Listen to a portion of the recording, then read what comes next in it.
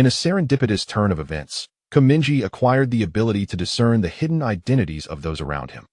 He soon discovered that the composition of his family was remarkably intricate, with seemingly ordinary relatives each harboring their own clandestine personas, superheroes.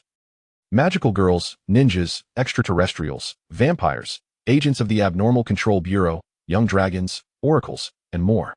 Day in and day out, each family member endeavored to safeguard their secret identities, leading to an existence steeped in mystery, as they strive to present themselves as ordinary individuals before the eyes of the world. Yet, to Mingye, the identities they desperately concealed were merely strings of data on a player panel. Just as he pondered how none of his family could be deemed normal, he received a main quest from the game system: Exterminate the Superhumans. Exterminate Superhumans? Sitting at the dining table, Mingye sat in stunned silence, chopsticks poised in his mouth, glancing around at the room filled with superhumans, internally musing that this truly constituted an extraordinary familial gathering. Recently, there have been numerous incidents involving superhuman crimes. Be cautious on your way to and from school, and keep in touch with your younger siblings. Also, don't linger on the streets after school. Return home promptly, advised a middle-aged man seated across the table, picking up a pair of chopsticks with unhurried deliberation. Hearing this, Mingye raised his gaze from his phone screen, casting a resigned glance towards the man. "I know, Dad, you've told me countless times," he replied, elongating his tone. In the fleeting moment his eyes met the middle-aged man, a panel materialized above the man's head. Name: Ching. Age: 45. Gender: male. Power: A-class, possessing combat abilities that surpass 90 of superhumans worldwide. Hidden identity: the extraordinary. Hero: Blue Crow, ranked number 7 in the Superhero Association, one of the 5 titans of the Heroic Round Table. Note: the term extraordinary hero is exclusively used in China to refer to superhumans engaged in official duties in other countries such as the United States and the United Kingdom. They are commonly referred to as superheroes. "Have your elder brothers returned from university for the holidays?" Ching inquired as he accepted a bowl of rice from his wife, glancing up at Mingye. "They've both returned. Eldest brother texted that he'll be back by high-speed train in a couple of days, and the second brother said the same," Mingye replied, deftly maneuvering a piece of braised pork into his mouth while responding with a muffled tone. After a moment of silence, Ching remarked, "Since they're on break, let's have them come home earlier. It's not safe outside lately. Home is where it's secure." He then picked up a piece of spicy tofu, mashing it with rice in his mouth. "All right," Mingye replied casually, lowering his head to resume his phone activities. "Ching, you're far too neurotic. Can you not scare the children?" A voice called from the kitchen, where a woman donned in gloves and an apron was washing dishes, sighing as she chided him. Mingye cast a glance at her. This was his mother, or more accurately, the mother of this body. Like his father, a panel gradually appeared above her head. Name: Biwena. Age: 43. Gender: unknown, non-human species, lacking fixed characteristics. Power: unknown, suspected to exceed the limits of Earth species. Hidden identity: an alien spy from Fangong Tower Star, disguised as a human and long embedded on Earth, continuously supplying essential data for the invasion of Earth by the Fangong Tower Star inhabitants. Based on your current environment, an extremely significant emergency side quest has been formulated. Approach by Wena under disguise to delay the extraterrestrial colonizers' attack on Earth. This side quest is preliminarily assessed to be of SS level difficulty. Warning: the success or failure of this task will profoundly impact future developments. Proceed with caution. Truly terrifying indeed. One should never underestimate a woman, Mingye thought to himself, holding his chopsticks, too apprehensive to even glance at Biwena, who was washing the dishes. Ching turned to Biwena and said, "Stop berating me, you should come to eat. Otherwise, the food will grow cold, and the children can wash the dishes." Biwena scoffed. "Oh, who was it that said they would wash? I stepped out, and upon my return, found the dirty dishes piled in the sink. That was an accident." Ching hesitated. "I'm getting older, my memory isn't what it used to be." Listening to their exchange, Mingye shrugged.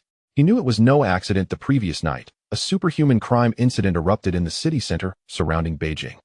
At that time, Ching was in the kitchen washing dishes, and upon hearing the news, he immediately set the dishes aside and rushed out without uttering a word.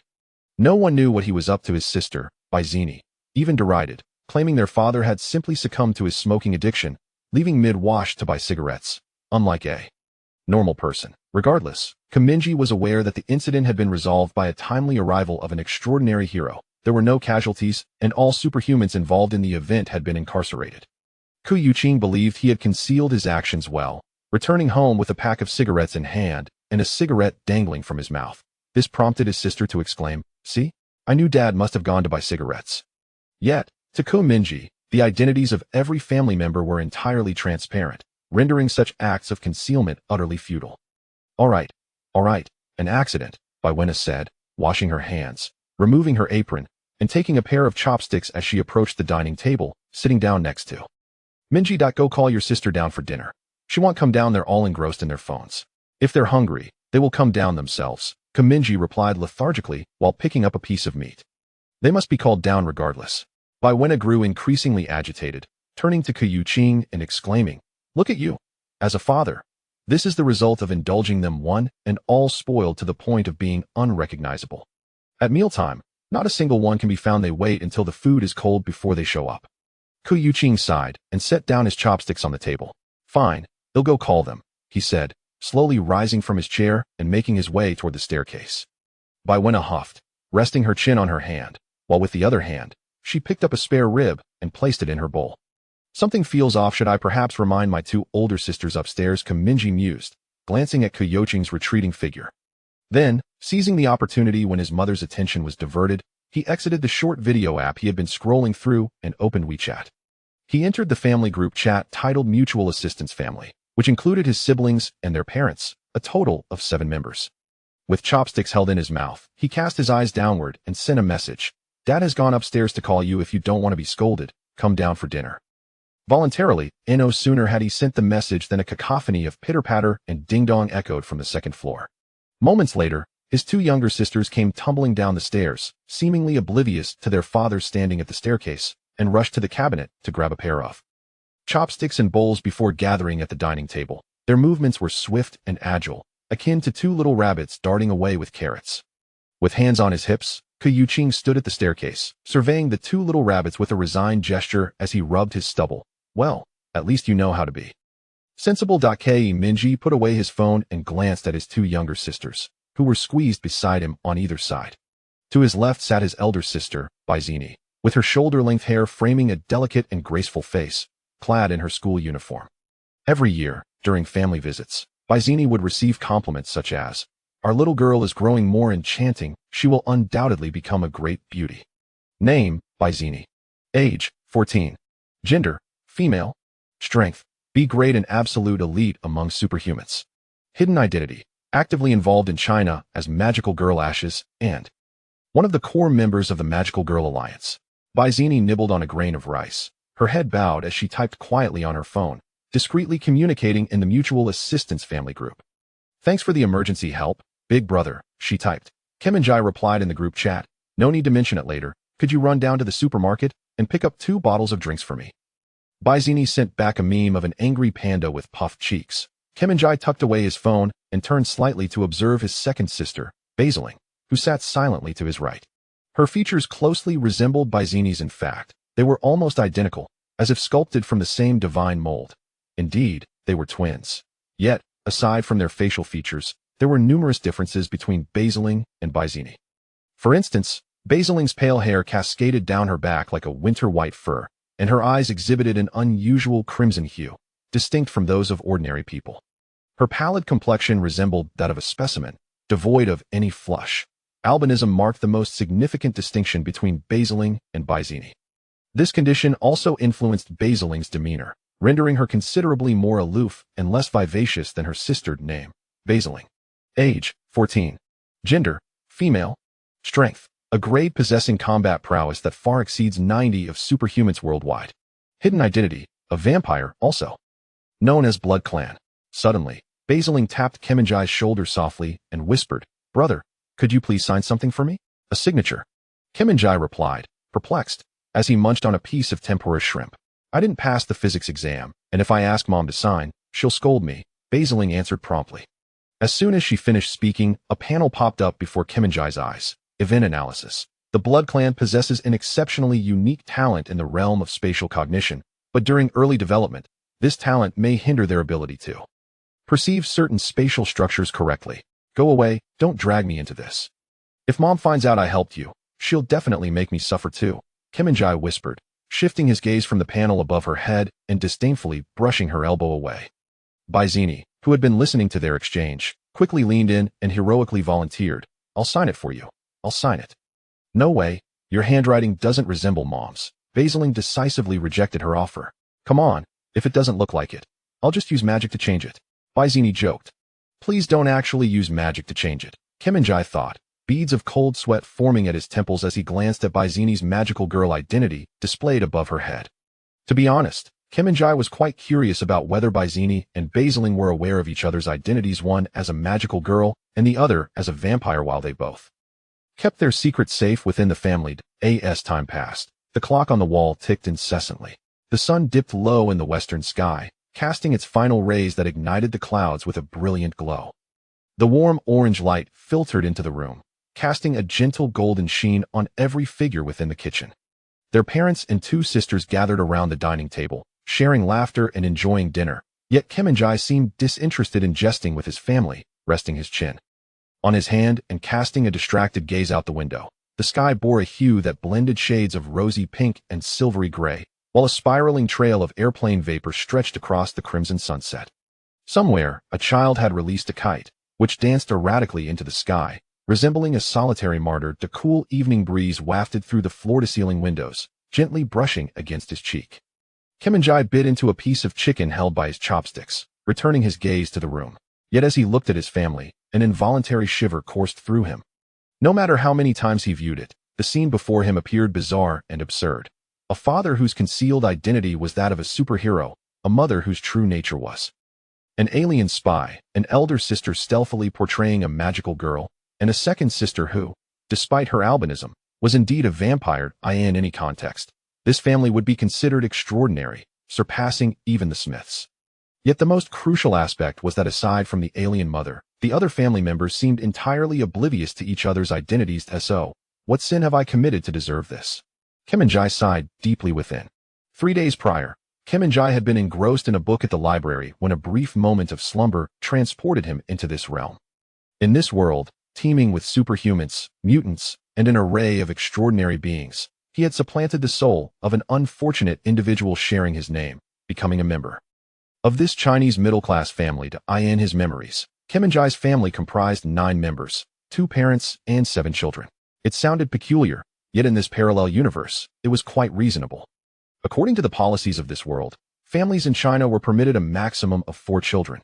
However, during attempts to plan their 4th child, his parents unexpectedly conceived twins, Baizini and Baizling, leading them to give birth. At this point, they already had 5 children.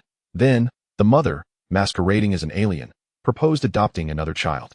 According to regulations, families with existing children were allowed to adopt only 1 more, resulting in the adoption of Kim Mingye, the previous occupant of this body. At this juncture, the family now numbered 6 children. Soon after, the mother felt a particular compassion for a sickly child in the orphanage, one who had been overlooked for adoption. The policy permitted consideration for adopting such special cases, and ultimately, she succeeded in adopting this child, naming him Ku Yongzhu. Thus, the family grew to 7 children.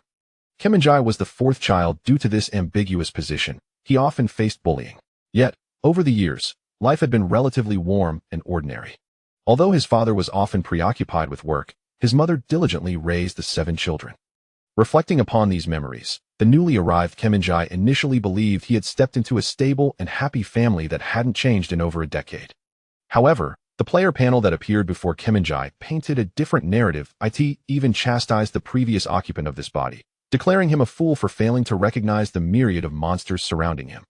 It was only when Kim Mingye witnessed his family firsthand, observing the bizarre data displayed above each family member's head: alien, superhero, demigod, dragon hybrid, magical girl, that he realized the former inhabitant of this body had been deceived for a full 16 years by this extraordinary family. Indeed, after a full 16 years of cohabitation, the previous incarnation of this body remained unaware, for what appeared to be an ordinary family each harbored their own clandestine identities. It is imperative to understand that according to the policies of Huaxia, every member of any household must undergo superhuman gene testing twice annually to avert the risk of genetic mutations. Should an individual be found to possess extraordinary genes, they would be segregated from the ordinary populace, attending different schools or occupying distinct occupations. The results of the tests conducted on the Mingye family have remained consistently mundane. Without exception, every assessment has confirmed that all family members are entirely normal, devoid of even the slightest trace of superhuman genes. It seems that this very circumstance has led all but the extraterrestrial mother to believe that there are no other superhumans within the household. However, whether each member truly conforms to such peculiarity remains a topic for debate. After all, Mingye had only traversed into this realm 3 days prior, and had thus far encountered only his father and mother, along with his sister, brother, and 2 younger sisters. His elder brother and second brother remained unseen, as they were currently studying at universities in distant locales, only returning home during holidays, quintessential representatives of the contemporary university student. With summer vacation fast approaching, they would soon return, allowing Mingye to fully grasp the dynamics of his family. To be candid, the psychological pressure he bore was already substantial. Despite harboring minimal expectations, he earnestly hoped that his elder brother and second brother would prove to be ordinary individuals like himself, rather than embodying fantastical personas such as magical girls, extraordinary heroes, vampires, or aliens. This thought momentarily startled Mingye, causing him to pause with his spoon poised above a steaming bowl of rice, secretly mocking himself in the depths of his mind. True, but I am not exactly an ordinary person myself. I am a player, after all. Yet, what this system truly requires of me remains a mystery, as 3 days have passed without a hint. At that moment, a panel of black and crimson abruptly materialized before him, nearly eclipsing his entire field of vision, sending a shiver through his being. Upon the panel, words pulsated, coalescing from a stream of flowing blood, continuously updating. After surviving 3 days in a parallel world, the player's ultimate task has been updated: exterminate the superhumans. Spare no effort and utilize any means necessary to eradicate all superhumans in this parallel world, until only ordinary humans remain on Earth. Task duration, 365 days. Chapter 2. The Extermination Plan. The ultimate task for all players has been unified: exterminate the superhumans on Earth. Duration, 365 days. Cost of failure, annihilation of all players. The vivid red letters danced upon the panel, flickering like a candle's flame, alternately brightening and dimming. Mingye was momentarily taken aback, but his expression quickly regained its tranquility. He cast a discreet glance at his family seated around the dining table, relieved that no one had noticed his fleeting moment of distress. Current number of surviving players globally, 99100. Daily report. Today, player Amamiya Kazuko from Kabukicho, Tokyo, Japan, was brutally slaughtered by a superpowered criminal, leaving no trace. All players are advised to refrain from revealing their identities to anyone, particularly those in their immediate vicinity, until they have attained sufficient strength. End of today's report. Having perused the incessantly emerging notifications, Mingye inhaled softly, brushing aside the strands of hair that had fallen onto his forehead. "What's wrong, big brother?" Zini inquired, nudging his elbow upon noticing his demeanor. Without turning to face her, Mingye fabricated a casual excuse. "I just saw a message from the teacher in the group about a function question bank, and nearly lost my lunch. Would you help me with it?" Zini shot him a disdainful look. "Please, I'm just a middle school student." Winna, who was in the midst of her meal, interjected, seriously, "asking your sister for homework help? Have you no shame?" "I was merely joking. Can't you lighten up, Mom? High school is already stressful enough, can I get a reprieve?" As he retorted, Mingye couldn't shake the fear that his extraterrestrial mother might suddenly incinerate his skull with her laser vision. Yuqing chewed on a piece of fish, quietly suggesting, "If you can't, just ask your sister. She excels in her studies and can guide you. After all, she's entering her senior year next year, and you'll be a sophomore, so you can help each other." Mingye thought to himself that she was too busy combating criminals to have time for tutoring him. Outwardly, he replied, "My sister bolts out the door as soon as school is over. I hardly see her, let alone expect her to help me." "Why don't you mention that your sister ranks in the top 10 of her grade, while you?" Winna retorted, shooting him a glare. Well, I guess he'll just settle for a vocational college," he replied sarcastically, contemplating that if superhumans weren't exterminated within a year, it might soon be his turn to do the exterminating. While they squabbled over academic achievements, Winna, incensed by his comment, set down her chopsticks and reached to pinch his shoulder, but Yuqing adeptly intervened, exasperatedly advising, "He's merely joking, stop being so serious, it's not healthy for his development." The two younger sisters, Bai Xiling and Bai Zini, remained silent, quietly chewing their food and occasionally stealing glances at their parents' expressions.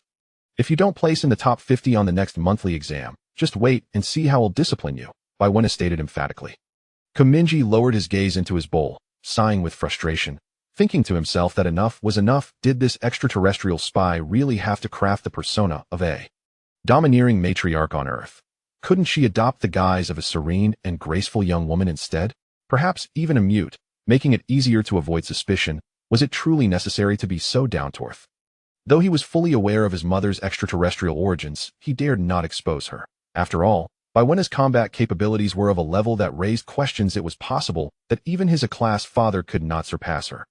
The most effective method of dealing with this maternal figure would be to gather evidence of her clandestine communications with extraterrestrial colonizers, then report her to the Superhero Association, ultimately invoking the elite of the Round Table to address her. While the notion seemed straightforward, the challenge lay in actually obtaining the evidence. Bai Wenna had already been undercover on Earth for over a decade, with even her husband, Ku Yuqing, oblivious to any anomalies, let alone Mingye. Moreover, Ku Yuqing was a member of the Superhero Round Table. This meant he was recognized as one of the strongest superheroes globally, and yet he had failed to detect Bai Wenna's alien identity. This speaks volumes about her formidable abilities. As these thoughts lingered, Mingye recalled the main quest set forth by the system, which seemed incongruous with having a mother. Exterminate superhumans. What an audacious decree, he mused. With only 100 players in this world, how could it possibly be feasible to eliminate each one within a year? Contemplating this, Mingye continued to munch on shrimp while opening his phone to browse the official statistics released by the Superhero Association this year. The results indicated that there were approximately 25,000 officially registered superhumans across the globe. Not to mention, this figure did not account for the unregistered rogue superhumans, whose numbers were certainly significant as well. The Mingye family served as a prime example. Each member had cleverly circumvented the annual genetic testing, resulting in none of them being officially recorded as superhumans. Moreover, if the extermination of superhumans were truly the objective, he would inevitably have to confront, if not topple, numerous formidable factions, including the Superhero Association, the Magical Girl Alliance, the Abnormal Control Bureau, the Superdimensional Surveillance Bureau, and the Time Management Bureau. These organizations are merely the visible ones. The existence of numerous clandestine ones is well known, harboring untold numbers of superhumans of catastrophic potential. If superhumans cannot be eradicated within a year, will all 100 players who have arrived in this world perish? How amusing indeed. Huh, do you see me laughing? As Mingye contemplated this, he switched off his phone, resigning himself to a metaphorical death. He felt as if he had already died, despite still breathing. Sister, some individuals exist in body but have truly passed away, he whispered to Bai Zini beside him. Have you been reading too much, Lu Sun? Bai Zini asked, holding her chopsticks. Lu Sun truly understands human nature. I feel as if I appear to be alive while in reality I am dead, Mingye said with a look of despair, taking a bite of fish. It's just the college entrance exam. Is it really that serious? Bai Zini glanced at him slowly. Brother, just a moment ago, you vividly told Mom that if worst comes to worst, you would attend a mediocre college. At this, Bai Wenna exploded, slamming her hand on the table and exclaiming, who dares mention a mediocre college here? Bai Zini was momentarily speechless, blinking as she stammered, Mom, I was wrong. I promise I will definitely attend a university, and I'll make sure my brother does too. Just let it be, Mingye muttered, internally lamenting the misfortune of being born into such a family. The system's task was to exterminate superhumans, yet he found himself in a household of 9, all superhumans except for him. The more pressing issue was that each of these superhumans was a formidable elite. Not a single one could be deemed weak. This was akin to forcing a small Peppa Pig to infiltrate the Lion King set to carry out an assassination mission. Ku Yuqing rubbed his forehead, addressing the rowdy children. Is it possible to eat without creating such chaos? He paused, turning to Bai Wenna. You complain about me not being home, but if I were here every day, wouldn't you drive me to madness? Are you even human? Bai Wenna began to shout, her high-pitched voice rising. This is a form of neglectful parenting. Do you understand? I'm left alone at home managing the children. It's exhausting. For years, you've only worked or worked. And now, you even run downstairs for a smoke when asked to wash a single dish. All right, Ku Yuqing said, his face etched with worry, nearly bowing his head at the dining table. It's my fault. It's normal for children to go through a rebellious phase. Please don't be so emotional. As he spoke, he glanced at the silent Mingye, muttering, "Look how frightened the kids are. Can this family atmosphere be acceptable?" Yuqing, will you ever stop? Baiwenna was about to erupt again when Yuqing interjected, "Enough, enough. Let's eat." He patted her shoulder, offering quiet comfort, and ceased his loud protest. Mingye thought to himself that the combativeness in the air was quite fitting, as it seemed only his mother was truly formidable in this family. Just as he was feeling overwhelmed, a new panel appeared before him, displaying fresh text. In accordance with the newly established ultimate task, several mainline tasks have been drafted for you, which can be viewed in detail shortly in the task panel. 1. Action against extraterrestrial visitors. Task details: approach your mother, Baiwenna, under a false identity, kill her, and destroy the extraterrestrial colonizers. Spaceship that has come to Earth. Difficulty of mainline task 1, SSS level apocalypse level. 2. Action against the round table members, the extraordinary hero Mingye. Task details: approach your father, Yuqing, under a false identity, gain his trust, infiltrate the international headquarters of the Superhero Association, become a member of the Round Table, and subsequently find a way to kill Yuqing and all the superheroes of the Round Table. Difficulty of mainline task 2, SS level Black Moon level. After skimming through the content of these two side tasks, Mingye wore an expression devoid of emotion. Internally, he scoffed, "How splendid. This is no father-son filial drama. It seems I cannot even discard this script of a dutiful son." Despite his inner discomfort, grumbling about this system that was a true monster among livestock, the task panel continued to refresh mercilessly. 3. Action against the magical girl ashes. Task details: approach your sister by Zini under a false identity, interact with other members of the Magical Girl Alliance, and find an opportunity to completely destroy the Magical Girl Alliance. Difficulty of mainline task 3, a level. Upon reading this, Mingye turned to his left, staring blankly at Zini. "Sister, could you possibly perish?" he asked bluntly. Zini, holding her chopsticks, turned to glare at him, displeased. "Brother, are you even human? I was just trying to help you, and now you're directing your anger at me? Just don't die, then it's not like I care," he replied, his gaze returning to the task panel as he chewed on the fish. 4. Approach your second sister by xyling under a false identity, and through her, come into contact with the surviving vampires, ensuring the slaughter of all vampires and the complete eradication of their oath. Difficulty of mainline task 4, S level Crimson Tide level. Mingye looked at the text, then turned his gaze to his right, where Xiling sat. "So, second sister, could you also consider dying?" he asked earnestly. Xiling shot him a glance, turning to look at their parents, preparing to say that her brother had lost his mind, only to be interrupted with a loud thud. Looking back, she saw Mingye had knocked his forehead against the table. "Apologies," he said, hands pressed together, his tone despondent.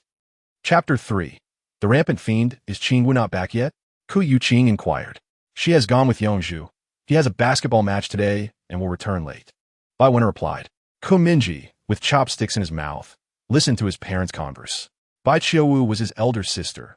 Yongzhu, the youngest brother, shared the same adopted status as him. Seizing the opportunity, Baiwenna reprimanded Yuqing. "Look at you, claiming to care for the children. You are right. I won't argue with you." Yuqing shrugged, having learned his lesson from the theatrical exchanges at the dining table. Mingye cast a glance at the emblem of the vigilante Mingye above his father's head, contemplating that his father was not indifferent to the children, but merely lacked the time to show it. He had searched for historical news regarding Mingye on his phone. It had been precisely 28 years since this Chinese superhero first made his appearance in the world.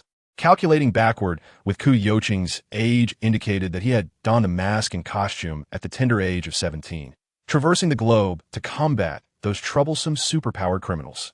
Nevertheless, regardless of the country, Mingye's reputation was uniformly dreadful. In China, superheroes are referred to as vigilantes. As the concept of vigilantes became prevalent across the nation, the government began to scrutinize the image management and overall qualities of each vigilante, assessing their influence on the populace, especially on minors, to ensure it was sufficiently positive and exemplary in behavior.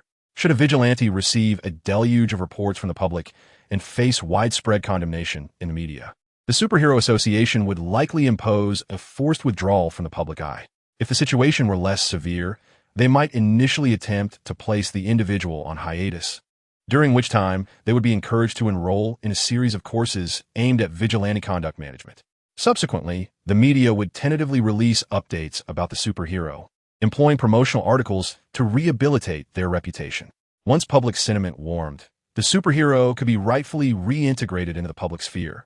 In this intricate era, superheroes, regardless of their nation, have gradually transcended the realm of law enforcement, replacing the majority of popular idols. Consequently, public expectations for their image have escalated, compelling every superhero to ensure their conduct remains impeccable to avoid being thrust into the eye of public scrutiny by those with ulterior motives. Yet against this backdrop, Mingye, Mingye's father, had become a strikingly contradictory figure. His portrayal in the media was particularly harsh. People labeled him as a lawless vigilante who wielded the name of justice to perpetrate violence, a merciless enforcer who only brought psychological trauma and violent influences to the youth, unworthy of the title that symbolizes hope and peace. Despite the extreme and audacious methods employed by the enigmatic figure known as Mingye, he remains a venerable member of the Superhero Association, wielding a significant degree of influence within the roundtable discussions.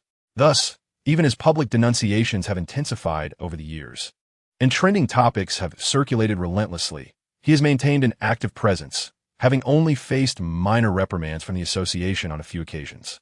On his very first day in this world, Mingye sought out information about Mingye online. In the photographs he encountered, Mingye was perpetually adorned in his unchanging attire, a mask seemingly sculpted with the precision of a blade, its every curve meticulously chiseled, framing eyes that shone like fiery beacons, both bright and profound. The mask featured a prominent blue beak, reminiscent of a sharp scythe, lending him an aura of somber ferocity, akin to that of a wild beast. His ensemble consisted of a jet-black metallic bodysuit, complemented by a cloak that enveloped his entire form. Overall, true to his moniker, he indeed presented himself as a colossal avian creature. The blue in his nickname derives from the hue of the beak upon his mask. An eccentric figure, with a hint of mental instability. It is no wonder that a superhero, whose purpose is to serve the populace, would don such a fearsome visage, drawing complaints that are not entirely unfounded. This was Mingye's initial impression as he gazed at the photographs. He couldn't help but internally scoff. How can you lecture others at the dining table about the importance of posture when you yourself present such a disconcerting appearance while combating crime? Surely, there must be some significant cognitive dissonance at play. With this thought, he cast another glance at Mingye, finding it challenging to reconcile the amiable demeanor of his father with the shadowy, violent, and extreme actions he undertook while masked. Which version of him is the true self, the one revealed to family or the one hidden behind the mask? None can truly know. As his thoughts meandered, the sound of a lock clicking suddenly pierced the air. Moments later, the front door swung open. Who has arrived? Baiwen inquired. Xiling peeked from the kitchen, her expression impassive as she remarked, "Sister and little brother." With that, she lowered her head to continue her meal. The two individuals who had entered locked the door, washed their hands in the restroom, and then proceeded into the kitchen, where Mingye and Baiwen greeted them, urging them to sit and enjoy their meal. Mingye lifted his gaze towards Baiwen, his sister. Baiwen possessed delicate features, her eyes sharp and clear, exuding a pristine aura. Her long, smooth hair shone with a leaden gray hue, adorned with a green headband, and she wore a blue and white school uniform. She stood at approximately 1.72 meters, similar in height to Mingye, who is slightly taller. Name: Baiwen. Age: 17. Gender: female. Strength: Class A, possessing extraordinary combat prowess surpassing 90 of the world's superhumans. Hidden identity: the enlightened One Wukong, holder of one of the 27 paths to enlightenment, the Sun Wukong path. Currently, she has deduced the promotion route of this path: Immortal Stone, Spirit Monkey, Monkey King, Longevity, Horse Tamer, Great Sage, and the Five Elements Mountain, where the gold-banded rod and the holy monk confront the fighting Buddha. At present, this enlightened being is at the Horse Tamer stage of the promotion path. Mingye gazed in astonishment at the absurdly long path to enlightenment, while Baiwen had already taken a seat at the dining table. Casting him a glance, she inquired, "When will elder brother and second brother return?" "They said it would be soon, probably in the next couple of days," Mingye replied casually. His attention then shifted to Yongju, the youngest brother, who had just entered the kitchen. Yongju sported a buzz cut and wore a school uniform. His features were relatively charming, yet he perpetually wore a serious expression, as if someone owed him money. Name: Koyongju. Age: gender: male. Strength: Class A, possessing extraordinary combat prowess surpassing 90 of the world's superhumans. Hidden identity: a juvenile form of the Calamity Dragon. Observing his family, Mingye's curiosity was piqued by his brother's identity. After all, a 10-year-old child with Class A strength implied that this so-called Calamity Dragon was exceedingly perilous, a fact that required no further elaboration. I'm full. So am I. By Zini and by Xiling chorused in unison. Rising from the dining table, they exited the kitchen, engrossed in their phones, and settled onto the living room sofa. Indifferent to the conversation, Mingye set down his chopsticks, stood up from the dining table, and joined them on the sofa. Noticing that both were absorbed in their devices, he seized the remote control from the armrest of the sofa and, having gained the upper hand, asked, "What do you wish to watch?" "Scream," suggested by Xiling. "No way. If you watch that, I'm out of here," by Zini retorted. "Then what do you want to watch?" By Xiling turned to her. "Isn't Harry Potter good? Why must you cling to that horror film?" By Zini rolled her eyes at her. Upon hearing the title, by Xiling yawned, her pale hair swaying gently by her ears. "I'm tired," she murmured. "You two are so fussy. Just don't watch anything and listen to the news instead." Leaning back against the sofa, Mingye pressed the remote, exited the on-demand channel, and tuned into the financial news. Consequently, the three of them left the television on, each engaged with their phones while listening to the news anchor's announcements. Soon, Bai Qiuwu and Ku Yongju finished their meal in the kitchen. They fetched a bottle of beverages from the refrigerator and joined the others on the living room sofa. As the latecomer, Ku Yongju had to perch on the armrest. Yet he didn't mind, as this was the fate of being the younger brother. "Are you all just listening to financial news?" Bai Qiuwu took a sip of orange juice, a slight smile gracing her lips as she teased. "Well, it seems you're destined to be a big boss from now on. Why not enhance your financial acumen?" Mingye casually remarked. Indeed, indeed." Bai Zini echoed in agreement. Yet her attention remained solely on her phone, her head not even lifting to acknowledge the host's words. At that moment, her 10-year-old brother, Koyongju, took a sip of cola and interjected, "Anything is fine, but why sit here listening to financial news? What a bunch of fools." Mingye retorted sarcastically, "Little brother, how can your standards be so high? It's acceptable outside, but at home, I'd have to discipline you." Bai Qiuwu, sipping her orange juice, leaned over and draped her arm around Koyongju's shoulders, saying, "At home, I'll protect him." "What's wrong with that? You don't like it?" Her voice was melodious, imbued with a maturity that belied her age. Mingye rolled his eyes, thinking to himself that with both of them being of grade A combat power, who could possibly surpass them? Of course, he had to concede. "No one in elementary school can best me," Koyongju asserted emphatically. Mingye closed his phone, his expression stoic as he said, "All right, little school tyrant. Don't think your lofty morals count for much when you're devouring the minds of elementary students." "As if our little brother isn't an elementary student," Bai Qiuwu laughed. Inquiring, Mingye cracked a sunflower seed, replying, "He just called us a bunch of fools. How can he still consider himself an elementary student? Quality education must begin at home before extending to school and society." Ku Yongju remained defiant. "A bunch of high schoolers listening to financial news. How can you not be fools? Speak with respect. I'm a middle school student, all right?" Bai Zini remarked absently while engrossed in her phone. "I'm also in middle school," Bai Xiling chimed in, having not truly listened to their conversation. "Middle school students are even less inclined to heed financial matters. I'm still in elementary school, wasting my life here with you." As he spoke, Koyongju attempted to snatch the remote from Mingye. Mingye resolutely refused. "If you're in a hurry, we all have our phones to play with, so we certainly don't lack for television. You're just a little elementary student.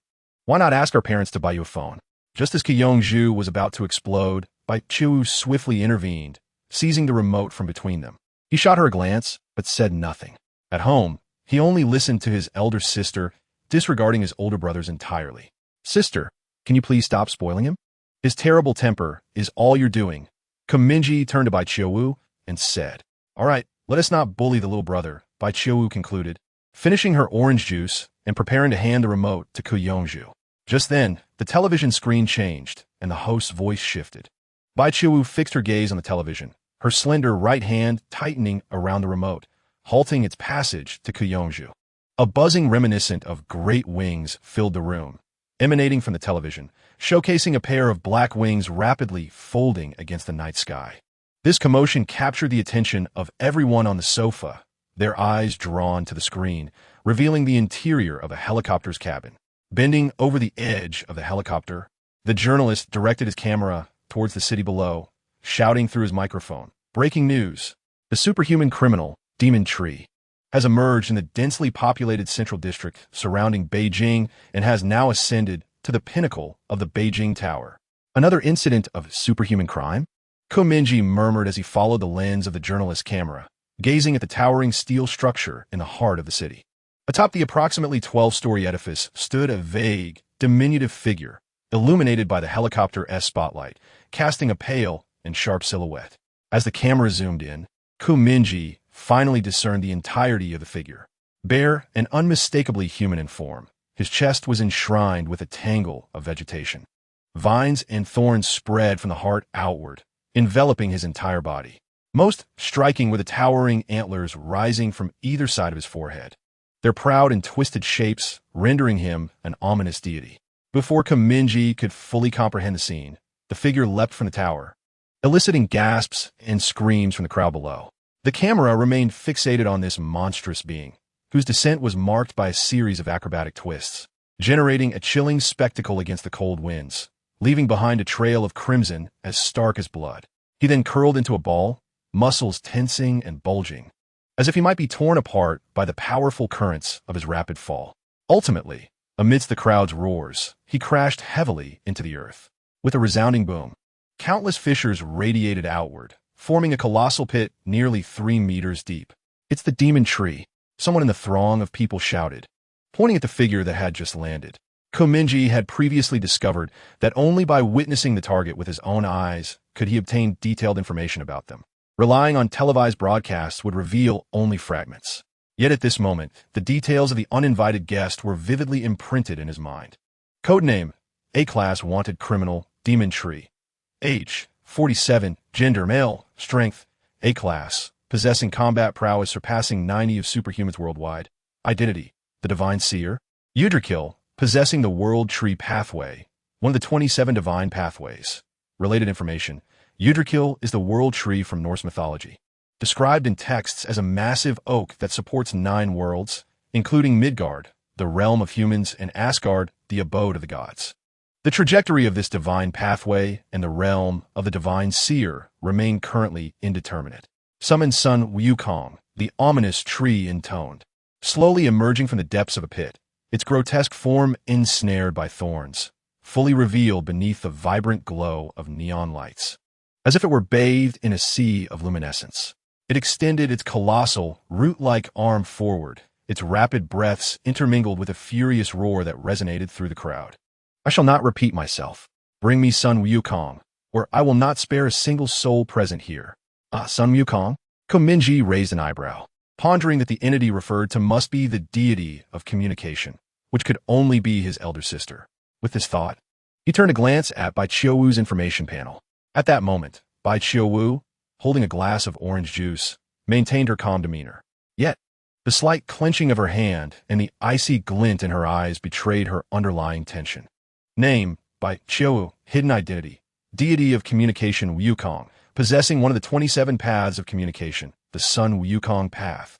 In the next instant, the ghastly tree aimed its enormous right arm, now resembling a root, towards the sky, precisely targeting the journalist wielding a camera. With a frenzied speed, that arm morphed into countless sharp thorns, surging forward and extending 100 meters. It tore through the night, shattering the photographer in the helicopter into a spray of crimson mist, which dissipated in the darkened sky. On television, the camera plummeted to the cabin floor. Yet the footage remained. With a swift motion, the tree wrenched its arm, and the gigantic hand, composed of contorted thorns, erupted violently within the helicopter's cabin, unleashing a terrifying force that caused the entire aircraft to tilt and sway in midair. Within mere seconds, the helicopter transformed into a blazing inferno, along with the pilot vanishing into the horizon. At that precise moment, Kuyuqing emerged from the kitchen after washing the dishes, leaning against the sofa behind the children. "What are you watching?" he inquired, crossing his arms and gazing at the television, his brow furrowing slightly. As a thunderous explosion resonated, the entire television screen dimmed, plunging into silence. Concurrently, almost in perfect unison, the individuals gathered around the sofa began to speak. "I'll head downstairs to buy a pack of cigarettes," Ku Yuqing stated. "I just remembered I have plans to meet a friend at a cafe tonight, so I won't be watching television with you all," Bai Chiu remarked. "Oh, speaking of which, I also need to pick up some stationery," Bai Zini added. Chapter 4. Time bet following the explosion of the camera.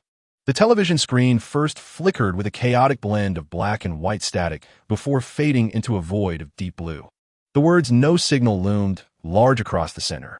At this juncture, Ku Yuqing and Bai Chiu, one declaring a need for cigarettes and the other mentioning a rendezvous with friends, hastily made their way toward the entrance.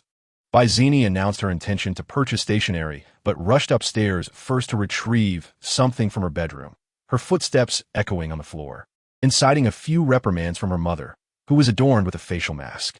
Mingye found the situation somewhat amusing and shrugged his shoulders. He had anticipated that someone at home would inevitably be unsettled upon seeing such scenes on television. Yet he was taken aback by how uniformly and exaggeratedly Ku Yuqing, Bai Chiu, and Bai Zini sought excuses, truly a family trait. However, this reaction was to be expected, for they were dealing with a supervillain classified as an A-level threat by the system, with the demonstrated ability to effortlessly shoot down a helicopter. The ordinary superheroes would stand no chance against him. Their involvement would merely result in their demise. Despite Ku Yuqing's notorious reputation and checkered past, he was nonetheless a prominent figure among the extraordinary beings in the Beijing region, and he would undoubtedly not remain passive in the face of such circumstances. It was possible he had already informed the Chinese branch of the Superhero Association to refrain from intervening until his personal arrival. "Xiao and I, if you need to buy any stationery, just send me a message on your phone, and I'll bring it back for you. It's unsafe outside."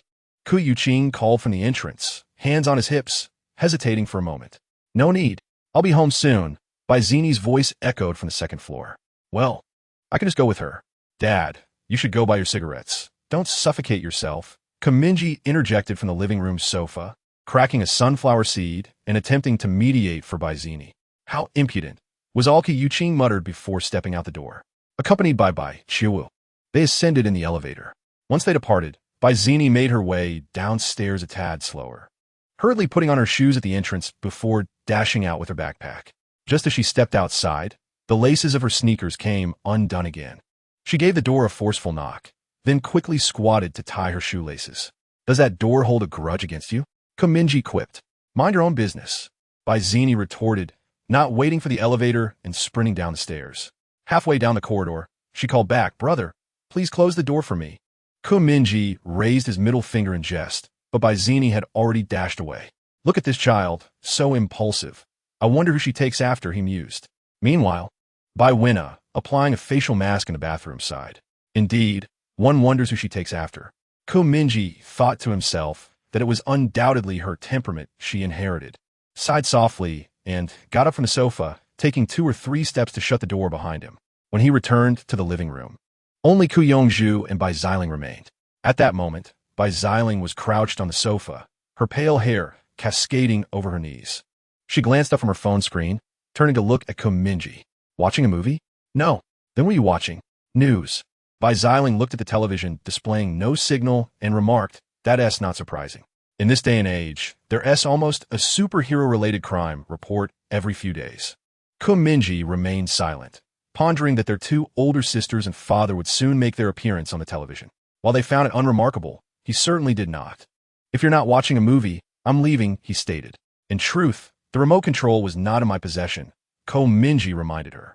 The remote on the sofa had already been seized by Ko Yongzhu, a brazen child of merely 1.50 meters, who sat dominantly in the center of the couch, exclaiming, "What is so interesting about the news? That criminal looks utterly weak." Mingye settled onto the sofa, his arm resting on the armrest, chuckling.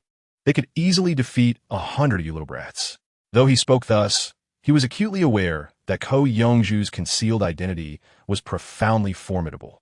Reputedly an infant manifestation of the Dragon of Calamity, boasting an impressive paper strength rating of A-class, comparable to the criminal who had attacked the towering structures surrounding Beijing, perhaps even capable of holding his own in a confrontation.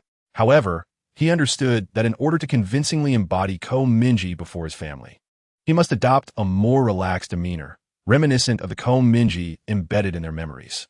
If he were to be constrained by their hidden identities, fearing to speak freely, it would instead backfire, fostering suspicion among them. Should these monstrous beings discover that he was not the original Mingye, but rather an intruder inhabiting his body, his fate would be sealed. In such a scenario, the best outcome would likely be utter annihilation. "Forget it. You all enjoy the movie," he said, rising from the sofa and taking his phone as he ascended to the second floor.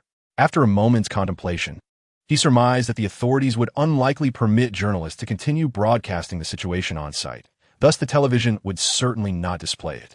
Most would instinctively consider turning to live streaming platforms. However, domestic platforms would impose strict restrictions on such scenes. Even if someone were to live stream from the scene, they would face immediate bans upon detection by the authorities. While less dangerous, superhuman criminal activities could be overlooked in the presence of high-risk offenders, it was imperative to prevent any footage from leaking to the public, thereby avoiding the exposure of excessively gruesome and violent images that could incite panic. Yet, such is human nature. Despite official prohibitions, the internet still harbors numerous illicit superhero websites that evade the scrutiny of regulatory personnel. The videos uploaded on these sites typically comprise recordings of everyday citizens capturing superhuman feats, combat footage of wild superhumans, or even clandestinely filmed explicit content featuring renowned female heroes. Some videos lack any intrigue, as the disparity in power leads to swift defeats. Others are drenched in blood, showcasing the familiar sight of villains mercilessly tearing apart superheroes. The creators of such websites generally fall into two categories: fervent fans of superheroes or supervillains, and individuals seeking profit through website traffic. In this day and age, particularly for children fascinated by superheroes, it is uncommon not to bookmark a few such sites to explore their favorite heroes. Years prior, the former identity of Mingye had stealthily accessed an illegal video sharing site, where he witnessed a chilling video of the criminal known as the Clockmaker brutally slaughtering the superhero known as the Phoenix, leaving him with an indelible psychological scar. The Phoenix, a superhero serving the American government, is not an individual endowed with superpowers or mutations. Rather, he shares the divine connection with his sister, the Tree of Ghosts. The power of these diviners is derived from the legacy of deities within mythology, typically manifested through a mark upon their bodies, granting them a fragment of divine strength. For instance, by Chiuwu's divine path is that of Sun Wukong, while the Tree of Ghosts is aligned with the World Tree. The superhero known as the Phoenix possesses a divine pathway that shares its name, one of the 27 divine paths, the Path of the Phoenix. In ancient Greek mythology, the Phoenix is endowed with the ability of resurrection. Similarly, this superhero exhibits remarkable regenerative capabilities, allowing him to be reborn within mere seconds, even after experiencing catastrophic blows, embodying an existence akin to immortality. However, in a video circulating online, a villain named the Clockmaker exploits this very facet, subjecting the Phoenix to various torturous executions repeatedly. With each rebirth, he faces another bout of torment, a grim cycle of suffering. The Clockmaker's methods of torture include breaking his fingers one by one, drilling nails through his skull, and severing his limbs. When his sadistic interest wanes, the Clockmaker uploads these gruesome videos onto illicit websites for the amusement of others. Simultaneously, he reveals to the world that their revered superhero is nothing more than a mere pig for slaughter in his hands. Coincidentally, 5 years ago, Mingye witnessed this scene, his stomach churning as he vomited into a trash bin. Had he not promptly muted the volume, the disturbing laughter of the Clockmaker, coupled with the Phoenix's anguished cries, would have further polluted his psyche. Consequently, he dared not visit any illegal superhero-related sites thereafter. Fortunately, the vessel now occupied by another soul is entirely different. Normally, one could easily find a live stream from the heart of the city on any illicit site. Contemplating this, Mingye decided to test the viability of such a website, entering the URL into his mobile browser. As the page refreshed, a video site with a black and red interface came into view, named Grey Dove Network. Ignoring the plethora of advertisements, the top of the site featured a colossal live stream frame, currently broadcasting scenes of the Tree of Ghosts wreaking havoc on transportation in the city center. Countless vehicles were upturned by thorny, serpentine arms, transforming the once bustling area into a sea of flames. Above the live stream frame, a vivid red banner boldly proclaimed, "Live broadcast. Breaking news. The diviner tree of ghosts has appeared beneath the Ring Capital Tower." Adjacent to this announcement, another line of text, marked with a hot talk, read, "Limited time betting is in full swing. Register now. Purchase virtual superhero tokens and place your bets on which wild superhuman or superhero may emerge to confront this event." Limited time betting? Mingye curled the corner of his mouth, thinking to himself, so this is the gamble, is it? He believed that, in the entire world, he alone could accurately predict at least 3 of the superhumans who would appear in the city center. Undoubtedly, Qing by Chiu and by Zini would soon manifest in this live stream under a different guise. Chapter 5.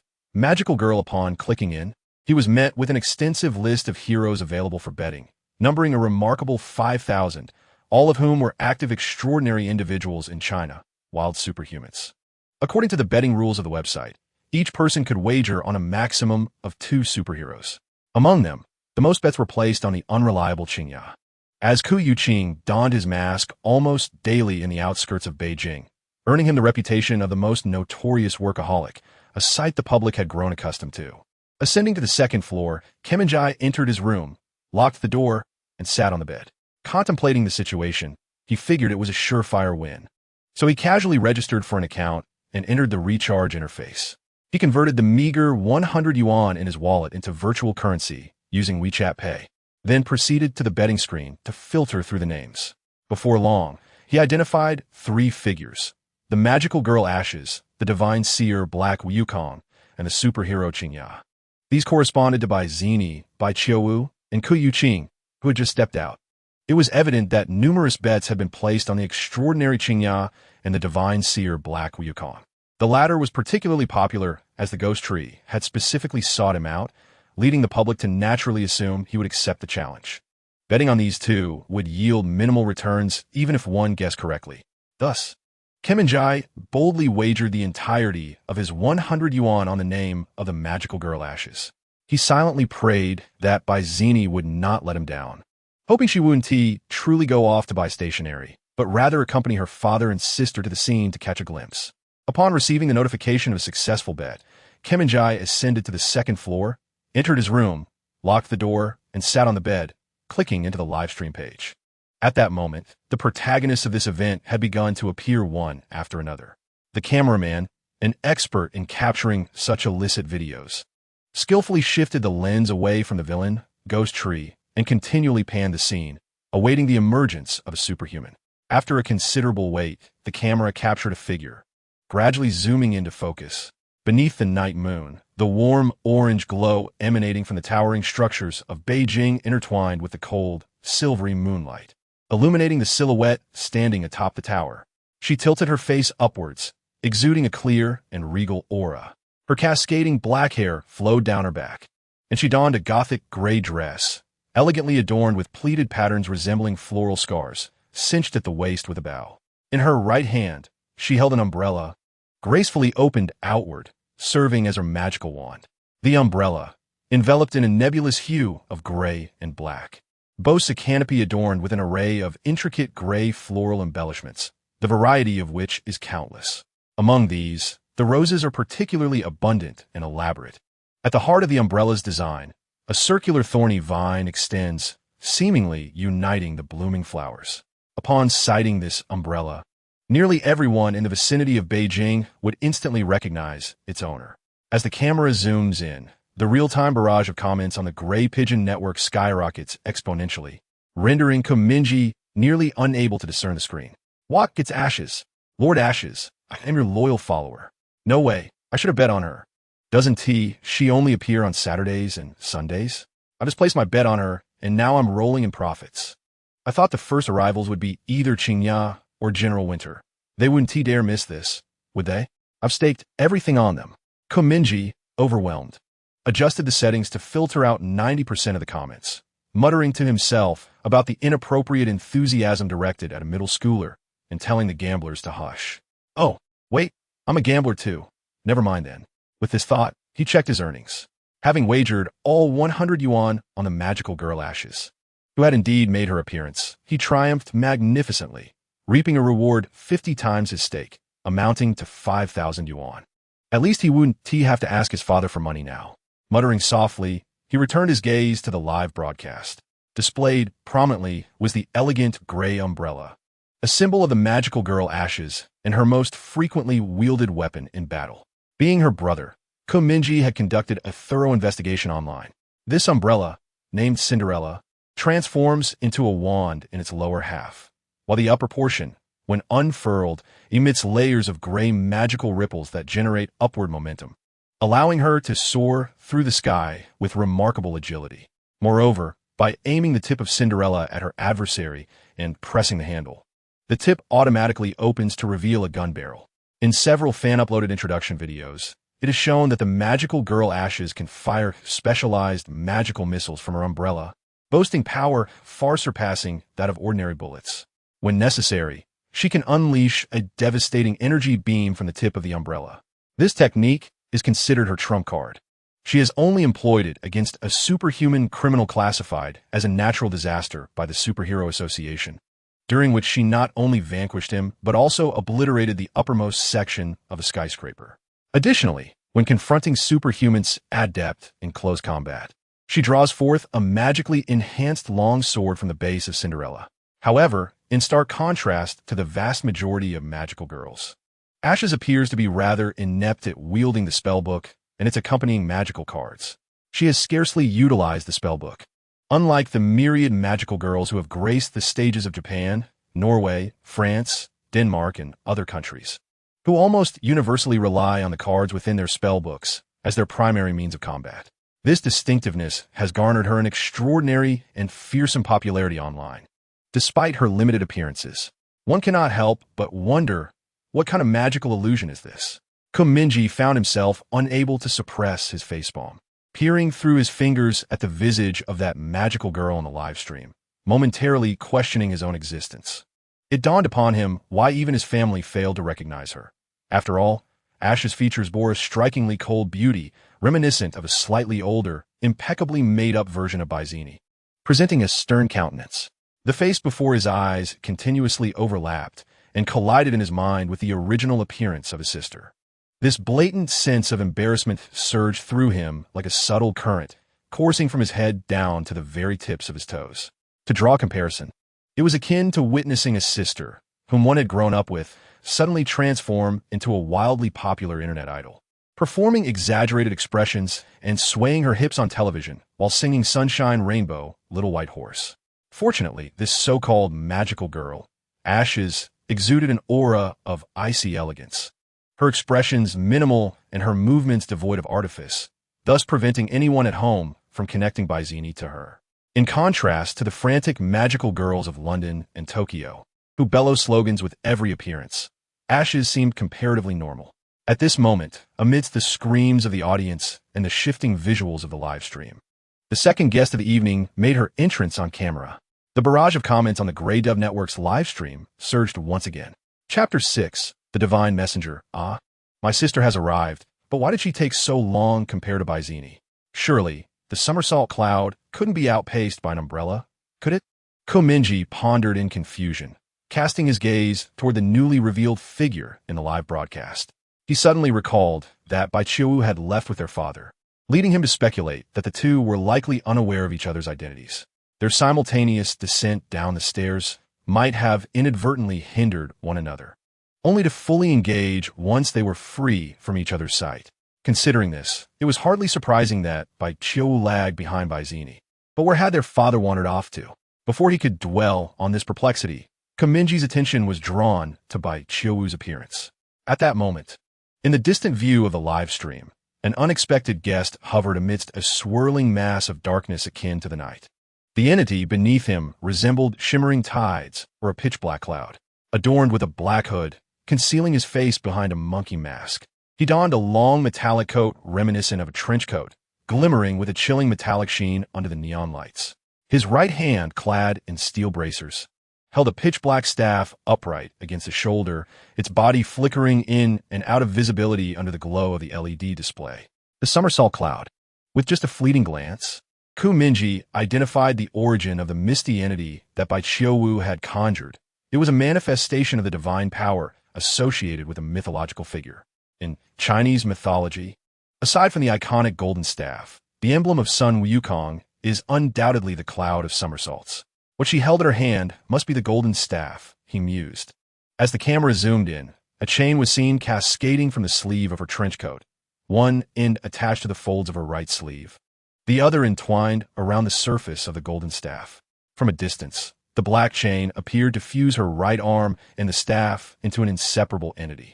The eye sockets of the monkey mask were hollow, revealing a pair of crimson, enigmatic pupils that flickered like flames. The divine figure of Sun Wukong. This was her original alias, as all divine beings are referred to by the names of gods. However, due to her dark attire, fervent followers online have bestowed upon her a unique moniker, Black Wukong. Such a meticulously crafted disguise rendered her gender ambiguous. Most assumed Black Wukong to be male. As of now, it is highly probable that no one in the world knows the true identity of this divine being who had burst onto the scene 2 years ago. Save for one exception. Mingye stared at the enigmatic figure on his phone. If the information provided by the system was accurate, there was no doubt that this person was his sister, Bai Qiuwu. The ghost tree's ostentatious display in the city center was intended to draw out Black Wukong for a confrontation. As one of the catalysts for this event, her appearance in the city center was, naturally, highly anticipated. At this moment, Black Wukong stood with her arms crossed, her head slightly tilted, gazing down at the ghost tree in silence. The chains binding her wrists danced in the wind, set against a backdrop of a myriad of electronic billboards. Embedded in the facades of towering buildings, LED screens displayed a red exclamation mark suspended above 2 long swords. This was the warning symbol for the occurrence of superhuman criminal events. Sirens blared throughout the city, broadcasting uniform evacuation warnings, as a monotonous, cold female voice urged every citizen to heed the police's directives and swiftly vacate the city center. Amidst the cacophony that threatened to engulf the world, vehicles on the streets became inevitably congested, with many drivers furiously banging on their steering wheels, hurriedly abandoning their cars to join the throngs fleeing with their families, led by the police. From above, they resembled a swarm of migrating ants orderly escaping the scene. My goodness, Black Wukong has arrived. His fans must be going wild. He truly came to face the challenge. What enmity exists between him and the ghost tree? They had clashed half a year ago in America, nearly demolishing half of the Empire State Building. And since then, Black Wukong had not reappeared in America, but returned to China, with the ghost tree following suit. Could you kindly redirect the camera towards my ashmis rather than fixating on that monkey? If not, I shall consider switching to another streaming room. A flurry of comments cascaded rapidly across the top of the streaming interface on the gray dub platform. Meanwhile, in a distant corner of the street, the ghost tree seemed to sense the presence of that individual, abruptly raising its head to gaze at the figure suspended in mid-air, treading upon clouds. In that fleeting moment, its expression contorted violently, and crimson veins gradually spread across its cerulean eyes. You've arrived, it murmured in a daze, and then its tone intensified, each word punctuated with a seething rage akin to grinding teeth and sucking blood. You have finally come. As the words fell, its arms transformed into countless thorns, entwining towards the ground, instantly elevating its body 100 meters into the air, halting above the LED display of a towering building. Subsequently, it morphed one of its arms into a root, crashing into the display screen, sparks flying as a significant portion of the screen shattered, revealing a tangled mass of wires within. The ghost tree gripped the indented corner of the display tightly, pressing its form against the surface of the high-rise. Its azure eyes fixated on the Black Wukong. Do you have any idea how long I have been searching for you? Ever since our skirmish in New York. It cackled maniacally, tightening its grip on the coiled wires within the display.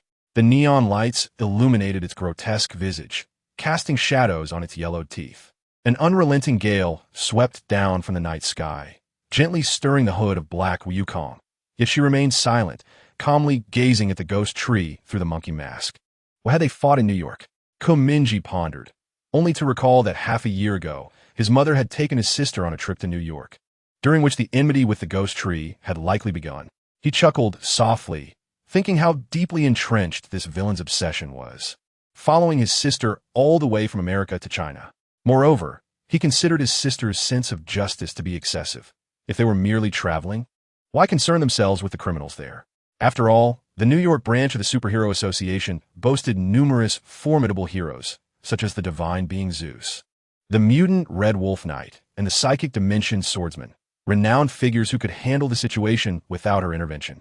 Yet, it was precisely during those 2 days of vacation that Bai Qiuwu had entangled herself with such a troublesome route, a truly regrettable miscalculation.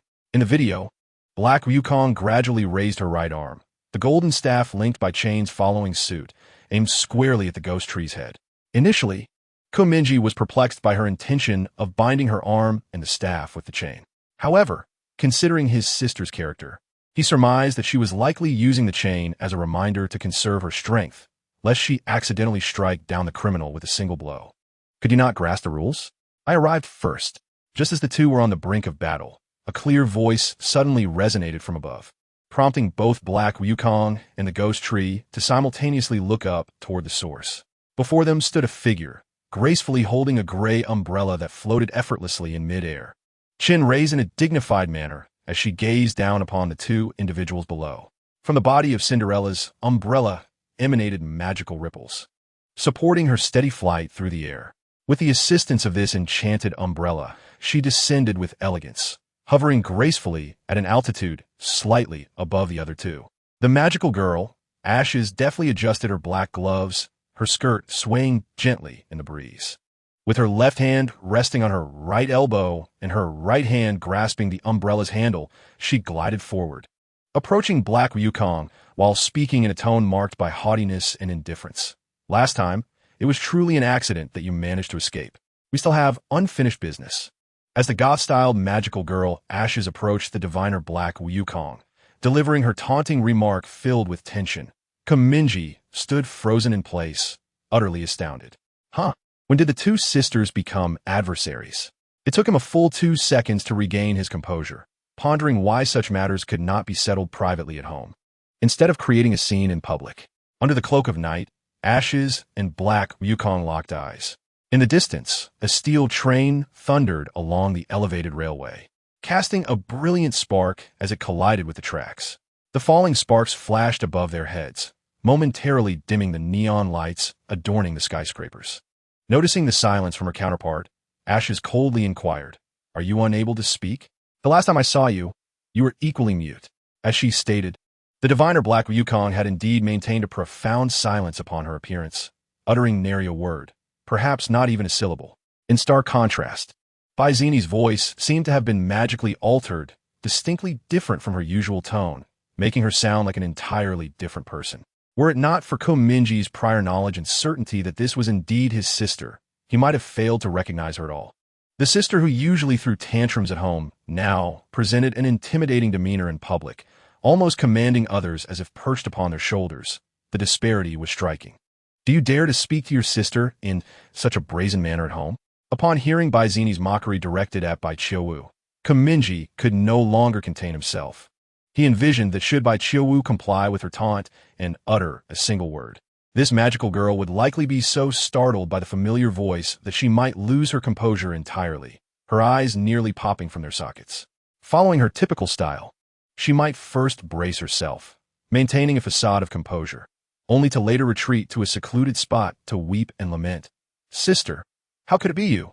There were so many people just now. I didn't mean it. I know I was wrong." The more Mingye contemplated, the more absurd it seemed. He initially believed the knight's spotlight would shine on the villain, only to find himself at the center of the unfolding drama. "Please, when you engage in clandestine operations to apprehend criminals, could you refrain from targeting your own allies? Is this truly a matter for jest?" He voiced his grievances. Yet in doing so, he arrived at certain conclusions. Did Bai Qiuwu harbor any knowledge that Bai Zini was indeed the magical girl known as Ash?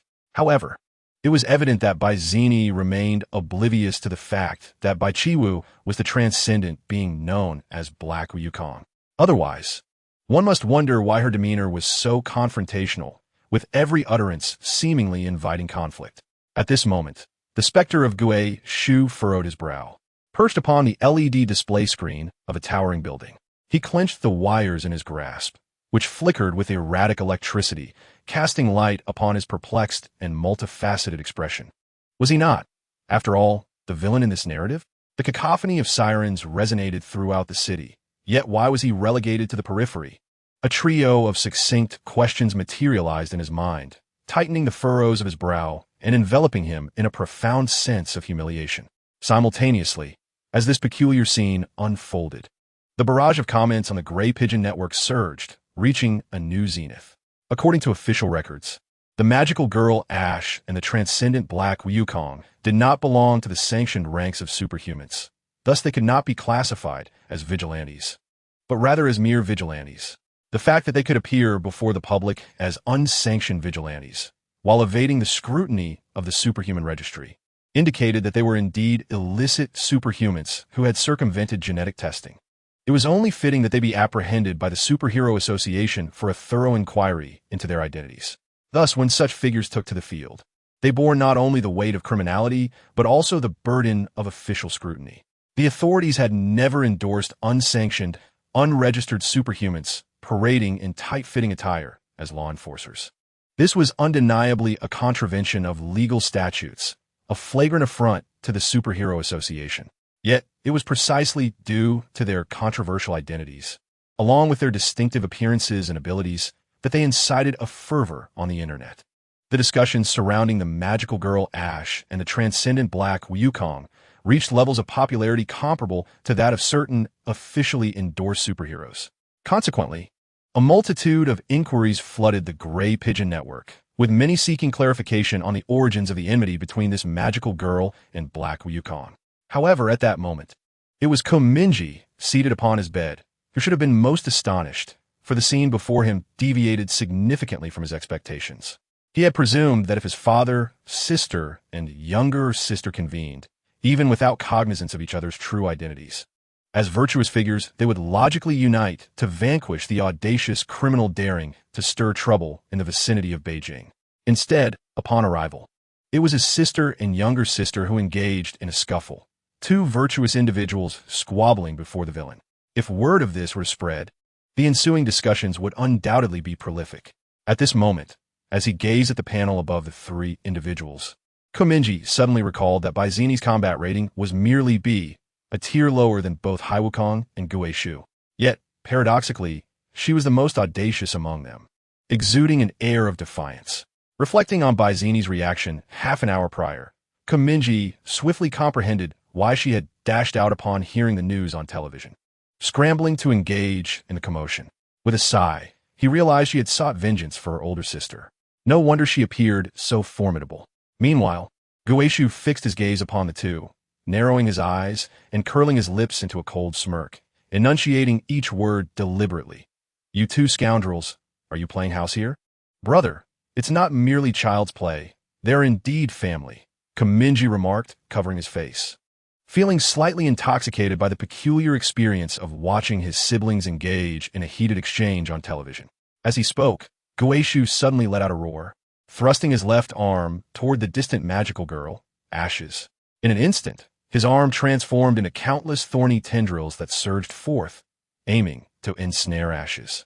This very technique had previously allowed Gue Shu to effortlessly bring down a helicopter, underscoring its lethal potential. Should it strike, Ashes might be reduced to mere fragments in an instant. Catching a glimpse of this perilous scene out of the corner of her eye, Ashes did not turn her head, but instead, the tip of Cinderella's umbrella erupted with a burst of air, propelling her body in the opposite direction, narrowly evading the throng of thorns. The thorns slithered past her like a colossal serpent, the howling wind tousling her hair. She managed to evade it, Mingye mused, slightly raising an eyebrow. Acknowledging Baizini's undeniable skill, in less than a second since Gue Shu's attack, she had transitioned from conversing with Hai Wukong to reacting with remarkable agility. As the wind gradually subsided, the strands of hair that had been swept up fell gently back into place. She slowly lifted her gaze from the disheveled locks, her expression remaining calm, though the displeasure on her face became increasingly evident. "I shall first deal with this fellow named Gue Shu before settling accounts with you, monkey." With that, she drew forth a long knife, as clear as lake water, from the base of Cinderella's umbrella, slowly turning her head to direct her gaze at the furious Gue Shu. How brazen. Little sister. Can you not temper your demeanor? Mingye thought, feeling a mixture of embarrassment and concern as he poured himself a glass of water. Despite the provocation, Wukong remained silent, merely perched upon his cloud, tilting his head to observe her. Then, he retrieved a mobile phone from the pocket of his metallic trench coat, swiftly typing with one hand before turning the screen toward the magical girl who had drawn the long knife from beneath the umbrella. A photographer, stealthily positioned on a rooftop, zoomed his lens in magnifying the scene manifold. Ultimately, every viewer of the live broadcast could discern the contents displayed on the phone screen. On the mobile screen lies a blank memo, inscribed with the words, "I have no time to play with the child. I suggest you step aside. For he has come to seek me." Mingye, having just taken a sip of water, immediately spat it out upon reading the text. Coughing as he pondered, given the current atmosphere, it seems improbable for you two sisters to part without a clash tonight. At that moment, Mingye suddenly recalled someone who had yet to make an appearance, Yuqing. A curious thought crossed his mind. According to the usual rhythm, Yuqing should have donned his battle attire and arrived at the scene by now, making his presence known on camera. Where is he? Mingye sighed, contemplating. Could he not take some action? Hurry and deliver a punch to the criminal, while also tending to your two daughters. Do not allow them to lose their composure in public. Chapter 8. Midnight Crow's Mingye took a sip of plain water and set the cup down.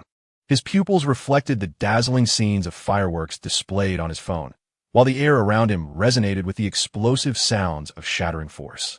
It was as though he were immersed in the very heart of the chaos. The quality of the live stream's visuals and audio indicated that the equipment employed by the shooter was of exceptional standard. Such an effect could only be achieved by a skilled viewer intent on profiting from illicit recordings, starkly contrasting with the casual passerby who merely captures moments with a phone. However, despite being able to observe the actions and dialogues of the three figures in the sky above Beijing, Mingye found himself less engrossed in the spectacle. His greater concern lay with the whereabouts of Yuqing amidst such an intense scenario. Had he perhaps been intercepted by other superhuman criminals en route? After all, he had many enemies. Yet, upon further reflection, Mingye concluded it was quite possible that Yuqing was aiding the police in rescuing the vehicles previously suspended by the ghostly tree on the Beijing Grand Bridge. At that instant, the voyeur adjusted the camera, striking it against the railing of the rooftop to capture the three figures weaving through the towering skyscrapers and vibrant neon lights. Each frame was akin to a fleeting glimpse, a mere shadow of the tumult. Amidst the cacophony, shards of glass from the facades of steel buildings and enormous LED screens shattered in succession, cascading down like a blizzard of crystal, drenching the congested city streets below. As the glass rained down, it struck the vehicles lined up one after another, once again triggering the piercing sound of car alarms throughout the street. Mingye felt a twitch in his eyelid. He thought to himself, if this continues, it seems the entire city center will require renovation. Can you not reveal some formidable move sooner? Must it be a drawn-out affair like in Dragon Ball, escalating from Super Saiyan to Super Saiyan 5? Especially since the curfew at home is fast approaching. By Zini, by Chiawu, do not let your mother lock you out. As Mingye became engrossed in the scene before him, a sudden, hoarse and ominous voice pierced the air, casually inquiring, "What are you doing?" Momentarily taken aback, Mingye blurted out, "What the hell?" Soon, he deduced that the voice seemed to emanate from the very side of the clandestine cameraman. Yet, wasn't the cameraman hiding on the rooftop of a nearby residential building, clandestinely filming? Who, then, was this person speaking so closely? You are committing a crime by filming the battles of superhumans, which is strictly prohibited by law, the voice intoned, its echo resounding through the desolate rooftop like a colossal raven's croak, instilling a chill within him. The cameraman turned to look, and there, illuminated by the moonlight, a profound shadow swayed in one corner of the rooftop, its shape reminiscent of a gigantic avian creature. At that moment, the camera captured the shadowy figure, slender and concealed in darkness. Adorned with an intricately curved and enigmatic mask, the figure's eyes glowed like torches in the obscurity, deep and penetrating, while a sharp, cerulean beak protruded from the center of the mask. A cloak, akin to a grand robe, draped over the figure's form, seemingly merging him into the nocturnal ambience. Moments ago, discerning viewers had already recognized the source of the voice. Upon witnessing this scene, the upper half of the live stream chat was soon inundated with fervent comments. "It's the Raven. I knew that scoundrel would show up. He's finally arrived. I had bet 30,000 on him, fearing I might go bankrupt. Oh my, the Raven is here. This is the first time a live stream has captured his face from such proximity. What are you still doing? Quick, start screen recording. As Mingye tore open the packaging of his snack, he paused, momentarily stunned by the sight. Finally, Dad has arrived, he mused while continuing to rip at the packaging. You're quite slow. Your two daughters have already engaged the villains a couple of times. At that very moment, clad in his battle attire, the enigmatic Raven leaned against one corner of the rooftop, his profound eyes, hidden behind the mask, fixated intently on the cameraman. The sharp beak in the center of the mask appeared as a lethal blade aimed directly at the lens. The cameraman, recognizing him, frantically directed the camera towards the figure, stammering in terror, "Don't come any closer. There are many people watching." The camera shook violently, betraying his fear. Witnessing the man's panicked reaction, Mingye couldn't help but chuckle to himself, thinking, "Brother, you are quite humorous. Is such a reaction really necessary? The figure before you may be a tad terrifying, cloaked in shadows, but he is, after all, an officially recognized superhero. Is there truly a need for such alarm? Besides, you are live streaming. Even if my father has a temper, it shouldn't escalate to." Just as Mingye contemplated this, the Raven vanished from sight. Meanwhile, the camera lens abruptly plunged into darkness, as if shrouded by a veil. All that remained was an enveloping silence, a silence akin to death. Mingye uttered two questioning sounds in quick succession. His fingers, which had been tearing at the packaging, froze momentarily, and his expression became rigid for a brief second. Wait a moment, could it be that father has truly silenced him? At that moment, the entire live broadcast was shrouded in darkness, with only pale lines of bullet comments racing across the screen above. After 2 seconds of stillness, he set down the bread, exited the live room, and opened the live stream list on the Gray Pigeon Network, only to discover an entire page filled with streams related to the ghostly tree. He breathed a sigh of relief. It was good to have something to watch.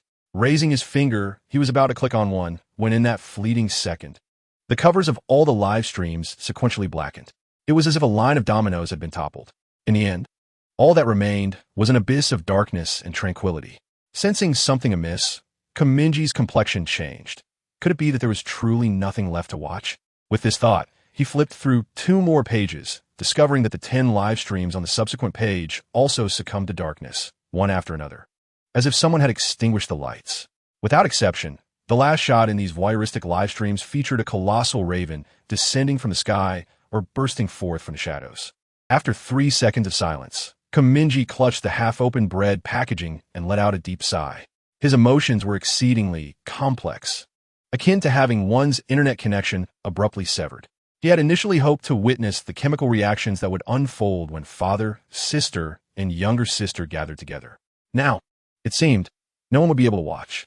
With this in mind, Mingye scrolled through the Gray Pigeon Network, casually clicking on several live streams. As he expected, the bullet comments in these streams were frantically berating Mingye. He finally comprehended why the unconventional hero Mingye had garnered such a poor reputation online. Indeed, some things were not without reason.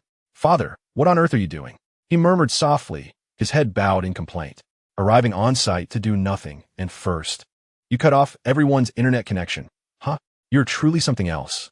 Chapter 9.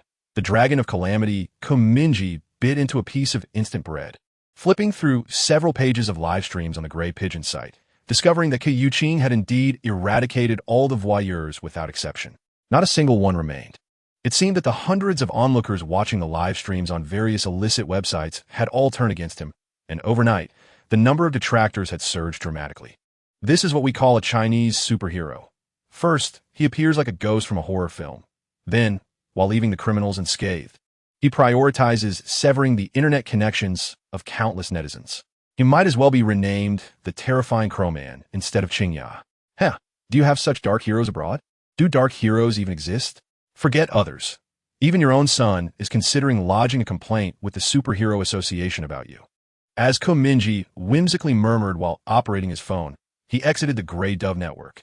Just as he set the device down, an unexpected system panel materialized before him. System Announcement 1. As of now, all surviving players have successfully completed a 3-day adaptation test. designed to assist each player in understanding and acclimatizing to the current state of this parallel world. A further warning: do not reveal your identity to the superhumans around you until you possess sufficient strength. System Announcement 2.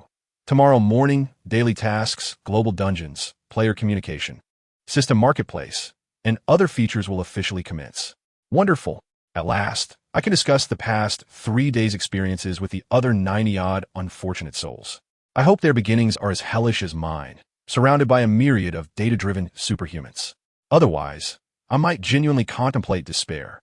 With this thought, Mingye confirmed receipt of the announcement, rose from his bed, donned his slippers, and exited his room. Upon reaching the corridor on the second floor, he heard Wenna's voice from downstairs. Mingye, tell Xiling to come down and fetch the cut fruit.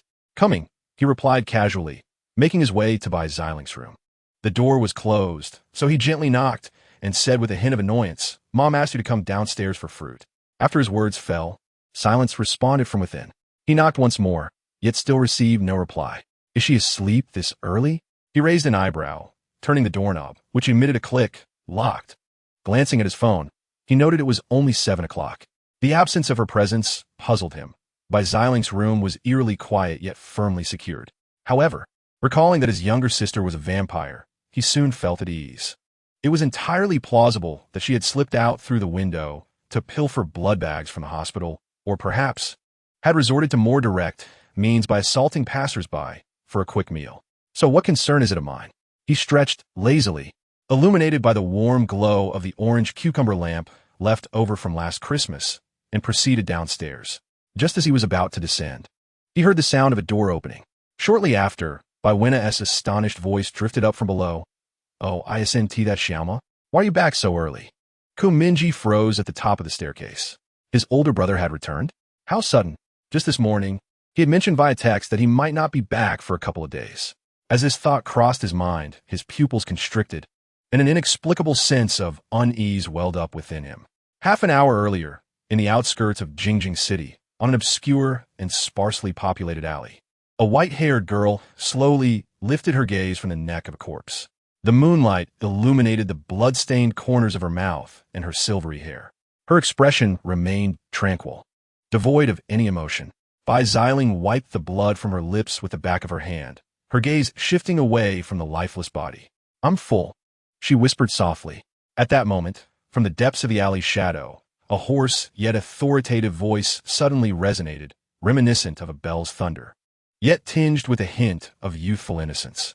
"Are you consuming humans?" it inquired. Xiling appeared momentarily taken aback, then slowly turned her head, lifting her gaze from beneath the silver strands of hair that framed her forehead. With the perceptive abilities of a vampire, it was the first time she encountered someone capable of approaching her without a sound.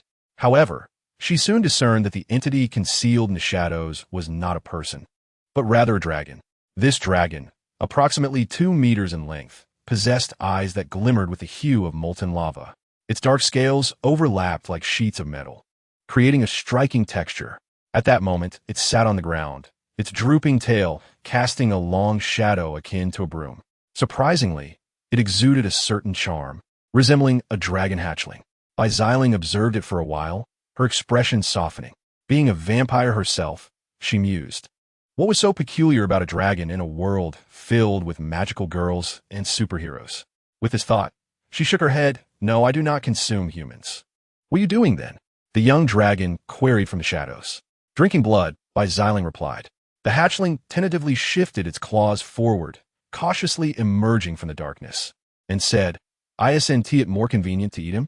Gradually, its visage was illuminated by the cold, piercing moonlight, revealing a juxtaposition of the dragon's inherent ferocity and its youthful innocence, at times resembling a child and at others, a natural executioner.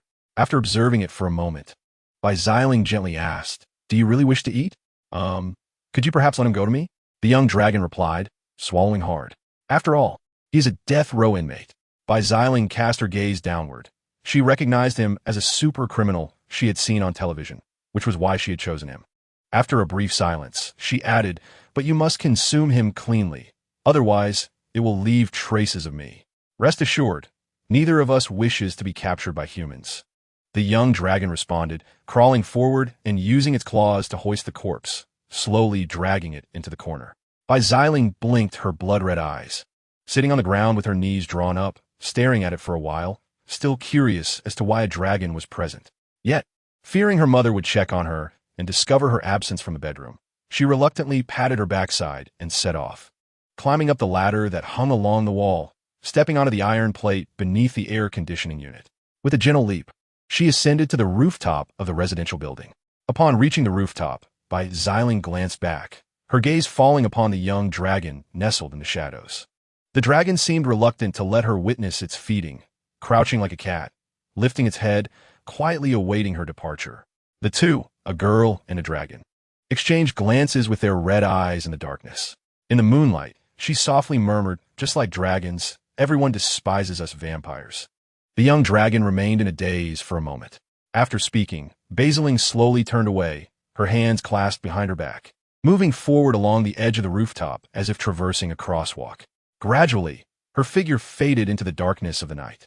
The young dragon gazed at the empty night sky for an extended period, then pressed his claws upon the lifeless body, silently beginning to feast.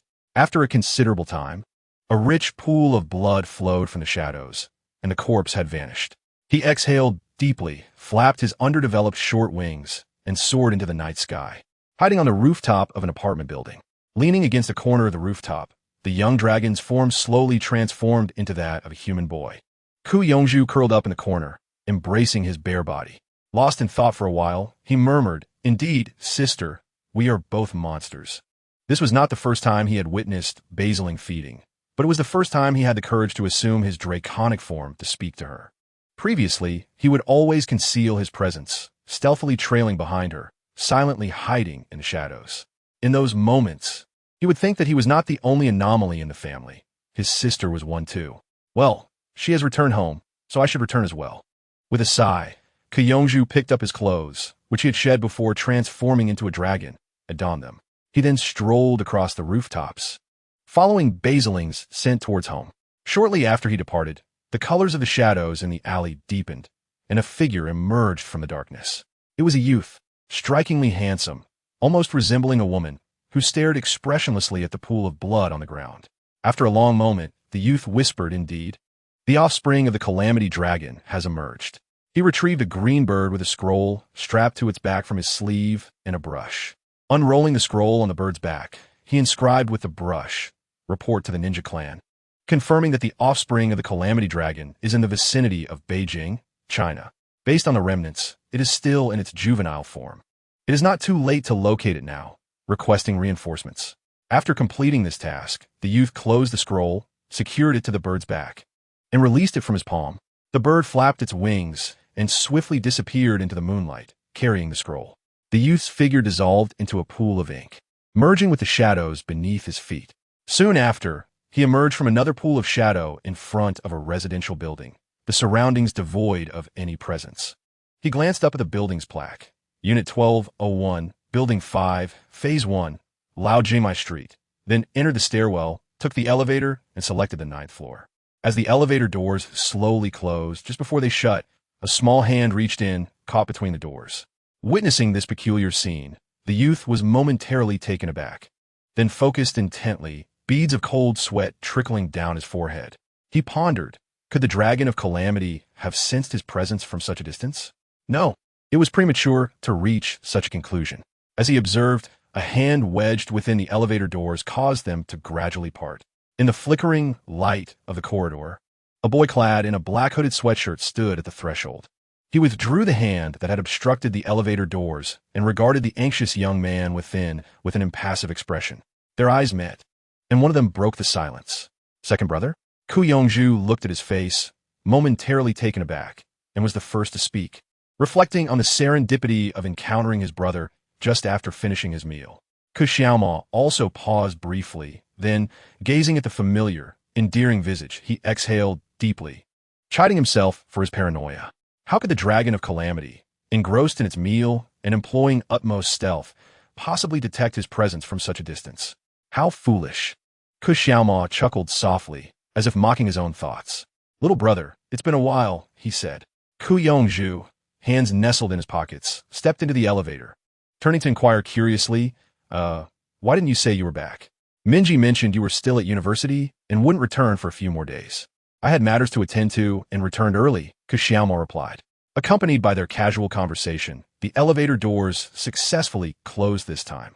With a gentle hum, the elevator ascended.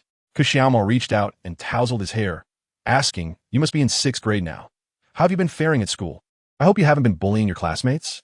Whether I bully them or not is another matter.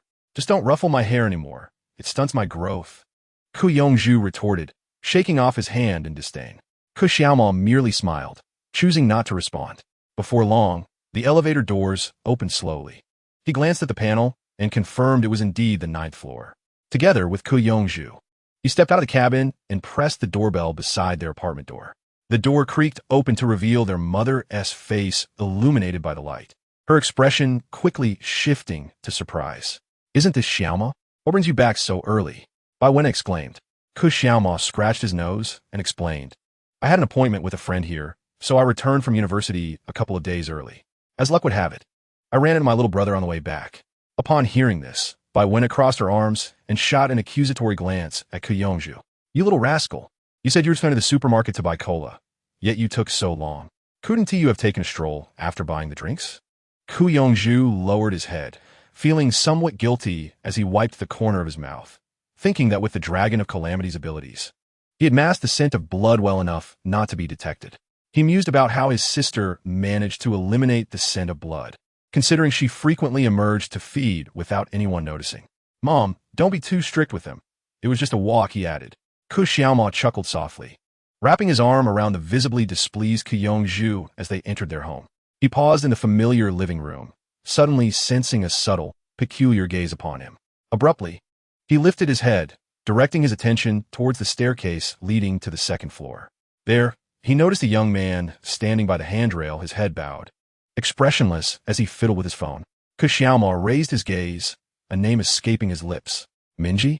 As he uttered his brother's name, a sense of curiosity washed over him. Just moments ago, he had distinctly felt someone watching him, their gaze lingering for a full 2 seconds. Undoubtedly, with the instincts of a ninja, he could discern that it was a hostile stare directed at a stranger. Yet, when he looked up, he only saw Mingye engrossed in his phone, seemingly oblivious to his presence. At that moment, upon hearing the sound, Mingye was momentarily startled, then raised his eyes from the screen to meet Ku Xiaomo's gaze, his expression tinged with surprise. He arched an eyebrow and inquired, "Brother, when did you return? Didn't you say you'd be back in 2 days? Were you just messing with me on your phone?" Ku Xiaomo maintained his stoic demeanor, fixing his gaze on Mingye. Meanwhile, a thought crept into his mind. Something about his brother seemed rather peculiar. Chapter 10. Enemies on narrow paths on the night of June 18th, in a duplex apartment. Mingye leaned against the handrail of the 2nd floor staircase. He lowered his head to the phone while subtly observing his elder brother and younger sibling as they entered.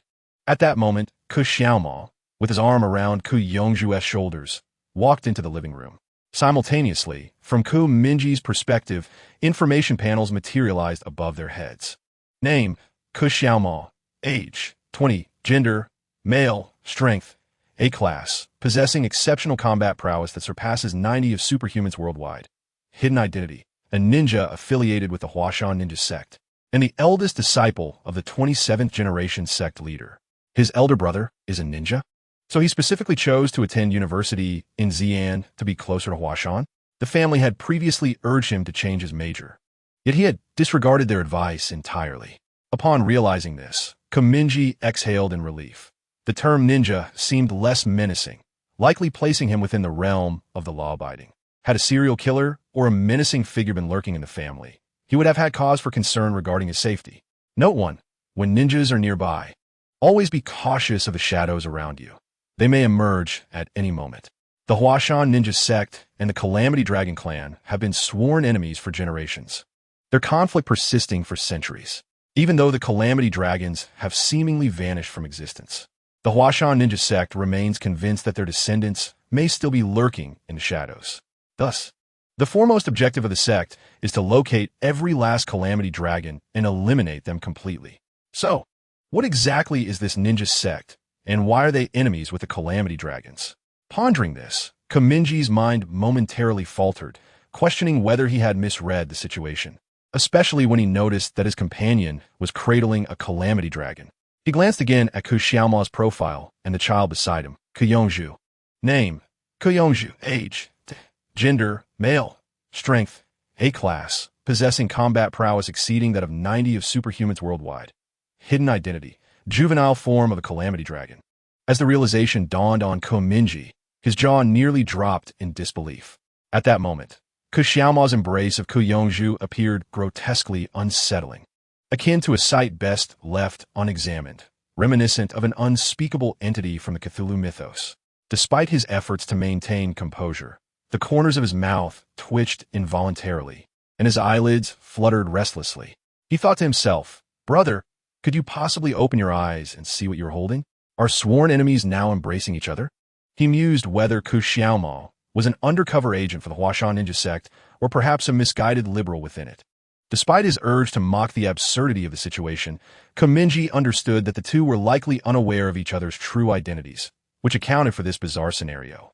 Moreover, it was plausible that Ku Yongzhu had no inkling of what the ninja sect represented. Abandoned as a human child on the streets from birth, he was subsequently taken in by a nearby orphanage, gradually becoming aware of his unique nature as he grew. Fortunately, his maturity surpassed that of his peers, allowing him to conceal the truth of his draconic heritage within the confines of the orphanage. As an orphan, he had no dragonkin to guide him on how to navigate risks, nor would anyone inform him that the Huashan ninja sect was the greatest foe of his kind. Thus, Ku Yongzhu was likely oblivious to the fact that a considerable number of individuals were actively seeking him to eradicate him. Above all, Ku Mingye held a greater admiration for his extraterrestrial mother, marveling at her uncanny ability to unite a pair of age-old adversaries. On the very first day of their arrival in this peculiar place, he found himself perplexed by how his mother could have given birth to such a diverse array of gifted children. After all, both he and Ku Yongzhu were adopted, rendering bloodline concerns irrelevant. The previous incarnation of this body, Ku Mingye, was undoubtedly an ordinary individual, as the memories of his prior existence have seamlessly transcended through time. In stark contrast stands Ku Yongzhu. It is likely that Bai Wenna, having fixated on his identity as a calamity dragon, chose to adopt him from the orphanage. Thus, we may dismiss the two of them from our inquiries. Among the remaining 5 biological siblings in the household, the eldest brother, Ku Mingye, remains at university and is yet unaware of the intricacies of their identities. The second brother, Ku Xiaoma, is a ninja. The sister, Bai Chu, possesses the prowess of a diviner. The youngest sister, Bai Zini, is a magical girl, while the second youngest, Bai Xiling, is a vampire. In such a modest family, the emergence of such a complex ecological scenario cannot simply be attributed to their father, Ku Yuqing, who is merely an ability user devoid of any convoluted genetic inheritance. Therefore, regardless of the perspective taken, the root of the issue undoubtedly lies with their mother, an extraterrestrial spy covertly embedded on Earth.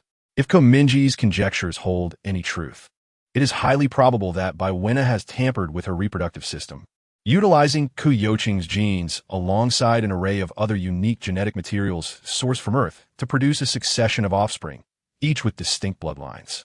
While this line of reasoning appears somewhat plausible, it raises an important question. What significance does her action hold? Ku Mingye's mind can only entertain a singular hypothesis, which he believes to be unequivocally accurate. Bai Wenna's primary mission must be to comprehensively gather detailed information on various superhuman species on Earth in order to furnish her home planet with the necessary reconnaissance for an impending assault. Otherwise, there would be no compelling reason for her prolonged infiltration on Earth. To achieve this objective, she must have needed to observe children exhibiting diverse superhuman traits, undoubtedly guiding them in concealing their abilities within the household to prevent their father from discovering the truth. Viewed through this lens, Ku Yuqing emerges as the most unfortunate figure in the family. Since the age of 17, he has actively served as the superhero Qingya, dedicating 30 years to aiding authorities in resolving countless superhuman criminal incidents. In recent years, through a series of aggressive measures, he has succeeded in reducing the crime rate in the Beijing area to unprecedented levels. Yet, he remains oblivious to the fact that the gravest threat to the nation and its people may originate from within his own unguarded household. It is truly a tragic irony. Thus, what significance does Baiwena's adoption of an ordinary human child, such as myself, hold? This remains the aspect that piques Mingye's curiosity the most. Perhaps Baiwena requires an ordinary human child as a reference point for her superhuman siblings. But with so many ordinary individuals inhabiting Earth, was it truly necessary for her to adopt one personally? Chapter 11. The way home. Mingye found it peculiar. Yet precisely because of this peculiarity, the attention bestowed upon him by Baiwena was considerably less than that given to the other children in the household. Thus, he was likely the only one within the family whom Baiwena did not know intimately. Little did she suspect that just 3 days prior, the only ordinary child in the family, who had led a mundane existence for 16 years, had been unexpectedly replaced by a soul from a parallel universe, transforming him into a player. How amusing it was, two undercover agents colliding. The more Mingye pondered this, the more he felt a connection to Baiwena. She hailed from an alien world, while he emerged from a parallel dimension. Both acted as spies on Earth, albeit with overlapping objectives. Baiwena aimed to assist her home planet in its invasion of Earth, while his goal was the annihilation of superhumans. Should Baiwena not be classified as a superhuman? Mingye even contemplated revealing his identity to her once he had garnered sufficient strength to see if they might unite their efforts. After all, compared to other players, his singular advantage and greatest disadvantage lay in the fact that he was surrounded by superhumans, each of whom belonged to influential factions, none of whom could be deemed insignificant within their respective circles. Baiwena was a spy from an alien world. Ku Yuqing was a member of the Superhero Roundtable. Bai Zini was a key member of the Magical Girl Alliance. And Ku Xiaomao was the eldest disciple of the ninja sect's leader. It was precisely for this reason that Mingye could devise a plan to gradually level up, enhancing his abilities to a certain degree before masquerading under a second identity, leveraging his knowledge of his family to draw closer to them. Should this process unfold smoothly, he would then attempt to engage with the forces behind them, aiming to integrate himself into their ranks, poised for action. Regrettably, the stark reality before him effectively refuted one of Mingye's notions. According to the main quest outlined by the system, Baiwena was destined to be one of the hidden bosses that the 100 players arriving on Earth would need to eliminate. Moreover, it was highly probable that a time constraint existed. She must be dispatched before the aliens launched their assault on Earth. Otherwise, once the alien spacecraft descended, they would be faced with yet another predicament. Thus, collaboration with Baiwena appeared largely improbable. Of course, these considerations were not his immediate concern. After all, from the players' panel, his attributes were even inferior to those of an ordinary teenager. However, since the game system believed that players could potentially eradicate superhumans, it would certainly provide them with matching conditions. By diligently enhancing his capabilities, he would eventually discern the extent of Baiwena's powers. Until he had matured sufficiently, his foremost task was to avoid arousing suspicion among his family. At that moment, Mingye leaned against the railing of the second floor, feigning interest in his phone while discreetly observing the panel hovering above his elder brother, Ku Xiaomao's head. Second brother can be considered an elite among elites within the ninja sect. However, his combat prowess remains confined to the A-rank level. Currently, aside from Baiwena, the other family members have yet to reveal any S-rank powerhouses, which undoubtedly brings good tidings for Mingye. He mused that, indeed, within this family, aside from his brother Ku Yongzhu's terrifying potential, their mother is undeniably the true final boss, as everyone else's rankings fluctuate around a rank. Only Baiwena's combat rating is shrouded in mystery, possibly exceeding even S-rank by a considerable margin. Mingye? Ku Xiaomao suddenly lifted his head, gazing at him with a peculiar expression for a moment before calling out his name. Mingye looked up from his phone, feigning surprise. "Oh, second brother. Why are you back? I had some matters to attend to. So, I returned early," Ku Xiaomao replied. "You didn't even give a heads up. Father has been asking me daily when you and eldest brother will return, and so has eldest sister. Where are they? They've all gone out, but they should be back soon," Mingye explained. His reasoning was sound.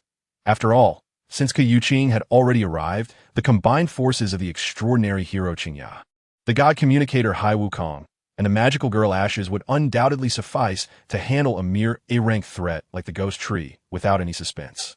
The Ghost Tree had never been a formidable opponent, at best matching Bai Qiu evenly, and with Bai Zini's presence, it would struggle to survive.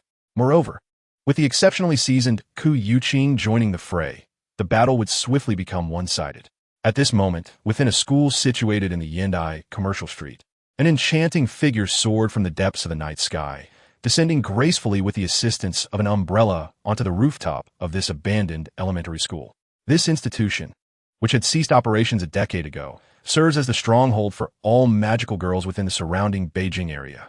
Many magical girls from China have visited this school, gathering in its empty classrooms to recount their adventures, occasionally lamenting the awkwardness of their costumes and the impracticality of their magical weapons. Some magical girls who relied on their contract beasts for combat frequently conducted public executions of their companions within these classrooms, passionately expressing their indignation over how they had been transformed from ordinary young girls into tirelessly busy model magical girls.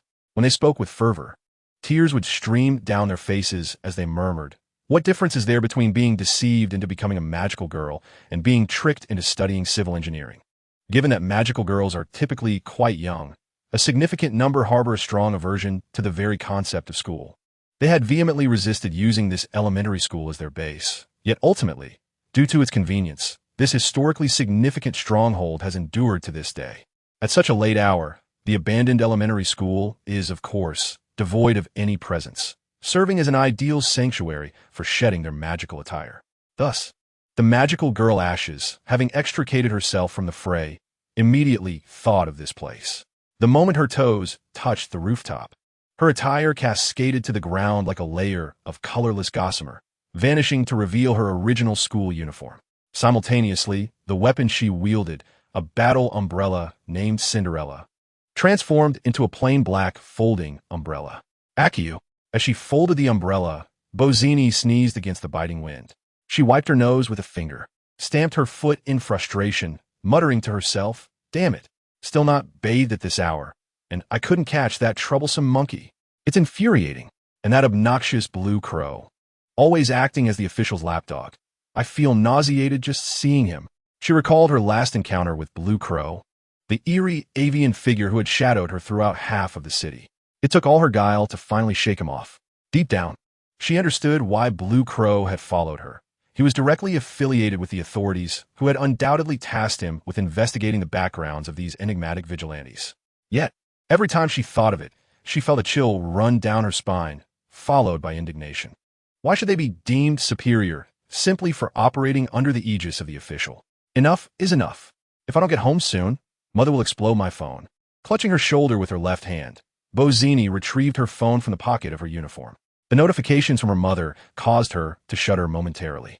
She stowed the phone away, clicked her tongue in annoyance, and stepped through the iron door of the rooftop, descending the staircase of the teaching building with a rhythmic clatter. At that moment, a beam of moonlight streamed through the window at the corridor's entrance, illuminating her face on the phone screen. "Oh, I almost forgot to change my appearance back." Bozzini jolted, hastily pulling out a classically styled folding mirror from the pocket of her jacket. This mirror, known as the Magic Mirror, had been bequeathed to her by her mentor, the magical girl Lila.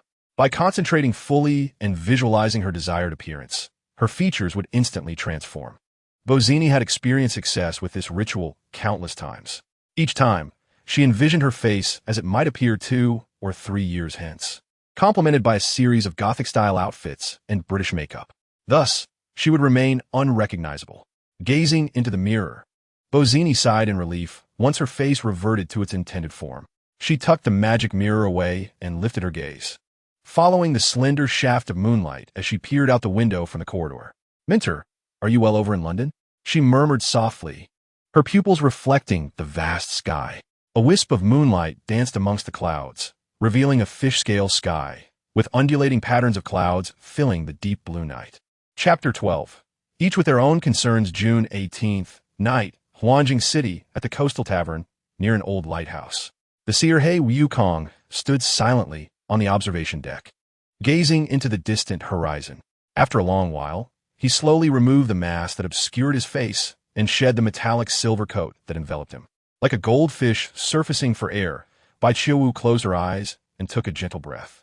When she reopened her eyes, her pupils still burned brightly like a flickering flame. She discarded her hood, allowing her long hair to cascade down her back. Raising her right hand, she brushed over her eyes. Soon, the crimson hue in her pupils, akin to a tiny, flickering ember, gradually extinguished, leaving only a void of darkness. Bai Qiuwu lowered her gaze, and after a considerable time, the burning sensation in her eyes began to subside. She exhaled deeply, lifting her face to remain silent for a moment, staring out into the exhibition space. Beneath the moonlight, waves shimmered and surged rhythmically against the shore, shattering into white froth with a cacophony of sound. Indeed, it was her solitary exhibition room, she murmured softly. The ability bestowed upon her by the seer sun Wukong, known as the Fiery Eyes, granted her the power to penetrate any illusion or deception. Perhaps the Fiery Eyes could not discern the identity concealed behind a mask. But when her gaze fell upon someone who had altered their appearance through some form of illusion or magic, she could undoubtedly unveil their true visage. Thus, through these eyes, Bai Qiuwu beheld the authentic face of the magical girl Ashes. It was a face remarkably familiar, one she had known since childhood, etched in her memory for over a decade. A visage that had grown, yet remained endearing. She recognized the face as it appeared in moments of childhood tears and playful affection. Yet she had never witnessed it bearing a frigid expression directed at her. Lil and I, why are you the one?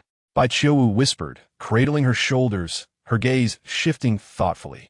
Is there anyone else in the family who knows her true identity? She shook her head. No, it should be only me who knows. Should she confide in her parents? No, that would easily expose her own identity as well. Yet allowing her to continue this reckless behavior could lead to trouble. Bai Qiuwu tilted her head slightly, her fingers tracing her jawline as she deliberated internally. The echoes of Bai Zini's affectionate sister resonated in her ears, contrasting sharply with the cold visage of the magical girl Ashes, leaving Bai Qiuwu in a state of bewilderment. She could not fathom why Bai Zini had silently transformed into a magical girl without anyone in the household being aware. The suddenness of the situation caught her unprepared. In truth, during her last encounter with the so-called magical girl Ashes, she had already penetrated the disguise with her fiery eyes and recognized her as Bai Zini. At that time, Bai Zini had been battling a criminal, and to protect her from harm, Bai Qiuwu instinctively summoned the Nimbus Cloud, forcefully pulling her from the battlefield.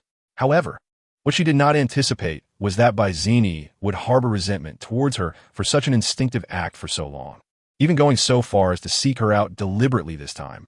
Perhaps in Bai Zini's eyes, this so-called Black Wukong was merely a frivolous nuisance. She was engrossed in her game when suddenly swept away by a cloud to a distant place. Who wouldn't be irked by such an interruption? Reflecting on it now, Bai Qiuwu considered the situation not through the lens of Bai Zini, but as the magical girl Ashes, and indeed, with her capabilities, apprehending that criminal was more than feasible.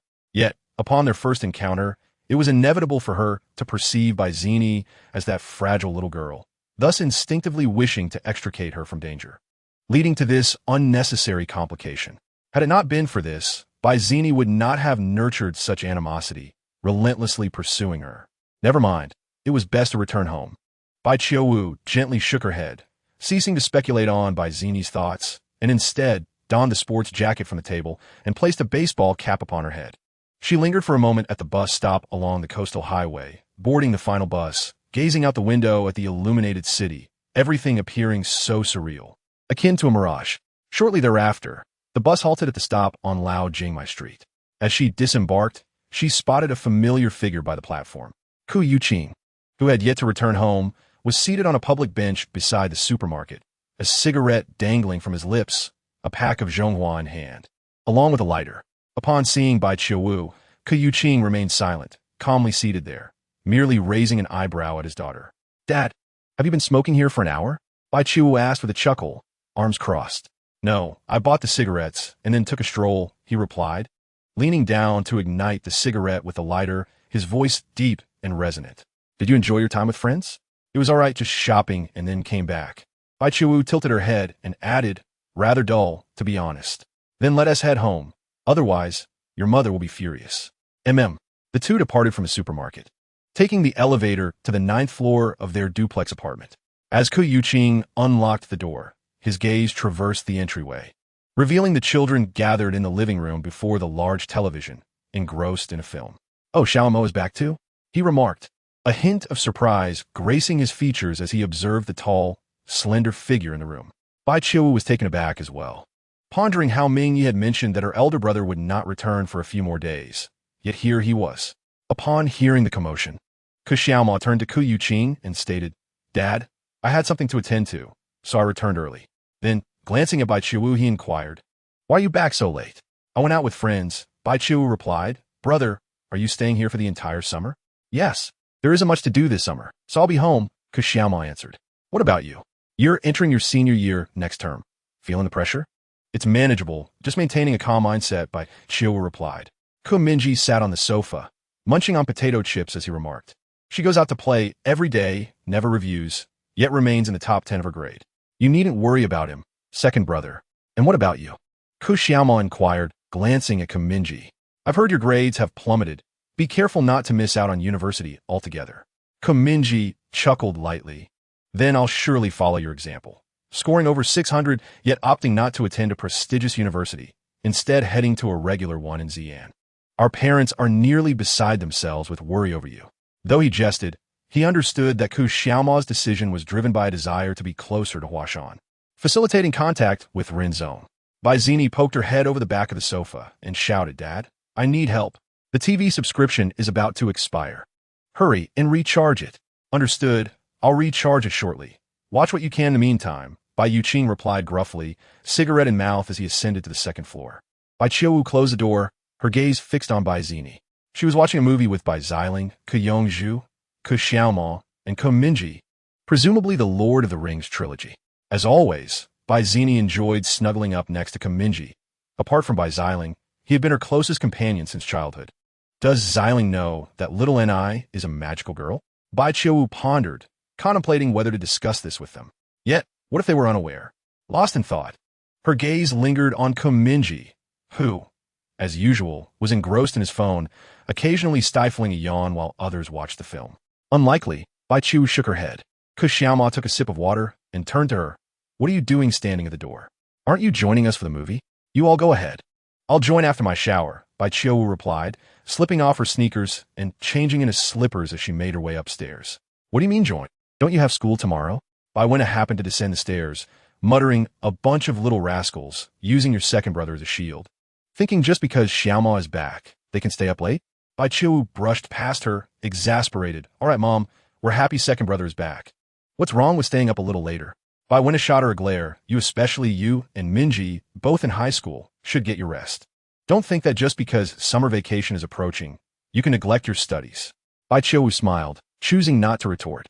As she ascended the stairs, a sudden thought struck her. What if she used her discerning eye to glance at each family member? What revelations might unfold?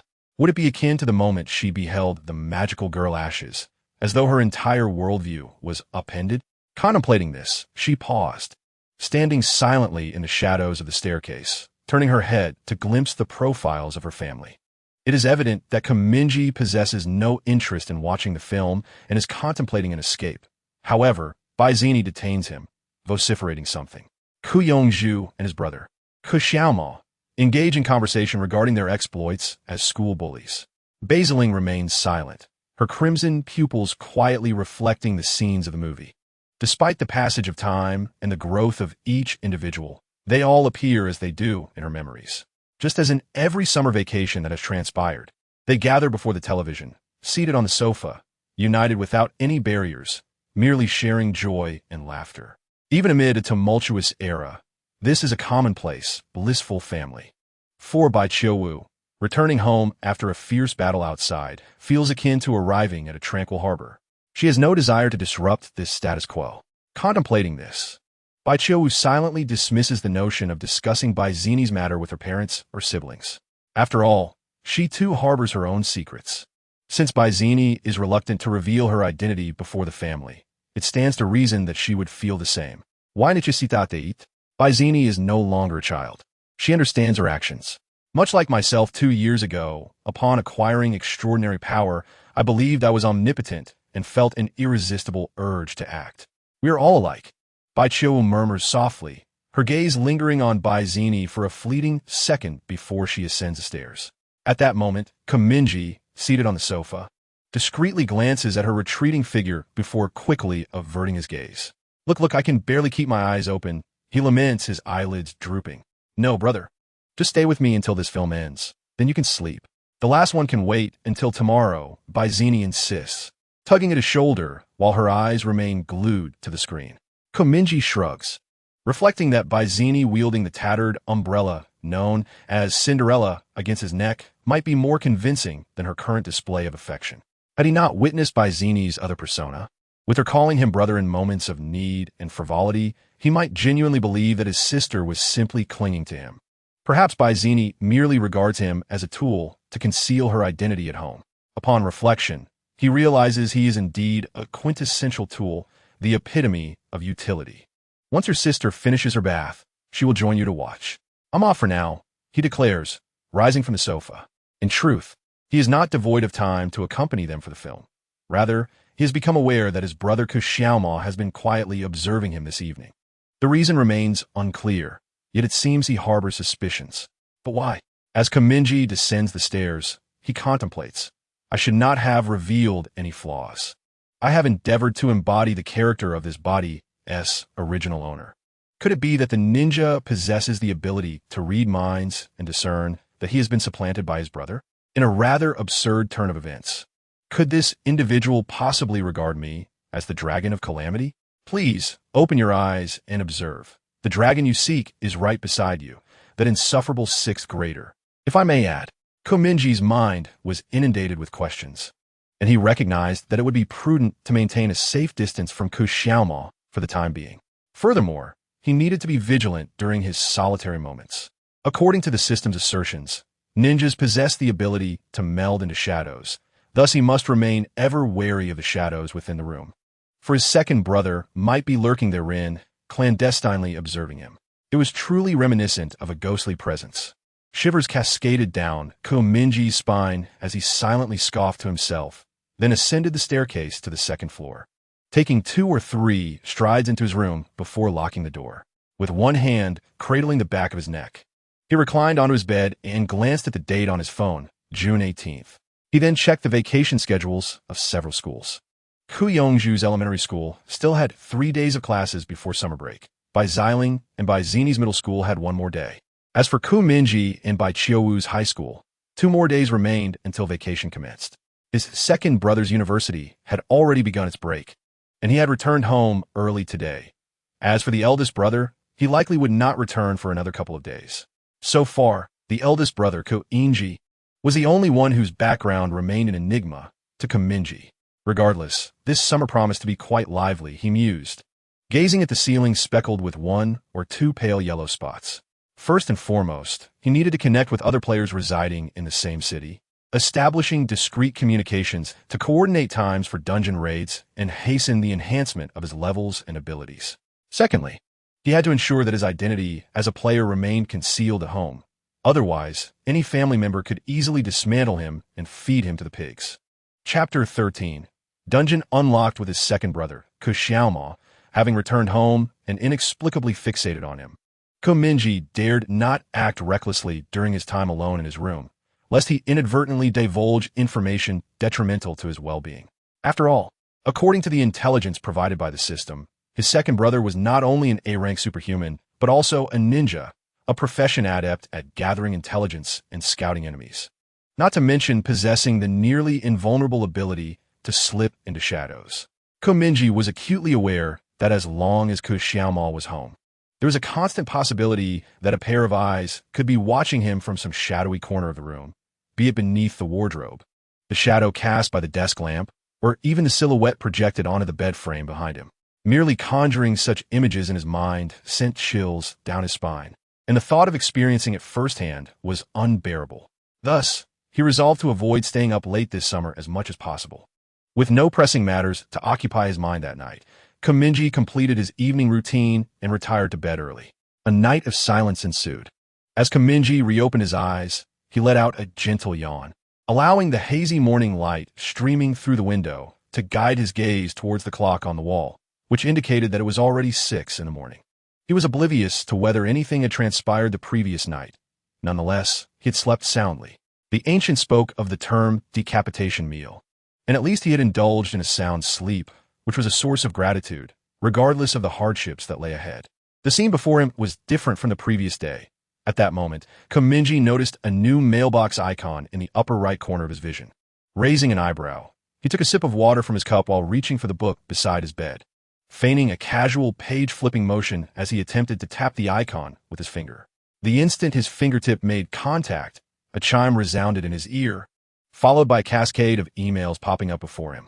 Notification email 1, daily tasks, player panel, player marketplace, communication features, dungeon catalog, and other functionalities are now fully accessible. Every city in the open world is scattered with randomly generated dungeons, with a daily limit of 2 challenges per dungeon. Please actively seek out the dungeons dispersed throughout the cities. As of now, the dungeon progress in Huanjing City stands at 0 out of 100. No dungeons have been conquered yet. Did every city indeed have 100 dungeons? Would players in smaller cities not have a significantly higher efficiency in finding dungeons compared to those in larger metropolises? Or perhaps, were there simply more dungeons distributed in larger cities? Mingye pondered for a moment, his finger gliding over the email. Simultaneously, 6 new icons emerged in the upper right corner of his vision, neatly aligned beneath the mailbox icon. Upon glancing at them, he noticed a line of tiny text beside each icon, elucidating the functions they represented: marketplace, inventory, personal panel, task list, dungeon card catalog, dungeon detector, and communication list. As the icons appeared, the second email unfolded before his eyes. Notification email 2, early announcement of the Halloween dungeon. On October 31st of this year, players can access the dungeon by visiting the Huanjing Happy Valley Amusement Park. Note, this email will only be received by players located in Huanjing City, China. As Mingye perused the second email, an eerie melody suddenly filled the air. Raising an eyebrow, he recalled having heard this song, Thriller, by Michael Jackson, which could certainly be deemed a quintessential Halloween anthem. A Halloween dungeon, he mused. It was bound to be designed with a festive atmosphere, exuding an aura of the macabre, considering that this dungeon would not open for another 4 months. The advance notice seemed almost an overzealous attempt to ensure that players would not forget the surprise prepared for them. With that thought, he emotionlessly scrolled past the email, only to be met with yet another email of the same format. Notification email 3, preliminary announcement for the Spring Festival instance. On January 25th of next year, one can initiate the instance by heading to Winter City Avenue in the Beijing Ring City. Goodness, they're already forecasting for next year. If I can survive this summer, I ought to offer prayers of gratitude. Perhaps by this time next year, the grass on my grave will have grown as tall as I am. Mingye muttered to himself, placing the cup on the bedside table, his fingers gliding over the email. As the contents of the next email came into view, his expression shifted subtly. Notification email 4, obituary. Last night, players Wilmer Hogg and Sean Cameron, hailing from New York, were apprehended by the S-Class executor of the Anomaly Control Bureau, Mingye, and were subjected to fatal abuse. In their final moments, these 2 players committed disgraceful acts. They divulged all known information pertaining to players. Currently, the Anomaly Control Bureau has transferred this intelligence to the Superdimensional Control Bureau, which specializes in matters concerning traversers. The concept of players will gradually disseminate among the superhuman factions, and they will come to understand that the player's mission is the extinction of superhumans. All surviving players are urged to exercise caution regarding inquiries from these 2 organizations and to avoid arousing the suspicions of nearby superhumans. Current number of surviving players, 97 out of 100. Mingye stared in bewilderment. It was one thing for those 2 Americans to perish, but to drag their teammates down with them before departing, as if our undercover work were not challenging enough? He pondered. He had initially believed the script of this game to be one of survival. Lay low until they could develop their abilities through the game system, and then, with a sudden surge, upend this world. Instead, reality delivered a harsh slap, and this slap bore critical consequences, doubling the damage. Indeed, he had never anticipated that by the 4th day, 3 players would have already met their demise. 2 Americans had perished, and before their departure, they had acted as traitors. You 2 have betrayed the very concept of players. What is left to play for? Who knows what methods the Superdimensional Control Bureau, designed specifically to target traversers, will employ to root us out from the crowd? Damn it, I have already begun in hell, and now you wish to pour more fuel onto my inferno. As if the flames are not fierce enough, hoping to send me straight to the heavens? Mingye struggled to maintain his composure, taking a deep breath. On one hand, he lamented the utter foolishness of his teammates. Despite the dire circumstances, he was managing to survive, whereas these two Americans seemed devoid of any survival instinct. On the other hand, he was astounded by the efficiency of the Anomaly Control Bureau. What had those two players done to draw such attention? With this thought, Mingye glanced back at the email, only to realize he had overlooked the name of the individual responsible for capturing the two players, the so-called S-Class executor of the Anomaly Control Bureau. The name of this executor was Mingye. Chapter 14. The Roulette Reward. Notification email for obituary. Last night, players Wilmer Hogg and Sean Cameron, hailing from New York, were apprehended and brutally tortured to death by the S-Class executor of the Anomaly Control Bureau, Mingye. Wait a moment. Why does that executor's name seem so familiar? Mingye stared at the name Mingye in the email, momentarily stunned for 2 or 3 seconds before he finally grasped the true focus of the message. It was not about the two captured American players, but rather the identity of the individual who had apprehended them. In the next instant, a curse erupted in his mind. Goodness, isn't that my older brother? Mingye, the eldest son of the family, is now 20 years old. From Mingye's recollection, his brother had always been exceptionally gifted, a fact that was both admirable and intimidating. He is currently attending university in Qifan City, China. As his thoughts settled here, Mingye attempted to convince himself that his brother was indeed studying in China, and the executor mentioned in the email was merely a namesake in New York. However, he quickly chastised himself, dispelling any thoughts of denial. Surely, what were the odds? How many individuals in all of China could possibly share such an unusual name as Mingye, especially among the Chinese diaspora? Mingye pressed his forehead in contemplation for a moment, letting out a soft sigh. He was now convinced that the S-Class executor affiliated with the Anomaly Control Bureau in the email was, without a doubt, his older brother. Initially curious about why his brother had not returned home despite the university being on break, the truth now revealed itself in the most unwelcome manner. It turned out that Mingye was working as an operative for the Anomaly Control Bureau, busily executing missions around the globe, and just yesterday, he had captured two players. At that moment, Mingye finally comprehended the true nature of his family. Indeed, as he had suspected, there was not a single normal individual among them. Moreover, his brother was a veritable anomaly himself, having managed to apprehend players lurking in New York within just a few days. Regardless of the methods employed by Mingye to capture those two players, it was undoubtedly shocking news for Mingye. The design of my birthplace is truly remarkable. Perhaps I should take advantage of my brother's absence to procure a firearm and test whether this game possesses a remake function. As these pleasant thoughts danced in his mind, he set aside the book he had been using to conceal his face, fearing that his younger brother, Xiaomao, might be lurking in some shadowy corner of the room. Scrutinizing him for any peculiarities, he descended from his bed, donned his shoes, and refreshed himself in the bathroom. Upon glancing back at the row of closed doors on the second floor, he noticed that there was not a hint of activity. His siblings were all slothful. Rising at 6 in the morning was akin to a punishment for them, so Mingye had no intention of rousing them. Before stepping out, Mingye made sure to sling his backpack over his shoulder. Yuqing and Bai Wenna, rising a bit later, had no time to prepare breakfast, so they typically provided their child with funds for breakfast and lunch the night prior. Consequently, Mingye would simply stop at a roadside stall to grab a quick breakfast on his way to school. Upon leaving his home, he took the elevator down to the first floor. As the doors opened, his gaze traversed the corridor and fell upon a desolate street outside. Each shop had its door firmly shut, save for the supermarket across the way, with a flickering electronic sign of 7-7 illuminated the early morning light with its erratic glow. Glancing upward, he was met with a somewhat oppressive dark blue sky, completely devoid of clouds.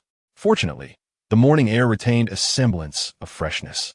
Can I truly survive? He murmured softly to himself, taking one step at a time as he strolled along the deserted street. He lifted his phone, feigning interest in its screen, and accessed the taskbar. Daily Task 1, morning run of 3,000 meters. This task must be completed before 8 a.m. Reward for this task, 1 chance to spin the prize wheel. Daily Task 2, complete 100 push-ups. Reward for this task, 1 attribute point to allocate freely.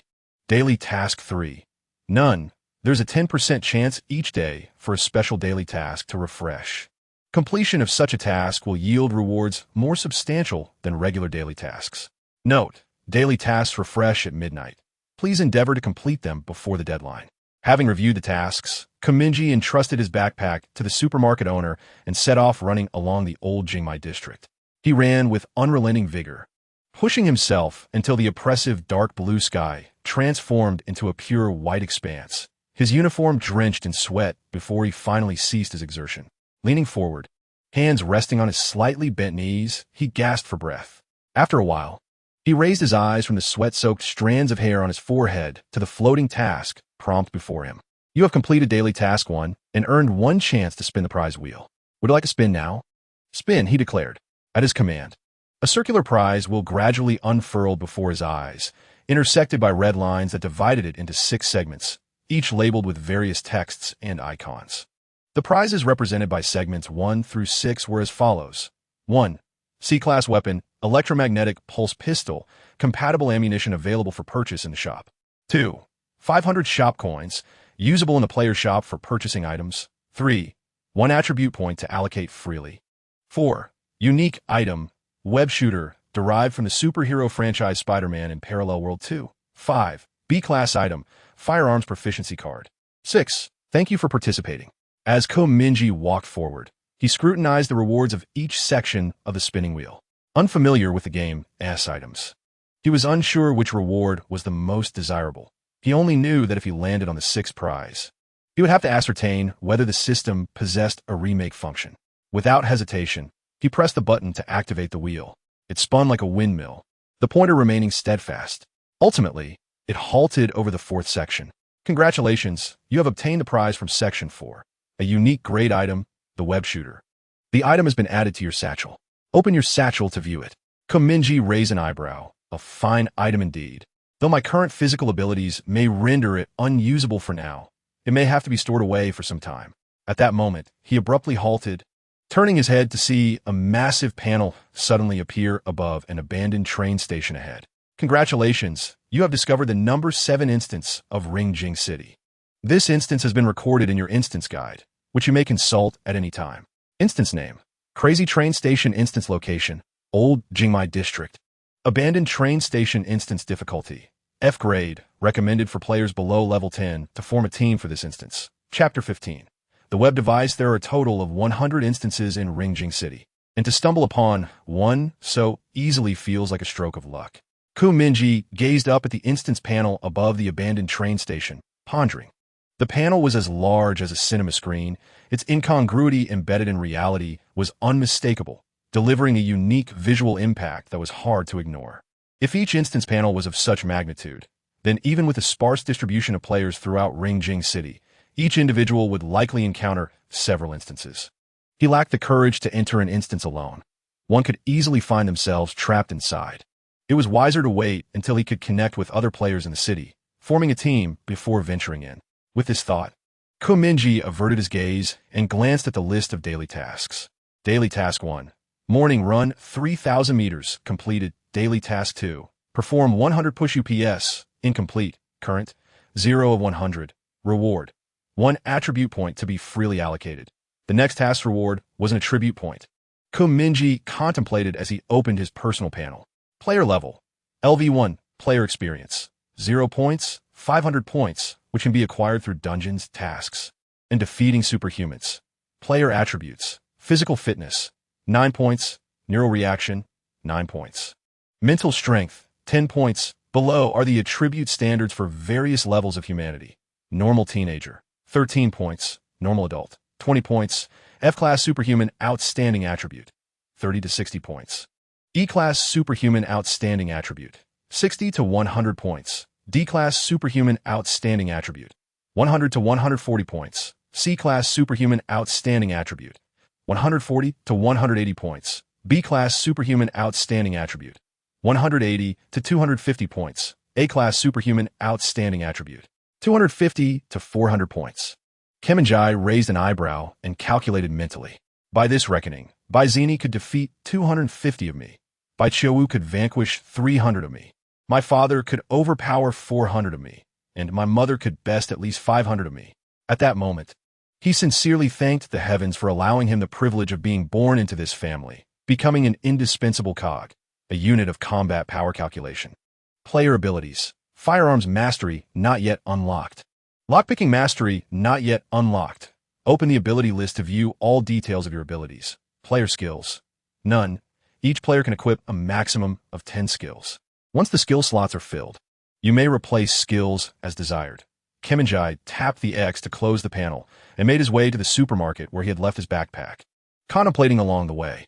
Although the attribute point from daily tasks may not show immediate effects, over time, it would prove beneficial.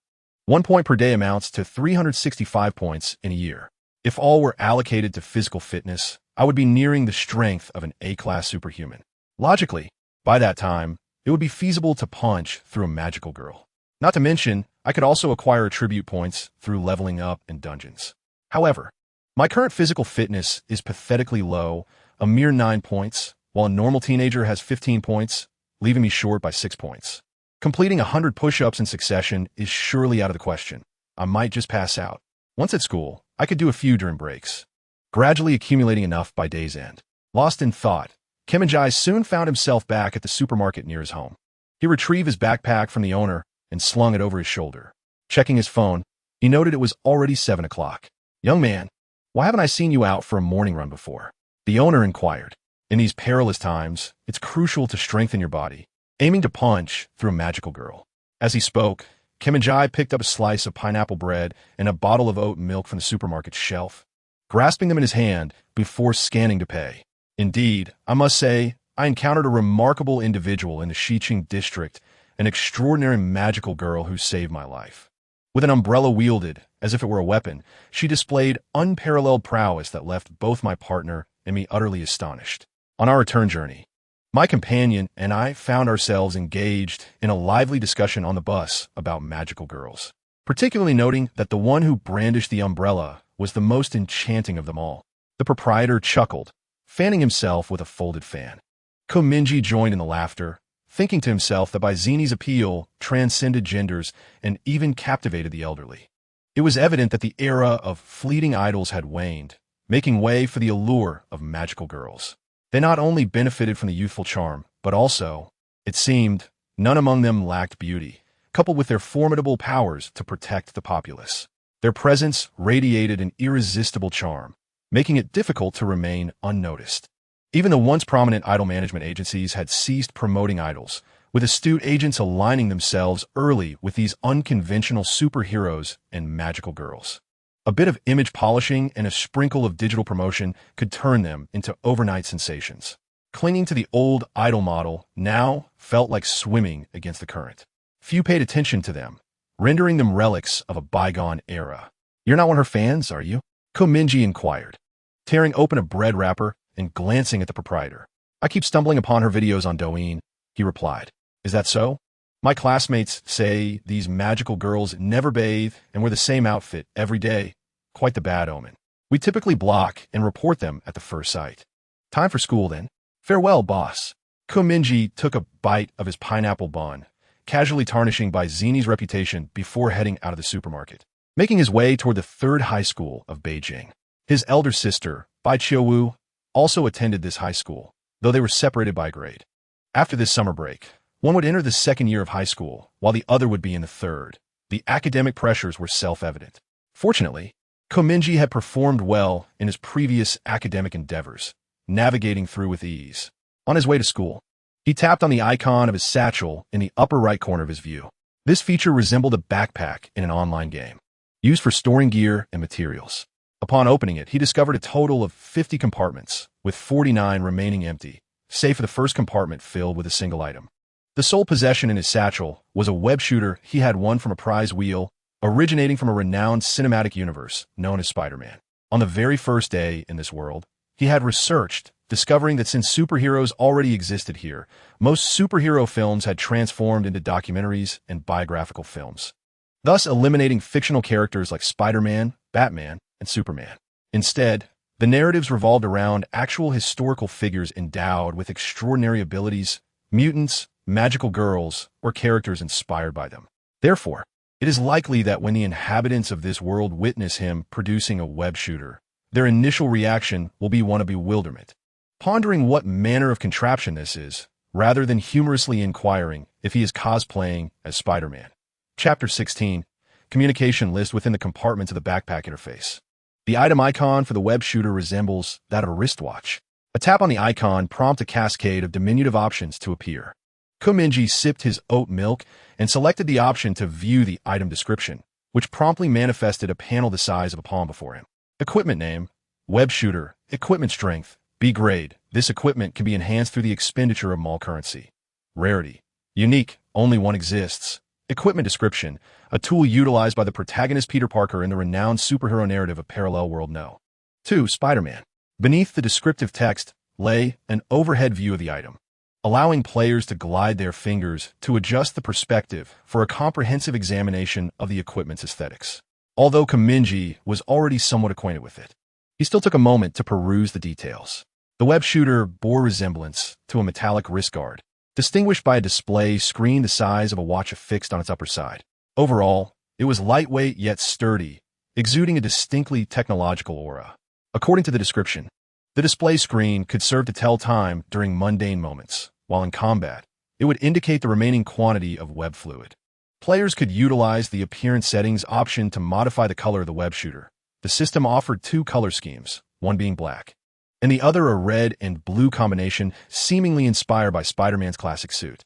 Furthermore, through the trigger mechanism adjustment option, players could alter the conditions required to activate the web shooter, with several conditions available for selection, typically involving the establishment of a unique pressing gesture.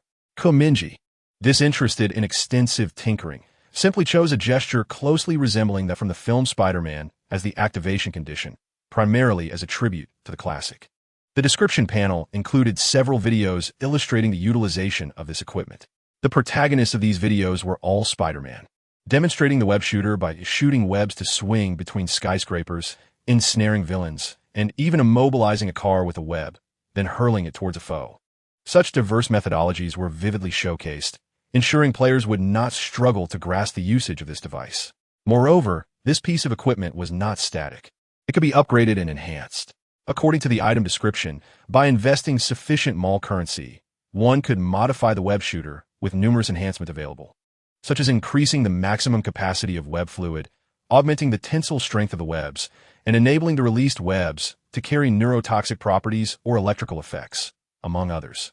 What troubled Mingye most was that once the filling spiderweb liquid required for the launcher was depleted, it had to be purchased with in-game currency from the player marketplace. However, he was still uncertain about how to acquire this currency. Would it be obtained through daily quests, or would he need to engage in dungeons? At present, the game system had yet to disclose the rewards for dungeon participation. In any case, he planned to find an open area after school to experiment with this device. Having finished the last sip of oat milk through a straw, Mingye casually discarded it into a nearby trash bin and exited the inventory panel. He then clicked on the friend communication icon located in the upper right corner of his field of vision. Lines of text flooded his view. Among 100 players, your serial number is NO007. The 3 players who have already perished bear the serial numbers NO093, Wire Mohawk, NO095, Sean Cameron, and NO023, Amami Kazuko. According to system detection, there are currently 3 players located in China within the Huairou district. Their codenames are NO039, NO035, and NO032. If you wish to keep your name concealed from other players, you may opt to create a virtual ID upon your initial entry into the friend communication list. Would you like to create an ID or communicate with other players using your real name? What was there to ponder? Mingye blurted out, "Create. Please enter your ID on the panel. This ID is unchangeable. Thereafter, when other players communicate with you in the list, this is the ID they will see." Raising an eyebrow, Mingye turned into an empty alley and almost immediately thought of the ID failed man, which he promptly typed in and submitted. This was a phonetic play on Spider-Man. He slapped his forehead, having thought of it in a flash. "Do you confirm that your ID for future use will be failed man?" Confirmed. Mingye thought to himself, could he really avoid failure?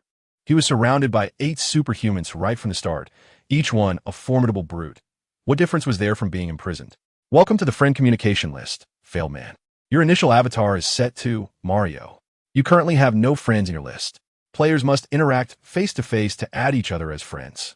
However, players within the same city can create a temporary discussion group before they have mutual friends. Would you like to initiate a discussion group and include other players from the same city? Mingye bit off the last piece of his bread and summoned the command. Initiate. Discussion group created successfully. Local players have been added to the group. All players may exit at any time. You can input text through thought, proofreading it without the need to type. A neutral tone announced the message, and a chat panel materialized before him. It was quite user-friendly, resembling the group chat interface of WeChat. Mingye clicked on the group chat list and glanced at the other members of the discussion group. Everyone had already registered an ID, none of which were their real names, and all avatars were the default Mario image. After all, if they were using fake IDs, it was unlikely anyone would upload a selfie as their avatar. The IDs of the three members were respectively Fandog, Good Orange Peel, and Indefinable Dream. He thought to himself, how abstract these IDs are. Could they have been randomly generated by mashing the keyboard? Especially the last one, it was quite unconventional. Mingye attempted to send a message using his thoughts. Failed man. Hello? Is anyone forming a team to tackle dungeons? There was no response. Failed man. What are your spawn points? Are there many superhumans at home? Still, no one replied. At this point, Mingye had to take it seriously. He decided to showcase his writing skills and typed out a message. Sending it off. Failed man. How about we take turns speaking, okay? Failed man. If superhumans haven't gone extinct in a year, we will. Yet here we are hesitating in this tense time. We are a community of fate. Understand? After sending this, the discussion group remained silent. Mingye, expressionless, quietly typed in the chat box, if you don't respond, your horses will meet their doom. He was poised to hit send. However, at that moment, a notification sound chimed in his ears. Finally, someone had acknowledged him. He had never found that sound so delightful, so he discreetly withdrew his finger from the send button, although the message he had typed still went through. Indefinable Dream. I am an orphan. Failed man. If you don't respond, your horses will meet their doom. Mingye quickly retracted the message. Notification. Failed man has retracted a message.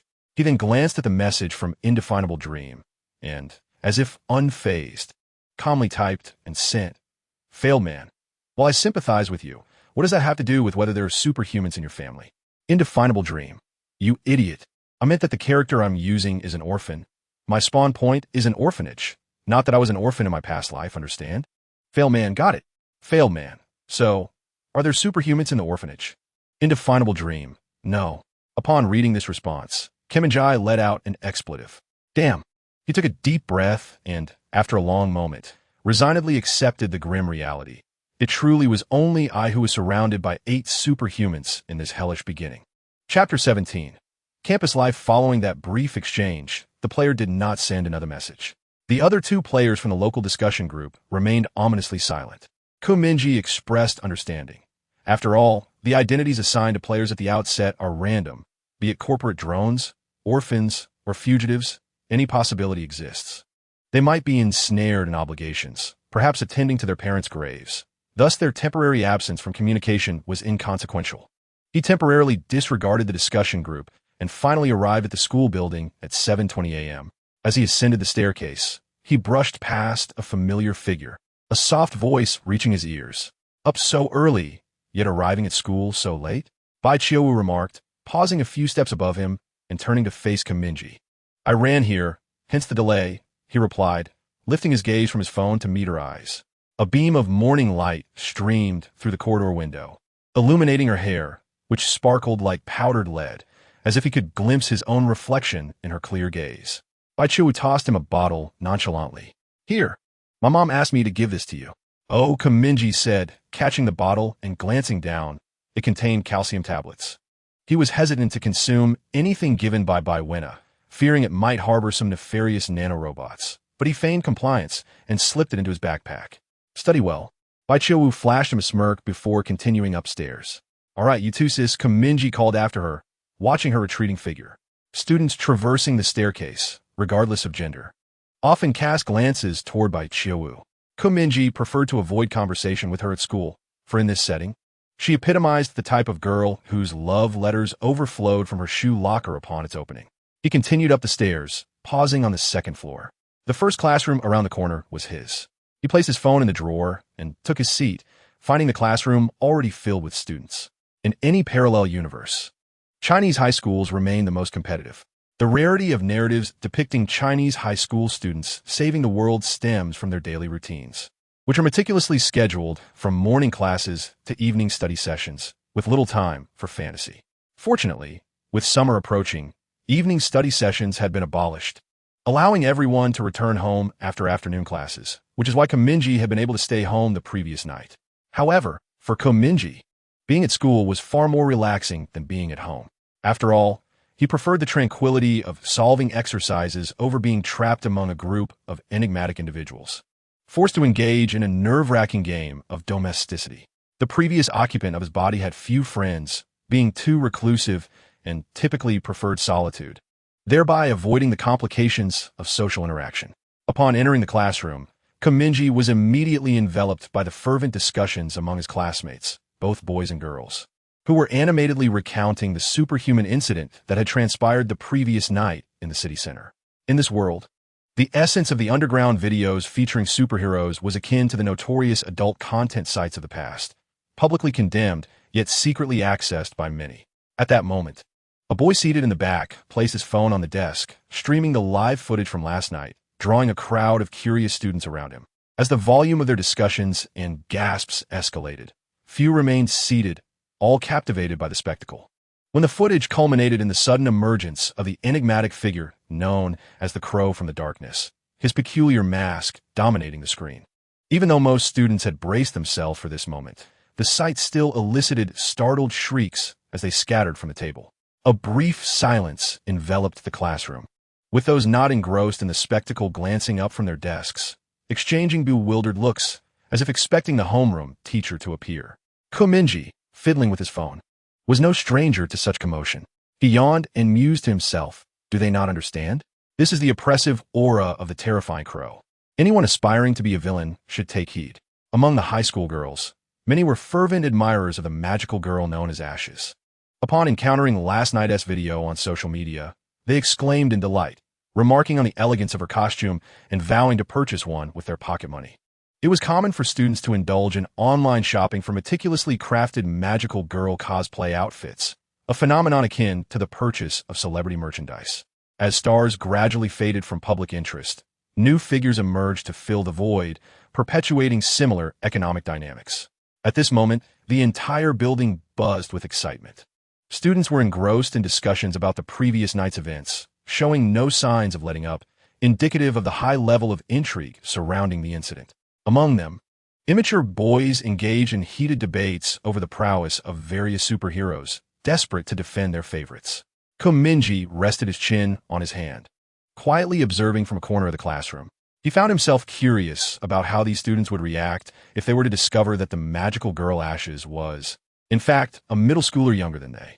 However, given the chaotic nature of contemporary high school students, shaped by the tumultuous influences of internet culture, it was likely that even upon learning her true identity, their fervor would only intensify, transforming supportive remarks from "you're so cool, I love you," to bizarre proclamations like "Ashes, mommy loves you." In contrast, within the male student demographic, fans of the deity known as Black Wukong predominated, with numerous merchants launching figurines of this figure, which swiftly sold out overnight. Yet, the students engaged in discussion in class were all familiar faces to Mingye, having grown up together. Knowing their true natures stripped away any mystique, leaving him unmoved by their secret identities. He found it utterly perplexing why Bo Xini's popularity in the country soared to such staggering heights, outpacing her peers in the Magical Girl Alliance by a considerable margin. Perhaps in a nation as conservative as China, where audiences have grown accustomed to virtuous and demure magical girls on television, the emergence of a character who embodies audacity and a carefree attitude naturally captivates their attention. Of course, when discussing such personas, one cannot overlook a certain individual whose rebellious nature was starkly evident in last night's events. To be precise, this individual had pushed the boundaries of defiance to a degree that invited widespread condemnation. None other than Mingye's father, Ko Yuqing, also known as the unconventional vigilante, Qingya. The harsh reality is that within the corridors of Chinese high schools, expressing admiration for a low-quality vigilante like Qingya, who faces scorn and derision, would result in social ostracism and mockery, potentially earning one a label of insanity. After all, even the political science teacher would passionately educate students during class, asserting that while it is perfectly acceptable to idolize superheroes and magical girls, heroes of the people and the nation, one must steer clear of dubious characters like Mingye to avoid negative influences. Nevertheless, every class has its share of eccentric individuals who relish going against the grain, seeking out what others do not appreciate. Thus, despite the societal backlash against the vigilante Mingye, he still boasts a modest yet devoted fan base in the country, though the nature of this following is somewhat ambiguous. The morning comprised 4 classes. Each time the bell rang, Mingye would strive to find a secluded spot during breaks to silently complete 20 push-ups. By the time school concluded at noon, he had successfully dragged his cumbersome, tractor-like body through the required 100 push-ups of his daily task without missing a single one. Daily Task 2. Complete 100 push-ups completed. Reward obtained. 1 freely allocable attribute point. Mingye hung his head, slumped in his seat, gasping as he glanced at the panel. He genuinely feared he might collapse at any moment. The hellish beginning was no jest. This body could scarcely be described as merely weak. It was more accurately termed frail. He rested his head on the desk for a moment, opening the player panel while feigning interest in short videos on his phone to avoid drawing attention from his classmates. Clicking the plus sign next to the physical fitness attribute, a prompt panel immediately appeared. Notification: 1 point has been added to the physical fitness attribute. Current player attributes: physical fitness, 10 points, neural reaction, 9 points. Mental strength, 10 points. Mingye rolled his shoulders, and whether it was a mere illusion or not, the fatigue in his body seemed to dissipate somewhat. Simultaneously, a subtle warmth flowed through his bones like a gentle tide. After allocating his points, he closed the panel. With nothing to occupy his time, he leaned over his desk and began scrolling through videos, opening various entertainment applications of this world, such as Douyin and Weibo. He was immediately greeted by the visage of a superhero, or at least was en route to encountering one, as Mingye launched the video app. The first video that appeared was a compilation of the grand entrance of the top-tier hero, Theogony Zeus, from the Superhero Roundtable. Chapter 18, The Mythical Vessel. This superhero's codename is Theogony Zeus. He is also a member of the Superhero Roundtable, ranking 3rd on the association's leaderboard. Upon seeing this video, Mingye thought to himself, "What bad luck. Am I really being shown the final boss's highlights?" As his name suggests, Philando Gomez is indeed a theogony. The path he embodies symbolizes the supreme god Zeus from Greek mythology. Every time Philando appears in the media, he presents a remarkably consistent image, a quintessential American boyish smile, marked by a hint of innocence and an open display of perfectly aligned teeth, with golden hair and blue eyes. His handsome features and chiseled jawline evoke a resemblance to a prime David Beckham, perhaps even surpassing him slightly. His exceptional looks, impeccable prowess, and the attention-grabbing stature combined to make him a figure of almost presidential significance in America. In a past national poll, various American media outlets crowned him as the most perfect man in the world, and he currently reigns as the most popular superhero in Asia. On the internet, one can find an abundance of articles extolling his towering presence, with accolades so elaborate they verge on tiresome. Yet, even such a prominent figure ranks merely 3rd on the Superhero Association's leaderboard. Being in 3rd place implies that 2 individuals of even greater prowess overshadow him. And like the enigmatic character Raven ranked 7th, their identities and information remain undisclosed. Mingye mused that these 2 figures would likely only reveal themselves during a cataclysmic crisis. Regardless, avoiding confrontation seems impossible. As a player, survival until the end inevitably entails facing these 2 formidable characters. Mingye's mission is to become the very crisis capable of annihilating the world. Regarding Philando Gomez, the previous day he had watched a public speech on Weibo, where the discourse revolved around how superhumans and humans might coexist harmoniously in society, touching upon numerous issues related to employment and education for superhumans. However, Mingye absorbed none of it, for his focus was entirely captivated by the character panel hovering above Philando's head. The system had rated Philando Gomez's combat prowess as S rank. This meant, aside from Berwina, he surpassed anyone else in Mingye's household, standing at the pinnacle of the entire world, a claim that could hardly be deemed an exaggeration. It is not surprising that within the worldview of this parallel universe, among the myriad of superhuman entities such as psychics, mutants, magical girls, divine messengers, and vampires. The category with the highest potential undoubtedly belongs to the divine messengers. The power system employed by divine messengers is inherited from mythology, bestowing upon them an inherent superiority that can be likened to starting ahead of the race. Notably, divine messengers typically exhibit unremarkable performances within the first 5 realms of their path. However, upon reaching the 6th realm, they experience a transformative elevation. Taking Bai Qiu from my household as an example, she too is a divine messenger, wielding a path that draws from the Chinese mythological figure, Sun Wukong.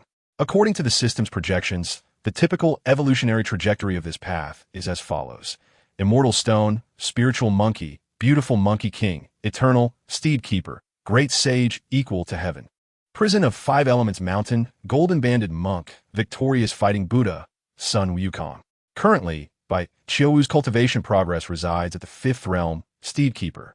Once she attains the next realm, Great Sage, Equal to Heaven, she will be able to temporarily transform into the mythological embodiment corresponding to her path, thereby significantly enhancing her divine power during this period.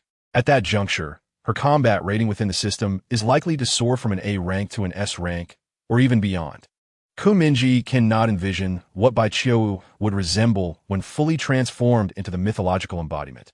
However, there exists a tangible instance in reality, namely the previously mentioned divine messenger, Zeus. This individual, ranking prominently within the superhero roundtable and even surpassing Ku Yuqing, has already reached the 6th realm of the divine messenger path. According to the system's analysis, his evolutionary direction is Child of the Oracle, Lightning Bearer, Thunder Liberator, Heart of the Storm, King of Olympus, Chain of the Sky, Divine Judgment, King of Gods Zeus. Half a year ago, he attained the realm of King of Olympus, thus qualifying him to summon the mythological embodiment of Zeus. Mingye need not seek diligently. A mere visit to the dark web and selecting the most viewed video suffices. The first video reveals the scene of Philando transforming into the mythological embodiment of Zeus. This video chronicles an incident of a prison riot that occurred 6 months prior. Philando Gomez, receiving directives from the Superhero Association, swiftly boarded a helicopter bound for the Eiffel Tower for rescue operations. At that time, a riot had erupted within the superhuman prison in Paris, where a premeditated uprising led superhumans to slay thousands of guards, collectively breaking free while mercilessly slaughtering innocent civilians. Singing boisterous songs as they paraded through the streets, ultimately gathering in a raucous celebration beneath the illuminated Eiffel Tower, as if proclaiming the sovereignty of the city. The entirety of Paris was engulfed in a frenzied mire. At that moment, the helicopter carrying Philando Gomez boldly hovered directly above the Eiffel Tower, capturing the attention of all the criminals below. In that fleeting moment, he leaped from the cabin, descending alone towards the base of the Eiffel Tower. The criminals gathered below, witnessing this spectacle, erupted into laughter at the audacity of this oblivious individual. They brandished their weapons, sneering and pointing at the plummeting Philando Gomez. Whistles pierced the air, curses reverberated, and mock condolences were offered as if in a sinister ritual. Yet, just as he was about to touch the tower's pinnacle, a sudden flash of lightning cascaded from the heavens, enveloping Philando's form in a sphere of shimmering electric arcs. In the midst of this colossal orb, akin to a chrysalis, a thunderous roar erupted, reminiscent of a deluge powerful enough to engulf the world. It felt as though day and night had melded in that instant. The screen overwhelmed by a dazzling aurora, rendering everything indistinct and silent. An eerie stillness enveloped the scene. The world transformed into a grand stage, performing a black and white pantomime. The skies swiftly darkened under layers of ominous clouds, and torrential rain poured down like a breached dam. Beneath this shroud, a figure loomed, a monumental silhouette that seemed to stand at the heart of existence, reminiscent of a primordial creator proudly positioned on this monochromatic stage, reveling in the spotlight that shone solely upon it. In the next heartbeat, this majestic form gradually emerged from the lightning, lifting its head. Adorned with a helmet forged from steel, its eyes glimmered with a brilliance akin to the eternal day, while its armor refracted the flickering lightning, resplendent in its glow. A pair of wings, resembling those of colossal birds, unfurled with a resonant crackle, parting the torrential curtain of rain. At that moment, Zeus pulsated with tempestuous lightning. Illuminated by this celestial display, his sanctified and unassailable visage appeared even more haughty and fierce, like a sovereign surveying the world. The thunderous roars echoed like solemn, ceremonial music, resonating across the sky. Beneath the gaze of this deity, the sinners gathered at the foot of the Eiffel Tower stared in awe at the towering figure above, collectively kneeling in reverence. Only a handful retained the desire to resist, their frail bodies trembling helplessly against the onslaught of wind and rain. The video abruptly ceased at this juncture. In the end, no one knew the fate of the superhuman criminals who had escaped during the Paris uprising. A few discerning individuals reached a tacit understanding, choosing silence to evade trouble. Meanwhile, the Superhero Association spared no effort in concealing the truth of the incident from the public, leaving the whereabouts of those criminals shrouded in mystery even 6 months later. For others, the significance of this video lay in witnessing the valor of a superhero, a glimpse into the extraordinary powers wielded by those standing atop the world. However, for Mingye, this video serves as a mere preview of the final boss. Chapter 19, Skill Selection, Part 1. What will the mythological vessel of Baiqiu resemble? Will its entrance be accompanied by effects as grand as Zeus, stirring the very weather itself? As Mingye pondered this, he already formed a rough conception of Baiqiu's mythological vessel in his mind. After all, the appearance of Sun Wukong is universally known, and how far could it deviate from that? At this point, Mingye silently prayed that within a year, Baiqiu's pathway to divinity would not have reached the 6th level of mastery, or else he would face yet another formidable adversary. Nevertheless, regardless of how powerful the superheroes at the pinnacle of the Superhero Association might be, that would only be a concern for 6 months hence. Currently, all players had yet to develop the strength required to contend with them. The pressing concern for Mingye was how to survive the impending confrontation with his older brother, Mingye, who had just apprehended 2 players from the anomalous Control Bureau and was an S-rank executor. Surely, he could not resort to launching webs at his brother's face and then flee, could he? As his thoughts wandered, the bell rang within the classroom building. Yet the classroom was utterly vacant. This was the final class of the afternoon, which, according to the schedule, was physical education. Turning to gaze out the window, he noticed that the students had already gathered on the playground, leaving him as the sole occupant of the classroom. Mingye had requested the class monitor to inform the physical education teacher that he was unwell, citing stomach discomfort. With the final exams concluded and the holidays approaching, few teachers would be inclined to press him further. At this moment, he redirected his attention to the shopping icon in the upper right corner of his screen. He had clicked on it previously, and the system had clearly indicated that the feature would unlock at 3:00 p.m. today. The timing was perfect, so he clicked the shopping icon once more and finally gained seamless access to the player marketplace. A panel with a light blue background came into view. The current version of the marketplace consists of 3 pages: Daily Consumables exclusive page, Equipment and Items exclusive page, and Skills exclusive page. Your current balance of marketplace currency is 0. Mingye casually perused the first 2 pages. The Daily Consumables exclusive page primarily featured items such as instant healing sprays and stamina restoration potions. Among these, one item caught his attention: a travel scroll. According to the description, using a travel scroll would allow instant teleportation to any city in the world, with the option to return to the starting point at any time. However, the functionality of the travel scroll could not be utilized during combat, rendering it impractical for escape. Its price was exorbitant: 10,000 marketplace currency for a single scroll. As for the Equipment and Items exclusive page, it contained 10 slots, each housing a unique piece of equipment or item, displaying a remarkable variety. In terms of equipment, the evolution spans from ancient cold weapons to modern iterations, encompassing both cold and hot weaponry, and even includes the whimsical magic wands of magical girls, presenting a delightful melange. As for the items, they consist solely of rather peculiar artifacts, such as poisonous mouth guards and magical cards. According to the system's description, at the stroke of midnight each day, this page refreshes with 10 new items or pieces of equipment for players to purchase. Furthermore, the newly refreshed gear and items are available for acquisition within a limited time frame of 24 hours, Once this period elapses, they will be replaced by another batch of equipment. However, players may lock one item to preserve it until the next day, though they cannot lock the same piece of equipment repeatedly. Thus, items displayed on the specialized sale page can only be retained for a maximum of 2 days, after which they will vanish unless purchased, leaving players to hope for luck in encountering the same item again in subsequent refreshes. Additionally, the lower a player's level, the lesser the probability of high-level equipment appearing on the specialized sale page. Conversely, a higher level increases the chances of encountering such equipment. Currently, Mingye's level stands at LV1, resulting in the following refresh probabilities: E-grade equipment 80, D-grade equipment 10, C-grade equipment 8, B-grade equipment 2, A-grade equipment 0, S-grade equipment 0. The most remarkable possibility is the emergence of a B-grade item, with a mere 2% probability. But even that would prove futile without the necessary funds.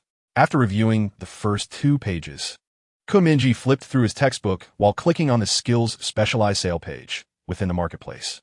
Upon entering this page, a prompt box appeared, obscuring his vision. As this is your first visit to the marketplace, the system grants you the right to acquire 2 skills for free.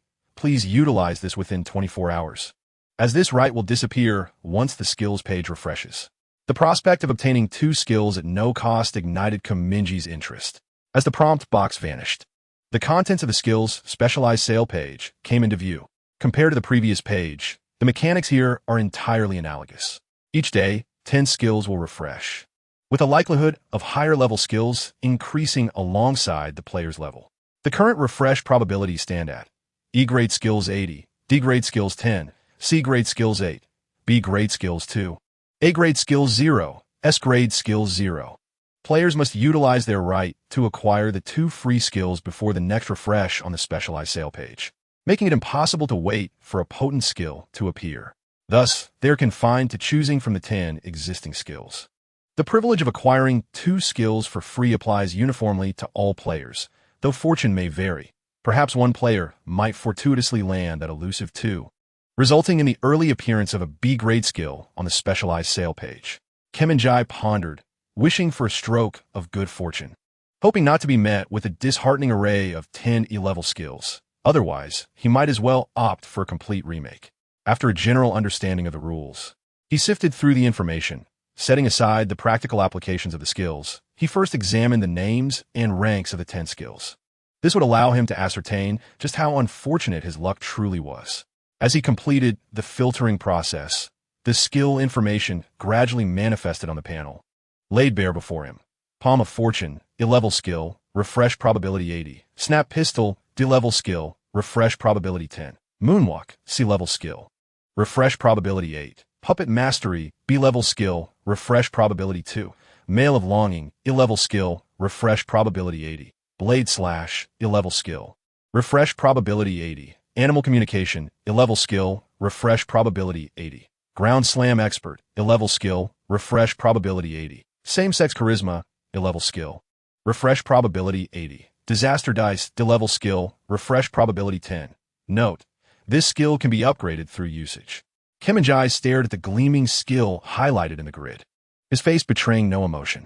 After a prolonged moment, he clenched his fists tightly, inhaling deeply with a suppressed hiss, nearly letting out a howl of despair. It seemed that fortune had favored him after all. He was indeed the chosen one. Chapter 20. Skill Selection. Part 2. Mingye had scarcely engaged in gaming throughout his previous life, having played little more than a few rounds of Minesweeper and Tetris. Immersed in literary works from a young age, he eventually entered university as a literature major, only to find himself transported to another world. Consequently, he possessed little understanding of the terminology and core mechanics prevalent in many games. Fortunately, the previous inhabitant of this body was a quintessential internet addict, having immersed himself in various superhero-themed games since the age of 6. From single-player games to pay-to-win mobile games, he had dabbled in nearly all popular titles. One could not overlook the relentless ingenuity of capitalists in this realm, seamlessly transitioning from superhero films to merchandise, costumes, and ultimately, the paramount annual revenue-generating superhero mobile games. These games, filled with magical girls, supervillains, and extraordinary heroes, capitalized on their real-world popularity to entice players into spending money to unlock characters. Thus, Inheriting the memories of his predecessor, Mingye found himself equipped with a decade's worth of experience as a gaming enthusiast, and his understanding of various games was certainly not lacking. It is crucial to acknowledge that all skills within this game bore a price that far exceeded that of comparable equipment and items, rendering the opportunity to select free skills an extraordinarily rare and invaluable chance, one that could decisively shape the trajectory of his early gameplay. In the mind of Mingye, if one were to liken his circumstances to a game, the initial thematic elements would undoubtedly include archetypal components such as espionage, assassins, romantic development, family-friendly narratives, and school life. However, as the game progresses, it would gradually reveal its true nature, transforming into an unabashedly chaotic hack-and-slash experience. The notions of espionage, campus romance, and family-friendly themes would be cast aside, as players, akin to Zhao Yun and Dynasty Warriors, would engage in a relentless slaughter of minions, sweeping across the globe from the Arctic to the Antarctic with unabated violence. The focus would revolve around bloodshed, and when encountering formidable bosses like Lu Bu, one would hastily summon allies to avoid being overpowered. Yet, this perspective pertains to the later stages of the game. If one were to bypass the early and mid-game phases and only contemplate the latter stages, Mingye would undoubtedly gravitate towards skills radiating an aura of invincibility and dominance, such as the Invincible King's Fist or the Super Genesis Lightwave, seizing them without a moment's hesitation, all aimed at achieving a massacre akin to mowing grass. However, currently entrenched in the early game phase, he must prioritize his undercover work when considering skill combinations. Otherwise, he risks facing an abject game over before even reaching the exhilarating combat phase. Consequently, the potency of skills proves less significant than initially perceived. The paramount task lies in selecting the most suitable skills for his current predicament from a selection of 10. Mingye's gaze traversed the descriptions of various skills, evaluating each one's worth in his mind. Skill number 1, Guaranteed Slap, an E-rank skill that ensures a single enemy receives a slap from him with absolute accuracy. It is a terrifying causality skill, yet its limitation of fixed damage renders it largely ineffective, prompting him to dismiss it outright. Skill number 2, Snap Pistol, a D-rank skill that allows one to enter a snap pistol state for 5 seconds, wherein each snap of the right hand fires an air bullet at the target ahead, with damage contingent upon the player's physical attributes. The more snaps executed within those 5 seconds, the greater the number of air bullets released. Mingye mused that it seemed rather intriguing, attempting a few snaps in the empty classroom before ultimately abandoning the notion. Given his finger dexterity, he found it impractical to produce multiple snaps in quick succession, thus deeming the skill low in value for himself. Had someone like Tamakura Satomi, who holds the Guinness World Record for snapping 296 times in a minute, wielded this skill, it is conceivable that they could elevate it from AD rank to AC or even be ranked purely through their expertise. Skill numero 3, Lunar Leap, a C-rank skill that enables a vertical jump, granting the body buoyancy for a brief duration of 30 seconds. While a flying skill could enhance mobility, he already possessed a web shooter. Thus, bolstering his physical attributes sufficed, as he did not require this additional maneuverability. Mingye reflected that this skill might prove enticing to other players. The skill Illusionary Puppet, classified as a B-level skill, possesses the remarkable ability to create a puppet through which the player shares vision and hearing. The player can manipulate the puppet, altering its voice and appearance at will to deceive others.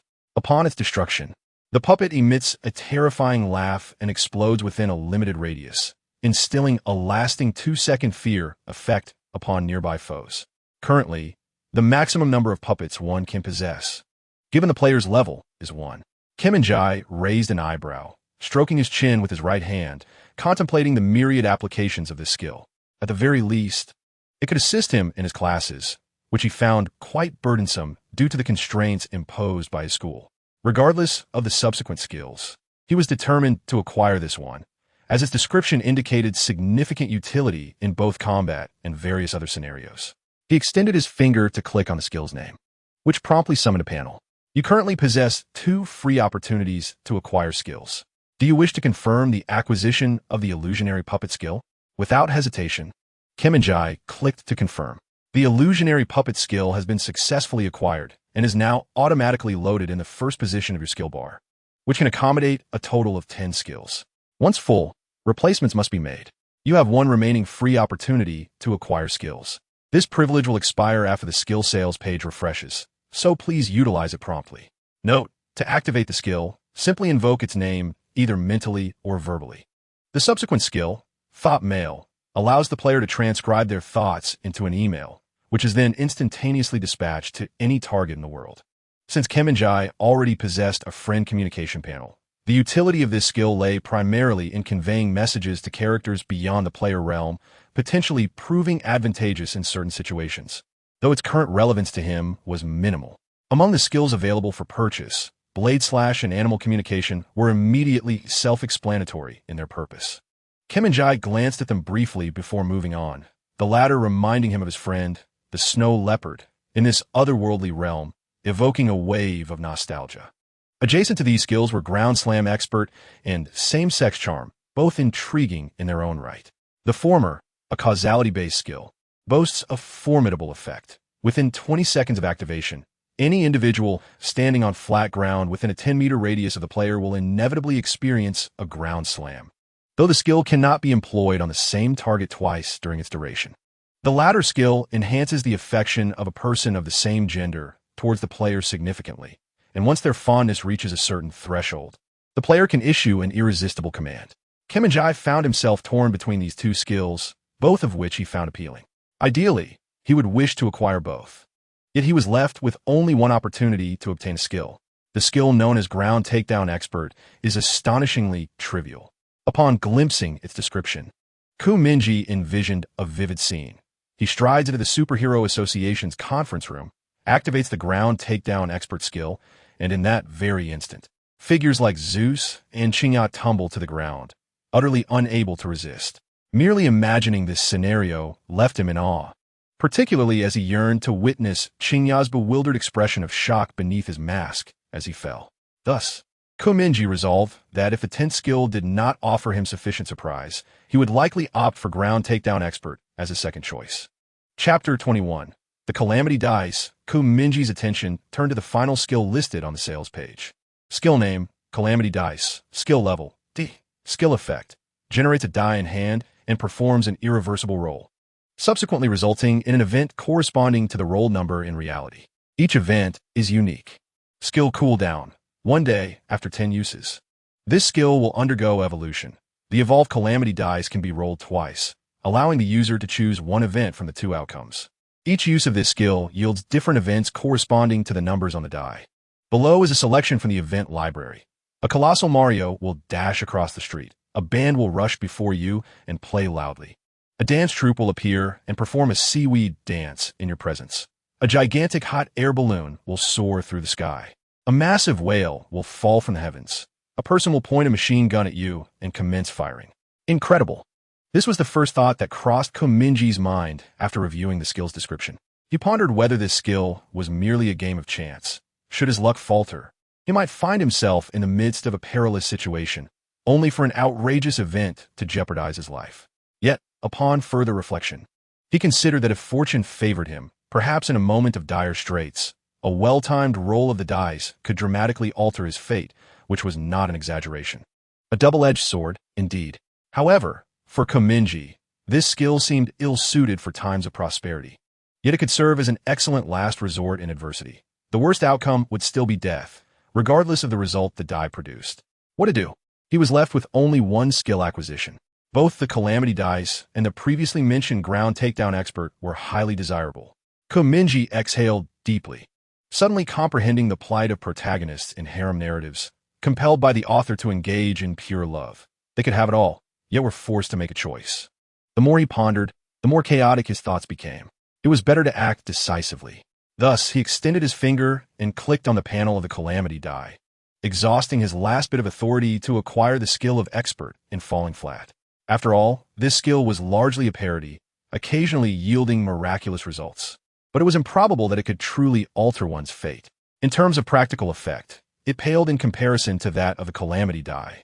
After all, what true man would not wish to rely on a roll of dice to defy destiny in dire circumstances? The spirit of a gambler burned deeply within the souls of everyone. Having selected 2 skills, Mingye noted that this physical education class was nearing its conclusion.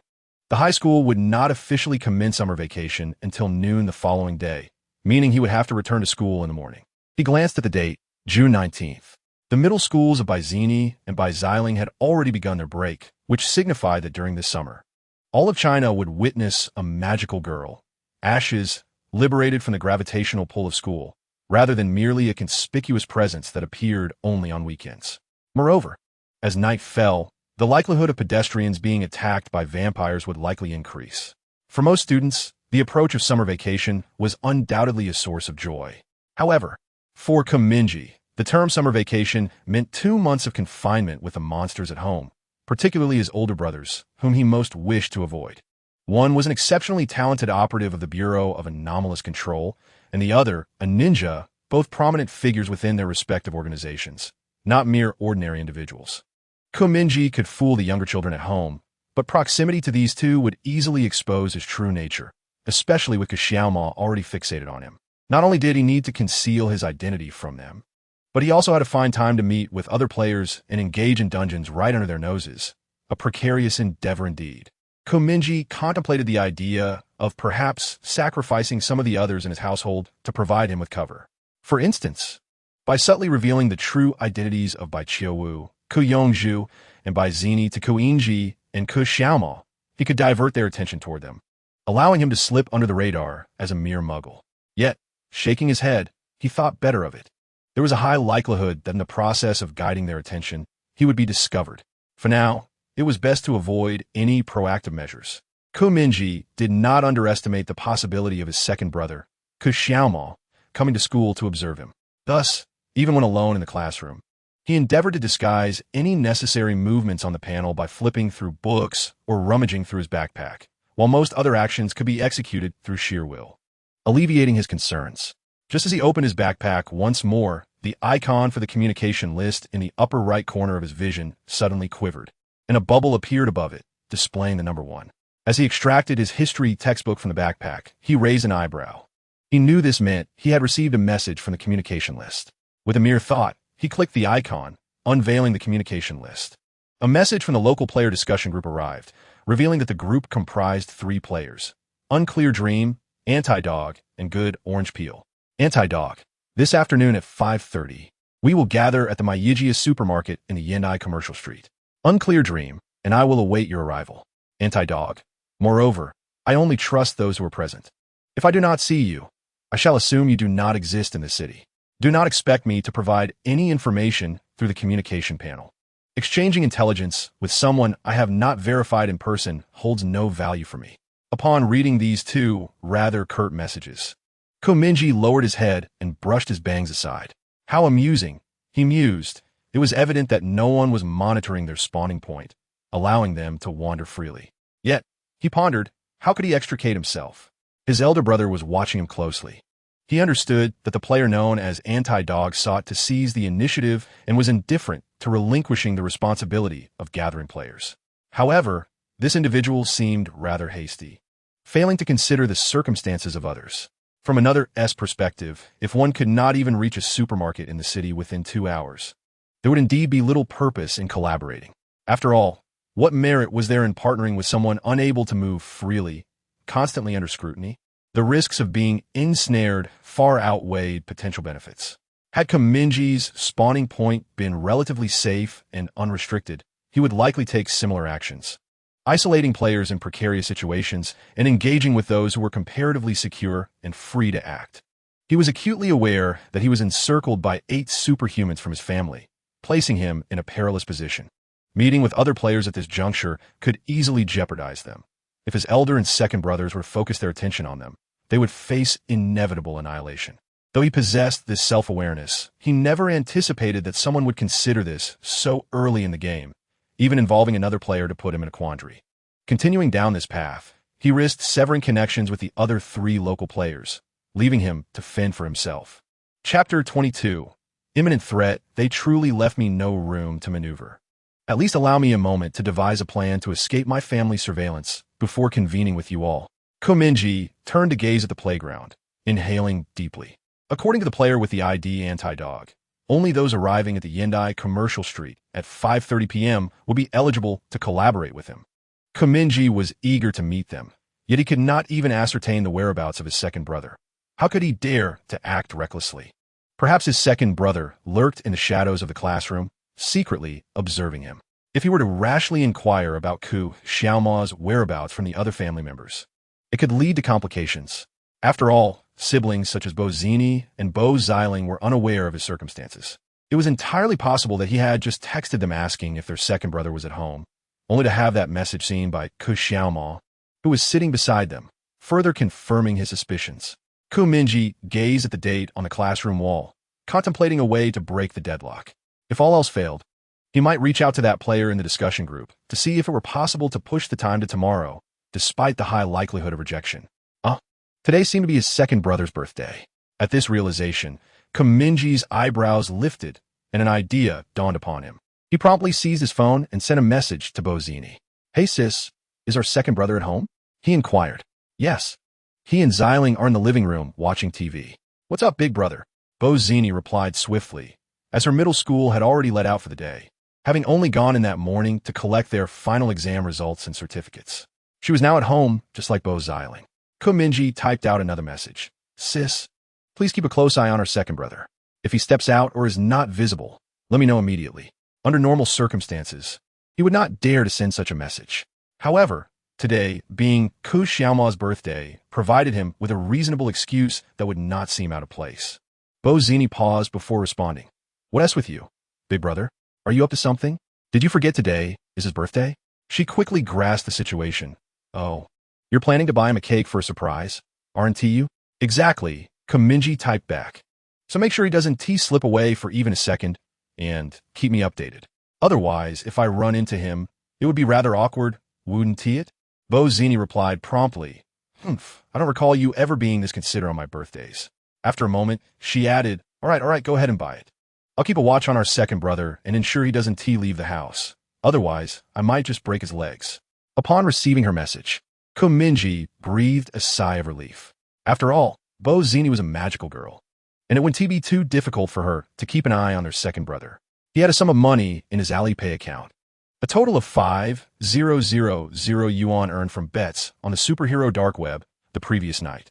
However, Ku Mingye had no intention of using such personal funds to purchase a cake. Instead, he opened WeChat to seek reimbursement from their parents. This would also lend credibility to his actions, preventing any suspicions from arising in his second brother. Having completed this series of tasks, he realized that there would be no time to pre-order a birthday cake. He would have to buy a ready-made one directly from the cake shop. Just then, the school bell rang, and Ku Mingye slung his backpack over his shoulder, not forgetting to pilfer a set of unopened school uniforms from an unfortunate classmate's drawer, and casually taking a shoebox containing Nike sneakers from another classmate's drawer. He would not have resorted to such actions if it were not absolutely necessary. After all, when life is at stake, one must cast aside any lingering sense of morality. He placed the shoebox and the plastic bag containing his school uniform into his backpack, then turned and entered the restroom of the teaching building. Finding a stall, he closed the door and sat on the toilet lid, opening the communication list. With a thought, he began typing in the discussion group. "Failed man, 5:30, right? Wait for me. Anti-dog, sure." Soon, an unfamiliar face contributed, belonging to a character who had never spoken before, the good orange peel. "Good orange peel. Count me in, just finished class, and even after time travel, I still have to be a wage slave. I'm truly fed up. Indeterminate dream. We're waiting for you here. Hurry up." Ku Mingye sat on the toilet, closing the panel. He attempted to mentally recite the name of the skill illusion puppet, and at the moment the words resonated in his mind, he summoned an extraordinarily peculiar puppet. Successfully released the skill illusion puppet, which consumes 20 of stamina. Your remaining stamina is currently 80. Skill description: creates a puppet that shares the player's vision and hearing, allowing control over the puppet, with the ability to alter its voice and appearance to deceive others. When the puppet is destroyed, it emits a terrifying laugh and explodes within a small radius, instilling a lasting 2-second fear effect on nearby enemies. Maximum existence time of the puppet, 3 hours. Ku Mingye glanced at the upper right corner of his vision, where a new gray bar appeared, representing stamina, akin to mana in online games. Once depleted, skills could no longer be cast. He then shifted his gaze to the puppet he had summoned.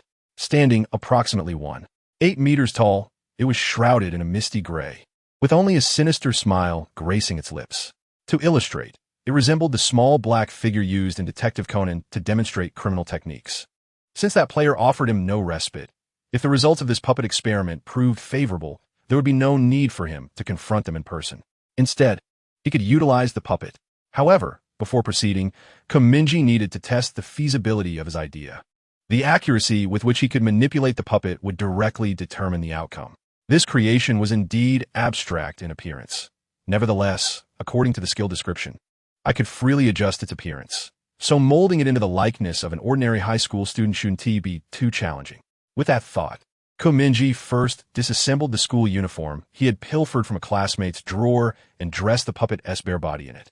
He then retrieved the sneakers from the packaging and placed them on the ground, as if helping a child put on shoes, slipping the puppet's feet into them. Next, Mingye used his thoughts to control the puppet, positioning it in a half squat, and began to experiment with manipulating its form. As soon as the thought settled, the body of the puppet began to undergo a dramatic transformation. In a mere 2 seconds, its height swiftly diminished from 1.80 meters to 1.70 meters, the figure perfectly fitting the dimensions of the school uniform. The size of its feet harmonized precisely with the shoe size, rendering it less awkward in appearance. Mingye scrutinized it for a moment, then focused his attention, conjuring an image of a typical high school student's face in his mind. In the next instant, the puppet's facial features began to morph, gradually contorting into a youthful, delicate visage with a healthy wheat-tone complexion. Following the hue of its face, the layer of black over its body gradually transformed into the same sun-kissed tone. At that moment, the figure clad in the school uniform truly resembled a handsome high school student. How convenient! I had anticipated it would take considerable effort to achieve a semblance of humanity. Mingye marveled inwardly, yet he remained vigilant. He overheard 2 high school boys chatting by the urinals outside the restroom and began to attempt to make the puppet mimic the tone and voice of one of them, prompting it to speak softly. Just then, a message from Byzini arrived, causing Mingye to halt his testing and lower his gaze. Second brother has been in the restroom for quite a while. He might be constipated. Don't worry about the cake. If all else fails, I'll trap him in there and prevent him from coming out. Upon reading the message, a sudden heaviness settled in Mingye's heart. Xiaomao had been in the bathroom for an extended period. Something was amiss. It was highly probable that his second brother had slipped into the shadows and departed the house, unbeknownst to Byzini, who was unaware of this particular tactic. He thought, "Oh no, it's likely that my second brother has come looking for me just minutes ago. I must act more swiftly." While contemplating, Mingye quickly adjusted the puppet's speaking voice, and he watched as it opened its mouth, uttering in a voice as faint as a mosquito's. That mock exam was truly difficult, especially the last question. Mingye exhaled in relief. Both the timbre and intonation were flawlessly imitated. It was almost as if the boy who had spoken by the urinal moments earlier was conversing, to the point where it elicited an unsettling sense of the uncanny valley effect. He instructed the puppet to crouch down, hiding in the corner of the stall, and then stepped out of the restroom, casually closing the door behind him. While washing his hands in front of the mirror, he controlled the puppet to rise, pushing the stall door open and emerging alongside him to wash their hands at the sink. Soon after, the two exited the restroom side by side, parting ways back to back in the corridor, heading in different directions, disappearing into the shadows at the corridor's entrance. Chapter 23. Dual Operations on June 19th at dusk. Atop an abandoned teaching building at the 3rd High School of Huanjing, the sun hung low in the west, casting a heavy shadow from the solar panels in one corner of the rooftop, while the rusty metal supports swayed precariously. After a while, a figure gradually emerged from the shadows, revealing a young man clad in a white shirt and jeans. Xiaomao leaned against the railing, motionless, surveying the entirety of the school below. His gaze wandered from the playground to the school gate, then from the infirmary to each teaching building. Every student laughing and chatting in the corridors, as well as the silhouettes darting across the playground, fell within his keen observation. In mere seconds, his attention fixated on a figure on the 2nd floor corridor of the teaching building. This individual, backpack slung over their shoulder, was engrossed in their phone as they slowly exited the restroom, hastily striding towards the stairwell and descending, seemingly in a hurry. Xiaomao's lower gaze followed him unwaveringly. He soon witnessed Mingye exiting the teaching building and making his way towards the school gate. before boarding a bus at a nearby stop. Ku Xiaoma committed the bus's appearance and license plate number to memory. Then his form seemed to dissolve, merging into a pool of ink that splashed into the shadow beneath him. In no time, the rooftop of the abandoned teaching building returned to silence, as if no one had ever been there, slowly decaying under the caress of the setting sun, resembling the peel of an orange. At this very moment, aboard bus No. 09, on Route 07, around Beijing, Mingye stood in an inconspicuous corner, gripping the overhead strap, absent-mindedly scratching his nose. The mingling scent of camphor balls and disinfectant was quite unpleasant. It was rush hour, and the bus was exceedingly crowded, swaying violently at times, causing him to collide with a sweating man beside him. The cacophony of short video sounds, the bus engine's hum, and a woman reprimanding her child all converged, creating an overwhelming atmosphere. He let out a soft sigh, lowering his gaze to his phone. On WeChat, Ku Yuqing finally acknowledged his message, sending him 500 yuan for Ku Xiaoma to buy a cake, instructing him to save the remaining money, and then ceased to respond. How stingy, he mused silently. You could probably buy 2 apartments in the outskirts of Beijing with a salary you earn from the Superhero Association each year. Though he felt a twinge of discontent, his fingers dutifully clicked to accept the payment. In truth, Mingye was not in dire need of this modest sum, as the 5,000 yuan he won on the dark web the previous night was considerable for a high school student. However, an unexpected windfall could arouse suspicion. When it came time for reimbursement from his parents, he ought to present himself as an ordinary high schooler. He tucked his phone away, slipped his left hand into his coat pocket, grasped the overhead strap with his right, and turned to gaze at the vibrating window. Although the fleeting scenery outside was reflected in his pupils, at this moment, his thoughts were entirely consumed by another image in his mind. As the puppet of the deception artist could share visual and auditory experiences with the player, transmitting everything it perceived directly to Mingye's consciousness. This experience is profoundly disjointed, akin to a person with schizophrenia simultaneously engaging in both an FPS and a MOBA game, struggling to manage the duality of existence. Yet, he strives to adapt to the dissonance of manipulating 2 bodies concurrently. Over time, this peculiar state alleviates the restlessness he felt while on the bus. After guiding the puppet away from the school, Mingye commands it to stroll towards the Yanda commercial street. It dawns on him that he has made a miscalculation. He should have slipped a couple of coins into the puppet's school uniform pocket before their separation, thus facilitating its ability to board the bus. Nevertheless, directing the puppet to walk serves, to some extent, as a means of acclimatization, proving not to be entirely detrimental. On the bus, he dons his headphones, closing his eyes to rest while simultaneously concentrating on the puppet's movements. Initially, he instructs the puppet to face a clothing store's glass display, checking its reflection and practicing various expressions to confirm fluidity. With practice, the dissonance diminishes significantly, allowing for precision even in the puppet's subtle facial movements. Seizing this opportunity, Mingye also assesses other capabilities, ultimately confirming that the puppet can utilize skills, items, and equipment, albeit lacking access to other panel functionalities. The puppet's 3 attributes mirror those of the player, indicating that, regrettably, it inherits Mingye's frail constitution. Moreover, the most significant distinction between the puppet and the player lies in its weight. The puppet is considerably lighter than an average human, which means that without careful control, a mere jump could launch it 3 or 4 meters into the air, as weightless as a balloon. Should this peculiarity be exposed to other players, it would undoubtedly raise suspicions. However, Mingye considers the possibility of providing an explanation, claiming that its lightness results from a passive skill learned from the skill shop, or perhaps that this body is inherently of a superhuman nature, endowed with the ability for buoyancy. Generally speaking, they are unlikely to scrutinize the details so meticulously. Conversely, the puppet's lightness presents a distinct advantage, enabling it to perform a feat that Mingye himself currently cannot, utilizing a web shooter to launch webs and swing through the air, akin to Spider-Man. Navigating the cityscape at high speeds, Mingye is hindered by his insufficient physical capabilities, lacking the strength to support his own weight.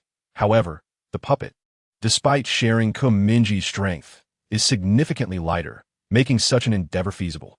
With preparations complete, he merely needs to direct the puppet towards Yanda Commercial Street, a location not far from Huanjing 3rd Middle School, reachable by foot in half an hour. On the bus, Mingye once again activated the system panel, perusing the pertinent guidelines outlined in the settings. He reaffirmed the rules of relative significance. Players cannot view each other's game panels, alleviating concerns that they might confirm identities through the interface, thereby exposing the ruse of the puppets. Summonings that are entirely player-controlled can represent the player as a unit within the instance, typically employed to gauge the circumstances within the dungeon. Each instance can only be challenged once per day. Should a player perish within the dungeon, they do not face true death but instead respawn outside the instance.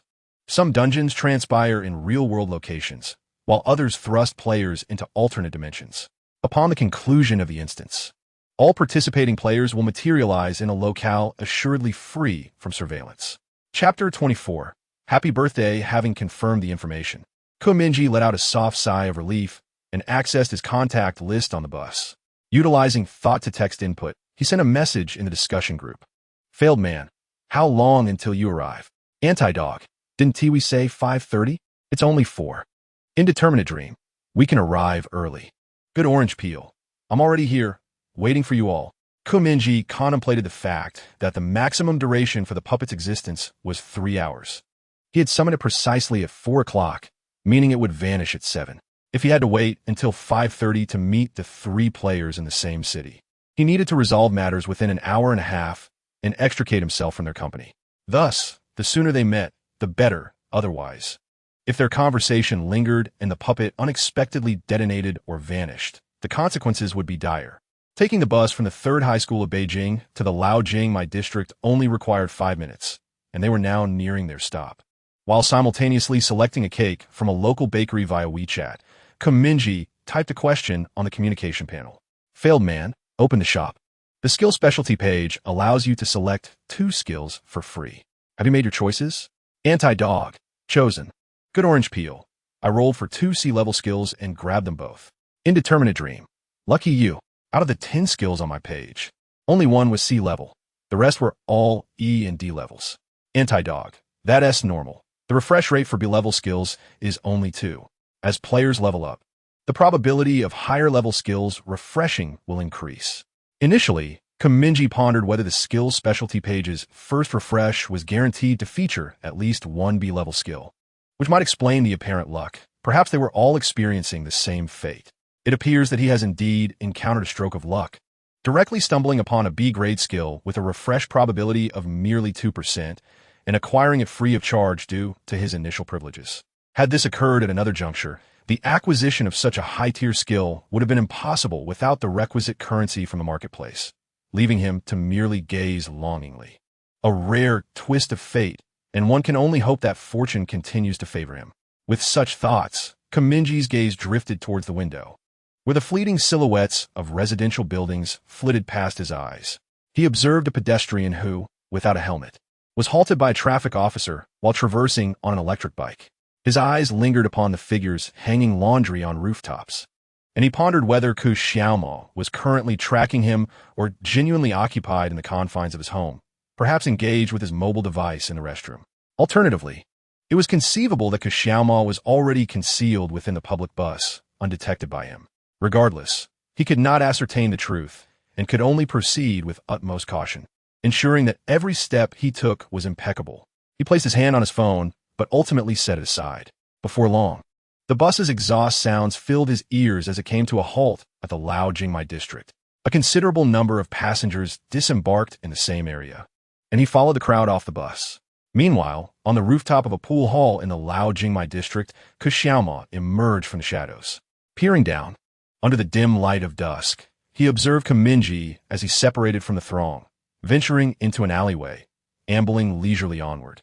Ku Xiaomao stealthily navigated the rooftops of several towering buildings, fixating his gaze upon Mingye's movements, ensuring that not a moment escaped his watchful sight. Soon, Mingye entered number 3 Liaojingmai Street, stepping into a cake shop adorned with a Sam's Bakery sign. He approached the counter, produced his phone, and engaged in conversation with the proprietor. The owner glanced at him, then retrieved a sizable package from the back kitchen and handed it over. A cake shop? Ku Xiaomao, leaning against a large advertisement board, slightly craned his neck to silently observe Mingye within. He witnessed Mingye accept the package, which he then carried as he exited the establishment. His attention diverted to his phone as he meandered homeward, resembling a delivery boy. Xiaomao followed Mingye silently until he watched him enter a duplex apartment building and ascend in the elevator, at which point he paused. He observed the elevator doors close and the lift ascend slowly before he emerged from behind a large billboard and turned to slip into the empty alley behind him. After school, Mingye had merely visited the cake shop before returning home. He thought to himself that he had not met anyone noteworthy. If any issues arose, they would likely stem from that cake shop. It seemed the proprietor was familiar with him, and they had exchanged some words. Upon his return, Mingye clutched a box, the contents of which remained a mystery. He would ascertain its contents shortly. With these reflections, Xiaomao surveyed the alley, ensuring no one was watching before gradually retreating into the shadows beneath him. Upon opening his eyes once more, he found himself seated upon the toilet in his home bathroom. The sound of the doorbell echoed from outside, and listening to Baizini's lively footsteps as she hurried to answer, Xiaomao pressed the flush lever. Amidst the cacophony of rushing water, he turned on the faucet to wash his hands before making his way to the door. Resting his hand upon the doorknob, he slowly twisted it and pushed the door open. At that very moment, a sudden loud bang resonated in his ears. Xiaomao's pupils contracted slightly as he instinctively raised his arms to shield himself.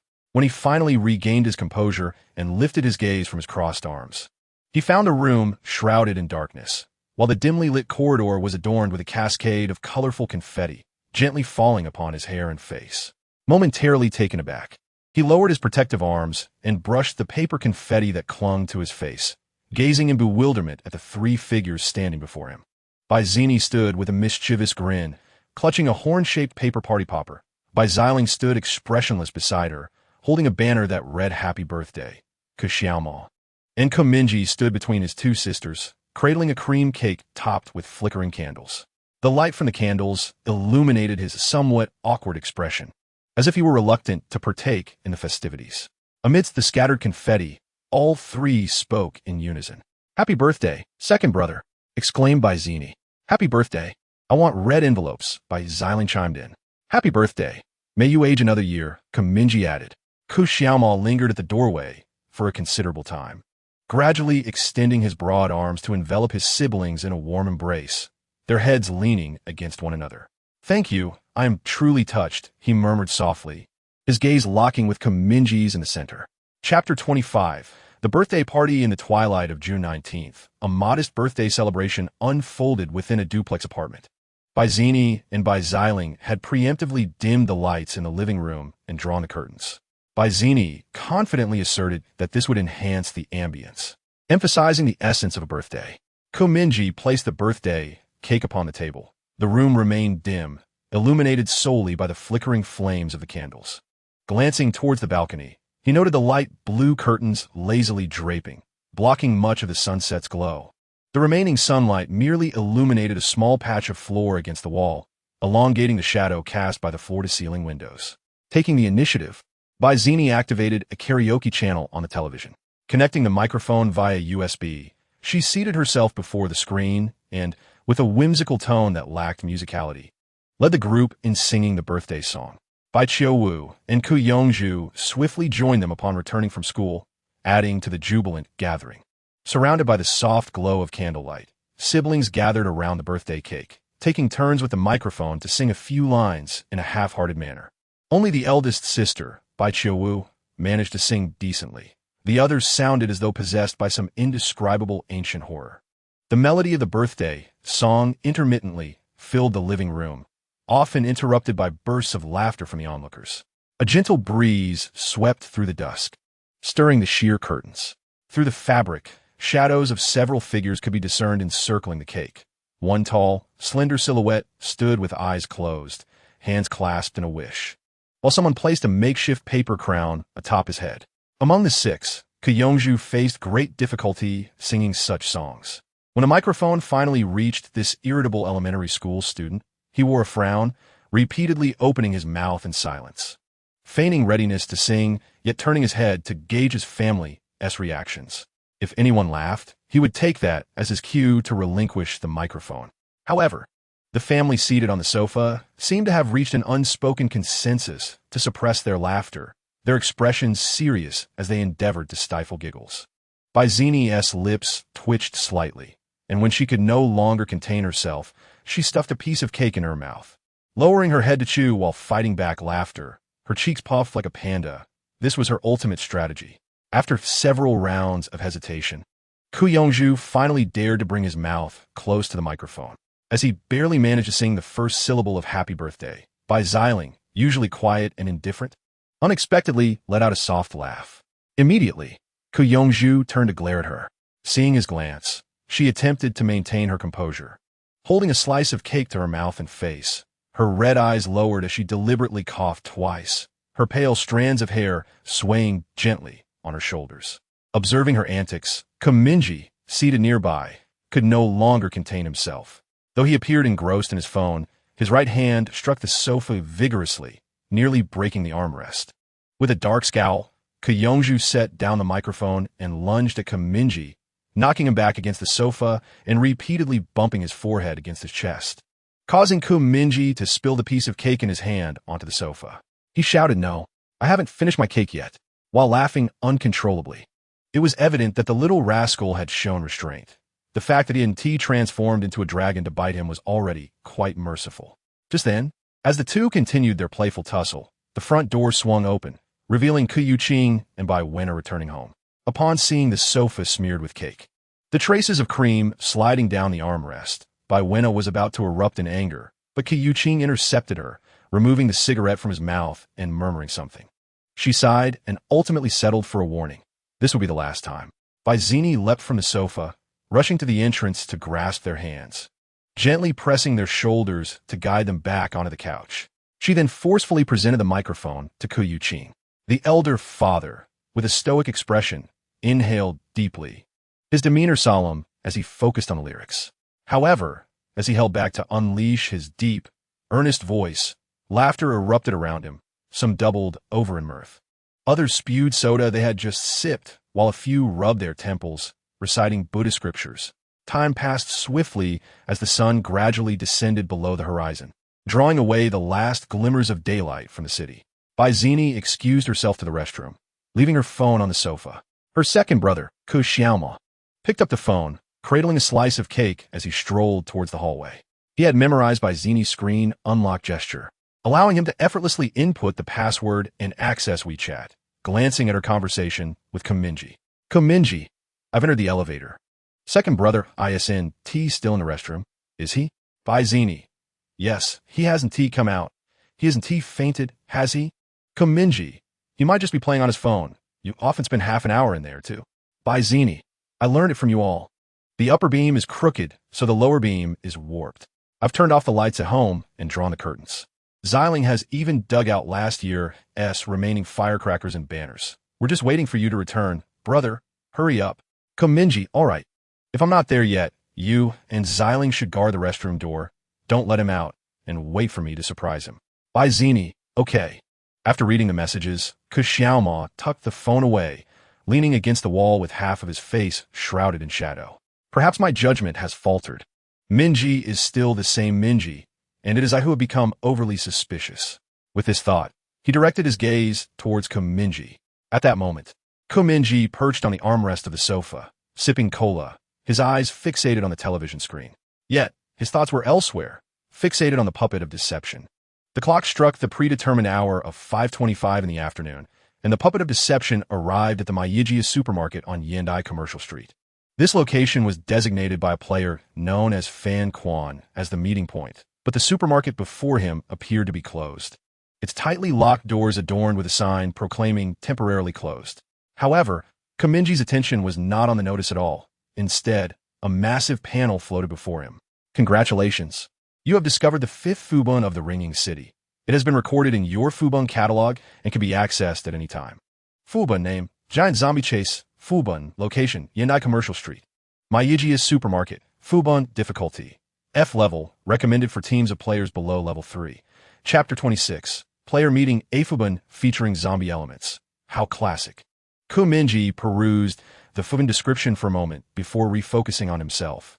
With a thought, The communication panel was activated, and a message was sent within the discussion group. Failed man. Have you all arrived? Good orange peel. Here. Unclear dream. 1. Anti-dog.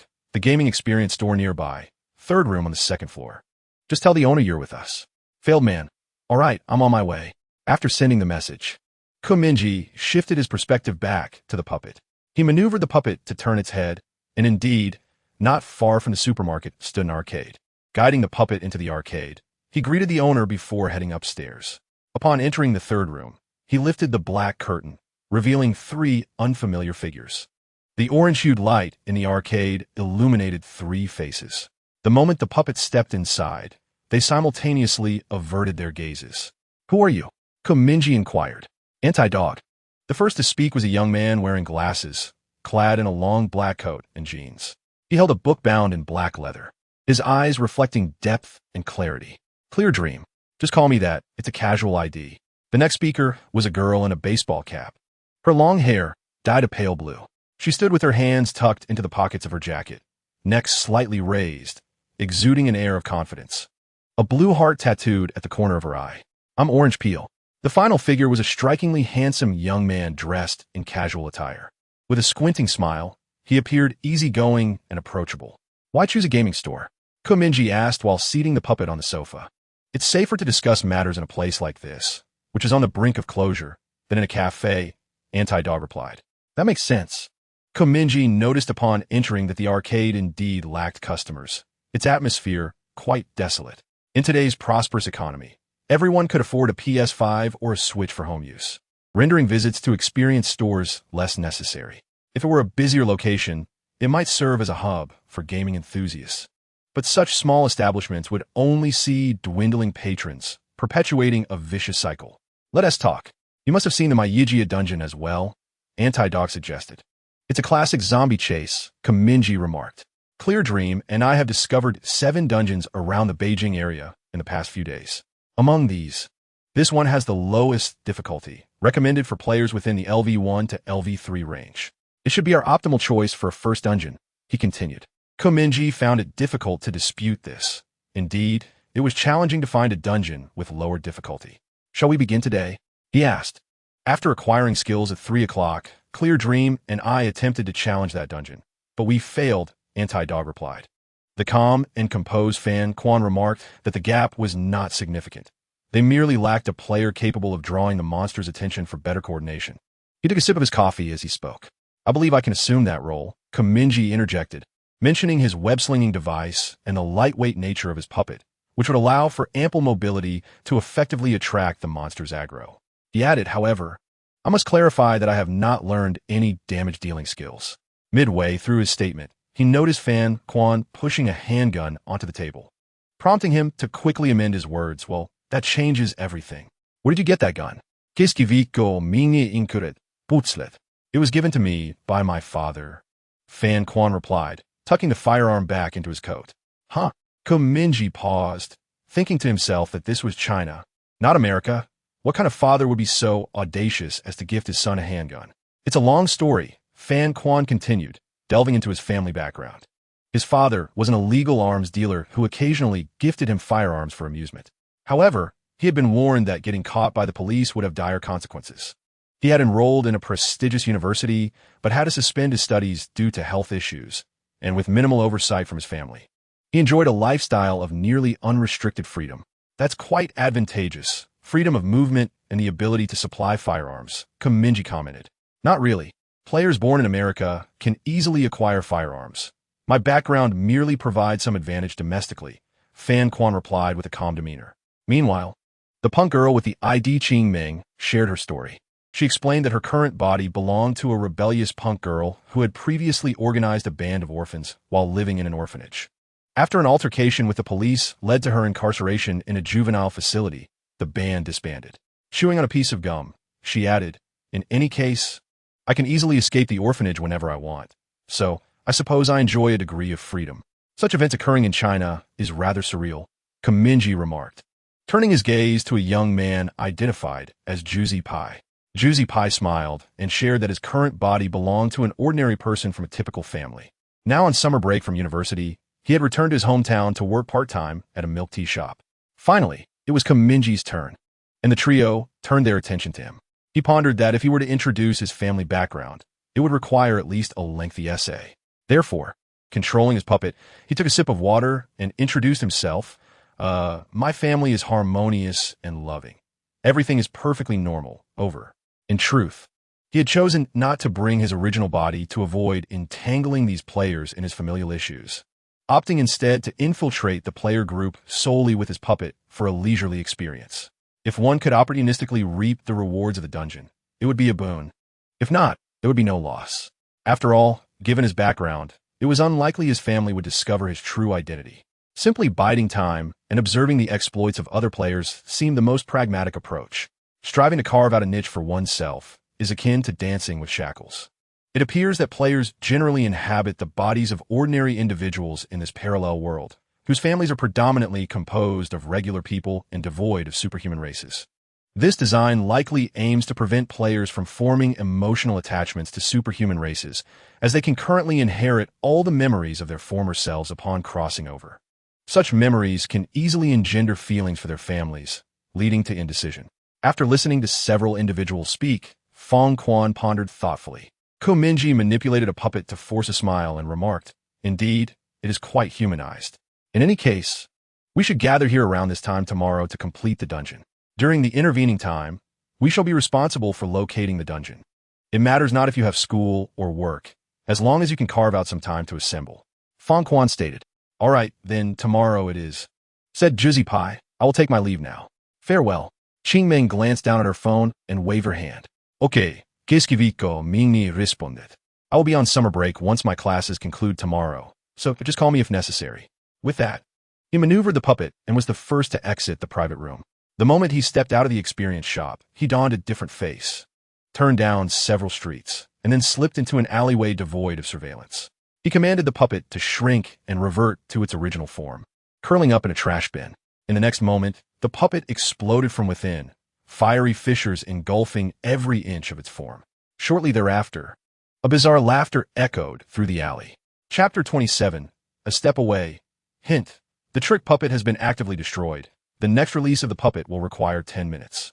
Mingye rubbed his temples, exhaling softly as he thought to himself that if this thing did not vanish soon, his mind would surely overload. When he opened his eyes again from the sofa, only a single image remained in his mind, and he felt a significant clarity wash over him. Simultaneously controlling two bodies is no simple feat, especially when the auditory and visual stimuli from both sides intertwine, creating a burden on the brain akin to acute schizophrenia, which over time could lead to a complete mental breakdown. Mingye sat on the sofa for a moment, collecting himself, and glanced at the clock hanging on the wall. The time read 6:25 in the evening. Night had fallen, and the birthday party at home had long since concluded. After dinner, everyone had gone out for a walk except for his second brother, who remained in his room, leaving the house rather tranquil. With nothing urgent to attend to, Mingye joined by Chiaowu and by Zini in watching television for a while. He picked up the remote and pressed the number key to switch to the news channel. On the relatively large screen, the host broadcast a video that had been deliberately obscured. As the footage progressed, he introduced, "Last night, the vigilantes Hai Wukong and the magical girl Ashes assisted the extraordinary hero Qingya in apprehending the rogue, the god seer Guishu, who was causing chaos in the heart of Huanjing City.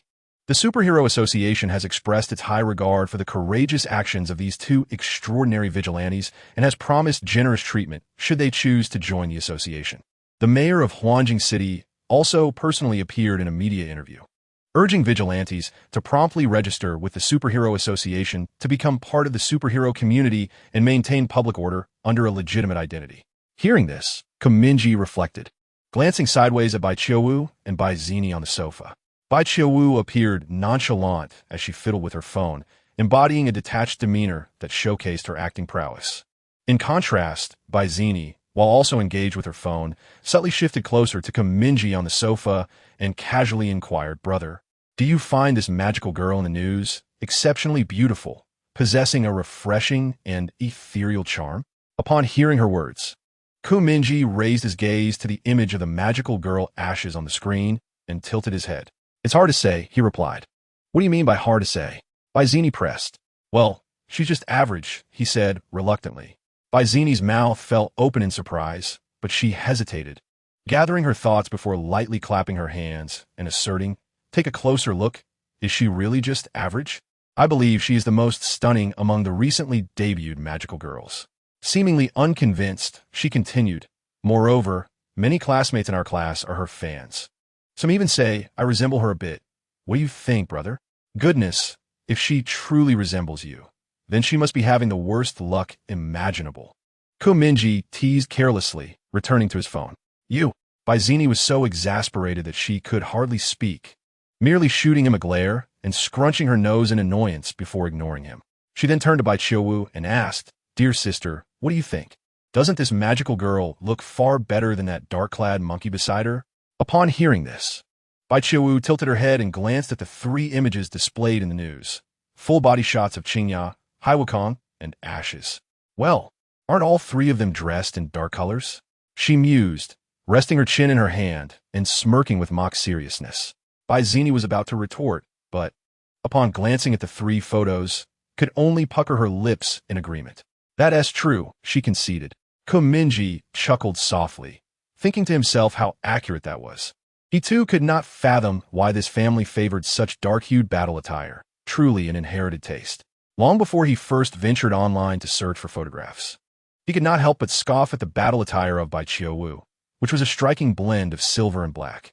Bizini's magical gown was a somber gray tinged with black, while the attire of their father, Yuqing, was even more ostentatious. Save for a hint of blue on the bird-like beak of his mask, it was an unrelenting expanse of black, rendering him nearly invisible at night. Perhaps the trio's thoughts aligned fortuitously. Given their nocturnal escapades, it made sense to design their battle garments in darker shades to facilitate stealth. Regardless, I find it utterly perplexing why this monkey has fans, Bizini muttered, glancing at her phone. "I left something at school, so I'll be heading out first. Farewell." With that, she rose from the sofa and turned towards the entrance hall. "Isn't your middle school on summer break? Shouldn't it be closed by now?" "Qu'est-ce Mingye inquired." Bizini's voice echoed from the hallway. "Mind your own business regarding the affairs of a maiden." "My apologies, princess. Would it suffice if I bowed to you twice to quell your temper?" Mingye retorted with playful sarcasm, though his curiosity about Bizini's errand lingered. Merely 5 minutes earlier, Yuqing had mentioned he was meeting a colleague that evening, donning his coat and stepping outside with a cigarette in hand. Mingye dared not follow him. Shortly thereafter, Bizini claimed she needed to retrieve something from school, asserting that the gates would soon lock. Perhaps they were both attending to the same matter. Is there even a criminal at large? Mingye checked the trending topics on Weibo, confirming that no incidents had occurred at that moment. "Second brother," he suddenly called upstairs. "What is it, Mingye?" Xiaomo responded as he descended the stairs leisurely. "My sister said she needs to go back to school for something. Could you give her a ride on the electric scooter?" Mingye suggested, rising from the sofa and brushing past Xiaomo as he headed upstairs. "Sure," Xiaomo replied, pausing on the staircase to glance at Bizini, who was putting on her shoes at the door. "Let me grab a jacket. Wait for me a moment?" "No need. I'll take the bus myself," Bizini replied, slipping on her shoes and shooting a glare at Mingye's retreating figure. As they conversed, Mingye hastily returned to his room. Seizing the opportunity, while his brother Xiaomo remained on the first floor, he locked the door and opened the window, once again employing the technique of the illusory puppet, summoning it to appear outside the window. Successfully unleashed the skill Illusory Puppet. This skill consumes 20 of stamina, currently leaving you with 80. The current maximum number of existing illusory puppets is 1. The maximum duration is 3 hours. Each summoning requires a 1-hour interval after the previous puppet's disappearance, though this can be reduced to 10 minutes if the puppet is actively dismissed. At that moment, the puppet remained a dreary gray, grinning ominously. Yet, Mingye had no time to alter its appearance. He commanded it to leap from the windowsill, and it promptly performed a somersault, landing on the rooftop of the adjacent building. Due to his naturally light physique, coupled with the rolling motion that cushioned his landing, he emerged unscathed. Simultaneously, a vivid image resurfaced in Mingye's mind, seen through the perspective of the puppet. He closed the window, turned, and sprawled across the bed in a relaxed manner, contemplating a test to see if he could keep pace with her speed. He retrieved his mobile phone and casually opened a video application. His fingers moved unconsciously across the screen, while his mind orchestrated the puppet's actions. He commanded the puppet to perch on the railing of the adjacent building, intently surveying the street below. Soon, Bizini exited the first floor of her duplex apartment, coming into the puppet's line of sight. Here she comes, Mingye thought. Chapter 28. Web of pursuit. Bizini turned her head, scanning the street to ensure it was devoid of onlookers before stepping into an unmonitored alley. She produced a folding umbrella from her bag. In an instant, a swirl of gray and black hues emanated from the tip of the umbrella, enveloping its form like a tidal wave, and the lower half of the umbrella gradually transformed into a wand. Time seemed to freeze as intricate floral decorations erupted across the umbrella's canopy, ultimately intertwining into a circular thorny design, completing the magical transformation of the umbrella into Cinderella's wand. Unfurling magnificently in the night, the bearer was enveloped in a radiant glow, as if ensconced in a cocoon of light. The magical girl, Ashen, brushed aside her bangs, and the cocoon of light shattered, allowing her long black hair to cascade down her back like a waterfall, while the gothic gray hem of her dress fluttered in the breeze. She raised her face, slowly lifting her gaze. Her pupils glimmered like crystalline waters under the moonlight. Nonchalantly, she reached upward, retrieving a classical mirror from within the umbrella, gazing at her reflection as her features subtly morphed. Had it not been for the puppet's vision, which was sharper than that of a hawk, Mingye might have struggled to discern her swift transformation in such darkness. The entire metamorphosis took less than 3 seconds. Flowing seamlessly, the girl took a few steps forward, effortlessly lifting the wand. As ripples emanated from the umbrella, her slender form ascended into the night sky alongside it. Could you possibly slow down a bit? There's no way I can keep up, Mingye thought, startled. Nevertheless, in that fleeting moment of Ashen's ascent, he promptly commanded the puppet to crouch, channeling its strength into its legs for a powerful leap. Tracing an agile arc through the air as it vaulted onto the rooftop of another residential building. Grasping the railing of the 9th floor, it began to climb and then sprinted down the corridor. Soon after, it leapt again from the railing, tumbling onto the rooftop of an office building. Racing across the solar panels, the metallic surface emitted a mournful cry beneath its feet. Throughout this endeavor, the puppet's gaze remained fixed on the silhouette of Ashen soaring through the sky, her ethereal form darting gracefully between towering edifices. Due to the astonishing lightness of this body, it effortlessly leaped several meters into the air. However, the speed of Ashen's flight was increasing, and no matter how far or high the puppet could jump, it could never match the velocity of flight. If this continued, it would soon be lost. Just ahead lay a forest of towering skyscrapers, and the traffic on the urban roads surged like a sea. Thus, Mingye commanded the puppet to equip itself with a web shooter and take a bold leap. Notice, your summoned puppet has been equipped with a web shooter. As the system's voice faded, a sophisticated metallic device resembling a watch appeared on the puppet's right wrist. It aimed the shooter towards the looming skyscrapers and pressed its hand down in a gesture. In an instant, a pristine white thread extended from the darkness, crossing the expansive road and adhering to the glass facade of the building ahead like a hand grasping its prey. Taking a deep breath, Mingye directed the puppet to seize the thread and leap from the apartment building below. With fingers taut around the thread, it swung gracefully through the air, and at the moment of impending collision with the skyscraper, it lowered its hand once more, shooting a new thread towards an adjacent building. As the thread stuck to the high-rise with a sharp snap, the puppet relinquished the original thread and grasped the new one tightly, tilting its body forward as it soared ahead. Yet, despite Mingye's utmost focus, he could hardly match Ash's speed. Lacking proficiency, the puppet struggled to maintain balance in the air. In contrast, Ash glided leisurely through the night sky, holding the umbrella with nonchalance, not even reaching full speed. Catching a glimpse of her silhouette had become a challenge. Is it truly necessary to be this exaggerated? Mingye thought anxiously. Now he understood why she flew faster than his sister's Nimbus. He needed to accelerate, or he would soon lose her. While his mind raced with urgency, his precision in controlling the puppet remained unwavering. The puppet deftly grasped each thread, careening forward under the glow of neon lights, as if traversing a fantastical world, where the backdrop shifted from movie trailers to beauty advertisements. The howling wind swept across his face, and the blaring horns of trucks below created a cacophony. Yet the puppet's momentum never waned. its gaze fixated solely on the fluttering hem of the girl's dress in midair. Approximately 30 seconds later, the puppet released the last thread clinging to the skyscraper, executing a roll as it landed on the rooftop of a hotel, finally surpassing this modern jungle forged of neon and steel. Behind it, the threads intertwined in the air like a complex graph, connecting nearly dozens of glass-walled skyscrapers.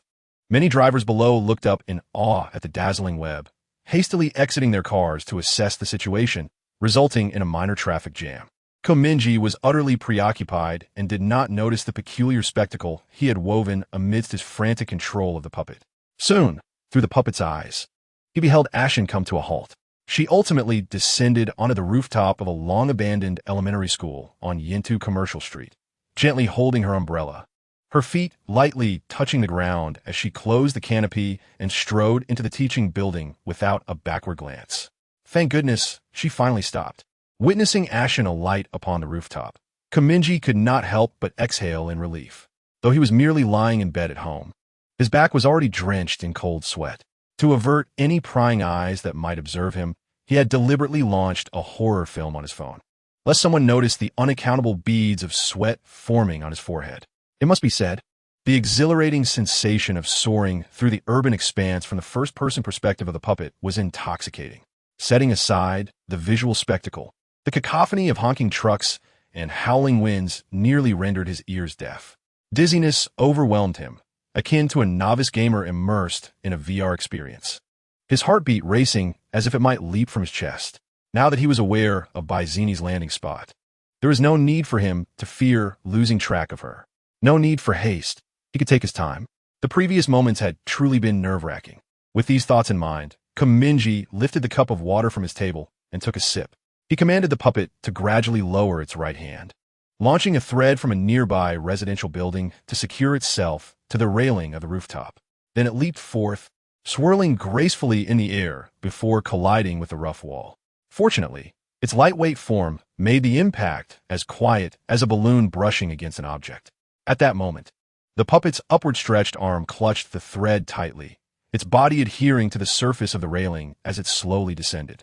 Mingye had no intention of allowing the puppet to enter the teaching building directly. That would be tantamount to courting death.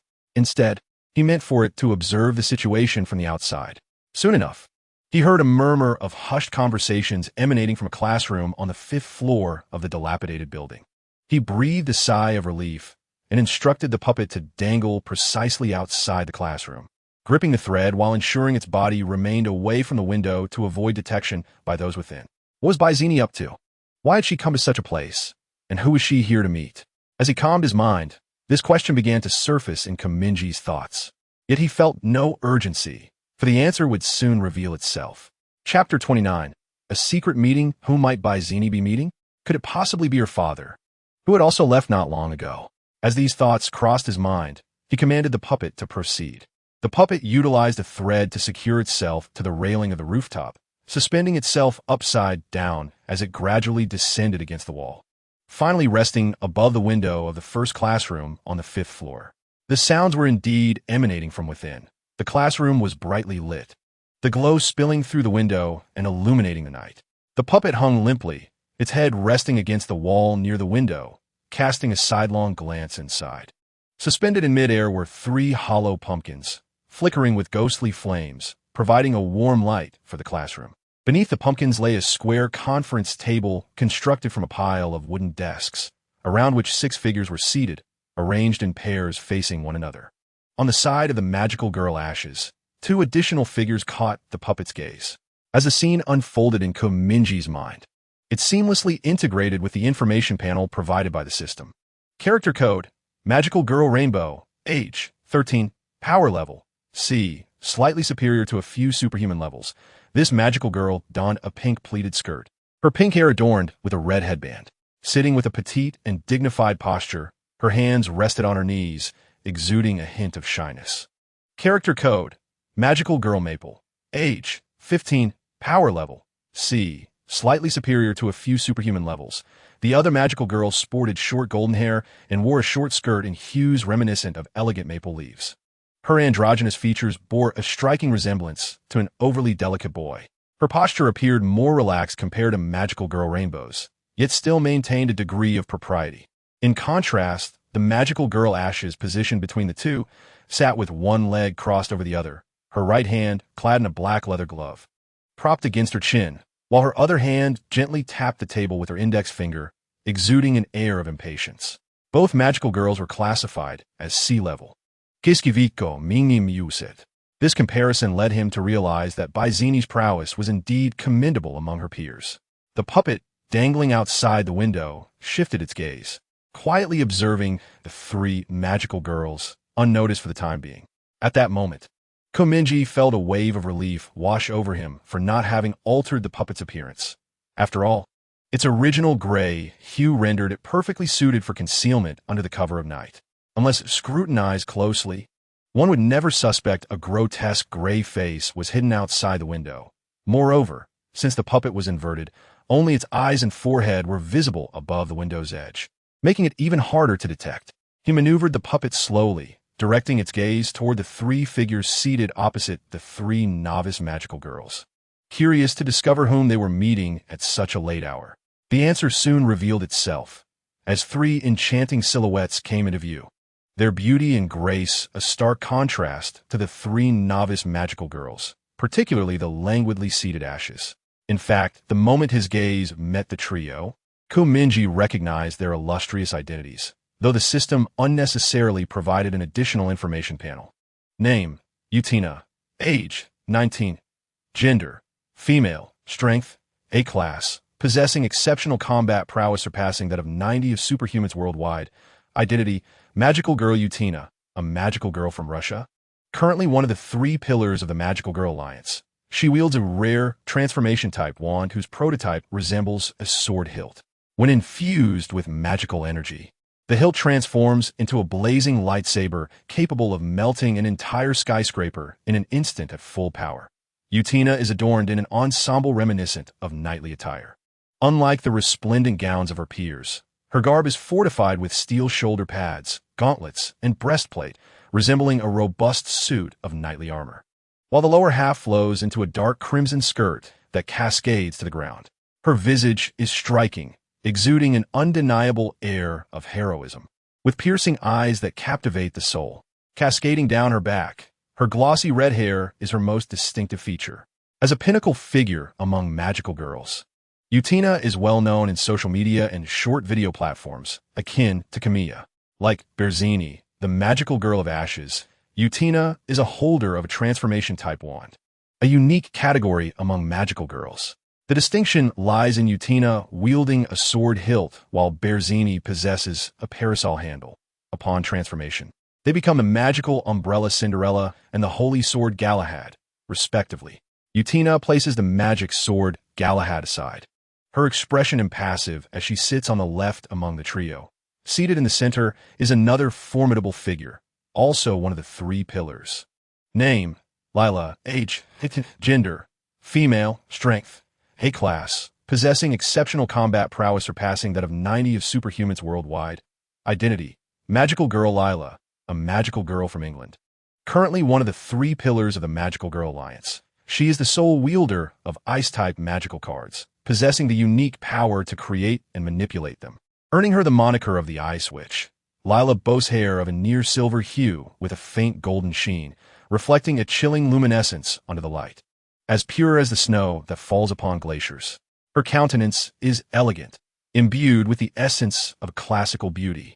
Those ice-blue eyes resemble a lake sealed beneath ice, mysterious and profound, exuding an aura of inaccessibility. Draped in a blue and silver magical gown, her tall frame radiates an elegant demeanor, reminiscent of a noble maiden emerging from the pages of British classical literature. Beneath the orange glow of a pumpkin lantern, Lila gazes downward, meticulously perusing a collection of documents. In contrast to her meticulousness, a young Asian girl seated to her right is engrossed in leisurely consuming rice dumplings while lowering her head. Name, Shizuyu. Age, gender, female. Strength, A class. Possessing exceptional combat prowess that surpasses 90 of the world's superhumans. Identity, Magical Girl Shizuyu, a magical girl from China. Currently one of the three pillars of the Magical Girl Alliance, she possesses unparalleled mastery over various elemental magical cards, exhibiting extraordinary skill. Even creating unique cards, such as the Space-Time Train from the Magic Compendium number 3, Chapter 30. The troubled girl Shizi Yu sported a bun hairstyle, with her twin ponytails elegantly coiled into circular shapes resembling the ears of a panda.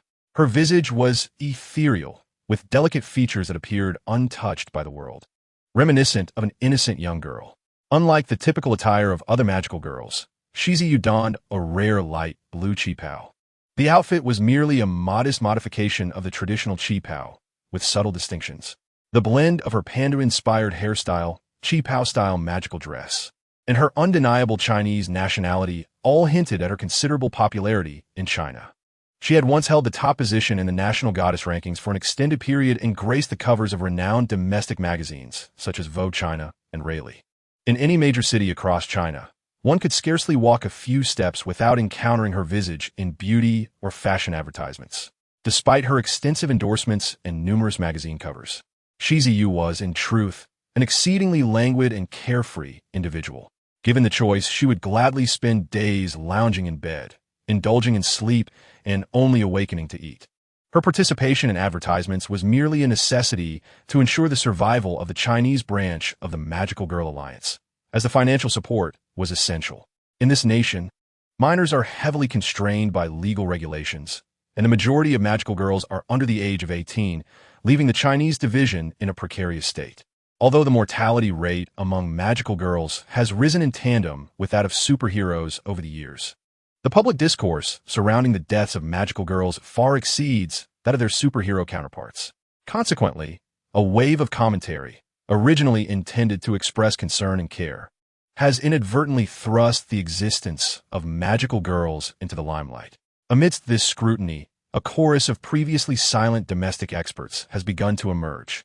They have repeatedly expressed their views on the internet, asserting that the duty of maintaining public order should fall to the Extraordinary Heroes Association, rather than allowing a group of underage girls to flaunt themselves in bizarre outfits in the skies. This not only poses a detrimental behavioral influence on young girls domestically, but also seriously violates the fundamental regulations protecting minors. Amid such trying circumstances, China witnessed the emergence of Shizi Yu, a prodigy claimed to be a once-in-3,000 years magical girl who utterly revitalized the waning spirit of magical girls. Her mastery of magical cards has reached an unprecedented realm, likely unmatched in the future, and it would not be an exaggeration to call her the mother of a new generation of magical cards. For the past 3 centuries, the combat prowess of magical girls originating from China had consistently lagged behind that of other nations, but the advent of Shizi Yu directly transformed this situation.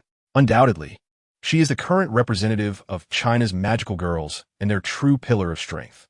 Had it not been for Shizi Yu's solitary efforts to reverse the tide, the title of magical girl might have long exited the annals of Chinese history, supplanted by the Extraordinary Heroes Association.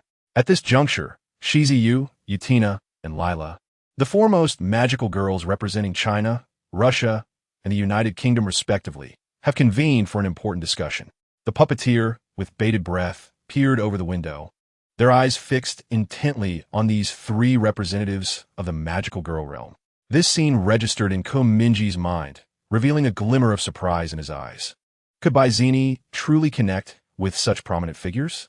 However, there were 2 new magical girls alongside Baizini, so perhaps this was merely a routine meeting, he pondered. After all, as the strongest among magical girls, the system's data indicated that both Yutina and Lila possessed A-level combat power, while Shizi Yu's prowess was just a step away from the coveted S-level, classified as A. Their statistics were astonishing, without other superhuman entities intervening. Their combined strength could easily obliterate a nation's borders, with few superhumans in the world capable of contending with them. Nonetheless, the Mingye family, when combined, could potentially challenge them, not to mention the presence of an extraterrestrial mother with unknown power, leading Mingye to regard them with a certain degree of skepticism. At this moment, as they had yet to speak, the magical girls Ashes, Maple, and Rainbow, seated directly opposite, dared not utter a word. Except for Ashes, the expressions of the other 2 were as solemn as elementary students awaiting their teacher's grading, trembling with nerves. Utina, with her arms crossed, closed her eyes in contemplation, the steel shoulder pads of her gown reflecting a cold light under the illumination. Lila rested one hand on her forehead, brushing aside strands of light golden hair with the other as she perused documents, her icy blue eyes intently scanning the material on the table. Meanwhile, Shizuyu casually played with her phone, nonchalantly nibbling on a zongzi, the sound of her chewing resonating clearly in the silent classroom. Maple and Rainbow exchanged cautious glances, silently acknowledging the truth behind the whispers on Weibo. This national idol possessed an insatiable appetite, capable of devouring 2 barrels of rice in a single sitting. As Shizuyu savored her meal, she seemed to suddenly recall something and raise her gaze towards the gothic girl seated opposite her, inquiring, "Little and I, do you have time after the meeting?" Ash, engrossed in her phone, was momentarily taken aback by the question. She quickly tucked her phone away and looked up, responding, "I do have time. I've already begun my summer break." After a brief pause, she added, "But master, what do you intend to do?" Mingye, overhearing this, was momentarily stunned before realizing, "Master, is Shizuyu my sister's mentor? Her taste in mentors is rather questionable." Then later, when a wild fox logs in, "Join me for a couple of rounds of Go," Shizuyu suggested. "That sounds good, but I need to check if my brother will let me borrow his laptop." Ash replied thoughtfully, "He's quite troublesome. He often bullies me at home." Mingye felt a twitch of his eyelid, thinking to himself, even in such a setting, "You seize the opportunity to speak ill of me?" "Absolutely not," Lilai interjected, lifting her gaze from her documents, her tone cool and measured. "And you're not permitted to stay up late." With that, she swept a lock of her light golden hair away from her forehead. Ash pouted, staring directly into Lilai's icy blue eyes, and innocently retorted, "But second master, did you not keep me up late to play Dota last time? You claimed your Ice Maiden was the best in the UK. If you weren't a magical girl, you would have become a professional player." Her words left the 2 rookie magical girls sitting nearby in stunned silence. They thought to themselves, "We are all magical girls who debuted at the same time. How is it that you address the 3 presidents of the Alliance so casually as master while speaking so indiscreetly? This is simply absurd." Mingye, who had been eavesdropping, had a similar reaction. If the second master is present, then the one sitting beside her, Utina, cannot possibly be your third master. So, it seems the 3 most powerful magical girls of the modern era are all your mentors, one teaching you swordsmanship, while the other 2 instruct you on controlling magical energy. He mused. The reason he mentioned teaching her to control energy rather than magical cards was that Baizini, like Utina, had rarely utilized magical cards in battle, relying instead on her mutated wand. With so many forms of her magical umbrella, Cinderella, it was natural for her to require guidance on how to seamlessly integrate them into combat. Let us not digress. Lilai maintained her impassive demeanor. "We convened today to discuss recent incidents, most of which stem from your actions." "Such as?" Ash asked nonchalantly, swinging her legs as she sat in her chair. "Firstly, the Alliance has clearly stipulated that magical girls must not take lives. Yet, 1 month ago, you personally killed a superhuman criminal, and the ensuing public outcry has yet to subside." "I did not wish to kill him. It was merely..." Before Ash could finish, Lilai interrupted her with a cold, firm tone. "Secondly, there is your identity issue. You are currently the only magical girl in China who has not officially registered her identity. Do you comprehend the gravity of this matter?" Chapter 31. The first negotiation as the voices within the classroom gradually transformed into accusations directed solely at Ash's. Kamiyoya raised an eyebrow. He recalled the incident from a month prior, when a magical girl Ashes had inadvertently committed homicide. At that time, she had unleashed a magical beam from the tip of Cinderella's umbrella, creating a gaping hole in the chest of the superhuman criminal, the Hand of Buddha. The lifeless body of the Hand of Buddha slid down the glass facade of a towering building, blood cascading forth like a waterfall, staining the entire structure crimson. The scene was grotesque, eliciting terrified screams from the onlookers below. In the footage, Ashes stood suspended in midair, silently gazing at the blood-soaked river that marred the building's surface, her grip tightening around the black umbrella, as if unable to comprehend the gravity of her actions. As for her identity, that was an oft-repeated discussion. Technically, Ashes was not a bona fide magical girl, as she had not officially registered her identity, choosing instead to assist citizens in a vigilante capacity, receiving no compensation for her efforts. However, if she were to concede and formally register her identity with the authorities, Koyaking, utilizing his resources within the Superhero Association, would undoubtedly uncover the truth. Given his regard for family, it was highly probable that he would discard his mask and confront her directly, employing a forceful demeanor to compel Baizini to abandon her foray into the world of magical girls. In that moment, within the brightly lit classroom, despite the scathing reprimand from the president of the Alliance, Ashes remained unfazed. She rested her elbow on the table, the fingers of her gloved hand supporting her chin, while her other hand traced circles on the surface. With a cold scoff, she remarked, "I do not wish for my family to worry about me, nor do I require their support. What I dread most is the thought of them hindering my progress. This is the reason I conceal my identity." Pausing briefly, she turned her cheek, her tone darkening further. "To publicly disclose my identity would be akin to donning shackles. If that is the case, I would rather relinquish my role as a magical girl. What a nuisance." "This is your duty," Utina interjected, her eyes wide open as she fixed her gaze upon Ashes. "From the very first day you became a magical girl, you were bound to adhere to the rules." "By what authority?" Ashes retorted, lifting her gaze from the table to meet Utina's eyes, indignation lacing her voice. "Whose rules are these? Those who sit above us, doing nothing but watching as we toil?" Witnessing this confrontation, the two novice magical girls nearby stood frozen in shock, rendered speechless. It was their first encounter with someone daring enough to challenge Utina with such fervor. "I advise you to choose your words carefully," Utina cautioned, "especially in public.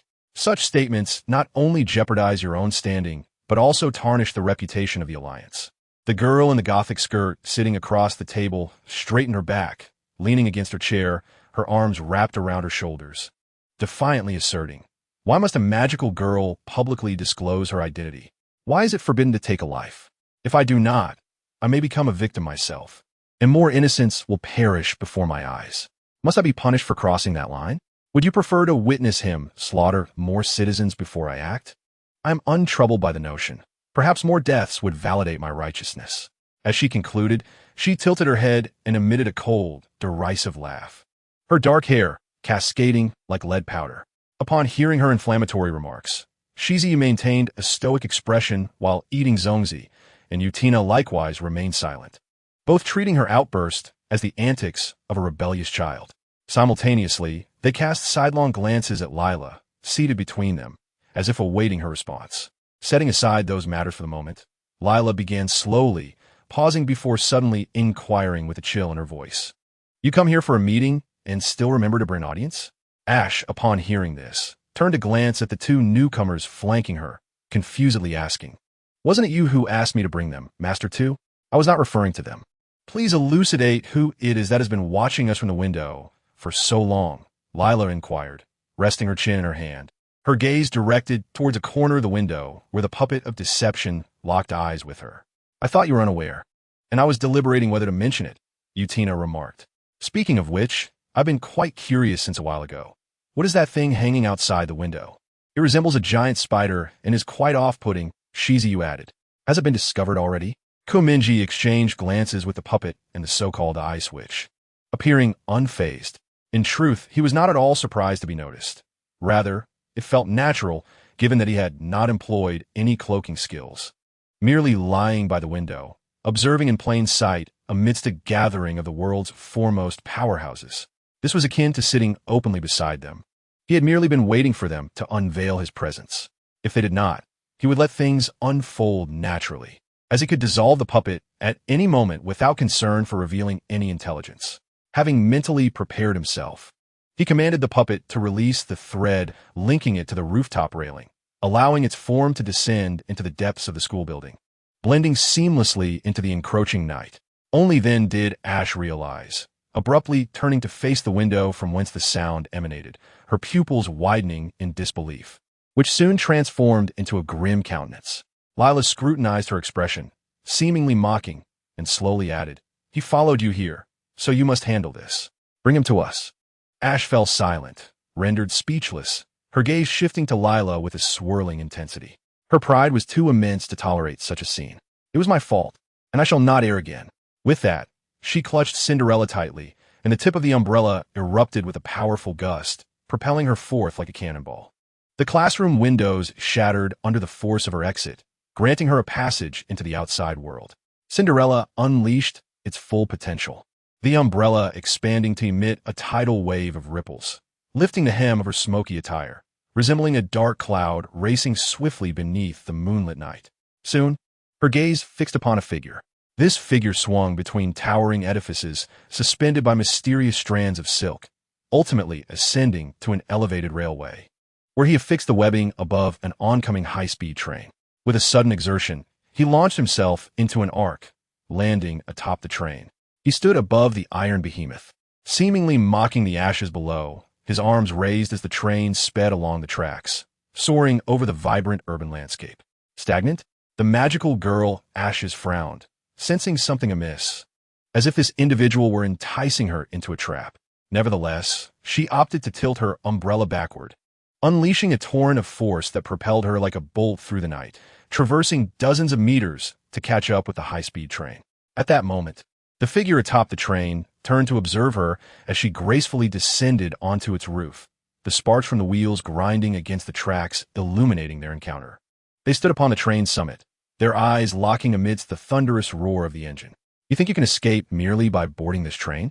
Ashes inquired. "No, I am waiting for you," the figure replied. Chapter 32. The puppet girl, the magical girl, Ashes stood atop the train, her gaze fixed upon the figure not far from her. She furrowed her brow and raised her voice over the rumbling engine, questioning, "What do you mean by saying you were waiting for me?" At that moment, the moonlight intertwined with the sparks of the train's friction against the tracks, illuminating the enigmatic silhouette. It was a form enveloped in a shroud of indistinct gray, a grotesque smile stretching across its face, nearly reaching its ears. The closer she looked, the more unsettling it became, compelling her to avert her gaze. Ashes felt her heart racing, her sanity teetering on the brink, yet she dared not shift her focus, lest it seize the opportunity to counterattack. What on earth is this hideous creature? She pondered, raising Cinderella with one hand, aiming the tip at the deceptive puppet, declaring with deliberate clarity, "Take one more step, and I shall ensure your utter annihilation." Isn't that a line meant for a magical girl? Could you perhaps enroll in a preschool for magical girls to refine your image before emerging? Mingye inwardly scoffed while maneuvering the puppet to raise its hands in a gesture of surrender. Calm down, I have no intention of fighting you," it grinned. "Your words suggest that you possess the strength to challenge me," Ash retorted, casting a scornful glance at the puppet. With a swift motion, she reached beneath Cinderella's umbrella and drew forth a katana. "Though I remain unaware of your origins, your presence has caused me great embarrassment before my master. My current mood is one of irritation. I shall first vent my frustrations upon you, hoping you prove as resilient as I imagine." The blade glinted coldly in the moonlight, mirroring the girl's obsidian eyes. Her voice was almost drowned out by the thunderous roar of the high-speed train, yet it still managed to reach the other party's ears. The puppet shrugged nonchalantly, continuing with a calm demeanor. "Let me reiterate, I am not your adversary. I know who you are. Desperate enough to play the oracle now." Ash scoffed. The puppet lowered its visage, its hollow eyes fixating on her, softly uttering a name, Byzini. Ash froze momentarily, her expression swiftly turning icy. The barrel of Cinderella's umbrella had opened, its dark aperture poised to unleash a dangerous flare at any moment. "I will grant you 3 seconds to explain," she declared in a low voice, "or I shall fire." 3. Countdown commenced. The puppet continued to hold its hands aloft, silent. Its fragile form swayed atop the train like a human weeble. 2. Ash counted down, her right hand gripping the handle of Cinderella's umbrella, the magical missiles within the chamber primed to launch. 1. Just as Ash was about to pull the trigger, the puppet suddenly spoke with a smile. "I know who Black Wukong is. He is the one you've been pursuing." Ash's expression grew even colder. "And what of it? I'm also aware of your family, your friends, everything surrounding you. It is not difficult. Once I know your name, I can uncover all there is to know about you." The puppet continued, tilting its head. "Thus, I understand your need for anonymity. It is for the sake of your family, is it not?" Silence. "You abominable creature. Did you know?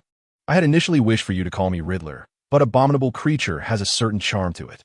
From now on, you may refer to me as such," the puppet quipped, raising non-existent eyebrows. "You shall perish in my hands this very moment." Did not your master just admonish you that magical girls must not take lives? And so, Ash sneered, you cannot possibly believe I would hesitate to kill you? Impulsiveness is a demon.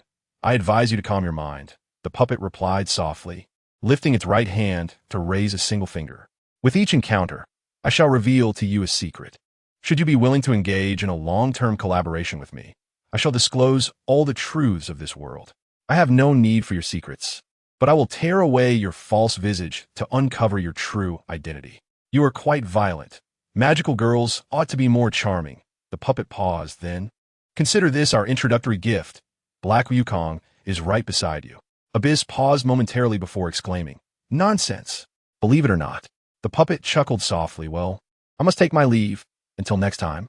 Next time, I shall simply apprehend you and bring you back to the division, so we can meet daily.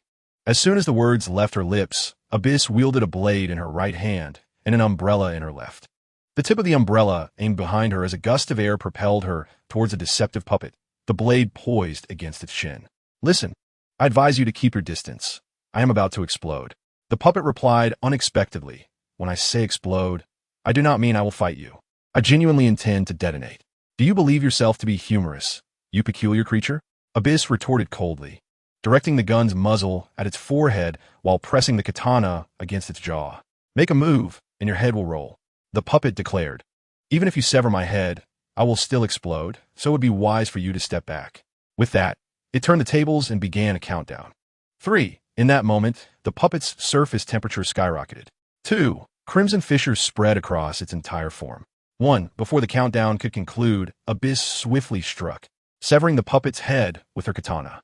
Simultaneously, she aimed Cinderella's gun at its chest, opting not to unleash a magical missile, but rather to release a powerful gust of air, propelling the puppet's body from the top of the high-speed train into the night sky, thereby preventing an explosion that could harm the passengers below. At that moment, the puppet's head soared through the night sky. It opened its mouth, gazing at Abyss's silhouette, calmly stating, "We shall meet again, Miss Abyss. I may have perished, but countless versions of me will return." The puppet's voice echoed in the chilling wind, soon replaced by a sinister laughter. The body, propelled backwards, erupted in a dazzling explosion, transforming into a fleeting burst of fire that briefly illuminated the bustling cityscape above.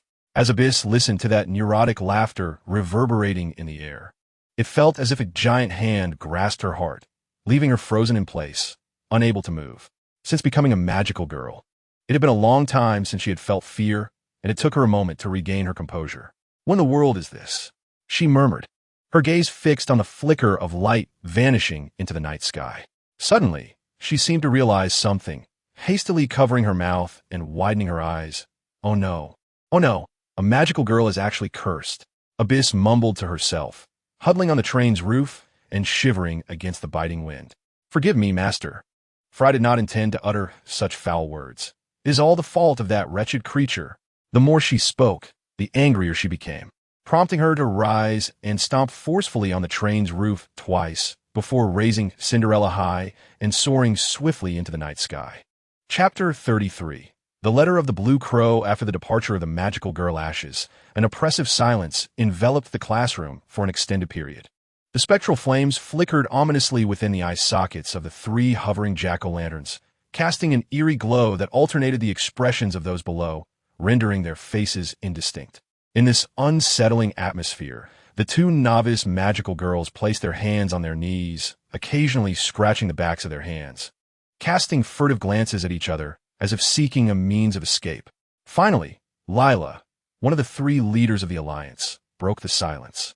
She raised her gaze towards the newcomers and, with a tone both indifferent and composed, stated, "As you can see, an unexpected incident has occurred. We will conclude this meeting for now. You 2 may leave, and do take care on your way back." "All right then, esteemed seniors, we shall take our leave." The 2 magical girls seized the opportunity to retreat, as if clutching a lifeline, hastily uttering their farewell in unison before bowing and swiftly exiting the classroom. Only the 3 leaders of the Alliance remained, seated beneath the glow of the jack-o'-lanterns. "Xiao and I is still the same, impulsive, reckless, and obstinate," Lila remarked, casting a sidelong glance at the shards of glass on the floor. "Logically speaking, shouldn't we deliberate on who has nurtured her to become this way?" I have never relaxed my vigilance towards her, whether during training or at any other time, Yathina calmly reassured herself. At that moment, both turned their gazes towards the silent figure of Shizi Yu seated to the right. You are quite humorous. I suppose you wish to imply that I, Shizi Yu, am the cause of her demeanor, she said, sensing the increasing intensity of their stares. With a resigned sigh, she continued, fine. Let it be said that I am responsible for her behavior. Given your current stance, what more can I say? It's entirely up to you. Having finished her rice dumpling, she clapped her hands and remarked, but on a positive note, at least she is quite spirited. I assent she. Otherwise, if there were only magic without the girl, the title of magical girl would indeed be rendered meaningless. Lila withdrew her gaze from Shizi Yu. Her tone cool as she replied, it is easy to speak lightly. Who knows what trouble she might cause in the coming year? Rather than dwell on these potential calamities, should we not discuss the individual who has been trailing her? Are you not concerned? With that, Shizi Yu skillfully and seamlessly shifted the conversation, stating, while that eavesdropper is rather weak, otherwise they would not have hidden so ineffectively. We must not let our guard down. Perhaps they wish to be discovered, intending to lure Xiao and I into pursuing them. As her words settled, a thick tome embossed with intricate patterns appeared in her hands, rising gracefully into the air as though lifted by an invisible hand. Following this, a card shot forth from the book, vanishing into the night beyond the window. Shizi Yu grasped the spell book, closed it, and placed it on the table while explaining, should she encounter danger, this card will ensure your immediate transport to her location. Lila detected the subtle discord in her words and shot her a pointed glance. We? What of you? Eating, sleeping, and rejuvenating. Tomorrow, a plethora of advertisements awaits filming. Shizi Yu responded with natural ease. I truly wish your fans in China could witness your everyday demeanor, Lily remarked. I am merely paying homage to our national treasure, the panda. Do not insult the pandas. They are not as indolent as you.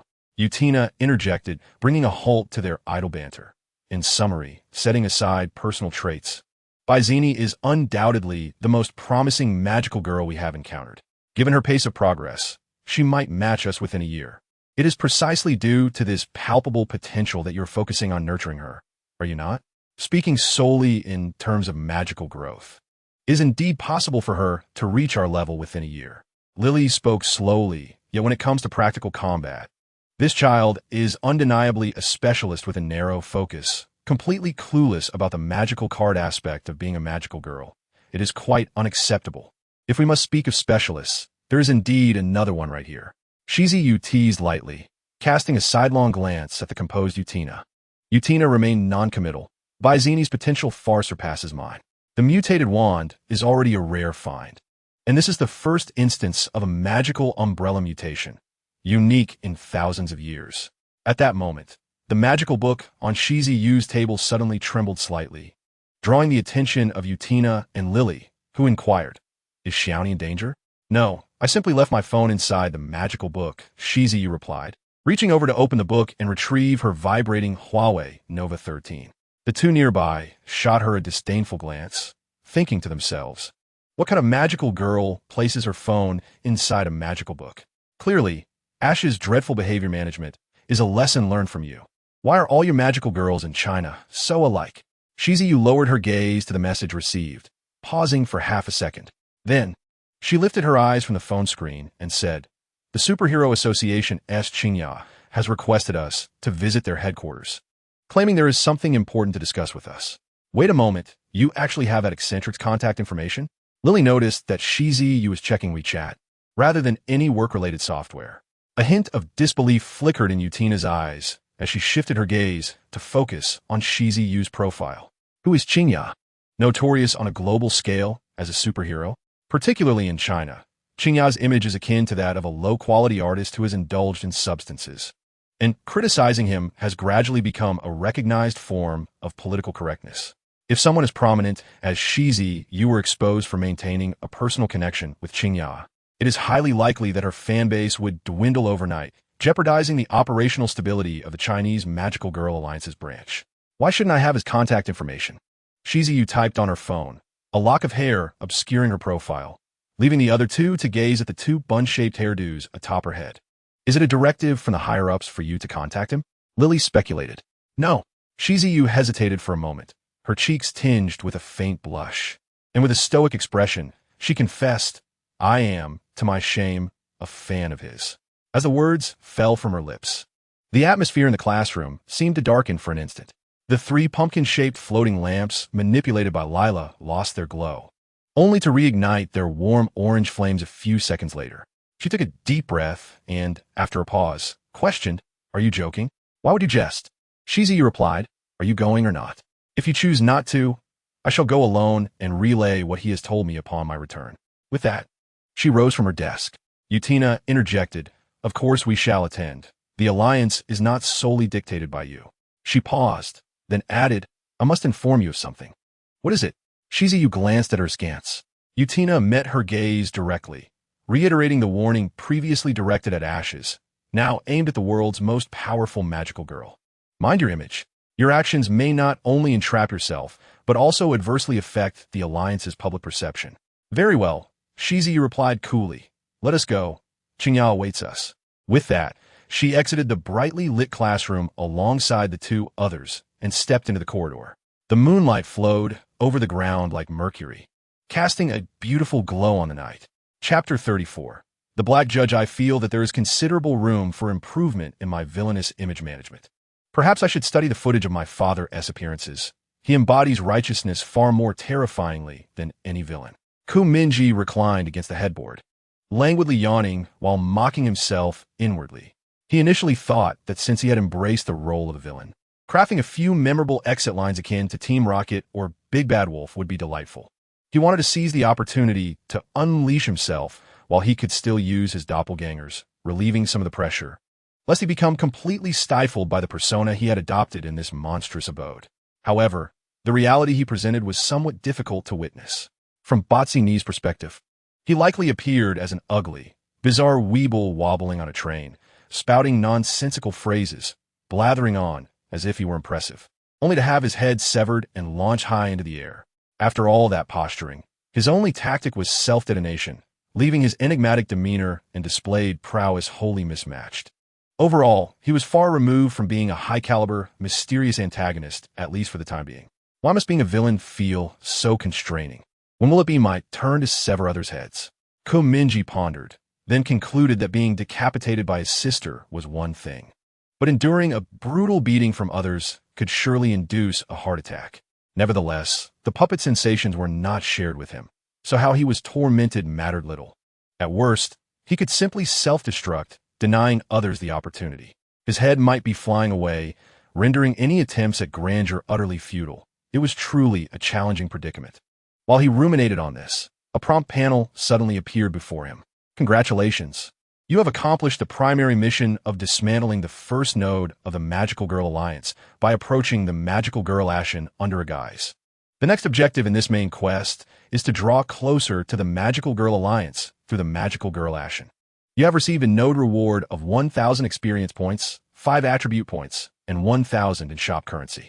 Your level has been elevated to LV2, 500,1000 points, and you have earned an additional attribute point as a reward for leveling up. You currently possess a total of 6 unallocated attribute points. Please allocate them in a timely manner. It is rather surprising. I had assumed rewards were only granted upon the completion of the entire mission. However, it makes sense. By the time I obliterate the Magical Girl Alliance, the prize would likely be cold, rendering the notion of rewards moot." Mingye raised an eyebrow, pondering this as he summoned his personal panel. After repeatedly clicking the plus sign adjacent to the physical attributes section, a prompt panel appeared. Notice, 6 points have been added to the physical attributes. Current player attributes are as follows. Physical attributes, 16 points. Neural reaction, 9 points. Mental strength, 10 points.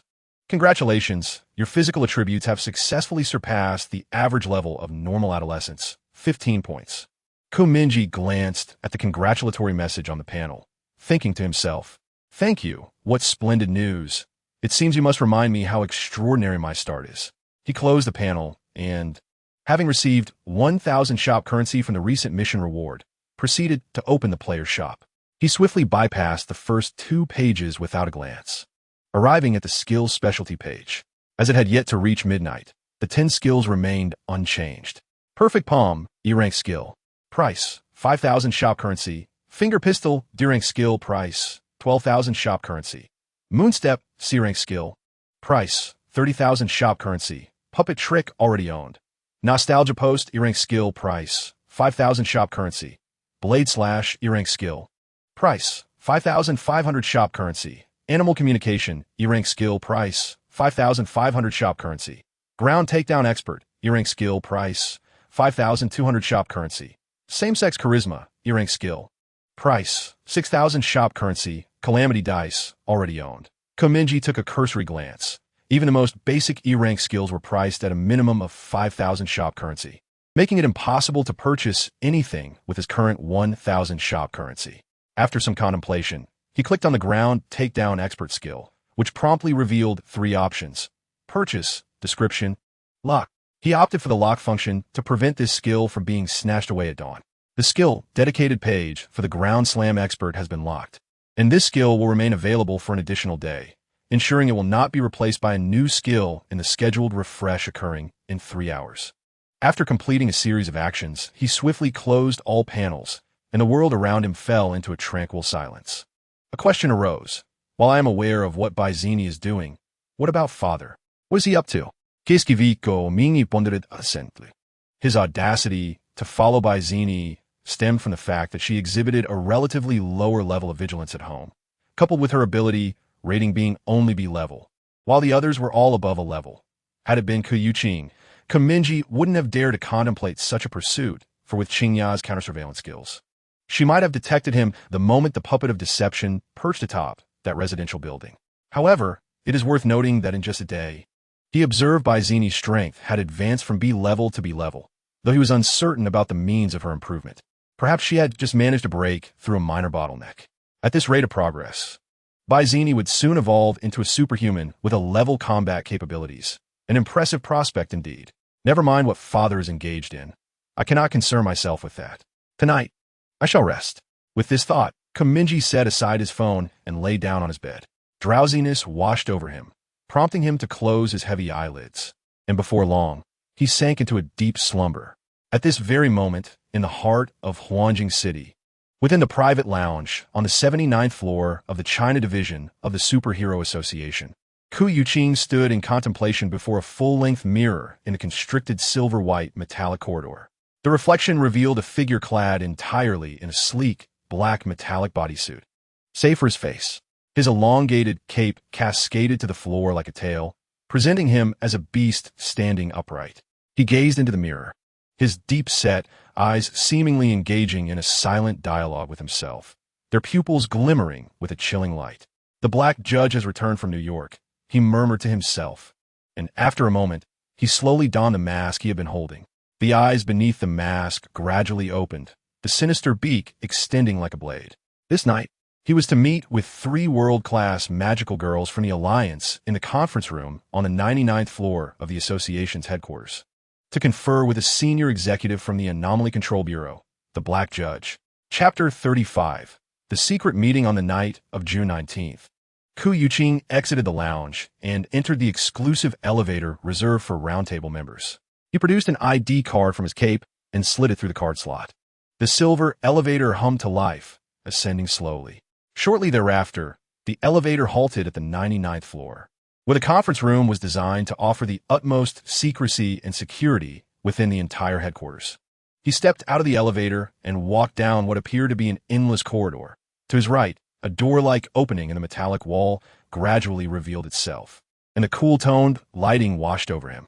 Qingya gracefully stepped into the conference room, taking a seat at the technologically advanced round table before her, patiently awaiting the arrival of her guests. According to the information she had received, the 3 powerful magical girls of the Alliance had already reached the 79th floor of the branch and were waiting downstairs for her. However, the representative from the Anomaly Control Bureau insisted on speaking with her privately. Thus, she found herself alone in the meeting room. The official standing of the Anomaly Control Bureau slightly surpassed that of the Superhero Association. Their responsibilities diverged significantly. The former investigated various anomalous phenomena, while the latter directly confronted disasters and superhuman criminal activities. Yet, this was merely the surface explanation. The underlying purpose of the United Nations in establishing the Anomaly Control Bureau was to effectively mitigate the potential for uprisings within the Superhero Association. Experts within the Bureau tirelessly scrutinized the abilities and characteristics of each superhero, devising numerous countermeasures. Should any of them exhibit signs of losing control, the Bureau would discreetly issue warnings. If such measures proved ineffective, they would proceed to intervene directly. Most of their time was consumed addressing rogue superheroes, and the number of those who had either perished at their hands or been incarcerated within the Bureau numbered in the hundreds, if not thousands. To the outside world, however, these superheroes were either reported deceased or had simply vanished. Thus, the Bureau intervened only under two circumstances: when inexplicable and significant anomalous events occurred, or when superheroes required warnings or intervention. Ku Yuqing hoped it would be the former, for if it were the latter, the presence of the Bureau's enforcer, the Black Judge, at her doorstep signified that action against her was imminent. Yet, she was acutely aware that her relentless pursuit of criminals as Mingye had spanned nearly several decades, and it was not surprising that the Bureau had taken an interest in her. At that moment, the sound of footsteps slowly approached from the corridor outside the conference room. Mingye's eyes, concealed behind her mask, gradually opened. Her gaze fell upon a doorway that had just materialized in the wall, through which a tall, slender figure entered the room. Clad in a sleek, black tailcoat and adorned with a sharply defined mask, the figure bore a striking crimson V at the center, set against a backdrop of impenetrable darkness. This distinctive and eye-catching V-shaped mask was sufficient for Mingye to discern the identity of her visitor, the Black Judge, the rising star of the Anomaly Control Bureau. Within a mere 2 years, he had ascended from an E rank to the highest S rank within the Bureau, garnering widespread renown. The Black Judge approached the metallic round table, unceremoniously pulled out a swivel chair, and seated himself.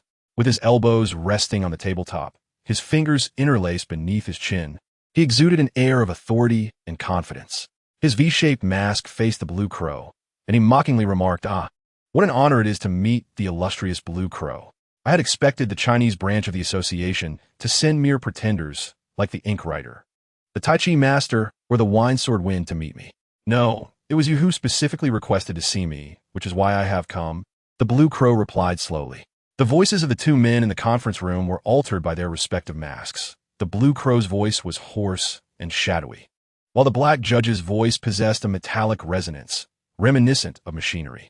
Indeed, but I had not anticipated meeting you, the Black Judge chuckled. Time is precious. The Blue Crow stared intently at him, his gaze piercing. What brings an executor from the Control Bureau here? You have misunderstood. I did not come here for you. The Black Judge tilted his head, the blood-red V on his mask tilting with it. Mr. Blue Crow, have you ever heard of players? Players? Precisely, the judge smiled. Just yesterday morning, while I was shopping at a chain supermarket in New York, I happened upon 2 armed robbers. My mood soured, so I severed their hands and feet and detained them for interrogation. Can you guess what they revealed? The Blue Crow fell silent, quietly observing the judge's mask. The Black Judge emitted a metallic chuckle and raised his voice. They actually believe that this world is a game, and that we are all NPCs, free to act without the constraints of law. Thus, their first act upon arriving here was to attempt to savor the thrill of armed robbery. Absurd, isn't it? Are they delusional? No, don't be hasty. You will understand. The Black Judge shook his head and smiled. Initially, this was merely an ordinary robbery, and, as you mentioned, others might dismiss their confessions as the ramblings of a schizophrenic or a paranoid delusion. However, I found their revelations intriguing, so I had the Control Bureau utilize the latest brain imaging technology to recreate the world as they perceived it through a series of images. Can you guess what I discovered? What did you find? The Blue Crow inquired. The Black Judge pressed a button on the table, causing a recess to open, from which a pin-shaped metal projector slowly emerged. He picked up the projector and leisurely loaded a memory chip into it, then continued. I found that through the eyes of these two players, there existed a row of icons resembling game functions, much like those banal online games. Moreover, they could touch these icons to access the game store for shopping or open the task panel issued by the game system.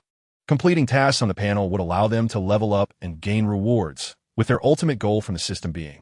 He paused dramatically, his tone becoming ethereal, to exterminate superhumans within a year. Are you jesting with me? The Blue Crow asked after a moment of silence. No, I'm not joking. The judge spoke calmly, stating that, according to the intelligence extracted from the two players, there are currently 100 players in the world. Whether this number will increase in the future remains to be seen. Aside from the two players I captured, and one who has already perished, there are still 97 players remaining on Earth. They are lurking across the globe, with potential sightings in the United States, the United Kingdom, China, India, and beyond. Having concluded his statement, he pressed a button on the pen-shaped projector, casting an image onto the wall of the conference room.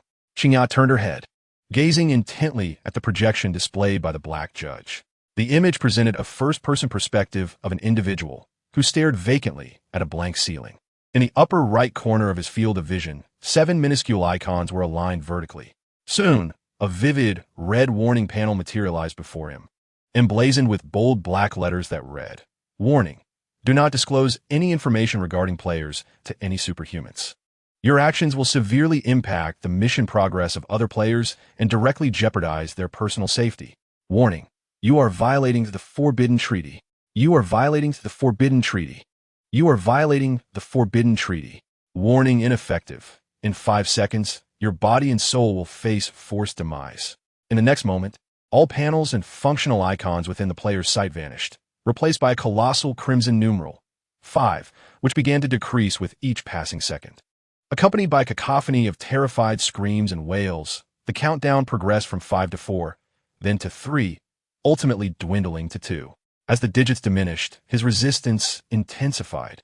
Yet, the moment the numeral reached 1, the player ceased all struggle, and the imagery of his mind gradually faded to black. The recording concluded, and the black judge casually pressed the button on the projector, causing the wall's projection to disappear. Mingye remained silent. A profound stillness enveloped the conference room, as both individuals seemed to reach a silent consensus, refraining from uttering a word. This was the mental imaging of that player. The black judge was the first to shatter the silence, twirling the projector pen between his fingers as he spoke.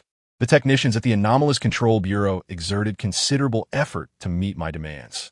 They even employed some neurodecoding techniques to barely realize this concept. He shrugged his shoulders.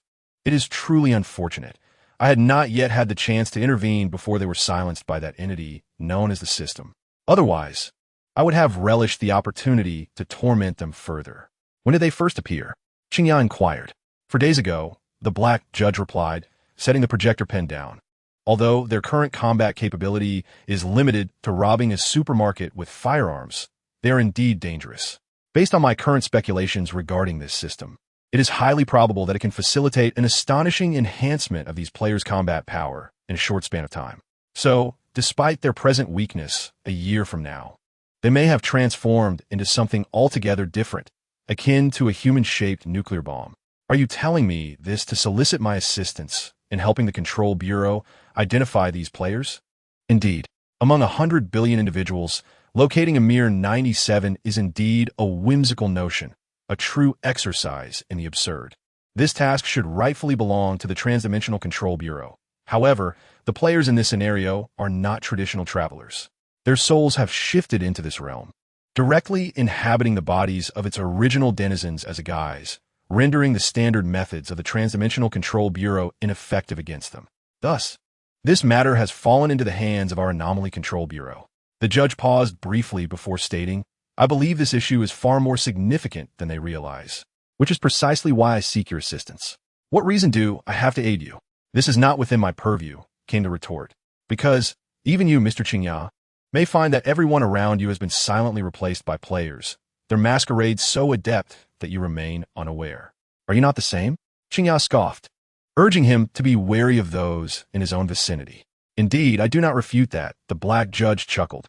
"It is quite possible that at this very moment, either you or I, seated between us, has already been supplanted by these so-called players." Mingye fixed his gaze upon the black judge's mask, falling into a contemplative silence before coldly remarking, "To treat our world as a game is a rather audacious presumption." The black judge leaned back, his elbows resting on the armrests of his swivel chair, fingers interlaced, laughter emanating from behind his mechanical mask. "It appears we have reached an unusual consensus." With that, he rose slowly from his chair. "Please convey what you have just mentioned to the 3 magical girls next door. They too should be informed of this matter. Will you not meet them in person?" "No, I'm not particularly adept at dealing with such superficial individuals," the black judge replied. Thus, I have deliberately chosen you as my intermediary. I hold you in high esteem, Mr. Mingye. You are a true hero. However, it is important for you to know that the Anomaly Control Bureau has been closely observing you in recent years. Should the day come when you truly lose yourself and cross that line, we shall find ourselves on opposing sides. As he spoke, a sudden laughter escaped him, of course. If that moment arises, I would be thrilled, for I could finally tear off your mask and discover who you truly are. You are unworthy to be my adversary, Mingye retorted, fixing him with a steely gaze. Without trying, how can one know? You should leave now. Indeed, until we meet again, Mr. Mingye. With a measured farewell, the black judge turned and made his way out of the conference room, strolling down the corridor before ascending the elevator at its end. Soon after, he arrived at the 45th floor and entered the designated guest room prepared for him by the Superhero Association. The black judge first employed the device on his wrist to confirm that no surveillance equipment was present in the room, then removed the V-shaped mask from his face. Exhaling deeply, he approached the window, drawing back the curtains and lifting the slats of the blinds. Gazing towards the illuminated city, the train thundered across the elevated bridge, while the traffic surged along the roads like an unceasing tide. After a year filled with strife, it was nearly time to revel in a holiday back home. A faint smile graced Ku Yin's lips as he murmured softly to himself. He lowered his gaze to his phone, where the lock screen displayed a family portrait. He recalled that summer when 6 younger siblings crowded on the sofa, with him and their parents standing behind. At the sound of a click, every child's face lit up with joy. Hopefully, those nuisances won't invade my home, he whispered softly, a profound light flickering in his eyes, as the smile at the corners of his mouth slowly faded. Chapter 36. No Alternatives. June 20th, 6 a.m. Mingye slowly lifted his heavy eyelids, opening his eyes to behold a panel before him. Weariness glimmered in his gaze as he scanned the text on the screen. Daily tasks have been refreshed. Daily Task 1. Morning run of 3,000 meters. This task must be completed before 8 a.m., with 2 hours remaining until the deadline. Reward for this task: 1 chance in a lottery draw.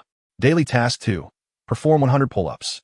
Reward for this task: 1 attribute point to enhance physical fitness. Daily Task 3. None. There is a 10 chance each day that a special daily task will refresh upon completion. The rewards will be more substantial than those of regular daily tasks. Note: daily tasks refresh at midnight. Please strive to complete them before the deadline. I elevated my physical fitness to 16 points yesterday, surpassing the average level of a typical teenager. A brief rest should allow me to complete the 100 pull-ups. But I still have school today. I can manage it during recess, thought Mingye. He swung his legs off the bed, donned his slippers, and opened the door to head to the bathroom on the 2nd floor for his morning routine. As he descended the stairs, he suddenly turned to find someone seated on the living room sofa. She was clad in pajamas, crouched with a pillow in her embrace, her head resting on her slightly bent knees, eyes fixed unwaveringly on the television, reflecting a soft glow. Initially assuming it was by Xiling, he was taken aback upon recognizing her face. It was by Zini. Has she awakened this early? Kiskiviko Mingye Marveleth. As she was usually the last of the 7 siblings to rise, often roused by Xiling's persistent calls. Otherwise, her tardiness would surely top the class. Has she stayed up late just as the holiday began? He approached and inquired, can't sleep? Without shifting her gaze, Zini replied, I can't. Why can't you sleep? Mingye asked, studying her face, inwardly marveling at her, a true magical girl who managed to stay up late without a trace of dark circles. Simply can't sleep. Zini paused for a moment and said, all right, don't you still have a day of school before the holiday? Indeed, he replied. Oh, I was hoping you could keep me company while I watch some television, Zini remarked casually. Mingye fell silent, following her gaze to the screen where a film titled The Murder Incident on Guling Street was playing. Typically, when Zini fell down, she would turn to this film for solace. Are you feeling unwell? He inquired. Yes, Zini replied softly. What troubles you? Mingye pretended to be oblivious as he sat beside her, placing his backpack down and directing his attention to the television. After a brief silence, Zini concocted an excuse, stating, one of my good friends was attacked by a superhuman, and I found myself wondering if you would experience the same. What is there to fret about? Our family has been safe for many years. Has anything ever happened? Mingye responded, though inwardly he thought, my dear sister, your family members are all formidable individuals. You need not worry for them. It wouldn't hurt to be concerned for me, considering my current predicament is akin to that of a living corpse. However, I'm not technically a member of your family. He surmised that perhaps his words from the previous night, spoken through the ventriloquist's puppet, had unsettled Byzini. After all, it was her first encounter with an adversary who knew her identity, and unlike Mingye, she could not easily discern the true identities of those around her, making her concerns for her family understandable. I'm off to school now.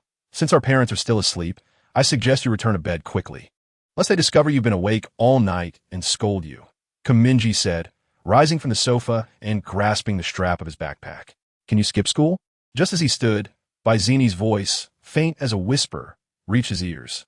Her head was lowered, with strands of hair obscuring her profile, rendering her expression unreadable. Mingye hesitated, retracting his hand and placing his backpack down, returning to his seat. Then I suppose I shall take a leave of absence, he shrugged, reasoning that it was the last day and there were no essential classes to attend.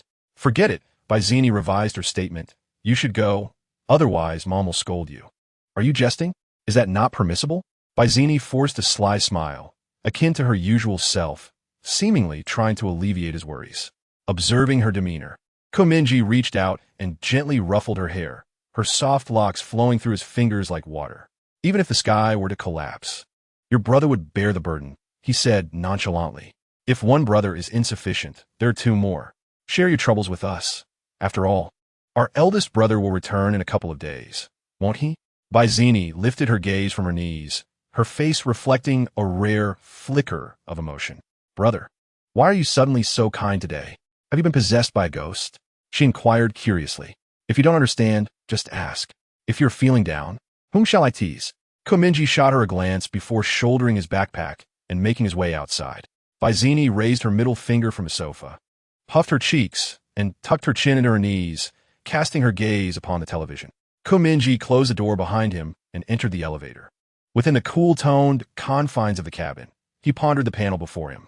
Ultimate goal: exterminate the superhumans on Earth. Task deadline: 363 days. A new feature, the leaderboard, has been updated in the upper right corner of the player's view. Each month, the player who ranks first in the superhuman kill count will receive additional rewards. What can I do? Mingye lowered his head, his drooping bangs obscuring his eyes. The elevator doors slowly opened, revealing the sky, which, as usual, presented a lifeless dark blue of the morning.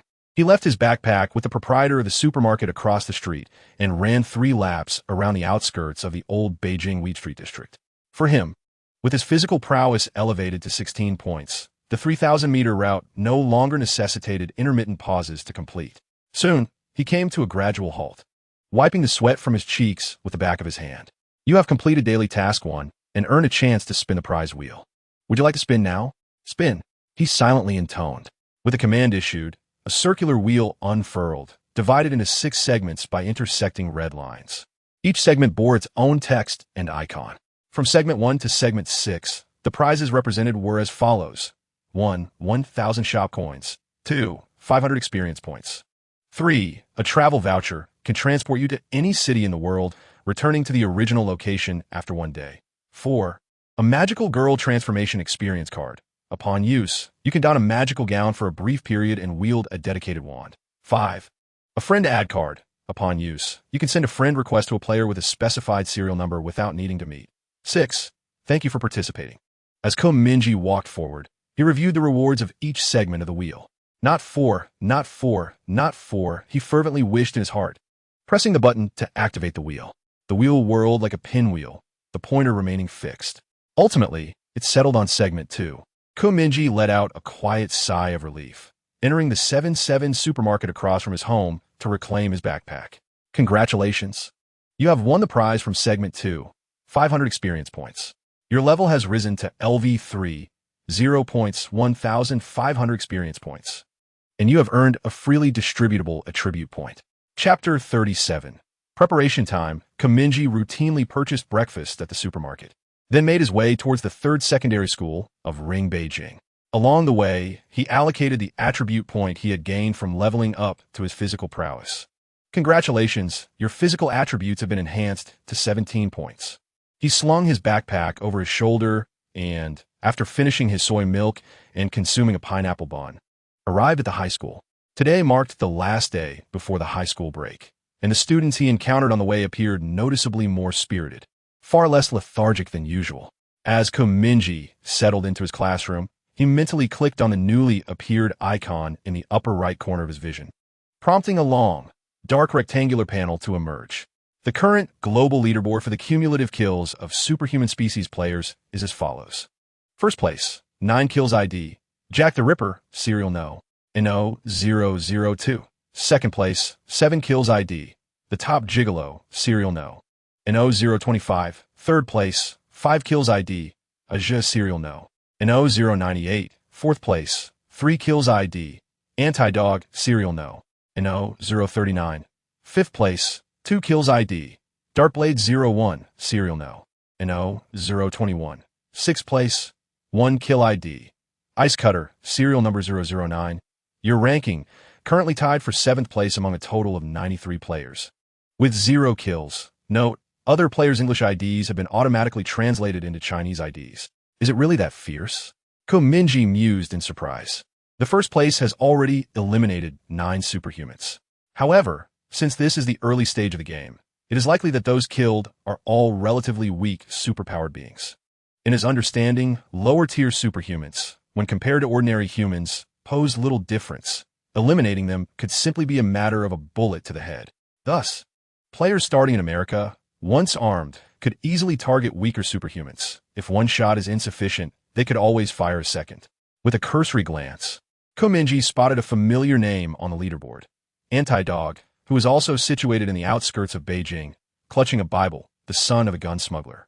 This fellow had already dispatched 3 superhumans. He wondered whom he had targeted. Nevertheless, from what Mingye had observed, Anti-Dog did not strike him as a mindless player.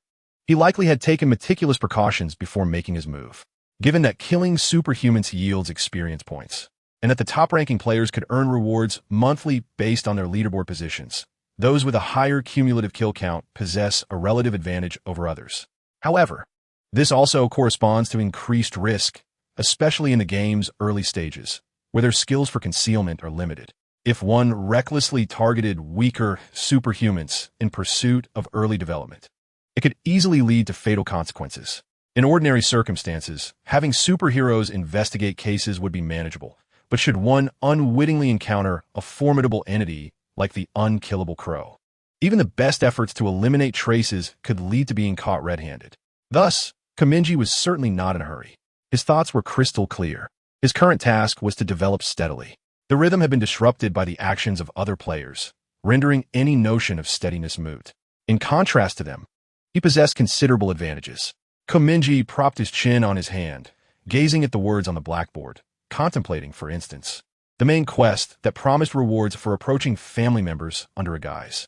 He had already secured the reward for getting closer to Baizini, managing to avoid the 2 formidable figures of his father and mother.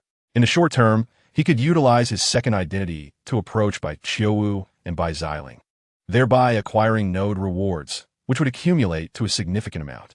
On June 20th, Mingye, much like the day before, aimed to complete 100 pull-ups during the break, finishing his second daily task just in time for lunch. Daily task 2 completed. Perform 100 pull UPS. Reward obtained. 1 attribute point added to physical fitness. Congratulations. Your physical fitness attribute has been raised to 18 points. The afternoon classes held little significance, primarily consisting of teachers announcing the results of the final examinations. With memories from his past life, and having experienced the rigors of the college entrance examination, he navigated the situation with ease. He deliberately kept his grades within the upper middle range, approximately around the top 100 in the school, maintaining his previous standards to avoid drawing his mother's attention. Although Bai Wenna would find it difficult to act against him if she noticed any anomalies, he remained cautious of her, as no one could predict what means an extraterrestrial being might possess. During this time, Mingye also opened his backpack to check the stock of web fluid in his web shooter. After a night of overuse, the remaining web fluid was only at 30. Would you like to spend 140 mall coins to purchase web fluid and refill the web shooter to its maximum capacity? 70% of the web fluid required 140 mall coins, meaning each percentage point of web fluid cost 2 coins, which was less expensive than he had anticipated. With this thought, Mingye decided to spend 140 mall coins to purchase web fluid, replenishing the web shooter to its full capacity in preparation for any unforeseen circumstances. Thank you for your patronage. Your current mall coin balance is 860. During the third period, the final class of the day, his younger sister by Xiling sent a message, suggesting they go to the cinema together to watch a movie. She inquired if Mingye would like to join, mentioning that if he decided to come, he could head straight to the cinema after school without returning home. From this message, Mingye confirmed that his older brother, Xiaoma, was at home. Thus, he promptly raised his hand to request permission from the teacher to visit the restroom. In the restroom, he retrieved his set of spare school uniforms that he had stuffed into his backpack that morning, along with a pair of inexpensive children's shoes purchased the night before. He then summoned the illusionary puppet, meticulously adjusting its physique, appearance, hairstyle, and voice to mirror those of the previous day. He commanded it to don the school uniform and the canvas shoes, subsequently instructing it to take a seat on the toilet and remain on standby. Meanwhile, Mingye returned to the classroom and activated the discussion group on his communication panel. Failed man. I'll head straight over after school.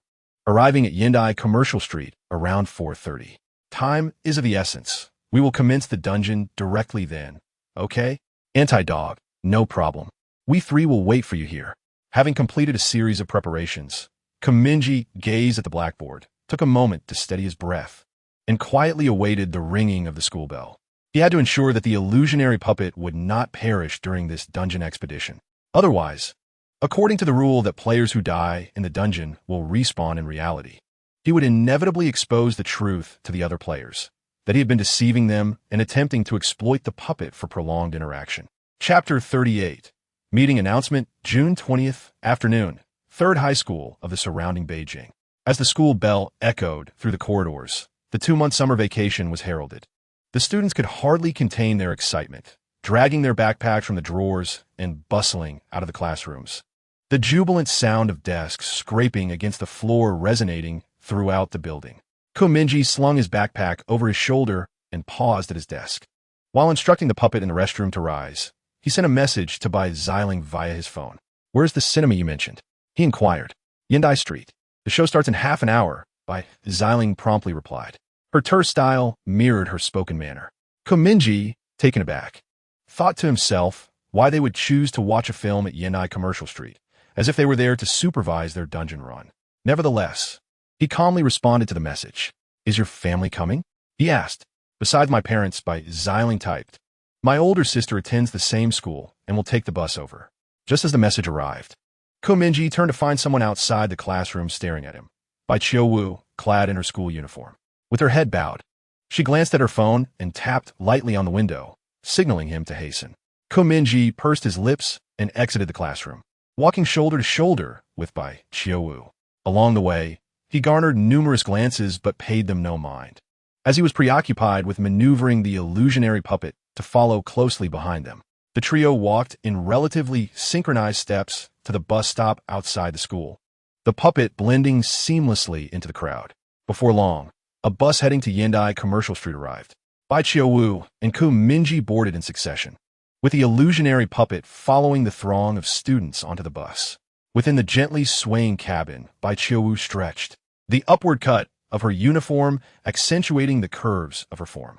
The afterglow filtered through the car window, casting a delicate golden hue upon her cheeks, while the soft tufts of hair by her ears swayed gently like bird feathers. Finally, a break, she remarked. Indeed, liberation, Mingye replied, though his gaze subtly drifted towards the corner of the carriage where a doll resided. A sudden whim struck him. He wondered if Bai Wu could discern the doll's true visage.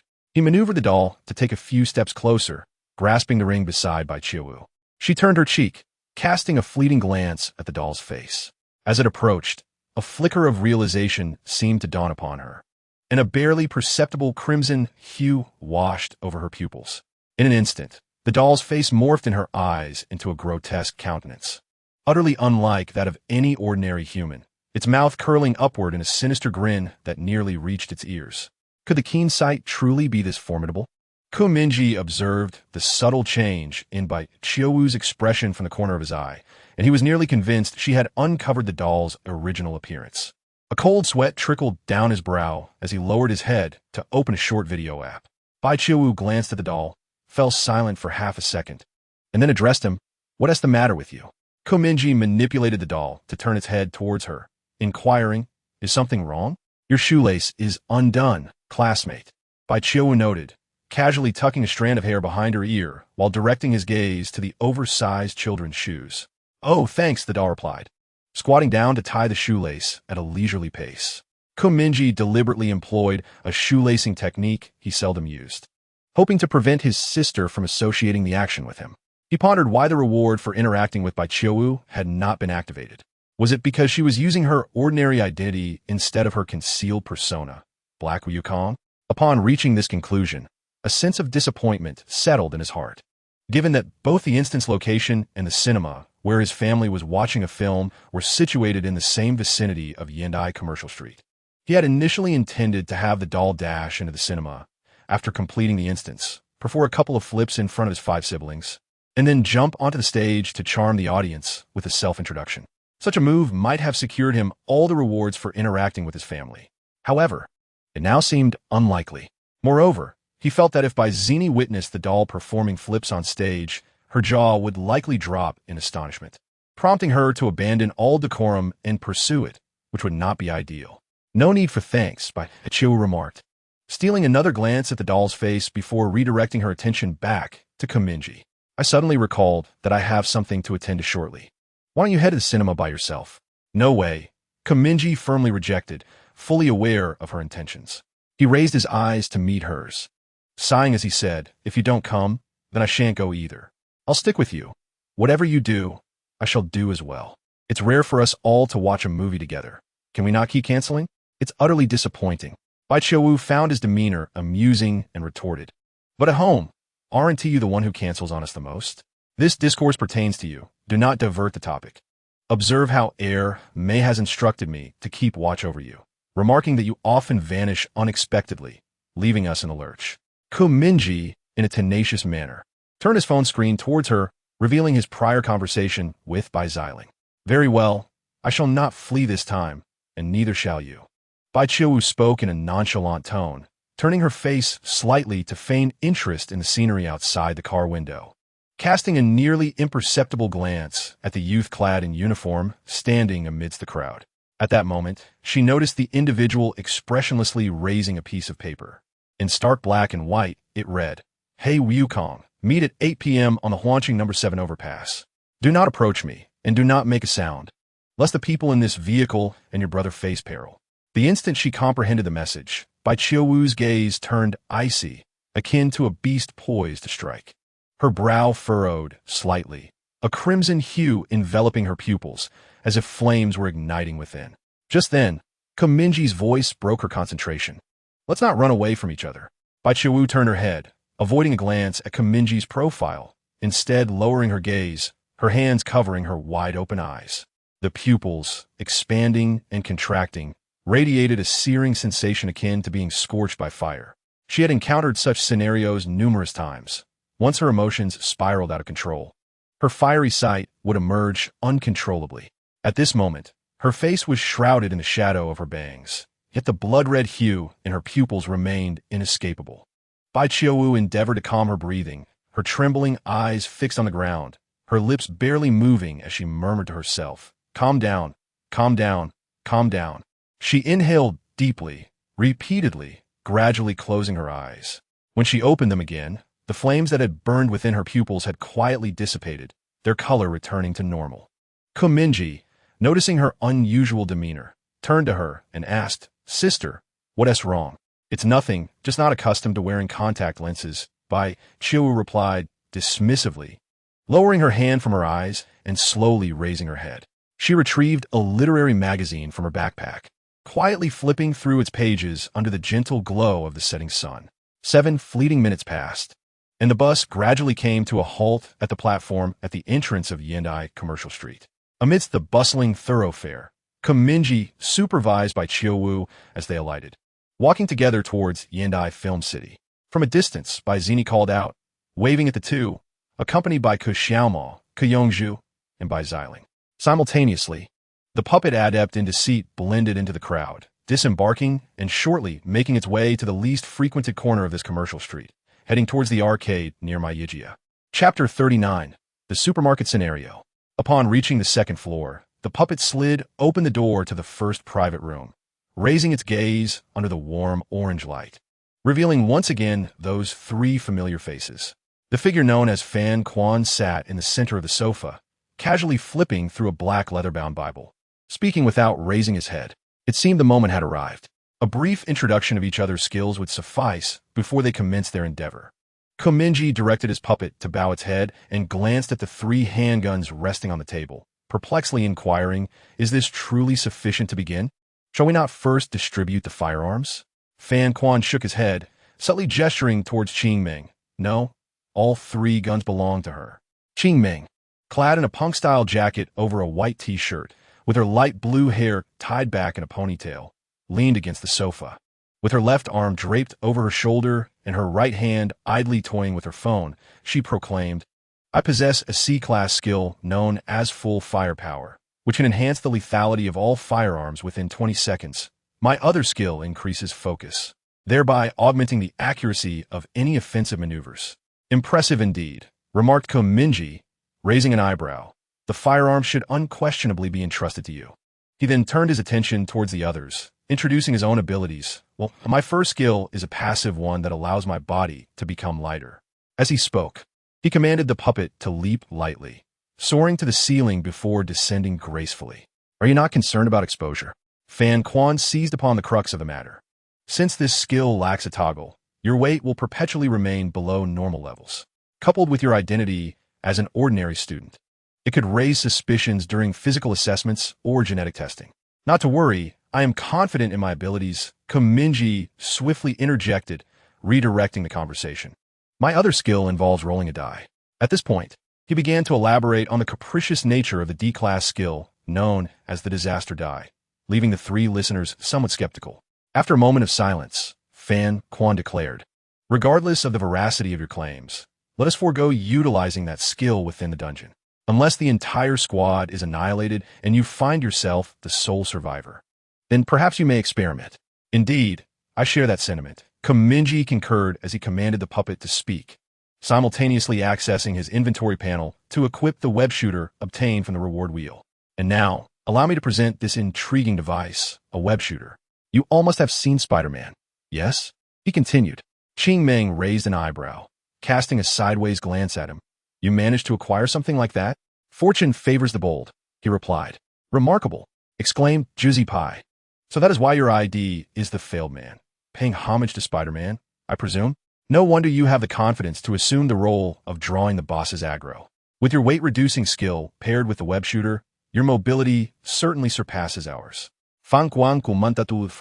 Subsequently, the trio in the private room introduced their skills in turn, after which Fan Quan elaborated on the attack patterns of the boss within the Mingye dungeon. Having exchanged intelligence and deliberated tactics, the four emerged from the private room and gathered before the now-defunct Mingye. Seizing the opportunity, while the surroundings were devoid of attention, they simultaneously pressed their palms against the dungeon panel, and at the moment of contact, their forms vanished into thin air. As Mingye's eyes fluttered open once more, he found himself in a vast supermarket, far more spacious than he had ever imagined. From the outside, it was inconceivable that such an expansive area lay hidden within the confines of the Mingye supermarket, as if 2 or 3 establishments of similar size had been folded into one. The very space seemed to contort in a subtle acknowledgement of its own absurdity, resembling a mirage of a twisting figure dancing in the heat. Deteriorating light bulbs were embedded in the ceiling, casting a flickering glow that illuminated the chaotic scene within. Recessed ATMs, toppled shelves strewn across the floor, shattered shopping carts, and blood splattered across the ground, walls, and shelves in a vivid display. In one corner of the supermarket, a massive pit could be seen, leading into an impenetrable darkness where no figures were discernible. A deep rumbling emanated from within the chasm, drawing the attention of the 4 individuals, who could faintly discern a large, grotesque silhouette emerging from the depths. In the next moment, an odor that was a peculiar blend of blood and tobacco filled the air as the hulking shadow burst forth from the pit, reminiscent of a long-slumbering porcupine. Before them stood a colossal zombie, towering at 4 meters, with skin that was a ghastly mixture of pale and deep green, rotting and covered in oozing sores that dripped corrosive pus onto the ground, releasing a cloud of white vapor. Adorned with a chef's hat and clad in a white robe, it was grotesquely secured with a belt made from a pig's trotter, from which hung 4 deformed, self-destructive zombies, as if the creature wielded them as grenades. Dungeon boss name: Zombie Chef. Dungeon boss level: LV3. Dungeon boss description: the zombie chef never employs traditional kitchen utensils, but possesses a unique culinary method, raising its prey and self-destructive zombies simultaneously, allowing the latter to explode and char the former, before gleefully devouring the remnants. Dungeon boss kill rewards: experience points, rare items, in-game currency, unknown rewards, post-defeat. An additional reward distribution will occur based on the player's overall contributions. The higher the contributions during battle, the more bountiful the rewards. Mingye commanded his companions to advance to the forefront, inhaling deeply and lowering his right hand slightly, poised to unleash his web shooter. Qingming lifted her gaze, her light blue ponytail swaying in the approaching gust, as she gripped a sleek black pistol in each hand, aiming them at the creature's waist. Fan Quan, with a lowered gaze, opened the Bible in his possession, and 3 pages spontaneously tore themselves apart, transforming into 3 paper figurines that leapt onto his shoulder. Orange Skin bent slightly, extending his right hand as a long blade, formed from a gathering stream of water, gradually manifested in his grasp, its rhythmic flow reminiscent of surging waves. The total number of players participating in this raid is 4. The current damage distribution panel is as follows: in 01, the Failed Man, with a damage contribution of 0, in 02, the Anti-Dog, with a damage contribution of 0, in 03, the Good Orange Peel, with a damage contribution of 0, in 04, the Unclear Dream, with a damage contribution of 0. The raid officially commences. Players are urged to employ any means necessary to vanquish the boss within the dungeon. Chapter 40, Boss Battle Warning: The Assault on the Boss. The zombie chef has begun. Players are advised to give their utmost effort. Orange Peel gripped the long knife forged from tidal waves, narrowing his eyes slightly as he whispered a caution to Mingye. "It's coming. Be careful. There's no need for concern. I can handle it," Mingye replied, slightly bending his body, his pupils reflecting the charging figure of the zombie chef. With a deafening roar, the zombie chef spewed forth viscous saliva, its massive foot crashing through the shelve along its path, leaving behind enormous bloody footprints. The pounding of its steps reverberated like an earthquake, synchronizing with the heartbeat of everyone present.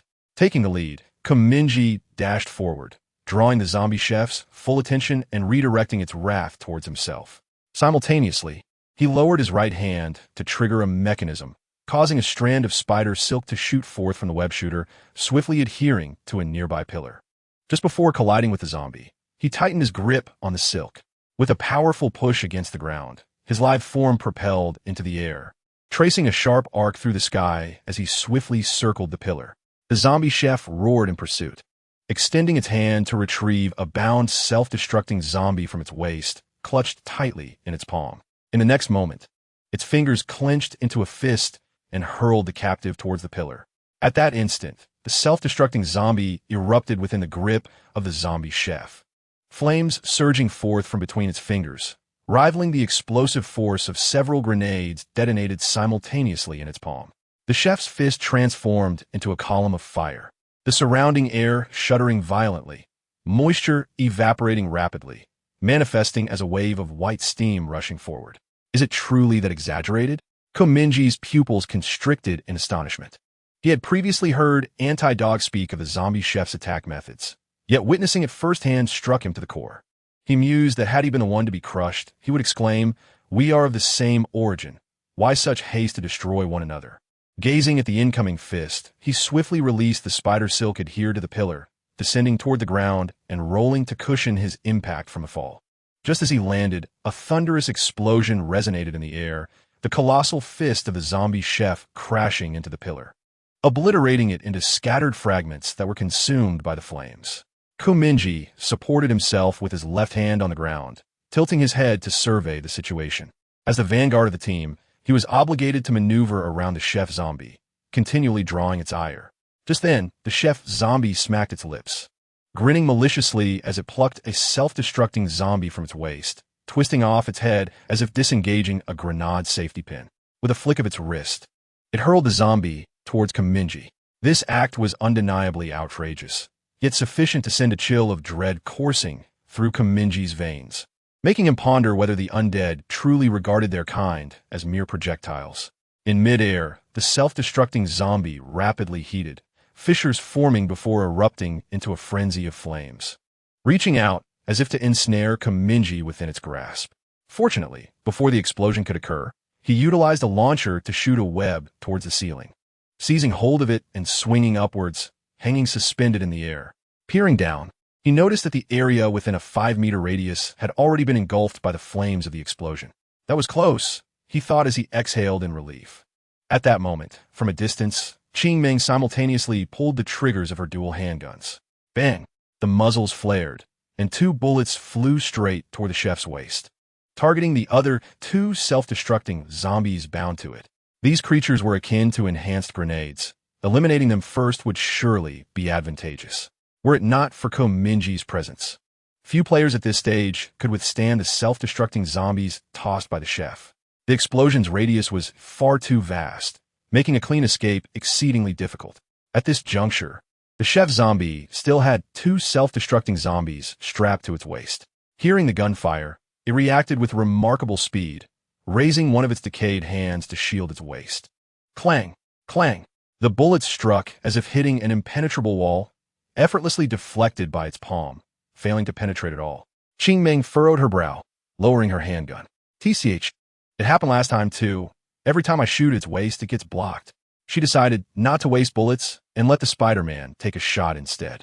At that moment, due to Qingming's 2 shots, the chef's zombie redirected its wrath. Its bloodshot, menacing eyes turned toward Qingming. As it gently tore the head off one of the self-destructing zombies with its right fingernails, then swung its arm to hurl this zombie grenade in her direction. Did this ability have no cooldown?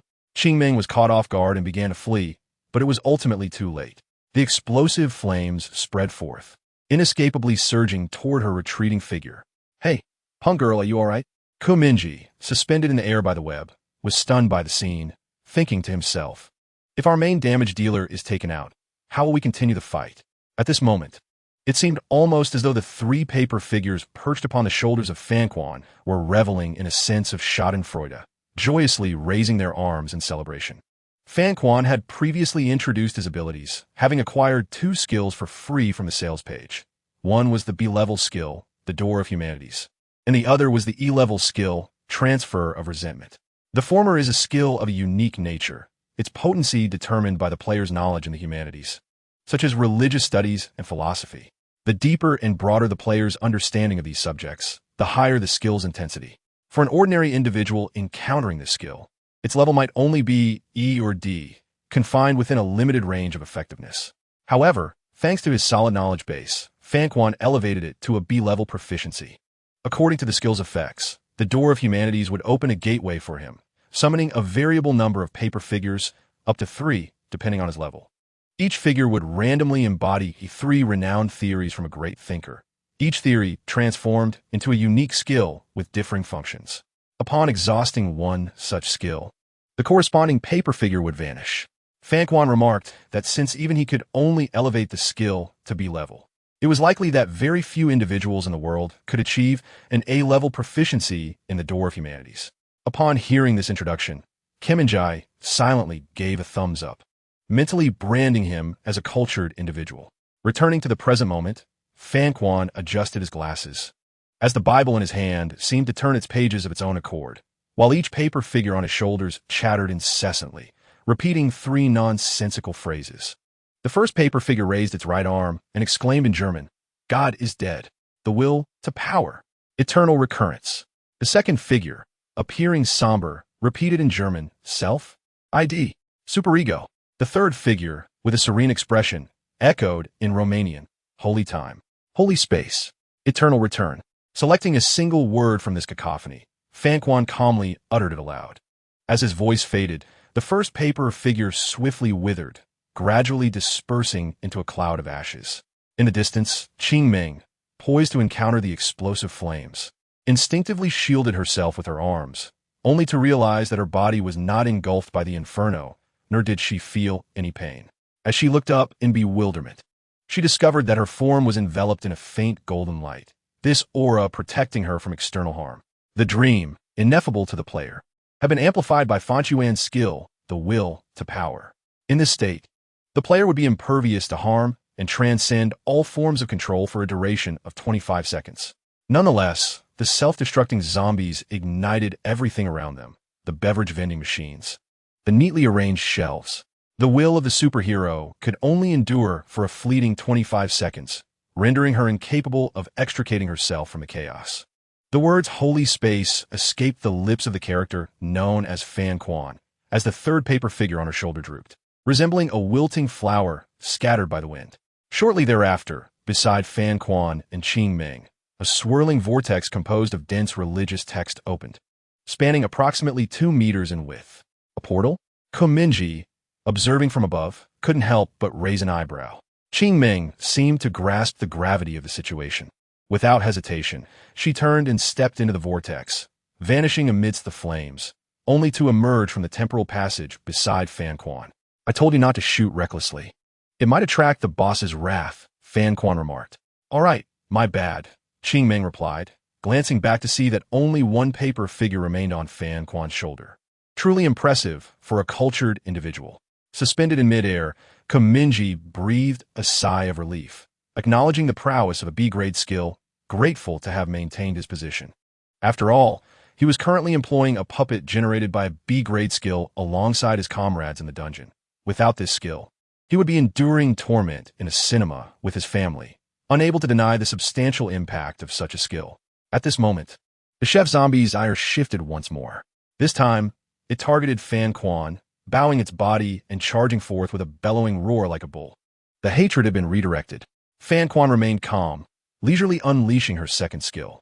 Unlike the Door of Humanities, the hatred transfer was merely an E-grade skill, capable of influencing the mindset of a specific individual for 3 seconds, compelling them to redirect their attack. When employed against a dungeon boss, it could directly alter the target of their wrath. In that instant, the chef zombie abruptly withdrew its sinister gaze from Fan Quan and instead focused on Mingye, who hung from the ceiling. During this prolonged moment, Mingye had not been idle. Seizing the opportunity, he shot out a web to ensnare a pillar beside the chef zombie, using the web to swing diagonally downwards and circle around to the monster's rear. He then released the web with a sudden motion, akin to an aerialist in a circus, executing a graceful spin before descending along a beautiful arc, ultimately landing on the creature's neck. Simultaneously, he extended his hands to firmly grasp the towering chef's hat atop its head, standing on the chef's neck with shoes nearly eroded by the pus seeping from festering wounds. According to Fan Quan and Qing Ming, a self-destructing zombie was concealed within the chef's hat, and to witness this explosive creature, one must first lift the hat. This is a pivotal moment. If the zombie can be detonated, it would inflict significant damage upon the chef, while rendering it momentarily incapacitated. However, the chef's tall hat is far heavier than it appears, and its considerable size makes it exceedingly difficult to dislodge, even with a couple of well-aimed shots. Yet, Komiai has his own strategy. Although the others deem his idea absurd, they nonetheless agree to let him attempt it. At that instant, the chef zombie sensed someone clambering onto its neck, causing it to halt its relentless pursuit. It raised its head, twisting its neck violently, eyes wide with fury as it howled. Komiai remained unfazed. He simply raised his right hand, aiming at the hat perched atop its head. The web-slinging device unleashed a strand of silk, which latched firmly onto the back of the hat. Subsequently, he tightened his grip on the silk, channeling all his strength into his legs, akin to a bungee jumper, and delivered a powerful kick to the zombie's shoulder, propelling himself backward. The force generated by the zombie's frantic head movement sent Komiai spiraling through the air like a fly, yet he gritted his teeth, refusing to relinquish his hold on the silk tethering the hat. "Someone, hold on, I'm coming," he shouted midair. Just then, Orange Peel let out a low growl in response and charged beneath him. He slightly bent his knees, and the blade of his Tidebreaker sword transformed into swirling streams of water enveloping him. This aquatic embrace provided him with buoyancy, propelling him upward with great velocity until he nearly reached Komiai's side, grasping the silk alongside him. With their combined strength and the assistance of gravity, the silk forcefully tugged at the hat, causing it to tilt backward gradually. After a mere 2 to 3 seconds, the hat finally detached from the zombie's head, tumbling to the floor and kicking up a cloud of dust. The silk snapped, and both Orange Peel and Komiai fell to the ground, fortunately from minimal height. "Are you all right?" Orange Peel managed to roll over and glance at him. "I'm fine," Komiai replied, rising while directing his gaze towards Qingming, calling out, "Punk girl, it's your turn." At that moment, the chef zombie gradually ceased its erratic neck movements. With the hat now removed, everyone could see a self-destructing zombie bound in a tangle of pig hocks lying atop its head. Qingming initially wanted to retort, "Who are you calling punk girl? That's merely the persona left by my original self." But she silently raised her handgun instead. Simultaneously, she activated her D-class skill, Aggressive Focus, as a cascade of luminous data flowed through her pupils. This skill significantly enhanced the accuracy of all her offensive maneuvers for 1 minute, including firearm shots. Without hesitation, she aimed the dark barrel of her gun at the self-destructing zombie, her index finger pressing firmly on the trigger. Boom! The unmuted sound of gunfire resonated as 2 handguns unleashed flames from their chambers, sending 2 bullets forth in parallel, crimson trajectories.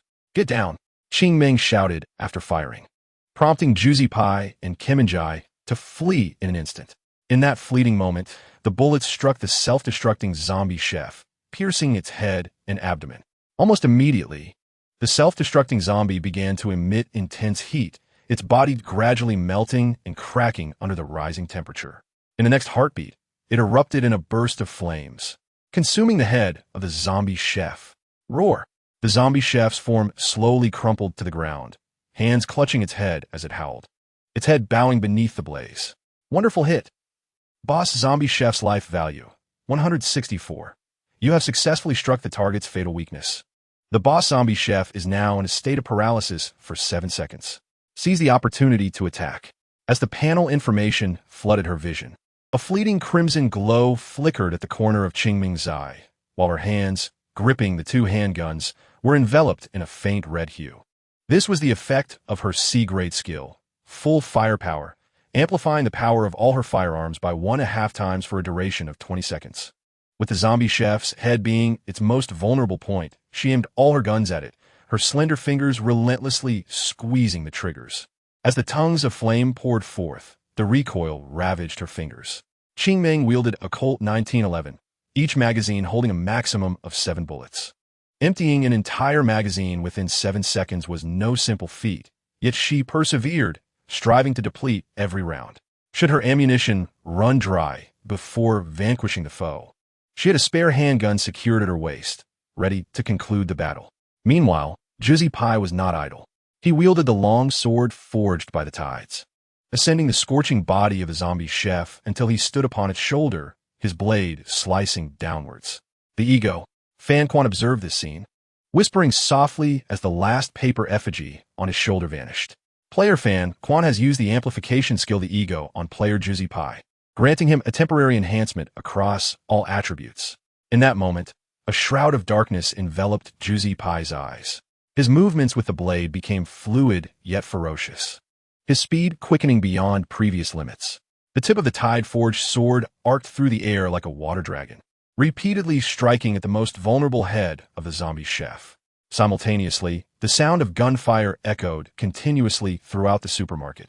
The assault of gunfire intertwined with the onslaught of blades, crafting a vivid tableau of crimson and azure fury, as tainted blood cascaded like a river from the head of the chef zombie.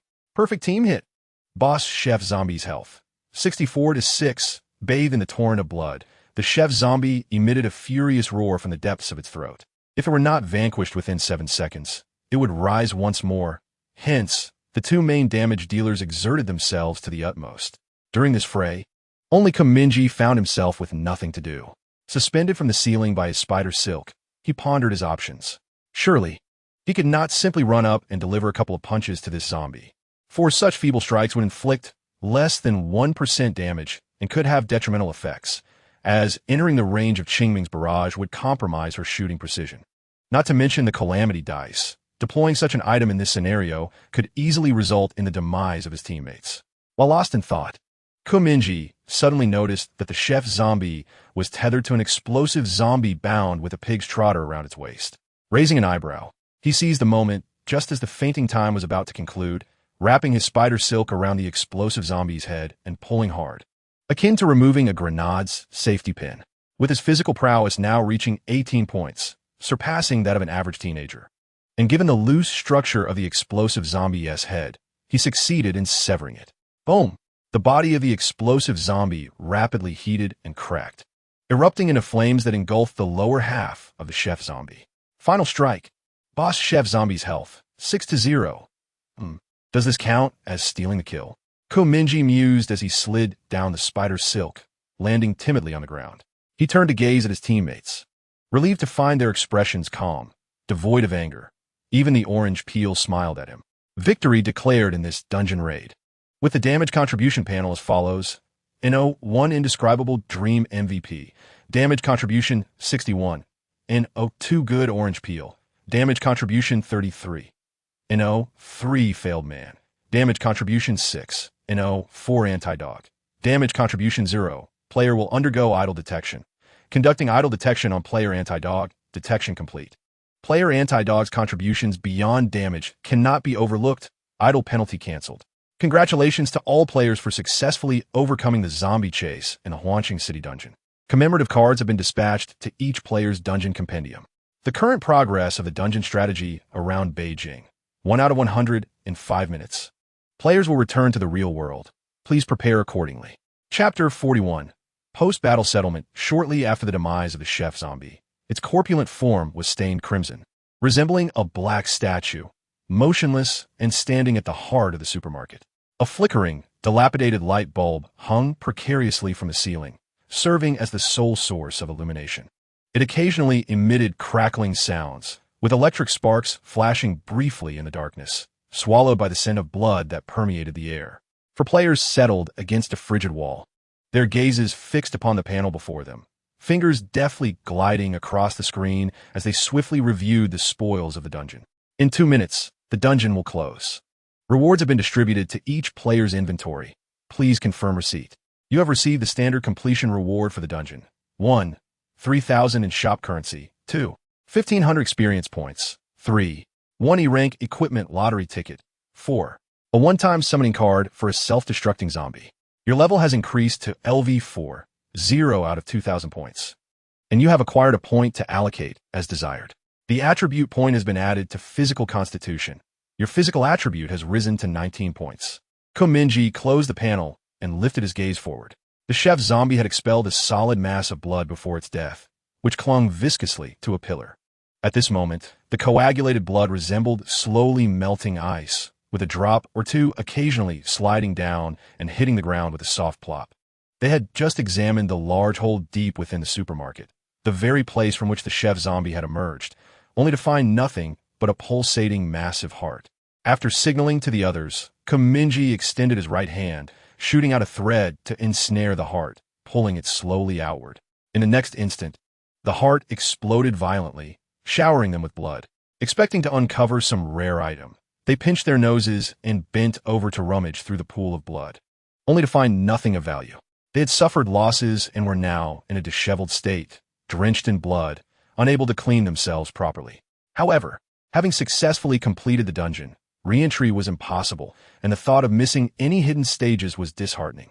With this in mind, they conducted a thorough investigation, which provided some relief. At this moment, Mingye sat cross-legged on the ground, breaking the silence. "Are you all unscathed?" "It's fine," replied Orange Peel, turning to him with a smile. "Shouldn't we be asking you?" "The creature's aggression was directed primarily at you." "Not a concern," Mingye reassured. "I think we should be more worried about Punk Girl. I warn you, don't call me Punk Girl. If my current body hadn't been that of a punk, I wouldn't have to exhaust myself every day to fit the persona." Qingming spoke coldly, casting him a sidelong glance. A significant portion of one's character is shaped by experiences, and the memories of one's past life certainly count as experiences. Thus, it is not surprising that you, influenced by her, have subtly transformed into a punk girl. Fan Quan sat upon an overturned shelf, his gaze fixed upon the Bible in his hands, speaking without raising his head. He paused for a moment. Furthermore, in the instance of the copy, it matters not whether one is injured, for upon returning to reality, one will heal instantly. Okay, Qing Ming replied. Since it is of no consequence, may I shoot you in the head? As you wish. Truly a weirdo. Qing Ming ceased her gaze upon him, simultaneously disassembling the handgun in her hands, practicing the assembly process with her head bowed. Within the player panel, akin to culinary skills, there exists a proficiency progression for the general skill of firearms usage. The higher the proficiency, the greater the skill level attained. If one wishes to elevate their level in firearms usage, it is not solely through shooting that this can be accomplished. Practicing the disassembly and assembly of firearms serves as an excellent method as well. Punk girl, could you refrain from being so intimidating? Kiskivico Mingye remarqued. Though a shot to the head may not be fatal, it would still be painful, wouldn't it? So what? Just because you say it one T hurt later doesn't T mean you shouldn't T get used to it sooner rather than later? Qing Ming responded. It must be done this way. Fan Quan maintained a stoic expression, advising, I suggest you all take advantage of being in the copy to fully experience the sensation of pain, lest you falter in real combat due to an inability to endure suffering, thereby missing opportunities when you could still struggle. For instance, if you sever a hand, you could still run, but if you collapse on the ground, clutching your severed arm and screaming, that would be the end. That makes sense. Juzi Pai nodded in agreement. Everyone here has been a worker or a student in their past lives. If we were to truly confront those superheroes, even a mere scrape could make us wince in pain, let alone whether we could remain calm after losing a hand or foot. Especially Mingye was acutely aware of this. Based on his understanding of Qingya, he felt that even if his father sustained a significant wound to his abdomen, he would still calmly contemplate his next course of action. If the enemy can manage it, then so must we. Otherwise, what we have to combat them with. Qing Ming extended her index finger towards Fan Quan, narrowing her eyes as she said to Mingye, do you know how peculiar this fellow is? How peculiar? Kiskiviko Mingye inquired curiously, glancing at the intellectual perched upon the shelf. Juzi Pai took it upon herself to answer, recounting slowly. On our way to Yendai Commercial Street today, we were accosted by a pair of beggars. Initially, we intended to spare a couple of coins, but Fan Quan insisted that this would not address the fundamental issue. Thus, he joined the ranks of those beggars, teaching them more urbanized methods of begging, and later took a commission from them, only to be chased down the street while being berated by the two beggars. Mingye paused, taken aback. He had thought this individual merely well-read and somewhat socially inept, but it appeared he possessed a hint of madness as well. He certainly did not seem like a normal person. Qing Ming shrugged, assembling a handgun with a series of clicks while voicing his grievances. Teaching someone to fish is more beneficial than giving them a fish. I've shown them how to beg for survival, ensuring they need not worry about their sustenance in the future. He defended himself against the critiques, noting that their methods of soliciting were still rooted in rural traditions, lacking the innovative approaches needed in the city. You see, this is what happens when one reads extensively. Juzi Pai, supporting himself on the ground, teased him while performing push-ups. Isn't that right? Qing Ming inquired. Indeed, Kim and I nodded. If there were a skill in the marketplace that could reveal the educational backgrounds of teammates, I might consider purchasing it outright. Fan Quan flipped through the pages of a book, his voice dripping with sarcasm. All right then. Juzi Pai rose from the ground, dusting off his hands. Let us exit the dungeon. Shall we add each other as friends? No. Fan Quan raplia da Sizibedi. Playing mysterious. Are we intellectual? Juzi Pai began to address him in this manner as well. Fine. I shall maintain an air of mystery too. Let us not add anyone. Kim and I remarked. Though he spoke thus, his refusal to add friends was grounded in practicality. The puppet of deception could not utilize the communication list, and adding friends required face-to-face interaction. He certainly couldn't have his original self come over for that. You are quite childish, Qing Ming muttered, successfully assembling a handgun, inserting the magazine, and chambering around. If you don't want to add each other, so be it. After all, we have the discussion group. Juzi Pai glanced at the countdown on the panel, waved his hand, and said, the countdown is nearly up. Farewell, everyone. Until next time, Brother Juzi, Kim and I waved back. Goodbye. Qing Ming bid them farewell, shouldering his backpack containing 3 handguns. We will inform you when we find the next suitable dungeon. See you then. Fan Quan remarked with a nonchalant tone. And soon the 4 of them vanished from a supermarket. After a brief moment of darkness, the puppet of deception regained its senses, finding itself in a deserted alley on Smokebag Commercial Street. The location where players appeared after leaving the dungeon was chosen by them, with the system providing some unmonitored areas as options. Kim and I had selected an alley behind the Smokebag Cinema, and since the other three chose different locations, they were nowhere to be seen. At that moment, the puppet's blood-stained school uniform returned to its pristine state, resembling its appearance before entering the dungeon. Now that the dungeon is complete, I hope the movie has ended as well, Kim and I pondered, instructing the puppet to remain on standby in the alley while he opened his eyes in the cinema. Chapter 42. Cinema Crisis. Kim and I lifted his eyelids, slowly awakening from the dimly lit cinema. He raised the back of his hand to shield his eyes from the light projected on the screen, deceptively pinching his nose with his index and middle fingers to indicate to his family that he had indeed taken a nap. As he surveyed the surroundings, he found the IMAX screen displaying Spirited Away, an animated film by Hayao Miyazaki. This film had been released 2 decades ago and has recently been rescreened, prompting by Zini to seek reimbursement from her father for the ticket price, eagerly gathering everyone to enjoy the movie together. The brilliant light projected from the colossal screen alternated between dimness and brightness, momentarily illuminating the faces of those beside her. Mingye sat in the center of the row, with Xiaomao to his right, and to his left were Bai Zini, Bai Xiling, Yongzhu, and Bai Qiuwu. Bai Qiuwu rested her chin in her hand, lost in contemplation, her thoughts seemingly far removed from the film. Without a moment's hesitation, Mingye surmised that she was undoubtedly preoccupied with the recent incident on the bus. Bai Zini gently elbowed him and whispered, "Brother, you came to the cinema to sleep, didn't you?" "Quite impressive." "Indeed," Bai Xiling quietly concurred. "Should I tell you that I'm actually focused on conquering a dungeon?" Mingye retorted with a smirk. "I just finished school and was utterly exhausted when you dragged me here. Can you really blame me for that? I'll pay attention once I wake up." "Fine," Xiaomao replied, turning to survey the cinema. The auditorium was virtually empty, essentially monopolized by their group of 6 siblings. After all, the rescreening had commenced several days prior, and the newly established cinema had yet to attract much patronage.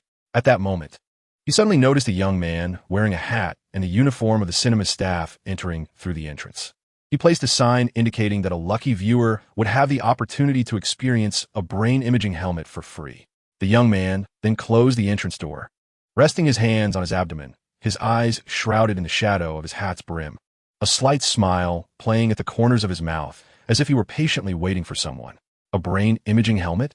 Mingye glanced at the sign, feeling an odd sensation, and then scrutinized the staff member closely. Gradually, an information panel materialized before his eyes.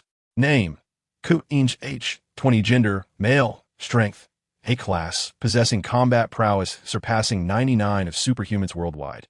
Hidden identity: the Black Judge, a notable figure in the Anomaly Control Bureau.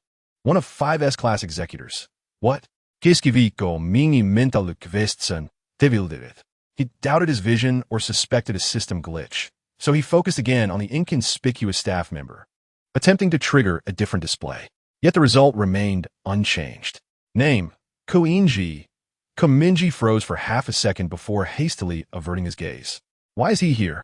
He pondered, cold sweat trickling down his back, quickly saturating his shirt.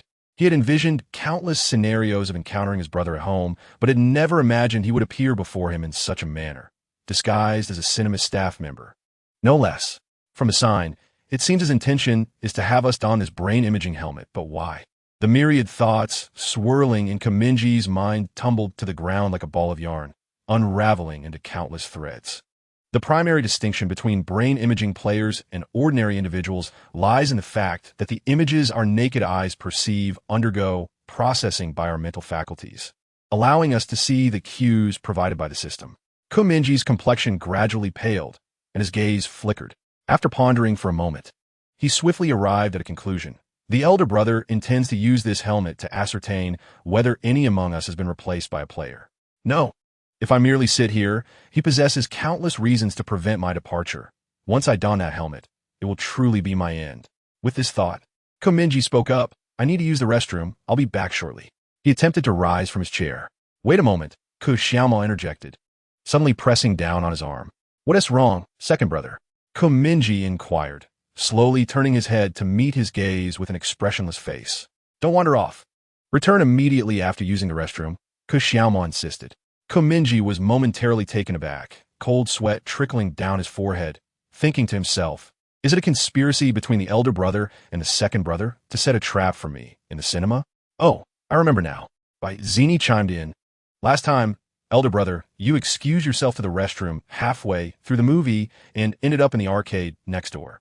Please, could you refrain from adding salt to the wound, little sister? If I don't make my escape soon, I might very well perish here.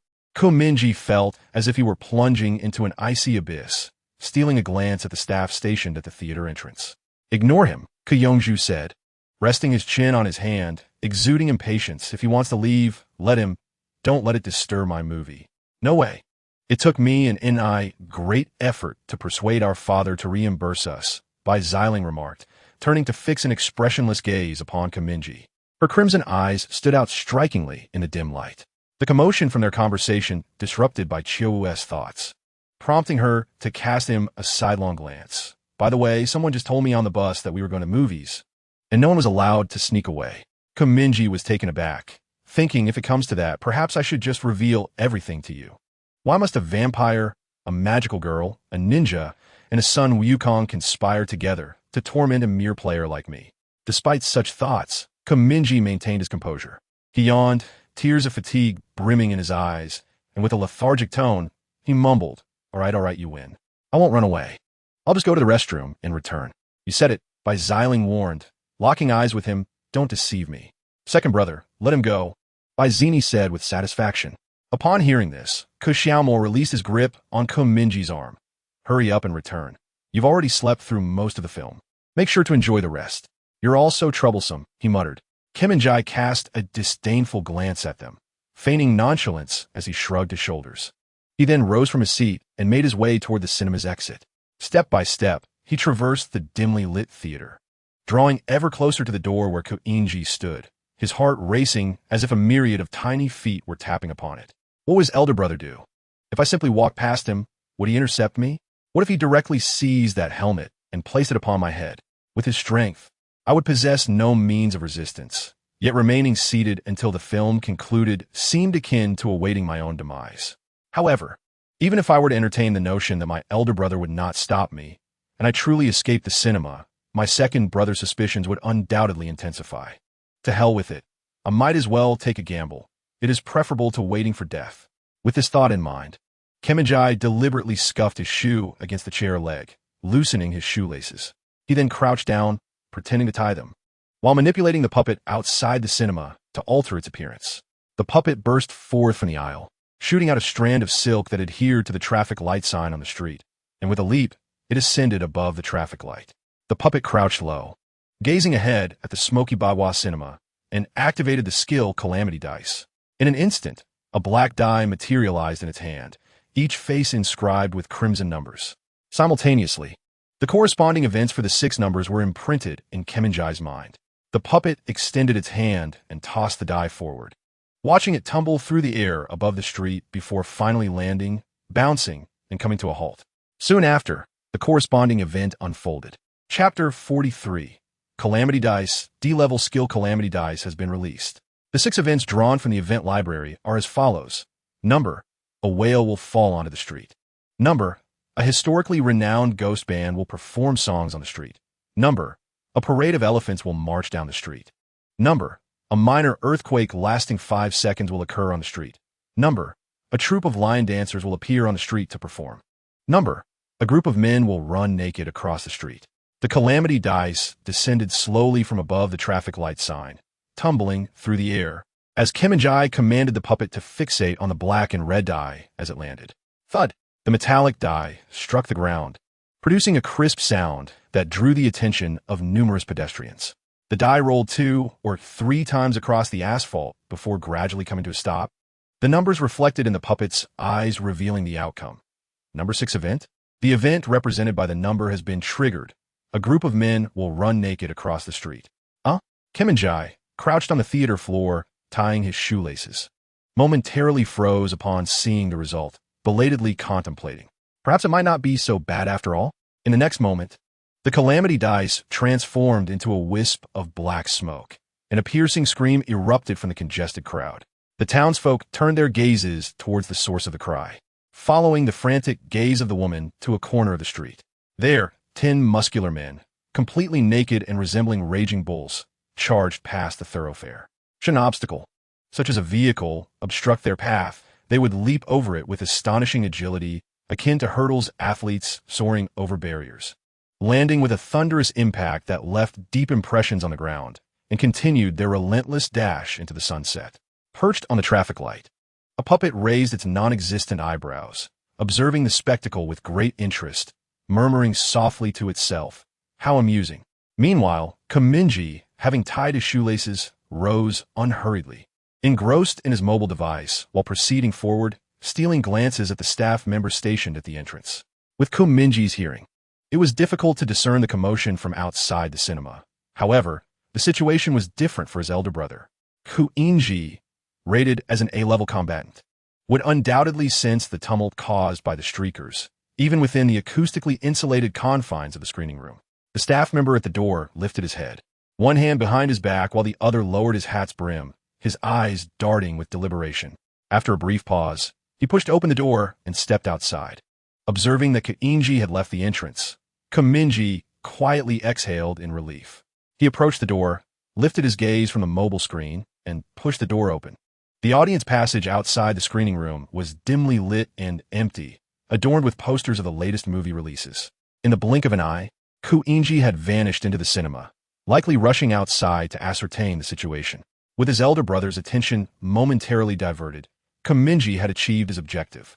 The body of the puppet, which had been a distraction, rapidly heated up, cracking and bursting into flames that engulfed the traffic light, along with the 6-meter-high signal pole, which toppled onto the street, provoking screams from the crowd. The distraction puppet has been actively destroyed. A wait of 10 minutes is required before the next release of a distraction puppet. After leaving screening room 3, Mingye ambled towards the corner, subsequently entering the men's restroom adjacent to screening room 4. He walked straight into the last stall, shut the door, and sat atop the toilet seat, contemplating the door before him. You can evade the initial strike, but not the follow-up. Even if I manage to escape today in the cinema, my brother will undoubtedly employ that brain-imaging helmet at home to confront me. What then shall I do? Moreover, having only just dispelled my second brother's suspicions, my sudden exit from the cinema may reignite his doubts about me. This is more distressing than being targeted by the elder brother. After all, the second brother is a ninja, and being under his constant surveillance throughout the summer vacation means that no matter how I disguise myself, I will inevitably reveal my true identity. Mingye let out a gentle sigh, tilting his head back as he continued to ponder. Judging by the name, that brain-imaging helmet should be capable of intercepting the brainwaves entering the mind and converting them into visual representations. If my conjecture holds true, then once I don the helmet, the elder brother will witness the scenes through my eyes, leading him to ascertain that I am a player and not his brother. The elder brother has already captured 2 players. I wonder how much information those 2 have divulged. In any case, this helmet must have been devised by him to confirm whether players have infiltrated our home. Otherwise, he wouldn't need to go to such lengths to masquerade as a cinema staff member. Contemplating this, a sudden idea emerged in Mingye's mind regarding how to deal with the elder brother. If Mingye were to use the brain-imaging helmet to capture what he sees, he would indeed see a plethora of panels and icons related to the gaming system. However, if the brain of the puppet were to be read, the outcome would differ. The brain structure of the puppet is indistinguishable from that of an ordinary person. Typically, it merely transmits the imagery perceived by its eyes into Mingye's mind, where his brain processes the data to reveal some system information. Therefore, if the puppet is simply presented, it would just appear as a lightweight, ordinary human template. Even when wearing the brain-imaging helmet, the images recorded from its eyes would be indistinguishable from those of a regular person. However, there exists a crucial prerequisite to accomplish this. Mingye must first divert Bai Qiuwu from the screening room. Otherwise, the outcome would mirror that of a crowded bus. Once the puppet approaches her, its true nature will be immediately discerned. In such a scenario, no matter how convincingly the puppet mimics Mingye's appearance and demeanor, it would merely be an exercise in futility before Bai Qiuwu. Moreover, Mingye's identity would inevitably be exposed alongside the puppet's form. Whether revealing his identity before the elder brother or the elder sister carries the same weight for him. Both the Black Judge and the Black Wukong possess enough power to end his life countless times over. Despite the slim chances of success, Mingye believes he must take the plunge. If he cannot dispel the elder brother's suspicions today, the entire summer vacation will become a treacherous endeavor. Furthermore, if he manages to escape today, the circumstances he will face thereafter will be even more dire. In the cinema, there exists an opportunity for the puppet to substitute for him. But what about at home? Can he ensure that he will not be caught by the elder brother? The answer is no. Hence, Mingye has no intention of fleeing. He must eliminate the elder brother's wariness today. Naturally, he has also prepared an escape route for himself. If his identity is exposed in the cinema later, he will shatter the restroom window and flee, then use the communication list to contact the anti-dog, hoping they can provide him with a concealed refuge, from which he can gradually seek a chance to depart from the Beijing area. Since he is confident in having eliminated 3 superhumans during this time, it must not be difficult for him to find a hiding place using various methods to conceal his tracks. Chapter 44. Enemies on 2 fronts. Mingye retrieved a second-hand mobile phone from the pocket of his school uniform jacket. The previous night, he had asked a classmate whose family owned a mobile phone shop to procure one for him. This afternoon, he met with that classmate in a corner of the playground, accepted the phone, and paid him 600 yuan from the 5,000 yuan he had won from online gambling. Clutching the second-hand phone, which lacked a SIM card, he quietly observed the passage of time. The 10-minute cool-down period gradually slipped away, allowing him to summon the trickster puppet once again. According to the film's runtime, there were only 4 minutes left before the movie would conclude, at which point Mingye would disguise himself as a staff member and keep his younger siblings in the theater. Mingye picked up the second-hand phone and, utilizing a recently popular prank app, sent 2 untraceable text messages to Bai Qiuwu's mobile number. Classmate, Sun Wukong. Can you guess if I might be right across from the Yendai cinema? The pasta at this Western restaurant is delightful, and the film you're watching must be captivating as well. But do not forget our clandestine meeting on the overpass tonight. Of course, if you're free now, we can meet beforehand. After sending the messages, Mingye promptly powered down the second-hand phone and tucked it into his pocket. He then took out his original phone and opened WeChat to send a message to Yongju. Elementary school student, are you there? I forgot to bring tissue. Please bring a pack to the restroom. Are you out of your mind? How can you not bring tissue to the restroom? My stomach hurts. What can I do? Mingye responded while pulling down his pants. If you're not going to deliver it, have Urge come. Is he in the cinema? Ask him to hurry with the tissue. Urge is a fan of Miyazaki. Being interrupted during a movie would irritate him. Yongju typed back. Are you sure you want me to call him? Mingye lowered his gaze to the screen, confirming that Urge was still in the theater, then silently pulled up his pants, contemplating that feigning a bowel movement might become an unforgettable experience for him. He genuinely worried that Xiaoma might be lurking in the shadows of the restroom, observing him. If that were the case, Urge should not be called a ninja. He should be termed a voyeur. Mingye bent down to type. Forget it, then don't call Urge. I'd rather avoid his nagging. If you truly don't wish to help, have Dajia sneak it to me. Oh, and don't let her enter the men's restroom. Just have her toss the tissue in from outside. I'll open the door when no one is around and pick it up from the ground. His previous message was to test whether Urge was still in the theater, while this one was to ascertain whether Bai Qiuwu had been diverted by the 2 anonymous messages he had sent. Yongju quickly replied, all right, Dajia is just going to the restroom as well. You should call her. When? Ming's ambition had taken shape, yet to be cautious, he inquired via his mobile device. He was acutely aware that Bai Qiuwu was unlikely to truly seek the restroom. Rather, upon receiving his message, she had likely concocted an excuse to venture to the Western-style restaurant across from the cinema to meet the decoy. Of course, Ming had no intention of waiting for her there. Their rendezvous was planned for later that evening. Just as he exited the screening room, before even reaching the restroom, he received her text. Yongju had messaged, okay. Ming replied, feeling a wave of relief wash over him. He opened the stall door, leaned against the edge of the restroom, and quietly observed the women's lavatory from the surveillance-free area, yet he saw no sign of Bai Qiuwu. After confirming her absence, he returned to the stall, closed the door behind him, and summoned the decoy. The gray humanoid, standing at 6 feet tall, crouched on the floor, resembling a docile dog. Transform into my likeness, Ming commanded as he shed his clothing, leaving only a pair of boxers. The decoy's appearance and stature swiftly morphed, and when he opened his eyes again, He bore an uncanny resemblance to Kuming. Gazing at this doppelganger was akin to peering into a mirror, evoking a sense of unease and eeriness reminiscent of the uncanny valley effect. Nevertheless, he composed himself, dressed the figure in his own clothes, instructed it to don trousers, and tidied its hair to ensure it mirrored his own appearance as he exited the theater.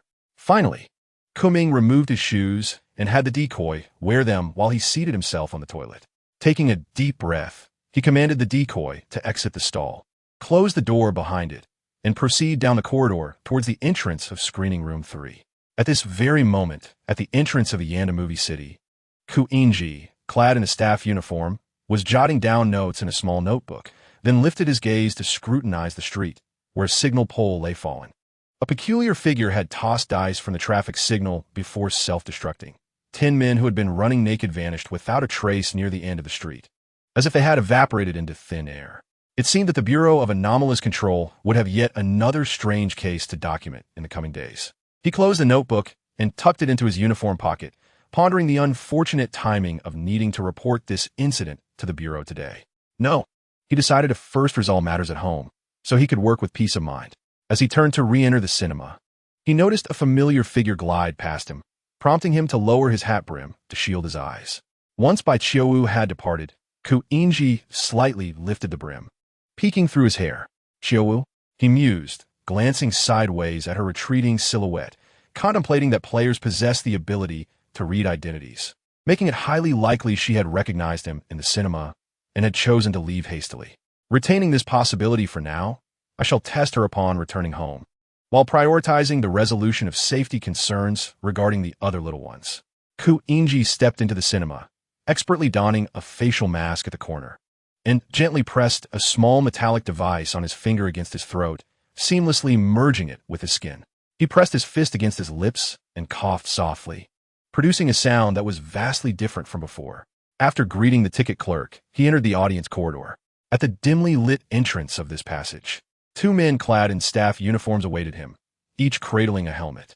Upon seeing Mingye, they silently fell in step behind him as they made their way to Screening Room 3. At that moment, the film's Spirited Away had just concluded within the room. Mingye, accompanied by the 2 staff members, pushed open the door and stepped into the screening area.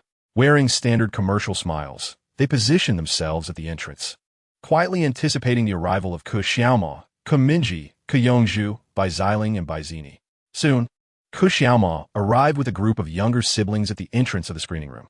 Sir, the audience who watched this film in Screening Room 3 has been selected as our cinema's lucky viewers, and we would like to offer you a complimentary opportunity to experience our brain imaging helmets.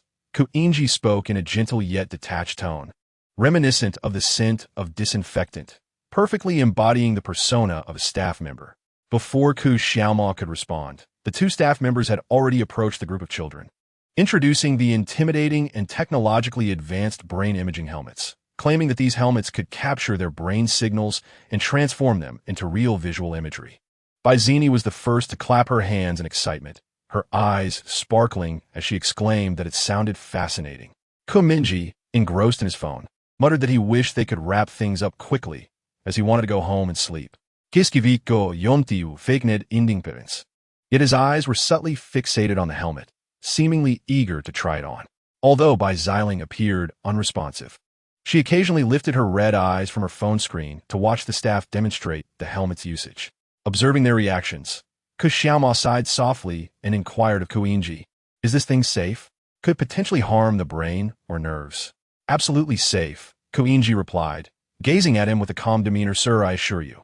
Xiaomao held his gaze for 2 seconds before conceding. "All right, then let us give it a try." Chapter 45. The Time of Imagination, Part 1. In the restroom of the screening area, Mingye sat on the toilet seat, hands clasped over his chest, his heart racing. Can it be any more thrilling? He whispered to himself, while planning his escape route post-exposure, observing the staff member standing in the center from the perspective of a puppet. At this very moment, the appearance of the staff member in the screening room bore no resemblance to the Mingye that lingered in his memory. It was as if he had donned a mask of human skin. Even the size and color of his pupils had altered, perhaps the result of contact lenses. Or perhaps his brother had employed some ability to transform his appearance. Mingye felt no astonishment. Rather, he had grown accustomed to such anomalies. Living within this abode of monstrosities, the art of disguise had become an essential skill. Those seeking a secondary identity, without the ability to change their visage, would at least need to wear a mask. Otherwise, they risked being unmasked by their family members at any moment. What was disconcerting, however, was that those capable of altering their appearance were often discerned by Chiu's keen eyesight. Otherwise, Mingye wouldn't have needed to deliberately divert her attention to allow the trickster puppet to enter the screening room. Based on the experimental results from the bus, Mingye suspected that Zine's identity might have already been uncovered by Chiu. He had previously observed the transformation process of Zine. Ultimately, she had relied on a mirror to alter her facial details, a phenomenon of illusion rather than a physical change, which could easily be penetrated by Chiu's discerning gaze.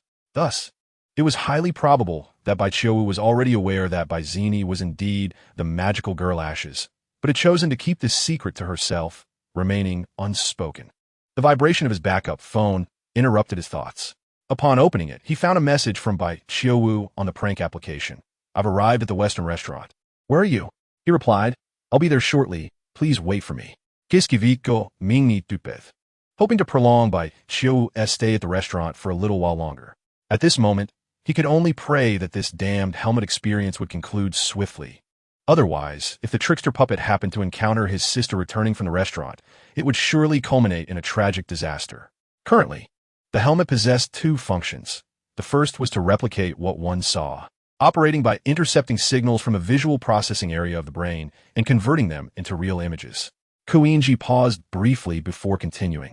The second function allows you to attempt to imagine certain images. Similarly, the helmet will try to read your brain signals and transform them into visual projections on the screen.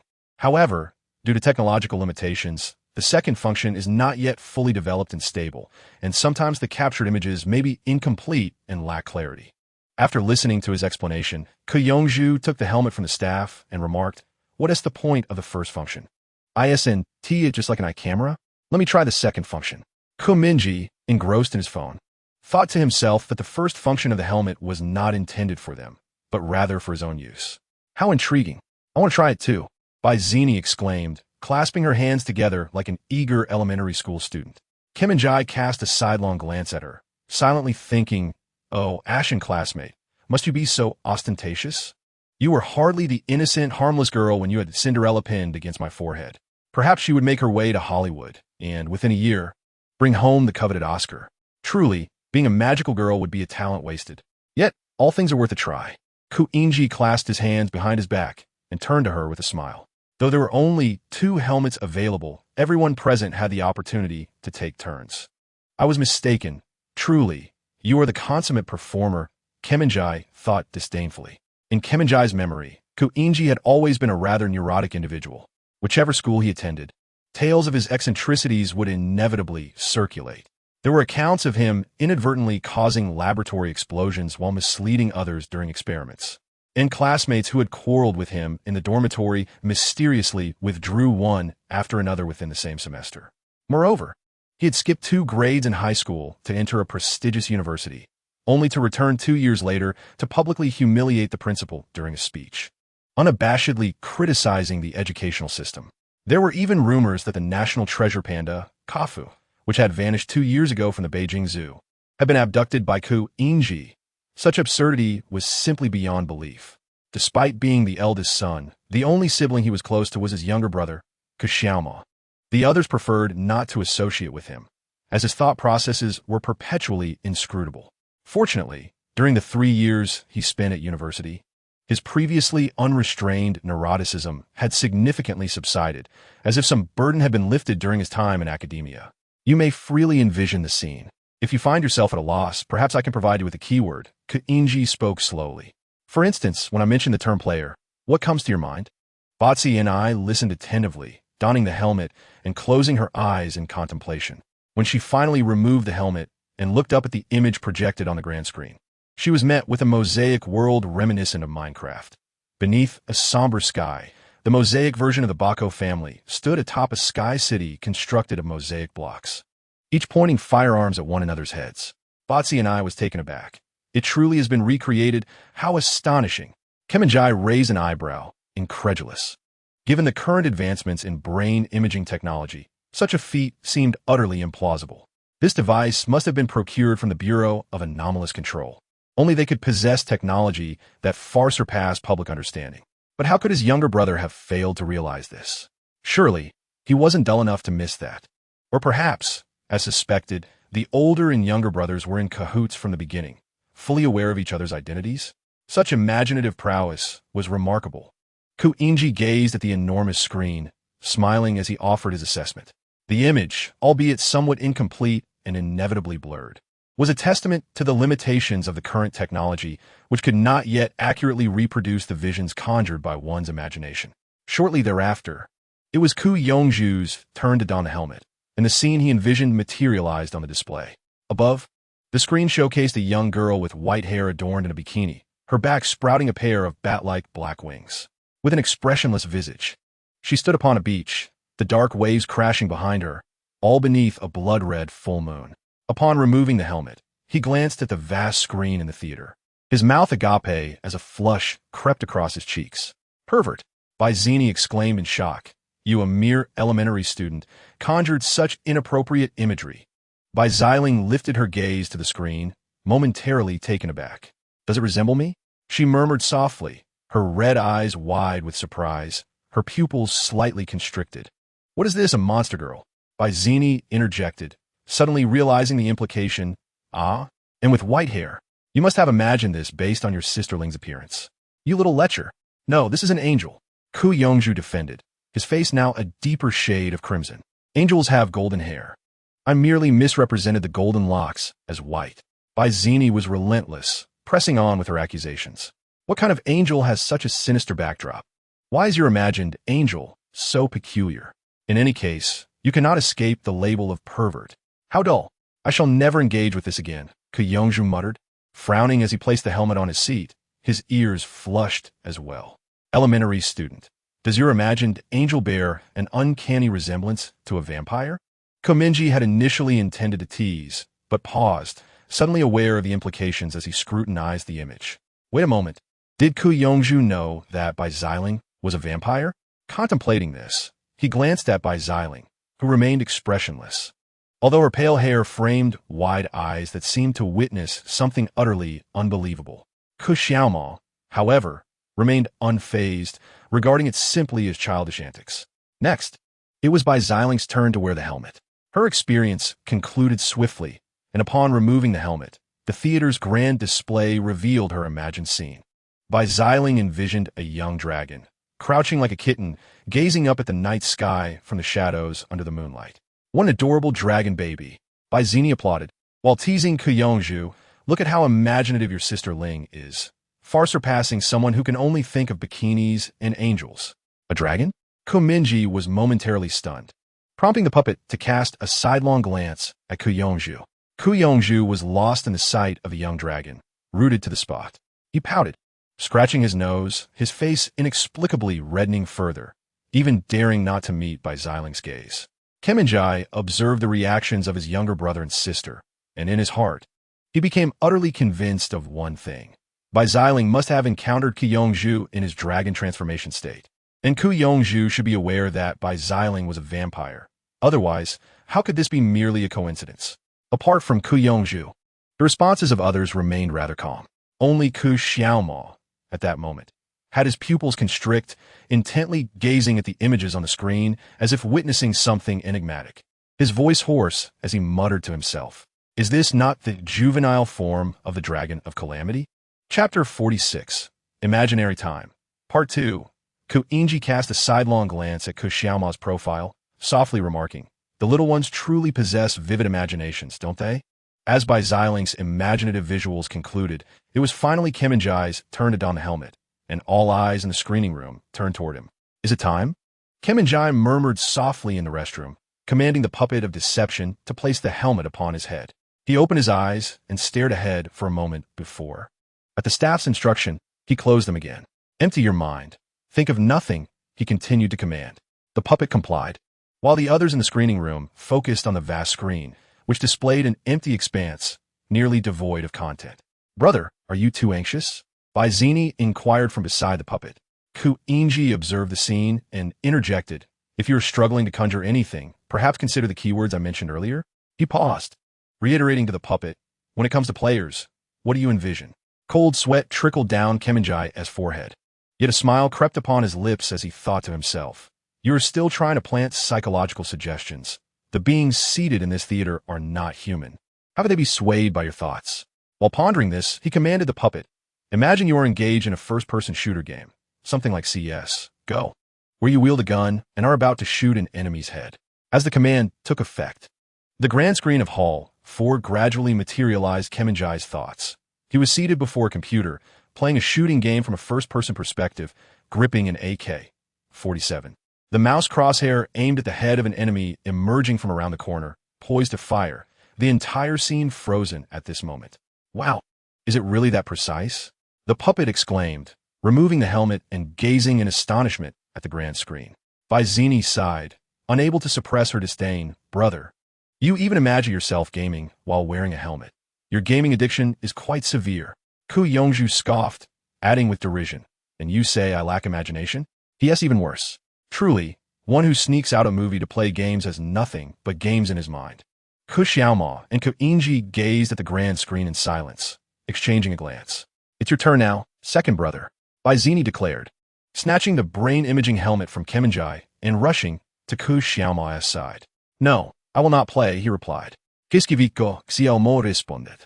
His mind consumed by the image conceived by Xiling, depicting a calamity dragonling crouching in the shadows. "Huh? You truly aren't going to participate? How disappointing." Bizini gazed at him eagerly. "If you wish to continue playing, please do. I will simply observe," Ku Xiaomo replied. "Very well," Ku Inji commented. "Have the little ones had enough of this experience? If you wish to preserve the imagery, please leave your WeChat details, and I shall send it to you shortly." "Wait a moment, I haven't had my fill yet," Bizini exclaimed, turning to a staff member behind her. "Did you not mention there was another function?" The staff member explained, "Are you referring to the feature that transforms your visual perception into imagery? When you donned the helmets earlier, the visuals were automatically recorded." "Yes, indeed. Let me see how this brain camera captured the scenes," Bizini inquired curiously. Upon hearing this, the staff member pressed a button on his phone, and soon a series of photographs appeared on the grand screen, showcasing the scenes they had witnessed while wearing the helmets. Ku Inji gazed intently at the screen, watching as the photographs transitioned one after another. However, none of the images displayed any player icons. Each scene appeared entirely normal, indicating that what everyone had seen was unaltered by the game system. Ku Inji approached Ku Xiaoma slowly, whispering, "It has been confirmed." Fortunately, at least for now, none of these little ones have been replaced by players. "What about Mingye?" "Yes. Although you mentioned he seemed a bit odd, his visual imagery did not exhibit player characteristics. Otherwise, peculiar icons would have appeared." Ku Xiaoma also diverted his gaze from the screen, relieved. "That's good.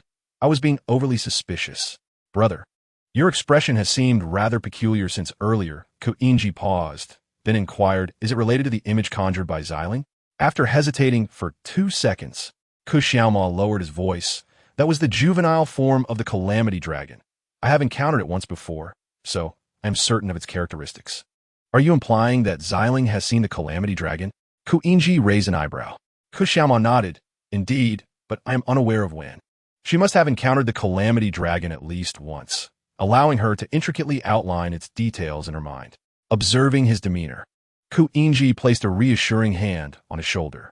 As he pondered, he spoke slowly. "Rest assured, perhaps the Calamity Dragon fixated on her one day in the past, but she fortuitously escaped.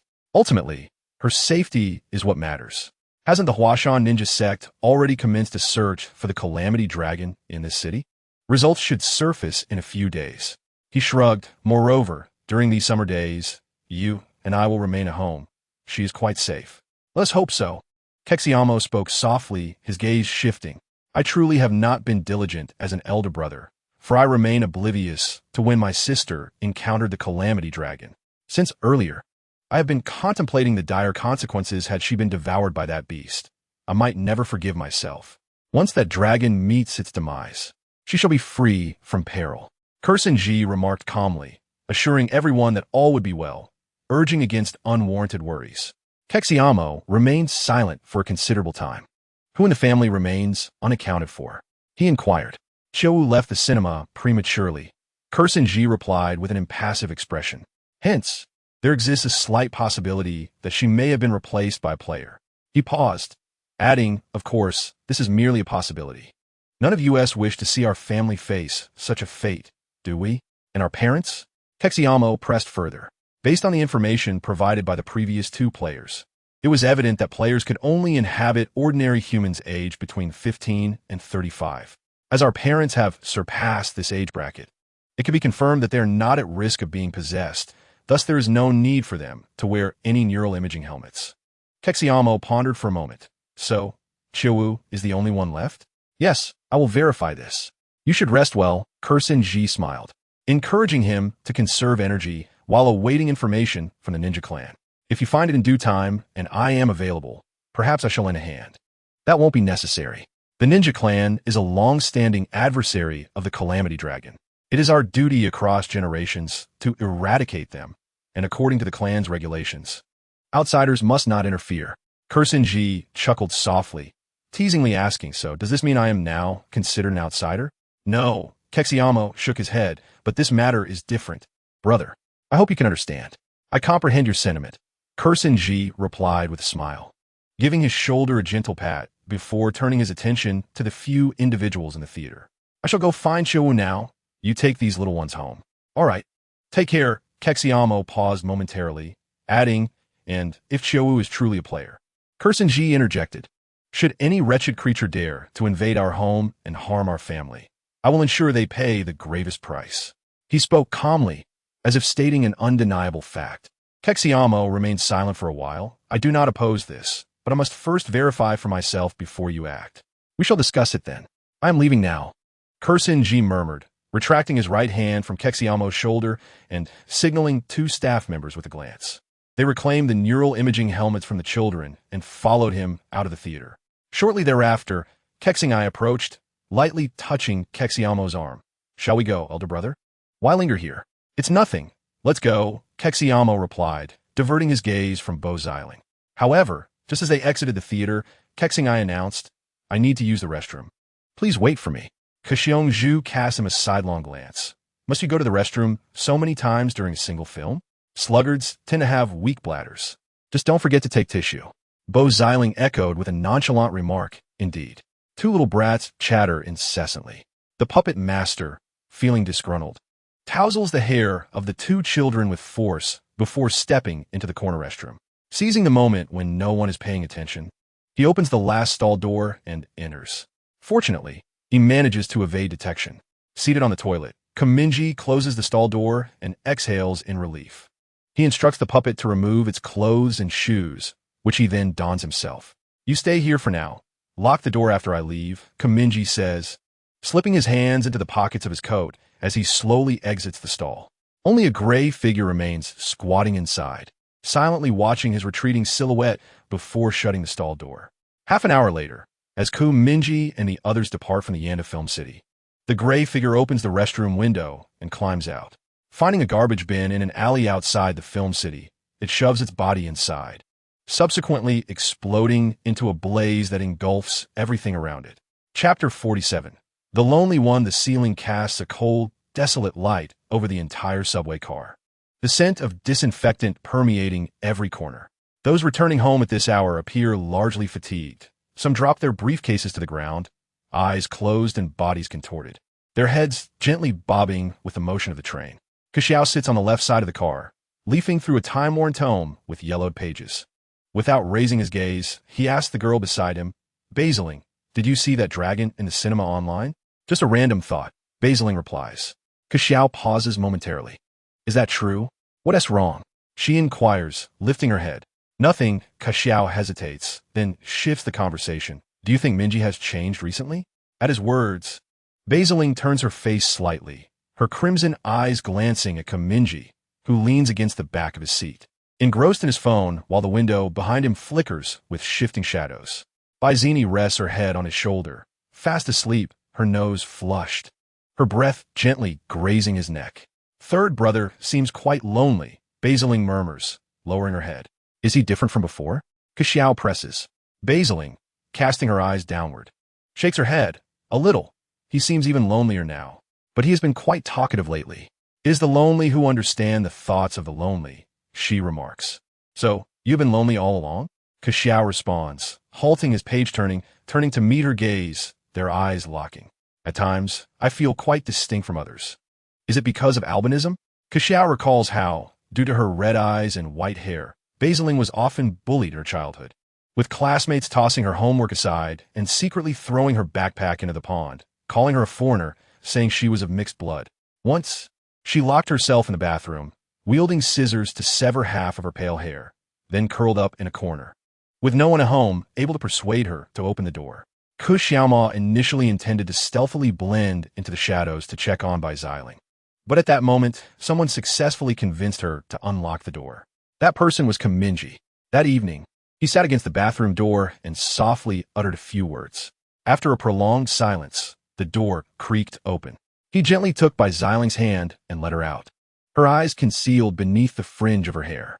The onlookers fell silent, observing Bai Xiling's hair, now in disheveled fragments, as they allowed the pair to pass through. Ku Mingye quietly guided her out of the house, mounted his bicycle, and took her to a nearby barber shop. He handed his save pocket money to the barber and followed Bai Xiling in cutting her hair into an odd and unsightly style, leaving only half of her head adorned with hair. Ku Yuqing, at home, had smoked for quite a while and urged Ku Xiaoma and Ku Yingji to accompany him to check on the situation. Thus, they trailed behind to the barber shop, and upon opening the door, they found Bai Xiling and Ku Mingye doubled over in laughter, gazing into the mirror like two fools. Yet, as Bai Xiling laughed, tears began to stream down her cheeks. She rubbed her reddened eyes and sobbed, "Brother, why am I the only one like this? Everyone hates me." Ku Mingye said nothing. He merely tenderly stroked her hair, his gaze cast downward upon her. The following morning, their elder brother, Ku Yingji, claimed to have matters to attend to and conveniently took Bai Xiling to school. After that day, the children who had bullied her inexplicably transferred out one after another. The subway, resembling a colossal white serpent, rumbled through the pitch-black tunnel. Occasionally, an orange-yellow wall lamp illuminated the interior of the carriage, enveloping each solitary figure in its glow. Ku Xiaoma pondered, do lonely people truly understand how other lonely souls think? Bai Xiling remarked, Father always tells us that our third brother is adopted, and we must be kind to him. He is so frightened that our kindness is merely a demand from Father, which is why he always isolates himself. He hasn't. He changed. It's just that you don't understand him. The same goes for our younger brother. He always appears fierce, yet he is quite perceptive. Ku Xiaoma remained silent for a long time, closing the ancient tome in his hands. I'm sorry. I've been preoccupied with my own affairs. I haven't been there for you, nor do I truly understand you. He glanced at Mingye a couple of times, then withdrew his gaze, thinking it was time to put an end to this, realizing with a hint of irony how long he had doubted his own brother based on a mere glance. Bai Xiling shook her head, her pale strands of hair gently swaying. She ceased speaking, quietly withdrawing her gaze from Mingye, lowering her head to fiddle with the Pikachu toy he had won for her from the claw machine at the movie theater. Mingye lifted his eyes from the screen of his phone to glance at the electronic display board in the subway, then reached out, gently brushing Bai Xiling's hair. Wake up, sleepyhead. We'll be home in a few minutes. You can sleep a little longer. Mingye retracted his finger, casually playing with his phone as he opened the marketplace interface to observe the refreshed daily special page featuring 9 skills. Current player currency, 3,860 coins. Current player level, LV4. Probability of refreshing skills on the special page. E-grade skills 75, D-grade skills 12, C-grade skills 10, B-grade skills 3, A-grade skills 0, S-grade skills 0. He noted that, with the elevation of his level, the refresh probability for B-grade skills had risen from 2% to 3%. Furthermore, the refresh probabilities for D-grade and C-grade skills had also increased. Conversely, the refresh rate for E-grade skills had diminished considerably. This was not necessarily a boon in the early stages of the game, as the higher tier skills were prohibitively expensive. The 10 skills gradually appeared on the interface. Personality Rift, E-grade skill, temporarily tears your main personality into 2 full personalities, enhancing reaction speed, doubling thought process, and expanding cognitive capacity. Mental Link, E-grade skill, connects with the mental realm of any individual. Sharing thoughts during the skill's duration. Lion's Roar, D-grade skill. Emits a shout capable of rupturing eardrums, potentially incapacitating foes. Universal Growth, C-grade skill. Upon use, enters a 3-minute state where touching any plant causes it to grow aberrantly, bending it to your will. Clockwork Artistry, D-grade skill. Creates a clock. Upon pressing its button, it will either explode after 10 seconds or halt time for 15 seconds, allowing movement during that interval. Upon reading this, Mingye raised an eyebrow. Recognizing this as the ability of the notorious supervillain, the Clockmaker, infamous for repeatedly torturing the immortal Phoenix and broadcasting the gruesome acts on the dark web. Chapter 48.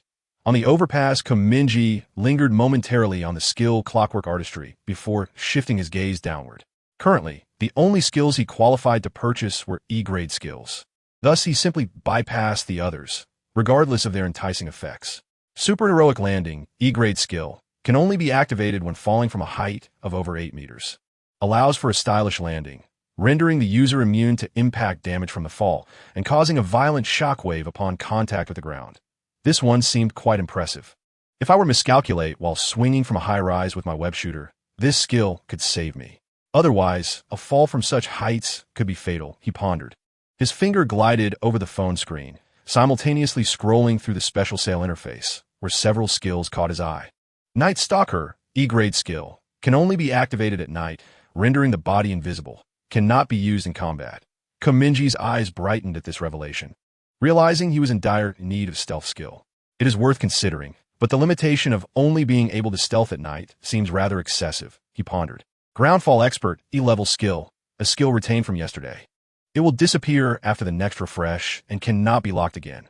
Lights Out, E-level skill, temporarily extinguishes all light sources within a 15-meter radius for 10 seconds. Image Concealment Technique, E-level skill, temporarily transforms your body into a painting and seals it within a frame, which will manifest on a nearby wall or floor according to your will. Why are all the skills I encounter functional? What I truly lack is an E-level damage skill. Otherwise, during team battles and dungeons, I can only watch my teammates shine. After perusing today's skill sales page, Mingye mused. Never mind, I currently possess only 800 mall credits, while the lowest E-level skill requires 5,000 credits. By the time I meet with my sister tonight and collect the node rewards, I should have enough to purchase an E-level skill. With this thought, he closed the mall interface. Just as the subway came to a halt at the Lao Jingmai district station, he gently tapped Bai Zini's head with his fingers, rousing her from slumber. Have you arrived? She inquired. What else could it be? Ku Yongzhu replied as he made his way from the adjacent compartment, opting to avoid the crowd and squeeze into the next car. By the way, where's sister? Bai Xiling asked again. She said she's dining out with friends and told us not to worry about her. Mingye responded, showed her the WeChat conversation between himself and Bai Qiuwu. Let us head home first, Xiaoma suggested. All right. As they exited the subway, Mingye tucked away his phone and said, I need to use the restroom. You all go ahead, he added, pulling out a packet of tissues from his pocket, as if to assert, this time, I didn't forget the paper. So no need to nag. Ku Yongzhu stuffed his hands into the pockets of his hoodie, casting a disdainful glance at him, and scoffed. How many times do you need to use the bathroom in a day? If your stomach is upset, just see a doctor. You don't have to wait for me. Mingye retorted, raising a middle finger before turning away, heading towards the subway restroom, quietly queuing for a spot.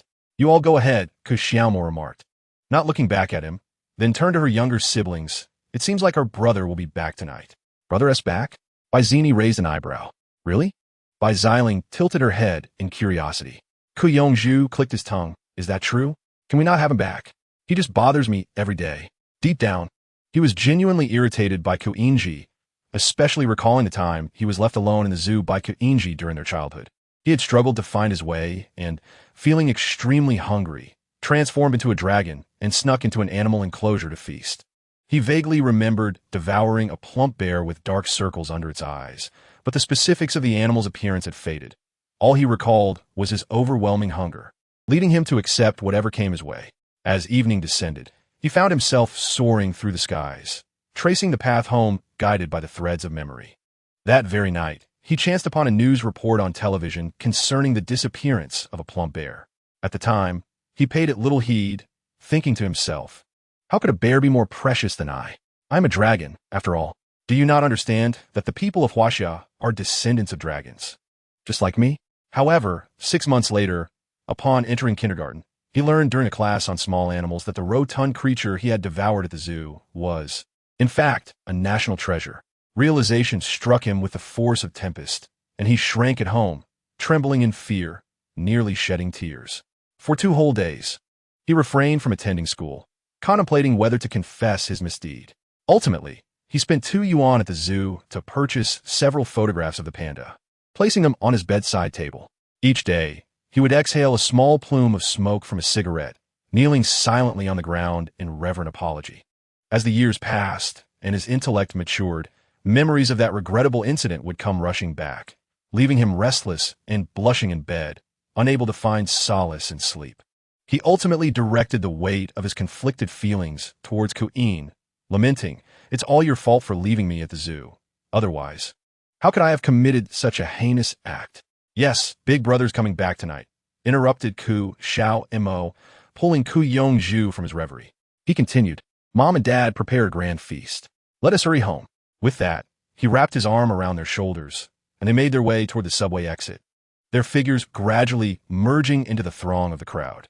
Meanwhile, Mingye observed his siblings exiting the subway station and chose to depart through a different exit. He turned into a narrow alley in the old Jingmai district. Checking the time on his phone, he noted it was already 7:30 p.m., leaving him half an hour until his rendezvous with Bai Qiuwu at the 7th elevated bridge. There was still time to make it. Thus, he unleashed the puppet of deception from the alley, and the 2 of them ventured in opposite directions, disappearing into the profound shadows. 20 minutes later, as Mingye arrived home, the puppet of deception soared above the 7th elevated bridge, perched upon the railing, awaiting the arrival of its intended target. Soon, with a sliver of moonlight breaking through the scale-like clouds, the first beams of moonlight cascaded into the city. Suddenly, a peculiar figure materialized above the bridge. Adorned with a monkey mask, donned in a black hood, and clad in a silver-black metallic trench coat, the figure danced in the biting winds that swept across the skies surrounding Beijing. Grasping a long staff vertically behind him with his right hand, his feet rested upon a mass of billowing black clouds that shimmered like a lake. In that moment, the eyes behind the mask glowed with a fierce crimson light, resembling a beast poised to devour. The puppet of deception rose from the railing, grinning at her, and spoke, "You have arrived, Black Wukong. I have awaited your presence for quite some time." Chapter 49. An unexpected guest on the night of June 20th at the 7th elevated bridge in Beijing. This structure had been rendered obsolete due to structural safety concerns and had been officially decommissioned several years prior. The police erected barriers at the entrance, strictly forbidding vehicles and crowds from entering. As a result, the streetlights, spaced every 25 meters along the overpass, dimmed, leaving the only source of illumination to be the luminous moon hanging in the night sky. The ethereal moonlight cascaded down, casting a cold sheen upon each lamp, which produced elongated shadows on the desolate roadway, akin to a chilling specter. Above the vast, silent overpass, a puppet, having just risen from the bridge railing, discovered that an area within 10 meters was enveloped in a seamless layer of golden flames, resembling a swine's pen submerged in molten lava. Standing upon the bridge railing, the puppet leisurely surveyed its surroundings. The air around it heated rapidly, and its slender form distorted and swayed amidst the rising white vapor from the pavement.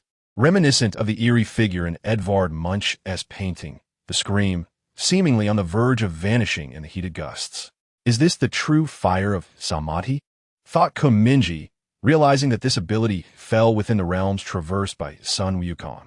It was indeed an eye-opener. He had never witnessed his sister employing such a technique on the dark web. She was serious this time. Black Wukong, standing high above on a swirling cloud, scrutinized the puppet trapped within the true fire of Samadhi with her emotionless scarlet eyes, akin to a warden observing a prisoner. She retrieved a mobile phone from her metallic attire and swiftly typed in the notes, then turned the screen towards the puppet. The message read, "You deceived me. I waited for you at that Western restaurant for quite some time." The puppet raised its hollow eyes towards her, tilting its head slightly, and replied, "I know you're angry, but must you be so fierce?" Black Wukong tilted her head in return, her cold gaze from behind the mask seemingly replacing any verbal response. She extended the dark golden staff from her back, pointing its tip menacingly at the puppet's head. Soon after, even the body of the staff glimmered with a layer of crimson flames, resembling a torch used for executions. What is this? The true fire of Samadhi. Oh, it seems you intend to roast and consume me? As it spoke, the puppet spread its hands, saying, causing such a commotion over the city will surely attract attention soon. I suggest you extinguish these bothersome flames, and then we can have a proper discussion. Noticing Black Wukong's silence, it reached out to touch the true fire of Samadhi that had ignited on the bridge railing. Instantly, its entire left hand was consumed by the flames, vanishing without a trace. It's burning me alive. The puppet feigned distress, shaking its severed arm and stamping its right foot on the overpass. Yet in the next moment, it regained composure, raised both hands high, and lowered its hollow gaze to stare intently at the opponent. I was joking. It's not hot at all. You could easily burn me to death, and I would allow you to do so. The puppet paused, elongating its tone. But then you would never uncover the truth, nor would you understand why I know your identity, and why I am aware that your sister, Baizini, is the magical girl Ashes. Upon hearing the name Baizini, the pupils of He Wukong were momentarily engulfed in a blaze of crimson gold flames. Though that flicker of fire was fleeting, she narrowed her eyes, maintaining her composure, and a cold voice emerged from behind her mask. Tell me, who exactly are you? Are you no longer typing on your phone? The puppet grinned, a smile that was nothing short of disingenuous, for I was acutely aware of your identity. Enough with the trivialities. Answer my question, He Wukong asserted in a low voice, as the flames on the overpass blazed even brighter. I am a peculiar entity, a drifter, and I have just recently become disabled, the puppet replied, raising its handless arm and waving it before He Wukong. See, I'm left with but one hand. My life is utterly ruined. This is all your fault. Is this what a superhero ought to do? Its tone was pitiable, eyes cast down like a forlorn puppy. Yet the wide grin juxtaposed with its demeanor rendered it even more bizarre. This is not your body. You are merely a puppet, or perhaps a machine. He Wukong retorted coldly. You've seen through me, the puppet replied, raising non-existent eyebrows.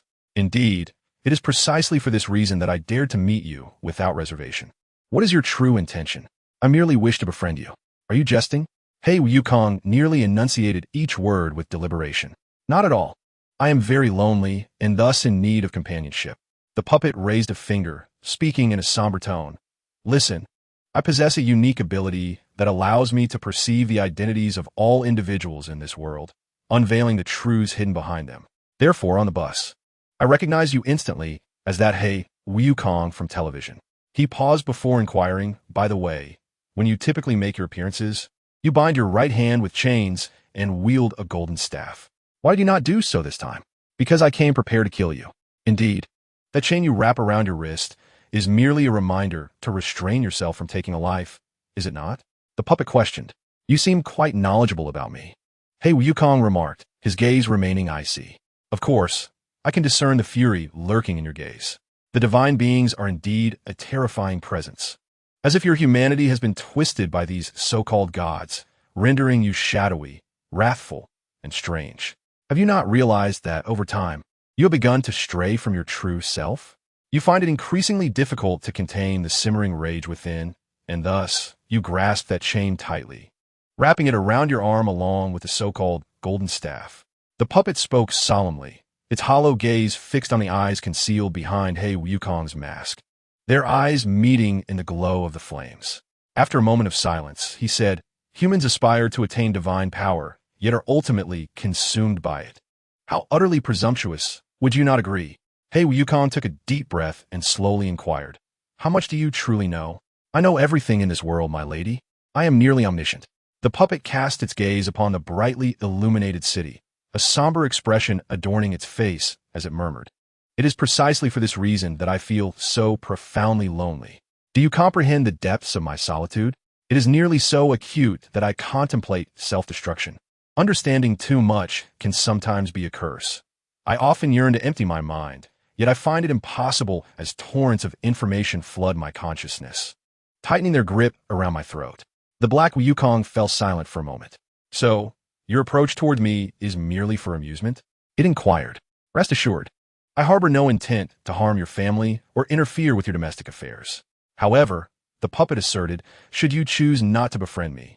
I shall seek companionship among those nefarious individuals instead.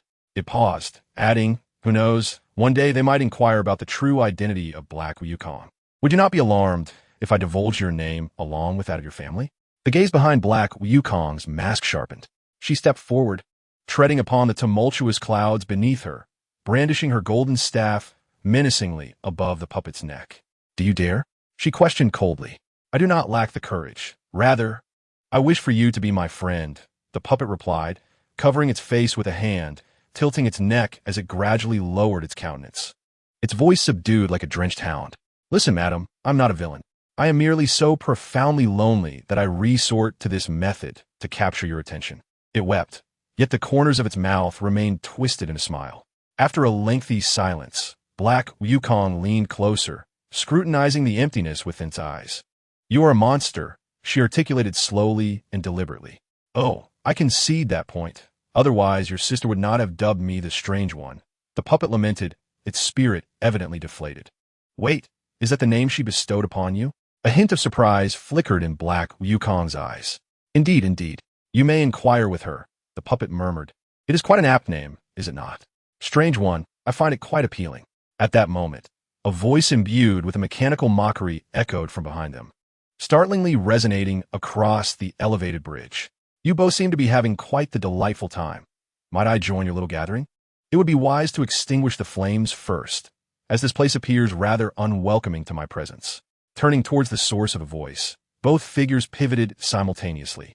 Through the flickering flames, they beheld a silhouette gradually approaching from the opposite end of the elevated bridge, the sound of its footsteps reverberating through the eerie silence.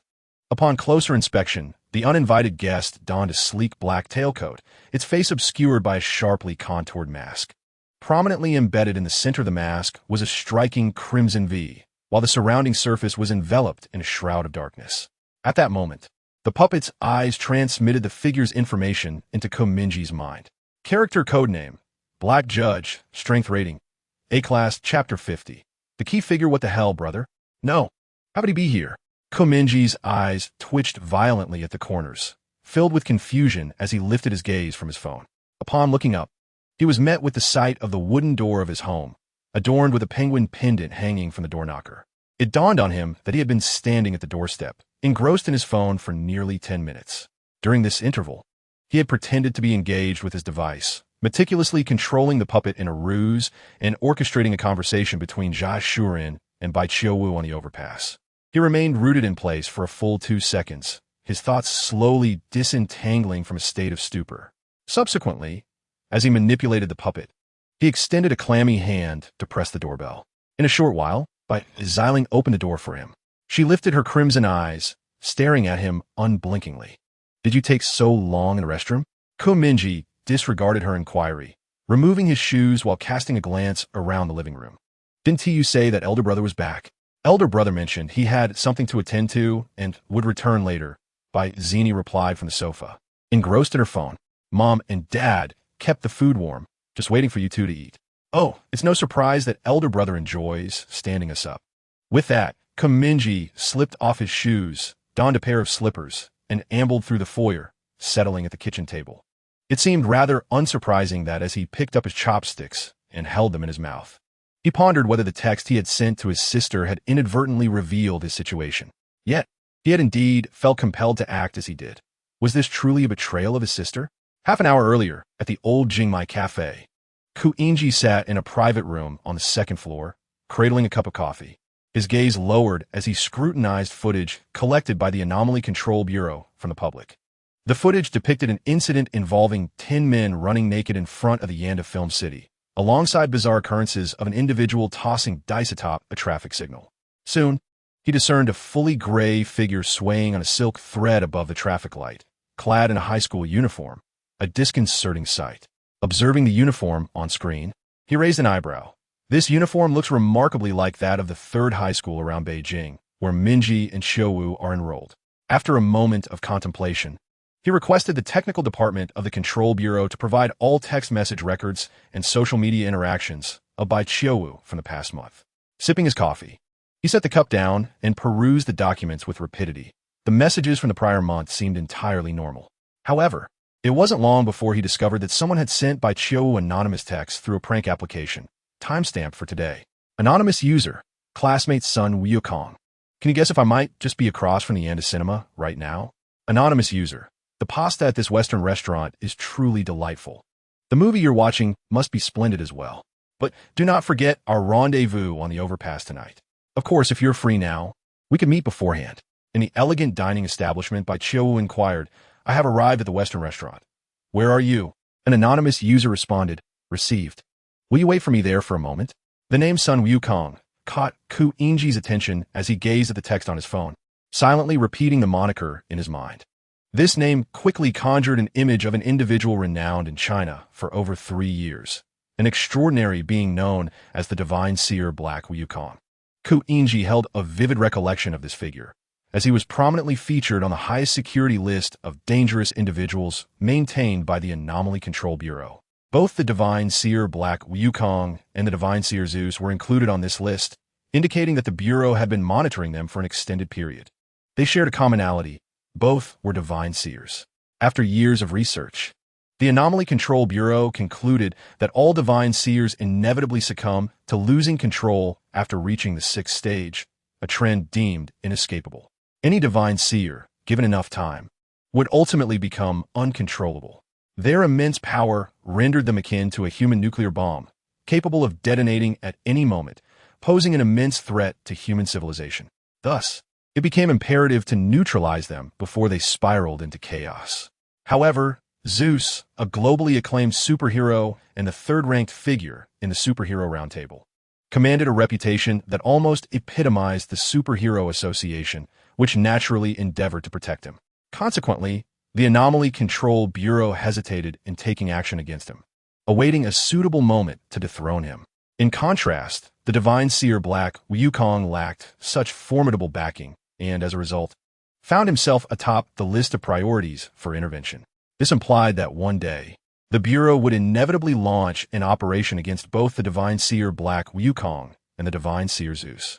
As one of the 5 S-rank operatives within the Bureau, Ku Ingji was naturally poised to partake in this operation.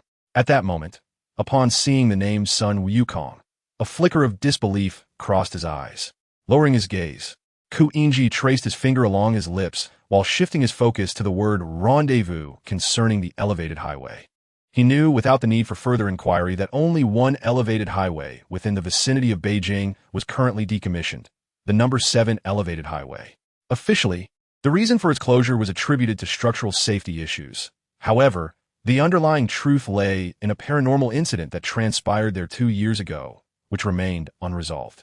In that incident, 5 superheroes lost their lives, prompting the Bureau to take over the investigation, suspecting the notorious supervillain known as the Clockmaker. Yet, lacking concrete evidence, the Bureau temporarily ceased operations on the number 7 elevated highway, which to this day has not been fully reopened as the investigation continues. The number 7 elevated highway. He mused. Rising from his seat, Ku Ingji descended the spiral staircase, his pupils shimmering with a profound light. Let me witness for myself what my dear friend Chiu is truly up to. Before long, he donned the uniform of an enforcer and personally ascended to the vantage point above the elevated bridge number 7 encircling Beijing. It was there, amidst the fierce blaze, that his gaze pierced through the fiery curtain to behold 2 figures ensnared by the flames. Their eyes locked, exchanging hushed words. The first was the dice-wielding stranger who had made an appearance earlier that afternoon on Yindai Commercial Street, infamous for his reckless act of demolishing a traffic signal post without cause. The second was the globally renowned superhero, the vigilante Black Wukong, a top-ranking figure on the most confidential list of the Bureau of Anomalous Control's most dangerous individuals. Chapter 51. Family Gathering, Isn't This Mr. Judge? What brings you here? The puppet raised non-existent brows and then lowered its right hand, shooting a strand of silk toward a distant streetlight, ensnaring its yellowed lampshade.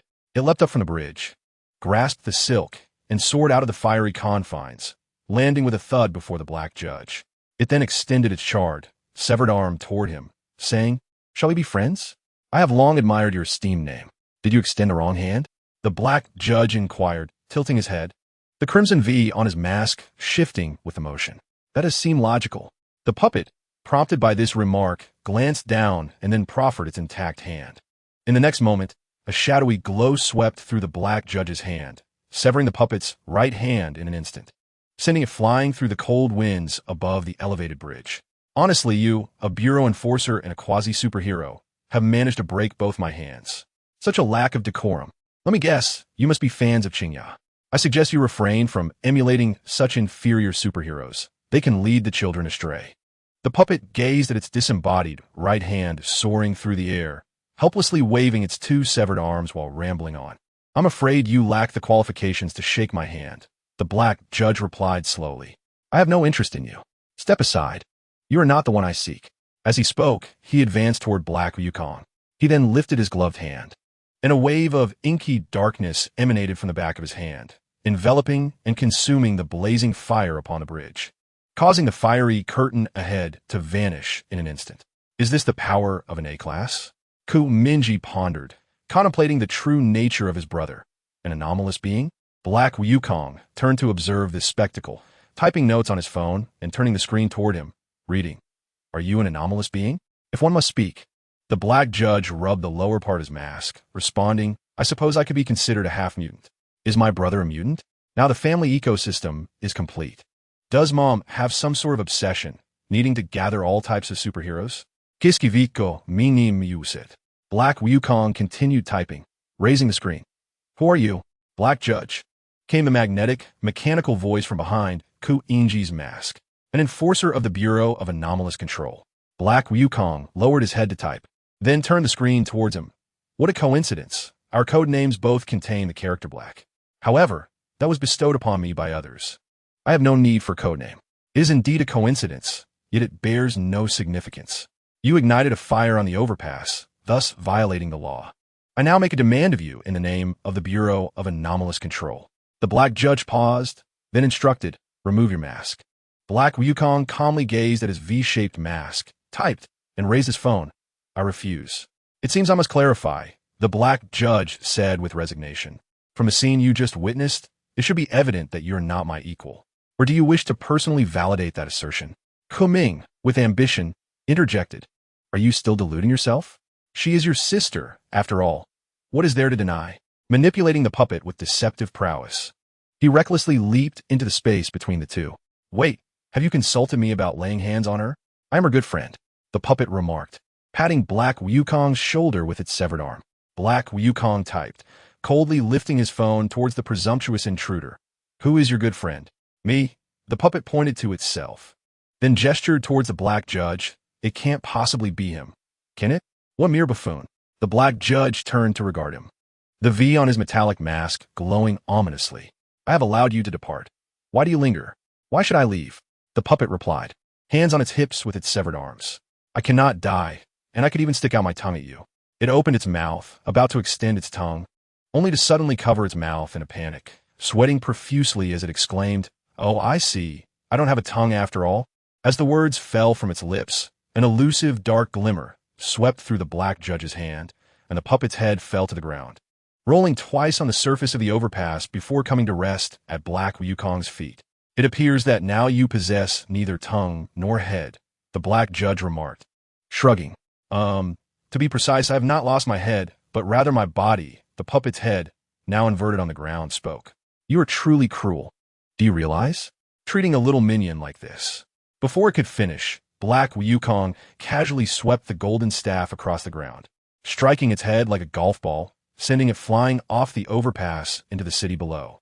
It seems you no longer even have a head, the black judge continued.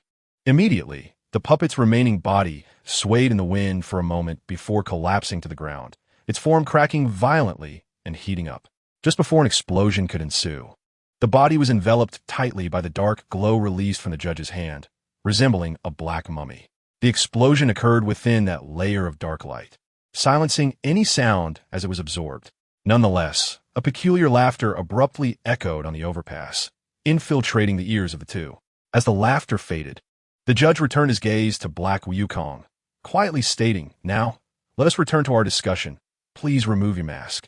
Black Wukong stared at him, remaining silent, while the cloud beneath him roared with the noise of steam engine. In the next moment, the nimbus cloud soared into the sky, swiftly enveloping her silhouette into the embrace of the night.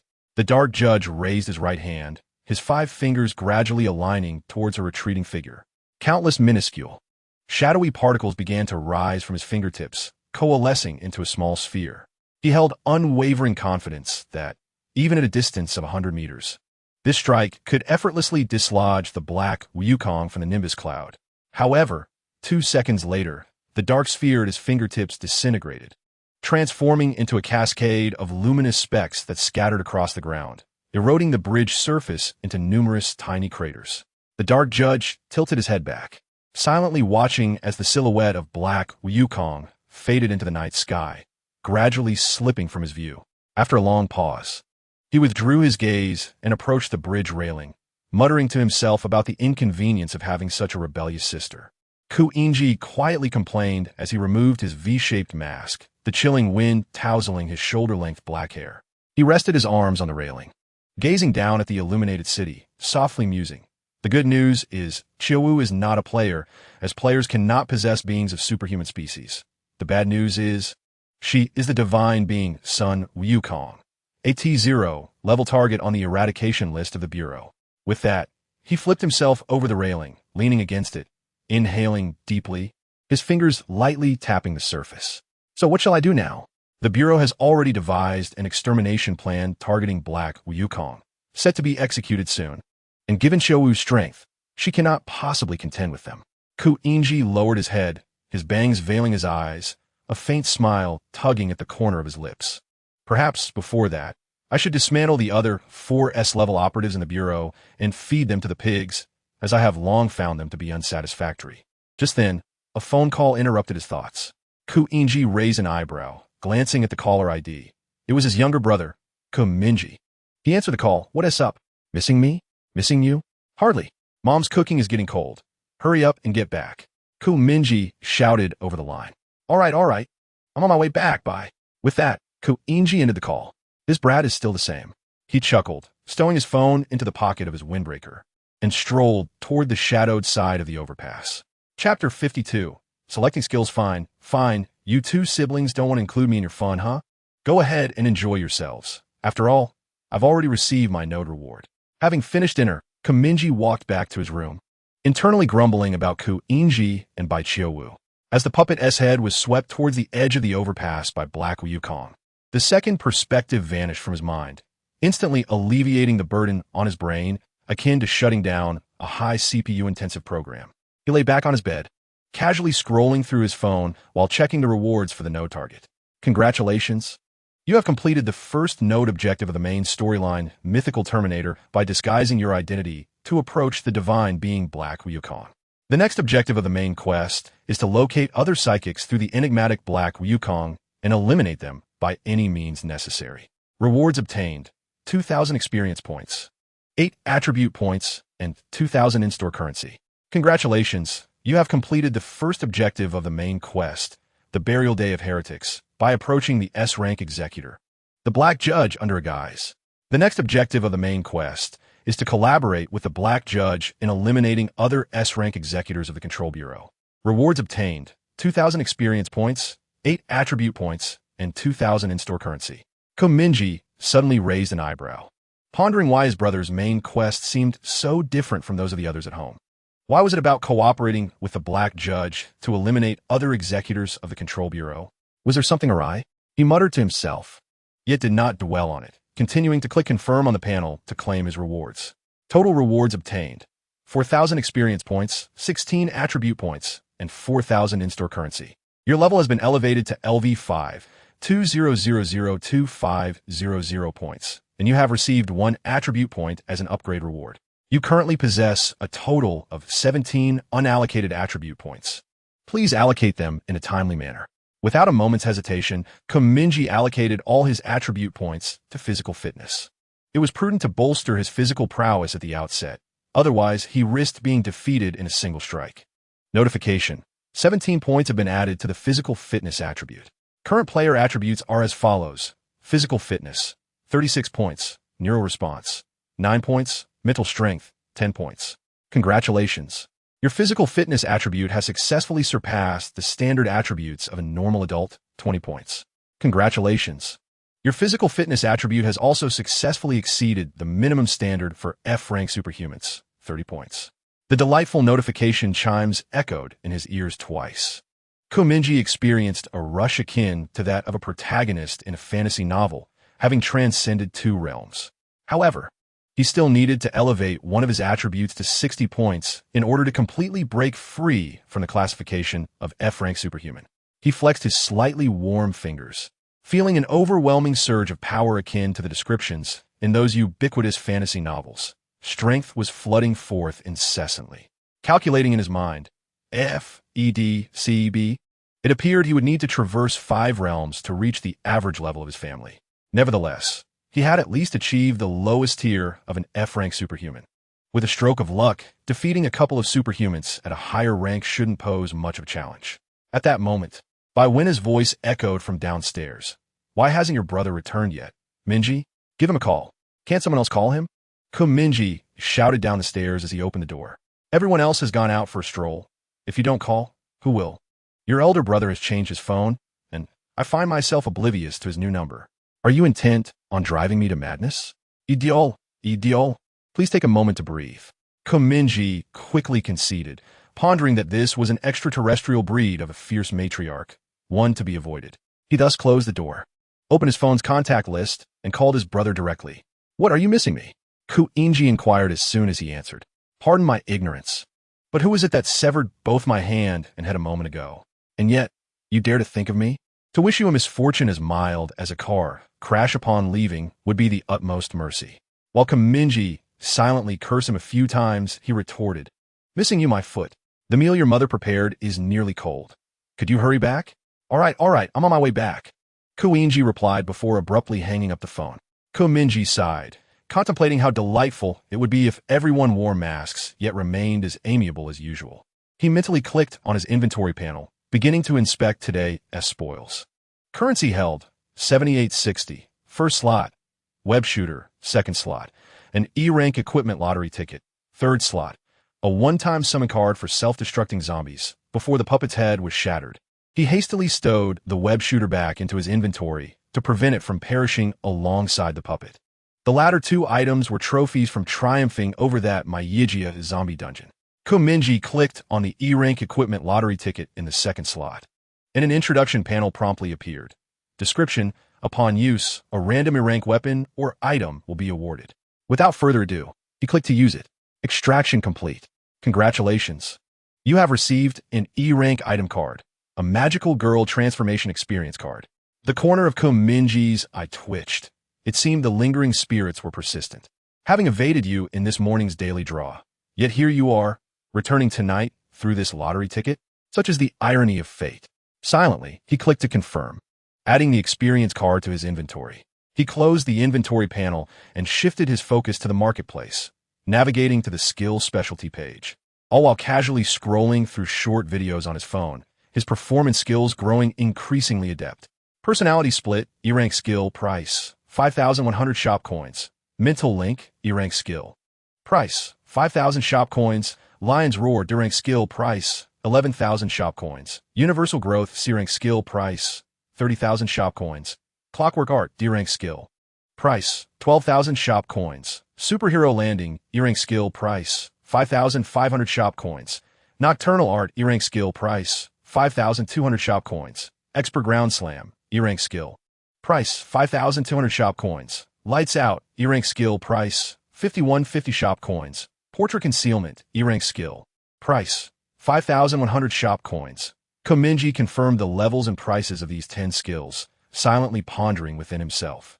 I possess 7,860 shop coins. The question arises, which skill should I select, or should I wait until after midnight to refresh the page and explore other skills? Chapter 53. All present, due to the scarcity of resources in the early stages of the game, each selection of skills felt exceptionally precious. Mingye focused intently on the 10 skills displayed on the panel, weighing his options thoughtfully in his mind. He promptly dismissed all D-rank skills and above. The reasoning being quite simple. They were beyond his financial reach. With the communication panel at his disposal, Mingye immediately bypassed the mental link skill, as the concept of sharing thoughts posed a significant risk. If he lost control of his mind and inadvertently leaked critical information, it would be disastrous. Thus, he turned his attention to the descriptions of nocturnal art and lights out. Both skills seemed rather unremarkable. Many superheroes possessed formidable sensory and night vision capabilities. Even if light was obscured or one entered an invisible state, detection would still be quite feasible. After eliminating a majority of the skills, his gaze fell upon portrait concealment, personality split, and superhero landing, contemplating their merits. Personality split sounded intriguing, allowing him to utilize a puppet in combat, potentially creating a 2v1 scenario. However, the notion of splitting one's personality felt rather eerie. Portrait concealment appeared quite agile, although it could easily be detected in situations of pursuit or danger. Employing this skill might enable him to evade peril. As for superhero landing, despite its apparent flaws, it served not only as a life-saving skill and mobility skill, but also as a damage-dealing skill, offering a comprehensive utility. With such thoughts in mind, Mingye clicked on the introduction screen for the superhero landing skill. He glanced up at the information detailing the skill's damage calculation factors. The shock damage inflicted upon landing directly depended on the player's physical attributes and the height from which they fell, the greater the height from the landing point. The higher the damage inflicted, and, conversely, the lower the damage. In other words, the higher I swing with a web shooter, the greater the damage inflicted, thought Mingye. If one were to descend from the stratosphere at an altitude of 3,000 meters using a superhero-style landing, wouldn't that be enough to crush the blue jay beneath a single foot? More importantly, the damage inflicted by this maneuver is not correlated with weight, but rather with physical prowess. This indicates that even a puppet adept in deception could potentially deal significant damage. For although the puppet's mass is negligible, its physical attributes are identical to those of Mingye. It's you. Mingye resolved within himself and located the purchase option at the bottom of the skill introduction page. With a gentle tap of his finger, a panel promptly appeared before him. Thank you for your patronage. You have purchased the E-grade skill, Superhero Style Landing. Total expenditure, 5,500 in-game currency. Your current balance is 2,360. The skill Superhero Style Landing has been automatically loaded into your skill slot 3, with 7 empty slots remaining. After a moment of contemplation, Mingye secured the skill to prevent it from being overwritten during the daily refresh in a few hours. Personality tier has been locked. This skill will remain until the end of tomorrow. That will suffice for now. I shall find time to test the skill another day. Mingye switched to the exclusive equipment sales page. A cursory glance revealed that the 10 items refreshed today were rather unremarkable. The E-grade equipment included a chief's trident, an everlasting torch, and the sleeve dagger of the temple assassin, which made him want to exclaim, "Goodness, times have changed." A mere handgun is far more effective than all these trinkets combined. However, the exclusive sales page did feature an unusual B-grade item, the perfect shield, allowing players to flawlessly block a single attack, even surviving a nuclear explosion unscathed. Unfortunately, priced around 30,000 in-game currency, Mingye could not afford it, so he closed the shop panel without a second glance. "I'm home. Open the door," Mingye messaged on WeChat. "Do you lack hands? Just press the doorbell and have Mom let you in," Mingye replied. I pressed the doorbell. "She not home." Mingye sighed in relief, rose from his bed, slipped on his slippers, and dashed downstairs to open the door. Before him stood an attractive face with well-defined features.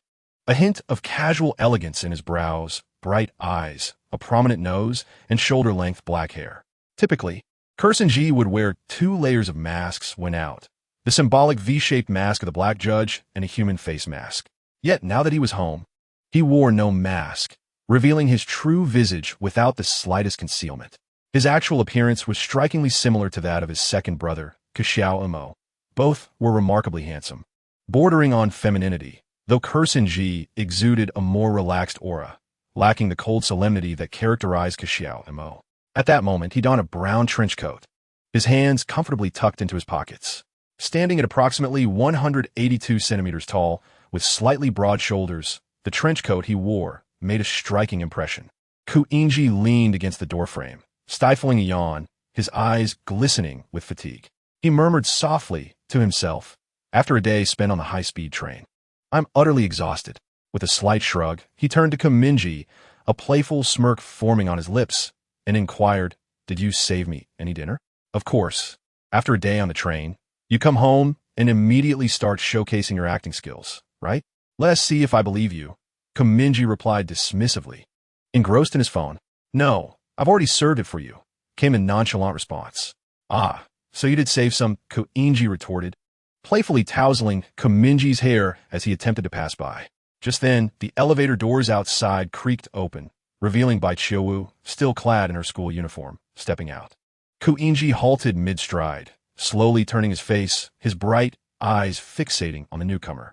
Upon seeing her brother, Bai Qiuwu paused slightly, her expression betraying surprise. Big brother? What a coincidence, she exclaimed. Raising an eyebrow, Mingye feigned astonishment. Isn't this our little friend Qiuwu? Have you had dinner yet? Caught off guard by the question, Bai Qiuwu quickly fabricated an excuse. Not yet. I was planning to eat out with friends, but they stood me up. Hearing this, Mingye silently scoffed. Please. I was the one who stood you up, but surely you didn't expect me to dine with you at a Western restaurant. Then come eat with us. It just so happens that I haven't eaten either. Mingye smiled gently, stepping into the living room after removing his boots. Mingye, remaining at the door, lifted his gaze from his phone to Bai Qiuwu. So, what was it we discussed on the bus? I was at the cinema the entire time, while someone made a hasty exit halfway through. He knew he was playing the villain, having distracted Bai Qiuwu with a text, but the act must go on. Was there an urgent matter? What could I possibly do? Bai Qiuwu said, reaching out to ruffle his hair, treating him like a child, her tone dismissive. Mingye swatted her hand away, softly grumbling, Stop that. You all come home once and decide to ruffle my hair. If I don't grow to 1 meters, it's your fault. You still wish to grow to 2 meters? Bai Qiuwu chuckled lightly. After a moment, she glanced at Mingye, who was rummaging through the refrigerator, and quietly asked, By the way, when did you get back, big brother? Just now, along with you, Mingye replied. Is that so? Bai Qiuwu paused. What a coincidence. With that, she slipped on a pair of sandals and entered the house. On the evening of June 20th, the Ke family residence was particularly quiet. Mingye and Bai Qiuwu were seated at the kitchen table, sharing a meal and discussing the events of the past 6 months. Their conversation, a delightful tapestry of self-deception and banter, woven with such ease that it felt as if those events had genuinely transpired. Meanwhile, Mingye monopolized the sofa in the living room, absorbed in his phone, quietly eavesdropping on their dialogue. If it were true that Bai Qiuwu had spoken a word or two about the events that transpired in high school, then the tales spun by the elder brother regarding the whims of university life, such as reveling with transfer students, indulging in late-night escapades at internet cafes, and facing the repercussions of poor grades, were utterly implausible to Mingye. He was convinced that not a single word could possibly hold any truth.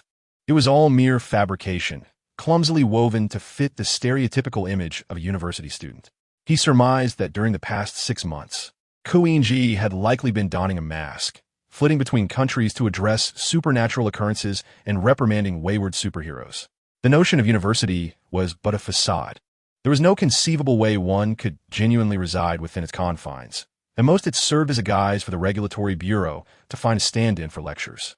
Growing weary of the banter exchanged between the two, which he found increasingly offensive to his intellect, Mingye seized the remote control and pressed the power button on the television.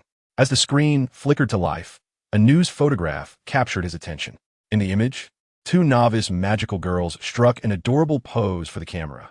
Guo Jun stood in the center, arms crossed, reluctantly forming a peace sign, her expression betraying a desire to flee, her eyes cast askew towards the horizon, not even facing the lens. The female host, poised and composed, reported on a breaking news incident with the clarity of a seasoned broadcaster. Just half an hour prior, the courageous magical girls Guo Jun, Hong, and Feng had successfully assisted the police in apprehending the superhuman fugitives, Thunderman and Chima. According to police reports, these 2 superhuman criminals had escaped from prison a month ago and, in a fit of vengeance, had attacked law enforcement officers, creating a perilous situation. Fortunately, during the ensuing struggle, the 3 magical girls rose to the occasion and, through their valor and ingenuity, managed to subdue the fugitives without any casualties among the guards or the onlookers. Ah, so that is why she isn't at home. She is out on a mission with the newcomers, Mingye mused, his gaze fixed on by Z and I on the screen. But what are the others? What are they up to? Meanwhile, at a secluded corner of the coastline, Bai Ziling stood alone on an empty beach, her back resting against a massive rock. In her right hand, she clutched a bag of blood, sipping delicately through a straw. Today, she had failed to find a suitable target. No criminals or robbers had appeared. And disinterested in venturing too far, she resorted to pilfering blood bags from the hospital. Barefoot, with her sandals set aside, the gentle sea caressed her toes. The dark waves crashed against the shore, breaking into frothy, white splashes. A sudden sea breeze, cool and refreshing, tousled her forehead, and her pale strands danced in the wind. Bai Ziling scratched her brow, quietly gazing at the distant horizon. Suddenly, she turned her crimson eyes and softly murmured, "It's you again." A young dragon, concealed behind a nearby rock, cautiously peeked out, its head emerging as it watched her intently. "If you wish not to see me, I can leave at once." Bai Ziling gazed at it for a while and shook her head. "Have you been following me?" "Since when?" "For a very long time," it replied. "Has it truly been so long? Then why haven't you spoken to me? I feared you might despise me." The young dragon paused, its blood-red eyes drooping in the shadows. "I'm a dragon, and I am a vampire," Bai Ziling said, lowering her gaze to the ocean beneath her feet. "I, too, hesitate to tell others about my vampiric nature, fearing their disdain." "Is it your family?" the young dragon inquired. Bai Ziling remained silent for a moment before gently nodding. Though they were close by, the fear of voicing their true selves lingered. Despite the kindness surrounding them, they felt like outcasts, isolated by an invisible barrier. "Is that how it feels?" the young dragon murmured. Bai Ziling was taken aback and softly replied, "You are indeed a dragon. Yet you seem to comprehend human emotions so well." "Because I have observed many people," said the young dragon. "Is that so?" Bai Ziling hugged her knees and sat on the beach, her eyes fixed on the undulating sea. The young dragon hesitated before slowly moving its paw to sit beside her. Crouching like a cat, together, a girl and a dragon sat quietly on the moonlit shore. "I know you are not a wicked being," the young dragon ventured. "I drink blood," it continued, "and I have even consumed a panda." "You have eaten a panda?" Bai Ziling raised an eyebrow, turning to regard it with curiosity. "I was young then, unaware of its significance," the young dragon murmured. "Everyone adored it. Many visited the zoo daily to see it. The online community condemned me, calling for my execution. But at that time, I was abandoned in the zoo, starving and oblivious, and I ended up consuming many creatures." "How tragic," Bai Ziling reflected. "Do you pity the panda?" the young dragon asked, its head and tail drooping, resembling a child who had erred. "I, too, believe it did nothing wrong." "No, it is the dragon that is to be pitied," Bai Ziling said, reaching out to stroke the horns atop its head. "You must feel a profound sense of guilt." The young dragon remained silent, gently scratching its face with a paw and nodding in acknowledgement. "Will I grow to appear fearsome?" it suddenly asked. "Not at all," Bai Ziling replied, shaking her head. "At least, not to me. At times, I struggle to discern my own identity, perpetually feeling isolated," it confessed. "I share that sentiment," Bai Ziling whispered. They both fell into silence for a moment. "I have a question for you," the young dragon finally spoke. "What is it? Could you be my friend?" it inquired cautiously. "Are we not already friends?" Bai Ziling responded. Upon hearing this, the young dragon was taken aback for a long while. It scratched its cheek with a paw, its tail slightly lifting, and its mouth parted in astonishment, yet it could not muster a single word. They continued to quietly observe the sea, the gentle waves lapping at the young dragon's feet and Bai Ziling's ankles, while the moonlight stretched their shadows across the sand. "I must be on my way," Bai Ziling finally broke the silence, turning to look at it softly. "Very well," the young dragon replied. The young dragon nodded, retreating timidly into the shadows behind the rock, waving its claw in farewell. "Goodbye," it uttered. "Goodbye," Bai Ziling reciprocated, rising from the sandy shore. Picking up her sandals set aside, leaving shallow footprints on the sand as she slowly walked away under the moonlight. Chapter 55. A Letter from a Ninja Sect, June 21st. Early morning. Mingye lifted his eyelids, awakening from slumber. As always, what greeted his eyes was not the yellow-stained, decrepit ceiling, but a black backdrop with a red font bulletin board, an unsettling manifestation of mental pollution. Obituary. On the night of June 20th, a player known as Darkblade01, hailing from Washington, USA, was slain by the supervillain Clockmaker. Current global surviving player count, 96 out of 100. No version update announcements for today. This individual must have some issues, provoking a supervillain of all people. Mingye pressed his aching forehead, rising slowly from his bed, pondering that clockmaker, rated at least an A grade by the system, should be avoided at all costs. However, it seemed this player was simply unfortunate, given clockmaker's perverse level of danger. Even a casual glance from an innocent bystander could lead to fatal consequences. Today's daily tasks are as follows. 1. Run 4,000 meters. Reward. 1 chance at a prize wheel. 2. Use a disposable item once. Reward. 1 attribute point enhancing neural response. Upon seeing the phrase disposable item, Mingye immediately thought of the magical girl experience card nestled within his pack. Resting his chin on his hand, he mused that letting a puppet try it might not be a bad idea, especially since it would not be for his own use.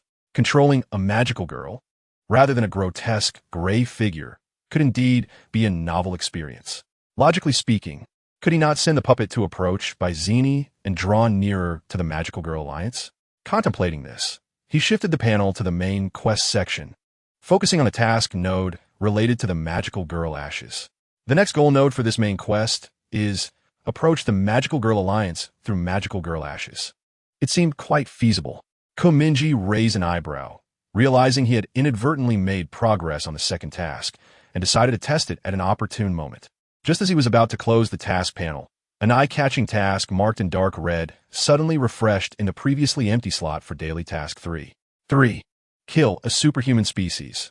This task is a rare special daily task with additional rewards. Reward currently unknown. Killing a superhuman species seemed a bit excessive. Not to mention the reward was still unknown. What if it merely offered me 100 in-game currency as a consolation? Yawning, Mingye rose from his bed, slipped on his slippers, and turned the doorknob. As he opened the door, he was greeted by the sight of Xiaomao clad in a white casual outfit. Xiaomao leaned against the wall of the corridor, lifting his gaze from the ancient tome in his hands. Are you going for a morning run? Yes. Mingye replied, momentarily taken aback before nodding in agreement. He mused to himself. To open the door and behold a villainous boss first thing in the morning. If this continues daily, I might end up with hypertension. Perfect. I was about to head out as well. Xiaomao closed the ancient text. Sure, let me freshen up a bit, Mingye said, gliding past him into the bathroom and shutting the door. I'll wait for you downstairs. Xiaomao gently knocked on the bathroom door, his voice devoid of emotion echoing back. Are you joining me for the morning run, second brother? What scheme could he be concocting now? Though, it seems inconsequential as long as he doesn't suddenly lose his mind and place a brain imaging helmet on my head. Mingye picked up his toothbrush and cup, turned on the faucet, and filled the cup with mouthwash, pondering in front of the mirror. After completing his morning routine, he donned his sneakers in the bedroom, and upon exiting their home, he joined Xiaomao in the elevator as they descended. Today marked the first day of summer vacation. No school meant the freedom to indulge in whatever they pleased. Time for dining, entertainment, and revelry. Naturally, this also implied that each family member might engage in their second identity throughout the city. The early morning air surrounding the capital was perpetually shrouded in a delicate mist, with the lower sky cloaked in a somber blue hue. The rising sun cast warm rays, gently igniting the thin fog. Mingye shared his usual running route with Xiaomao, and soon they began jogging around the perimeter of the neighborhood, the cool air filling their nostrils and ears, causing a slight discomfort in their throats and eardrums. Do you usually run around the old capital wheat district? Xiaomao inquired while maintaining his pace. Yes, I've been working on my fitness lately, Mingye answered. It's evident that you've become quite robust recently. Xiaomao paused momentarily. Is anyone bullying you at school? Brother, please don't overthink it. I merely wish to enhance my physique and avoid being labeled a skinny monkey every day. That's good to hear. I simply felt that I had not been attentive enough to you all in the past. Mingye sighed. You are merely our second brother, not our father. It's the absent father who should reflect on his shortcomings. Is that so? Xiaomao replied, subtly quickening his running pace to keep up. If you wish to improve your fitness, you ought to exert yourself more. I see. So, you aspire to be my instructor? Before long, under Xiaomao's encouragement, Mingye intermittently completed 3 kilometers. He bent over, resting his hands on his bent knees, feigning exhaustion as he dramatically gasped for air. In truth, given his extraordinary physical attributes, running 3 kilometers hardly required him to catch his breath, but he understood the necessity of putting on a show in front of Xiaomao. Are you tired? Xiaomao observed his demeanor, gradually coming to a halt and offering him a towel. Mingye took the towel, wiping the sweat from his forehead, and gasped, "I can't run any longer." At that moment, Xiaomao suddenly lifted his gaze to the sky, where a blue bird adorned with a scroll was flying in from a distance. It gracefully folded its wings and alighted on the railing of a nearby residential building's rooftop. Xiaomao turned to Mingye and said, "I'm going to the public restroom nearby. Please wait for me here." "Okay." Mingye did not lift his head, continuing to bend over and catch his breath, feigning the reaction expected of his frail body. Yet he noticed the unusual glance his elder brother had cast moments earlier. Xiaomao walked slowly into the alley, heading towards the public restroom deeper within. Halfway there, he turned his cheek to glance back, and upon seeing that Mingye had not followed, he gently whistled.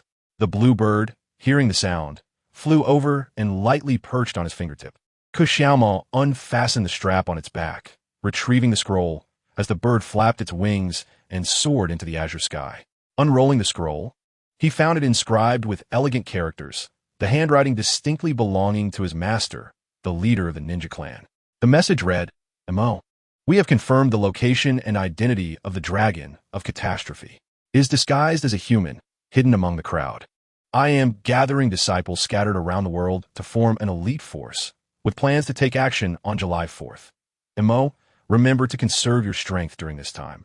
Do not alarm the enemy, and await our arrival quietly." "Half a month, huh?" Xiaomao murmured to himself, realizing he must not neglect his recent training. After reading the inked message, he rolled up the scroll and loosened his grip, allowing it to drift downward. If events unfolded as he anticipated, the scroll would be consumed by the shadows below upon touching the ground. But just then a swift thread of spider silk shot down from above, ensnaring the scroll and pulling it upward. Xiaomao was taken aback, raising his eyes to locate the source of the silk. Chapter 56. The monster family furrowing his brow. Xiaomao gazed skyward, with a thick thread binding the scroll originated from a neighboring residential building. At that moment, a peculiar figure sat on the rooftop railing. It bent slightly at the waist, swaying its elongated legs, its skin flowing with a shadowy, liquid-like hue. Its mouth stretched wide, almost to the roots of its ears. "Hey there, my friend. What were you just muttering about?" "I find it quite intriguing," the figure said, tugging the scroll upwards with the silk and casually flipping it open to read. "Ah, so the dragon of catastrophe has indeed been found.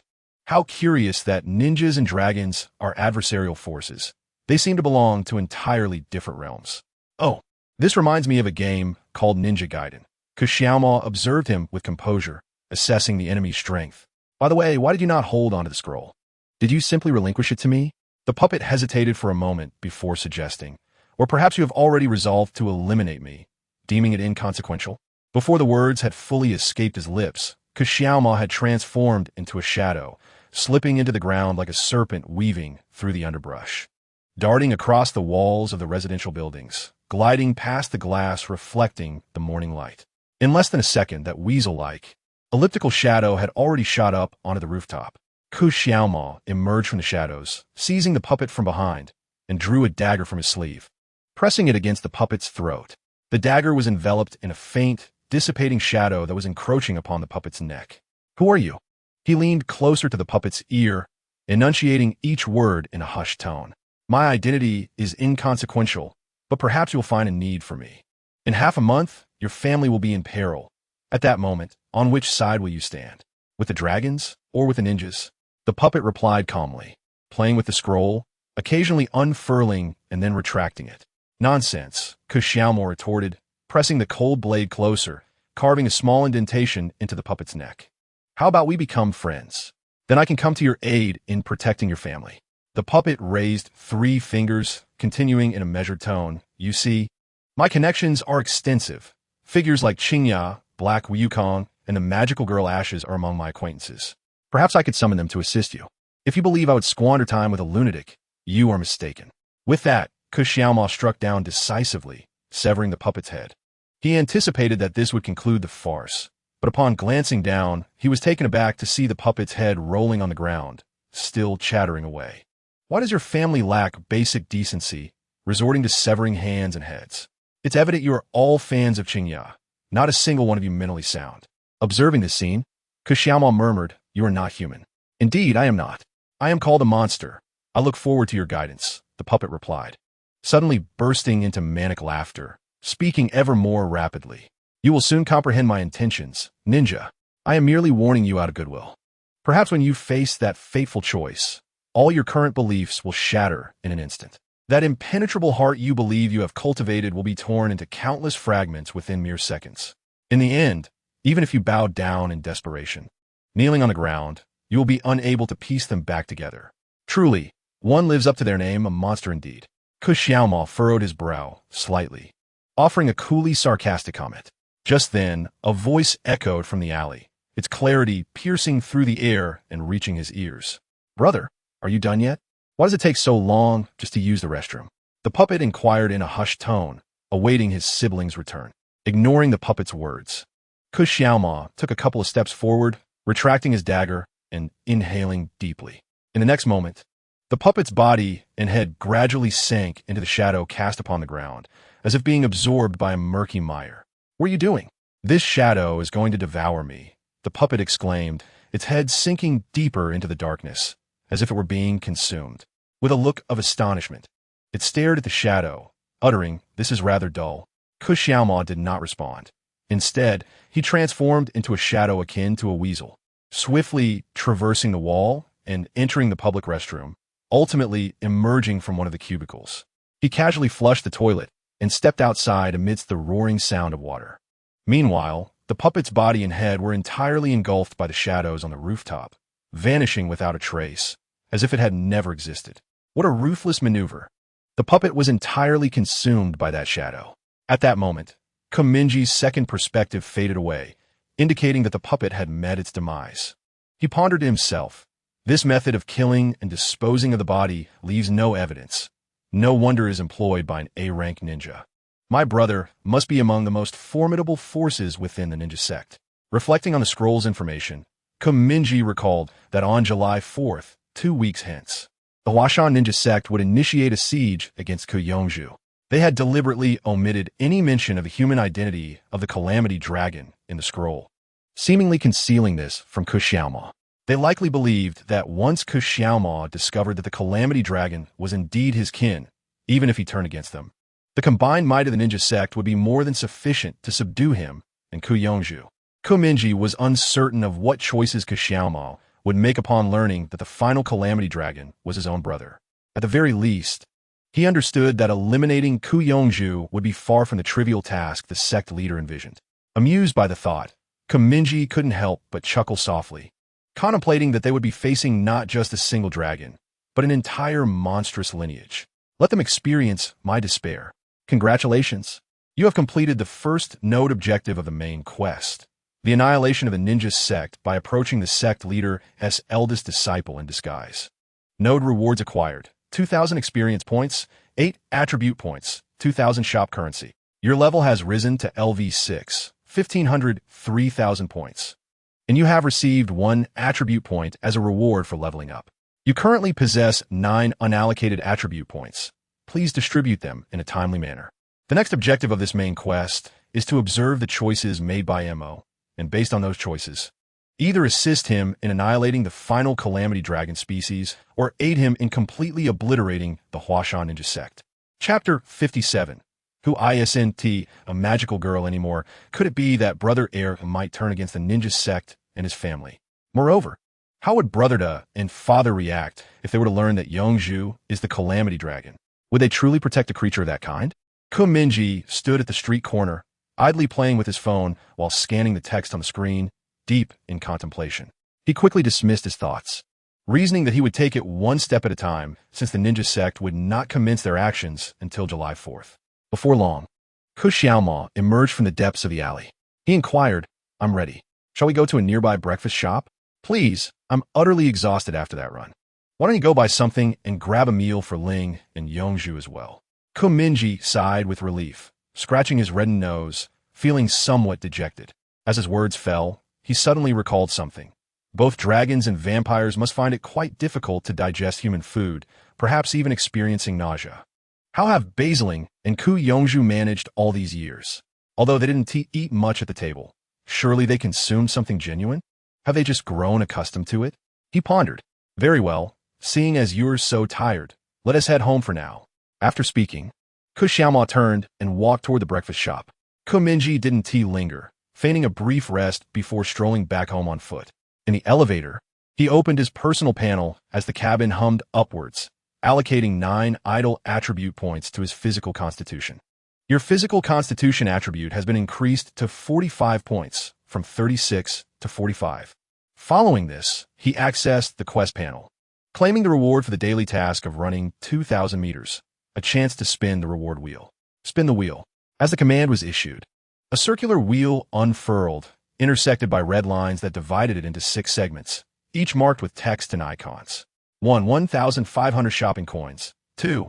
A low-level universal skill proficiency card can be used to increase proficiency in skills such as cooking, firearms usage, etc. 3. E-grade skill card for basic medical skills. 4. Fragments of the Titan Behemoth Godzilla. 50 fragments are needed to synthesize a summoning card. 5. C-grade equipment, a paralysis watch. 6. Thank you for participating. Godzilla fragments? Upon seeing the reward for segment 4, Mingye's mind momentarily froze. Could it be that in the later stages, a player might actually manage to concoct Godzilla? This could spell hope for the extermination of superhuman species, as Godzilla could withstand even nuclear blasts. What use would mere superheroes have against it? He extended his finger and pressed the button to start the wheel. The turntable began to spin like a windmill, while the upward pointer remained steadfast. Eventually, it settled on the designated area above the pointer, revealing it to be Zone 1. Congratulations, you have received the prize from Zone 1. 1,500 shopping coins. Current balance, 5,860 coins. Not bad. Enough to purchase another E-level skill. Mingye promptly accessed the skill specialty page and acquired the previously locked skill, personality tier. Although this skill currently holds little practical value in the future, when confronted with formidable foes, the combination of the illusionist puppet and personality tier may enable him to engage in a 2-against-1 combat strategy, potentially turning the tide in his favor. It serves as a commendable trump card. Thank you for your patronage. 5,100 coins have been deducted. Your current balance is 760 coins. The skill personality tier has now been loaded into your 4th skill slot. I'll have to find a time to test it, Mingye contemplated. With a rumble, the elevator doors opened, and he spotted Baizini rushing out, clutching a denim jacket. She had initially intended to take the stairs, but upon seeing the elevator doors open, she nimbly returned. Brother, you're up so early this summer? Baishini mitkae mingishgeish. She concealed the foldable umbrella she held behind her back, donning the denim jacket as she curiously inquired. More importantly, where are you off to? Mingye asked. To a meeting. Baizini instinctively replied as she brushed past him into the elevator, then shook her head, correcting herself. No, I misspoke. It's a morning run. A meeting? Then take me with you. Mingye suggested. No. I prefer to run alone, Baizini quickly retorted, wrinkling her nose as she forcefully pushed him out of the elevator. Brother, you must exit. I'll accompany you next time. Why the rush? Mingye was thrust out of the cabin, and as he turned, he saw the elevator doors close, with Baizini waving goodbye through the narrowing gap. In truth, he already surmised that Baizini was likely off to a meeting with the 3 leaders of the Magical Girl Alliance. He removed his shoes and stepped into the house, casually shutting the door behind him. A glance at the living room revealed that Ku Yuling and Ku Yongzhu were already awake, both engrossed in the morning's animated series on television. Ku Yuqing sat at the dining table, legs crossed, calmly perusing the morning edition of the Superhero Society newspaper. Stealing a glance, Mingye noted the headline, What has our superhero, Qingya, been up to lately? In his recollection, their father consistently tuned in weekly to the Superhero Society newspaper, never missing an issue. Naturally, each week the paper was rife with citizen slander and complaints about him. Mingye couldn't help but feel a sense of admiration for his father's fortitude. He subjected himself weekly to the public's scorn. After enduring years of online vitriol without a response, it seemed he had become impervious to even the slightest provocation. Kainji was in the kitchen, brewing coffee with a grinder, donned in an apron. Upon seeing Mingye enter, he asked without turning his head, Would you like a cup? Typically, when his elder brother was home, he took charge of breakfast. Although the others found his eccentric personality somewhat off-putting, they recognized his culinary skills, which were certainly superior to those of Baiwena. Sure, please brew me a cup, Mingye replied. Do you want sugar? Perhaps a bit of milk as well? I can't handle it too bitter. You have quite a few requests, I'll bring it down shortly. Mingye smiled gently, lowering his head to stir the coffee with a spoon. Mingye stepped back to his room on the second floor, closed the door, and opened the window to gaze outside, preparing to release the puppet. 20 minutes earlier, as the puppet was about to be consumed by shadows, he had detonated it just in time to prevent Xiaomao from confining it within the shadow realm for study. After all, he was uncertain whether the puppet would still be under his control once it was engulfed in the darkness. Since it was a voluntarily destroyed puppet, the cooldown was merely 10 minutes, and it was now time to summon it again. He made the puppet appear outside the window, gripping the windowsill with both hands, and with a push against the wall, it descended like a deflating balloon onto the rooftop of a nearby residential building. Watching this unfold, Mingye exhaled deeply, mentally preparing himself as he activated a particular item from his bag. The disposable magical girl transformation experience card has been used on the puppet. A system prompt appeared, and the puppet's form gradually became enveloped in a layer of enchanting cocoon light, resembling a colorful mummy. What is happening? Mingye pondered, suddenly recalling that to complete a transformation, the magical girl must perform a symbolic gesture. Thus, he commanded the puppet to mimic the pose of the magical girl ashes, brushing aside non-existent hair and slowly raising its peculiar face. In the next moment, the cocoon light shattered. The puppet slowly lifted its hollow eyes. Simultaneously, it donned an outfit reminiscent of Santa Claus, a red dress, a pointed red hat, and a fluffy red cloak edged with white fur. In its hand, it wielded a wand adorned with a ruby, the overall color scheme a striking red and white, cold to the touch like snow. This is quite unbearable to behold. Mingye sighed, quickly changing the puppet's appearance. In an instant, it transformed into a 15-year-old girl with blonde hair and blue eyes, her fair complexion appearing much more agreeable. The duration of the magical girl experience card is 1 day. Within this time, the subject can freely transform into a magical girl and gain access to the spellbook. This wand has an inherent ability to manipulate snowflakes, enabling flight or freezing enemies. Now that the powers were granted, would a code name be necessary? Mingye closed the window, contemplating, how about Little Red Riding Hood? Soon, Baizini emerged from the lowest level of the apartment complex, coming into view of the puppet. Having been tracked by the deceptive puppet during their last meeting, which resulted in a significant loss of face before the three masters, Baizini approached this time with heightened vigilance. Before long, she noticed a magical girl observing her from the rooftop. Upon being spotted, the girl clad in a plush red robe immediately turned and fled, as if burdened by a guilty conscience. Wait, is it a magical girl? Baizini paused, realizing that the girl had raised her wand, summoning layers of swirling snowflakes beneath her feet, lifting her into the sky. A snow-controlling magical girl? Why is she spying on me? Moreover, I don't recall seeing this particular magical girl in the ring capital.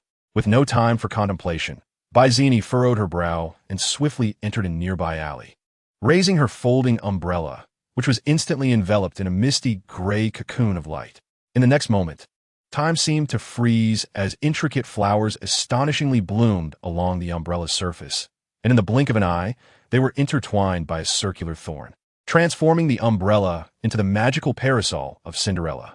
The magical girl Ashen donned an opulent Gothic pleated skirt, her expression cool as she adjusted her gloves.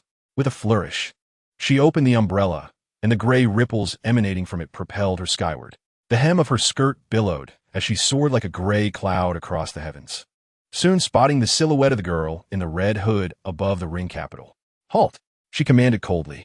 The red-hooded girl glanced back at her, yet continued to glide silently on the snowflakes until she landed atop a residential building, the snowflakes beneath her dissipating. The magical girl Ashen retracted her umbrella, her toes touching the ground as she descended, gradually lifting her face to regard this unexpected visitor. The Cinderella in her hand was rapidly shifting forms, sharp arcs connecting at the tip of the umbrella, the barrel opening with a metallic clatter. "Who are you?" she inquired. "A magical girl, Little Red Riding Hood," the other replied, turning to face her. At the same time, Mingye resolved to learn on the spot, opening Baidu on his phone and typing in what a qualified magical girl should do. He then clicked search, preparing to commence his performance. "I've never heard of you," the magical girl Ashen remarked. Given the current state of magical girls in China, it was inconceivable that she would not recognize a fellow magical girl appearing in the same city. "The comet fragments within me just awakened 3 days ago. So I'm a novice magical girl. It's only natural that you don't know me, Little Red Riding Hood responded. Mingye had consulted his phone and discovered that the origin of magical girls could be traced back to a comet named Exterminate, which had swept past Earth thousands of years ago. Each time it traversed our planet, it left behind millions of fragments, a portion of which would be absorbed by young girls, remaining within their bodies. Those girls who came into contact with the comet's remnants were thus transformed into magical girls. Furthermore, the return cycle of the Exterminate comet occurs once every 20 years, during which it collects all existing fragments and disseminates new ones. With each arrival of the comet, the old magical girls would lose their powers, while new ones, blessed by the comet, would emerge. This phenomenon resembled the cyclical changes of flora in accordance with the seasons. One side withers while another thrives. At times, fragments of the Exterminate comet would attach themselves to animals, transforming them into contract beasts. These contract beasts would select suitable human girls, forming contracts with them and sharing their powers. Those girls who entered into these contracts became known as contract-type magical girls, fundamentally distinct from those of the comet type. Their strength derived from the comet fragments within the contract beasts rather than from themselves. According to Mingye's narrative, the magical girl known as Little Red Riding Hood is a comet-type magical girl. Otherwise, she could not clarify the absence of a contract beast to Byzini. Then why do you follow me? Ashen's tone grew colder. And how do you know my identity? It's a long story. A few days ago, I met a being known as the Oddity, Little Red Riding Hood replied. The Oddity? Ashen furrowed her brow, softly murmuring the name, feeling an unsettling familiarity. Suddenly, she recalled the peculiar figure she had encountered on the elevated railway that day, a grayish humanoid whose severed head could still speak. Oddity, indeed, a fitting name. We shall meet again, Miss Ashen. I have perished, yet countless versions of me will return, echoed in her mind, accompanied by that strange, haunting laughter, causing her right hand, which gripped the umbrella, to tremble slightly, her expression turning even colder. Could that grotesque being still be alive? She pondered, realizing it was still spreading knowledge of her identity. Incessantly. How do you know it? The magical girl Ashen inquired after a moment of silence, tilting her face. A gentle breeze lifted the gray ribbons atop her head, her leaden, dark hair flowing in the wind. That day, I was watching television and a news segment about you was airing. I softly expressed my desire to meet Senior Ashen, and when I turned my head, I found it waving at me, Little Red Riding Hood recounted, pressing her finger against the brim of her hat. Upon hearing this, Ashen felt goosebumps rise, thinking to herself, does that oddity truly take pleasure in eavesdropping? And then, she furrowed her brow and continued to inquire. Initially, I felt a surge of fear, but then I reminded myself that I was already a magical girl. So I opened the window. As soon as it spoke, it mentioned that it knew Ashes, who was your classmate, by Zini. The magical girl Little Red Riding Hood paused momentarily, and then, to verify the truth of its words, decided to follow you. The magical girl Ashes remained silent for a moment, her downcast eyes obscured by her bangs. Finally, she spoke slowly. If you encounter it again, please convey a message for me. What is it? Every time I see it, I will slay it. Mingye was taken aback, thinking to herself how violent that was. Was this really something a magical girl should say? She seemed to be leaning towards becoming a witch. All right, I understand, Little Red Riding Hood replied, apologizing for unintentionally following her. Transform back. The magical girl Ashes lifted her gaze, locking eyes with Little Red Riding Hood, and coldly stated, let me see your true form. Only then will I believe you. Mingye was momentarily stunned, realizing that she had not dressed the puppet in any attire. What was she to do? However, Senpai, I am not wearing any clothes, Little Red Riding Hood explained. Why are you not wearing clothes?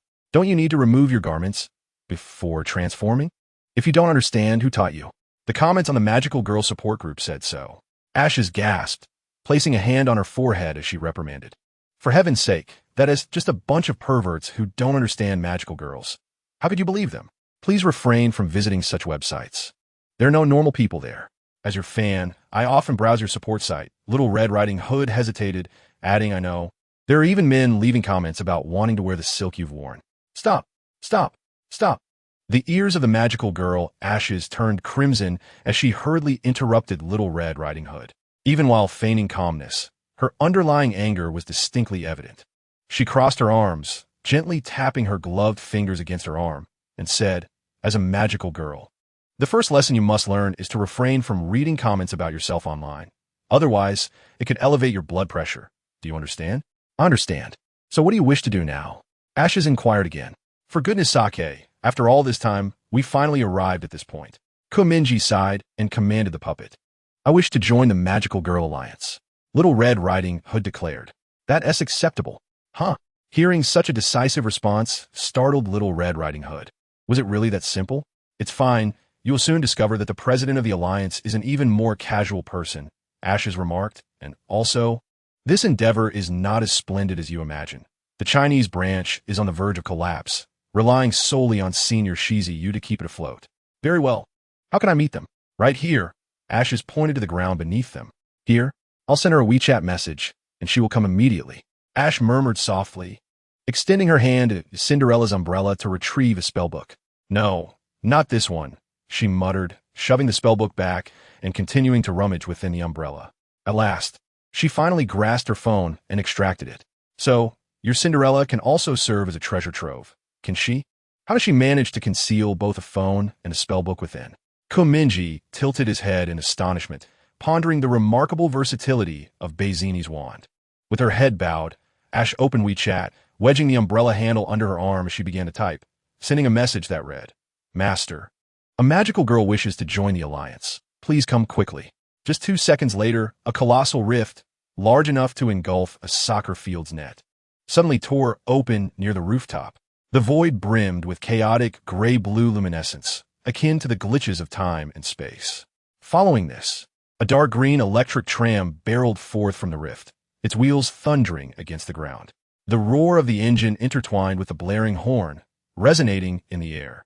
A beam of light from the tram's headlights illuminated the face of the magical girl Little Red Riding Hood, causing her to instinctively shield her eyes. Through the glass, a figure could be seen in the driver's seat. Mingye's mind momentarily faltered, contemplating the exclusive mode of transportation that these magical girls possessed.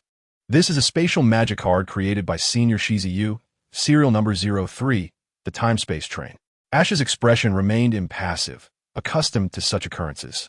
One hand resting on her shoulder, she pulled the startled Little Red Riding Hood closer, introducing her.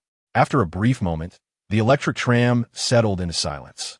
All lights extinguished save for the 2 pumpkin lanterns atop the vehicle, still flickering with firelight. The magical girl Shizi Yu, donned in a light blue qipao, opened the tram's door and descended carefully onto the ground. Is this her? Shizi Yu inquired. Yes, Master. She is the one who wishes to join the alliance, Ash replied. Shizi Yu scrutinized Little Red Riding Hood for a moment, remarking, Your magical essence is quite unique, Snow. This is the first time I've encountered such magic. Perhaps you will create new spell cards like Lila. As she spoke, she summoned a spellbook, a tome adorned with peculiar stripes descending from the air into her hands. She flipped to a page, extracting a blank document. This is your resume. Complete it, and then use the contact information provided to reach out to us. With that, she handed the document to the magical girl Little Red Riding Hood. Little Red Riding Hood accepted the document, glancing down at it, while Ash released her shoulder and followed closely behind Shizi Yu, ascending onto the time-space train with a rhythmic clatter. Master and I are heading to New York for a meeting. We shall take our leave now. The magical girl, Ash, settled into the passenger seat, idly toying with her phone, her gaze unwavering as she dismissively waved at Little Red Riding Hood through the window. Shizi Yu took her place in the driver's seat, retrieving a bag of chips from the compartment. The file can be filled out casually.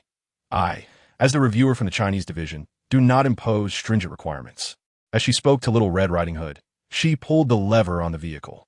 In the next moment, the trolley began to clatter loudly, reminiscent of countless wind chimes swaying in the breeze. Soon, a rift in time and space appeared before the trolley, and the entire vehicle was drawn into it. The rumbling of the engine resounded, leaving only Little Red Riding Hood, staring blankly at the file on the rooftop. Congratulations. You have completed the main quest to destroy the second node of the Magical Girl Alliance by approaching them through the ashes of the Magical Girl. The next objective in this main quest is to infiltrate the Magical Girl Alliance as Little Red Riding Hood, waiting for the opportune moment to eliminate the 3 leaders of the alliance, Lila, Yutina, and Shizi Yu. You have received node rewards. A permanent Magical Girl transformation card of semi-class A, 2,000 experience points, 5 attribute points, and 1500 shop currency. Your level has increased to LV7, 04000 points, and you have gained 1 attribute point as a reward for leveling up. You currently have a total of 6 unallocated attribute points. Please allocate them in a timely manner. Chapter 59, Preview of Mr. Anti-Dog's Dungeon. Mingye sat cross-legged on the bed in his room. His eyes cast down as he flipped through a book titled 5 Years of College Entrance Examination and 3 Years of Simulation. As if playing house daily was not sufficient, he felt compelled to add a magical girl role-playing element. Twirling a pen, he reflected on the permanent magical girl transformation card among the node rewards. However, even if granted this item, it would be impossible to blend in with them indefinitely. Such a conspicuous background would lead to exposure. Nevertheless, this transformation card could still be considered a combat asset. For the time being, he decided to set aside the main storyline of the magical girl and focus on defeating the 3 leaders of the Alliance, which would require at least S-class superhuman strength. Mingye pondered the unreasonable difficulty settings of the family storyline's node objectives. Typically, such challenges should escalate gradually. The first node was manageable, but the second node felt like an abrupt leap from beginner to hellish difficulty. For instance, Bai Chiwu's storyline objective was to locate and eliminate other diviners in the world. Ku Xiaoma's was to await July 4th, the day the ninja clan would spring into action, to observe his choices and assist him. Bai Zini's objective was to kill the 3 leaders of the Alliance. And Ku Ingye's was to collaborate with the Black Judge to eliminate other S-class executors of the Execution Bureau. It all seemed peculiar. These matters were beyond his level of intervention, and even a mere glance could lead to disastrous consequences. Thus, if an opportunity arose, he should explore the main storylines of Ku Yongzhu, Dragon of Calamity, Ku Yuqing, Blue Crow, and Bai Xiling, Vampire. As for his mother, she would have to be set aside for now. Who would dare to provoke a hidden final boss in the early stages of the game? Upon this realization, Mingye accessed his personal panel, allocating the 6 attribute points earned from upgrades and node rewards exclusively to his physical constitution. Attribute points have been added to physical constitution. Your physical constitution attribute has changed to 4,551 points. From the perspective of player attributes, his progress was remarkably swift. The physical constitution attribute was nearing the minimum standard for E-class superhumans, a feat achievable solely due to the advantages provided by family-centric main quests, which other players lacked. Without these quests, Mingye's developmental pace would likely be among the slowest within the player community, as others did not face such restrictions. Rising from his bed, Mingye slipped into his slippers and descended the stairs. As he walked down the staircase, a sudden thought struck him, prompting him to slow his pace. He pondered whether the gathering of magical girls in New York could indicate that the Girl Alliance was already aware of the player's existence. Ku-in, drying her hands with a towel, turned to him and said, "Your milk coffee is ready. Go wake up Chiwu and Mom for breakfast." Ku Xiaoma had also returned home, unlocking the front door while conversing and removing his shoes as he entered the kitchen, carrying a transparent bag filled with plastic meal containers. "Oh, I'll go call them," Mingye replied, pausing on the stairs. He turned back to the second bedroom and knocked on the door. "Sister, it's time for breakfast." Second brother brought back some food. "Shoo, let me sleep a bit more. You all can eat first," came the weak, muffled voice of Bai Chiwu from within, as if she had not slept well the previous night. "All right," Mingye responded, not pressing further, and proceeded to his mother's bedroom, knocking on her door. However, just as he tapped, he was met with a shout, causing him to cover his ears and retreat downstairs, gesturing helplessly to his brother. "I can't wake her," he mouthed silently. "Then let's not bother them. We'll eat first," Ku Xiaoma said, setting the plastic containers on the dining table. Ku-in retrieved the utensils and arranged them at the edge of the table, a smile playing on her lips as she called to the 2 children watching television in the living room. "Xiling, Yongzhu, come for dinner." "Oh, we'll be there in a moment," Bai Xiling murmured in response, yet remained seated on the sofa. "Come on, you've seen Kung Fu Panda countless times. Do you really need to watch it again? Hurry up and eat," Mingye said lightly, having quietly approached from behind the sofa, seizing the remote to switch the channel to the news, causing the large face of Kung Fu Panda to vanish in an instant. In that moment, both children cast him disapproving looks, particularly Ku Yongzhu, whose expression darkened as though he were ready to bite. "How many times have you watched Kung Fu Panda? Do you really need this repeat? Come on, it's time to eat," Mingye persisted. "Fine," Bai Xiling replied, her expression impassive as she finally rose from the sofa, slipped into her slippers, and made her way to the kitchen. Mingye regarded the unyielding Kyongju with a disdainful gaze. "Just how fond are you of pandas?" he inquired, raising the remote control higher to prevent the elementary school student from seizing it. "Time for dinner, Yongju. Don't make me repeat myself." It was only when their father, engrossed in his newspaper, finally spoke that Kyongju relented, sulking as she descended from the sofa and obediently made her way to the dining table. Just as Mingye was about to press the power button on the remote, the host suddenly interrupted with breaking news. "We interrupt this broadcast for an urgent announcement. A robbery has erupted at a bank in the western area surrounding Beijing, and the police have been in a standoff with the perpetrators for some time. The Superhero Association has reported that the vigilante known as the Inked Rogue is en route to the scene." Instinctively, he pressed the power button, and the television screen went dark. The host's voice abruptly silenced. "Dinner is ready, Father," Mingye announced, mentally counting down 3, 2, 1. At the moment the countdown reached 1, King folded his newspaper and placed it on the table, then stood up and declared, "I'm going downstairs to buy a pack of cigarettes." "Can't you wait until after dinner?" "Stop fixating on that wretched cigarette," Mingye replied helplessly, thinking to himself that the news had mentioned other vigilantes were handling the situation. So why the concern? However, King had already donned his shoes and exited the house, leaving behind a rather indifferent remark. "Don't take up smoking like I did. That way, you won't develop an addiction." With that, he slammed the door shut. Right. I suppose the only way for you to quit is if we eliminate all the supervillains." Mingye mused internally as he entered the kitchen and pulled out a chair to sit beside Basiling. He picked up a pair of chopsticks, resting his chin on his hand, and sighed, "There's sure a lot of lazybones at home." Basiling took a sip of her coffee and smiled, asking, "What about you? You've been waking up early lately. Didn't you use to treat lunch as breakfast? It's for the sports exam. If I don't put in some effort, my overall score will suffer. Both your second brother and I scored full marks. I hope you won tea drag down the family average." Basiling teased, raising her chopsticks. "How can I possibly compare to you, two old geezers?" Mingye replied, munching on a piece of food and rolling his eyes at them. Koya's turned around, surveying the kitchen and living room before asking Mingye, "Where's the little girl?" In a meeting, Mingye answered, then corrected himself, "Oh no, she is out for a morning run." Koya's took a sip of soy milk and continued, "Why didn't you stop her? Her food will be cold by the time she gets back." "Please, with her temper, how could I possibly stop her? Let her run and find something to eat outside."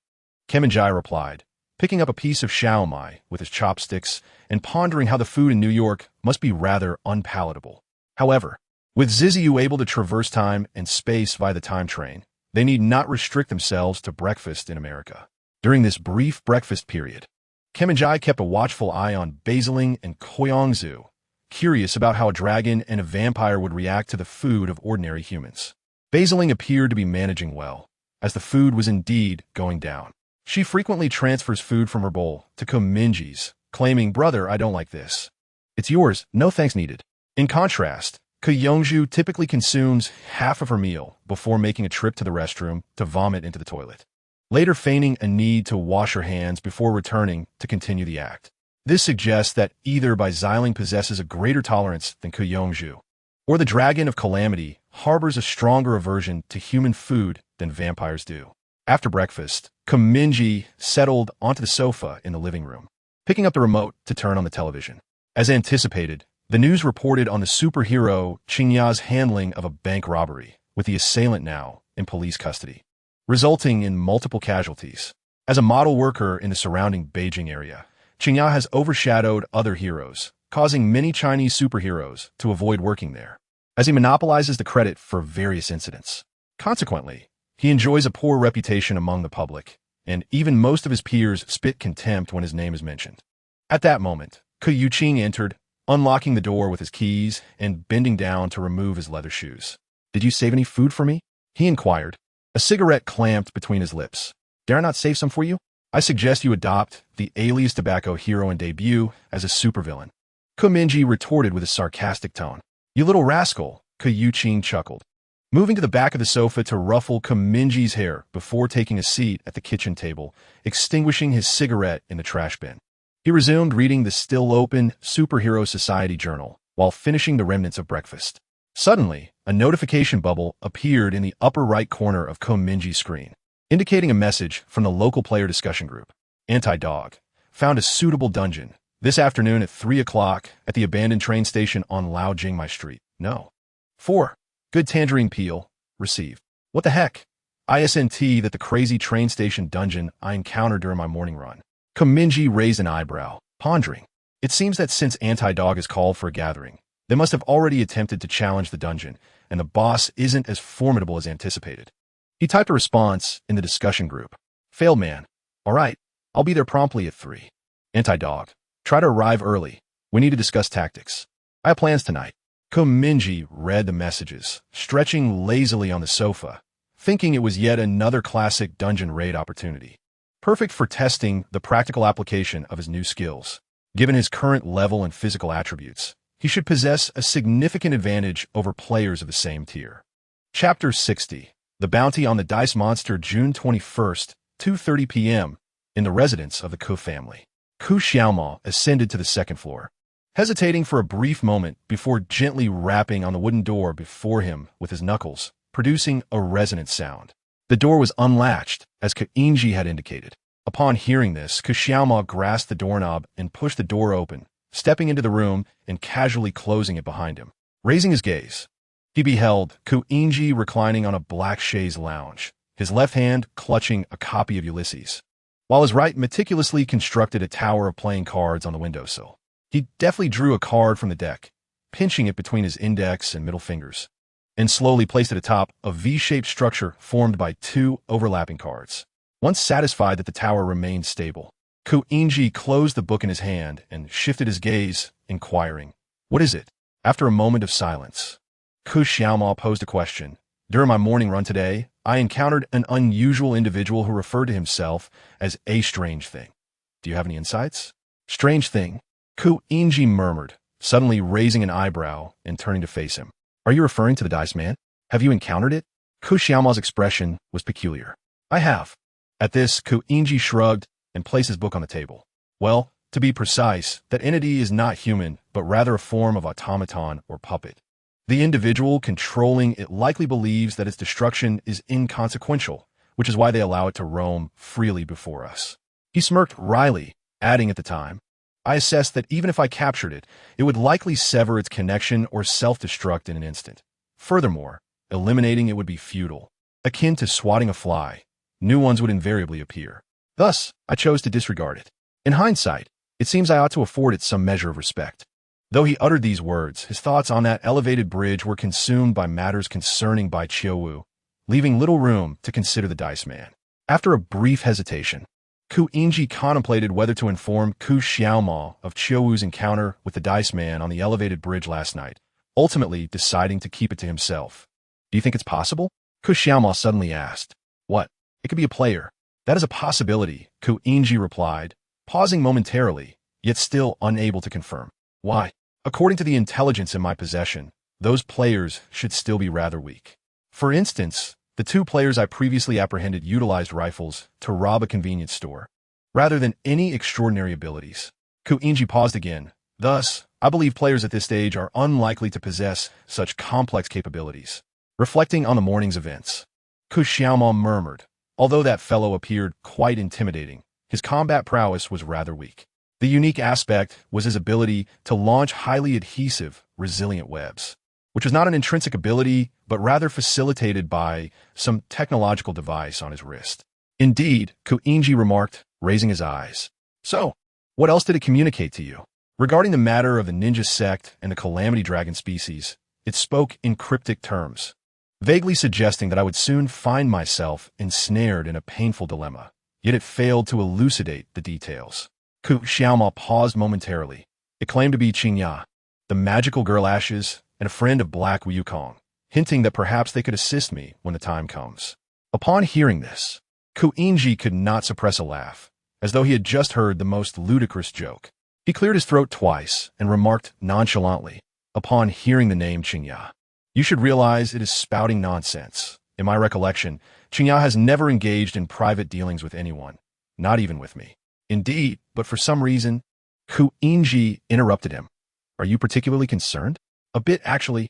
You see, if every villain were to sway me with such illogical ramblings, causing me distress, and I were to take them to heart, I would likely not be sitting here now, but rather confined within the Bedlam Asylum in England.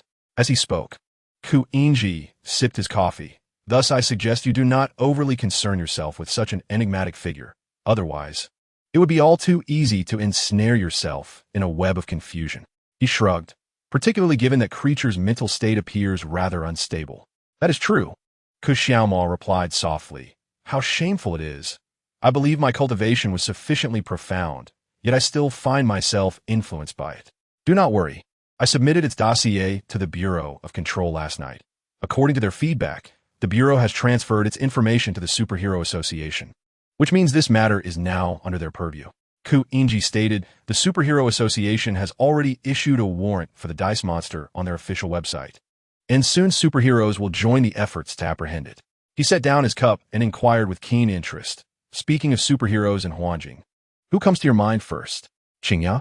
Xiaomao blurted out. Apart from Qingya, most of the other iconic heroes in Huanjing are, in truth, rather lackluster, with only a handful possessing genuine prowess. Therefore, Mingye once remarked that if their brotherhood were to unite, they could easily breach half of the Superhero Association. Precisely. Which indicates that this matter now falls under Qingya's jurisdiction. With his strength, it should not take long for him to unearth the truth behind the dice monster and apprehend it. Mingye smiled. Should you remain uneasy, I can inquire at the association on your behalf about the significance of its nonsensical utterances. Then I shall feel reassured. Xiaomao averted his gaze, exhaling deeply. If any information regarding the dice monster arises, inform me at once. Certainly, but you ought to take a moment to rest and not remain overly tense. Mingye raised his eyes, looking directly at Xiaomao. It is merely a juvenile calamity dragon species, not as formidable as you imagine. Your sect leader has made quite a fuss, and moreover, has underestimated your capabilities. Perhaps you alone could adeptly handle that dragon. Caution is indeed a virtue. Yet, excessive caution can hinder one's own progress. Throughout your life, this is a facet of you that I have never fully comprehended. Mingye spoke calmly and steadily. This delineates our distinction. Otherwise, I would not embody the essence of a ninja, nor would you ascend to the role of an enforcer within the Bureau of Control. Is this not merely the doctrine that character shapes destiny? However, I find it quite difficult to envision myself as a ninja. How does such a vocation differ from that of a Taoist? Xiaomao candidly stated, had you not encountered that unfortunate incident, I surmise you would likely have become a gambler. Mingye dismissed this notion, picking up the book from the table anew. Should I then feel fortunate to have become a mutant? At least I am spared the unpleasant title of a gambler. In any case, I must take my leave, Xiaomao declared. Off to train, I presume? Indeed, to gather my strength in preparation for the battle in 2 weeks. Wishing you success. Xiaomao turned the doorknob and stepped out of the room, gently closing the door behind him. With his head bowed, he mused that if it were Qingya, the secrets of that dice monstrosity would soon be unraveled. By that time, he would discern whether those cryptic utterances were mere nonsense or if they indeed heralded an imminent event. Time rewound a few minutes. Mingye listened to the fragmented conversations emanating from the adjacent room. Though indistinct, he confirmed that his elder brother was engaged in discourse with his second brother. He glanced at the clock on the wall, pondering that it was nearly time to rendezvous with Fan Quan and the others at the dungeon location. With his brother occupied next door, it was the perfect moment to deploy the puppet. Contemplating this, Mingye approached the coat rack, retrieving a casual t-shirt and a pair of jeans, then made his way to the floor-to-ceiling window. He opened the window and released the puppet onto the ledge, stuffing the 2 garments into its embrace, commanding it to leap upwards to the rooftop of the duplex apartment. Immediately, the puppet donned the t-shirt and jeans, though its feet remained bare. Regarding the matter of footwear, Mingye planned for the puppet to pilfer a pair of children's shoes from a nearby store. It must be said, the web shooter proved remarkably adept for thievery. A mere tug of the spider silk secured the desired items. At that moment, Mingye instructed the puppet to assume the visage of a 16-year-old youth, akin to the appearance familiar to Fan Quan, Orange Peel, and the other players. After completing a series of preliminary preparations, he allowed it to leap from the rooftop, utilizing the web shooter to traverse the streets at great speed.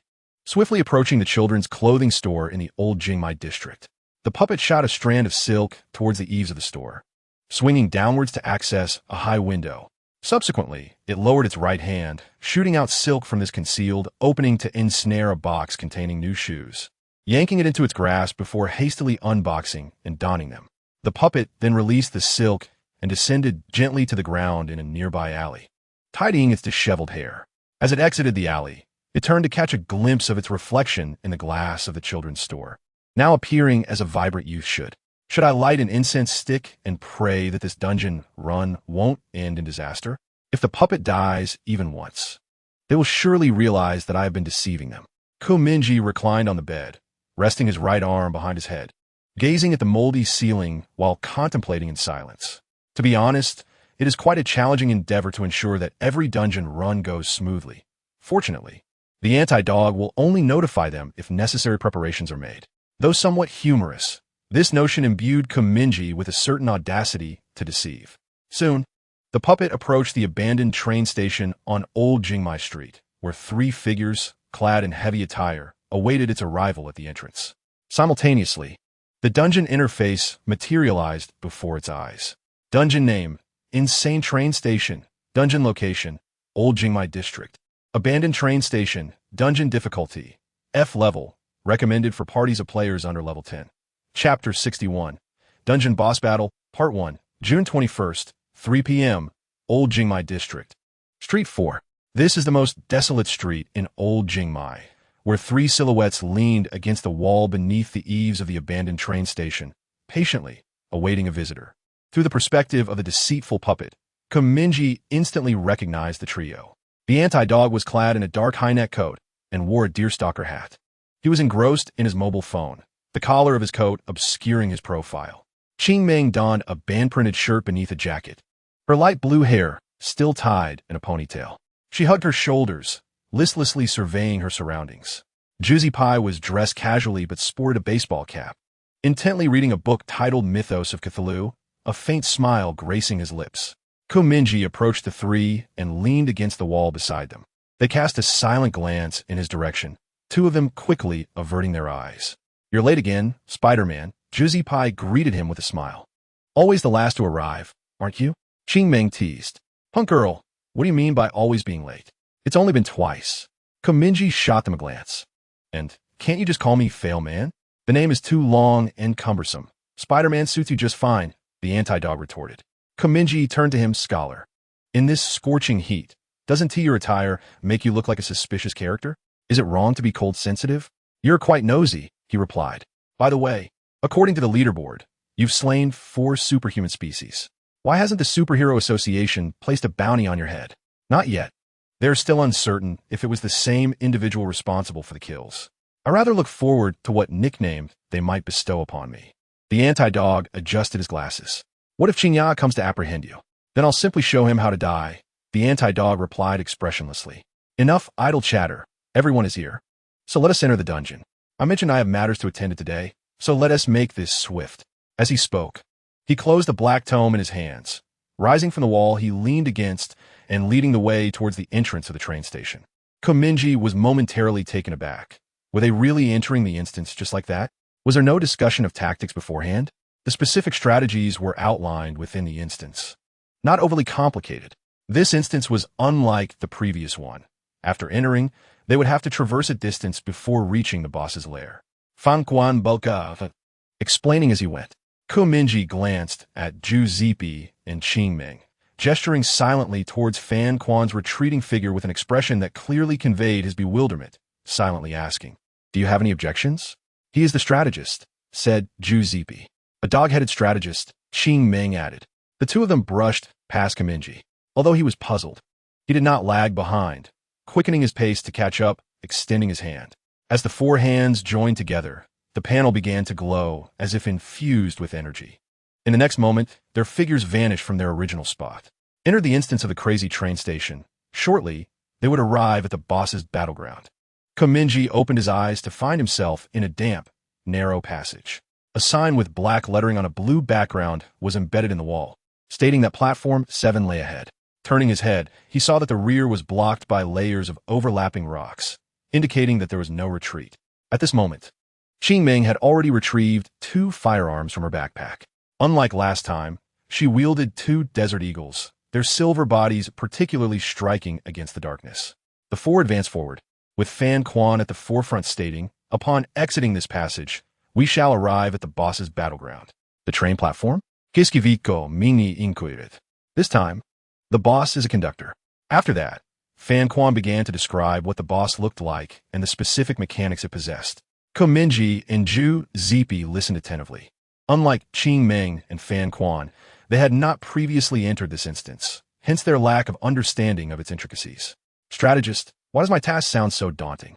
Mingye could not help but remark after gleaning his role from their words. Just like last time, only you can accomplish this, Fan Quan replied. Why does it sound so much like a pyramid scheme?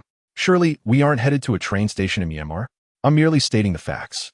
Before long, the four arrived at the end of the passage, revealing a staircase ascending before them, while the adjacent elevator had ceased its operation. Light poured in from above the platform. They ascended towards the light, as if stepping into paradise, their eyes struggling to adjust to the sudden brilliance.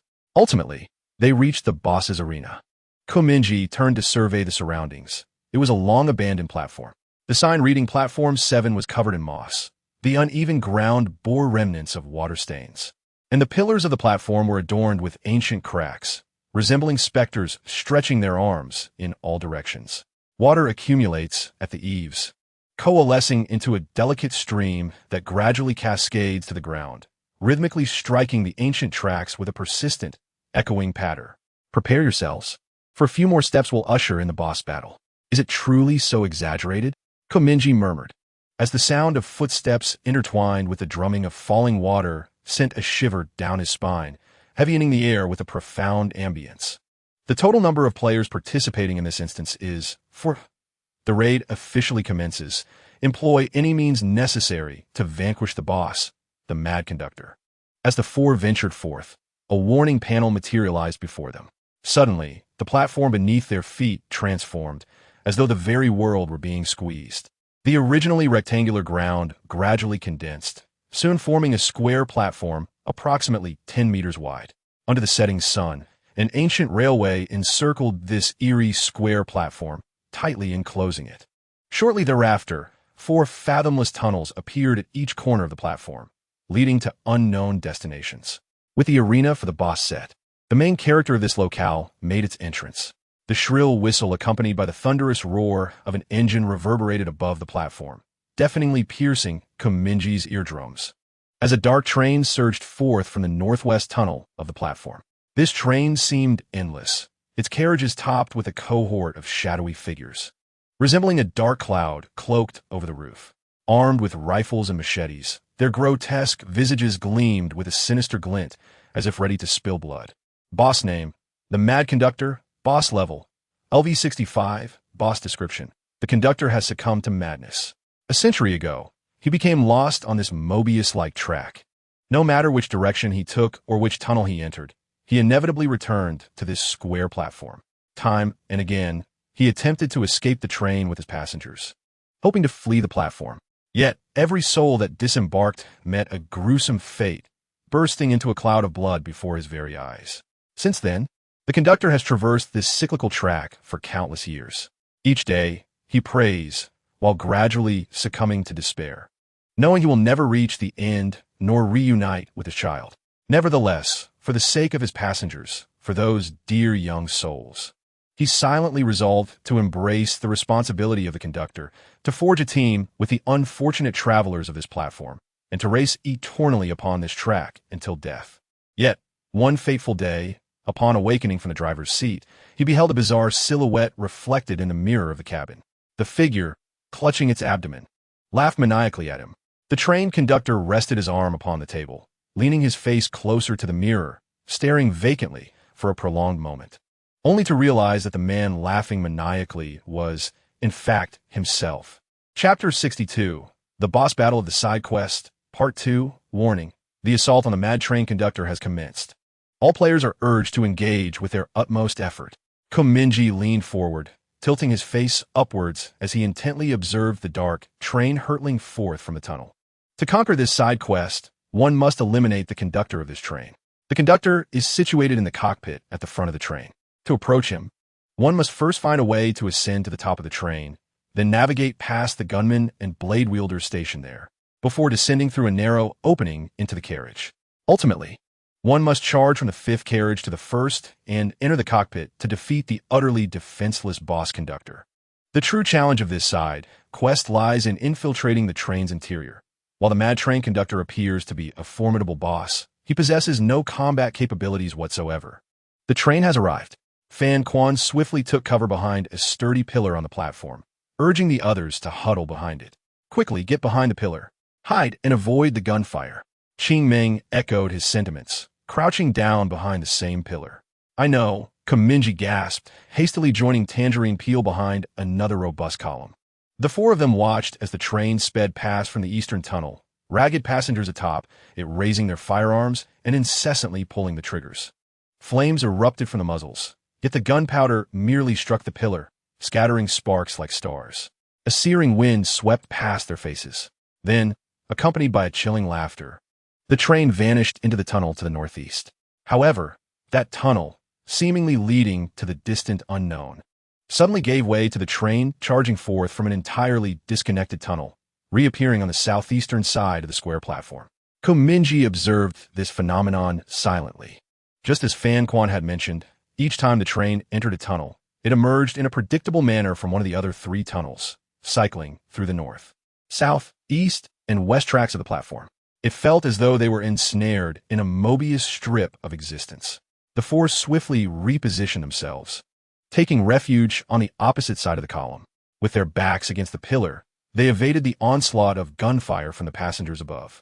A torrential barrage of bullets fell like rain, yet they managed to escape unscathed, leaving only grim black marks on the pillar. Within mere seconds, the frenzied train once again sped past, plunging into the impenetrable darkness of the tunnel. Which tunnel will it emerge from next? Qingming called out towards Fan Quan as she peeked from behind the pillar. As the two individuals entered the realm last night, the entity known as Anti-Dog had already memorized the train's trajectory.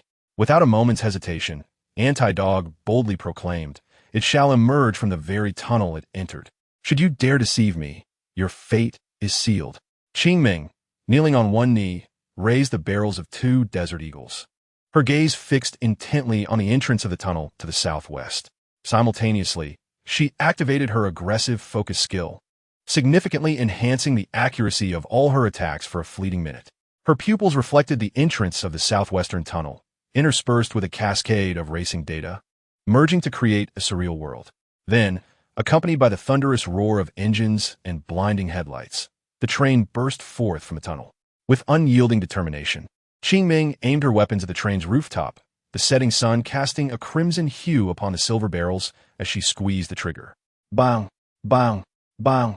The gunfire erupted like a tempest, leaden magnum bullets surging forth from the twin handguns, relentlessly tearing through the dim twilight, sweeping toward the marksman on the train's roof.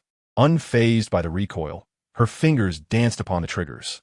The flames erupting from the gun barrels flushed her cheeks crimson, yet her eyes remained unblinking, bright as a beacon, while her light blue ponytail swayed like waves in the scorching wind. In but 3 fleeting seconds, the 8 marksmen guarding the train's roof were eliminated. However, her remaining bullets were deftly parried by the knife-wielding passengers. Such feats transcended human capability. According to the system's design, the 13 knife bearers atop the train could not be felled by ranged attacks. Thus, Qingming's bullets only proved effective against the 8 marksmen. Yet this sufficed, as dealing with the knife bearers was the responsibility of her 2 companions, marking the true climax of the encounter. In the next moment, the train thundered into the southeastern tunnel, plunging the world into a brief silence. Witnessing this, Anti-Dog swiftly uttered, "The train will next appear at the northwestern tunnel." Understood. Following his confirmation of the train's imminent location, Mingye dashed forth with Orange Peel from behind a pillar. The former lowered his right arm and shot a sturdy web toward the southwestern pillar on the platform, using it to propel himself skyward at an angle. The latter unleashed a torrent of water from his fingertips, coalescing into a long knife forged from waves, which then transformed into a flurry of spray, encircling him, bestowing an intangible buoyancy that allowed him to defy gravity. In that very second, the two reached the apex above the northwestern tunnel. At that precise moment, the obsidian train roared forth from the tunnel like a charging porcupine, and Orange Peel seized the opportunity, rolling onto the train's roof. Unlike the others, Mingye directed his webbing toward the higher reaches of the pillar, seizing the strands to soar to greater heights. Just as he reached an altitude of 10 meters, he released the webbing with a low roar. Today, let you witness what true superheroic landing entails. Detected height meets criteria above ground level of 8 meters. Successfully activated the skill. Superheroic landing. Description: this skill enables you to land gracefully in a kneeling posture, immune to the impact damage from falling, and creates a severe tremor on the ground beneath you. In the next moment, Mingye's body seemed to be possessed by the Cthulhu deity. His right knee bent sharply, and his right index finger pressed against his forehead, maintaining this comical stance as he plummeted to the earth like a streak of light. Boom! Ultimately, he landed precisely atop the train, the immense force creating a deep dent in the surface, sending a violent shockwave that knocked down 5 knife wielders within a 2-meter radius. You dragged those 5 knife wielders. After landing, Mingye rose unscathed and sprinted toward a distant opening, the only entry into the train's interior compartments. Hurry, get inside the train. Orange Peel roared as he charged toward the 5 knife wielders Mingye had incapacitated, his massive wave-like blade transforming into a mighty water dragon that blocked their advance. At that moment, Mingye raced across the rusted metal body of the train, the sound of his footsteps echoing like muffled thuds. Although Orange Peel had halted the 5 knife wielders, another 8 still stood in his path. The knife wielders slashed at the air, their pupils glinting with eerie flames, steadfastly guarding the entrance to the compartment. Mingye lowered his right hand and swiftly launched 3 strands of webbing from his web shooter, ensnaring 3 knife wielders and rendering them temporarily immobile before darting between them. As he surged toward the final 5 knife wielders, he shouted at Fan Quan, "Scholar, for heaven's sake, do something useful." Just as his words faded, Fan Quan, standing on the platform, lowered his gaze, and the Bible in his hand began to turn its pages of its own accord. 3 pages suddenly tore free, transforming into 3 little paper figures that leaped onto his shoulder. "Did we summon Nietzsche?" Qing Ming exclaimed in a panic, turning to Fan Quan. "That foolish Spider-Man is about to be cut down. Hurry up and do something." "Superman's will." Fan Quan softly uttered a term, addressing her concern. "The player, man, has received an enhancement skill. Superman's will from player Fan Quan. While in the state of Superman's will for 25 seconds, the player will be immune to damage and free from all control." On the top of the train, a faint golden glow enveloped Mingye's body as he folded his arms protectively in front of him and charged forward recklessly. Despite the immense strength of the 5 knife wielders, their blades so sharp they seemed forged by the most skilled artisans, they could not shake the golden figure. Mingye charged forward like a wild bull, his exceptional physical prowess of 51 points proving decisive at that moment. Bolstered by superhuman will and physical strength, he forcefully squeezed through their ranks, then lowered his body, executing a sliding tackle aimed at the opening in the roof of the train, flowing seamlessly into the gap. At that instant, the train entered a tunnel, and everything around him faded into darkness. Mingye fell through the opening in the ceiling, landing heavily on the dimly lit floor of the carriage. He swiftly rose, his gaze fixed straight ahead. Although visibility was poor, he was certain the cockpit was directly in front of him, so he sprinted forward, the roar of the train echoing in his ears. At that moment, the 5 ghostly knife wielders shrieked as they leapt down from the ceiling.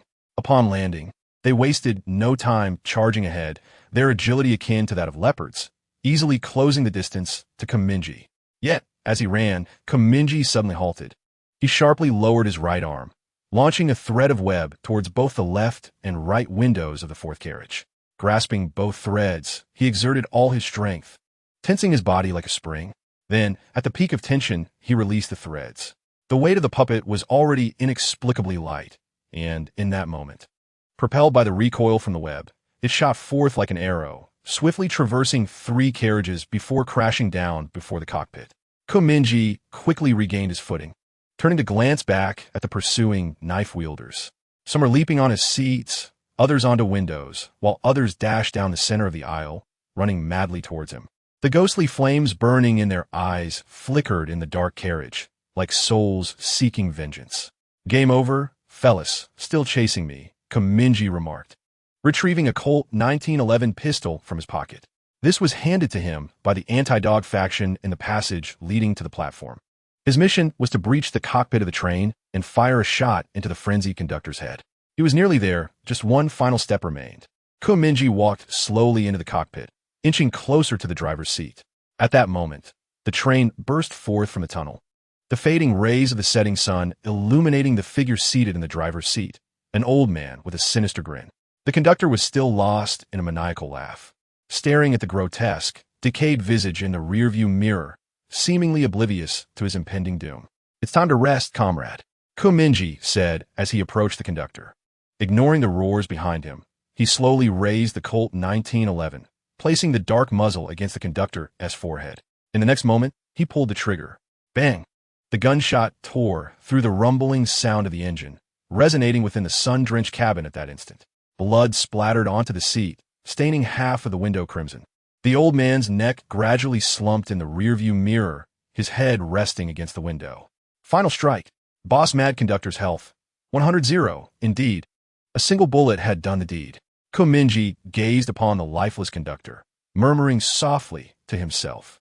He slowly turned his head to look towards the first carriage, only to see the 5 relentless machete wielders sprawled on the floor, dissipating into a wave of scorching gas. Victory declared for this instance. Current damage distribution panel as follows. NO1 failed, man MVP. Damage contribution 100. NO2 good orange peel. Damage contribution 0. NO3 indeterminate dream. Damage contribution 0. NO4 counter dog. Damage contribution 0. Congratulations to all players for successfully conquering the crazy train station instance in Huanjing City. Commemorative cards have been distributed to each player's instance album. Current progress in Huanjing City instance strategy. 2 of 100 in 5 minutes. Players will return to the real world. Please prepare accordingly. Chapter 63. The Dice Monster, is it not you? After the conductor's demise, the train gradually came to a halt on the aged tracks. The rumbling engine fell silent, and the exhaust pipes, which had worked tirelessly, released their final breath of murky white steam before becoming still, as if at peace. In the deathly silence, the train under the twilight appeared to rot slowly, akin to an orange peel. With the automatic exit from the instance set for 5 minutes hence, the 4 boarded the train, each setting off to search for hidden stages or rewards within. The first 10 carriages of this train were ordinary ones, while the middle 5 were sleeper compartments. And the final 10 featured a variety of types: a dining carriage, a movie carriage, an aquarium carriage, a botanical garden carriage. Walking through each carriage felt like traversing a miniature world. However, time was limited, and they had to hastily scan these wonders without pausing to admire them. The fleeting shadows against the opulent backdrop appeared as thin as blank cutouts. Unfortunately, they found little of value. Most items, such as film reels, prompted the message, "This item cannot be taken out of the instance," upon closer inspection. Unexpectedly, this instance proved to be rather effortless. Qingming remarked as she paused in the aquarium carriage, observing the decaying, mutated fish within the tanks. Their bodies emitted an eerie glow that flickered, casting a faint light upon her face. Everything appeared normal. The dungeon's challenge lies in shifting one's mindset and identifying the crux of the situation. Engaging in a tussle with those minor creatures could lead to a dead end. Is it not true that the Spider-Man is excessively formidable? Orange Peel interjected. Mingye turned to him. What does that have to do with me? I am rather curious about your physical attributes. Orange Peel squinted at him. Not much. Kiskiviko Mingye replied. Everyone has attributes in the dozens. What is there to discuss? Orange Peel pondered for a moment before smiling. It feels as though your statement resembles that of a person standing at 1.99 meters, claiming everyone else is merely a meter something, as if height were trivial. Let me rephrase then, personal privacy. Did you not previously mention in the discussion group that we are bound by fate?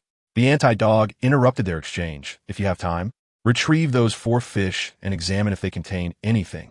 Just as Mingye was about to wield his web shooter to attempt lifting the fish with silk, he reconsidered, realizing someone more suited for the task was nearby. Orange Peel summoned his wave blade, manipulating the water currents to drag the fish from the tank, and proceeded to dissect them. As the fish's bodies were torn apart, jagged crystals and viscera fell to the ground, still stained with blood. The luminescence emanating from within the fish seemed to derive from these crystals. They bent down to collect the crystals, 4 in total, precisely matching the number of players who had entered the dungeon. Item name: mutated fish crystal. Item level: unknown. Item description: if you are unafraid of death, try swallowing it. Perhaps wondrous occurrences will ensue. Judgment: this item can be taken out of the dungeon and exchanged for currency in the marketplace. After reading the description, Mingye turned to his 3 teammates and inquired, "Is anyone willing to try swallowing one?"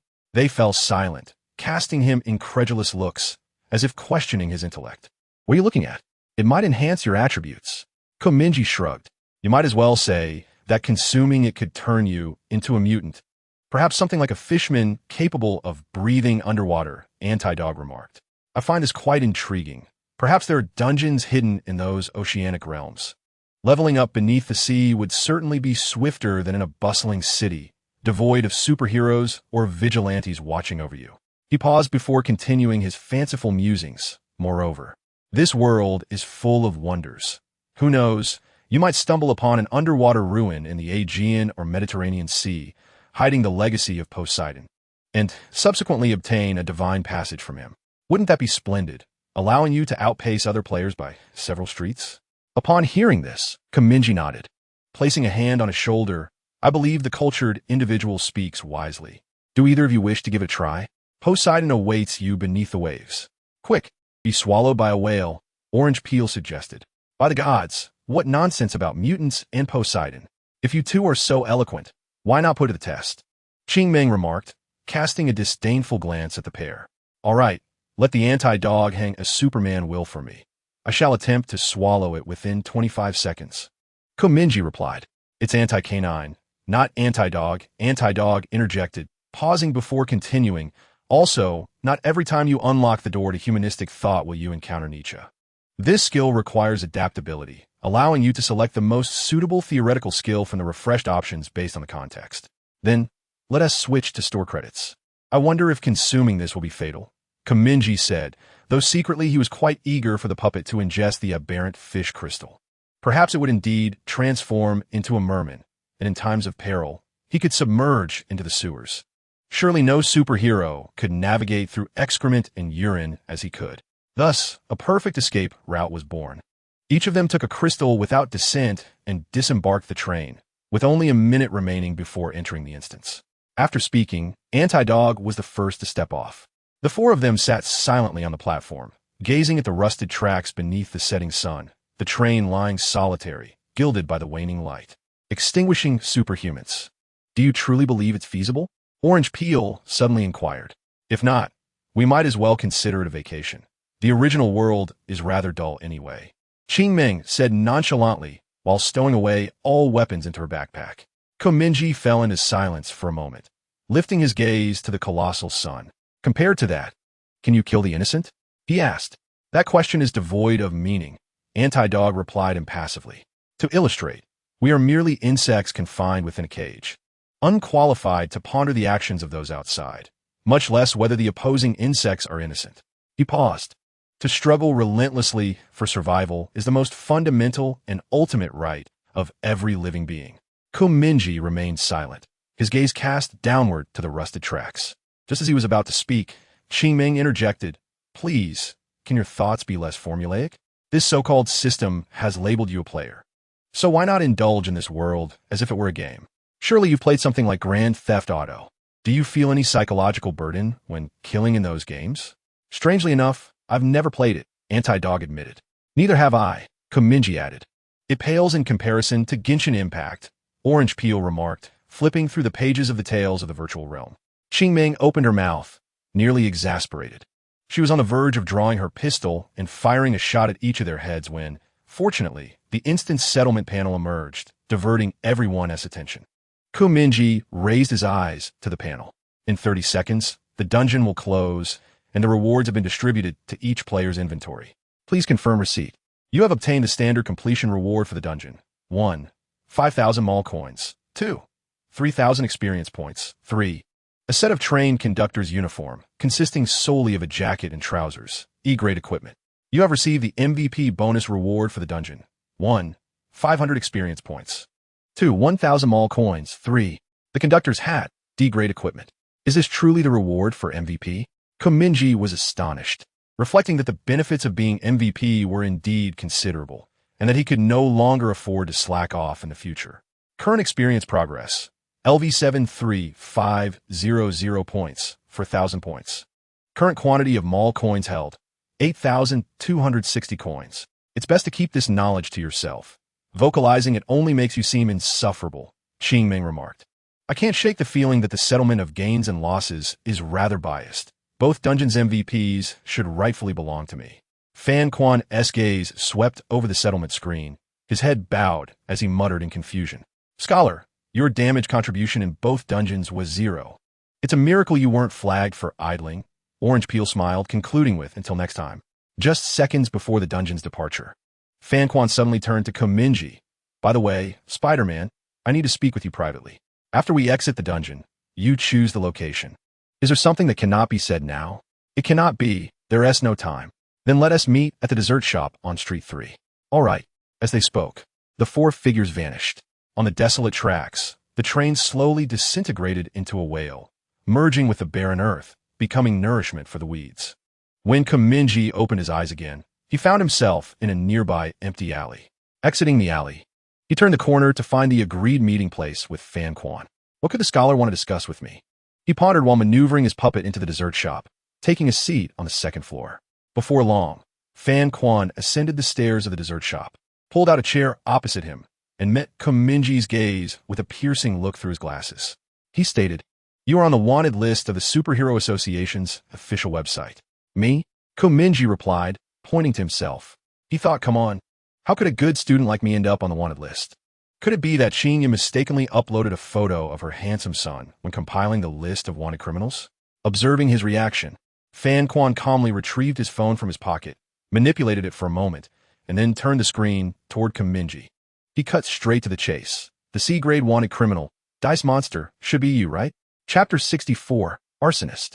C-grade wanted criminal Dice Monster. Charges, destruction of public property. Arson on an elevated bridge.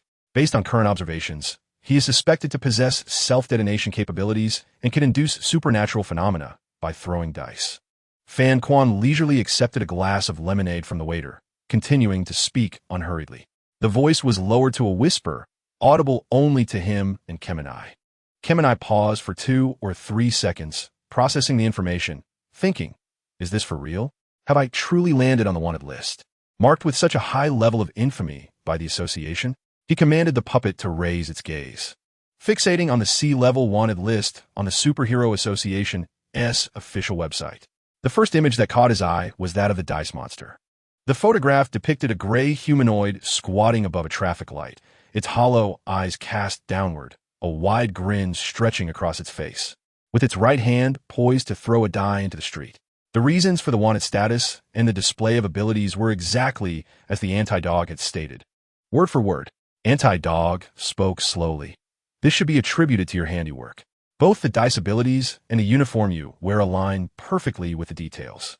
The only discrepancy is in appearance, but if we consider the possibility of some self-detonation capability, I might as well assume that your current form is a mechanical construct, capable of altering its visage at will. Of course, if this were merely conjecture, it would lack substance. He paused. Therefore, the crux of the matter is that this photograph was taken yesterday afternoon in front of the Yenai Film City, quite close to our meeting point, the Mingye convenience store. And the timing coincides perfectly with our exit from the instance. As he spoke, he tucked his phone away into his pocket. If all these coincidences are mere happenstance, then they're exceedingly improbable. Kemenai fell silent for a moment, unable to suppress a shrug. So you dressed up like Sherlock Holmes today, sporting a deerstalker hat, just to showcase your deductive skills? This is irrelevant to our discussion, Anti-Dog replied. Kemenai calmly inquired. So, can I still argue that this isn't me? In truth, he had anticipated this. After all, from the moment he revealed he possessed a passive skill for weight reduction, exposure was merely a matter of time. A passive skill for weight reduction had already sealed his fate regarding gene testing and the school's physical examination, the absurdity of which hardly needs elaboration. At that moment, he appeared to brush it off, yet it was entirely reasonable for Anti-Dog to harbor doubts about him. If exposure were to occur, Kemenai would certainly not disclose his predicament. Given the severe conditions at home, a single misstep could spell disaster. To reveal such information would undoubtedly place his life in another's hands. Kim and I was not naive enough to entertain that notion. You may argue, but it holds no significance. As he spoke, Anti-Dog slipped his right hand, which held the phone, into his pocket, leaning back against the chair, fixing his gaze on the puppet's face. Based on the evidence at hand, this matter is inextricably linked to you. I hope you can provide me with an acceptable explanation. Kim and I took a sip of the plain water the attendant had brought, thinking to himself that he had truly brought this upon himself. Had he known to instruct the puppet to remove its uniform during that incident at the cinema, he would not have left any traces.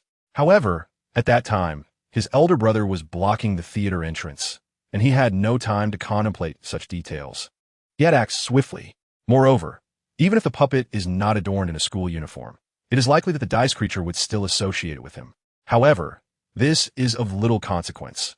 Even without collaboration with other players, he possesses the confidence to grow stronger independently. That said, in the early stages, his offensive capabilities are quite limited, so merely following along in a dungeon is a significant opportunity. Mingye leaned the back of his head against the wall behind him, exhaled softly, and said in a calm and unhurried manner, "Indeed, there is little to contest. I deceived you all. My first skill is not to lighten weight, but to create a puppet. Thus, the dice creature is your puppet, and the last time we navigated a dungeon together, it was indeed through this very puppet. Now, it remains so. Kiskiviko Mingye spoke candidly. Is it due to a lack of trust in us?" Fan Quan speculated, yet made sense. If he possessed the ability to manipulate puppets, he would also likely send it to meet other players in his stead. Mingye met his gaze, providing an explanation. "It is not merely a matter of trust, but rather the complexity of my circumstances. The specifics are not convenient to disclose. All I can say is that my point of origin is rather different from yours, and anyone around me poses a threat to my life. Therefore, if I wish to meet with you, I can only use the puppet. I have no other choice." He paused.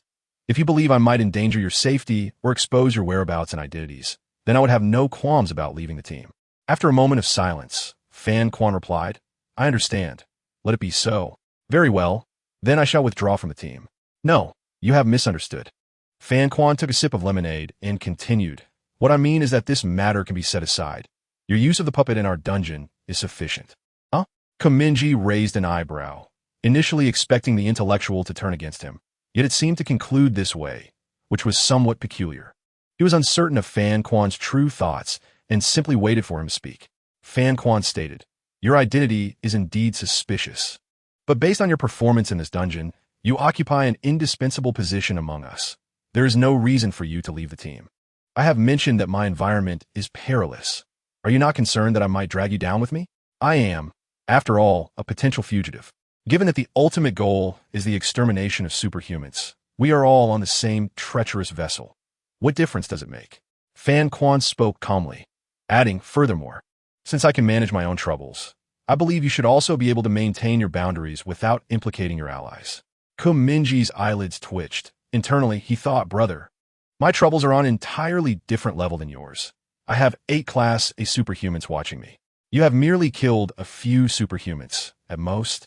Some minor heroes will come to play hide and seek with you, and if you cannot catch them, it may well be overlooked, for in this world, there is a significant event every day." Fan Quan leaned back in his chair, flipping through the black leather-bound scripture, and continued, "Moreover, I suggest that you reveal any powerful skills you possess directly within the dungeon. There is no need to hide them." "Why do you think I have some hidden trump card?" he questioned. "After all, I have taken down 4 superhumans, and my bounty level on the official website is merely E, far from your standing. This indicates that the association holds you in greater esteem, suggesting your true power surpasses what is exhibited. Otherwise, they would not regard you so highly. Moreover, your performance in the instance was exceptionally remarkable. Your physical attributes must far exceed the average players, or you would not have been able to overcome those blade-wielding foes." Mingye hesitated for a moment. "Cultural person, do you think there's a possibility?" "What possibility?" "That the Superhuman Association values me highly merely due to my previous strokes of luck, a favorable roll of the calamity dice, and that I'm not as formidable as you believe." "That is indeed a possibility." While he spoke those words, Mingye was acutely aware that his high bounty level was undoubtedly inflated by his brother embellishing the details in his criminal dossier. The charge of arson on the overpass was a clear indication. His bounty information was undoubtedly submitted by his brother. After all, aside from his brother, no one was privy to his meeting with the Black Wukong on the overpass. When Mingye first laid eyes on this charge, he couldn't help but internally scoff. How dare they attribute the arson on the overpass to me? That was clearly the work of Black Wukong. Don't pin your sister's actions on me. Brother, do criminals not have rights? Following this line of reasoning, it was likely that his brother submitted his dossier to the Superhuman Association, exercising his authority as the highest executive of the Control Bureau to deliberately elevate his danger level, intending to enhance the association's focus on capturing him swiftly. Yet, sea level is indeed excessive. Mingye cast a cursory glance at the wanted list. The trickster puppet stood out among a host of sea-level fugitives, akin to a clown amidst a group of muscular men. So, starting today, will superheroes be trailing me? He pondered silently, confident that those individuals would not capture him, as the most troublesome faction was still engaged in their little game of house with him. Their movements were always within his immediate perception, so what was there to fear from others? Let's leave it at that. As usual, I will contact you when necessary, Fanquan remarked, closing the book. Thank you for discussing this matter privately with me. Fanquan replied with a blank expression. I merely wish to avoid affecting those two. If there were any misunderstandings, it would hinder our cooperation in the instance. It is I who would face the headache, as the commander. That is indeed true. Kiskiviko Mingye considered. Goodbye. If you encounter any special situations that require caution, do not bring the puppet too forcefully to avoid exposing our whereabouts. Of course. Mingye remained silent for a moment. Goodbye. I hope we both survive until the end. Fanquan glanced at him, rising from his seat and gliding past him. Mingye lingered for a moment, deliberately timing his departure to avoid a chance encounter, before leaving the dessert shop. He donned a different guise and took a bus to the coast, where he immersed himself in the sea, a self-detonation. The flames were engulfed by the surging tides, while the sun shone brightly and fiercely. Chapter 65, by Zini's Brain Imaging Family Party. Part 1. On June 21st, at 4:30 in the afternoon, Mingye emerged from his room, grasping a wireless controller from a sofa to join by Xiling and Ku Yongzhu in playing the cooperative game Overcooked 2 on the Switch platform. Nearby, Ku Yingji engaged in a game of chess with their father, resting his chin in his hand while the latter propped his forehead with his palm. Their match was intense and closely contested. Ku Xiaomao leaned against the wall, quietly observing the game. After Bai Qiu rose to have lunch, she returned to her room on the second floor to rest. She appeared rather despondent today, speaking little as she held her chopsticks during the meal, and afterward. She remained motionless in bed. Their mother, Bai Wenna, had gone shopping with a friend and mentioned that they should find their own dinner, as she had other commitments and would not return that evening. The fan whirred lazily, and, as the minute hand on the clock reached 4:45 p.m., the door to the Baika household suddenly creaked open, and someone burst in hurriedly. All present turned their attention toward the entrance. Did you miss me? Bai Zini proclaimed, firmly planting her feet, hands on her hips, a smirk gracing her lips as she surveyed the room. In her hand, she held a heavy shopping bag, the contents unknown. Why is no one acknowledging me? Bai Zini pouted, her brow furrowing in displeasure. Guess what I brought back from my friend's house? She paused dramatically and retrieved a black object from the shopping bag. Tada! A brain imaging helmet. In that instant, all eyes were once again fixed upon her. The four who reacted quickest were Ku Yingji, Ku Yuqing, Ku Xiaomao, and Ku Mingye, their expressions mirroring a mix of surprise, confusion, and even shock. Bai Zini raised the metallic helmet triumphantly, her face alight with excitement, her eyes sparkling. At that moment, a tempest of thoughts surged through her astute mind. Just wait. I will uncover whether there are any players in this household. It seems that my second brother and sister have never tried this helmet, and my eldest brother just returned from university without having experienced it either. The master mentioned in the meeting that individuals over 35 cannot be possessed by players, so there's no need to test our parents. I'll skip them entirely. Thus, my targets are my eldest brother, second brother, and elder sister. Today, they must wear the helmet to confirm that there are no traitors among us. As Bai Zini pondered, her gaze shifted towards her elder brother and father, who were engrossed in a game of chess, her eyes gleaming with a sense of triumph, her lips curling into a smirk.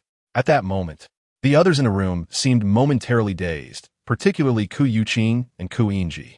Ku Yuqing furrowed his brow, his piercing gaze fixated on the brain imaging helmet, his mouth opening as if to speak, but instead, he merely stroked the stubble on his chin. Meanwhile, Ku Ingji's eyes twitched, the usual calmness evaporating from his face, replaced by a fleeting depth in his gaze. He mused to himself, bewildered by the presence of the helmet in Zini's hands, pondering why she possessed such an item when, according to the Bureau of Control, it should only be in the possession of the 3 leaders of the Magical Girl Alliance and the Superhero Association's Qinya at this juncture. At this moment, Ku Xiaoma slowly released his arms from around his shoulders, staring blankly at the brain-imaging helmet in by Zini's hands, disbelief etched across his features. What could be happening? The expressions of his father and elder brother were so suspicious. Could they truly be players? Zini observed each person's reaction, gradually lowering the helmet. Realizing that something was amiss, her mind racing with possibilities. No matter, I am certain of victory. If any of them are players, they will not escape this time. Yet, a sense of unease crept over her. What if her elder brother and second brother had truly been possessed? And what of her eldest sister? Was she still asleep upstairs? Perhaps she was feeling guilty. After all, she had been the first to flee during their last outing to the cinema. With her thoughts solidifying, her gaze became resolute. Yet her face remained adorned with a cheerful smile. Mingye turned his head, staring blankly at the brain-imaging helmet in by Zini's grasp. Though his expression was impassive, his back was drenched in cold sweat, nearly causing him to tumble from the sofa in fright. What on earth is happening? He thought. You go to New York for a meeting and return with this ominous contraption? Does that not jeopardize your secret identity as a magical girl? He surmised that Zini had likely attended a meeting concerning players with the 3 leaders of the Magical Girl Alliance and had acquired the helmet from them. It was evident that only Shizi would so casually bestow such an item upon Zini. Immediately after receiving the helmet, Zini had rushed home, eager to ascertain whether there were any traitors among them. If so, she would swiftly deal with them, eliminating the threat in a single, decisive blow. Ku Yongzhu was the first to turn his head back, staring expressionlessly at the television, disdain dripping from his words as he muttered, "Boring. Haven't we already played with that wretched helmet at the cinema? Indeed, it's utterly pointless. Only elementary school children would find it entertaining." Mingye chimed in, echoing this sentiment. After finishing his words, he nervously withdrew his head from behind the sofa, cold sweat trickling down his forehead. He silently thought to himself, Zini, you foolish girl, don't blow your cover and drag me into it. Xiling remained silent, merely gazing at the helmet for a moment before slowly turning her head back. It seemed she found playing Switch games with her family far more engaging than the helmet. The 3 individuals on the sofa resumed their game of Overcooked, having lifted the pause, appearing oblivious to the unfolding conversation. Ku Yuqing pondered for a few seconds, then turned to the trio on the sofa, his voice slightly hoarse as he inquired, "Are you saying that the last time you played this was in a cinema? When was that?" His gaze shifted, scrutinizing each child's expression. Ku Ingji and Ku Xiaoma exchanged a glance, both seeking an answer from one another, yet their eyes reflected confusion. Their last experience had been a collaboration in the cinema, testing whether any of their younger siblings at home had been possessed by players using the brain-imaging helmet. However, what was this scene before them? Why did Xiao and I possess a brain-imaging helmet? As Ku Xiaoma contemplated, he averted his gaze and explained, "Dad, it happened yesterday afternoon. I took Mingye and the others to the movies and encountered a staff member. That staff member mentioned there was an opportunity to experience this helmet as a promotional gift for watching the film, so we all tried it." "Yes," Xiling softly added. "Last time, only second brother and Xiaowu didn't play. Everyone else did." She tilted her head slightly, her pale strands of hair swaying as her slender fingers swiftly pressed the glowing button on the controller. The chef character on the screen darted around the kitchen, slicing salmon with a knife. On the sofa, Mingye and Ku Yongzhu remained silent, their eyes fixated on the game's character as if entranced, entirely oblivious to the conversation surrounding them. Ku Yuqing remained silent for a considerable time, observing Ku Xiaoma before solemnly asking then, "Did anything happen to anyone while using the helmet? Like neurological damage?" Ku Xiaoma shook his head, his expression impassive as he replied, "No. They assured us that this device is very safe and even demonstrated it personally. Otherwise, I wouldn't have let them play. Indeed, we tested it in the cinema." Zini chimed in, "My classmate assured me it was particularly safe, so I thought I'd bring it home for everyone to enjoy. As she spoke, she placed the brain imaging helmet on the table, turning her head to scan every corner of the house. Perplexed as she asked, "Oh, where's my sister? We're just missing her to be complete. It's such a pity she couldn't play last time. I'm resting upstairs." Bai Qiu yawned as she descended the stairs, remarking, "Why is it so noisy today? Is there some event at home?" "Exactly, sister. How did you know there's a grand event?" Bai Zini, with a serious demeanor, lifted the brain imaging helmet from the table, proclaiming, "This is the brain imaging party." Chapter 66, Bai Zini's Brain Imaging Family Party. Part 2. Where did you acquire this helmet? Ku Yuqing inquired after a brief silence, raising his gaze to Bai Zini. At that moment, she was demonstrating the usage of the helmet to Bai Qiu, casually responding to her father's question as she took a moment to do so. "A classmate lent it to me. What's her name?" "Xiaoxia. She's in the same grade as me, but in the second class next door." "Do you have her WeChat?" Ku Yuqing continued, "If you do, send it to me. I want to ask her about the helmet and check its safety." Bai Zini turned her head in exasperation, scrunching her nose at him, and retorted, "You're so annoying. Why you care so much? Is the helmet going to explode or fry my brain? What a stubborn mind." Ignoring her, Ku Yuqing maintained a serious expression, cradling his shoulders and pinching the bridge of his nose. "Xiaoxia," he murmured, recalling that he had heard that name somewhere before.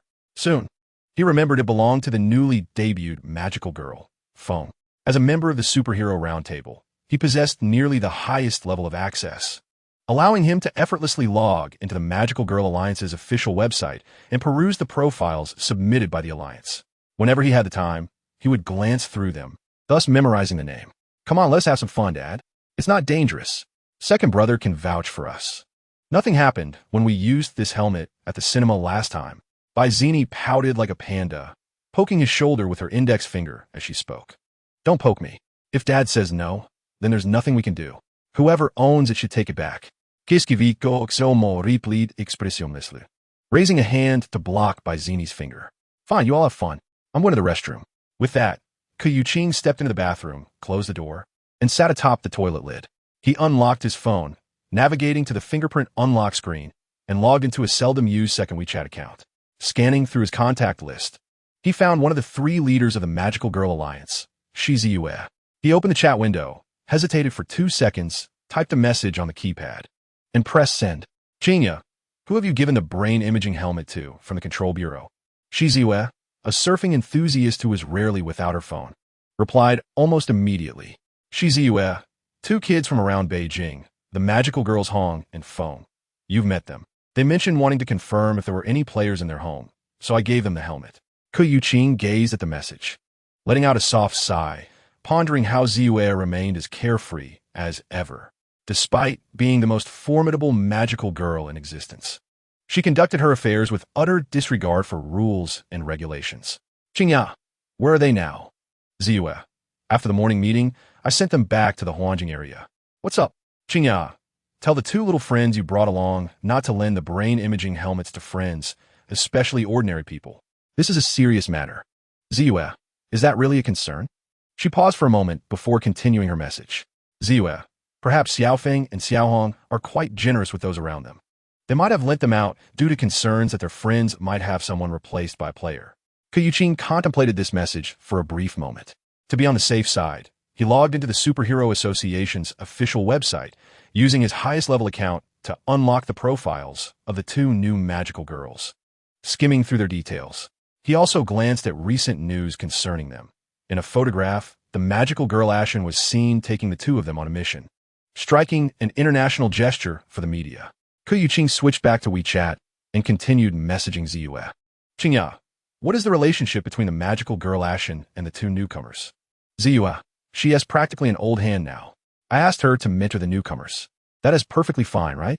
"Qingya, has Ashen's identity been disclosed to the authorities yet?" "Ziyue, no, she is quite stubborn, just like you, refusing to register her identity." "Qingya, what is her real name?" "Ziyue, why do you want to know? Are you fond of that type of girl?" Ku Yuqing fell utterly silent, thinking to himself that he was already half buried in the ground. Could she not speak with a touch more respect, especially given her status as a prominent figure in the Alliance? He then typed out a response. "Qingya, answer me." "Ziyue, that is personal information. I promise to keep it confidential, Even you cannot know, comrade Qingya. Qingya, I have just one question. How old is she? Zua, our dear Ashen is about 17 this year, a blossoming young lady, currently in high school. If you were to pursue someone underage, even a superhero would draw public outrage, especially since you were the notorious Mr. Qingya. You might just find yourself in the custody of the Anomaly Management Bureau this time. Qingya, enough with the pleasantries. What is this magical girl Ashen doing right now? Zua, she is enjoying herself with me at Luke Bernardine in New York. After sending this line, she forwarded a photograph. On a round table adorned with a pristine white tablecloth, a sumptuous array of seafood delicacies is displayed, including tuna tartare, salmon tartare, grilled cod, pan-seared halibut, steamed Australian lobster, and French caviar. A nearby waiter approaches with a dish featuring creme brulee and an assortment of chocolate desserts. One cannot help but marvel at the opulent lifestyle of these elite magical girls, particularly that of Shizi Yu, who commands the time-space train of magical cards. In a past interview, she revealed that her greatest joy lies in traversing the globe to savor diverse cuisines. And it is this very car that was crafted to fulfill that ambition. Why? One wonders, must such a person be hailed as a once-in-3,000 years genius magical girl? Could not a more prudent and principled individual have taken her place? Qingya had once mused upon this thought. Qingya, it's fine, you all enjoy. After sending this message, Ku Yuqing shut off his phone. Was it merely a coincidence? He pondered with his head bowed. Recalling that Xiao Ni's classmate is a magical girl, someone with whom she shares a close bond, who had secretly lent her a brain imaging helmet. What was this tale of experiencing the brain imaging helmet in the cinema that the children spoke of? It seemed to be the handiwork of the Bureau of Anomalies. Yet they should not know that I am Qingya. Even if someone were aware of my identity, how dare they conceal such actions against my child? The audacity is staggering. A cold glint flickered in Ku Yuqing's eyes, reminiscent of a beast poised to strike. He resolved to confront the black judge for further clarification at a later time. For now, he would ascertain whether any of the children at home were truly in peril. Simultaneously, on the other side of the house, Ku Mingye opened his phone in the shadow of the stairwell, accessing an encrypted line of the Bureau of Anomalies. He authenticated his identity through fingerprint and facial recognition.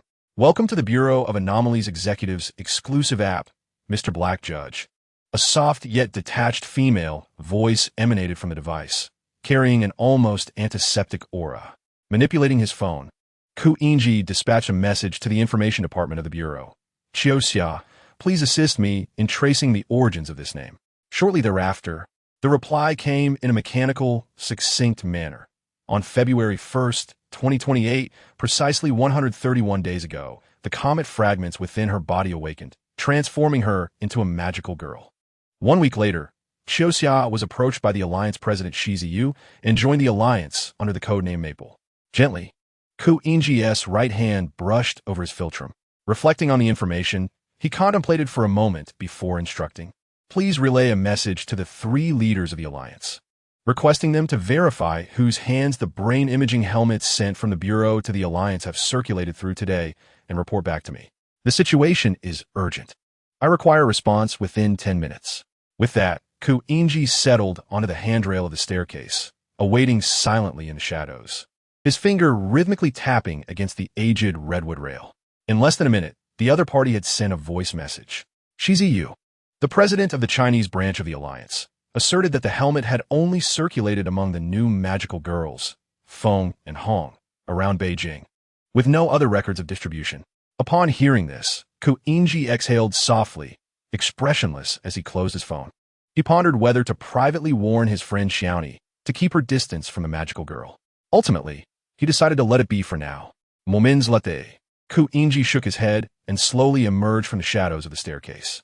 Meanwhile, the living room was in disarray, stirred up by Bai Zini and Ku Xiaomo. Seated on the sofa, was exasperated to the point of wearing the brain imaging helmet. After a few seconds, he removed the helmet. Bai Zini leaned closer, glancing at the image displayed on the screen at the back of the helmet, feeling relieved that her second brother was not a player. Suddenly, she lifted her head, fixing her gaze on Ku Mingye and Bai Qiuwu, like a small lion spotting its prey, and continued to pester them, exclaiming that only her elder brother and sister had yet to experience it, urging them to join her. With a sigh, Ku Xiaomo placed the helmet on the sofa, stood up, and approached Ku Mingye. What is the situation? he whispered. Ku Inji chuckled softly. Xiaoni's friend is a magical girl. She just borrowed the brain imaging helmet from the Alliance. Ku Xiaomao was taken aback. Are people from the Alliance so casual? He inquired. Shouldn't you check who the president of the Chinese branch is? It's her influence. It would be surprising if it were any different. She's EU? Indeed, Ku Inji shrugged. Almost everyone in the Control Bureau has heard of her. Had her talent not been so exceptional, her work ethic would have likely led to her removal from the presidency long ago. As they conversed, Ku Yuqing emerged from the restroom, a cigarette in his mouth, and asked Baizini, how's the experience? No issues with your brain, I hope? Baizini shot him a glare. Dad, do you really wish to see the helmet explode, resulting in your beloved daughter meeting her demise? Wouldn't that be splendid? With you out of the picture, I could save myself some trouble, he replied, taking a deep drag from his cigarette, exhaling clouds of smoke. He shifted his gaze. It was Bai Qiu's turn to wear the brain imaging helmet. Xiaoni, is it really as extraordinary as you say? Bai Qiu hesitated, holding the helmet, her voice barely above a whisper. She tilted her cheek, contemplating where Xiaoni had procured this item, perhaps leveraging her identity as a magical girl to obtain it from the Alliance? Yes, just ask Sangu. He tried it out in the cinema. Baizini responded, then wrapped her arms around Mingye's neck, her eyes brimming with indignation as she enunciated in his ear. Elder brother, could you possibly say one single word? Why have you been feigning death from earlier until now? As if you no longer wish to acknowledge me as your sister? Mingye remained in his charade, mute and still, until Baizini embraced him from behind, causing him to tremble in fright, nearly fainting upon the sofa. Once he regained his composure, he shifted his shoulders forward, extricating himself from her embrace, and impatiently uttered, I'm in the midst of a game. Could you refrain from touching me? I've been stuck on this level for ages. Although he appeared calm, internally, Mingye was fervently praying, Ba, may the Buddha manifest, and may all demons and monsters depart swiftly. Chapter 67, Baizini's Brain Imaging Family Party. Part 3, How Wondrous. Just a moment ago, I was contemplating this very scene. Bai Qiu removed her helmet. Her clear eyes cast downward as she quietly observed the display screen at the back of the brain imaging helmet. The image above depicted a dazzling array of fireworks exploding over the city, illuminating the night sky with vibrant colors. Baizini took the helmet, adjusted some settings, and retrieved the visuals from Bai Qiu's processing area, feeling reassured when she noticed the absence of any icons in the upper right corner. Ku Yuqing stood behind her, smoking as he scrutinized the images displayed on the screen. Well, since I've had my turn, can I return to rest now? Bai Qiu inquired, turning to Baizini. Go ahead, sister, love you, Baizini replied without lifting her head. All right, since my elder sister isn't a player, it seems only the eldest brother remains untested. With that thought, she shifted her gaze, searching for Ku Inji in the living room. At that moment, Ku Inji lounged on the sofa with his legs crossed. His gaze lowered into a book. He rested one arm on the back of the sofa, his fingers lightly tapping against it. Very suspicious indeed, Baizini mused, concealing her hands behind her back as she approached him with the helmet in tow, whispering, Elder brother, I command you to wear this helmet and give it a try. Why elder brother? Ku Inji asked, puzzled. Baizini clarified, since the third brother is elder brother, the second brother must be elder brother, and by the time we reach you, it is elder brother, right? What else can I say? You hold the highest rank in our household. Kiskiviko inchi diaklet. If you're at a loss for words, then let us leave it at that. Once you don the helmet, just try to imagine something, anything at all. As she spoke, she leaned closer, forcibly placing the helmet atop Ku Inji's head, leaving him no room to resist. He shrugged in resignation. I must say, Xiao and I, could you not be so forceful? It's as though I'm a criminal being handcuffed by the police. How could I possibly escape? This is your handcuff. Do not move. All right, I surrender. Ku Inji replied, raising his hands and closing his eyes, ready to begin. Indeed, if you find it difficult to conjure an example, allow me to provide one. I recall my last visit to the cinema, during which the staff member presented an illustration that went something like this. Baizini paused briefly, lowering her voice. When you hear the term player, what comes to mind? Ku Mingye, lifting a cup from the table, took a delicate sip, and upon hearing Baizini's words, he nearly spat out the water he had just consumed. Goodness, the tables have turned. Last time, the elder brother designed you, and now you are crafting a design for him. Truly, our magical girl Ashes has effortlessly accomplished what I dared not attempt. he mused inwardly. Although Baizini remained unaware of even a single familial identity among the eight, Mingye silently commended her in his heart. Few individuals in this world could place a neural imaging helmet upon the black judge. Dear sister, you should take pride in this achievement. At that moment, standing behind them, Ku Yuqing furrowed his brow. Hearing the term player uttered by Baizini confirmed his suspicions that the cinema employee was indeed from the Anomaly Control Bureau. Yet, why would an agent from the Bureau be present in a cinema? Was it to randomly select a group of ordinary individuals to test the safety of the neural imaging helmet? Such a coincidence seemed improbable, especially as it involved my child. It appears I must inquire further. With this thought, he exhaled a gentle puff of smoke. Are you finished? Ku Yingyi inquired, opening his eyes from beneath the helmet. All done, Baizini replied, lifting the helmet. The image displayed on the screen revealed a blood-red sky above a desolate graveyard, with black crows circling ominously above a cross. Wow, dear brother, the scene you envisioned possesses quite an air of sophistication, Baizini remarked, turning the screen towards Ku Yingyi and Ku Xiaomao for a glimpse, while playfully teasing Ku Xiaomao. Indeed, the vision conjured by our elder brother is rather mundane. Mountains high and waters clear, clouds soft and winds gentle. Akin to the imaginings of an old man. Isn't it splendid to appreciate the beauty of nature? Young people ought to behold more scenery, to cultivate their character. Ku Xiaomao replied, crossing his arms with an expressionless face. By the way, could you refrain from calling me elder brother? Ku Yingyi casually glanced at the image before looking up with a smile. I too would prefer to avoid the term elder brother, Ku Xiaomao concurred. Baizini cradled the neural imaging helmet, adopting a serious tone. Very well, elder brother, second brother. Thank you for your cooperation. I am exceedingly satisfied. She paused momentarily. Thus, this neural imaging gathering concludes here. You may all disperse. You truly are quite the performer, Mingye remarked from the sofa, unable to contain himself. What business is it of yours? You heartless wretch consumed by nothing but games. Baizini retorted coldly, turning her cheek away as she approached him from behind, preparing to place the helmet upon his head. Is it true? What's she coming over for? Surely, she cannot intend to place that thing on my head? Mingye appeared to be engrossed in his game, yet his gaze was surreptitiously observing the reflection on the television screen. His eyes were nearly bulging from their sockets, beads of cold sweat trickling down his brow.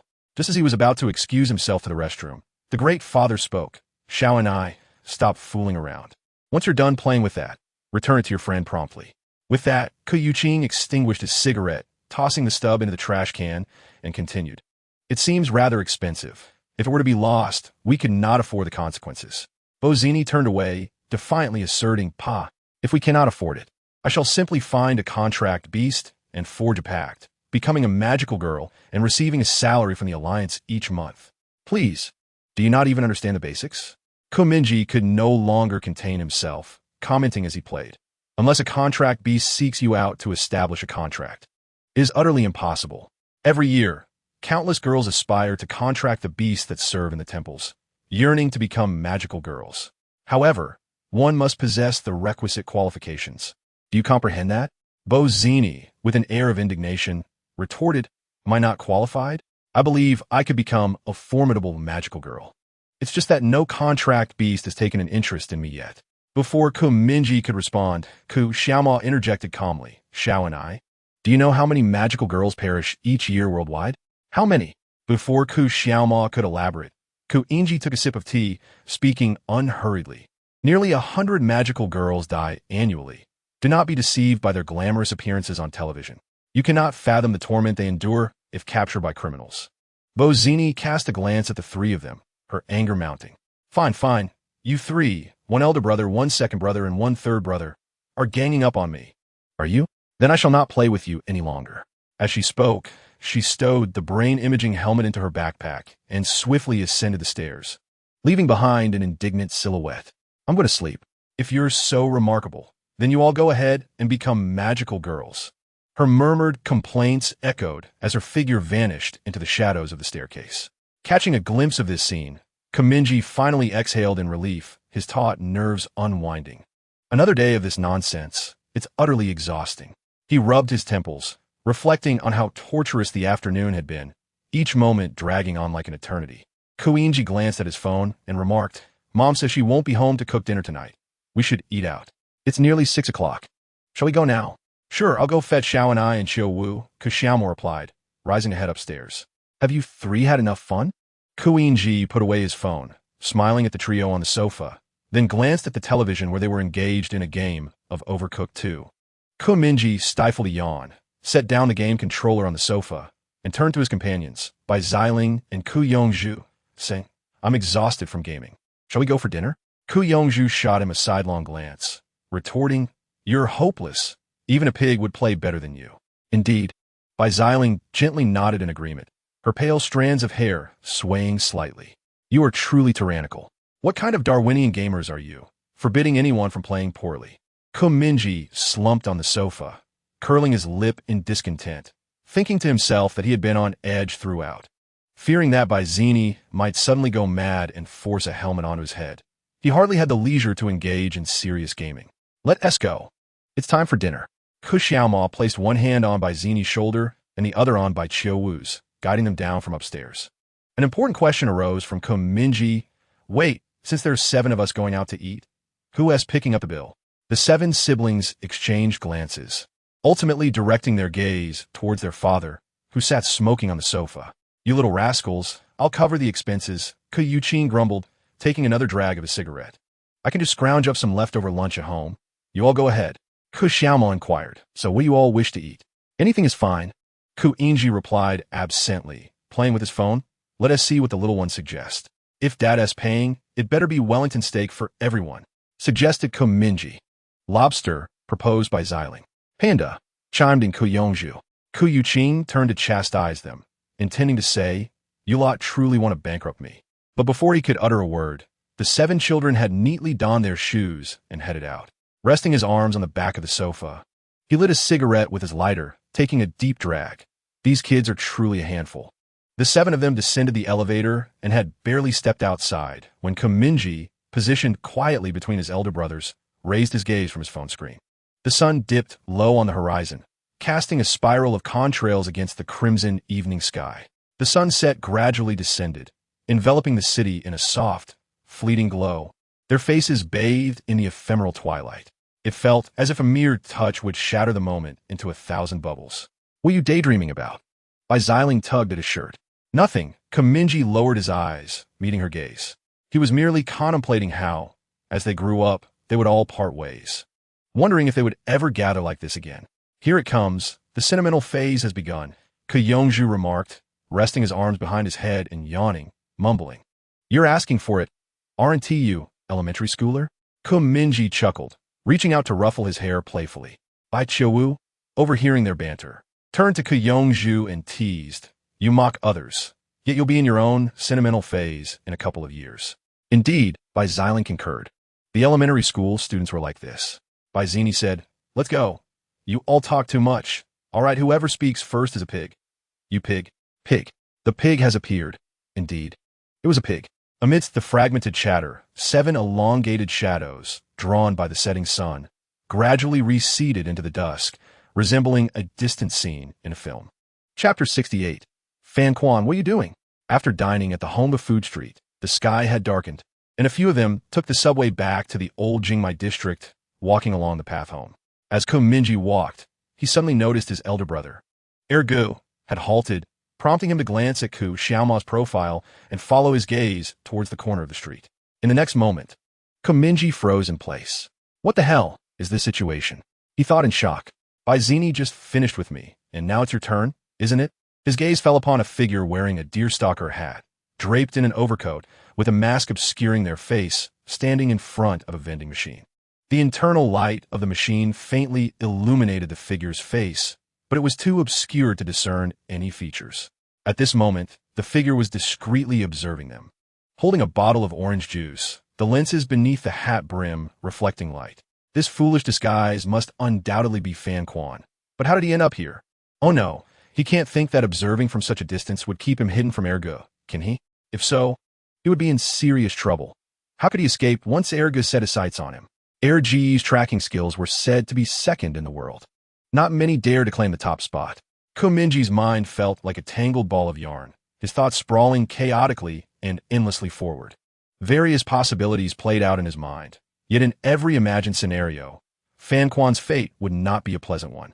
He would either perish at the hands of the eldest brother or the second brother, or perhaps, more swiftly, be captured and subjected to abuse and dissection by the Anomaly Control Bureau, potentially revealing my intelligence as well. If the eldest and second brothers pieced together that information, they would undoubtedly uncover my true identity. Ku Xiaomao withdrew his gaze from the vending machine and turned to his younger siblings behind him, calmly stating, "There's a vending machine over there. Do any of you want a drink? I'll go buy some. Are you sure you're going to buy drinks? And not to catch someone?" The corner of Mingye's eye twitched slightly. He understood that Ku Xiaomao had already noticed Fan Quan observing him secretly. Lowering his head, he focused on his phone and was the first to speak. Coke. Coke 1. Add 1. Add 2. Sprite. Vitality. I want tea, have any. Ku Mingye toyed with her phone, saying, "Then I'll take them home first. You can catch up after buying the drinks."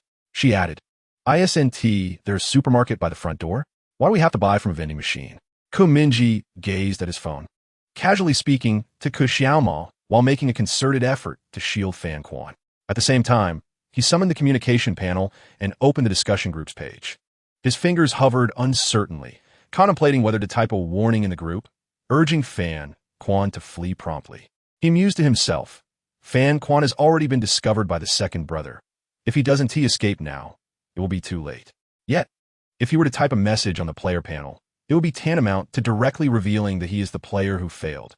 Fortunately, it seemed Fan Quan had already sensed the danger. He turned and, clutching a bottle of orange juice, slowly made his way around the corner of the street, leaving Ku Xiaomao's line of sight. The supermarket by the house has been closed these past few days. The owner has matters to attend to. So I'll just buy here, Ku Xiaomao remarked as he made his way to the vending machine. Do you need me to help you carry the drinks?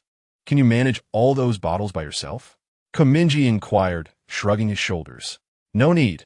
I grabbed a bag when I left the restaurant earlier, so I can just put them in there. You and the others can head home first, Ku Xiaomao replied without looking back. Well, this is it. It's all over now. What can I do? I can't just stubbornly obstruct the second brother from passing, can I? Fan Quan, what on earth are you doing? Isn't this akin to courting death? Had he truly uncovered my identity, or was he merely unlucky enough to run into our family by chance? How can one be so unfortunate?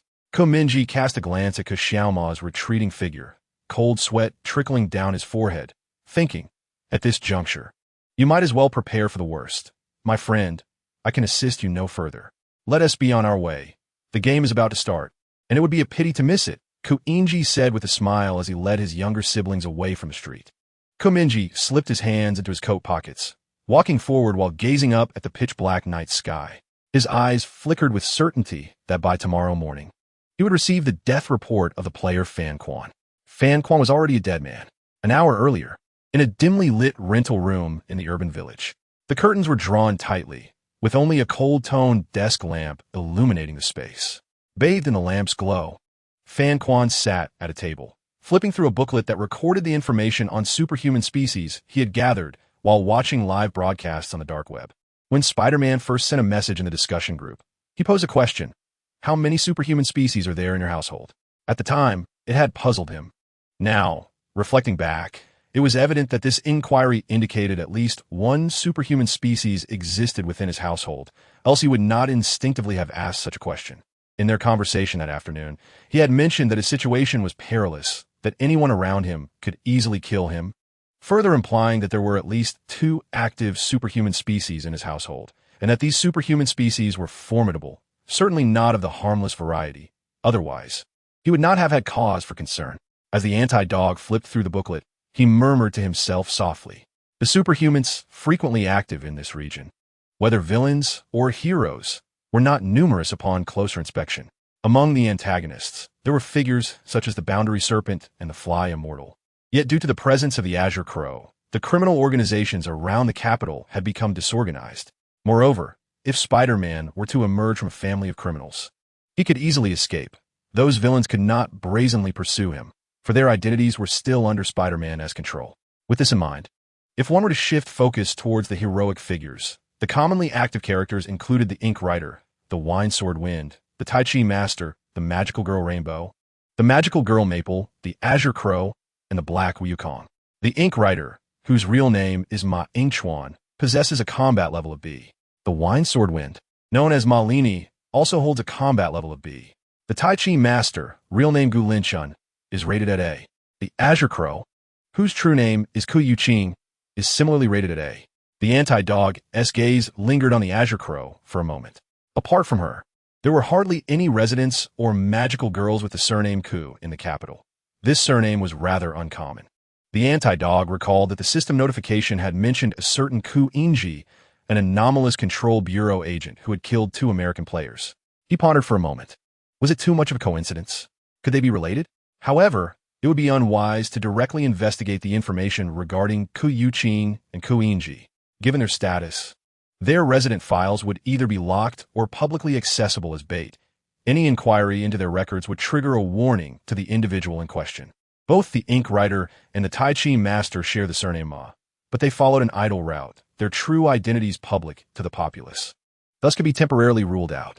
Next, there was the Black Wukong, whose real name is by Chiu Wu and possesses a combat level of A.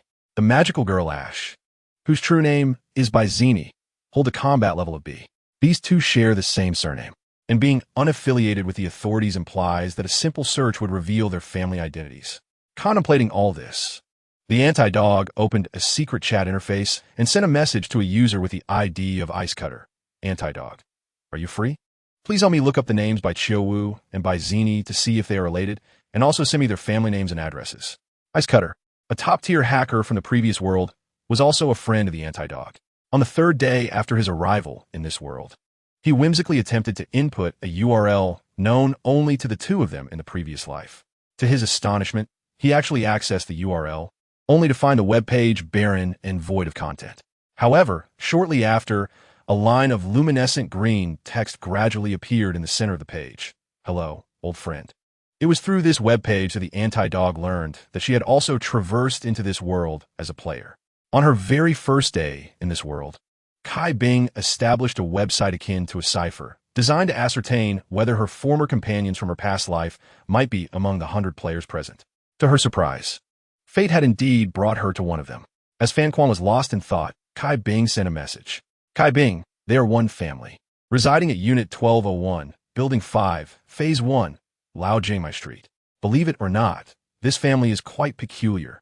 There are 9 members, including 7 children besides the parents, 2 of whom are adopted. Moreover, according to official records, this family is composed of ordinary individuals, devoid of any extraordinary lineage. Wait a moment. Fan Quan, what is the matter? Kai Bing, are you kidding me? Kai Bing, why is their father named Ku Yuqing? What on earth have you led me to investigate? Upon encountering the name Ku Yuqing, Fan Quan paused for a moment, then quickly began typing. If any players had failed to notice He Wukong or the magical girl Ashen, they certainly would have heard of the illustrious Qinya and likely checked his true name through the information panel. In other words, perhaps only a handful of the 90 players in existence might be aware of Qing Ya's authentic identity. Fan Quan, Bai Zianai is the true name of the magical girl Ashen, and Bai Chiu Wu is the true name of the divine communicator He Wukong. I noted this from the system's information panel during a live broadcast. Kai Bing, are you suggesting their father is Qing Ya? Fan Quan, stop with the nonsense. Did you just hack into the official database to retrieve this information? Kai Bing, indeed. Fan Quan, then you're in trouble. Kai Bing, and you're aware of this? This is entirely your fault. Fan Quan, I never anticipated such a coincidence. They are indeed related to Qing Ya. Their records must have been tampered with by him. Kai Bing, I'm really at my wit's end. You certainly know how to stir up trouble. Fan Quan, prepare to flee. Qing Ya surely set up an access alert in his family's records. He most likely knows your location by now. And with his counter-surveillance abilities, he will find you swiftly. Kai Bing, what do you mean? Are you playing with me? Fan Quan, I'm not playing with you. I simply didn't realize that He Wukong and the magical girl Ashen were family of Qing Ya. I assumed these 2 were not associated with the official ranks, and querying their true names would not raise any alarms. Kai Bing, explain things properly next time. I must take my leave now. Signing off. After sending the last message, Kai Bing's profile picture went dark. Unit 1201, Building 5, Phase 1, Lao Jingmai Street. Fan Quan took a moment to memorize the address, then donned a hat from the table and stepped out of the cramped rental room. Chapter 69. The Marvelous Adventure of the Anti-Dog on June 21st at 7 in the evening in the Old Jingmai District, number 4 Street. The residence of Mingye is located 2 streets ahead at Unit 1201, Building 5, Phase 1. The anti-dog, with his head bowed, ambled down the obscured street, his hands tucked into the pockets of his overcoat. Drawing from the previous clues, he possessed nearly 90% certainty that the true identity of Spider-Man was concealed within this household of 9. Upon reaching the rooftop of the adjacent high-rise across from the duplex apartment, he placed a miniature camera beneath the railing to observe the comings and goings of the family from their apartment. Players would be able to view the information panel of the superhuman species through the live camera feed, allowing him to make judgments based on the footage. The anti-dog reached into his pocket, confirming the presence of the miniature camera, and continued to ponder. Simultaneously, players could not see the information panels of ordinary individuals or other players, only those pertaining to superhumans. Thus, the initial step involved filtering out those individuals within the family who lacked an information panel above their heads, followed by a secondary selection based on age and characteristics, which would significantly increase his chances of identifying Spider-Man's true form. However, he needed to prepare an escape route for himself. Should the door of humanities fail to yield a life-saving theoretical skill, he would have to reconsider his approach. With this thought in mind, the anti-dog prematurely activated the skill door of humanities, and the Bible in his hand opened by itself, pages fluttering as 3 of them tore free, curling upward and transforming into 3 paper figures that nestled into his sleeves, chattering animatedly while clutching his wrist. The first paper figure recited in Romanian, "Holy time, sacred space, eternal return." The second, in ancient Greek, murmured, "Allegory of the cave, metaphysics, rationalism." The third, in classical Chinese, intoned, "The doctrine of the mean, benevolence as the foundation, unity of knowledge and action." Each paper figure had a maximum lifespan of 2 hours, unless one of the 3 theoretical skills was utilized within that time frame. They would not vanish. Thus, activating them early posed no issue and instead confirmed the utility of the theories that had emerged. Sufficiently prepared, the anti-dog listened to the whispers of the 3 paper figures in his sleeve, his mind conjuring the effects corresponding to each theory. After securing his escape provisions, he stowed the Bible within the internal pocket of his overcoat and donned a mask to obscure his face from nearby surveillance cameras. He commanded the 3 paper figures to silence themselves before stepping out of the alley. Just as he passed a vending machine, he suddenly noticed 7 figures gliding past the corner ahead, prompting him a halt. Lowering the brim of his Dusterk hat, he retrieved a 10-yuan coin from his pocket and inserted it into the vending machine, selecting a can of orange juice while discreetly observing the 7 silhouettes with the corner of his eye. At the forefront stands a young girl with white hair, clad in a flowing white dress. Her gaze is cast downward, hands clasped behind her back as she strides gracefully forward, her pupils glimmering with a faint crimson glow in the darkness. Name, by Xiling. Strength, A-class, possessing combat prowess exceeding that of 90 of the superhumans in the world. Hidden identity, vampire, also known as the Bloodline. An A-class vampire? Fan Quan paused momentarily, contemplating the existence of such a superhuman breed that had not been cataloged in the Superhuman Encyclopedia. Trailing closely behind the white-haired girl is another young lady, adorned in a denim jacket, who is engrossed in her phone, the gentle breeze stirring the ribbons atop her head. From a distance, Fan Quan cannot discern her features, yet the information panel about her unfurls before his eyes. Name, by Zini. Strength, B-class, an absolute elite among superhumans. Hidden identity, actively engaged as the Magical Girl Ashes in China for a considerable time, and also one of the core members of the Magical Girl Association. With a resounding thud, a can of orange juice tumbled from the vending machine. A magical girl named Ashes. Thus, this group must be the offspring of Mingye. Fan Quan bent down, contemplating silently as he retrieved the beverage from the vending machine, continuing to observe the figures passing by at the street's end. Next in his line of sight was a boy clad in panda-patterned overalls. He rested his arms behind his head, yawning widely, his eyes, glistening with fatigue, momentarily shifted from the front to glance at Fan Quan before quickly averting back. Name, Kuyongju. Strength, A-class, holding combat capabilities that surpass 95 of the superhumans in the world. Hidden identity, a juvenile form of the Calamity Dragon species. In that fleeting, careless glance from Kuyongju, a profound unease washed over Fan Quan, akin to being scrutinized from above by a dragon. Its eyes filled with amusement and disdain. A-class strength? Fan Quan murmured, his deep-set eyes narrowing slightly behind the shadows of his cap. The calamity dragon species. Yet another category of superhuman he had never encountered. No, it should not even be classified as human. It belonged to another realm of beings altogether. Did that glance just now indicate that it had noticed me, yet appeared too indifferent to engage? Before Fan Quan could fully process this, another figure entered his view. A girl with a clear aura, dressed in a brown hooded sweatshirt. Her hood draped over her head, strands of hair cascading down her shoulders. Name: Baichou, strength, A-class, possessing combat prowess that far surpasses 90 of superhumans worldwide. Hidden identity: the God-Talker Black Wukong, holding one of the 27 paths of divine communication. The Sun Wukong path. Indeed, it is true. The God-Talker Black Wukong and the magical girl Ashes are kin. The protagonist, with a lowered head, twisted the cap off an orange juice bottle, using this act as a guise for observation. Yet, the peculiarity weighed heavily upon him. The four individuals he had encountered thus far all possessed A-class strength. Was it truly absurd that this entire family consisted of such figures? If the true identity of Spider-Man resided within this household, how had he managed to survive all this time, keeping his connections with both family and outsiders secret? Was he genuinely a player? Or had his judgment faltered, leading him to believe that Spider-Man was not part of this monstrous lineage? A chill began to creep up his spine, spreading across his skin, causing his pores to tighten. The deeper he delved into his thoughts, the more profound his confusion and disorientation became. He inhaled deeply, sensing the evening air thickening around him, akin to a viscous gel. It felt like a tide of dark, despair-laden substance washing over him. The glue-like atmosphere threatened to fill his dry throat as it flowed through his nostrils and between his lips, suffocating him like a mummy entombed in this place. An instinct rooted in reason incessantly urged him.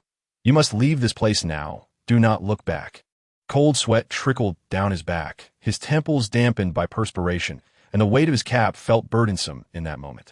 Nevertheless, he merely lowered the brim of his hat, inhaling deeply, striving to suppress the terror swelling within him. With an impassive expression, he took a sip of orange juice. The cool liquid glided over his tongue, cascading down his throat, gradually soothing his frayed nerves. In that moment, he resolved to confront the truth before him. Spider-Man was likely among the throng of passers-by. To retreat now would mean losing his chance at uncovering the reality. Therefore, after steadying his breath, he raised his gaze, continuing to observe the group approaching from the street corner. Among them, just behind the girl in the hooded sweatshirt, stood a strikingly handsome young man with an air of nonchalance. His shoulder-length black hair framed his face, and he donned a black sweater, a cross necklace hanging from his neck. It was absurd to dress thus on a warm summer evening. Yet his demeanor and appearance were so remarkably unique that he resembled a breathtaking sculpture meant to grace the entrance of a church. Every contour of his face was exquisitely defined, as if crafted by divine hands. Yet, within his eyes lingered an air of disdain and frivolity towards all dogmas, creating a discordant impression akin to a Jesus figure bound to a cross, yet still playfully sticking out his tongue, rendering his anomalous attire against the season easily overlooked. Name: Mingye, strength, a level surpassing 99 of superhumans at the pinnacle of global combat power. Hidden identity: the Black Judge, a prominent figure in the Anomaly Control Bureau, one of 5 S-level executors. Recently, the Black Judge ruthlessly eliminated 2 players from the Bureau in the United States. Could he truly be the son of Mingye? It is no wonder they share a surname. He adjusted his glasses, inhaled deeply, and lowered his orange juice. In that moment, the conjecture in his mind was confirmed. The shock within Fan Quan was akin to the experience of the ice bucket challenge. Eyes closed, expecting icy water, only to discover a mixture of urine and feces instead. What manner of family is this? Could it be that 7 out of 9 are superhumans? If we include Mingye, that makes 8. Does this mean only the wife is an ordinary person? Fan Quan pondered in astonishment, the muscles in his face twitching slightly. Even someone as composed as he was felt his thoughts spiraling into chaos at that moment, despite his strict orders forbidding the 3 paper dolls in his sleeve from speaking. They danced upon his wrist, desperately trying to capture his attention. Run, run, run, the paper dolls chanted in unison, their voices a sincere, yet fearful whisper akin to that of children. However, before Fan Quan could react, his thoughts were completely disrupted. A striking young man in a white shirt entered his line of sight, and almost immediately, upon their first exchange of glances, the young man shifted his gaze. Meeting Fan Qiuan's peripheral vision, the youth's eyes were unguarded, staring directly at him with an intensity devoid of emotion, like a seasoned hunter scrutinizing his prey. Name, Ke Xiaoma. Strength, a level, surpassing 95 of superhumans at the pinnacle of global combat power. Hidden identity, the eldest disciple of the 27th generation leader of the ninja sect. Montak, despite being half a street away, Fan Qiuan's gaze locked with Ke Xiaoma's for a fleeting moment. I've been discovered. Are there still ninjas in this world? He thought. No wonder he noticed me observing him at first glance. It seems I must leave. Fan Qiuan's pupils constricted slightly as he slowly swallowed a mouthful of orange juice. His Adam's apple bobbing. He knew he had to depart. Every cell within his body seemed to scream in despair, while the 3 paper dolls on his wrist danced frantically against his arteries. Yet, he chose to linger for just another second. It was in that final moment that his vision captured a youth clad in a white t-shirt. Beneath the moonlight, the boy's expression was impassive, his gaze lowered, fixated upon the screen of his phone. Meanwhile, the youth's head did not bear a glaring information panel like the 6 individuals ahead of him, indicating that he was neither a superhuman nor an extraordinary being, but rather an ordinary individual or perhaps a mere player. At that moment, the boy raised his gaze towards Ke Xiaoma, who in turn followed his line of sight to the vending machine, locking eyes with Fan Quan. Fan Quan stood before the vending machine, turning his head to observe the boy's face and the brilliance of his clear, penetrating eyes. In that fleeting second, he mentally clicked on the icon of the communication list at the upper right corner of his field of vision and entered a discussion group, utilizing the add friend function on the player known as Failed Man. According to the system's rules, only when 2 players meet face-to-face and establish eye contact can they be permitted to send a friend request to one another. Thus, if the boy before him was indeed a player, a notification panel would pop up confirming the successful sending of the friend request. If not, a crimson panel would appear, stating that the distance was too great for the request to be sent. The next moment, a luminous green prompt panel materialized before Fan Quan. Ding! You have successfully sent a friend request to the player with the ID Failed Man. Awaiting the recipient's response. Chapter 70. The Death of Fan Quan Indeed. He was the Spider-Man without a doubt. Fan Quan murmured softly to himself, his gaze glimmering behind his lenses. Just as he suspected, this seemingly inconspicuous boy was the true embodiment of Spider-Man, as well as the son of Qingya. With his objective achieved, he could not linger any longer, for that would only lead to his demise. Thus, he slowly turned, clutching the bottle of orange juice, and made his way towards the corner of the street, entering a damp and narrow alleyway. As his right foot crossed the threshold of the alleyway, the 3 paper figures concealed within his sleeve began to tremble. Fan Quan cast a calm glance at the little figures within his sleeve. Their reaction made it abundantly clear that the individual named Ke Xiaoma was closing in from behind. At the same time, after bidding farewell to Mingye, Ke Xiaoma strolled towards the vending machine. In his eyes, he observed Fan Quan slowly turning and stepping into an alleyway. As his family followed him around the corner, Ke Xiaoma's form suddenly transformed into a splash of ink, spilling onto the ground. Immediately, it morphed into a long, eagle-like shadow that adhered to the earth, vibrating its wings like a raptor soaring from the valley to the heavens. The shadow swiftly darted into the alleyway behind the vending machine. Half a second later, Ke Xiaoma rose from the empty center of the alley, turned his head to survey the surroundings, yet sensed no trace of humanity. In fact, it was a one-way alley with no other exit.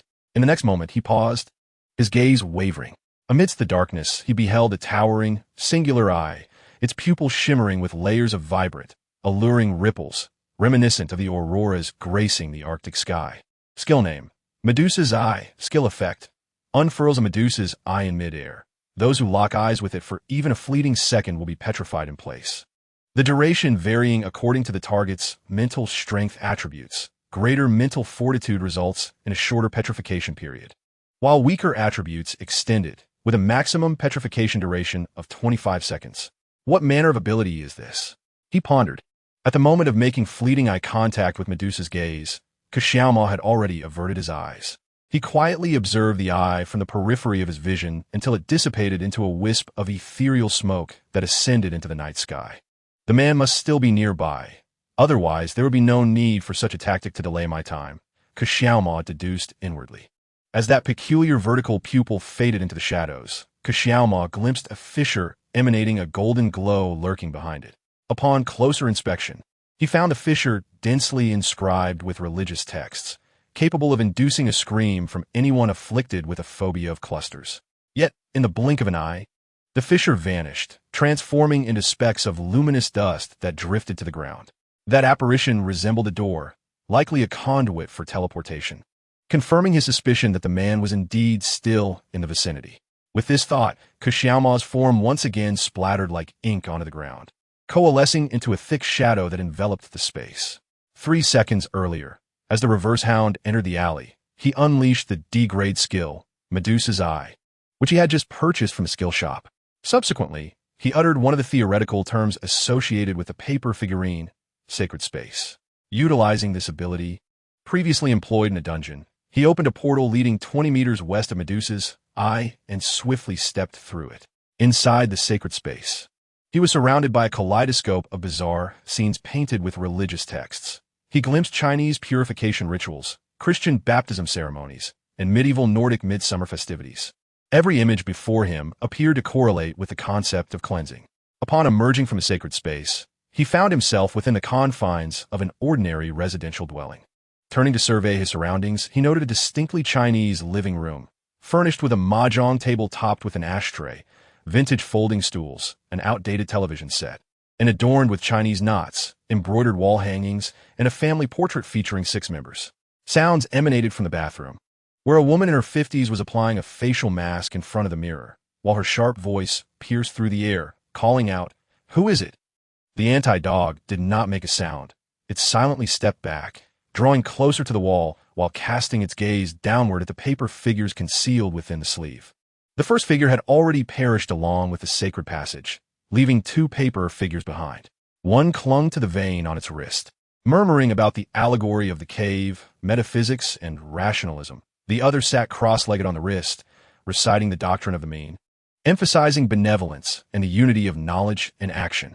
The anti-dog exclaimed, "The allegory of the cave."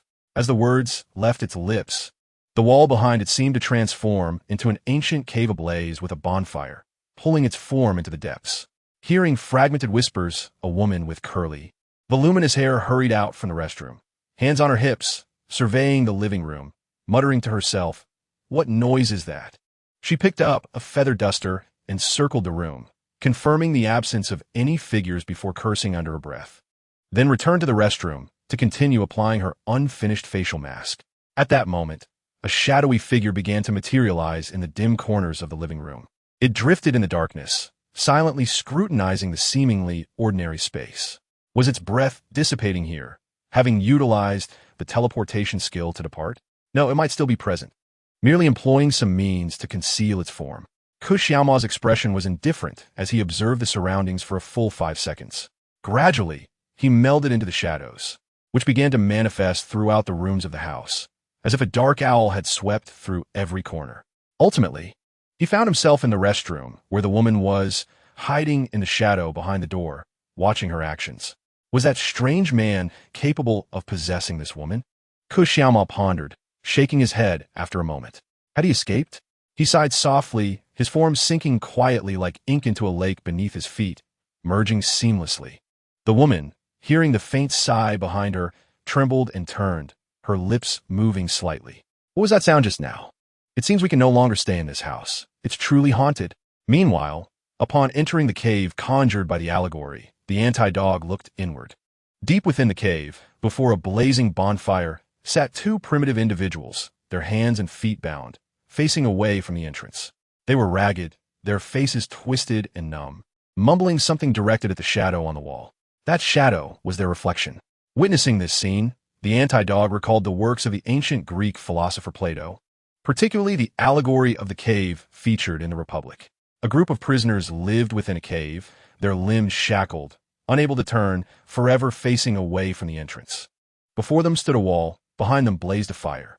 They beheld their own shadows and the silhouettes of objects upon the wall, believing these phantoms to be the essence of reality. It was only when one ascended from the cave that he discovered the true nature of existence. He silently recounted this tale within his heart. Effect of the allegory of the cave. Enter a primitive cavern, independent from the external world, where you may evade all peril. However, the shadows upon the wall will speak to you, their words beguiling, likely to ensnare you in eternal confinement. Thus, consider with great caution how long you wish to linger in this cave. Note, you might attempt to persuade the two prisoners within the cave to depart. Should you succeed, they will become your puppets in battle. After perusing the skill description, Fan Quan seated himself against a wall within the cave. He slowly turned his gaze towards the two prisoners, their faces blank and enchanted by the shadows, before lowering his eyes to the reflection of his own shadow upon the ground. There, he observed the shadow gradually curling its lips into a smile, whispering something to him. Look what is so appealing outside. During those sleepless nights, you always endeavor to ingest one pill after another, each nerve seemingly torn asunder by anxiety and agony. Is it not better to hide away in this cave, evading the arrival of day? The outside world will forever remain indifferent to you, devoid of pain and fatigue. Only this warm campfire and my presence shall accompany you in slumber. You need not concern yourself with anything. Simply rest well. Suddenly, Fan Quan felt a haze envelop his mind, prompting him to divert his gaze from the shadow and to the last paper figure nestled within his sleeve. The figure sat cross-legged upon his wrist, murmuring the phrases benevolence as the foundation, unity of knowledge and action, and the doctrine of the mean. Unity of knowledge and action. Fan Quan extracted this term from the murmurs. Thereafter, he began to repeat a phrase to himself. No matter what transpires or what I hear, I shall exit this cave in 10 minutes. No matter what transpires or what I hear, I shall exit this cave in 10 minutes. As the words fell from his lips, his expression became suddenly vacant, as if his soul had been wrenched away. Effect of unity of knowledge and action. You may issue a command to yourself, and your body will adhere to that directive with absolute fidelity. At this moment, in the world beyond, Xiaoma traversed the vicinity like an arrow piercing through shadows, scouring every edifice within a 300-meter radius, nearly exploring every nook of the old Jingmai Street district. Yet, he failed to detect even a trace of the man. Finally, he conceded defeat, returning to the initial street. Leaning against a vending machine, his gaze cast downward, remaining silent for an extended period. Did he truly escape me? I thought tracking was my forte. He mused, exhaling deeply, gradually lifting his head to gaze at the night sky, his tone tinged with a hint of reluctance. In this city, it appears there are individuals who can elude my pursuit. Upon returning, I must have a serious discussion with my elder brother regarding this matter. After a moment of contemplation, Xiaoma rose from his position against the vending machine, extended his finger, and pressed the corresponding beverage icon on its panel. Little and I desired cola. Mingye wanted cola. Chiu also wished for cola. Xiaoling opted for Sprite, and Yongzhu requested Vitality. He murmured softly, his finger deftly tapping the appropriate icons, while the glass of the vending machine reflected his expressionless visage. Soon, 5 bottles of drinks tumbled down from the dispensing slot with a thud. Xiaoma reached into his pant pocket, only to find the food bag he had hidden was missing. Thus, he had no choice but to cradle all 5 bottles in his arms and turn towards the direction of home. His phone in the pocket vibrated, and he freed one hand to retrieve it, unlocking the screen to discover a WeChat message from Mingye. Mingye, where the hell are you? My friends are nearly dying of thirst. Where's my cola? Xiaoma, don't fret, I'm on my way. Xiaoma replied using voice input, and as he stepped into the pitch-dark street, a hint of a smile flickered at the corner of his mouth. Yes, it was time to go home. Meanwhile, Fan Quan emerged from a cave, once again stepping into the familiar old-style Chinese living room. Turning around, he beheld a middle-aged woman with a facial mask, clutching a feather duster in her left hand and an exorcism talisman in her right, curled up in the corner of the room. With a pale countenance, she stared at him, muttering incessantly, Namo Amitba, evil spirits begone, evil spirits begone, evil spirits begone. You're disturbing me. Fan Quan adjusted his glasses, dropped a cold remark, and then, with a stoic expression, walked toward the entrance, turning the doorknob to exit the house. Before long, he returned to his rented accommodation. After shutting the door, he powered on his computer and logged into the website specifically used for communicating with Kai Bing. Fan Quan, are you still alive? Kai Bing dead. Fan Quan, a good death. Kai Bing, I really wish to die. Thanks to you, I've been forced to dismantle over a dozen machines. And the newly established local networks are gone. It's hardly different from being dead, you know? Fan Quan, what do you plan to do next? Kai Bing, fortunately, Qingye and I are not in the same city. He can only contact the association's people to capture me. Before I left, I checked my place with the miniature surveillance device I left behind. Shortly after I sent you the message, my apartment was surrounded by a heavily armed squad, and there were even 1 or 2 B-class superheroes inside. Fan Quan, so, have you escaped their pursuit? Kai Bing, I suppose I've managed to evade them. In any case, I can no longer remain in this city. Fan Quan, where do you intend to go? Kai Bing, to act contrarily. I am heading to the area surrounding Beijing. Fan Quan, sound good? Should I sing you a song? Welcome to the surrounding Beijing? Ice Cutter, it's outrageous. I genuinely wish I could slap you into submission. So, what became of the Spider-Man you mentioned? Anti-Dog. It has been confirmed that his character background is the son of Qingye, and in his household of 9, at least 7 individuals are superhumans, aside from him. Ice Cutter, is it truly that exaggerated? What do you intend to do? Ambush him and force him to reveal his identity before his family? Anti-Dog, no. His existence is undoubtedly a trump card arranged by the system for us. If we truly have a chance to eradicate superhumans, his future contributions will be invaluable. Ice Cutter, I see. You wish to act as his caretaker?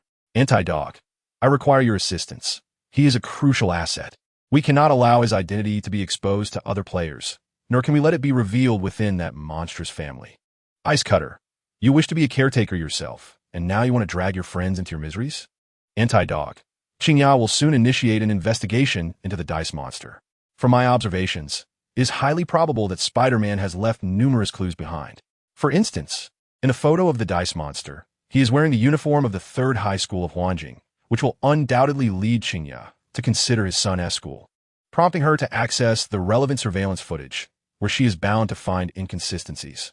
Ice Cutter, the 3rd High School of Huanjing, you say? Anti-Dog, indeed. Before Qingye takes over that matter, we must ensure that the surveillance footage from those 2 days, June 19th and 20th, is erased.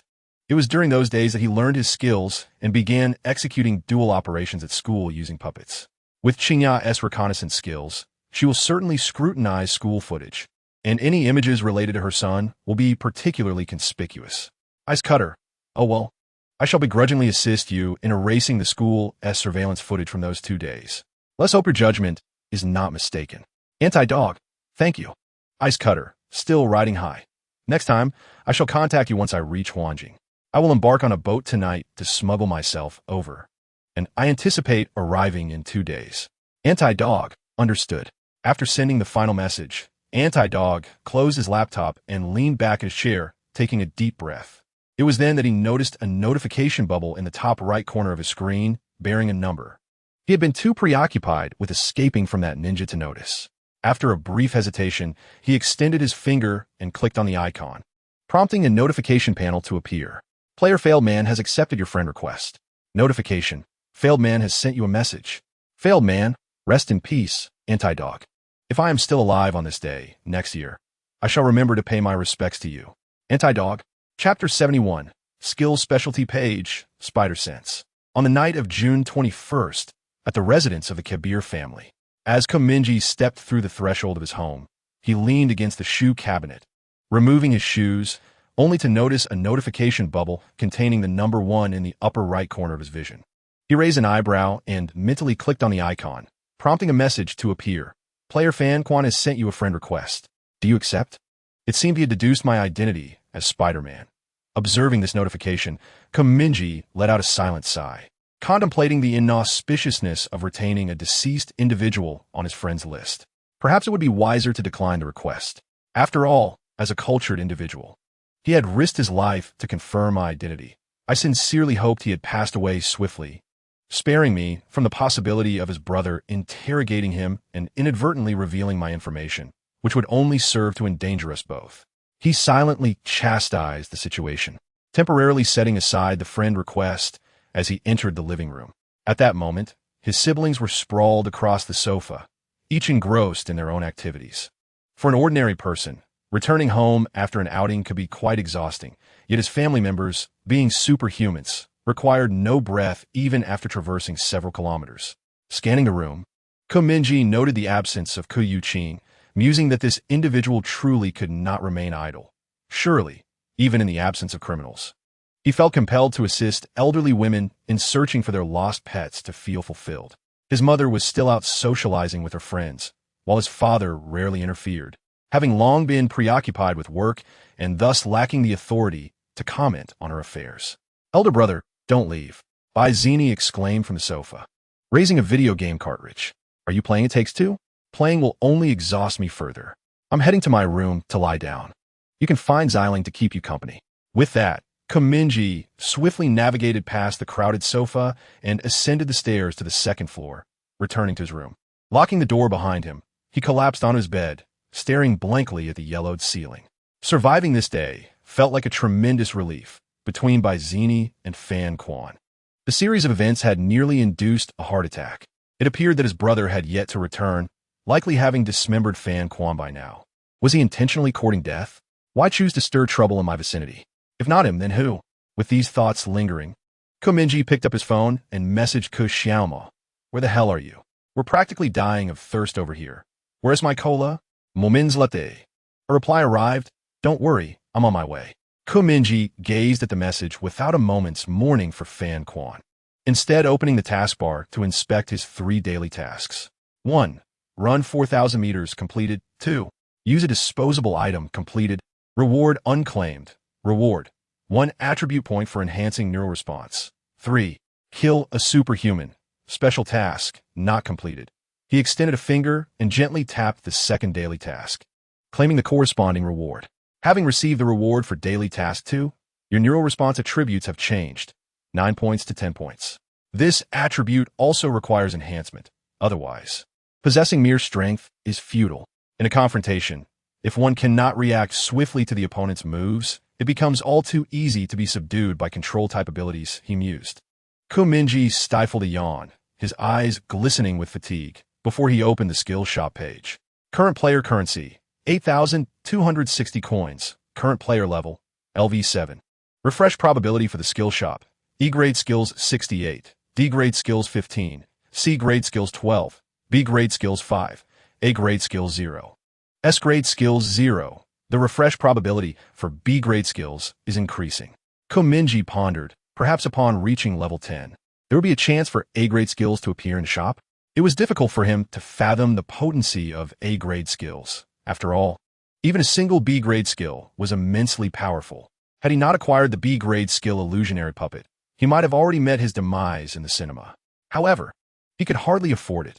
Even a slight upgrade comes at an exorbitant price. Mingye's gaze shifted downwards to the skills displayed on the panel. Personality fragmentation, skill retained from yesterday, already purchased. Dream weaving, E-grade skill. Enter the dream of a target individual, allowing for dialogue or manipulation of the dream's environment and progression. Goodness, is this a skill for con artists? Mingye mused, but what purpose does it serve? If one can enter another's dream, why not simply eliminate them while they slumber? Martyr's Conviction, D-grade skill. Within 10 seconds, absorb and store all sources of damage inflicted on one's body. After 10 seconds, create an explosion centered around oneself.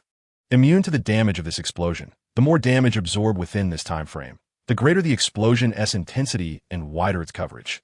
It sounds like a double-edged sword. Enduring damage for 10 seconds to activate the skill seems perilous. Most individuals would likely perish long before then, especially in combat against superhuman entities, Mingye contemplated. Yet, it might yield remarkable results when applied to a puppet. After all, its demise is inconsequential. Perhaps it could trigger the skill just before its end, resulting in mutual destruction with the enemy. Flashbang incoming. E-grade skill create a blinding flash centered around oneself, with a chance to temporarily blind nearby enemies, while rendering oneself immune to the effects of the flash.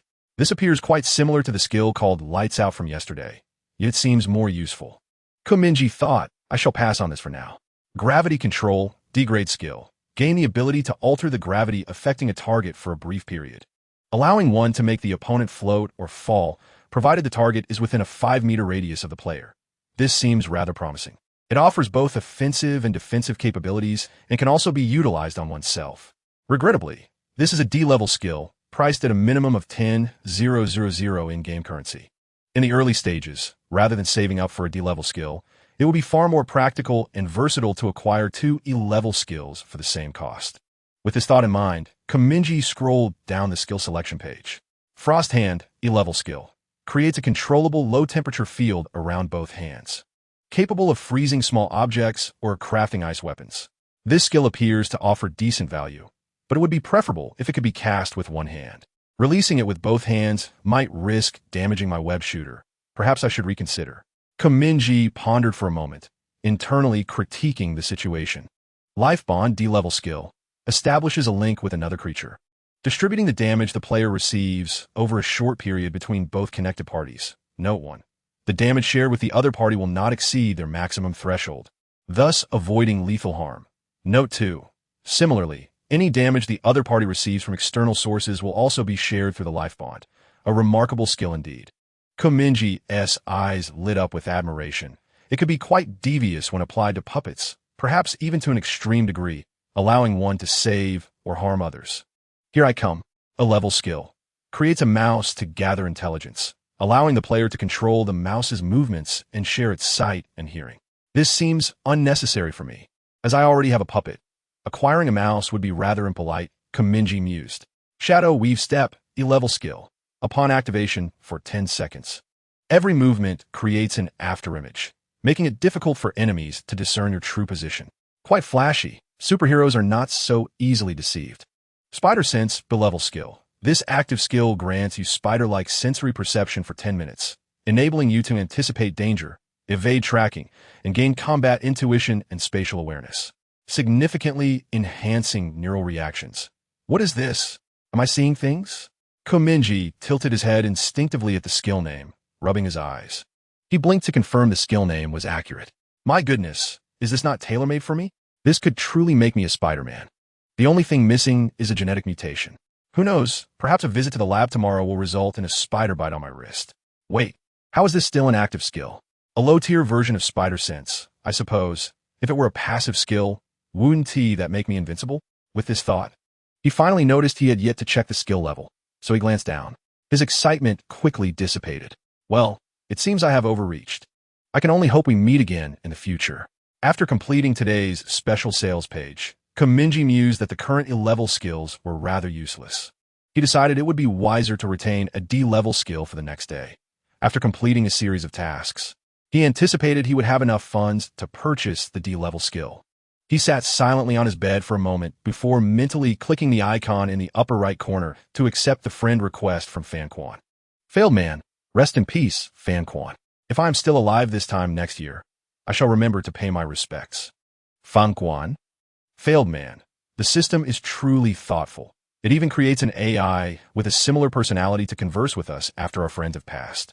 It's like playing a romantic simulation game called 360 Days with the Dead. Fan Quan. You might be indulging in a bit of delusion. Failed man. Wait, no way, you're still alive? Fan Quan. Do you have time to meet? The Smoky Pipe Commercial Street, our usual spot, that arcade.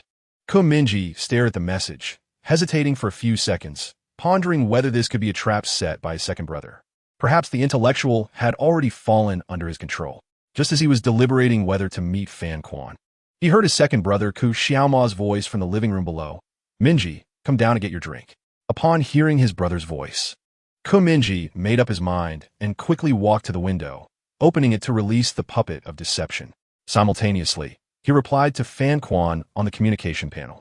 Fail man, all right, I'm on my way. Wait for me there. Chapter 72. Strange Beings vs. Eccentric Humans. After releasing the puppet from the window, Mingye turned and exited his room. To his surprise, upon descending the stairs, he found no trace of Ku Xiaoma in the living room. Where's my second brother? He inquired of the individuals seated on the sofa.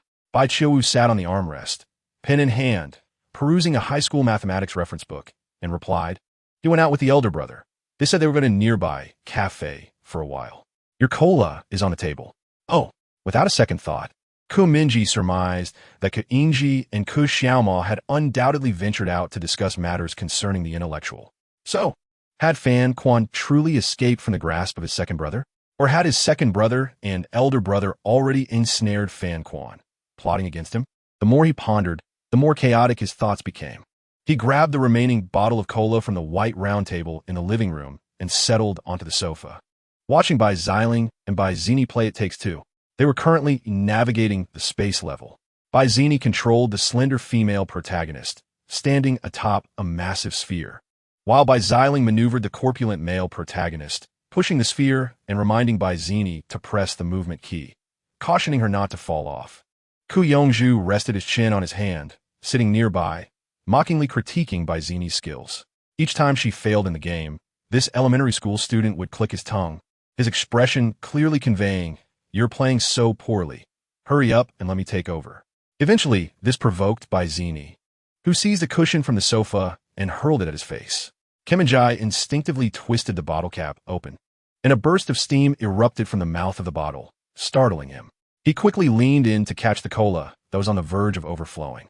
Following that, he gulped down several mouthfuls of the icy beverage, then released the bottle and let out a deep sigh. He coughed a couple of times, the corners of his eyes twitching, pondering that his older brother clearly did not return home in a straightforward manner, but rather had flown back from the shadows, causing the cola to fizz uncontrollably. "I forgot to remind you, do you need paper?" Bai Qiuwu, while resting her chin on her pen, glanced at the math materials, and did not forget to hand him a pack of tissues. "Did you really forget? Can you guess how my cola spilled?" "No need for paper, mine didn't spill." "Are you annoyed?" Kemenjai retorted without turning around, his gaze still fixed on the game displayed on the television. While appearing to watch the screen, his mind was actually commanding the puppet of trickery to seize strands of silk in the sky above the city, weaving between towering skyscrapers, heading towards the direction of the Yanda commercial city. At the same time, Kemenjai opened his backpack panel and looked at the two pieces of equipment lying within, the conductor's uniform and the train conductor's hat. These items were rewards dropped from the Mad Train Station dungeon on number 4 Street of the old Jingmai district. It was highly unlikely that Kemenjai would ever wear them himself, as the incongruity would be too glaring. However, with a change of perspective, they would fit the puppet perfectly. This way, he wouldn't need to go through the trouble of stealing children's shoes or school uniforms. Yet, a conductor's uniform would still be too conspicuous. It would be ideal to purchase a set of normal modern attire in the marketplace to keep in his backpack for future use. After a whole day of fussing about, Kemenjai hadn't really looked at the introductions of the two trophies. Just then, as he was on his way to meet with the Anti-Dog Association, he took the opportunity to glance at the descriptions of the equipment. Equipment name: a set of conductor's uniform. Quality level: the equipment description: a complete conductor's uniform encompassing a badge, coat, shirt, trousers, and shoes. This uniform has been sanctified by the Mobius Tunnel, distinguishing it from ordinary clothing. Equipment ability: whenever this conductor's uniform is damaged, as long as a portion remains, it will undergo self-rebirth and automatically clean every corner of the uniform, restoring it to its pristine state. Equipment name: train conductor's hat. Quality level: D. Equipment description: the train conductor's hat, which has been worn for over 200 years. This hat has shielded its wearer from many bullets, yet failed to stop the final shot aimed at its head. Equipment ability: when you receive a lethal blow to the head, e.g. from a gunshot, the hat will absorb this damage on your behalf, and then return to your backpack for gradual self-repair. Indeed, it is worthy of being the MVP reward of the dungeon. The hat not only protects against headshots, but also possesses a built-in maintenance function akin to the conductor's uniform. Thought Komi-ai. He sequentially clicked on the icons within his satchel, adorning the trickster puppet with these two pieces of equipment. In the next moment, the puppet's form was instantly enveloped in a pristine and orderly conductor's uniform, featuring a deep blue suit jacket adorned with a badge from a train company of the last century, complemented by a white shirt underneath. A blank name tag hung around its neck, devoid of both name and employee number.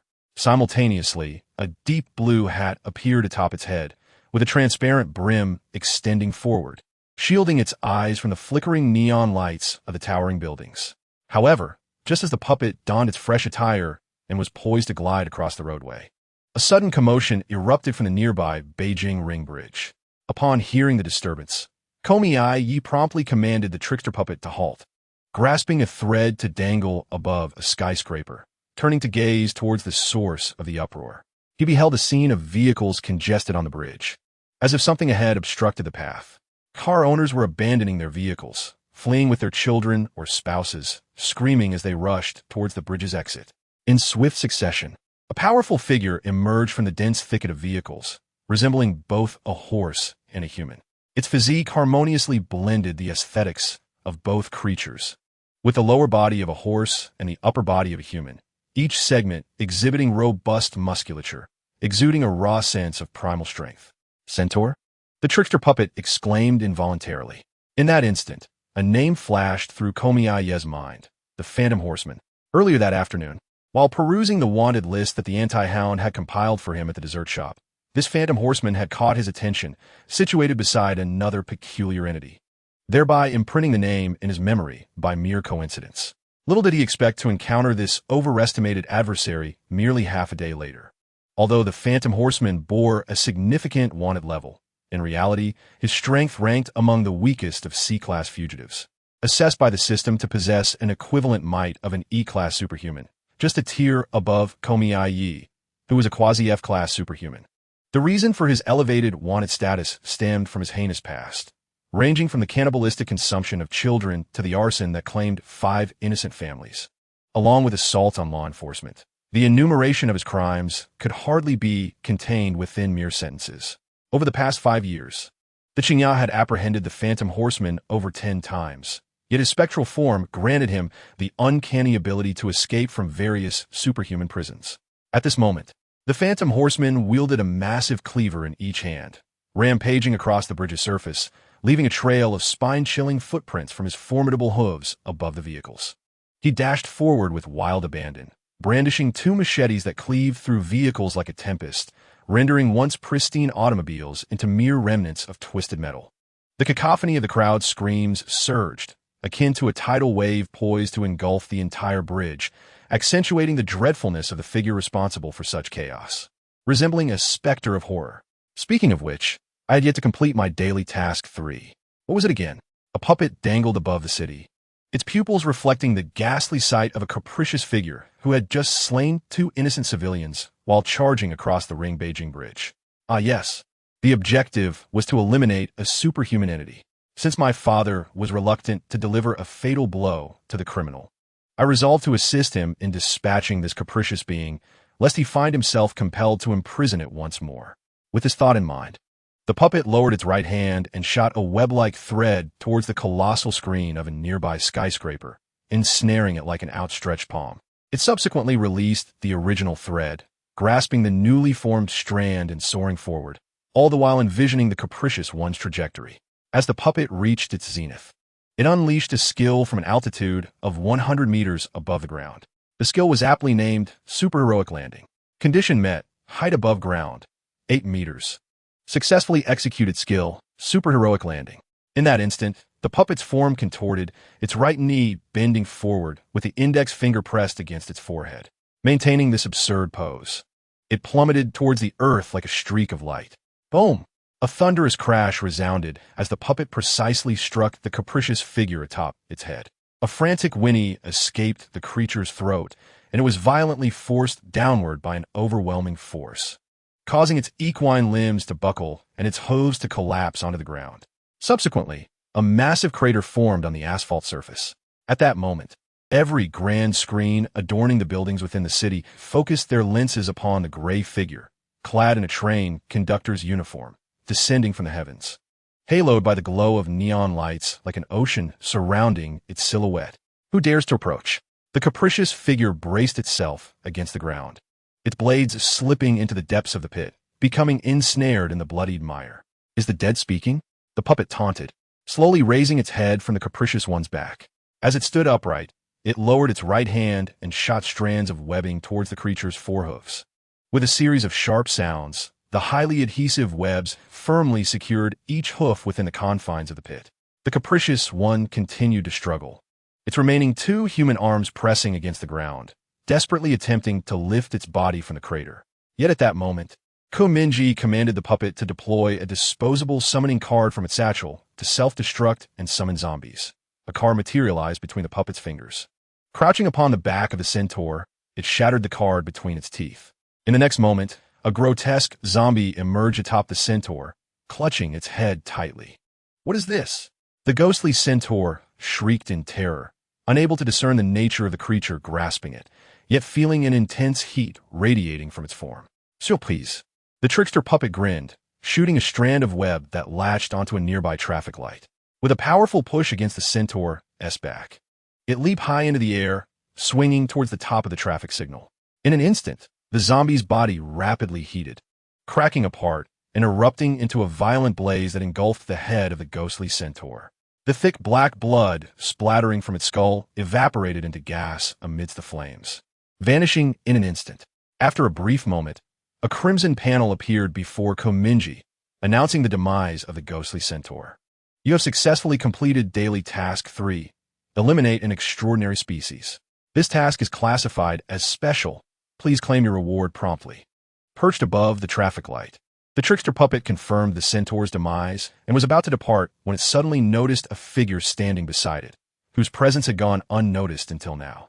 It paused for 2 seconds, slowly turning its face to regard the figure. It was a man shrouded in a black cloak, his head adorned with an ebony mask, from which a striking azure beak protruded menacingly. You seem to be enjoying yourself, the shadowy figure rasped, his voice almost seeping into the trickster puppet's mind. Chapter 73. Strange Beings vs. Blue Crow. On the night of June 21st, in the heart of the capital surrounding Beijing, amidst the steel jungle of towering skyscrapers, electronic billboards stood densely packed, resembling a hand of cards laid out on a table. Every giant screen in the plaza displayed the same scene. The gray figure crouching atop the traffic light, beneath which lay a deep pit. In this pit lay a bloodied and mangled form, the recently defeated villain, the ghostly centaur. The world momentarily fell into a hush, followed by the citizens pointing at the figure on the light and erupting into a classic post-battle cheer.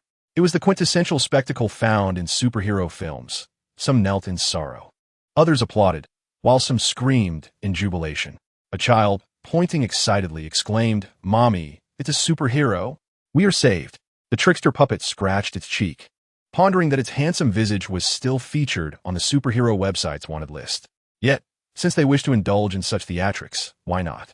What a peculiar superhero. Why have I never seen it on the official site? Why is it dressed like a flight attendant? And why is it mingling with Blue Crow? Clearly, it is not a superhero of good repute, is it? Blue Crow? As the puppet heard that name, a sense of unease washed over him. At that moment, a raspy, ominous voice echoed in his ears, sending tremors through his very being. "You seem to be having quite the fun," the voice remarked. The puppet abruptly turned to gaze at the figure of Mingye, who stood atop the traffic light. Upon seeing him, some children in the crowd began to weep, as if confronted by an unshakable nightmare. Ever since Mingye debuted and became a model worker for the Superhero Association's Beijing branch, the sleep quality of every child in this city has plummeted, with many dreaming of a colossal crow, claws outstretched, descending upon them to devour their flesh. This was the impression left by Yuqing, whose extreme methods have eradicated most criminal activity but have simultaneously rendered him a target of public disdain. At that moment, Mingye was seated on the sofa, sipping cola while watching Bo Xiling and Bo Zini play It Takes Two. When he turned and saw Mingye's face, the shock was akin to witnessing a ghost lunging at him in a horror film. His right hand trembled, causing the cola bottle to tilt and spill its contents onto a nearby elementary school student's shoulder. "What the hell, are you out of your mind?" Ku Yongzhu exclaimed, momentarily stunned before springing up to pat his clothes down. His face darkened with annoyance as he confronted Mingye. "It's fine. You'll be taking a shower soon anyway," Mingye replied, cold sweat trickling down his back. After dismissing the incident with a few perfunctory words, he sighed with relief internally, reaching out to pat Ku Yongzhu's damp shoulder.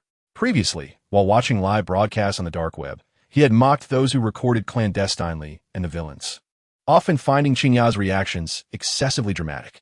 However, now that he personally experienced such terror, he understood the truth of the saying, "Those who have not endured such experiences cannot empathize." It was no different from being kicked off a cliff without properly securing a bungee cord. The fact that he wasn't paralyzed with fear was a testament to his psychological fortitude. At this moment, the puppet raised an imaginary eyebrow and slowly rose from the traffic light, removing his conductor's hat to bow respectfully. "Isn't this Mr. Mingye? My apologies. I didn't notice you were here." "Don't bow to me. You're a wanted criminal," Mingye replied. "Indeed," the puppet said, donning his conductor's hat once more. "However, I recently dealt with a criminal of the same wanted status as I. Shouldn't that earn me some redemption?" After all, my charges merely involve arson on an overpass and the destruction of a traffic light signal pole. As for the baseless accusation of instigating a large-scale public nudity incident, I would never admit to that. He paused before continuing. Mr. Mingye, despite being a villain, I possess a heart that yearns to be a superhero. Do you truly believe you possess the strength to defeat him alone? Mingye inquired. The puppet gestured towards the mangled corpse in the pit, turning to face Mingye. What other option is there? The body is already cold, and you still doubt my capabilities?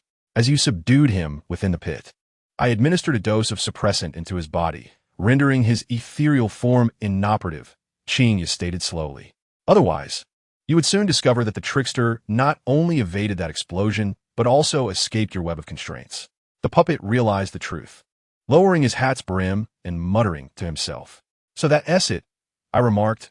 Isn't this supervillain supposed to possess a skill that renders him untouchable? How is it that he hasn't employed it, even when facing imminent demise? He cannot be deemed a supervillain. He is merely an inconsequential figure, just like you.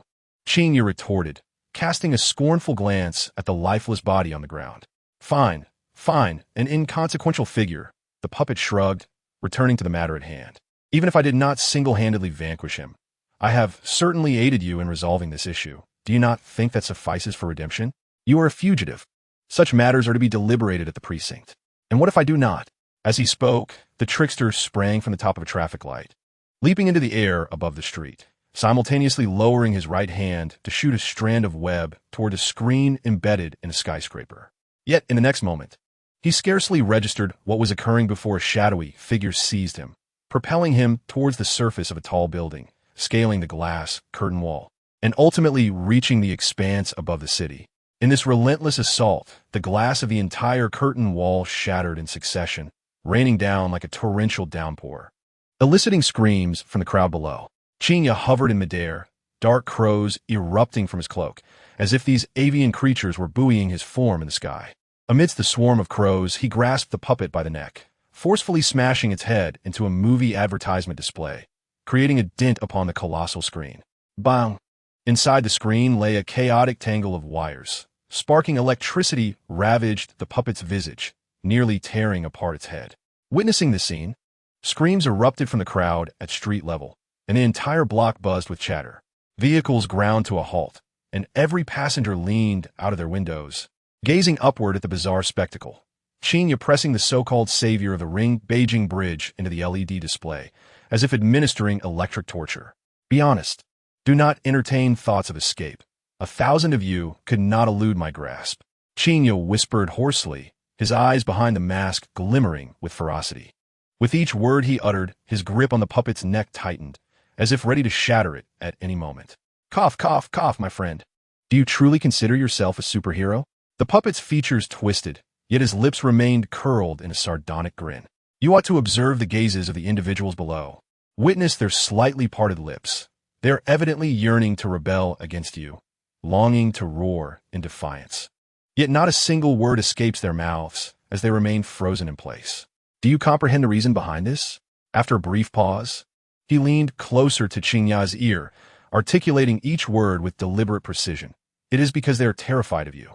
And so, Mingye lowered his face, coldly inquiring, what is it you wish to convey? Therefore, the puppet gazed into the eyes concealed behind Mingye's mask, laughing maniacally. Thus in their eyes, I am the hero, while you are nothing but a mere brute. I am indifferent to whether I am deemed a hero in anyone's eyes. My concern lies solely in the righteousness of my actions. Mingye met his gaze, icy words escaping his lips as his dark cloak billowed in the night sky. With his right hand grasping the puppet, he soared amidst the countless crows, akin to a black tide surging towards the heavens, vanishing instantaneously within a multitude of cameras. It is truly regrettable. I suppose I shall not accompany you back to the precinct, Mr. Mingye. The puppet gazed down at the ground, receding beneath him, letting out a low sigh. You are exceedingly irksome, akin to an uncivilized bull. Perhaps even those so-called supervillains possess more reason than you do. In the next instant, his body rapidly heated in the darkness, fissures erupting, radiating with a violent luminescence that spread across his surface, ultimately reaching his face.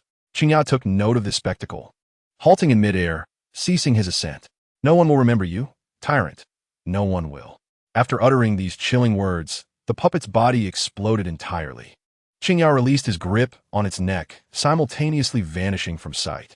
Moments later, a brilliant burst of flame ascended into the night sky above the city center, illuminating the darkness like fireworks, prompting the crowd below to point skyward in jubilant exclamations. Why are there fireworks tonight? Look, it's fireworks. Such beautiful fireworks. Yet in the following moment, an eerie laughter echoed through the air, enveloping everyone's ears like an electronic broadcast. Chapter 74, Superhero or Supervillain. Congratulations. You have completed the main quest. Destroy the first node target of the Superhero Roundtable by disguising yourself to approach the Superhero Mingye. This main quest has split into two paths. Should you wish to pursue both simultaneously, you must embody the roles of both a superhero and a supervillain. As a red and black panel materialized before him, Mingye snapped back to reality from his reverie on the sofa, the cola in his right hand now empty, which he casually discarded into the trash. Goodness, is this the terrifying Crow Man? He pondered, feeling a greater pressure confronting him than even when facing his older brother. Upon their initial encounter, he was immediately subjected to a relentless barrage of attacks without explanation, devoid of any semblance of reason. To be on the safe side, at the very moment he was captured by the Azure Crow, he swiftly dismantled the web shooter and the conductor's uniform from the puppet. For these items were far more precious than the puppet itself. 2 routes? Mingye stared intently at the red and black panel ahead, where text continued to refresh. The following outlines the main mission to dismantle the Superhero Roundtable along 2 target routes. The first target node of the route is not a superhero, but a villain embodying justice, who disguises themselves as a superhero to infiltrate the Superhero Association, elevating their superhero rating to D level. The lowest superhero rating is A level. The second target node is on the day of the tyrant's slaying. Elevate your wanted level on the Superhero Association's official website to B level, currently classified as a C level fugitive. Note, both target routes can be pursued concurrently. For heaven's sake, could the difficulty be any higher? Mingye mused, juggling the role of a villain while masquerading as a superhero. Wouldn't that lead to a split personality? What intrigued him more was how one could possibly infiltrate the Superhero Association. To achieve this, he would need a top-notch hacker to fabricate a flawless identity background. And yet, he had no such person by his side. Reward obtained, 2,000 experience points, 8 attribute points, 2,000 in shop currency. Your level has increased to LV8, 15004,500 points. And you have received 1 attribute point as a reward for leveling up. You currently possess a total of 9 unallocated attribute points.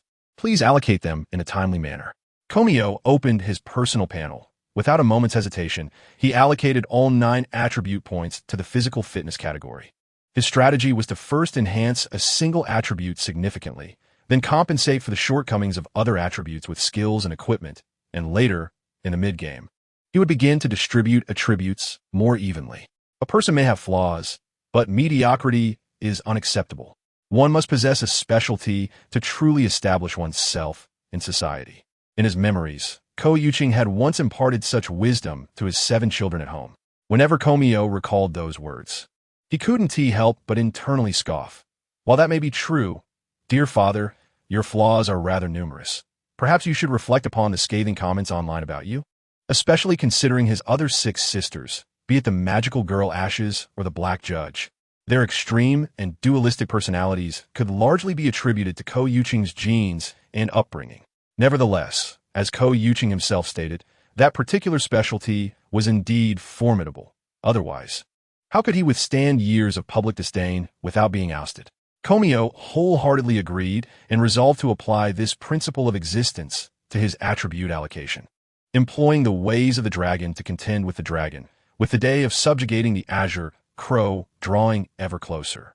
Physical fitness attribute change, 51 points to 60 points. Congratulations, you have successfully surpassed the minimum attribute standard of E-grade superhuman physique, 60 points.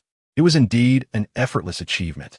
Fortunately, the player rankings were determined not by individual strength, but by the number of superhumans defeated. Otherwise, I would be perpetually perched at the summit of the leaderboard, thought Mingye as he opened his friends list and clicked on the Mario avatar of Anti-Dog. Failed Man, hey, are you there? Anti-Dog, what is up? Failed Man, I've been caught by Mingye. and it seems I can't meet you now.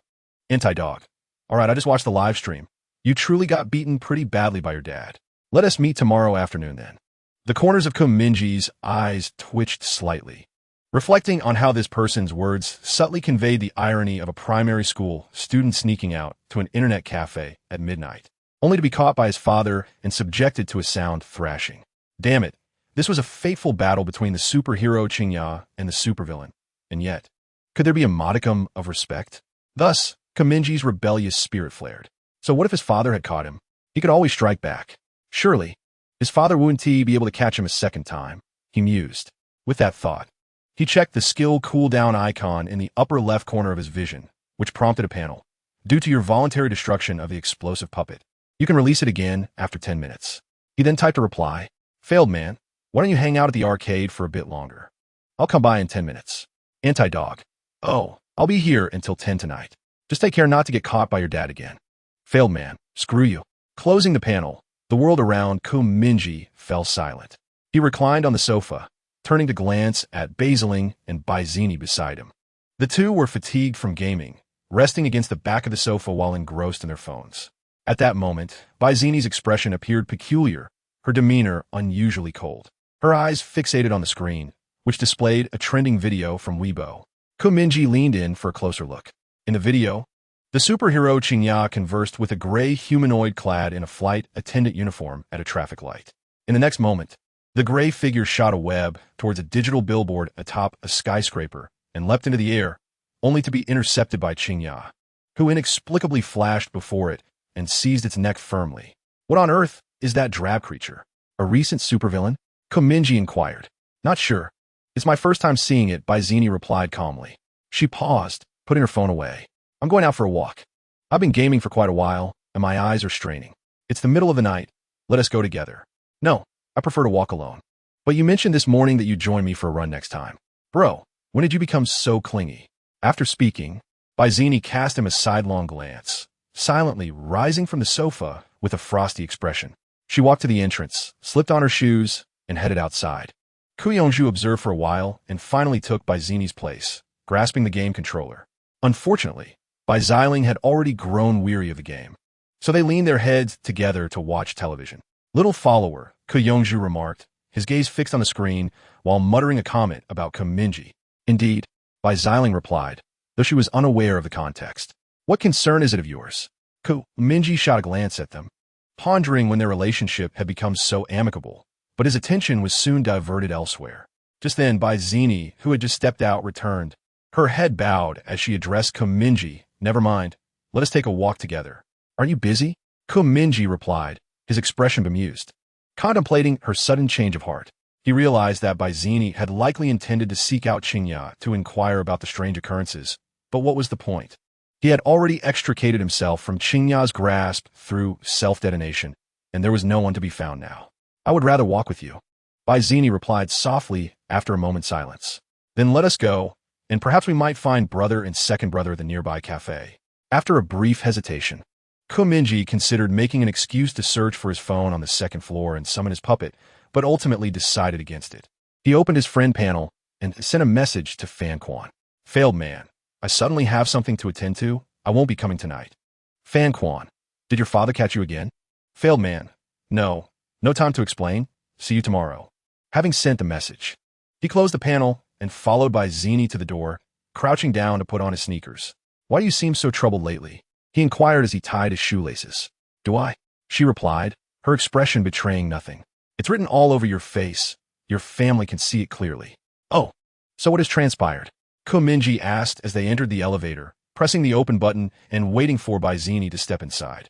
With her hands clasped behind her back, Byzini stood outside the elevator, her head lowered, strands of hair obscuring her eyes. Please don't ask, she said. Very well. If you wish to remain silent, I shall respect that, Mingye replied, tilting his head as he kept his finger pressed on the open button. My finger is getting sore. What do you intend to do? Byzini remained silent for a moment, weariness evident in her gaze. Slowly, she lifted her eyes from her hair, parted her lips as if to speak, but then gently stepped back. If I were a demon. Mingye paused, swallowing hard, thinking, wait, are you seriously about to reveal something? Oh, what are you? He asked cautiously. Bizini remained silent, one standing in the illuminated elevator while the other lingered in the dimly lit corridor. After a prolonged silence, a voice echoed softly in the corridor. Do you not recall that in my childhood, I declared my aspiration to become a magical girl, so that I could protect you in the future? I remember, Mingye replied, lowering his head in contemplation, reminiscing about those days. He recalled how, during elementary school, he often faced ridicule due to his status as an adopted child. Classmates labeled him a parasite, claiming he was fated to bring misfortune to his parents. Consequently, he frequently engaged in brawls, returning home with bruises adorning his face. On one particular day, a young Bizini, still in preschool at the time, held him tightly, her eyes swollen from tears. Through her sobs, she proclaimed her determination to become a magical girl when she grew up, so that no one would dare bully her brother. The other children in the household laughed at her declaration, especially Bai Chiawu.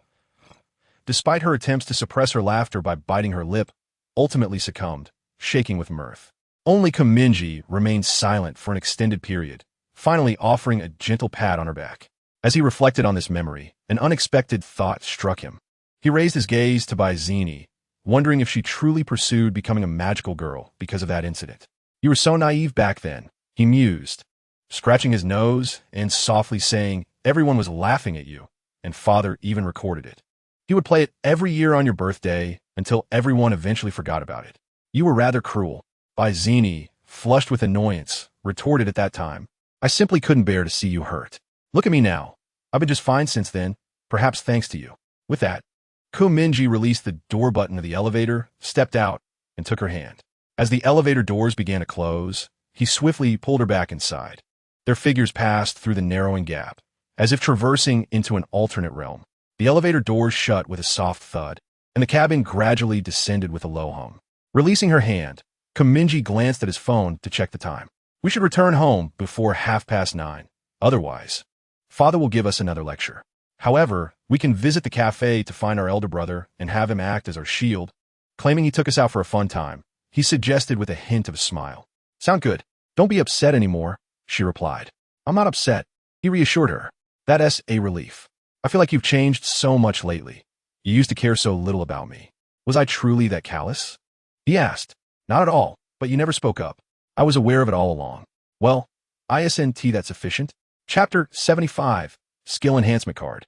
Two puppets on the night of June 21st. Mingye and Bizini wandered along the lakeside path, the moonlight shimmering upon the water's surface, reflecting the fleeting silhouette of the moon amidst the clouds. Have we strolled enough? He inquired. That's sufficient, Bizini replied, glancing at him with mild irritation. You look as if you're about to doze off. I worry you might fall asleep on the way. Mingye shrugged. Then let us hasten to find our elder and second brothers and shift the blame onto them. Otherwise, mother will surely scold us for returning so late. Once again, it is you, my dear brother, who truly understands. In the past, I'm certain you have engaged in such actions numerous times. Otherwise, with our mother's temperament, how could we possibly survive? At this moment, Mingye suddenly recalled something. What was the reward for the task of slaying the super species? I have yet to claim it. He promptly opened the task panel and glanced at the special mission situated in the third slot. Daily Task 3. Slay a super species. Completed. Reward unclaimed. With a mental click on the red special task, a reward notification promptly emerged. Successfully claimed the reward for Daily Task 3. You have received the following items. 1,000 shopping coins. 1 fragment of skill enhancement card. Current amount of shopping coins, 10. 260, my goodness, truly befitting of a special task with a refresh probability of only a few %, such bounteous rewards. Mingye raised an eyebrow, pondering the nature of the skill enhancement card.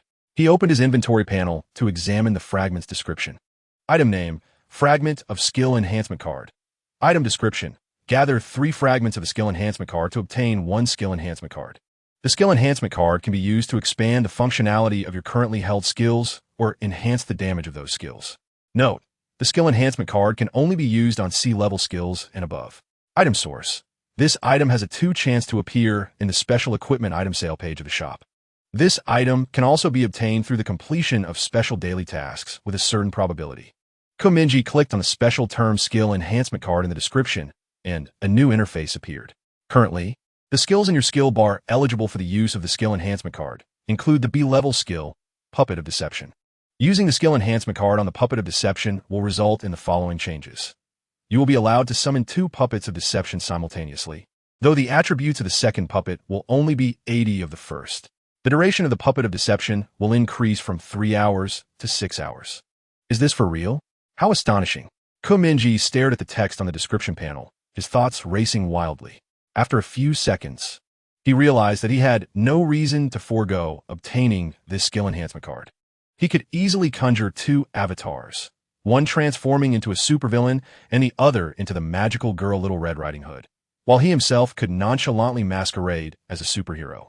This could undoubtedly unfold into a theatrical performance, with 3 identities working in concert to support one another. Surely, there would be no need to worry about exposing his identity before his family? This would render him invincible. If one could not defeat Mingye, could 3 not prevail together? Yet, how would he acquire this fragment through the shop and special tasks?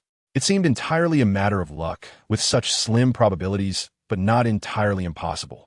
Now, where was he to find his elder brother and second brother? On the tranquil lakeside path, Baizini turned her head and interrupted Mingye's thoughts with a question.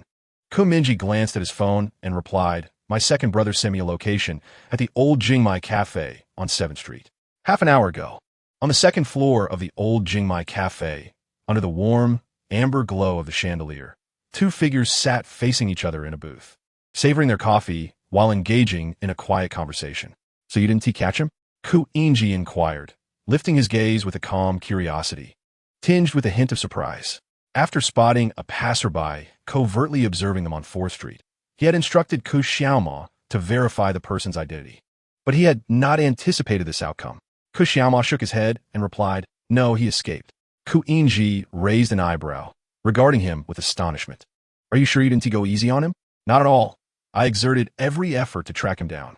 Kiskiviko inchi intrigued remarked off. "So there exists someone who can elude your grasp? I'm not even entirely confident I could slip from your watchful eye. Who could that possibly be? Do you suppose there is a chance he is a player? I've said it before, players at this hour shouldn't be that formidable. It's highly improbable that a player capable of escaping your vigilance exists." Mingye shrugged, shifting the conversation. "In fact, even among the world's elite superhumans, few could evade your tracking. I concur with your assessment, yet he managed to slip away right beneath my nose. That is indeed peculiar." Mingye took a sip of his coffee and met his gaze directly, curiously asking, "Do you believe the person we encountered earlier is a player?" "Yes, but it was merely an instinct, not an assessment." Xiaoma nodded softly. "I trust your intuition. Throughout your life, it has consistently proven to be remarkably accurate, almost mystical. My master once told me during my training in the valley that I possess a certain sensitivity, allowing me to foresee things beyond others' anticipation." Xiaoma continued, "Therefore, I always feel that the authorities underestimate the gravity of the player situation. Perhaps they are far more perilous than we realize." "It seems we share the same viewpoint." Mingye chuckled softly, teasingly adding, "After all, when one claims that 100 individuals could annihilate the superhumans of the world, it includes 2 American sweethearts armed and robbing convenience stores. If you were to consider this from the perspective of those seasoned veterans, would you truly regard the matter with seriousness?" "Certainly not. It does sound utterly absurd." "Exactly. I cannot persuade those antiquated minds." Mingye gestured with his hands. "They even remarked, since you deem this matter so significant, then find a way to swiftly bring those 100 individuals to justice." He took another sip of his coffee, thus, "I reluctantly sought the assistance of Mingye and the Alliance. That is quite uncharacteristic of you." "Indeed, I too wish to seize this opportunity to familiarize myself with them. In the past, I was always preoccupied with the chaos of conflict, neglecting the nuances of human relations." Amidst our conversation, the mobile phone nestled in Mingye's coat pocket vibrated. With one hand gripping a coffee cup, he deftly extracted the phone with the other, wedging it between his shoulder and ear to answer the call. As he listened to the voice on the other end, he raised an eyebrow, responding, "Is that so? I understand. Very well." After concluding the call, Mingye returned the phone to his pocket and turned his gaze towards Xiaoma, asking, "Can you guess what news I just received?" "What?" Xiaoma inquired, perplexed. "Your beloved dice monster has resurfaced. It seems he's up to some antics again. Having apprehended the C-level wanted criminal, the trickster, near the Ring-Beijing Bridge, and now he has been caught by the Qingya. Upon hearing this, Ku Xiaoma's expression shifted, and he asked, did Qingya manage to capture him? Regrettably, no, Ku Yingji replied, averting his gaze and speaking nonchalantly. You know, that creature is merely a puppet. Capturing the puppet is futile. One must ensnare the puppeteer. Is that so? Ku Xiaoma's eyes flickered. Every mention of the dice monster caused his heart to race. However, it was of little concern. The dice monster had drawn Qingya's attention, which surely meant that the true entity's exposure was imminent. You have an unwavering faith in Qingya. Please. Ku Yingji jested, biting into a biscuit. We all know that Qingya may not be the most formidable superhero, but he undoubtedly possesses the keenest investigative abilities. Like a hound, no one marked by him escapes. Let's hope so. Ku Xiaoma inhaled deeply. I only wish for this matter to be resolved swiftly. Everything will be fine, brother. Do not be overly anxious, Ku Yingji said, resting his chin on his hand with a sigh of indifference, patting Ku Xiaoma's shoulder. At that moment, Ku Xiaoma glanced at his messages before closing his phone. Mingye and Xiaoni mentioned they would come find us. Let them come. We have already discussed everything we needed to. We might as well treat them to some dessert. All right. Ku Xiaoma picked up his phone to send a message to Mingye, then turned to Ku Yingji and asked, will you be here on July 4th? During the summer break. Unless an emergency arises, I will remain here. Ku Yingji paused. Is this regarding the matter of the Dragon of Calamity? Yes, for some reason. I simply cannot fathom why Master would conceal the whereabouts of the Dragon of Calamity from me. Ku Xiaoma set his phone down and fell silent for a long while. I may not be able to handle this alone. I need you by my side for reassurance. Is it not enough that I promise you? Regardless of what transpires that day, I will be here. Ku Yingji smiled faintly, taking a biscuit and casually chewing it. Thank you. We are family. We always have been. Indeed, always. Chapter 76. The Crow Choir, June 21st. Late at night, 79th floor of the Superhero Association building. Ku Yuqing removed his mask, placing both hands on the edge of the wash basin, his head bowed as he drew deep breaths. The mask of the blue jay fell to the floor, emitting a metallic hum. From the shadow of his forehead, he lifted his gaze, the mirror reflecting a weary, somber visage with bloodshot eyes staring back. A crow perched upon his shoulder cawed mockingly. They all fled, every last one of them. You truly are inept. Hours earlier, an unidentified hacker had breached the official archive, probing into the records of him and his family. Through a preemptively established counter-surveillance line, Ku Yuqing swiftly identified the hacker's location. Mobilizing an elite police unit along with 2 B-class superheroes from the local association to conduct a search. However, the hacker reacted swiftly, obliterating all traces and evidence, and evaded capture unscathed amidst the police encirclement. Thus, tonight, Ku Yuqing found himself particularly irate. Who could have infiltrated the archives merely to investigate him and his family? This question gnawed incessantly at his mind. The more he pondered, the more agitated he became. The ongoing investigation by the association had yet to yield any results. He was left with no choice but to wait. In his younger years, he believed he had mastered the art of patience, a crucial element in subduing criminals. Waiting for the opportune moment to strike, never engaging in ventures without certainty. Yet now, he was too exhausted to qualify for the luxury of waiting. Thus, he felt compelled to act impulsively, like a rabid dog, disregarding all caution while he still had breath left in his throat. Return, return, you worthless creature. The crow derided him, disdain glimmering in its crimson eyes. Ku Yuqing remained silent for a moment before raising his gloved right hand and forcefully pressing the crow's head down until it was crushed. No blood gushed forth. Instead, feathers rained down like a dark shower upon the ground. He exhaled deeply, irritably turning his head away, only to observe 2 crows dancing the tango atop the toilet seat. 3 crows on the windowsill engaging in a bungee jump, leaping from the ledge and flapping their wings just before hitting the ground, soaring back to the sill. 10 crows stood in a corner of the bathroom, singing London Bridge is Falling Down, the lead crow wielding a conductor's baton, waving it left and right. Their hoarse voices echoing throughout the bathroom. The narrow bathtub was piled high with countless crow carcasses, thick blood threatening to overflow. Ku Yuqing had lost his mind. Yet, he believed he had not completely succumbed to madness. Rather, he felt he could not afford to go insane. If he did, who would take his place to safeguard the city? He was uncertain how much longer he could maintain his sanity.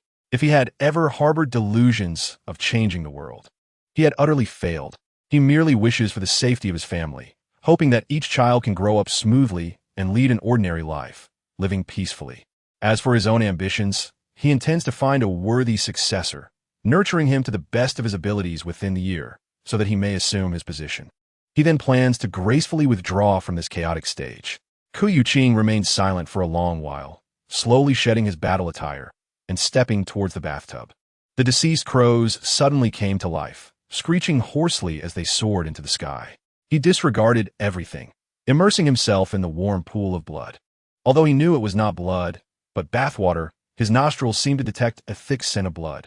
Ku Yuqing picked up a pack of cigarettes resting on the edge of the tub, extracted one, and placed it between his lips, gazing upwards at the ceiling. After decades of relentless struggle, he still could not perceive any sign of improvement in this world. Ultimately, he bore wounds all over, merely protecting his family like a wounded dog, praying they would not be swept into the other side of the world, into the unchanging darkness.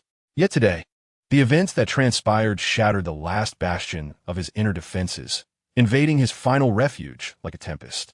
Someone had set their sights on his family. Was it a player? Ku Yuqing pondered while soaking in the pool of blood. Or perhaps it was someone from the Control Bureau. As it was evident, they had scrutinized his children using brain imaging helmets in the cinema. Perhaps some among them knew his identity, prompting them to investigate the files of those around him. Half an hour prior, he had contacted the Ministry of Foreign Affairs of the Anomaly Control Bureau, requesting a meeting with the S-Class executor, the Black Judge. However, the Black Judge claimed to be enjoying his holiday, unable to meet unless Ku Yuqing assisted in uncovering the true identity of the dice monster, which might pique his interest enough to spare time for a visit to the association. Though Ku Yuqing was reluctant to admit it, the Control Bureau indeed held a higher official status than the Superhero Association, thus placing him in a passive position during their communications. Why was the Black Judge so fixated on this wanted criminal, the Dice Monster? Kiskiviko Yuging Miyuset. The words of the Dice Monster echoing in his mind. I am the hero. You are merely a thug. No one will remember a tyrant. He leaned the back of his head against the edge of the tub, slowly closing his weary eyelids, taking a deep drag from the cigarette. June 22nd, 7 in the morning. The alarm clock rang punctually, and Mingye rubbed his bleary eyes while reaching out to silence it. Upon opening his eyes, he was greeted by the same notification panel. Time remaining for the mission, 361 days. Please complete the ultimate task of exterminating superhumans within a deadline. Current number of surviving players globally, 96 out of 100. No version update notifications for today. The daily tasks for today are as follows. 1. Run 5,000 meters. Reward. A chance to spin the prize wheel. 2. No special tasks have been refreshed today. Mingye stifled a yawn and closed the panel. There was a reward for killing superhumans. But how does one claim it? With that thought, he clicked on the player leaderboard icon at the upper right corner of his field of vision, and a panel of red and black appeared before him. The current global leaderboard for cumulative superhuman kills among players is as follows. 1. First place, 17 kills, ID. Jack the Ripper, serial no. No 002. 2. Second place, 15 kills. ID. Asia, serial no. No 098. 3. Third place, 12 kills, ID. The Top Gigolo, serial no. No 025. 4. Fourth place, 6 kills, ID. Anti-Dog, serial no. And 039. Your ranking, currently tied for 8th place among a total of 23 players, with 1 kill. Do these individuals really need to be so ruthless? Aren't they afraid of death? Mingye was secretly astonished, thinking that the leader had already slain 17 superhumans. Wouldn't he attract the attention of some formidable local superheroes? Especially that one called Anti-Dog, who seemed particularly reckless. There was no character named Qingya in their midst, and this fellow knowingly ventured into a den of tigers. Mingye glanced at the upper right corner of the leaderboard interface, where an icon labeled Kill Milestone awaited. He clicked on it. Currently, the number of E-Class superhumans killed is 1. You have 1 milestone reward to claim. Without further thought, Mingye extended his finger and tapped the line of text, and a panel popped up instantly. Rewards claimed. 1 D-Class equipment card, 1,000 in-store currency, 500 experience points. With that settled, he prepared to run. He tossed aside the covers and rolled out of bed, turning the doorknob to exit. Upon entering the corridor, he surveyed his surroundings. The entire building was enveloped in an eerie silence, devoid of any sound, perfectly aligning with the stereotype of the household where everyone seemed as sluggish as pigs, unable to rise. Of course, it was also possible that they had been out late last night, donning masks to engage in chivalrous deeds, thus justifying their inability to get out of bed early. Except for his second brother, of course. Xiao and Mo had already left for training in preparation for the battle 2 weeks hence, leaving no time to accompany Mingye in their morning jog simulator. They would run without breaking a sweat or even panting, even if they covered dozens of kilometers, as their bodies had already reached the pinnacle of human capability. If there were any significance to it, perhaps it was merely self-deception, a performance for one another's eyes. Mingye did not linger. He washed his face and stepped outside. Today, he chose a different running route, heading towards the home of Food Street, intending to have breakfast there. However, just as he reached the traffic light and paused to wait to cross the road, he heard a distant rumble approaching.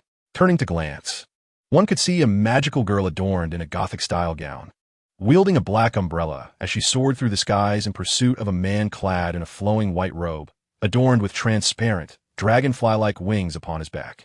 Mingye paused for a brief moment, contemplating, goodness, how has my sister transformed into such a workaholic, inheriting our father's relentless drive? Could you refrain from your erratic flying? Oh, flies, man.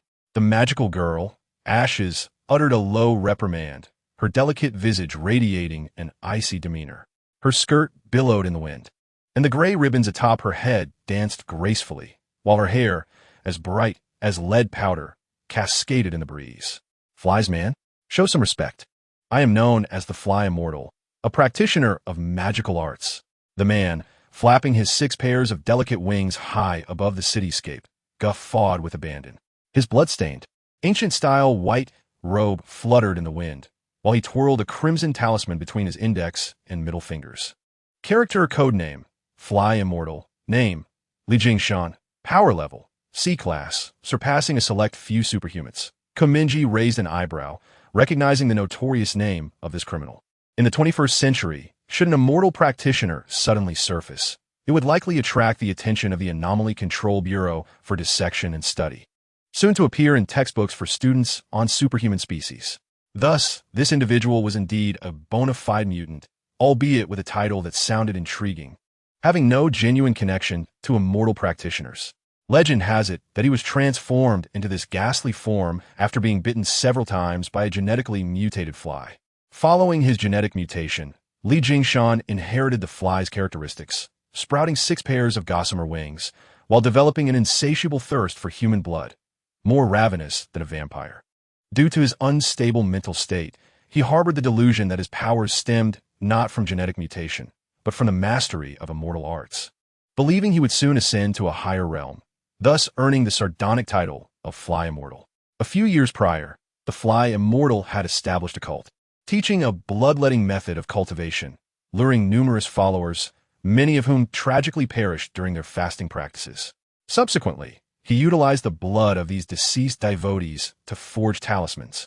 Convinced of his invincibility, he took to the streets, proclaiming his arrival as the Fly Immortal, demanding reverence, while shaking a bamboo staff inscribed with blood-crafted talismans. Ultimately, he was struck down by the passing deity, Wukong, who dispatched him to the ground with a single blow, incinerating his 6 pairs of wings with true fire, and was later incarcerated by the diligent hero, Mingye. By unfortunate coincidence, a few days ago, the mischievous spirit orchestrated a jailbreak, inadvertently liberating the Fly Immortal, allowing this charlatan to re-emerge into the world. From the lively demeanor displayed before us, it was evident that the Fly Immortal had recovered well. The wings lost to Wukong's flames had regrown in their entirety, despite being over 100 meters away from the clash between the magical girl and the Fly Immortal. Passers-by, with poor composure, were already screaming and fleeing. Those with steadier nerves were eagerly pulling out their phones to record the spectacle, anticipating the opportunity to share and boast about it with colleagues later. Should I lend her a hand? Mingye lifted his face, gazing at the flying hem of the magical girl's gray dress, lost in thought. At that moment, Ash, from the corner of her eye, caught sight of Mingye amidst the crowd. She seemed momentarily taken aback, retracting her umbrella, pausing briefly in her stride. hovering in midair as she cast a sidelong glance at his figure. "What are you staring at? Go chase your criminal." Mingye was momentarily rooted to the spot, uncertain of how to respond, silently grumbling to himself. It was his first encounter with the magical girl Ash in her true form, so he could only return her a bewildered gaze. Chapter 77. The interrogation of magical girl Ash on the morning of June 22nd. The city of Huanjing was still shrouded in a delicate veil of mist, with the sky painted in shades of pale white. In the air, the hazy dawn enveloped the silhouette of the girl as the morning breeze wafted in from the horizon, lifting the ribbons atop her head and causing the hem of her Gothic dress to sway gracefully. At this moment, she looked down upon someone. Mingye dared not move an inch, his eyelids twitching slightly. In truth, he had contemplated making a hasty retreat, pondering why she, not the criminal, was fixated on him. The tip of Cinderella's umbrella unleashed a burst of air, propelling magical girl Ash swiftly to the ground. She tucked the umbrella behind her, her steps light as she approached. The folds of her skirt cascading in waves. As Ash's face drew nearer, Mingye's heart raced, sensing an ominous intent that seemed as if she might strike him with Cinderella's umbrella. He had anticipated the possibility of meeting his demise at the hands of Chinya, Black Wukong or Black Judge, or at the very least, perishing by the words of an elementary school student. Yet, he had never imagined that he might meet his end at the hands of Baizini, whose fierce demeanor truly suggested a readiness to kill. Magical girl Ash halted before him, lifting her face to meet Mingye's gaze, her lips poised to speak, yet hesitating. "You, me?" Mingye, bewildered, pointed to himself. Ash furrowed her brows, shifting her tone. "No, I mean you all." "We?" Mingye faltered, glancing at the people beside him. Ultimately, was it me? He hesitated, perplexly questioning, or was it us? Ash's ears flushed crimson. With her brows knitted, her left hand rested on her hip, while her right, clad in a black glove, slightly raised, her long index finger pointing at him. "I initially meant to say you all, but given your response, it must be you. So, what exactly is wrong with me? Do you even need to ask?" The eyes of this Gothic-style magical girl sparkled with the clarity of Iceland's aurora, yet concealed beneath them was a simmering anger. Her shoulders, tense like a cat's fur, bristling in agitation. "How am I supposed to know what I did wrong if I don't ask?" Mingye was taken aback, pondering how unreasonable his sister could be, while others, such as the Black Wukong, the Black Judge, and the Blue Crow, could engage in ordinary exchanges. She had immediately resorted to riddles. As she spoke, she leaned closer to Mingye's face, her expression turning icy. "Next time you find yourself in such a situation, keep your distance. Don't just stand there foolishly. It could be perilous, do you understand?" Before the gazes of the onlookers, their eyes locked, their faces nearly touching. Bystanders were left speechless, aware of the notorious magical girl's capriciousness, but never expecting even passing dogs would be subject to her whims. Consequently, many silently pitted Mingye, though a few harbored envy and resentment. "Is this a case of killing the chicken to scare the monkey, Commander? With so many people around, you choose to single me out?" Mingye remarked, attempting to alleviate the awkwardness. He thought to himself how fortunate it was that there were not many people around at this early hour. At another time, he would have wished to bury his head in the ground. "What more do you have to say?" Ash, the magical girl, furrowed her brows, her tone haughty and frigid. "Okay, next time I see you all fighting, I'll turn and run." "My apologies, Commander." Mingye quickly conceded. The magical girl's gaze remained frosty, fixated upon him, though a barely perceptible smile flickered at the corner of her mouth. Yet, in the next moment, she swiftly regained her seriousness, gently turning her cheek as if stifling an impending smile. "May I leave now?" Mingye asked timidly. "You may," Ash replied, lowering her head slightly, giving a soft affirmative. She then tucked Cinderella's umbrella under her slender arm, wrapping it around her pale shoulders, and slowly turned her gaze towards the individuals beside Mingye. "You too. I am not just referring to him. If you see me fighting with a criminal from that distance, don't just stand there, all right? What if you get caught up in it?" At this juncture, her tone grew even colder, her eyes narrowing as if ready to devour. "Do you realize that every time a magical girl battles a criminal, it could endanger many innocent bystanders? Perhaps one of those bystanders is you lot, filming with your phones." Upon hearing her reprimand, those who had initially sought to approach for an autograph reconsidered, while only a few psychologically disturbed individuals grew more excited. Just a reminder, Aren't you going to pursue the fly sage? Mingye inquired. You haven't forgotten, have you? He gestured skyward, where the criminal previously chased by Baizini had yet to escape. At that moment, the fly sage was reclining on a suspended work platform outside a tall building, typically used by window washers. He appeared to be teasing the relentless magical girl, casually propping his head with his hand, lounging in the high-altitude basket, taking swigs from the gourd tied to his waist, all the while casting a sidelong glance at Ash, who was lecturing the bystanders below. A smirk of derision plastered on his face. Fools. Of course, I have not forgotten. Do you think you are speaking to whom? The magical girl, Ash, paused momentarily, then furrowed her delicate brows, gripping the Cinderella nestled under her arm, and raised the umbrella overhead. Instead of taking flight immediately, she reached inside the umbrella, as if delving into a pocket of another dimension, retrieving a hefty tome of magic. Behold, a treasure trove, Kamanya could not help but remark. The girl extracted a card from the magic book, its surface adorned with intricate patterns. Channeling her magical energy into the card inscribed with the word Gale, it instantly dissipated, replaced by a howling tempest that enveloped her form.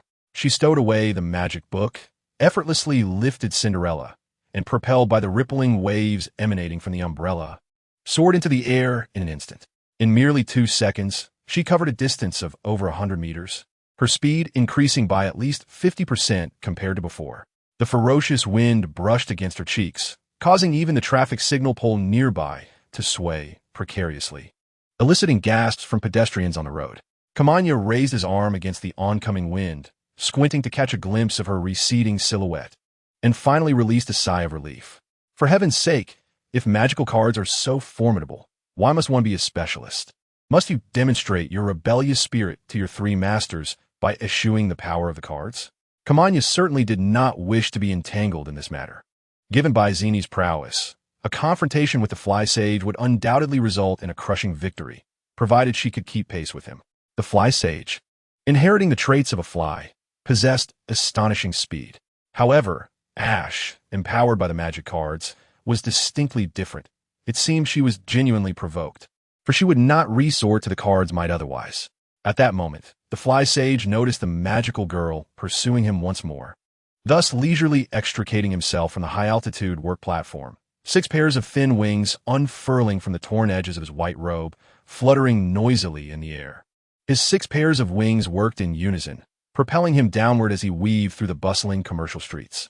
The hunched figure clad in white glided between electronic billboards, resembling an ancient soul transported to the modern era, utterly out of place against the backdrop. Yet soon enough, the fly sage sensed something amiss. He realized that the magical girl's speed had surged by more than 50%, and she was not only keeping pace, but also finding the leisure to launch attacks against him. In the next moment, a barrage of magical missiles unleashed from behind, enveloping him and sending him crashing to the ground, carving a dark trench tainted with earth and blood. The girl in the gothic skirt approached him step by step, unsheathing a blade as clear as water from the bottom of the umbrella handle, pressing its edge against his neck while whispering something softly. Kamanya, observing from a distance, casually tucked his hands into his coat pockets and departed with ease. He crossed the road and continued to run along the edge of the pavement, eventually completing the required 5,000 meters of his daily tasks and pausing to catch his breath. Daily Task 1. Run 5,000 meters completed. He raised his gaze towards the panel and claimed the reward for his daily task, as a spinning wheel unfurled before him. Goodness! Mingye exclaimed, staring at the rewards on the wheel. Is this for real?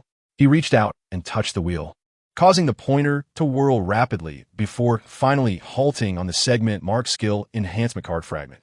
Currently holding 2 skill enhancement card fragments, upon gathering 3, they will automatically fuse into a skill enhancement card. This could potentially allow him to unlock another disguise, Mingye mused, hoping that the final fragment would not prove as elusive as the last sent on a group bind platform. Chapter 78. The Chosen Day. The Chosen One, after completing his morning run, Mingye arrived at Home Food Street, where he indulged in a modest breakfast of shao mai and soy milk before taking the subway back home. Upon unlocking the door with his key and pushing it open, his gaze traversed the foyer, revealing a still empty living room. He settled onto the sofa, idly scrolling through his phone. The clock on the aging wall ticked away, and at 8:30, the living room finally came alive. Ku Yuqing and Bai Wenna had awakened. One sat at the dining table, perusing the newspaper, while the other fried an egg in a skillet, exchanging lively banter about their upcoming honeymoon trip. Kiskiviko Yuing, unable to counter her enthusiasm, conceded to the plan, indicating that for some time, the diligent hero would be absent from the vicinity of the capital. Mingye remained on the sofa, silently absorbing the dialogue of this exemplary couple. With his parents away on their trip, he pondered the fate of his younger brother. Kiskiviko Yontiu. Would the little brother not fall prey to the forces of a ninja clan and end up in a spicy hot pot? He wondered. Mingye felt like a mere bystander, as the tasks assigned by the system either involved assisting in vanquishing the Dragon of Calamity or aiding Ku Xiaoma in annihilating the ninja clan, leaving his allegiance dependent on Ku Xiaoma's whims. Yet, even as a bystander, he felt the need to possess some semblance of integrity. Thus, he resolved to prepare diligently, aiming to bolster his combat prowess before the arrival of July 4th. At 8:45 in the morning, his older brother Ku Xiaoma returned home, drenched in sweat, his white t-shirt clinging to his well-defined muscles. His damp hair hung down, obscuring his eyes. It was evident he had engaged in a rigorous workout early that morning. For an ordinary person, such intensity could easily lead to collapse. Mingye was unfamiliar with the training regimen of ninjas, but he could envision it vaguely. In the past, he had seen portrayals in films where ninjas would suspend themselves from cliffs to cultivate their focus. Those who survived such trials were indeed formidable. Yet he felt that cultivating his focus in such a manner was less effective than plummeting from a height of 1,000 meters above the city with superhuman grace, or mingling among a family of superhumans capable of dispatching him with a mere slap, all while embodying an enchanting yet endearing villain. Each day found him either on the brink of demise or traversing the path to death. Now, that is what one might truly call an authentic cultivation of focus, albeit at the cost of one's life. Ku Xiaoma took a shower in the bathroom, donned a fresh outfit, and returned to his room for a brief respite. Bai Xiling, Bai Zini, and Ku Yongzhu had clandestinely played a game of interstellar Monopoly in their room the previous night, hence they had yet to rise. With the exception of Bai Zini, who had slipped out through the back window early in the morning to combat crime. Their eldest brother and sister, however, had already awakened. Bai Qiu hastily departed after breakfast, as she needed to attend her remedial classes for the college entrance examination.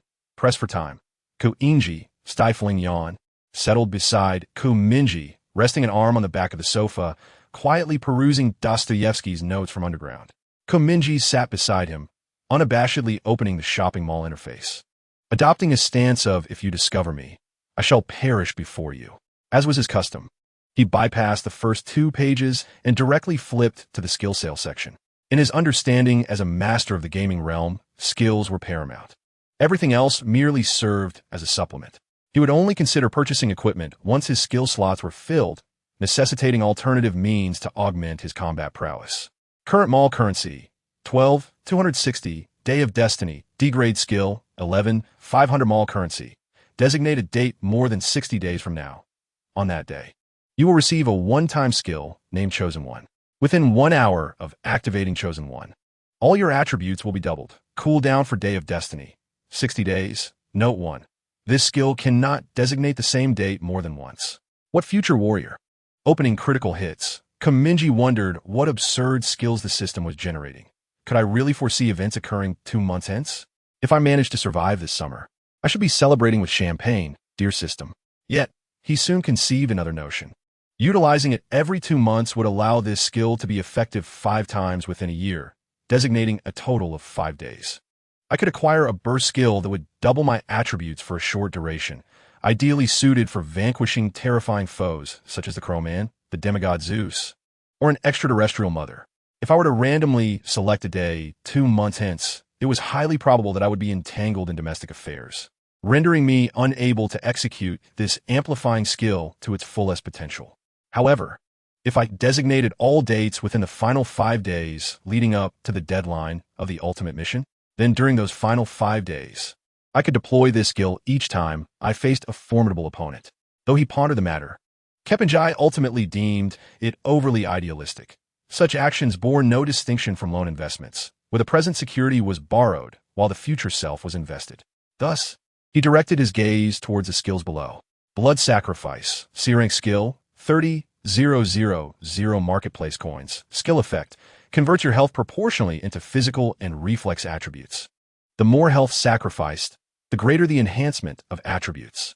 What a berserker. Martyr's Faith, D-rank skill, 11, 500 marketplace coins. Skill effect, a skill retained from yesterday, which will vanish the following day. Night Parade of 100 demons, B-rank skill, 55, 500 marketplace coins. Skill effect, unleashes a night parade of 100 demons in the space ahead. The higher your spiritual power attribute, the more formidable the summoned spirits will be. Is this not truly an A-rank skill? Kepenjai harbored doubts, yet since he could not afford it, he lacked the qualification to complain. Soul Essence Theft, C-rank skill, 30,000 marketplace coins. Skill effect, upon activation, enters a state lasting 20 seconds. Each time you inflict damage upon an enemy, there's a 20 chance of successfully stealing 10 of their attributes, which will dissipate after 5 minutes. Not attainable. Death of Jesus, B-rank skill, 51, 500 marketplace coins. Skill effect, creates a small cross in your palm and designates a target. If the target perishes within 10 seconds, their soul will attach to the cross. If the cross remains unbroken for 10 minutes, the target will be resurrected. Not affordable. But why is the drop rate for B-rank skills so high today? Partial metallization, E-rank skill, 500 marketplace coins. Finger of Greed, D-rank skill, 12,000 marketplace coins. Skill effect, inflicts true damage on a target, varying with the number of marketplace coins held by the player. If this skill successfully slays the target, the player earns 200 marketplace coins. No coins are earned from defeating excessively weak targets. Damage calculation formula, 500 points of true damage, influenced by the number of marketplace coins. The more coins in your possession, the higher the damage inflicted, currently holding 260 marketplace coins. The Finger of Greed can inflict an additional one of the enemy's maximum health as true damage. This skill serves well as a finisher, for it deals true damage, rendering even the toughest opponent's defenses ineffectual. If timed correctly, it may yield gold. Kepenjai raised an eyebrow. Tugsik fog iraimshun, edong skill, 200 marketplace coins. Life Conversion, E-rank skill, 500 marketplace coins. Skill effect, converts your health proportionally into stamina.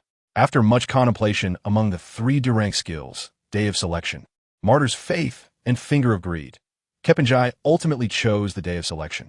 If there exists a skill capable of altering one's destiny, this particular skill undoubtedly qualifies, representing an investment in the future.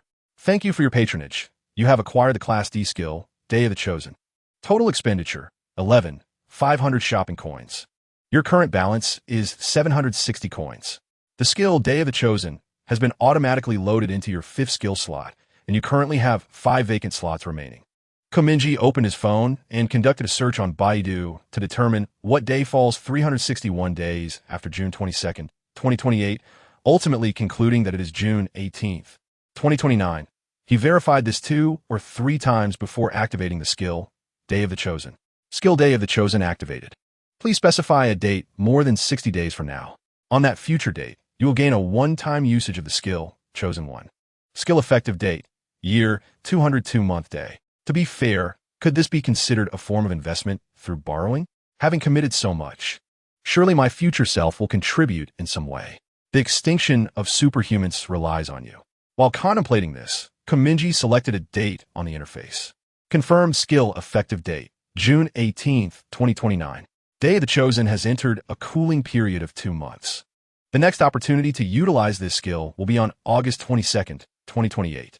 Suddenly, Mingye experienced a profound sense of relief. If one were to draw a metaphor, it felt akin to the first day of summer vacation, shoving all assignments into a safe, locked with a timer that could only be accessed on the final day of break. The future is best left to the future self. Isn't it merely the extinction of superhumans? With some effort, it is surely achievable. Best of luck, future Mingye. At that moment, Zini finally arose, hurriedly consumed her breakfast in the kitchen, and then sat between Mingye and Inji, grasping her phone.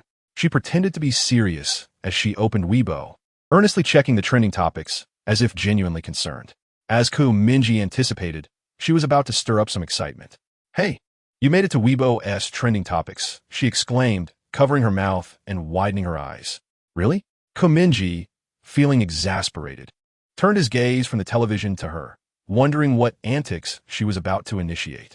Oh, is that true? Weibo trending? Mingye, intrigued by her comment, closed the book he was reading.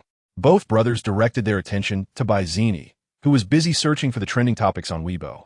From top to bottom, the foremost trending topic is Mingye killed a superhero who stood up for the citizens last night, inciting public outrage, leading a large number of citizens to gather early in the morning, demanding an explanation outside the association's high-rise. The adjacent second trending topic is Magical Girl, Ash reprimanding passersby. The third trending topic reveals that the Superhero Association issued a public explanation this morning, clarifying that the individual defeated near the Beijing Ring Bridge last night was neither a superhero nor a vigilante, but rather a C-class wanted criminal known as Dice Monster. Mingye acted to incapacitate this fugitive to prevent their escape. Mingye glanced at the trending topics and asked in confusion, "And I? Which of these trending topics features our little Mingye?" "The second one. I accidentally clicked it earlier," replied Baizini as she accessed the second trending topic, playing a video shot by a blogger. The content depicted Magical Girl, Ash chasing a criminal, suddenly stopping midway to reprimand the onlookers who were recording with their phones.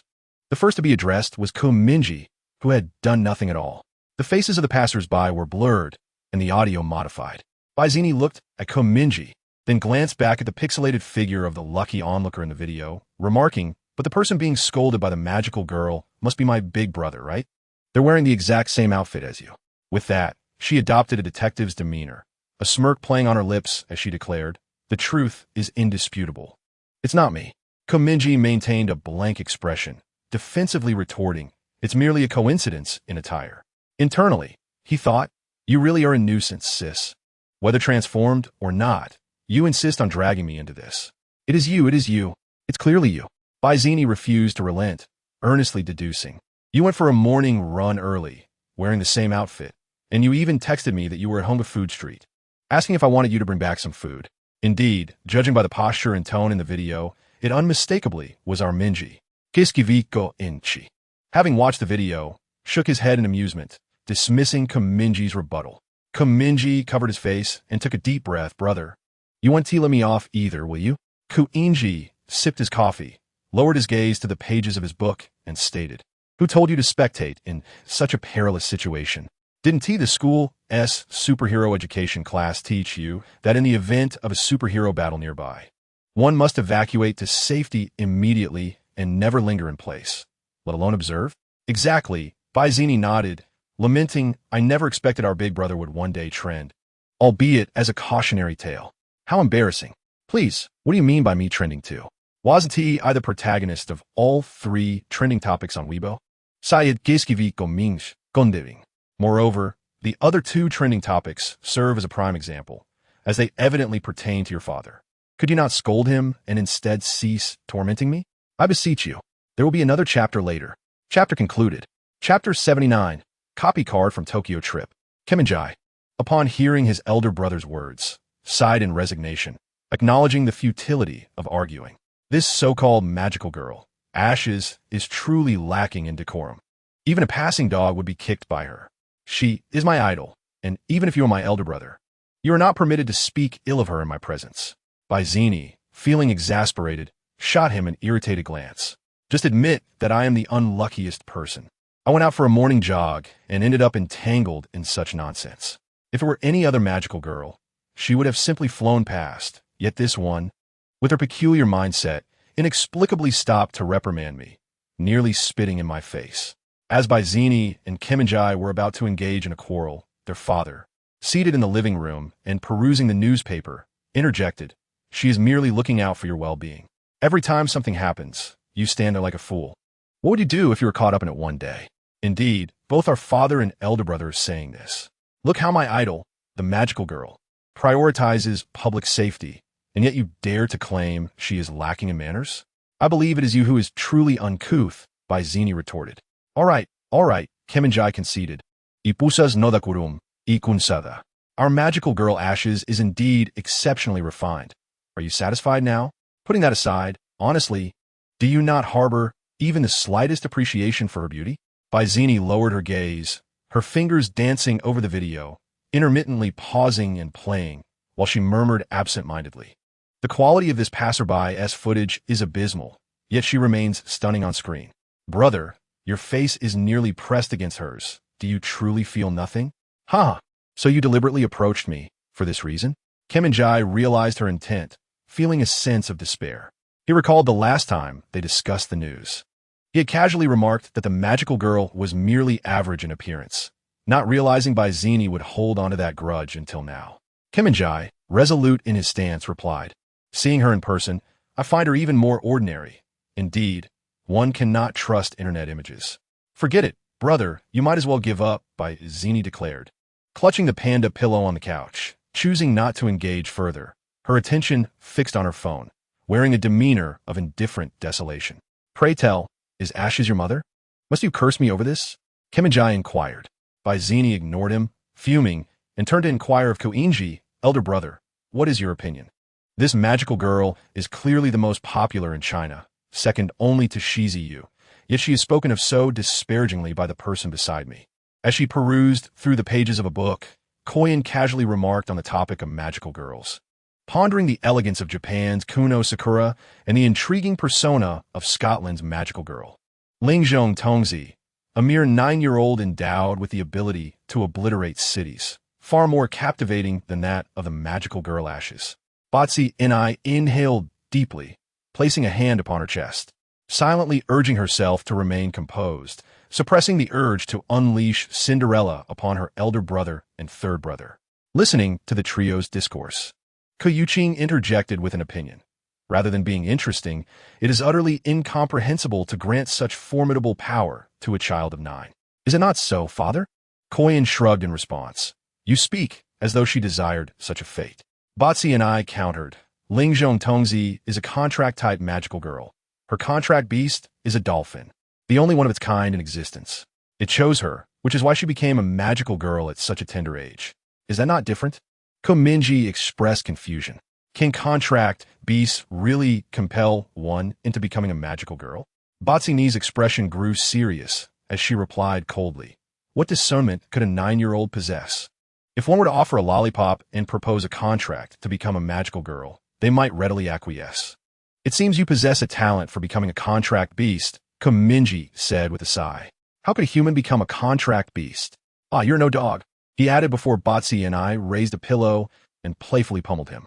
Ku Yuqing stated, I believe the government should implement policies to eradicate those creatures harboring fragments of comets within them, or at the very least, isolate them from human society. As he flipped through the newspaper, he continued, while comet-type magical girls are not accountable for their circumstances, contract-type magical girls are entirely controllable. Each contract beast may sign with a maximum of 5 magical girls, resulting in approximately 70% of magical girls being born from contracts each year. If we eliminate the contract beasts, there will be no more contract-type magical girls. Koyan sipped her coffee and slowly articulated, I share my father's sentiments. Perhaps I should consider becoming a journalist or a civil servant, ensuring my voice is heard within society. Do not aspire to change the world. Simply focus on being the best version of yourself, Koyuching advised as he took a sip of tea. Listening to their banter, Mingye thought to himself how absurd it was. You two could join forces. Qingya could pressure the association, while the Black Judge could propose to the Control Bureau. The plan to eliminate contract beasts could commence tomorrow. Yet here you are, dreaming of being a journalist and civil servant, as if your positions were not far superior. What utter self-deception! At that moment, and I, incensed by the earlier exchange, retreated to the second floor. Mingye let out a sigh of relief. The world had become tranquil once more, free from any disturbances. He sank back into the embrace of the sofa, summoned his friend Panel, and sent a message to his soul companion. Failed man, I find myself at a loss for activities. Are you available? Let us meet in advance to avoid any complications later. Anti-dog. Sure, coincidentally, I wanted to discuss something with you. 2 players are heading to this city. Anti-dog. Same place, the arcade. Failed man. 2 players? Anti-dog. Indeed, I just received the news. We can talk once they arrive. Was it truly so easy to locate players? With only 100 players in the world, several of whom had perished, how did they manage to find one another? Mingye pondered this message in confusion. Anti-dog. By the way, I've invited Orange Peel and Dreamer. We plan to make a trip to Tokyo shortly. Care to join? Failed man. Tokyo? Are you out of your mind? Traveling abroad at this hour? Aren't you concerned about being discovered? Anti-dog. Have you not perused the dungeon compendium? Open it and take a look at the loot cards for dungeon number 7, then get back to me. Dungeon compendium? Mingye glanced at the icon in the upper right corner of his vision. Indeed, there lay a dungeon card compendium detection device. He had merely glanced at it once before neglecting it. With Anti-Dog's reminder, he reopened the icon. A collector's album-like interface unfolded before him. Currently, he had only unlocked the page for the Beijing region in China, with 100 slots labeled from N01 to N0100. Among them, 2 slots contained cards. He raised an eyebrow and clicked on the N0005 card. The illustration on the front depicted a zombie chef, head tilted back, preparing to devour a self-destructing zombie and a porcupine, much like a hot dog being brought to his mouth.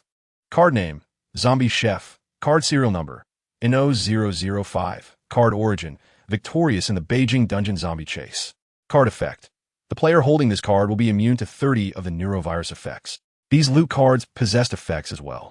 Mingye mused, then exited and selected the N0007 card. The image on the front portrayed a frantic conductor, leaning forward, manically pulling a lever and propelling the train at full speed. Card name, Mad Conductor. Card serial number, N0007. Card origin, victorious in the Beijing Dungeon Mad train station. Card effect, once a week. The holder of this card may journey to the abandoned train station at Old Beijing Street number 4 and board the derelict train station at Platform 7. This train will transport you to other abandoned train stations around the world, be it in Japan, the United States, Iceland, Denmark, Norway, or any location where such stations exist. Goodness, what a remarkable feature. Mingye pondered, finally grasping the implications of what Fan Quan had mentioned about a trip to Tokyo. A weekly global excursion now seemed feasible. He thought it prudent to connect with players from other countries and seize their dungeon resources. Chapter 80. The Counter-Superhuman Organization in Tokyo, June 22nd, noon. Xiaoma was still in the kitchen assisting his elder brother with lunch, while others busied themselves with their respective tasks. In an unnoticed corner, Mingye rose from the sofa and made his way to the second floor, seizing the opportunity to release the puppet from the windowsill. The conductor's uniform had already paraded through in the guise of a villainous creature before the public. Thus, it would be rather foolish to don it again. Regrettably, Mingye found himself compelled to visit the children's clothing store once more. With heartfelt apologies to himself, he commanded the puppet to open the skylight and, utilizing the web shooter, pilfered a pair of shoes and a light green youth jumpsuit, which he then donned as he proceeded towards the Yanda Commercial Street. Along the way, he did not forget to spend 160 mall coins to refill the web fluid in the web shooter to its maximum capacity, anticipating any unforeseen circumstances. Before long, the puppet arrived at the arcade on Yanda Commercial Street. "Cultural gentlemen, I have arrived," it greeted, pulling open the gate and entering the arcade's second-floor booth. Fan Quan glanced up from the pages of an open book, raising an eyebrow at his attire, and inquired, "What is this get-up?" The puppet lounged on the sofa, responding nonchalantly, "Just a little something I acquired from the children's store. You could say it's youthful yet not too juvenile." "Is the auto pickup function disabled?" Fan Quan asked. It turned out players had an auto pickup feature, which he would certainly enable, though he hoped it wouldn't collect any dog waste along the way. The puppet raised an eyebrow in amusement.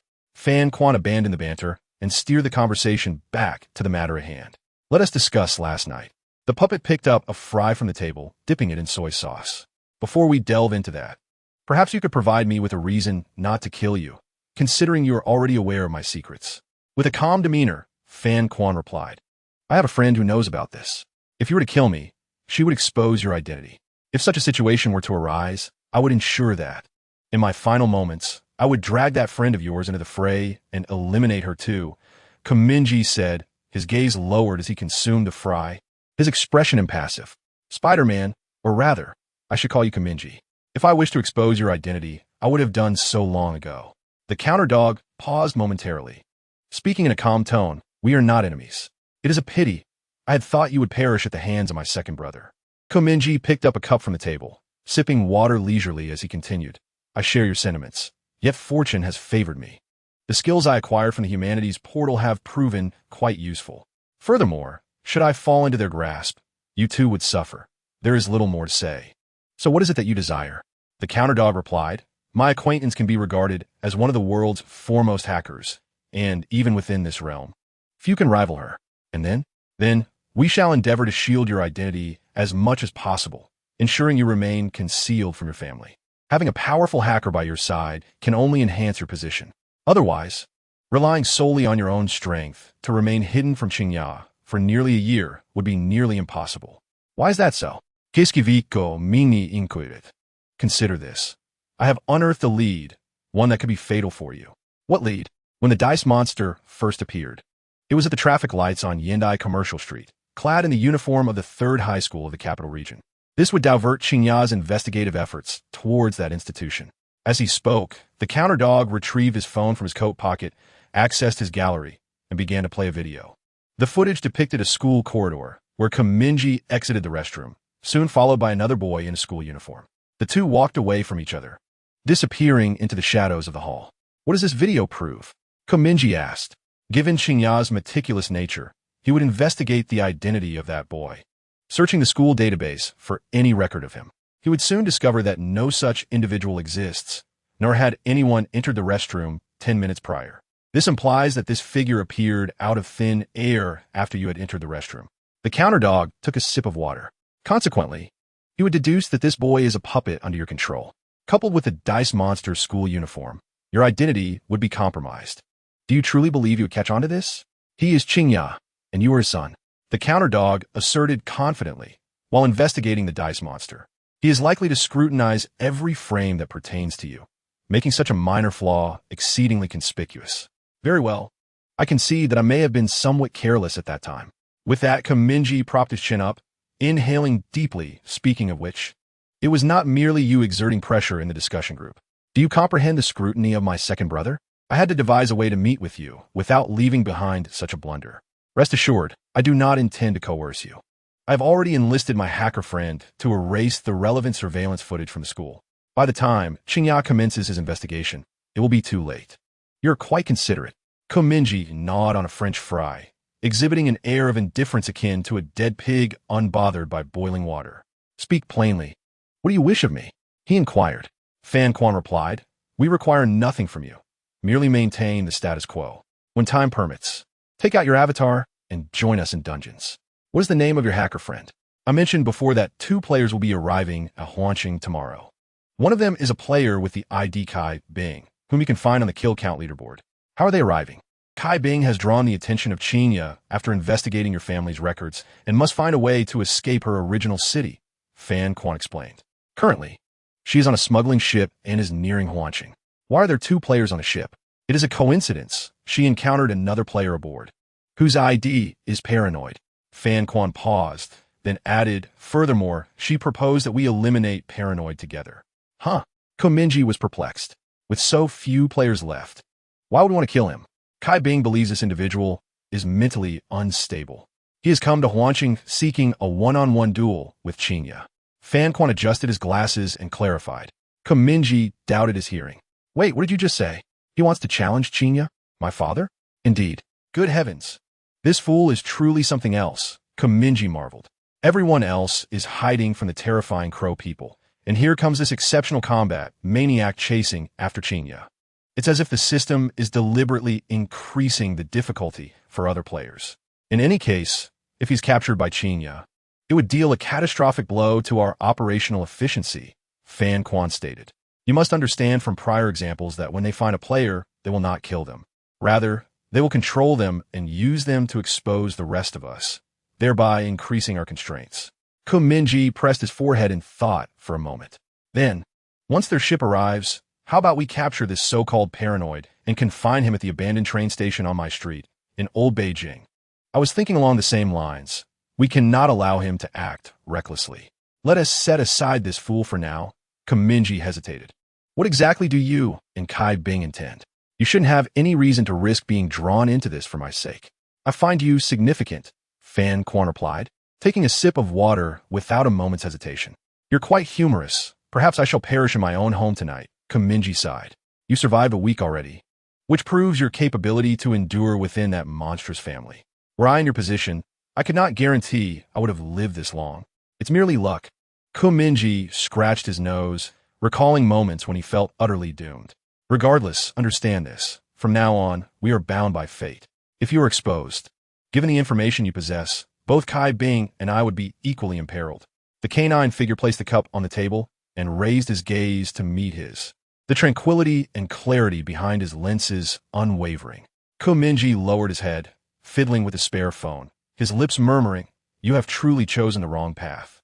From the moment you became aware of my identity, you should have distanced yourself from me. Fortune favors the bold. There is nothing more to be said." The canine figure replied, "It is absurd to think of exterminating superhumans within a year. Betting on you is the only hope left. Otherwise, the chances will dwindle even further. Now, shall we discuss your imminent trip to Tokyo? What prompts your sudden journey?" "I intend to meet a certain individual in Tokyo," Mingye responded. "What individual?" "You can find him on the leaderboard. He ranks third in kills, a player known by the ID number 1 Gigolo." "What is so significant about this person?" "Are you familiar with the anti-superhuman organization?" "I am," Mingye nodded. He had perused the introduction to the anti-superhuman organization in his textbooks at the Superhuman Academy, which explained that a faction of radicals wished to completely isolate superhumans from society, believing it was the only way for humanity to achieve true peace and tranquility. This faction formed a clandestine organization, covertly engaging in extreme actions against superhumans. Initially, their activities consisted of slandering superheroes online, inciting division between ordinary people and superhumans through various polarizing topics on social media, and rallying the public to launch protests against superhumans in the streets. Eventually, as they were apprehended more frequently, their fervor subsided. However, the authorities were mistaken in believing they would behave themselves. Mere months later, their tactics escalated dramatically. From abducting superhuman children to hunting superheroes and mercilessly slaughtering superhuman civilians, acts of sheer atrocity.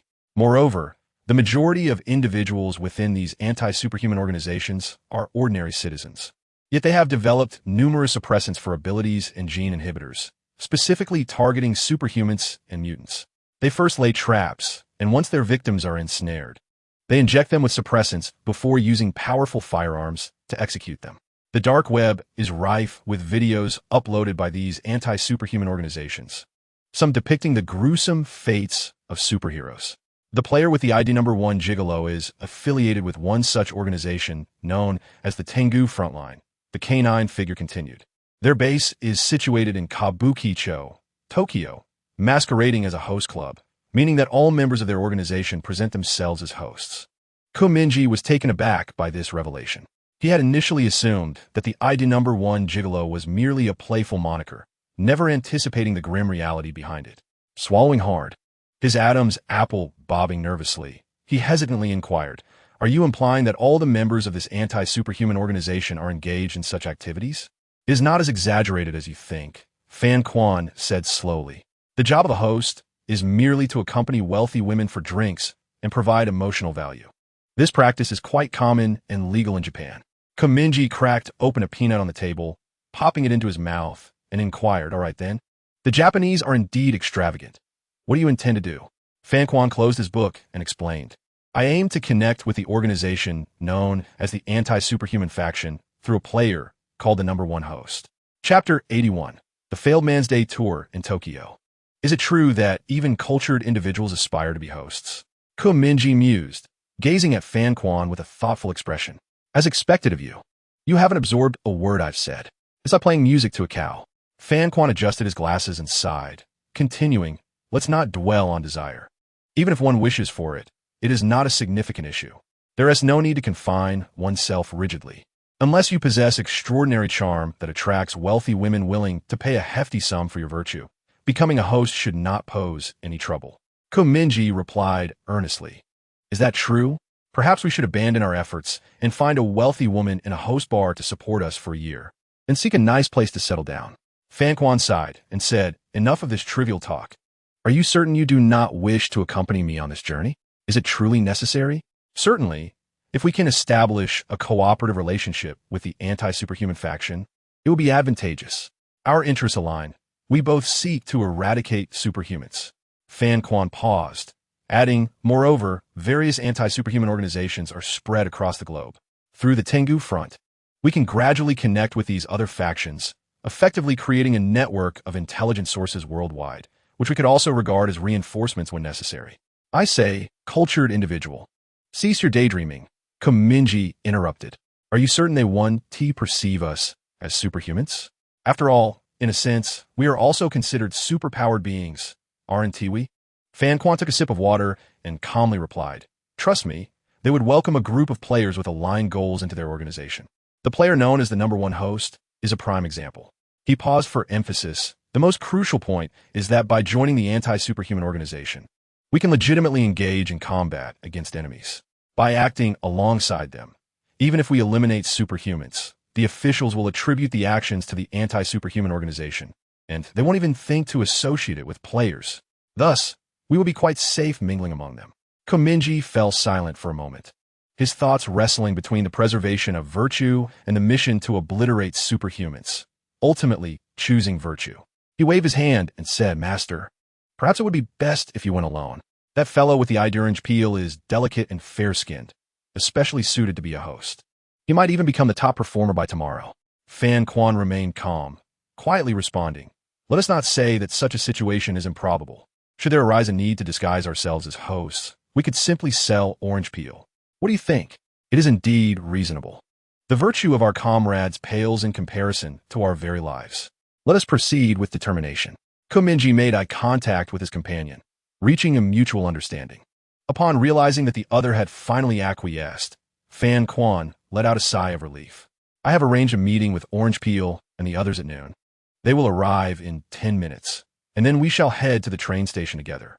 Mingye shrugged. Let us consider it a journey. However, I must remind you that my puppet can only exist for 3 hours. 3 hours will suffice, Fan Quan replied candidly. The only reason I invited you was to serve as our bodyguard. I will handle the negotiations. Mingye fiddled with his phone, nodding in acknowledgement.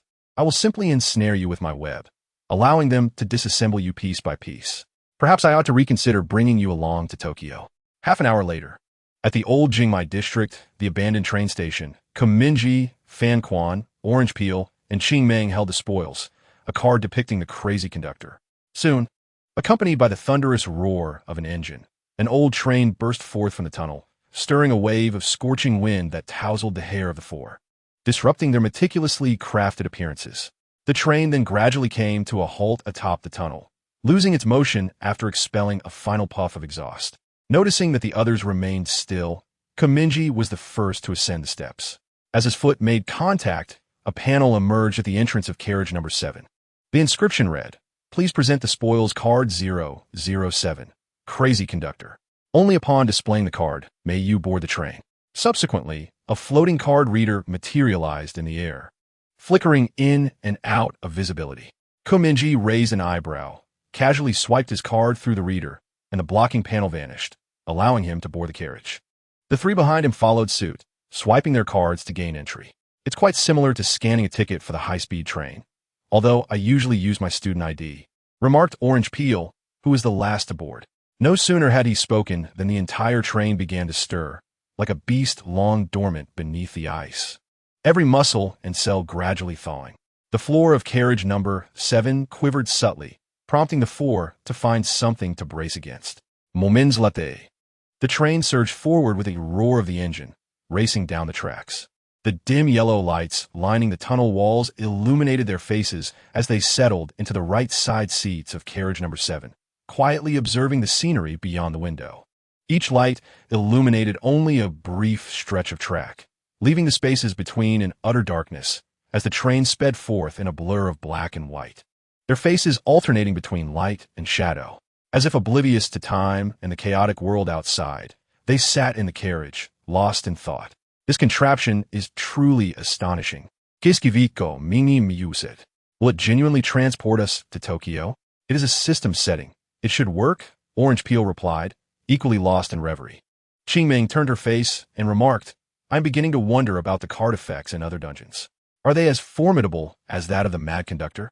As she spoke, a train attendant approached, his eyes ablaze with an eerie fire, the sound of his footsteps echoing through the carriage.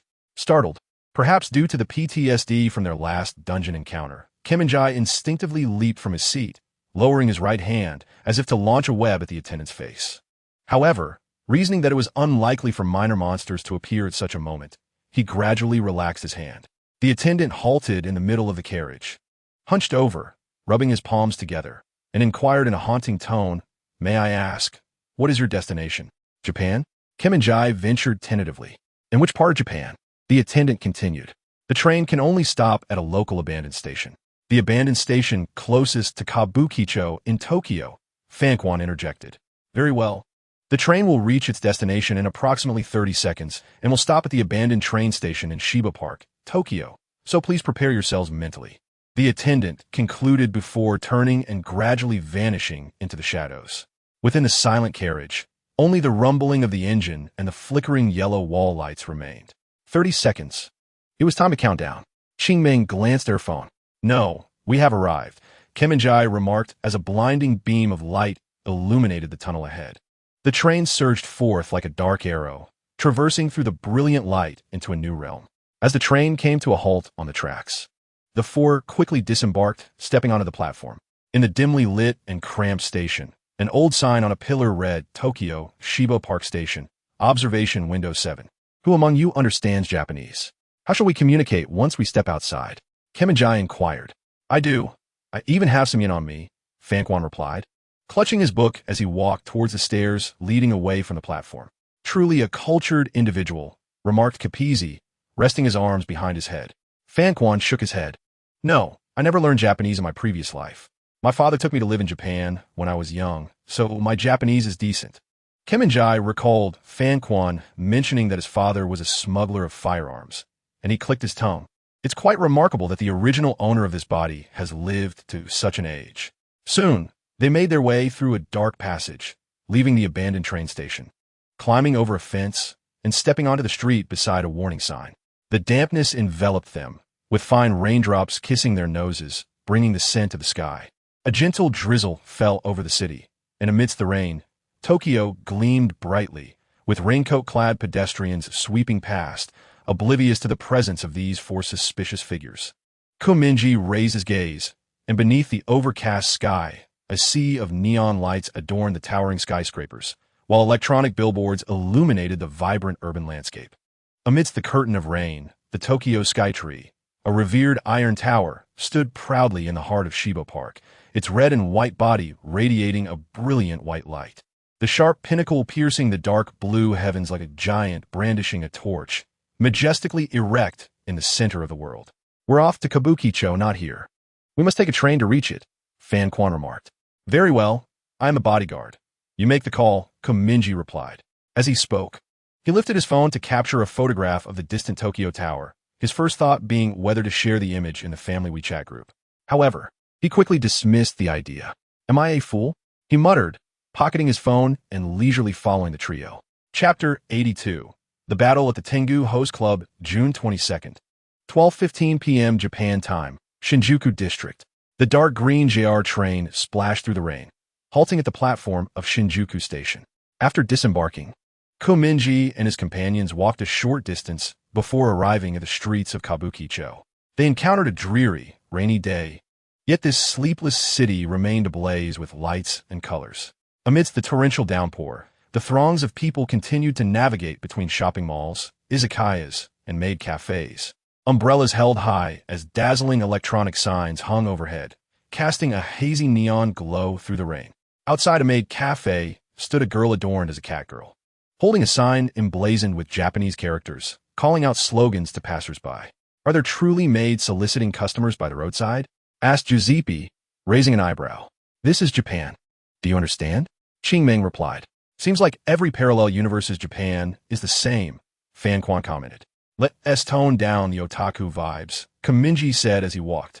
Glancing upward, the massive screens on the skyscrapers showcased the latest ad for a rapid brew coffee, featuring the magical girl Kuno Sakura-clad in a deep crimson kimono, gracefully approaching the camera with a katana, petals of cherry blossoms cascading in her wake.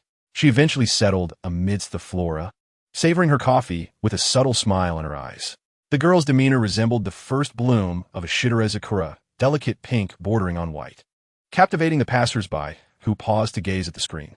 Novel and trendy pop music floated through the air, with rumors that the song's vocals belonged to the popular Japanese idol group, the Divine Messengers, Yamatano Orochi and Ebisu. The former's voice, raspy yet magnetic, was instantly recognizable, while the latter's sweet and cunning tone resembled that of a landowner's charming daughter from ancient times. The rich aroma emanating from the renowned Ikairan ramen shop mingled with the damp scent of rain, tantalizing the taste buds of every passerby. At the entrance of a knife model shop, an image of the Japanese superhero Kifu Samurai is displayed, reputed to wield the ability to manipulate ghostly hands while battling with 6 blades. The exhibition cabinet in the shopping mall showcases mannequin figures, clad either in magical girl costumes or superhero attire. Through the glass display, one can glimpse an array of figurines representing magical girls and superheroes, a diverse collection indeed. Among them, the silhouette of the magical girl Ashes can even be spotted, evoking in Kaminya a disorienting sensation akin to being in a foreign land. Accompanied by his sister in another form, puddles on the pavement reflect the cerulean hues of neon lights, capturing the silhouettes of the 4 individuals. Having purchased raincoats on their way, they traverse the brilliantly illuminated kabukicho, their figures appearing as fragile as paper cutouts, easily overshadowed by the overwhelming electronic billboards.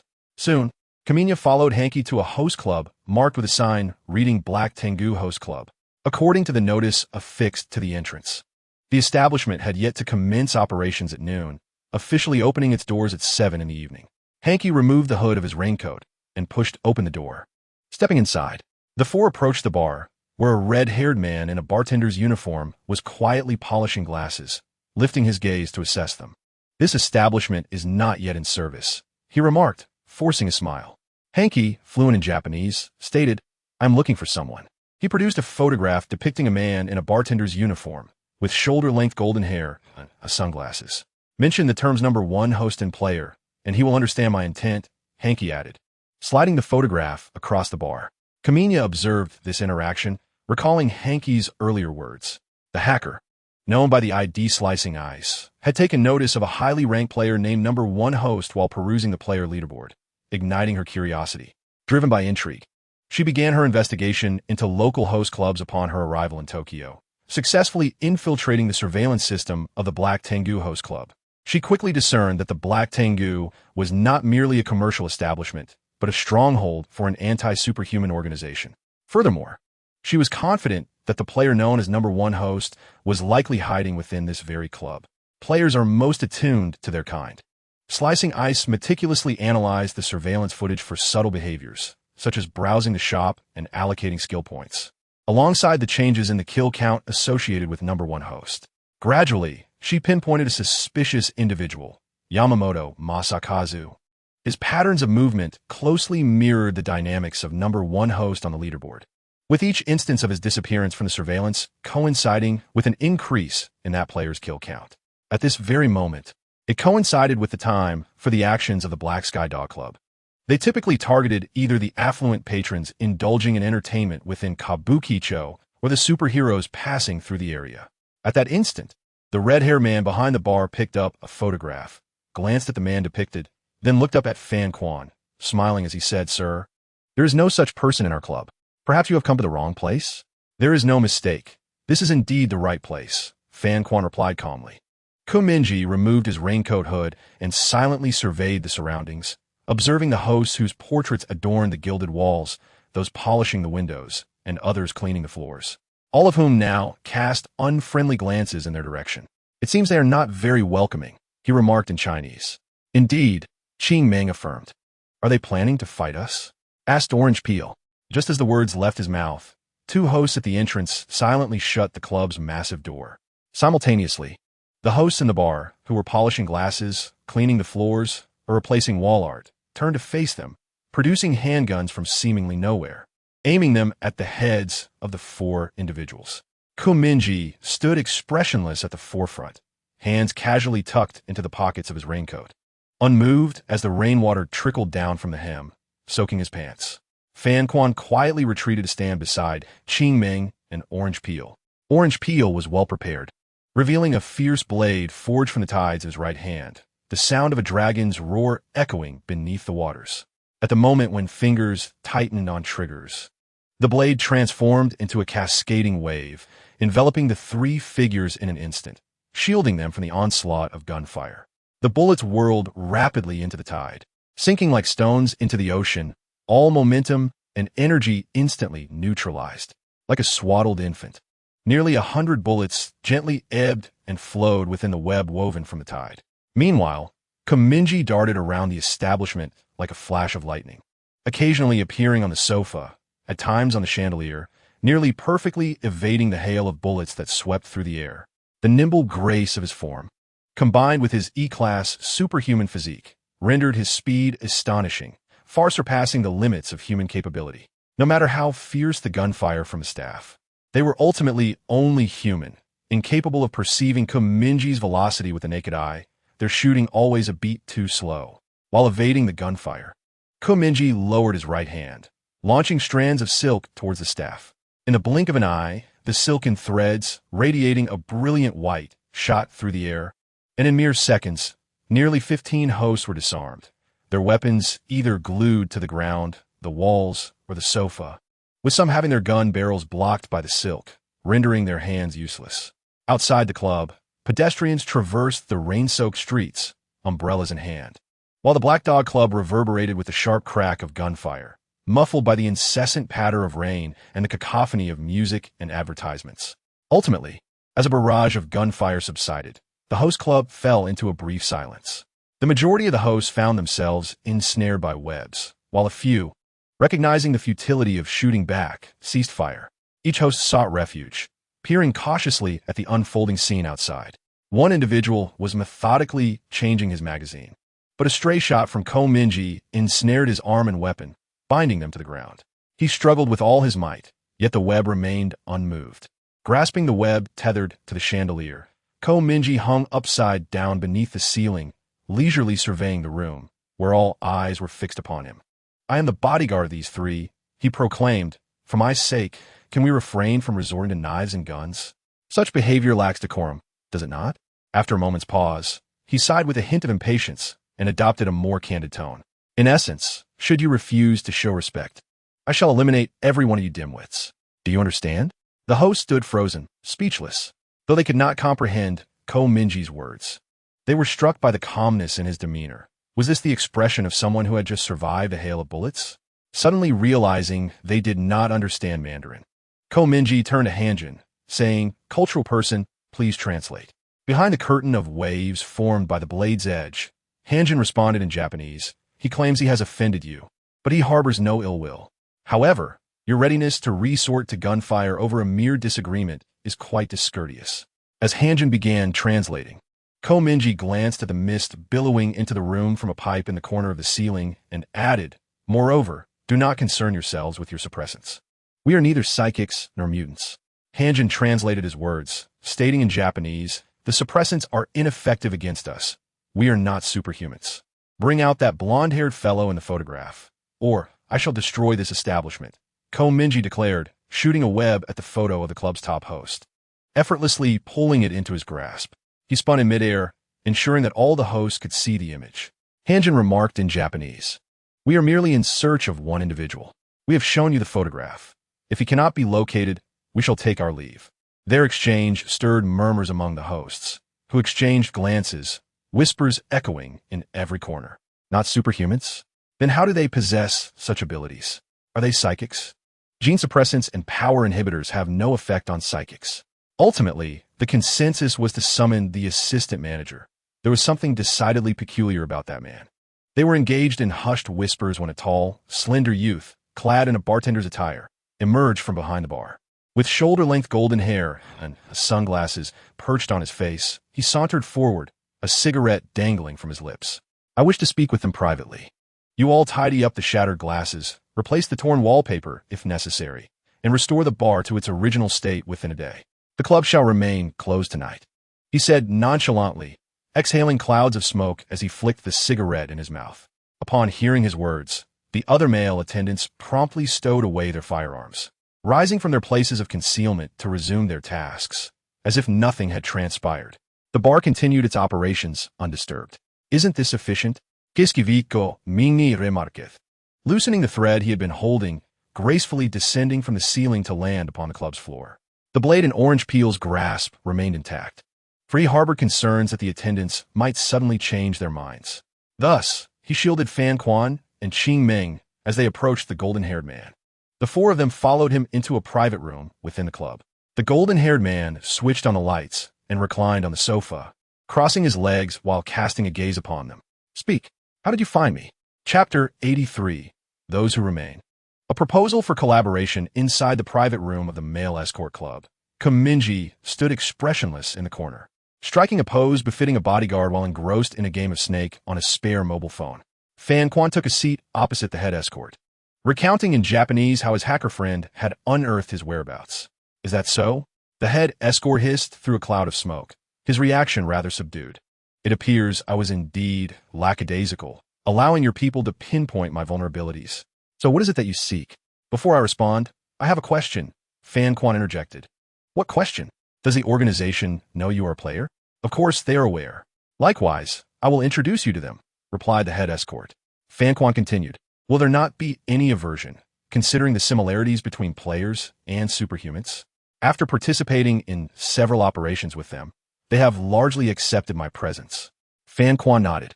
Very well, let us return to our earlier discussion. We are here to forge a friendship. What is the specific reason for seeking me out? Your birthplace lies within an anti-superhuman organization, and you hold the position of deputy leader within that faction. Your significance is self-evident, Fan Quan articulated slowly. We are a team of players, entirely aligned with your stance. Cultivating goodwill with us would be beneficial, both for you and the anti-superhuman organization you represent. And if I refuse?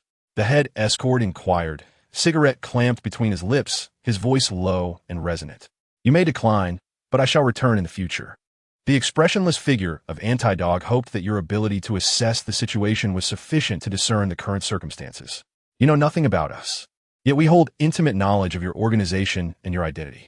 Should we expose your identity to the Japanese branch of the Superhero Association? The leading host interjected. It seems you have not afforded me any choice in this matter. Introduce yourself and your 3 companions. I shall take you to meet the leader of the Tengu Front's Tokyo division another day. The Black Tengu is merely a minor outlet. The primary network of the organization is concentrated in the Roppongi area of Tokyo. Anti-Dog commenced introductions, gesturing toward Kominoya, the Spider-Man. He then pointed to Simu, the punk girl. Lastly, he indicated the one known as Orange Peel. This individual shall serve as your host. I've even thought of a stage name, Rotten Orange. Does it not evoke the essence of a host? Is his background that of an orphan? The leading host inquired thoughtfully, pondering how quickly this Anti-Dog was willing to sell out his ally, questioning whether there was some deception at play. Anti-Dog shook his head no, but in these times, no one would concern themselves with a missing ordinary university student. He will remain here as a member of our diplomatic corps, demonstrating our sincerity. Should you require assistance with side quests or Tengu Front operations, or if your host club is short-staffed, you may enlist him. He paused, however. You must provide him with a suitable identity and appropriately disguise him to avoid recognition by travelers from China. We wouldn't want a scandal to arise about a missing Chinese university student found working as a host in Kabuki-cho, as this would not be beneficial to your position. Rest assured, concealing someone's identity is quite simple, the leading host replied. What are you discussing? Orange Peel inquired, scratching his cheek with a gentle smile. He did not understand Japanese, yet he sensed something strange in the manner of the two, their glances suggesting he was being sold. Nothing of consequence, Anti-Dog replied. In their earlier conversation, he had already revealed that they possessed a top-tier hacker, and the leading host would undoubtedly remain vigilant henceforth, ensuring that the surveillance did not easily allow Ice Cutter to ascertain their movements. Thus, Anti-Dog required an individual to remain within this organization known as the Tengu Front, to observe their every action. Otherwise, communication solely through the friend panel with the leading host would render it impossible to verify the authenticity of the intelligence provided. Only Orange Peel met this criterion, making him the only viable option. The leading host continued, Will you be staying here for some time? No. We may come once a week, occasionally longer between visits. Therefore, let us add each other as friends to maintain contact, Anti-Dog stated, sending a friend request to the leading host. The leading host took a drag from his cigarette and accepted the request, then glanced at Orange Peel. Has this Orange Peel ever worked in a bar? Probably not, was the response. Then it is imperative to undergo thorough training, remarked the premier gigolo, casting a glance at the handsome visage of the orange peel. His robust attributes suggested he was indeed cut out for the profession. Mingye, bewildered, turned and said, intellectual, "Your command of the language is rather peculiar." Fan Quan approached him, whispering in his ear the details of his recent conversation with the premier gigolo. "Goodness, you truly are something else," Mingye gasped, casting a sympathetic look towards the orange peel. The orange peel squinted, smiling at the two. Pardon my ignorance. What is the current development? Why are you both staring at me?" Ignoring him, Fan Quan directed his inquiry towards Mingye. "Do you have any objections?" "I have none," was the response. "And you?" Fan Quan then turned to Qingming. Qingming shrugged. "Why inquire about your masculine affairs with me? Am I to don male attire and play the gigolo?" At this, Fan Quan stepped closer to the orange peel's left side, took a deep breath, and earnestly draped his arm over his shoulder. Mingye, with a grave demeanor, mirrored the action on the right. They began to regale the orange peel with the details of the contract they had just negotiated with the premier gigolo, their banter reminiscent of a comedic skit. Initially, the orange peel chuckled, but as the gravity of the situation dawned on him, his smile gradually faltered. "Wait, but I don't speak Japanese," he hastily interjected. Fan Quan reassured him, "The Japanese you've learned from anime will suffice. The rest can come in due time. The 50 sound are quite straightforward. Japanese is, after all, a relatively accessible language." Mingye patted his shoulder. "Trust me, brother Orange Peel, with that handsome face of yours, in 6 months, you will be the leading gigolo at the Black Tengu Club." "That is indeed a splendid idea," Fan Quan concurred. "Even if we fail to eradicate the superhumans within a year, at least in such a vibrant environment, you will have encountered countless women. This venture shall not be in vain." The orange peel sighed, covering his face. "All right, I shall do my utmost." "Have you reached a consensus?" the premier gigolo inquired. Fan Quan replied, "He will remain with you. I hope you won't neglect him and will help him integrate into your organization."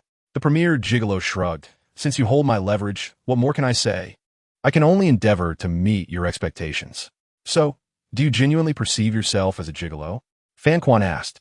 The premier gigolo regarded him with a puzzled expression, slowly responding, "Are you not influenced by the memories within your minds? I often find it challenging to discern who I am during this time." "That's fair enough." Fan Quan tactfully shifted the discussion, continuing, "How many players inhabit the city of Tokyo?"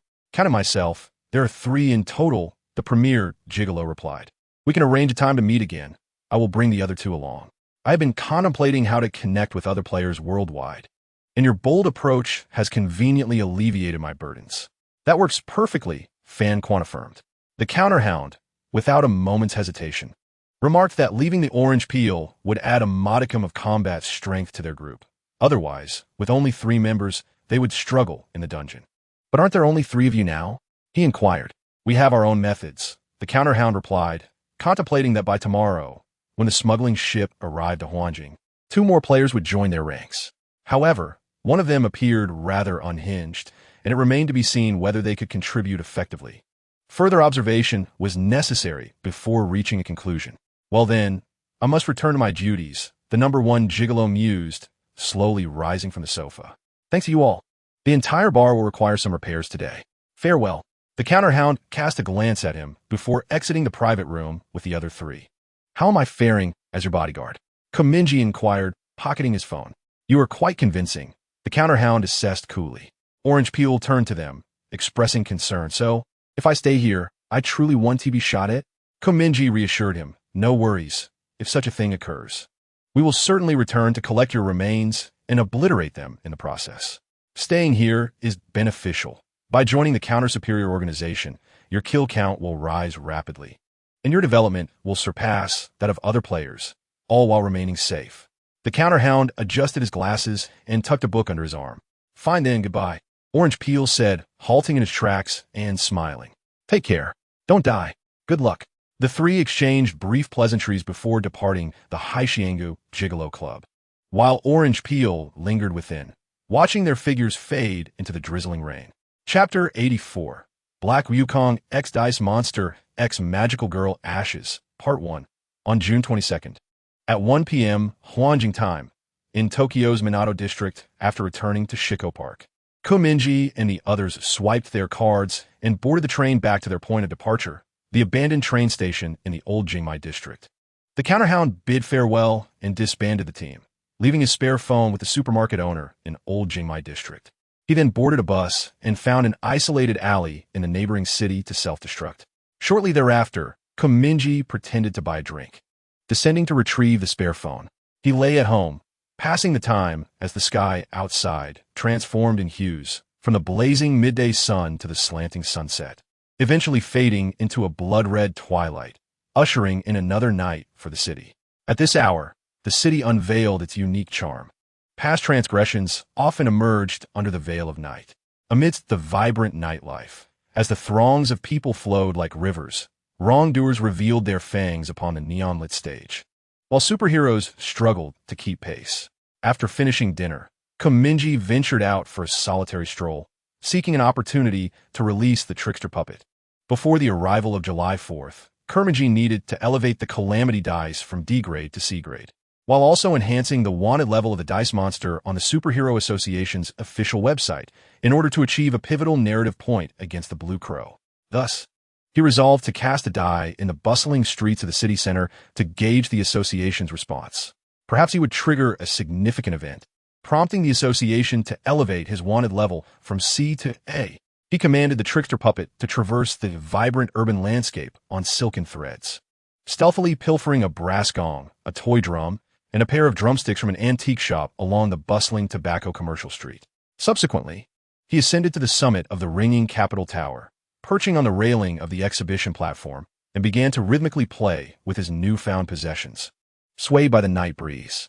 Soon, the unexpected clamor of gongs and drums captivated nearby tourists. They lifted their heads in bewilderment, gazing at the gray figure perched upon the railing.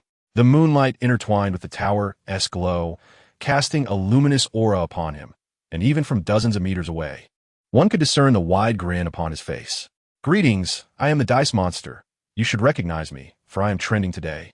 As he spoke, the puppet leaned forward, resting its hands on its waist, and casually placed the gong, drumsticks, and the scarcely used toy drum onto the ground of the exhibition platform. Then, turning around, its hollow gaze surveyed the crowd below. The puppet swung its legs and tilted its head, proclaiming, "I am about to execute a terror strike here. In 20 seconds, I shall cast a die. What will transpire? I cannot predict, so I advise you to distance yourselves." With that, it began an unidirectional countdown. 10, 9, 8, 7, 6. The countdown echoed through the air, amplified to a volume akin to a trumpet by Mingye, ensuring each number resonated clearly in the ears of the citizens. This swiftly incited a panicked exodus, as tourists near the ringing Capitol Tower fled amidst piercing screams. 3, 2, 1. Mingye lowered his gaze, nonchalantly surveying the passers-by on the street, deliberately slowing the rhythm of his countdown to allow some to escape. After confirming that the base of the tower was devoid of people, he unleashed his D-grade skill, Calamity Dice. A blood-red die materialized in his hand. He grasped the die, extended his arm forward, and released it, allowing it to plummet toward the tower's base. Then, he gradually rose, propelling himself off the railing, merging into the neon-lit cityscape, and swiftly shot a web into the night sky, swinging through the air. The howling cold wind sliced across his face like a knife, and a chilling notification tone echoed in his ears. Currently, the D-class skill, the Calamity Die, has been utilized twice. Upon reaching a total of 10 uses, this skill will undergo a significant transformation, progress, 2 out of 10. The D-class skill, Calamity Die, has been activated and from the event repository. 6 events have been drawn. A colossal sea turtle will ascend the Ring Capitol Tower. A renowned undead band from history will perform on the streets. A gigantic mole will emerge from the ground, starting to burrow through the streets.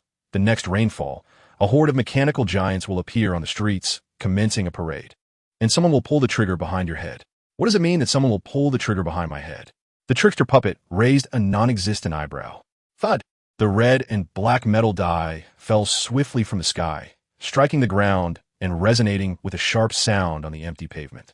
As the die collided with the ground, it bounced repeatedly, soaring more than 4 meters at its peak, continuing this motion for 2 or 3 rounds before gradually coming to a halt. Ultimately, It rested with the upward-facing number indicating. The event triggered is a gigantic mole emerging from the ground, starting to burrow through the streets. At this very moment, in an effort to evade capture by the Blue Jay, the trickster puppet had distanced itself significantly from the ring capital tower, yet could still hear the distant rumblings of an earthquake accompanied by the deep roars of some colossal beast and the continuous screams of the populace.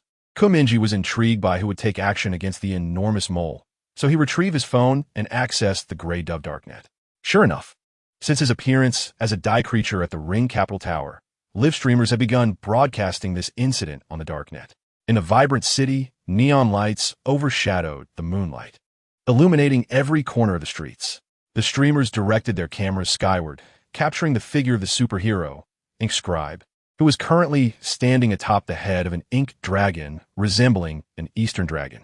This ink dragon sported two antler-like horns, had blank eyes, and its long whiskers swayed in the wind, while its 4 limbs and 16 claws gently undulated. It lacked wings, yet its body swayed like a black and white wave in the air. Clad in a white battle robe, Scribe commanded the attention of the crowd, whose fans pointed at his silhouette, screaming loudly, their phones raised high, the flashes illuminating the night sky of the city. In the entirety of the ring capital, aside from him, perhaps the only other superhero adorned in such a manner was the villain, Fly Immortal. In this day and age, there is a strong emphasis on cultural and spiritual heritage, and being overly foreign as a superhero makes it challenging to gain popularity. Adhering to political correctness requires incorporating some Chinese elements to attract followers, hence his agency designed his heroic persona in this fashion. Mingye had perused Scribe's information panel. He, too, hailed from a lineage of ninjutsu. For reasons unbeknownst to him, he eventually evolved into a superhero. The powers he wields are derived from the secret techniques passed down through the ninja sect, rather than from supernatural abilities. The popularity of the Ink Master within the vicinity of the capital can be discerned from the overwhelming barrage of comments on the dark web. If Mingye epitomizes the negative perceptions of superheroes, then the Ink Master embodies their positive image, an individual of integrity and transparency, frequently participating in various charitable activities and willingly cooperating with official efforts to promote national culture. In his leisure time, he engages in live streaming on the internet, showcasing his skills in ink wash, painting, or calligraphy, with each of his creations holding immense value. The Ink Master's reputation and prowess are well established. Whenever his works appear at auction, they invariably fetch sums exceeding $1 million, making him a frequent guest at the aristocratic auctions of the capital. Seeing the screen inundated with a plethora of characters, Mingye promptly adjusted the settings to block all comments. Shortly thereafter, the hidden camera captured 2 figures, one of whom was seated upon the umbrella handle of Cinderella, a magical girl named Ashen, who descended from a corner of the night sky. Today, this Gothic-styled magical girl chose a novel entrance, opting not to open her umbrella upwards, but rather to perch upon the handle as if riding a witch's broom. The city's neon lights illuminated her porcelain-like face, while the wind from the night sky tousled her hair, reminiscent of lead powder. Yet, she averted her gaze, her pupils revealing a chilling glint. The other figure captured by the hidden camera was positioned directly above the soaring towers of the capital. It was the divine being, Black Wukong, standing upon a swirling mass of inky clouds. She gazed intently at the mole below, her crimson eyes, hidden behind a monkey mask, gleaming with an eerie hue under the moonlight. The silver and black hood, along with her metallic long garments, billowed in the wind. Am I truly this popular? Mingye mused as he observed the sisters reuniting after a week's absence, fully aware that they had come to settle scores with him. Thus, he quietly shut down the dark web. He focused intently on maneuvering his puppet, darting swiftly through the city while gradually minimizing his use of web swinging to avoid leaving traces before the silk had dissipated. Given his current physical capabilities, the puppet could effortlessly leap 10 meters using its legs alone, navigating seamlessly between skyscrapers. Before long, the puppet leaped from the glass facade of a towering skyscraper, drawing ever closer to the desolate number 7 elevated bridge. He shot a web towards the underside of the bridge and, with a single hand, grasped the silk, dangling quietly beneath the bridge's surface while gazing out at the distant, illuminated city. As time ticked away, The colossal mole summoned by the Calamity die was engaged in a fierce struggle with the inky Eastern dragon, their roars echoing through the heavens, drowning out the cacophony of news and advertisements. The surging ink momentarily engulfed the city's neon lights, rendering the vibrant hues dim beneath the shadow of the colossal entity. Upon realizing its own inadequacy, the colossal mole attempted to burrow into the street's subterranean depths. However, the magical girl Ashes had just arrived on the scene and unleashed her formidable power, perhaps due to the fact that her adversary was not human. She directed the tip of Cinderella's umbrella towards the escaping creature. In an instant, a resplendent beam of light erupted from the umbrella's point, reminiscent of countless gray roses blooming in unison, or a formidable gray beast extending its shadowy claws towards the heavens. At that moment, the world appeared to be cloaked in a shroud of gray, as all vibrant neon hues were enveloped by the somber magic. Countless electronic billboards lost their signals, and the massive screens atop the skyscrapers dimmed, as if a dark tempest had descended upon the realm, stealing away the remaining colors. In but a fleeting moment, the beam pierced through the mole's back, and blood erupted like a waterfall. The nearby skyscrapers were stained a harrowing red, standing shoulder to shoulder like bloodthirsty giants. Where was Black Wukong? The trickster puppet was not astonished by the unfolding spectacle. Rather, it was more intrigued by the whereabouts of another guest. With a hand brushing across its mouth, it scrutinized the skies above the city. Just as its thoughts settled, a dangerously enigmatic figure descended on a swirling black cloud from the heavens, landing beneath the elevated Ring Beijing No. 7 bridge. The trickster puppet turned to look at her, one hand gripping a thread, while the other waved in greeting, a grin spreading across its face. Isn't that our classmate, son Wukong? It has been far too long. I have missed you. Chapter 85. Black Wukong X Dice Monster X Magical Girl Ashes, Part 2. In the night sky. The trickster puppet dangled from a thread beneath the elevated bridge, while Black Wukong rode on a somersaulting cloud, positioned at the same altitude. The puppet smirked. You didn't even greet me. How cold of you. After a prolonged silence, Black Wukong retrieved a phone from the pocket of her metallic coat and began typing in the notes, subsequently turning the screen towards the trickster puppet. What are you up to this time? Nothing much, the puppet replied, just succumbing to my gambling addiction, hoping to toss a die or two. But it seems I chose the wrong one. Black Wukong continued typing. Is that Dice Monster from the official website you? Indeed, came the reply. Why did you blow up the traffic light and summon 10 naked men? Black Wukong inquired through her typing. I was just indulging my gambling urges. The puppet scratched its cheek. Black Wukong fell silent for a moment, her fingers slowly moving over the notes beneath her metallic wrist. I truly do not comprehend what goes on in your mind. I am merely profoundly lonely. Trust me, a lonely person can resort to anything, the puppet rambled. Aren't you lonely? Or perhaps there's a monkey perpetually chattering in your head, preventing you from feeling solitude. How do you know? I saw it while surfing the web. They say that a diviner's emblem harbors a fragment of divinity, and the higher your level, the greater the influence of that divine essence, leading to a loss of control. The puppet turned its head to her. Is that so? The Black Wukong, with his shoulders hunched and enveloped in silence, cast his gaze downward beneath his hood. After a moment, he lifted his eyes from behind the monkey mask to behold the distant city aglow with lights. Noticing her reluctance to engage, the puppet shrugged indifferently and turned to observe the prosperous metropolis suspended upside down. The chilling night breeze caressed their faces, one hanging inverted while the other stood aloft on clouds, the train conductor's hat and the silver-black hood swaying gently in the tranquil wind. After a long pause, the Black Wukong extended his hand, typing on a notepad, and turned to him. You claim to know almost everything in this world. Ah, that was merely an exaggerated statement. Yet I do possess a considerable amount of knowledge, the puppet replied, lowering the brim of his hat. Then do you know what I ought to do? Are you referring to the issue of losing control? The puppet raised an eyebrow, albeit an imaginary one. Yes. Are you seeking salvation from a criminal? The Black Wukong typed. No one can provide me with answers, nor will anyone come to my rescue. Those around me do not even know who I am. Thus, I can only turn to you. She paused, continued typing, and then turned the phone screen toward the puppet. Moreover, you have not harmed anyone. Otherwise, why did you instruct the citizens to step aside before casting that die? By strict definition, you cannot be deemed truly malevolent. The puppet stared at the words on the screen, momentarily taken aback. You are remarkably kind. Others deem me a villain, readily pursuing me with hostility. So can you provide me with an answer? The black Wukong typed, referring to the earlier inquiry. The puppet hesitated for a while, shaking his head. Regrettably, I do not know how to save you. Perhaps those who commune with the divine are destined to spiral into chaos, as every such individual in history ultimately fades into obscurity. The black Wukong lowered her gaze, her pupils reflecting the illuminated towers surrounding the city. Is that so? I understand now.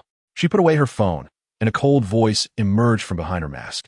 The puppet, suspended in the moonlight, turned to her. It seems you two are quite solitary, with no one to listen to your feelings, constantly feigning strength, stifling all your pain and anxiety within. It must be quite burdensome, she replied. From the moment I endeavored to protect others with my own strength, loneliness became merely a price to pay. If I cannot endure solitude, I shall only bring danger to those around me. The puppet spoke slowly. Yet before that, you were merely a girl, as fragile and uncertain as anyone else, a girl who fears death. Though you are somewhat neurotic, you can always discern my thoughts. I possess a talent for understanding the human heart. Then what precisely are you? Do you comprehend yourself? The puppet lowered his hollow gaze and said, I do not understand. Every day, two voices converse within my mind. One insists, you have killed me. You must compensate for me. Protect them on my behalf. The other argues, I have no choice. I only wish to live, to simply survive. Listening to their quarrel, I sometimes feel as though I am on the verge of madness. Yet I can only feign calmness and continue living. It is indeed complex, is it not? It seems you are indeed a quintessential lunatic, Black Wukong murmured softly. The puppet chuckled in self-mockery. Indeed, I share that sentiment. The evening breeze wafted down from the night sky, causing the thread it clutched to sway precariously. I must take my leave. I shall spare you for today. As he spoke, the somersault cloud beneath Black Wukong began to stir restlessly, reminiscent of a shimmering expanse of obsidian waters. Should I express my gratitude for your leniency? The puppet inquired. What else could you do? The puppet shrugged, poised to respond, when a crisp, icy female voice interrupted his thoughts from behind them. What a coincidence! My two adversaries are here. The puppet arched an eyebrow that was not actually present, gripping the thread tightly as he turned to the source of the voice, gazing upside down at the unexpected visitor. Isn't this Miss Ashes? He remarked. Your performance tonight is indeed striking. The magical girl, Ashes, glared at him with frigid eyes, enunciating each word with chilling clarity. You, outlandish creature, are finally within my grasp. Upon hearing that familiar voice, Black Wukong paused for 2 seconds, then slowly turned his head, his crimson eyes fixed upon the Gothic-styled magical girl. Ashes shifted her gaze from the puppet to Black Wukong, sneering, Indeed, you are in cahoots. Claiming Black Wukong is right beside you is nothing but a ruse. At her words, Black Wukong's fingers flew across his notes, directing the screen towards the puppet. Did you reveal my identity to her? The puppet first addressed Ashes. There has been a grave misunderstanding. Miss Ashes, we are not allies. Turning back to Black Wukong, it gestured with a hand, carefully choosing its words. I merely hinted at your identity, but did not disclose it. You may inquire with her. Black Wukong typed on his device, coldly raising the screen. You are truly a scoundrel. Ashes lifted her chin, casting a scrutinizing glance at both of them, her gaze sharp as a blade. Still playing your little charade? Do you think I am unaware of your association? The suspended puppet sighed, patting Black Wukong's shoulder, addressing Ashes. Yes, we are indeed a team. If you harbor any grievances, direct them towards this one beside me.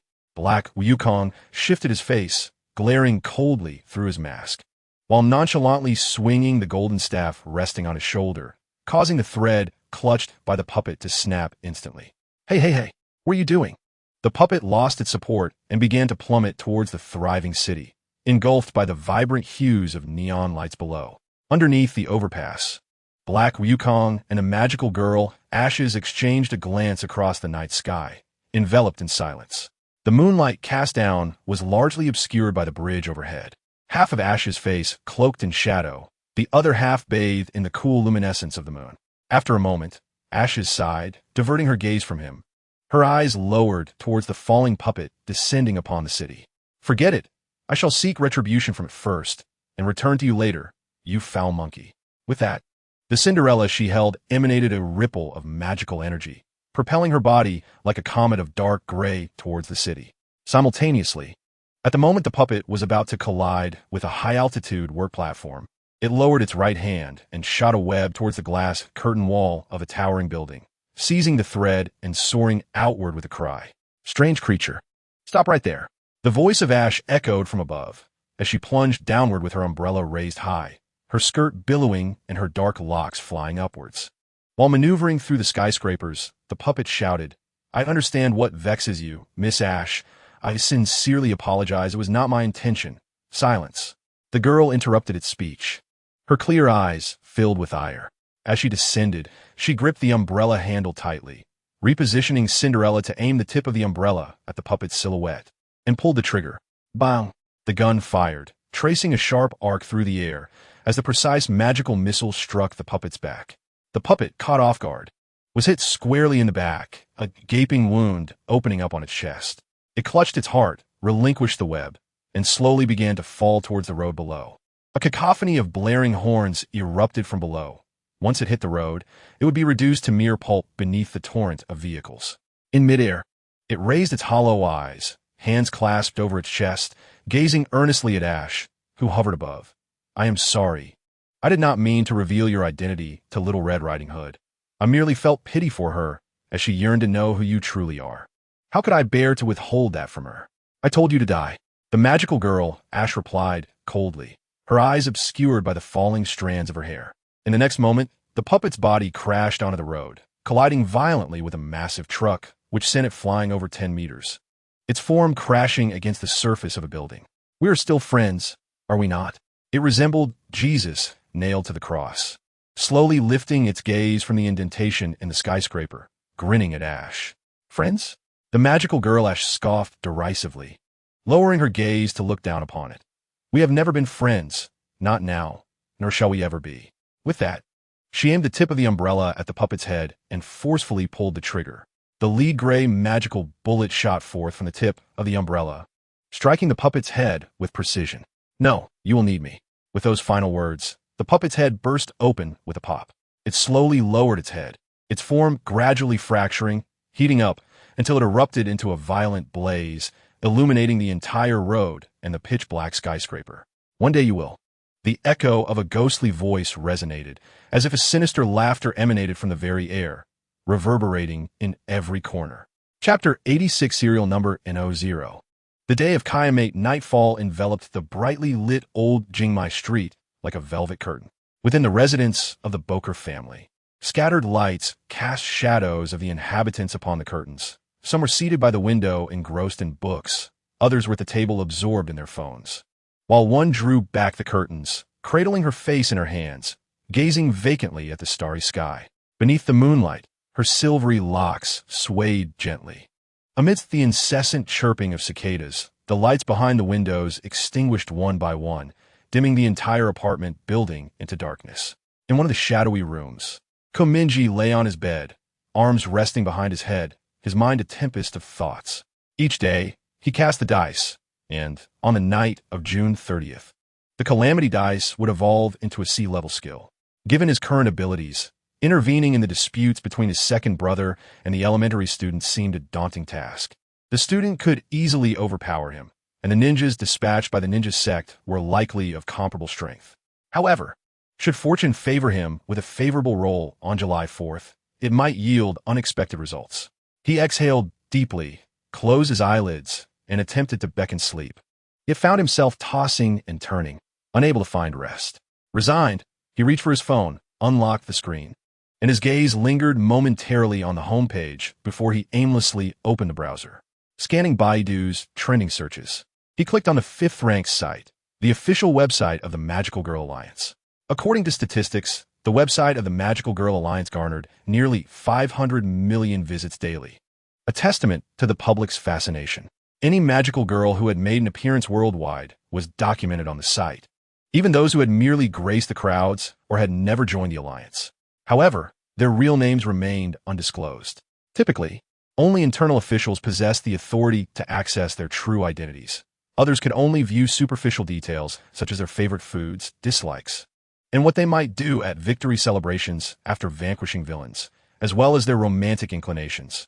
Information largely deemed trivial, with even birthdays withheld from the public. If a magical girl engaged in commercial collaborations, the bottom of her profile might mention her fondness for Mingye summer brand chips, or that she used Ligi Kafu skincare products, serving as blatant promotional content. Adjacent to this, a glaring hyperlink promised further engagement, an overt intention that required no explanation. Yet a segment of fervent fans would inevitably be lured in. In today's era of traffic-driven commerce, any business across various industries that fails to invest in securing a magical girl or superhero as a spokesperson will inevitably be outpaced by competitors. Striking lucky enough to enlist the likes of Fernando Gomez or Shizuyu, even a subpar product would likely sell out overnight. Mingye aimlessly scrolled through the official website, his gaze drifting over a series of enchanting young faces adorned with sweet smiles, feeling a sense of aesthetic fatigue. It was not until he encountered a girl clad in a gothic black dress that his interest was piqued, like spotting a solitary crow amidst a flock of white doves. The profile photo of Ashes stood out starkly among the magical girls. While others bore smiles, or at least neutral expressions, she wore a cold visage. Her head slightly tilted to the right, her eyes brimming with disdain. She appeared to be reluctantly participating in this endeavor, likely coerced into the photo shoot by the likes of Shizuyu. Given her temperament, she would only heed the words of her 3 esteemed mentors. Upon clicking into her profile, he was met with a dearth of personal information, no favorite foods or fears to be found. Scanning through the list, the only noteworthy entry was her magical girl codename, Ashes, prominently displayed in bold, while all other sections remained blank. Such defiance, he mused. A soft chuckle escaped his lips as he lingered on her profile for a couple of seconds, reflecting that without the protective influence of Shizuyu, Botsy and I would hardly be so audacious. Yet he found himself intrigued. What was the true essence of Botsy and I? Was she the haughty and arrogant magical girl Ashes? Or was she the sweet, neighborly girl she appeared to be at home? Perhaps both identities coexisted within her. As he idly pondered this, his finger glided down the screen, and Ash's face vanished from view. Continuing his exploration, he noticed that the Alliance's official website regularly released profiles of magical girl interns, generating public interest and attention. As the name suggests, these magical girls were engaged in internships within the Alliance. If a magical girl, in turn, demonstrated exceptional abilities, she would officially join the Alliance to combat crime. However, if her appearance surpassed her prowess, the Alliance would offer her an alternative path, debuting as an idol, signing with an agency, and learning to sing, dance, and rap, all in pursuit of shining brightly on stage. Simultaneously, they would enter into a profit-sharing agreement, ensuring that if they excelled and gained popularity, they would generate significant economic benefits for the Magical Girl Alliance. Typically, Magical Girl Alliances across nations maintain partnerships with local idol agencies. The Alliance recommends gifted magical girls to the agencies, which then share profits based on their performances, thereby benefiting the Alliance. This mutually beneficial arrangement serves as a crucial revenue stream for the Alliance and enjoys strong support from officials. However, in light of rising concerns among Chinese netizens regarding the mortality rates of underage magical girls, opposition to the magical girl phenomenon has intensified, leading to a unified resistance against idols debuting as magical girl interns within the entertainment industry. One of the revenue streams has suffered a severe blow, leaving the Chinese division of the Magical Girl Alliance precariously positioned, solely reliant on Shizuyu, who tirelessly works overtime to shoot advertisements. Were it not for her singular contributions, which have brought in tens of millions in economic benefits to the Chinese branch, it would not have been able to endure to this day. Mingye perused a collection of records on magical girl interns, discovering that 70% of them opted to debut as idols. This statistic seems somewhat exaggerated. Perhaps influenced by public opinion in China, other countries have begun to confront the issue of the mortality rate among magical girls. However, unlike China, which imposes a comprehensive ban on magical girls, these nations consider it more fitting for them to serve as ornamental figures rather than a combat crime. Akin to how African Americans possess an inherent talent in rap, the magical girls, too, enjoy a natural advantage in endearment, rendering any waste of their potential lamentable. Mingye yawned, tears of fatigue glistening in her eyes, as her fingers continued to scroll through the screen. The Alliance's official website publicly documented a portion of the magical card data. According to current statistics, a total of 126 types of magical cards have emerged worldwide, including several self-created cards. Among the three prominent figures, Utina's self-created card, Holy Sword Eruption, and Lilai's Ice Mountain Fall are both A-rank cards, while Shizuu's Time-Space Train stands as an S-rank card. Only those with exceptionally high talent can create their own cards, and these three exemplify that distinction, which is why they have become representative figures of contemporary magical girls. Ordinary magical girls can also create magical cards by extracting a small portion of comet fragments from within themselves, using tools to shape these fragments into cards inscribed with magical patterns. During the crafting process, they may whimsically incorporate some mystic materials, potentially imbuing the resulting cards with peculiar effects. Shizue has summarized various rules and experiences regarding card creation, generously sharing them on the Alliance's website. However, according to the association statistics, an ordinary magical girl possesses enough comet fragments to create a maximum of 300 magical cards. If they lack restraint and exhaust these fragments, they risk losing their powers and reverting to normalcy, as the strength of comet-born magical girls derives from the fragments within them. Might I also create cards? Mingye pondered, envisioning transforming a doll into a magical girl, extracting comet fragments from within it to forge cards, preparing a stock of cards for emergencies, whether for dungeon raids or mischief. Magical cards would prove invaluable. Yet, while crafting is simple, mastering the cards is a formidable challenge. Each magical card possesses a corresponding difficulty level. The higher the card's rank, the more challenging it becomes to wield. They must infuse the card with magical energy of the same nature to resonate with it, enabling activation and making it an extension of their will. This morning, the magical girl Ashes employed a B-class magic card, Gale, while pursuing a superhuman criminal. Setting aside the unique elemental categories of ice and snow, wind magic cards are among the most challenging to wield within the realm of ordinary elemental types. This illustrates that Ashes is not inept at utilizing magic cards. Rather, she is merely in a rebellious phase, reluctant to engage with them. For the safety of magical girls, the official sources have disclosed only a scant amount of card information. While some obscure websites boast a greater variety of cards based on statistics drawn from past magical girls combat videos than those displayed on the Alliance's official site. As Kamiyoya navigated to the card directory on the official website, the first card that caught his eye was the one bearing the serial number in 0000, titled The Day of Kayamart. The Kayamart comet first graced the skies 3 millennia ago, indicating that the first magical girl also emerged during that epoch. A claim that would not be overstated if one were to call her the progenitor of magical girls.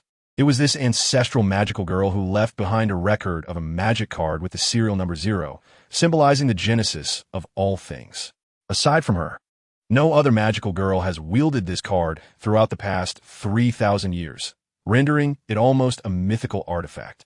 According to internet lore within the Maya tribe, renowned for prophesying the apocalypse, there once existed a magical girl who proclaimed that the card known as the Day of Kayamart cannot be crafted and will only manifest on the day the Kayamart comet returns, when its power can be unleashed.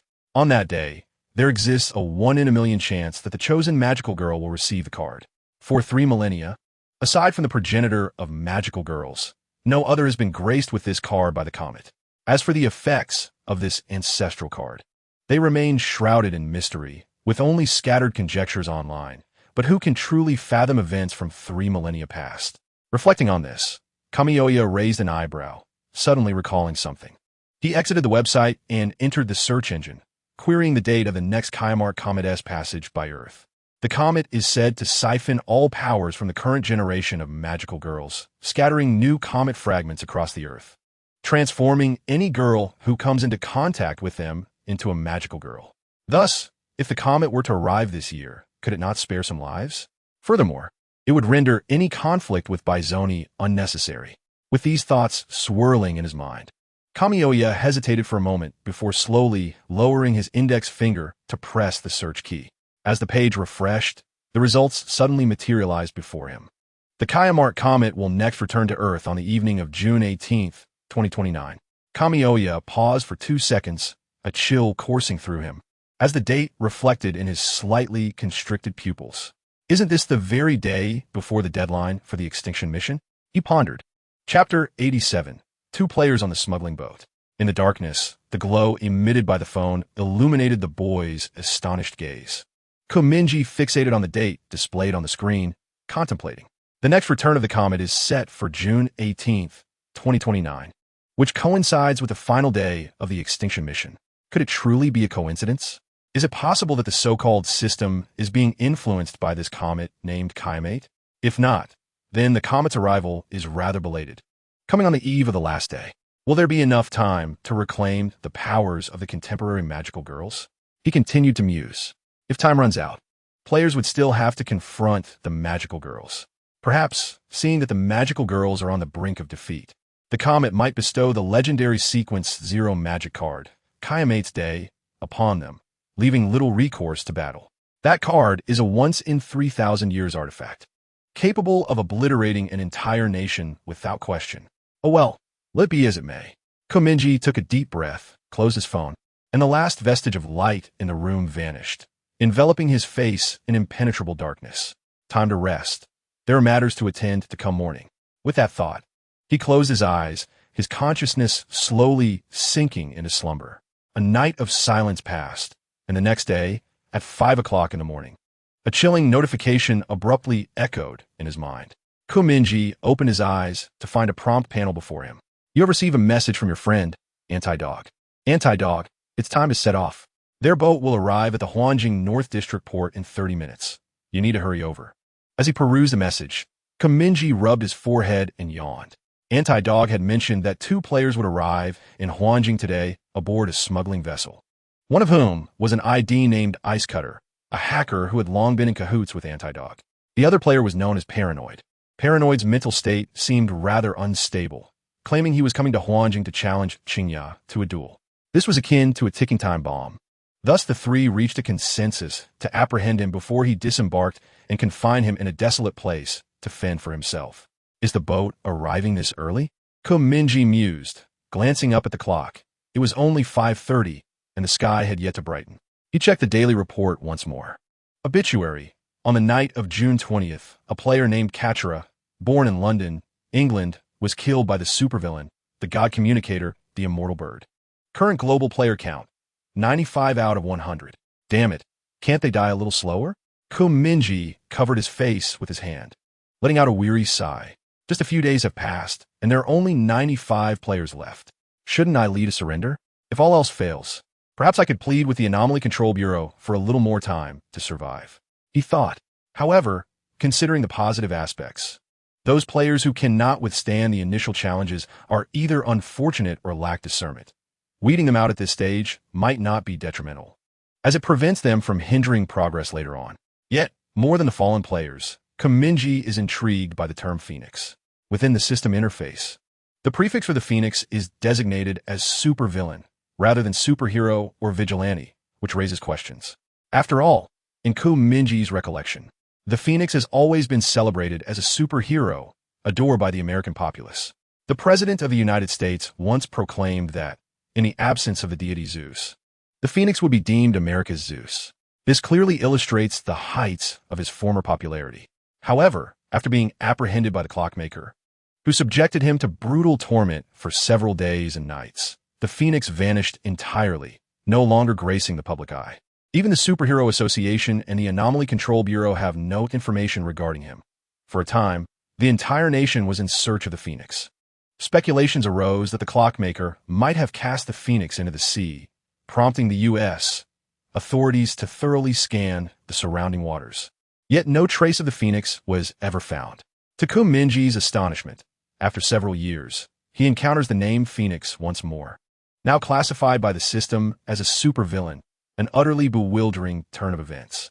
Has the clockmaker driven the Phoenix to madness? He muses, or perhaps exercised some form of control over him, such as mental conditioning or psychological manipulation.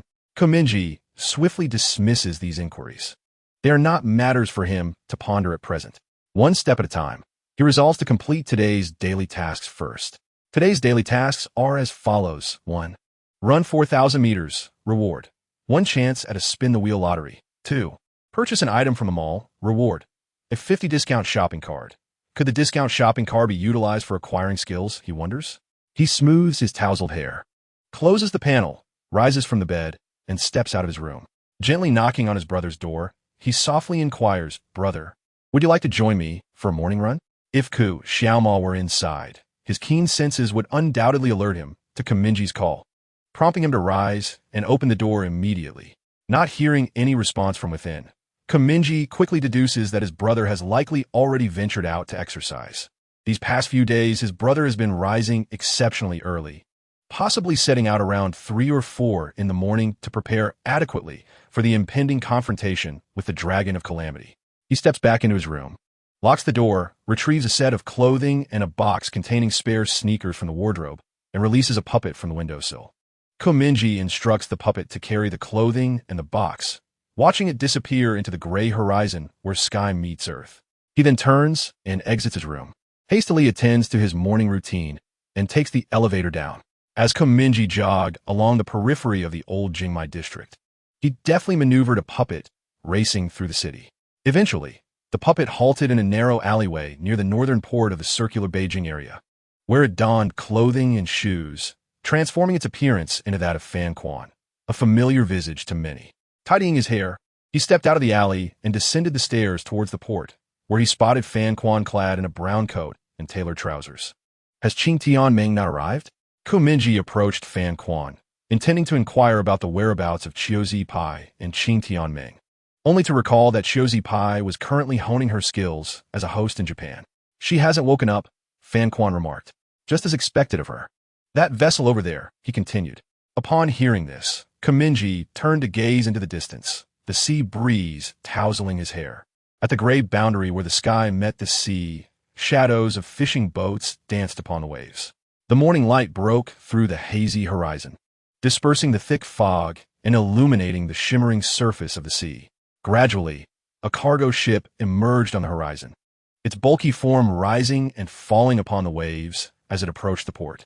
Fan Quan fixed his eyes on the cargo ship, whispering, "The woman standing on the deck is Chai Bing." Mingye squinted to discern the scene on the deck. A woman clad in a black raincoat stood at the bow, idly playing with her phone. She wore a cap, her shoulder-length curls framing a dispassionate face, a lollipop resting between her lips. Fan Quan continued, "The one seated on the railing beside her is Pianji, our target.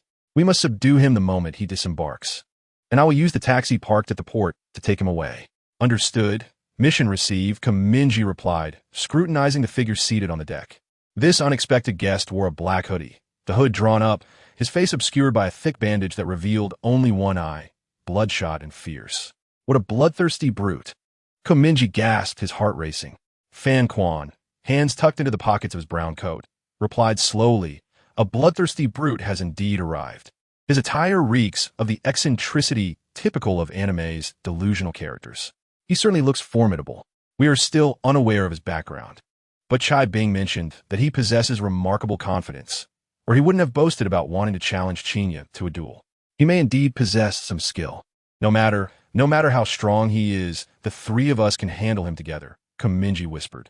Soon, the cargo ship halted in front of the port, and Chai Bing disembarked first, making her way to Fan Quan's side to whisper something to him. Following closely, the player identified as Pianji slowly rose from the railing, descending the gangway, the sound of his feet striking the iron deck resonating ominously. He bore a sword bag on his back, likely concealing a blade. Chai Bing said, "Okay, I will eliminate him at the first opportunity," Mingye asserted. After disembarking, the paranoid raised his eyes to survey the 3 individuals blocking his path, and coldly inquired, "Who are you?" "The failed man," replied Mingye. "Anti-dog. I have seen your name on the leaderboard. You are a player." The paranoid widened his bloodshot eyes, his bandaged brows slightly arching. "Indeed," Anti-dog calmly stated, "I heard you came to this city seeking a one-on-one duel with Qingya. Was that merely a jest?" "No, I am quite serious," the paranoid responded with a mysterious smile. "I advise you not to impede me. Otherwise," Anti-dog sighed and turned to Mingye, saying, "Let us take action. This person does not seem quite sane." "Fine. Don't come any closer," the paranoid bellowed suddenly. As he removed the sword bag from his shoulder, unfastened the chain, and drew forth a small, blood-red dagger. Covering his face, he began to laugh. Do you know I possess a B-level skill? You must envy me. This is divine fortune. The moment he brandished the dagger, the air thickened, as if an invisible aura enveloped the space around them. Mingye was taken aback, thinking, goodness, this person seems formidable. Perhaps we should retreat? B-level skill? Anti-Dog pondered for a moment, cautioning, be wary of that dagger he holds. Indeed, let you ants witness my B-level skill, the paranoid declared, licking the blood-red dagger. Magical girl, transform. At the instant he spoke, a layer of blood-red cocoon light emanated from the dagger's hilt, enveloping every inch of his form. Subsequently, the paranoid swept his hair back, a seductive smile gracing his lips. The cocoon of light shattered instantaneously, revealing a stunning maiden clad in a red and black gown, wielding a colossal scythe before the trio. Mingye stood frozen, his eyes nearly bulging from their sockets. Taibing also gaped, her mouth agape, nearly dropping the lollipop she held. Anti-Dog was equally astonished, his glasses on the verge of slipping off his nose. Chapter 88. The magical girl, Red Moon, makes her grand entrance. A chilly sea breeze swept in from the horizon, caressing the faces of the three, instilling a sense of vitality. They stood as if petrified, utterly speechless. What has happened? Where's that bloodthirsty brute? Wasn't he just licking that dagger and uttering lines steeped in an aura of dominance? Mingye, overwhelmed by the mental shock, chose selective amnesia. He stared blankly, reassessing the magical girl before him. Her resplendent gown of red and black, adorned with a silver skull accessory at the hem, contrasted beautifully with the cascading black ruffles, exuding a breathtaking allure. Though standing in a mere 1.50 meters, her beauty was striking, her eyes glimmering with disdain, and her lips slightly curled, were as crimson as a vividly colored black rose. The scythe in her hand measured approximately 9 feet in length, its blade reflecting a chilling glimmer. If all was as expected, this frighteningly shaped scythe was indeed her wand. This signified that she was a wielder of a transformation-type wand, akin to the magical girl's Ashes and Utina, belonging to the most extraordinary category of magical girls in existence. The blood-red dagger he had previously drawn from his sword bag served as the concealed form of the wand, much like Cinderella's ordinary form being that of a folding umbrella. In that moment, Mingye felt his worldview shatter completely. He had initially presumed that the lack of gender in the puppets of the trickster allowed for transformation into a magical girl. However, he never anticipated that men could also metamorphose into magical girls. Could this truly be called a magical girl? This was utterly bewildering. Mingye clutched his chest and took 2 steps back, wishing he could erase this memory from his mind and restore his impression of magical girls. Who knows if those magical girls online were actually men in disguise? Goodness, he could no longer trust this world. Is this your B-tier skill? Fan-Dog questioned hoarsely, adjusting his nearly toppled glasses. The magical girl, Red Moon, tossed her silky black hair and raised her exquisite visage to gaze at the three. Her silvery pupils filled with disdain. Kik, are you intimidated by me? Indeed, I permit you to address me as Magical Girl Red Moon. Although her words were grandiose and arrogant, her height barely reached 1.5 meters, diminishing her imposing aura, akin to a child hurling threats at an adult. Why did this bloodthirsty brute evoke the impression of a transformed, diminutive magical girl? Mingye spat out a mouthful of blood again, pondering. Please, I beg you, do not continue to ravage my worldview. The hacker girl, known as Ice Cutter, stood bewildered between the two, her reaction lagging by 2 or 3 beats, seemingly unable to process the situation. 2 seconds later, she finally grasped the reality, slowly turning around and collapsing to her knees with a thud, clutching her stomach in laughter. As Ice Cutter laughed, she pounded the ground, exclaiming, "Help. I can't hold it together anymore. Is this person mentally impaired?" Just a moment ago, they boasted about their B-tier skill, claiming to showcase divine luck. Yet their B-tier skill resulted in a transformation into a magical girl. Can this truly be flaunted? Ha! What of magical girls? Red Moon replied disdainfully, insisting that it was still a B-tier skill. Fan-Dog sighed. I can somewhat empathize with your struggle. You likely saw that you possessed 2 free skill acquisition permissions, and a B-tier skill appeared on the page. Initially, you were elated, but upon reading the skill's name, which happened to be Magical Girl Transformation, you endured a prolonged internal conflict. Ultimately, You succumb to the allure of the skill's rank and begrudgingly set aside your dignity to purchase it. He paused, and now you can only console yourself with the notion that it is a B-tier skill. Silence. Just tell me, are you or are you not B-rank? The magical girl, Hongyue, seemed to realize her thoughts had been exposed, raising her scythe menacingly towards the counterdog, speaking in a mix of anger and embarrassment. Indeed, I am a B-rank. The counterdog continued its mental assault, seemingly retaliating for the recent psychological and physical trauma it had endured.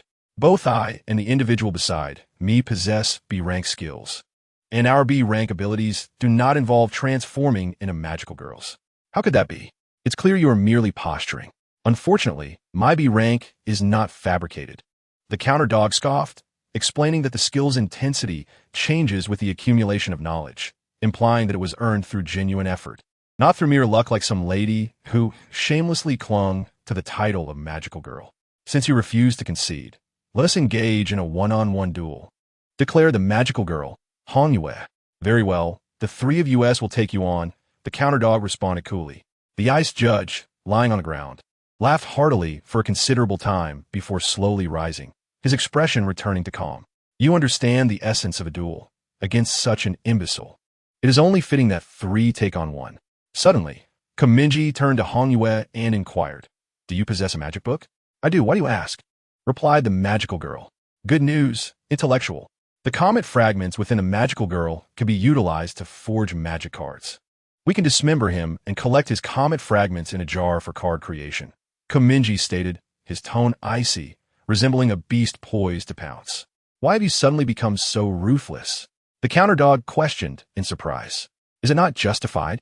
I feel nauseated at the mere sight of magical girls now. That is not entirely negative. You could envision that all magical girls are actually gender-bending individuals. Thus, it would alleviate any psychological burden when taking action against them. The counterdog remarked. Mingye paused for 2 seconds, as if discovering a new realm, musing that this perspective indeed illuminated a path forward. You never cease to amaze. A shift in viewpoint suddenly renders everything much more reasonable, he said. Who are you calling a genderbender? Hongyue glared at the two. Mingye glanced at her, first retching against the ground for a moment, then wiping his mouth and slowly standing. Never mind, let us deal with this one first, lest he truly seeks out Qingya for a duel, tarnishing our image as players. With that, he propelled himself forward with a sudden leap, charging towards the magical girl like a bolt of lightning. Just as he approached Hongyue, ready to unleash a flurry of strikes, she suddenly called out in a melodious voice. Wait, what is it? He responded.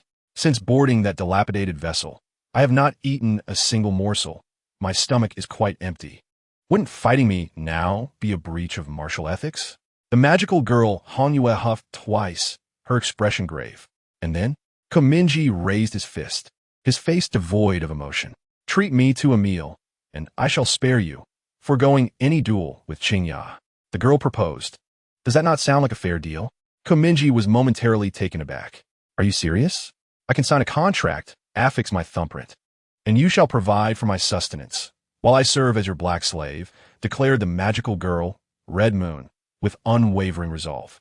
Mingye sighed deeply, unclenching his fists, and mused to himself that this person's mental state was indeed questionable.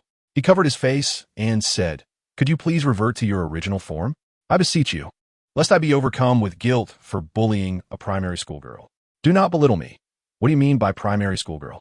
Had it not been for your lack of martial ethics in a 3-to-1 deal, I would have already laid you flat on the ground, retorted Red Moon, as her appearance gradually transformed back into that of the brooding, bandaged figure clad in a black hoodie. I am on the verge of starvation. Hurry with the meal. The figure insisted, sheathing a blood-red dagger into its scabbard and slinging it over his shoulder. Fan Xian cast a skeptical glance at the figure and inquired, Are you certain that after you have eaten, you won't suddenly lose your senses and seek a one-on-one duel with Qingya? I was merely jesting. Why take it seriously? How absurd, the figure replied, removing the bandages from his face to reveal a pale and gaunt visage. Why do you wrap your face in bandages? Fan Xian asked.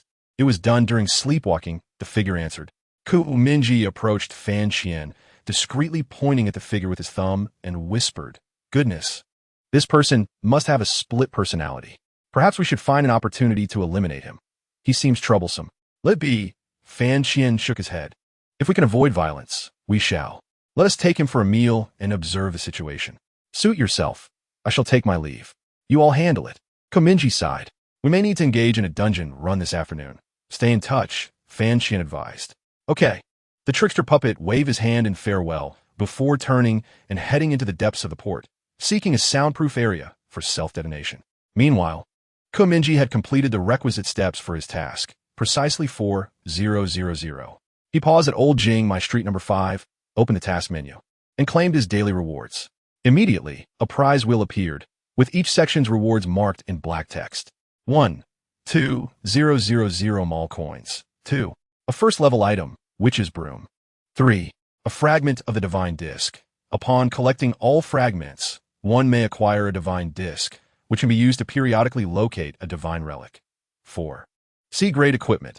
Electromagnetic Pulse Gloves. 5. Fragments of the Titan Beast Godzilla. 50 fragments required to synthesize a summoning card. 6. Thank you for participating. Mingye glanced over the options, pressed the activation button, and the pointer of the wheel spun rapidly before finally settling on the 4th section. Congratulations. You have obtained a reward from Area 4, C-grade equipment, electromagnetic pulse gloves. This item has been added to your inventory. It sounded like a fine acquisition. However, Mingye could not muster any joy. The thought of potentially collaborating with a madman and a hacker left him feeling as though he had just consumed something utterly repugnant. I find myself reminiscing about orange peels, pondering why the rebellious canine does not trick this eccentric individual into joining the Black Tengu Club as a host. What a delightful shock it would bring to the affluent women of Japan. He scratched his head, feeling dejected as he contemplated this. Chapter 89. The Oddity X the Dragon of Calamity. Speaking of which, I have yet to claim the node rewards from the elementary school students and Baizi Ling.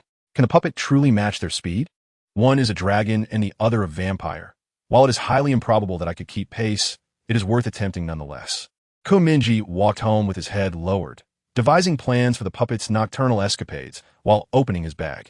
Tapping on the icon for the electromagnetic pulse gloves to access the item description. Equipment name, electromagnetic pulse gloves. Equipment level, see equipment abilities. 1. Fires an electromagnetic pulse that can reach up to 10 meters. After firing, it enters a recharge period of 1 hour. 2. Electrically charges the gloves, delivering shocks and paralysis to any enemy it contacts. As his gaze traversed the equipment's abilities, Mingye inexplicably recalled a certain Iron Man. Alas, this world is devoid of the Marvel franchise. With superhumans abounding, creators of fantasy tend to focus more on the simplicities of life experiences. In today's reality, a world without superheroes has become a mere luxury and fantasy.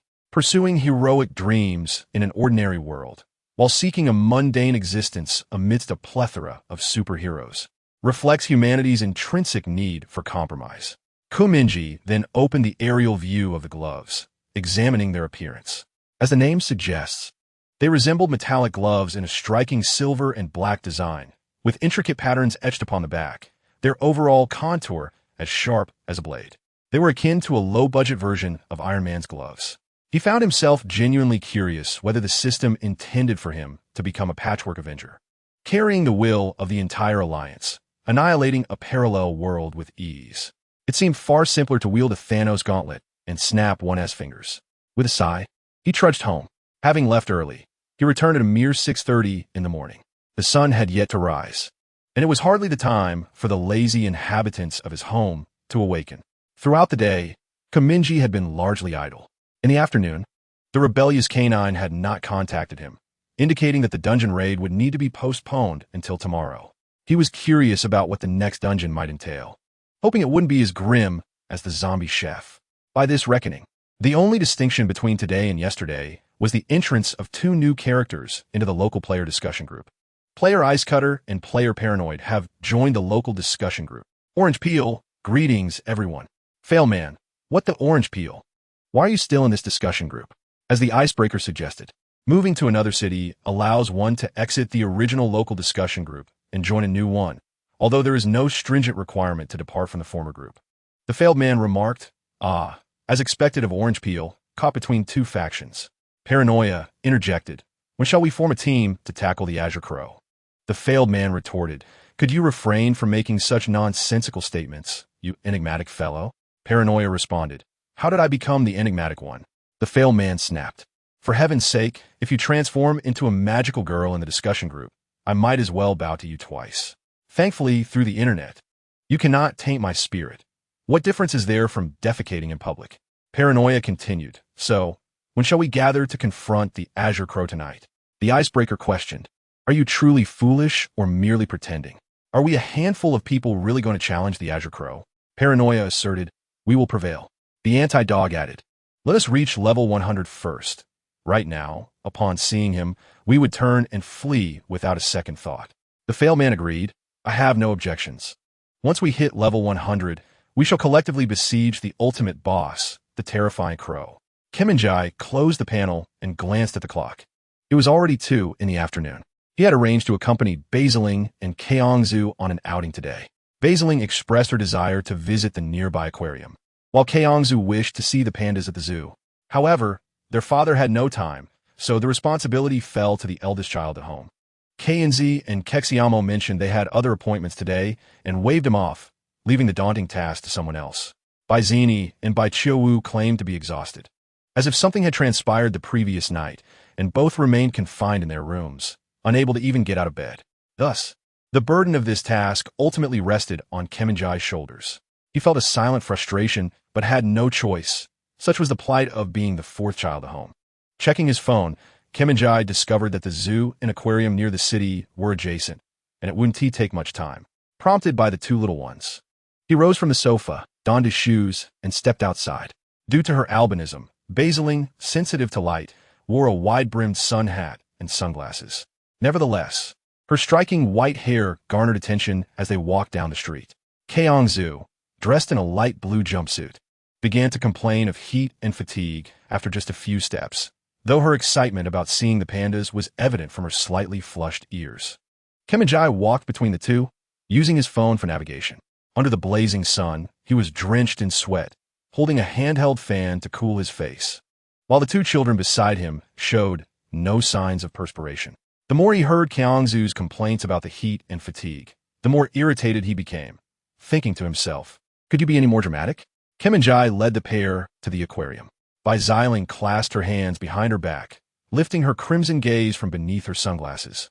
Intrigued by the dolphins leaping gracefully above the shimmering surface of the water, their tails tracing glistening arcs in the air. Ku Yongju rested his hands behind his head, spending more time stealing glances at Baiziling's expressions than observing the creatures in the aquarium. Whenever she caught him staring, he would scratch his nose in a feigned nonchalance. The trio wandered through the aquarium's corridor, awash in deep blue fluorescence, as if traversing the depths of the ocean, surrounded by marine life on either side. Jellyfish swayed elegantly in the water, their luminescent tentacles beckoning. Sea turtles exhaled against the glass wall, leaving behind wisps of white mist. Baiziling moved forward with a light step, occasionally reaching out to greet the creatures, her pale strands of hair gently swaying, her eyes filled with wonder. Have you seen enough? Shall we go see the pandas? Kiskiviko yontiu kasuali inkuret. Baiziling replied softly. I remember that after the panda went missing, the zoo here has been closed. Come on, this is the capital. The zoo will definitely reopen. It's all that thief's fault. Hafu just disappeared, and everyone is heartbroken. Ku Yongju remarked as he continued walking. It seems like your older brother was even investigated for stealing the panda, Baiziling chuckled. Ku Yongju responded, I mean, if that guy could steal a panda, it wouldn't be impossible. He deserves to be shot. Hearing their conversation, Mingye interjected, the rumors from his school are simply absurd. Now, they're saying someone stole a panda. How can anyone stay there? So, are we going to see the pandas next? Baiziling asked, withdrawing her gaze from the marine tunnel.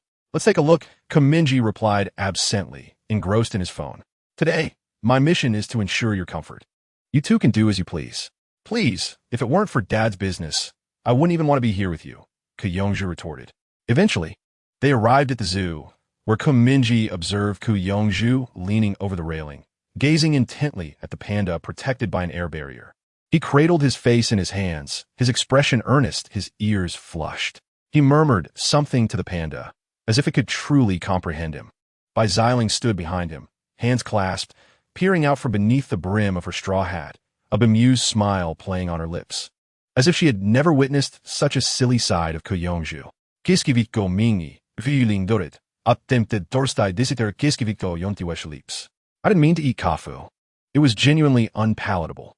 I won't eat yours. Don't be afraid of me. To his astonishment, the panda seemed to understand, dropping its bamboo and scurrying up a tree, trembling as it clung to the trunk.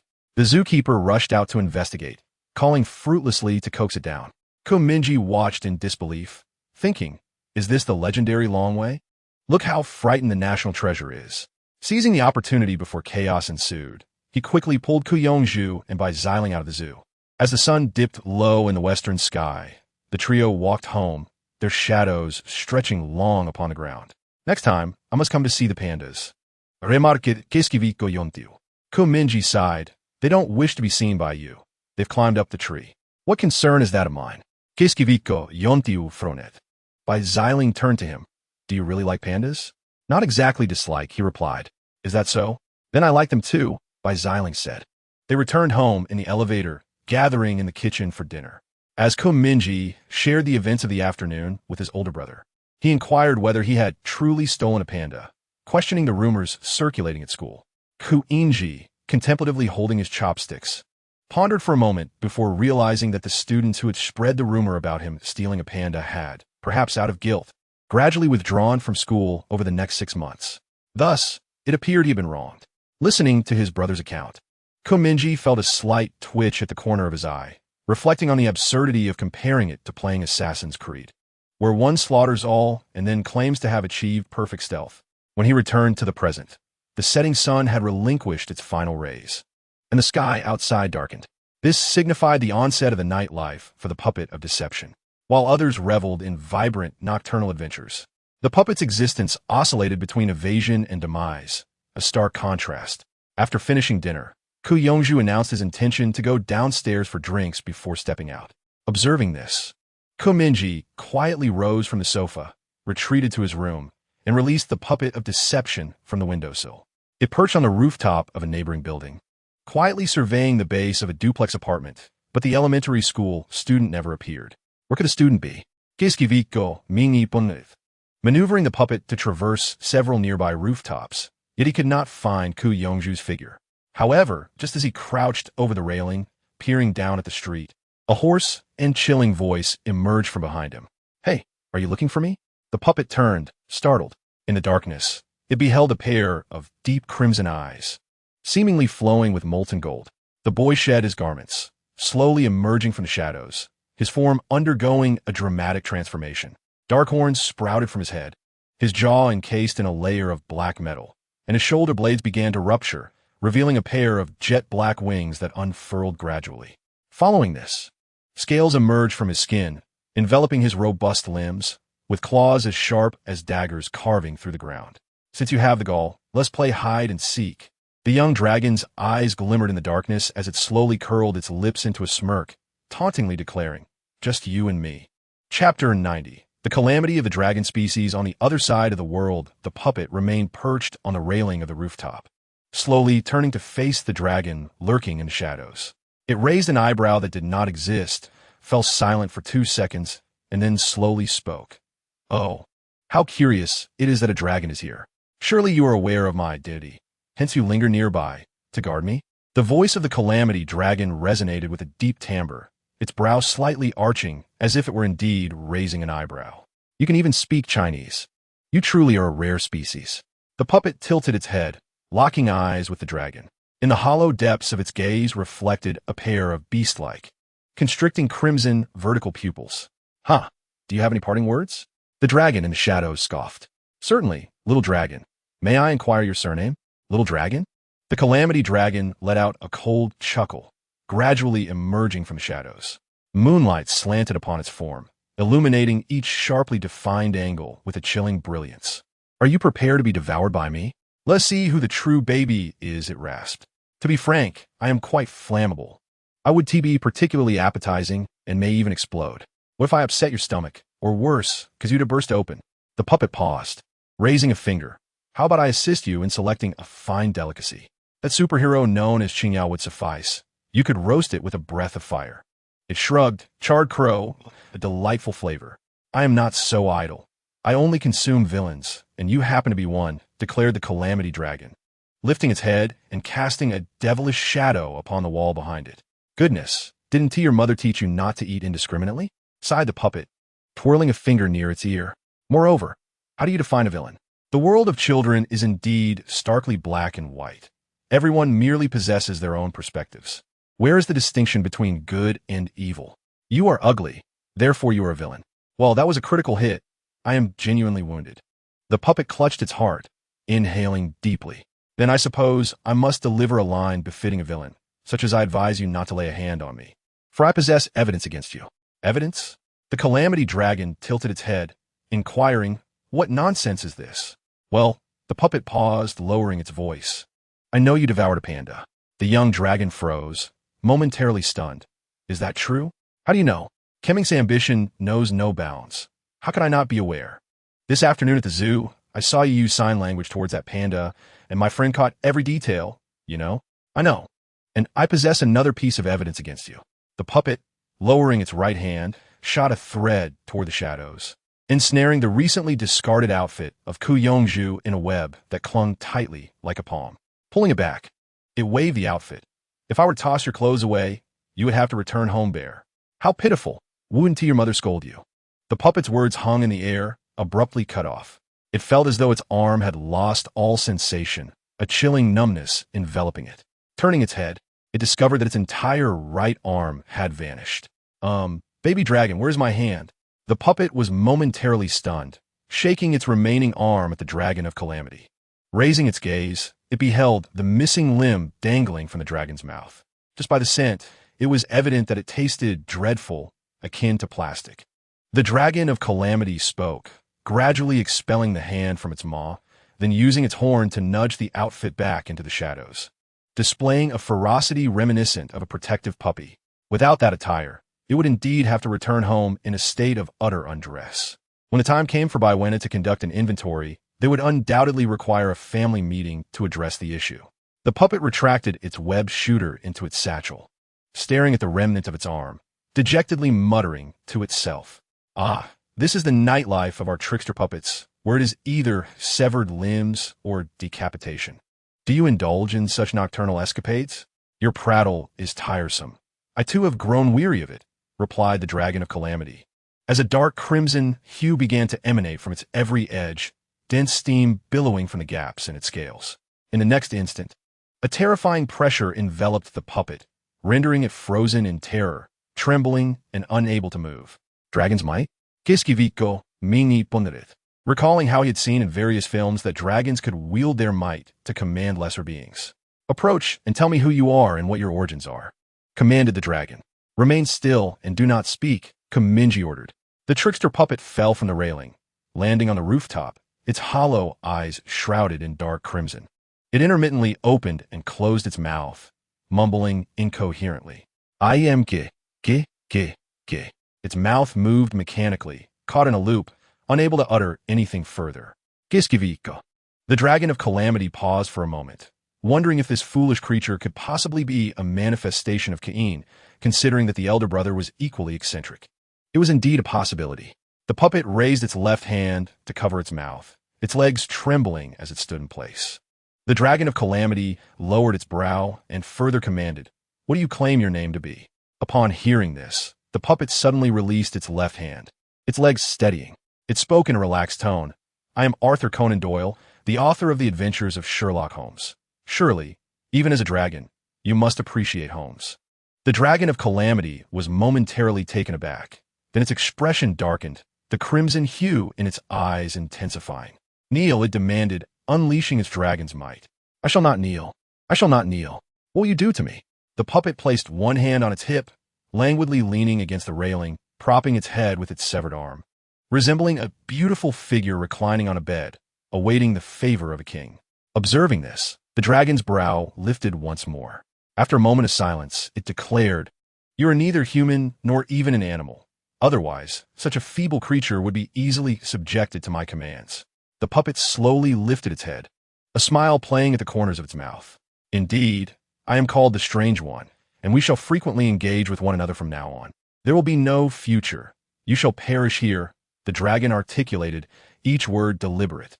There will be a future. The puppet gestured nonchalantly. Remember, little dragon. On the 4th of July, you may very well require my assistance. The feeling of betrayal by a loved one is truly dreadful, is it not? I shall come to comfort you then, and you mustn't weep. How shameful it would be for a noble dragon to shed tears.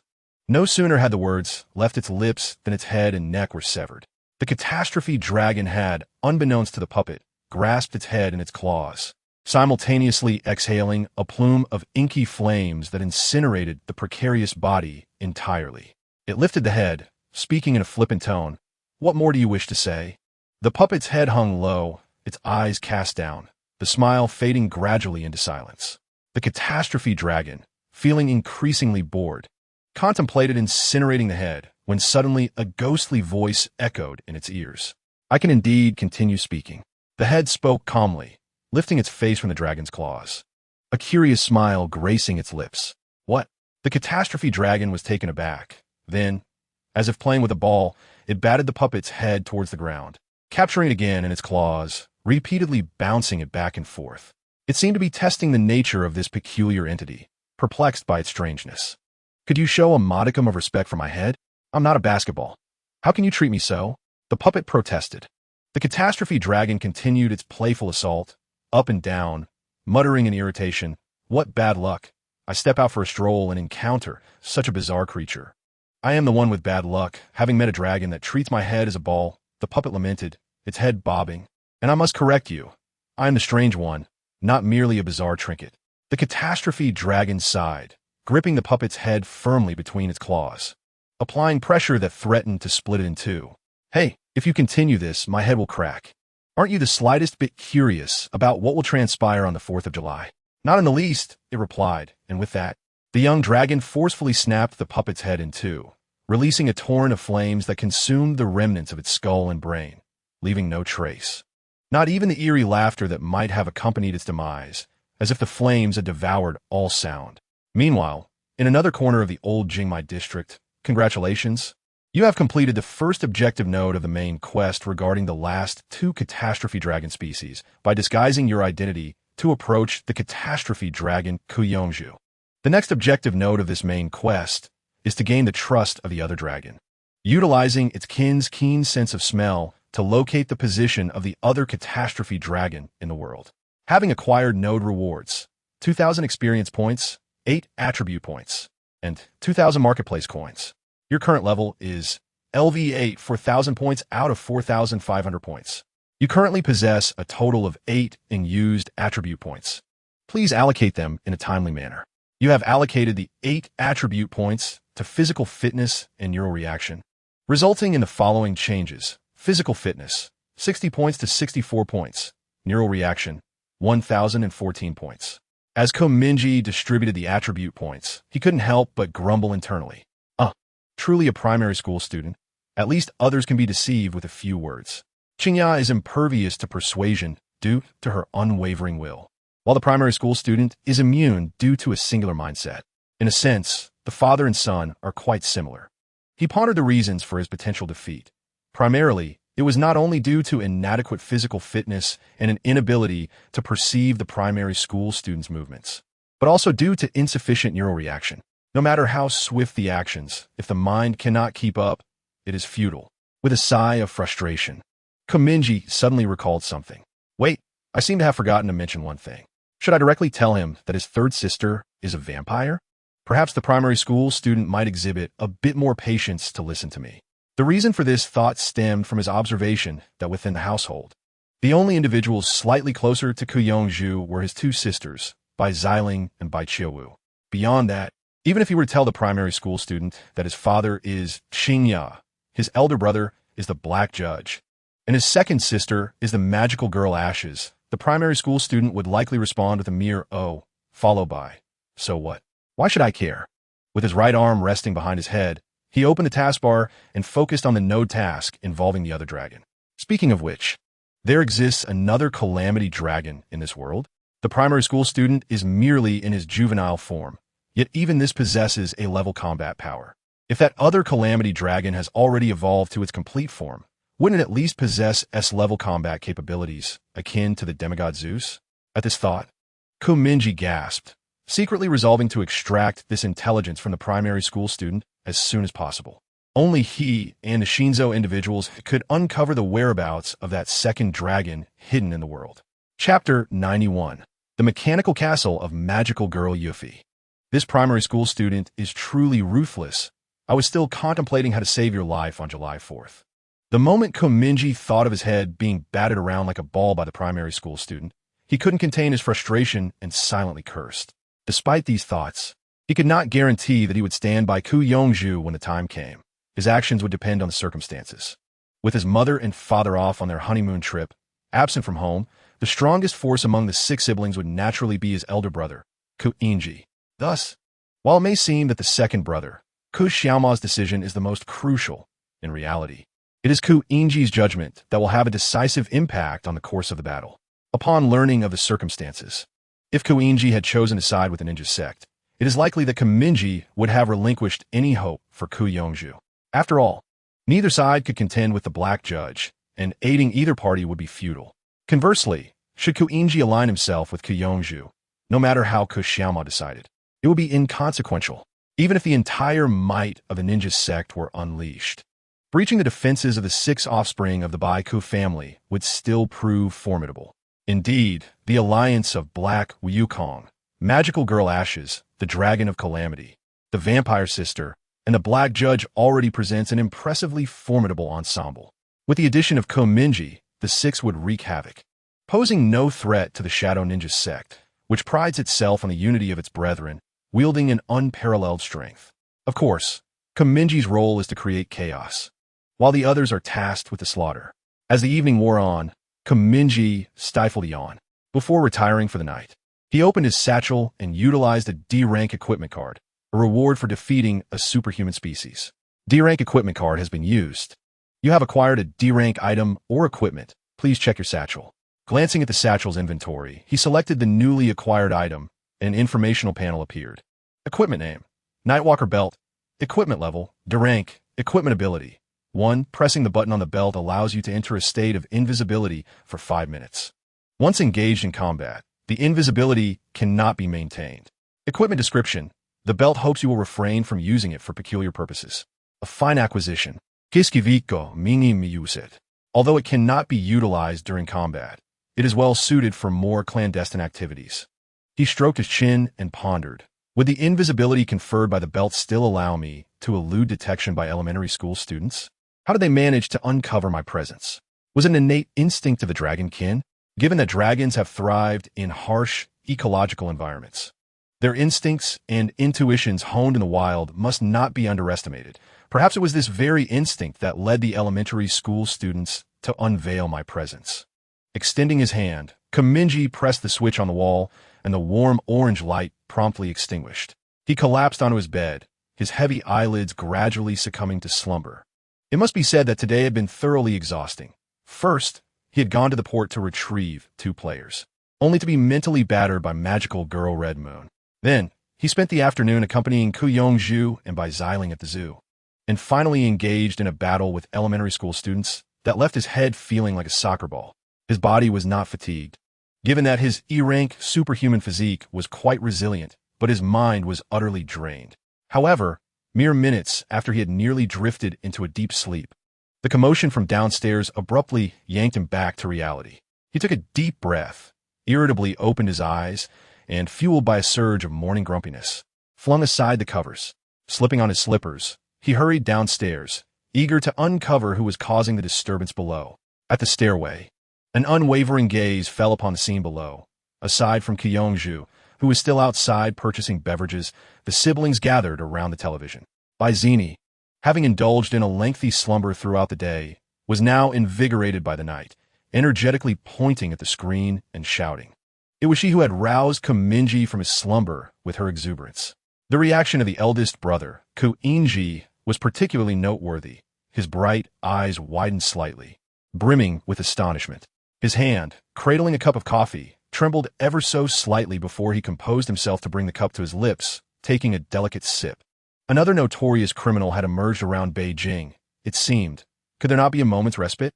But what sort of individual could incite such a response from the eldest brother? Surely, they must be a force of nature, a veritable titan. Noticing the exaggerated reactions of those around him, curiosity eclipsed Mingye's drowsiness. He approached the sofa, perched himself upon the armrest, and lifted his gaze towards the television screen. The news channel was broadcasting live from the coast of Gujio, showcasing a scene that was both perplexing and captivating. A figure, shrouded in a billowing black cloak, stood atop a lighthouse, gazing into the distant sea. The surface of the water quivered, and from the horizon, a sound akin to thunder resonated, heralding the arrival of a colossal shadow, a massive whale, or so it seemed. A helicopter illuminated the ocean with a beam of light, which extended across the water, piercing through the dense night and landing upon the enormous figure. As the camera focused, it became apparent that this was no whale. Instead, it was a grand mechanical fortress, towering nearly 50 meters high, akin to an apartment building. Only the upper half of the castle was visible above the surface, revealing an intricate structure of tightly interlocked gears, rotating with great intensity and producing a thunderous clamor.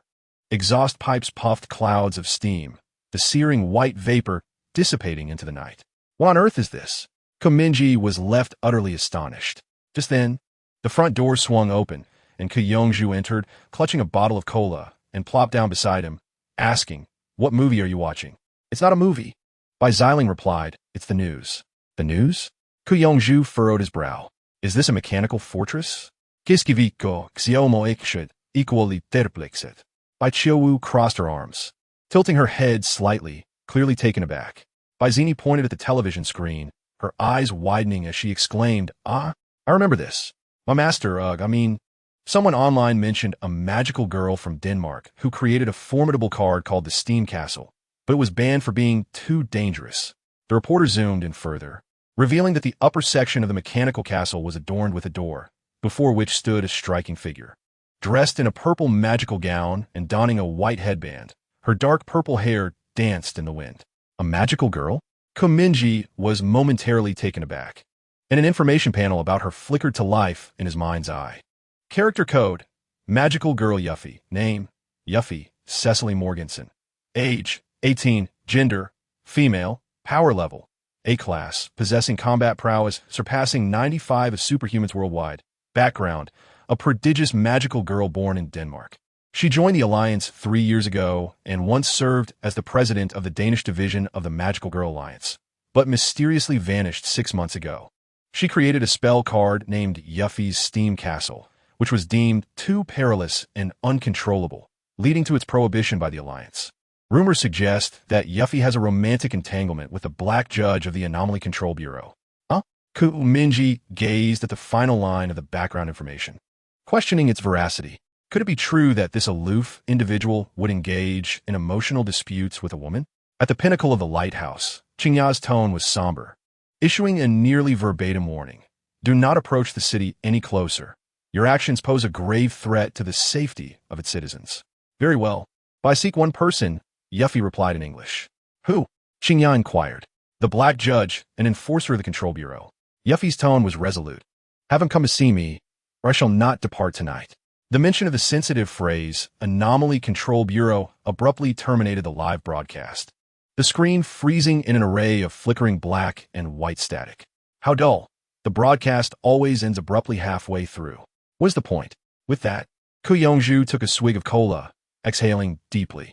Mingye remarked, that mechanical castle appears quite hazardous. What exactly is this magical girl-esque background? Bai Xiling nodded lightly, nonchalantly agreeing. Indeed, dangerous. However, she picked up the remote and switched the channel to an on-demand screen, focusing intently on Kung Fu Panda 3. Bai Zini, engrossed in her phone, looked up and said, Brother, the internet claims she is known as Yuffie, a magical girl from Denmark, who vanished in New York 6 months ago. Bai Qiuwu turned to her. If she disappeared in New York 6 months ago, what brings her to our vicinity? I have no idea, dear sister, Bai Zini replied, leaning in to embrace her. Bai Qiuwu chuckled softly, patting her back. Everything will be all right. The Fourth World War is about to erupt, Yongju declared. What nonsense. You're just a primary school student looking to stir trouble. Mingye shot back with a glare. Now that Qingya is involved, it should not escalate into anything serious. She merely seems intent on meeting someone, Xiaomo remarked, casting a glance at Mingye, as if to ask, what on earth is happening? Why does a magical girl riding a steam castle seek you by name? Mingye set down his coffee cup and leaned closer to whisper, I will explain later. He then turned to Yongzhu and casually inquired, I'm feeling a bit parched. Could you fetch me a bottle of drink as well? Go away, get yourself. Yongzhu replied dismissively, her attention fixated on the television screen displaying Kung Fu Panda. Then I shall descend to procure some. Does anyone else desire a beverage? Mingye chuckled lightly, rising from the sofa and glancing at the others. After they mentioned their drink preferences, he exited the house. Chapter 92. The Black Judge x the Blue Crow x the Dice Monster, please.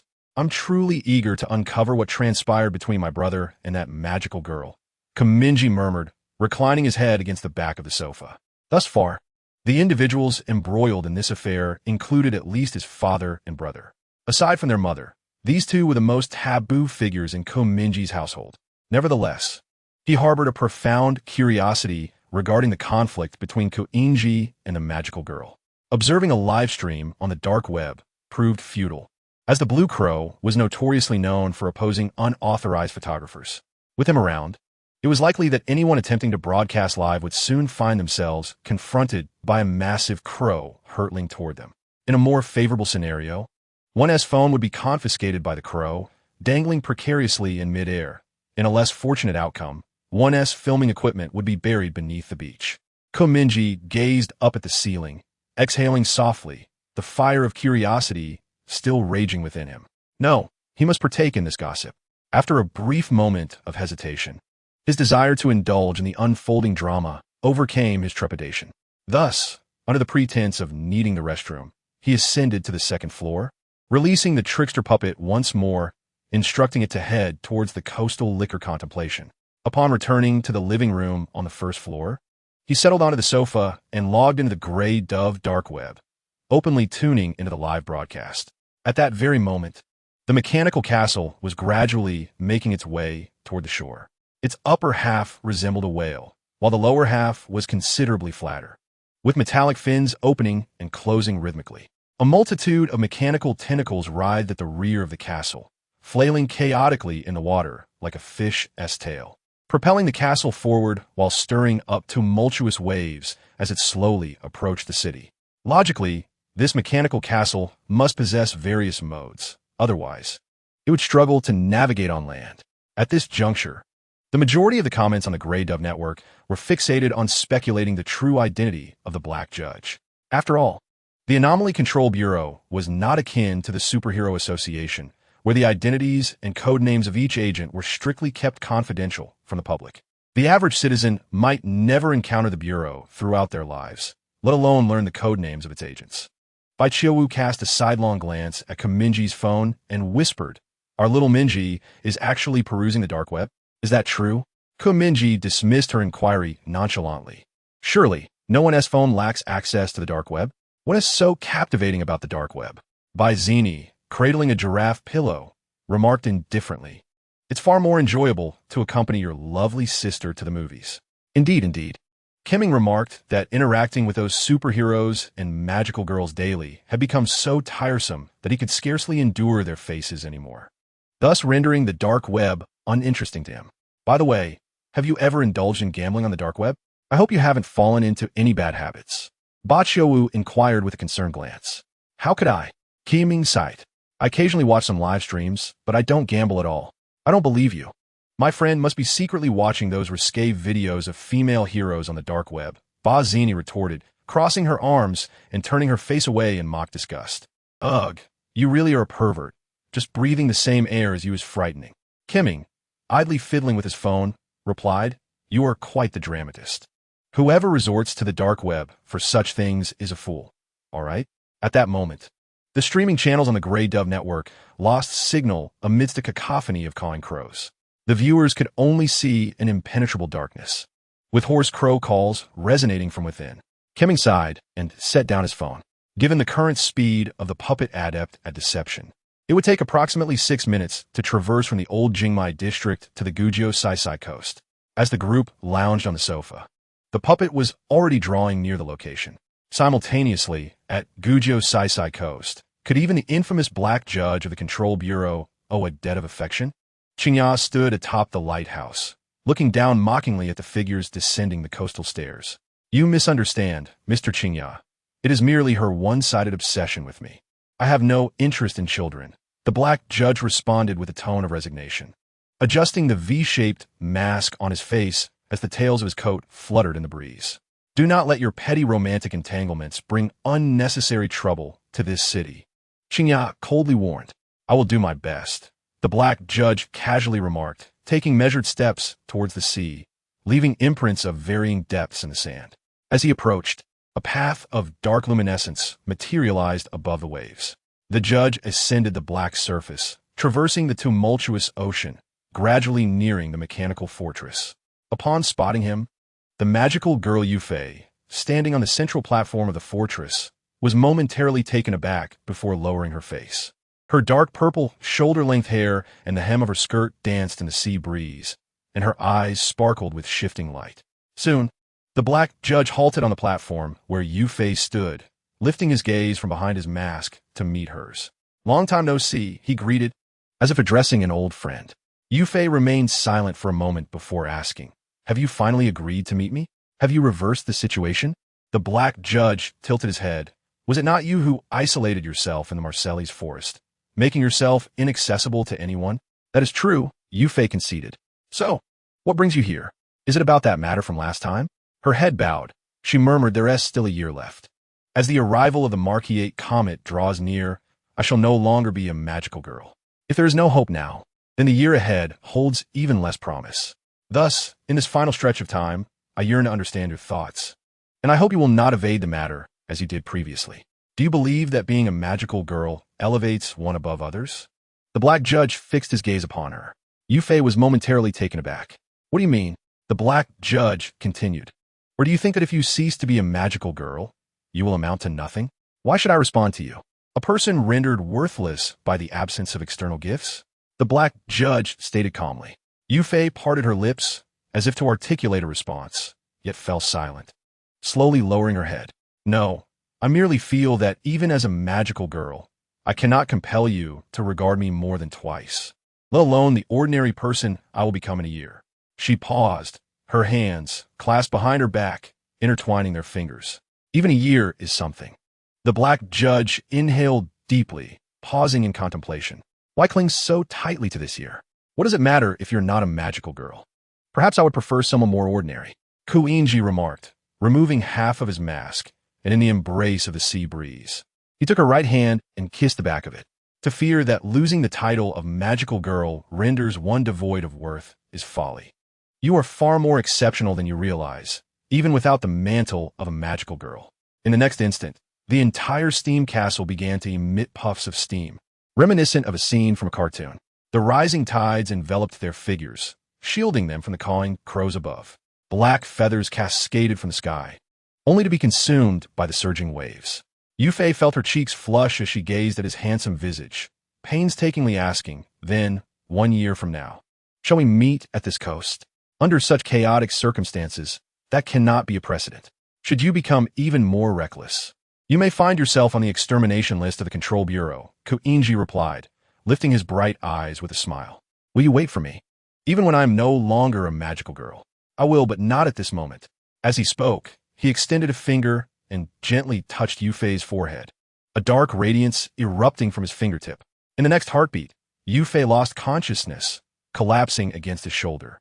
Mingye cast his gaze downward, observing Yufei's face for a moment before looking ahead at the mechanical castle. Even with Yufei unconscious, the castle remained steadfast, advancing toward the coastal ring of the capital. What a hassle! It seems I must dismantle this collection of toys. One arm cradled Yufei gently, while the other reached forward, a faint smile gracing the corners of his mouth hidden behind the mask. In the next moment, the upper half of the mechanical castle manifested countless inky gashes, intricately intertwined like a spider's web. Subsequently, the entire edifice crumbled, shattering like glass into disarray. As Mingye donned the mask and turned, cradling Yufei while stepping onto the staircase formed of dark matter's radiant glow, he made his way back to the beach. Just like 6 months ago, The power of this card remained exceedingly difficult to control. A card that even its wielder cannot master is precisely why it has been prohibited. Fortunately, the castle's defenses are weakest while it traverses the sea. Otherwise, I would find it challenging to resolve matters in a timely manner. He cast his gaze downward, murmuring to himself with an impassive demeanor. Is she missing because of you? Qingya inquired. Perhaps, he replied. Half a year ago, I evaded her confession with vague words, and in a fit of anger, she retreated into a forest in Denmark. The dark judge shrugged. It truly is exhausting to play with children. I assented. It was indeed quite absurd that a group of emotionally immature youths wielded such formidable power. Qingya gazed at the castle, gradually sinking into the sea, inhaling deeply. In any case, I entrust her to you. Please help me deliver her to the Alliance, and hand her over to Shizuyu. As the dark judge spoke, he enveloped Yofei's form in dark matter, gently sending her toward the lighthouse. Qingya commanded a flock of crows to lift the girl's body, speaking leisurely. On another note, I came across some records from the Smoking Pipe Film City, and I am quite curious. He paused. What exactly are you doing in this city? The dark judge adjusted his metallic glove, smiling as he replied. Oh, I thought I had erased all those surveillance videos. It seems you are quite astute, Mr. Qingya. As long as you remain in this city, nothing escapes your grasp. Give me an explanation, Qingya demanded assertively.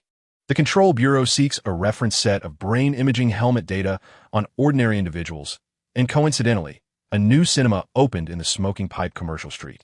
I chose that location and decided to watch a film. The experience was rather pleasant. Shall we schedule a time to strengthen our rapport in the cinema? So it was indeed your doing? The dark judge rested his chin on his hand, puzzled. Rather, I sense you are overly concerned about this matter. Is there someone among those I tested with the brain imaging helmet whom you hold dear? No. Each of them is a citizen of this city, and regardless of circumstances. I am a superhero. Experimenting on ordinary people with your toys violates my principles. I advise you to maintain your distance from this city, Qingya said slowly, his voice darkening.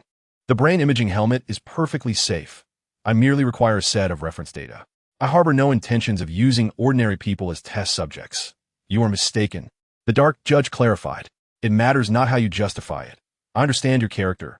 You care not for human life. Whether or not I value human life is another matter. The dark judge chuckled, neither confirming nor denying. However, such words should not be spoken by a member of the Superhero Association to an operative of the Control Bureau. Your opinions are irrelevant to me. But I warn you, return to where you came from. Do not meddle in the affairs of this city. It falls under my jurisdiction, Qingya asserted. Of course, once the holiday concludes, I shall depart from this place. However, prior to that, we must engage in a period of interaction. With that, the black judge turned and ascended the coastal staircase, leisurely making his way towards the grand marble street. Oh, and do ensure that your crows refrain from trailing above me. They are quite bothersome. At that moment, the trickster puppet descended from the traffic light, utilizing a D-class stealth belt to obscure its presence. Settling upon a wooden public bench by the shore, gazing at the colossal structure gradually sinking into the ocean. Most fragments of the mechanical castle had already plunged into the depths, save for a single tentacle that swayed gently on the surface, as if bidding farewell to this world. Is this real? How can it be moving so swiftly? I haven't even had a chance to savor the grand spectacle. What an absurd pace. Mingye, exasperated, lamented the lost opportunity of indulging in such a grand event. Thus began the classic act of self-sabotage. Hey. The trickster puppet dispelled its invisibility, leaping in front of the black judge, striking a flamboyant pose. Judge, long time no see, have you missed me? In the next moment, as it landed, its body shattered into countless pieces as if a dark surgical knife had sliced through it. Subsequently, akin to fish on a chopping board, it tumbled onto the sandy shore. Before the puppet's form even exploded, it was consumed entirely by a shadowy radiance.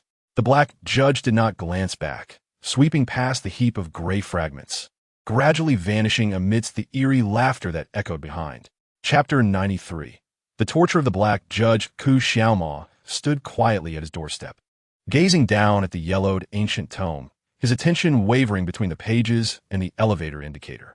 It was as though he awaited someone. Soon, his peripheral vision caught the elevator indicator, observing the numbers ascend floor by floor to the 12th level. Accompanied by a dull humming sound, the elevator doors opened wide. Mingye leaned against the wall of the cabin, a slight smile playing on his lips. He fiddled with his phone and sauntered out of the compartment. The cold-toned light from the bulb illuminated the collar of his brown coat. So slow, Xiaomo remarked. Mingye pocketed his phone, lifted the shopping bag he held in his right hand, and smiled, saying, "I brought back the drinks. This trick is truly convenient. I usually don't have to deal with those little ones at home much, so I ought to learn from you." Xiaomo did not beat around the bush. "Aren't you going to explain? What is the deal with that girl?"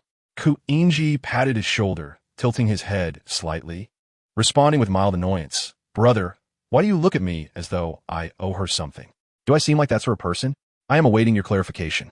At the end of last year, I received a task from the Control Bureau, which took me to Denmark.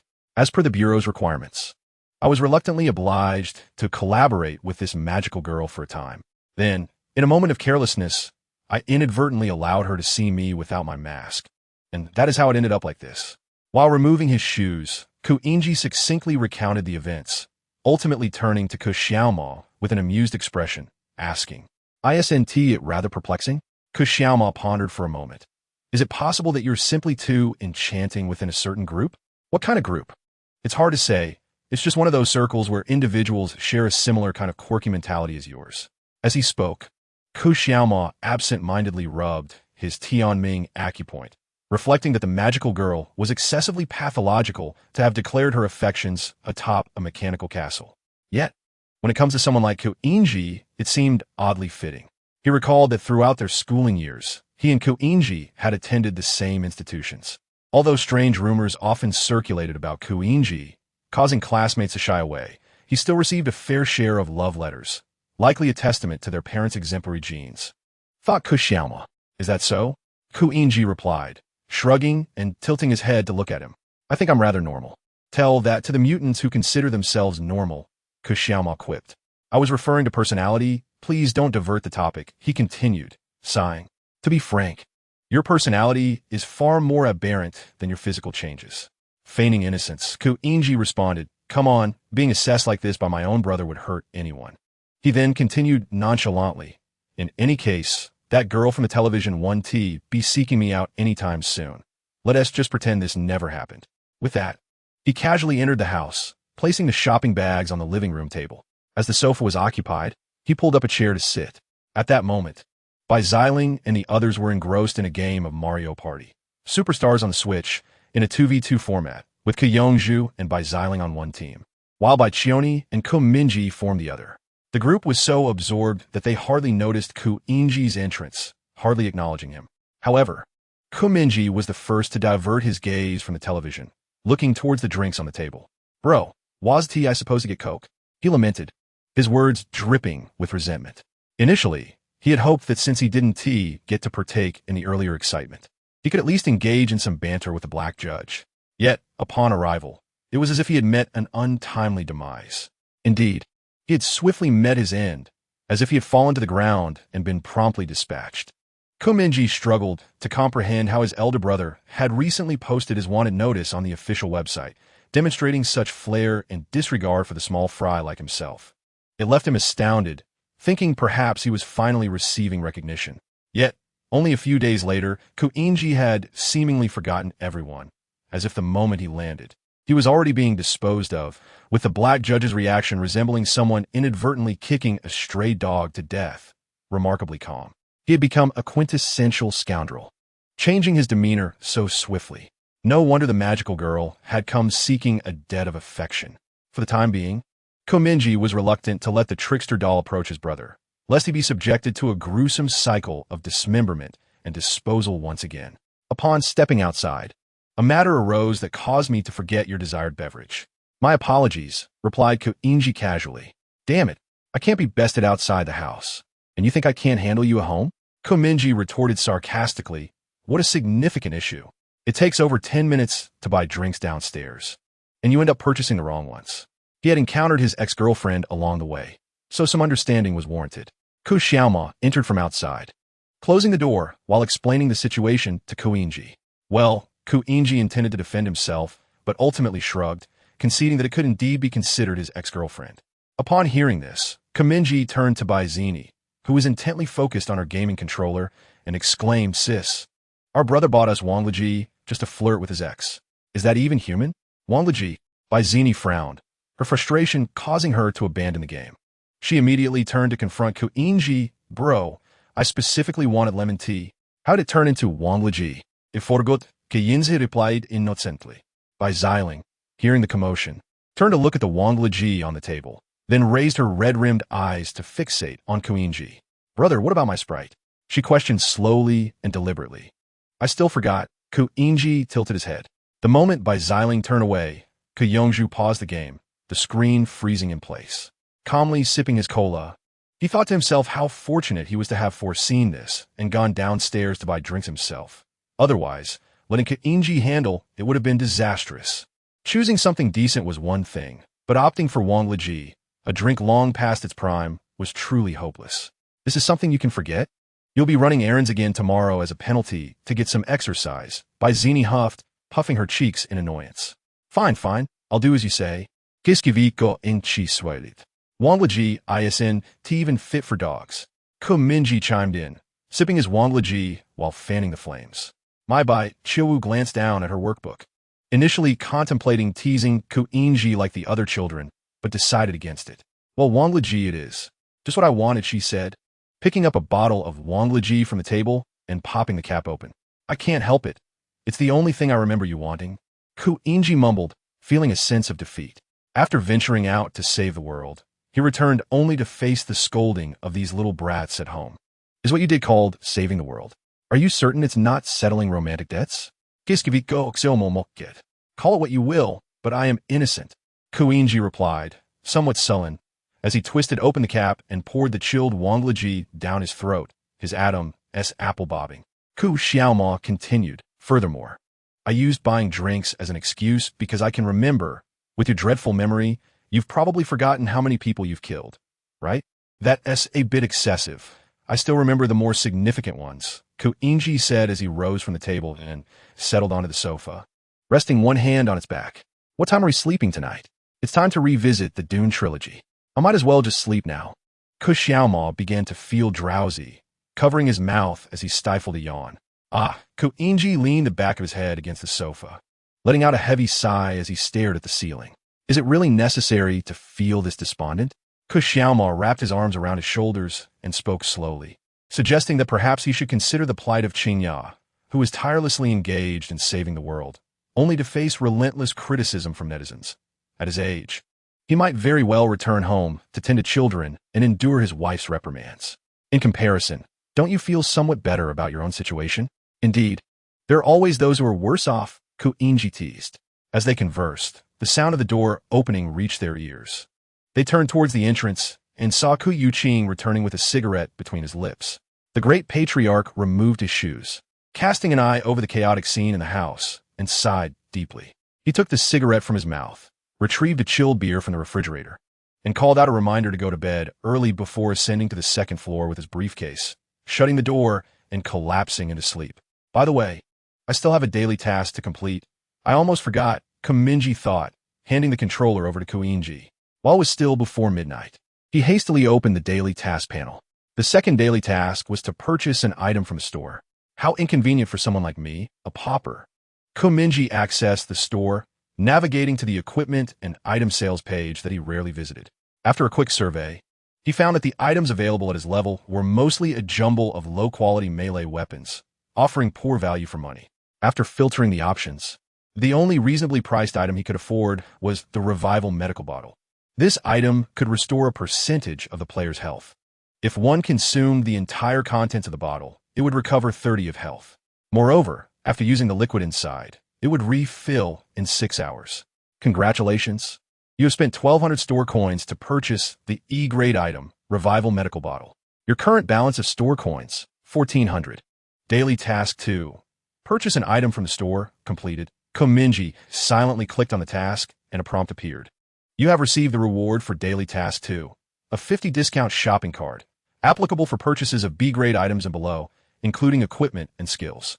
Just then, a bubble popped up in the upper right corner of his vision. Mingye clicked on the bubble, revealing an information panel. Fandog, tomorrow at 2 p.m. The dungeon at Honga Amusement Park. If you can't defeat it, consider a practice run, especially with 2 newcomers. Fail man. Okay. I'll be there on time tomorrow afternoon. Ice Cutter, I'm ready to strike. Paranoid.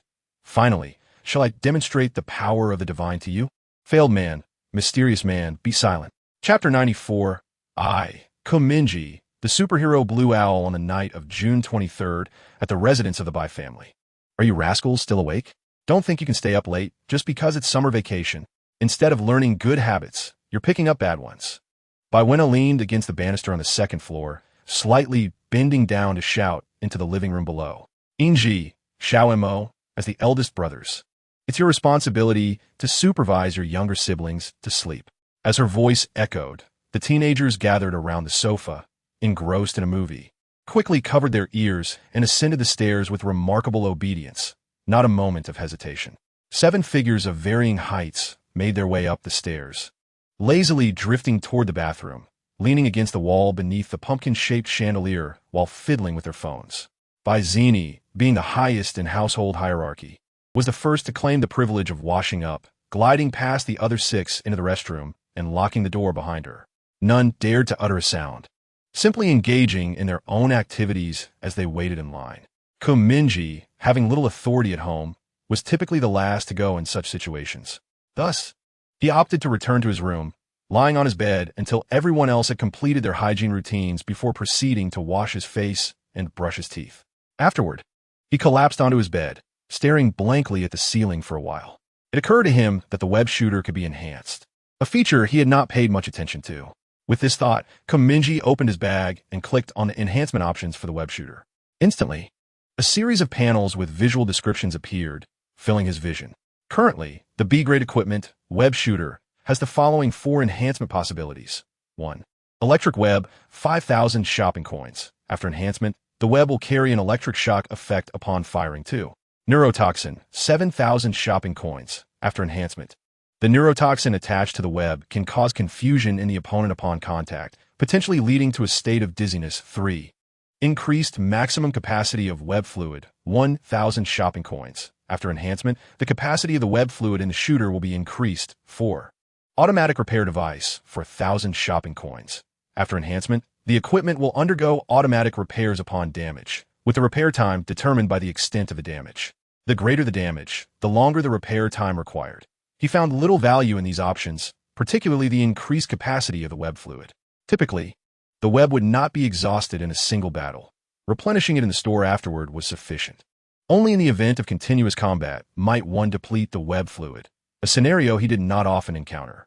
When it comes to electric webs and neurotoxins, with so many mall coins at my disposal, why not save them to purchase skills? Mingye pondered for a moment before shaking his head in denial. No, skills have cooldown periods, while the web launcher does not. Upon reflection, it is certainly far superior to an ordinary E-level skill. Since he currently lacked mall coins, he merely entertained the thought before turning his attention to the task panel, scanning the family's main storyline from top to bottom. Only his mother and Xiling remained untouched. He dismissed the idea of his mother for now and decided to discuss Xiling at another time. However, he wondered if there were other vampires in the world besides Bai Xiling. He had yet to encounter a single shadow, nor could he find any related information online. Mingye idly mused, his gaze lingering on the bottom line of the Qingya branch. This family main storyline had 2 divergent paths. One involves joining the Superhero Association under the guise of superhero and elevating one's hero rank. The association's branch in Huijing was under the watchful eye of Qingya. How could he possibly join the Superhero Association?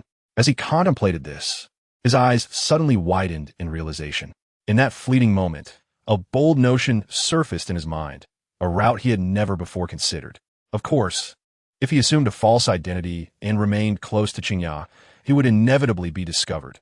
After all, Qingya was no fool.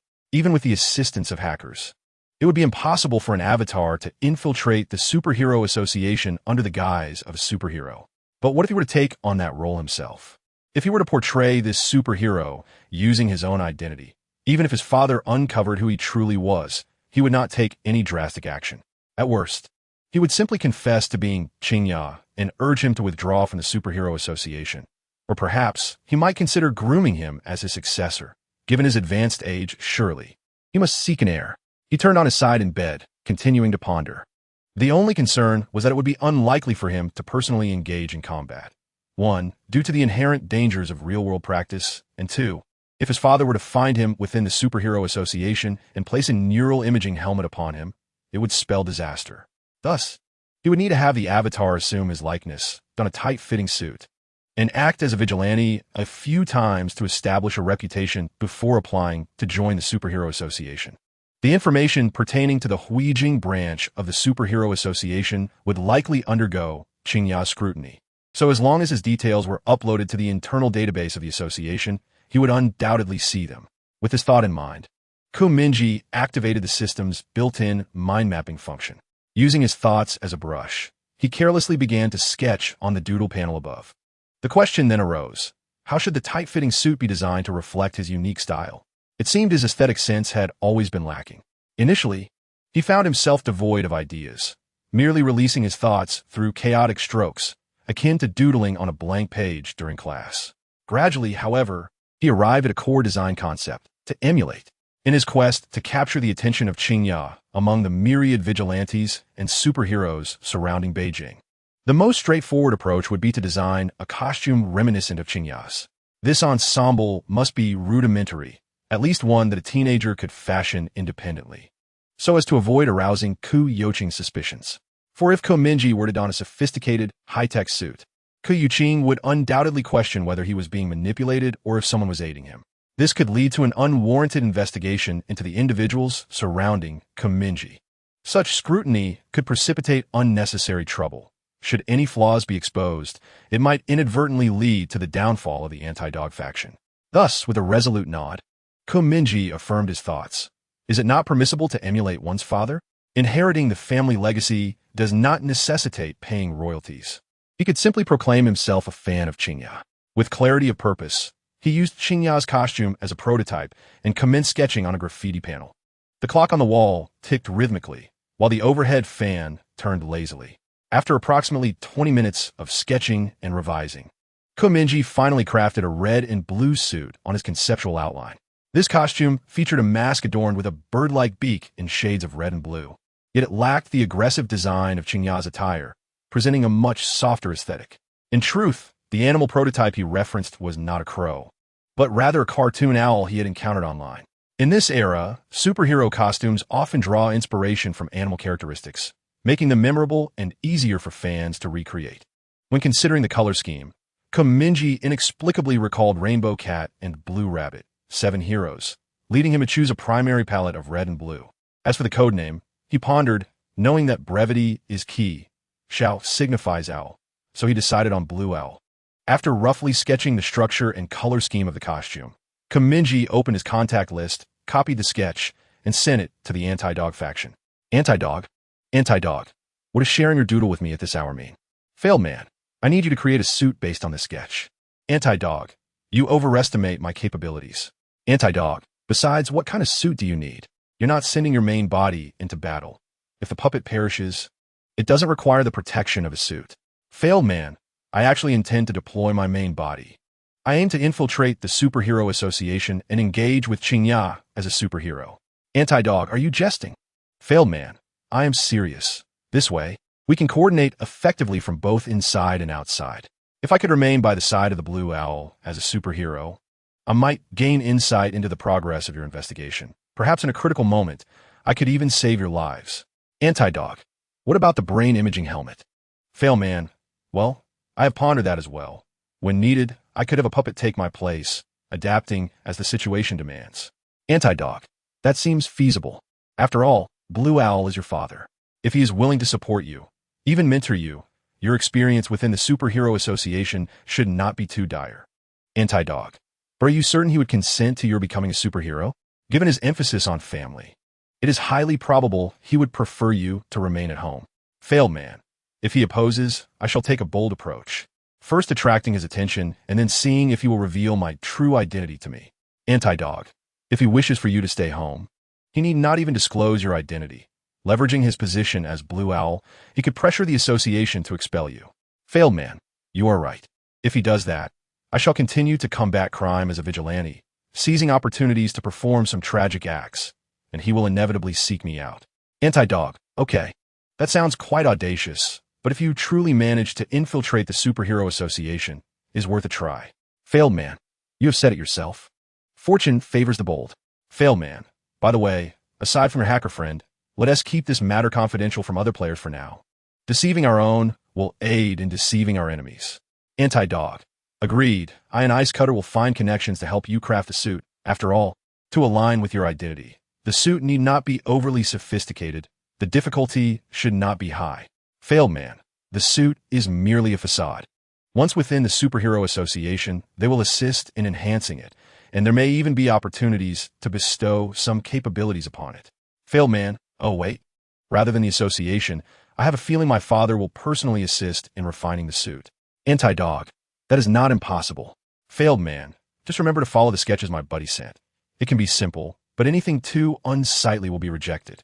Anti-dog. There is quite a bit of drama. With that, Mingye closed the communication panel. Now that the suit has a lead, he must contemplate the practicalities of approaching Blue Owl. Being in his presence is no jest, as a single misstep could lead to dire consequences. Thus, the question arises, when should he commence his crusade against crime as the Blue Owl, and how can he attract the attention of Blue Owl swiftly without arousing suspicion? Furthermore, he must distinguish this identity from the peculiar one he currently possesses, avoiding the use of the same abilities. At the very least, he must conceal the web shooters and superheroic landing techniques he has previously employed. In truth, once my physical attributes are sufficiently enhanced, I could simply use my fist to overpower criminals without any need for special abilities. As Mingye contemplated, he gradually closed his eyelids, allowing his weary consciousness to sink into the realm of dreams. It was a matter of seizing the moment, one step at a time. Chapter 95. The Schrodinger's Actor. The night had deepened, and the room was as tranquil as an ancient attic long forgotten by the world. Moonlight filtered through the curtains, stirred by the breeze, casting its glow upon a rusty, yellowed clock.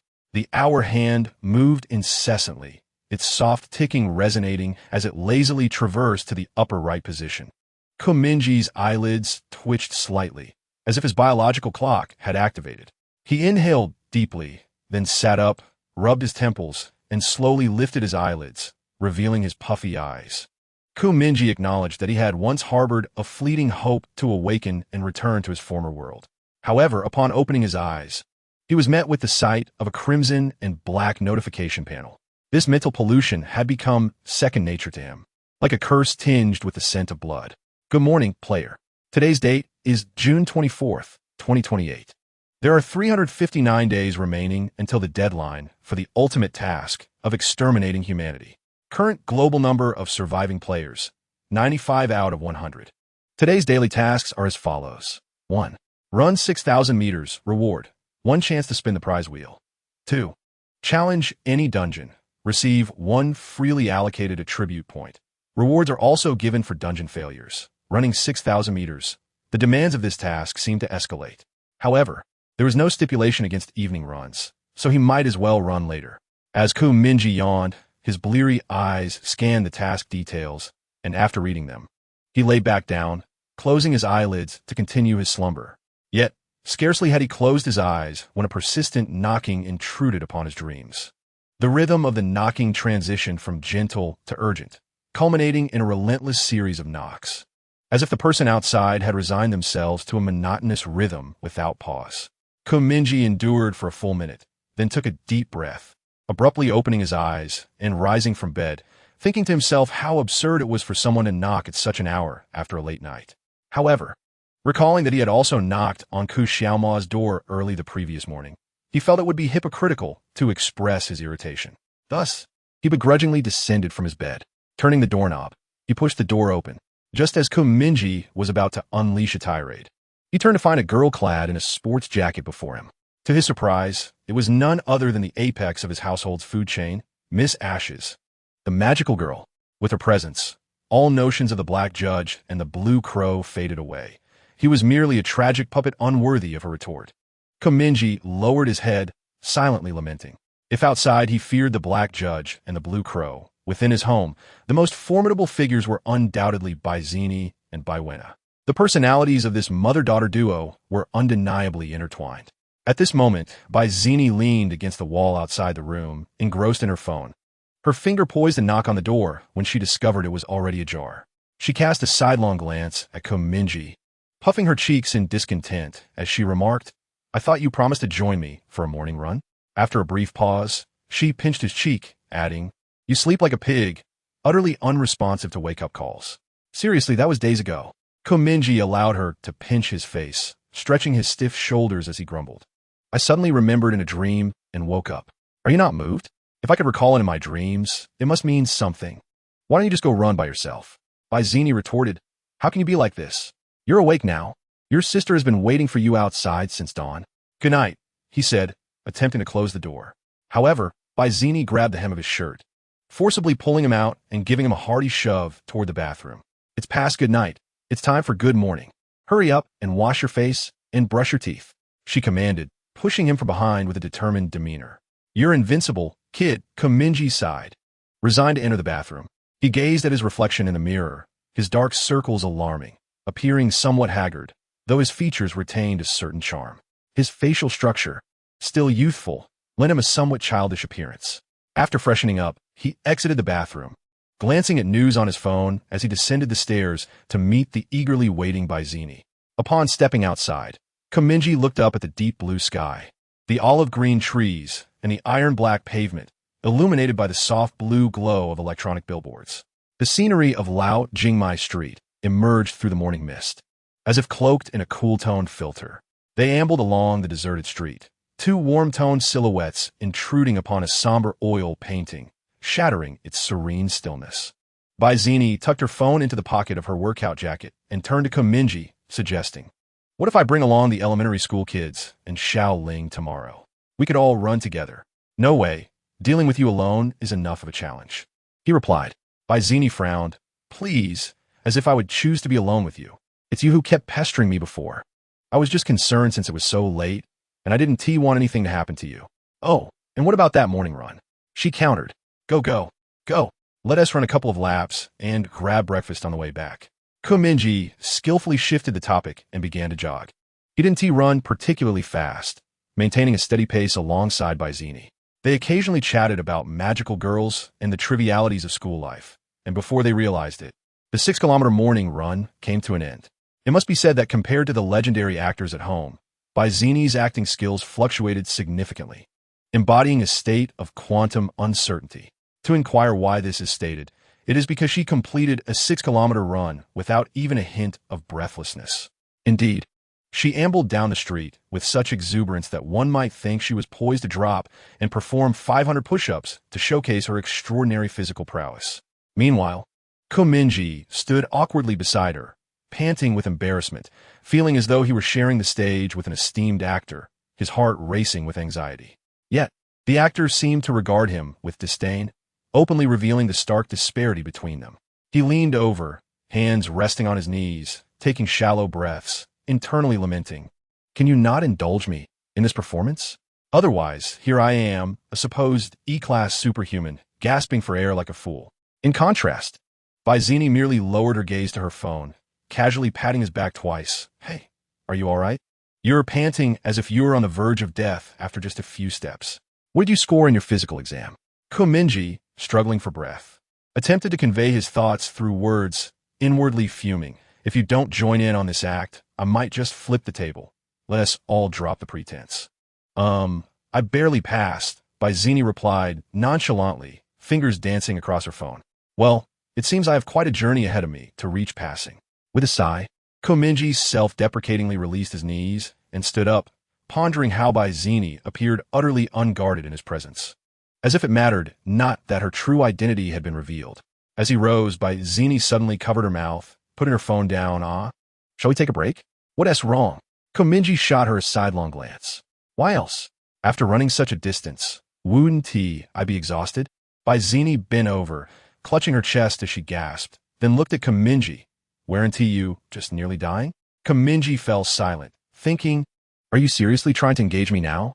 When I was gasping, you weren't, but now that I've stopped, you're starting?" After a moment, he quietly bent over, resting his hands on his knees, panting, exhausted. "How could I not be, dear sister? I'm utterly spent."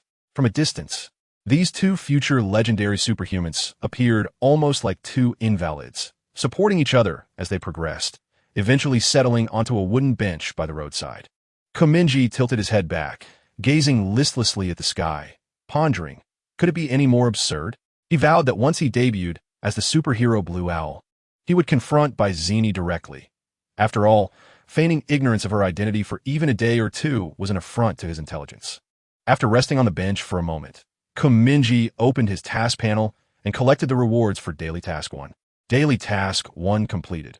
Running 6,000 meters is granted one opportunity to spin the reward wheel.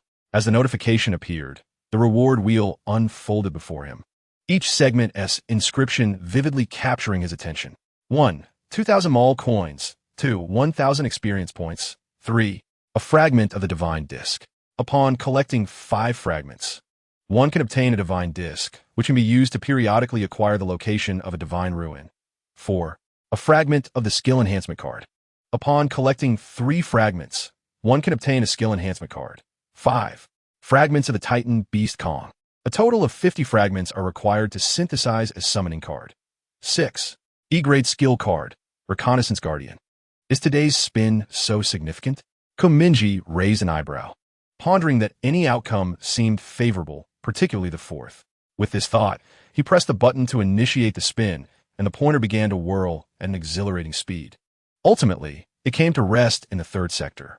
Congratulations, you have received the reward from the 3rd sector, a fragment of the divine disc. The item has been added to your inventory.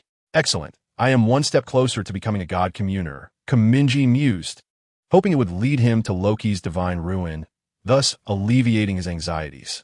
Brother, are you well rested? Zini inquired. Enough. Let us have breakfast, he replied. Time passed silently, leading them to 2 p.m. on June 24th. In the outskirts of Jing City, at the abandoned Honga amusement park, the air was thick with dampness, and remnants of time-worn amusement attractions were scattered about. Fan Quan had previously analyzed the patterns of dungeon generation locations, noting that most dungeons tended to manifest in such forsaken places, likely to avoid overcrowding by passersby, coupled with the player's dungeon detection abilities, which would signal whenever a dungeon was nearby. Their search for dungeons had become remarkably effortless. Has Spider-Man not arrived yet? He is always the last. Qing Ming leaned against the entrance of the guardhouse, engrossed in her phone, voicing her complaints. Fan Quan adjusted his glasses and teased. Last time someone claimed they would pick someone up at the port, but ended up sleeping in. I see you're no better off. Enough chatter, just watch me perform. Paiji coldly interrupted their exchange. If that's the case, perhaps you should wash up and go to sleep instead. Came the indifferent voice of Kai Bing from within the guardhouse as she balanced her laptop on her crossed legs, engrossed in playing Eternal Calamity. Soon, a figure clad in blue overalls approached from afar, announcing, I have arrived. Fan Quan glanced at his attire, again with the children-esque clothing. Did you forget to turn off auto pickup? Before you knew it, you were dressed like this. Could you not haunt other clothing stores? Sticking to one shop will draw suspicion. Mingye replied. Isn't that what I'm doing? Qing Ming raised her gaze from her phone, turning to Mingye. You're so slow. Shall we begin? What dungeon are we tackling today? The ghost ship. In the guardroom, the ice cutter replied. Just glance towards your 6 o'clock direction, and you shall behold the dungeon introduction.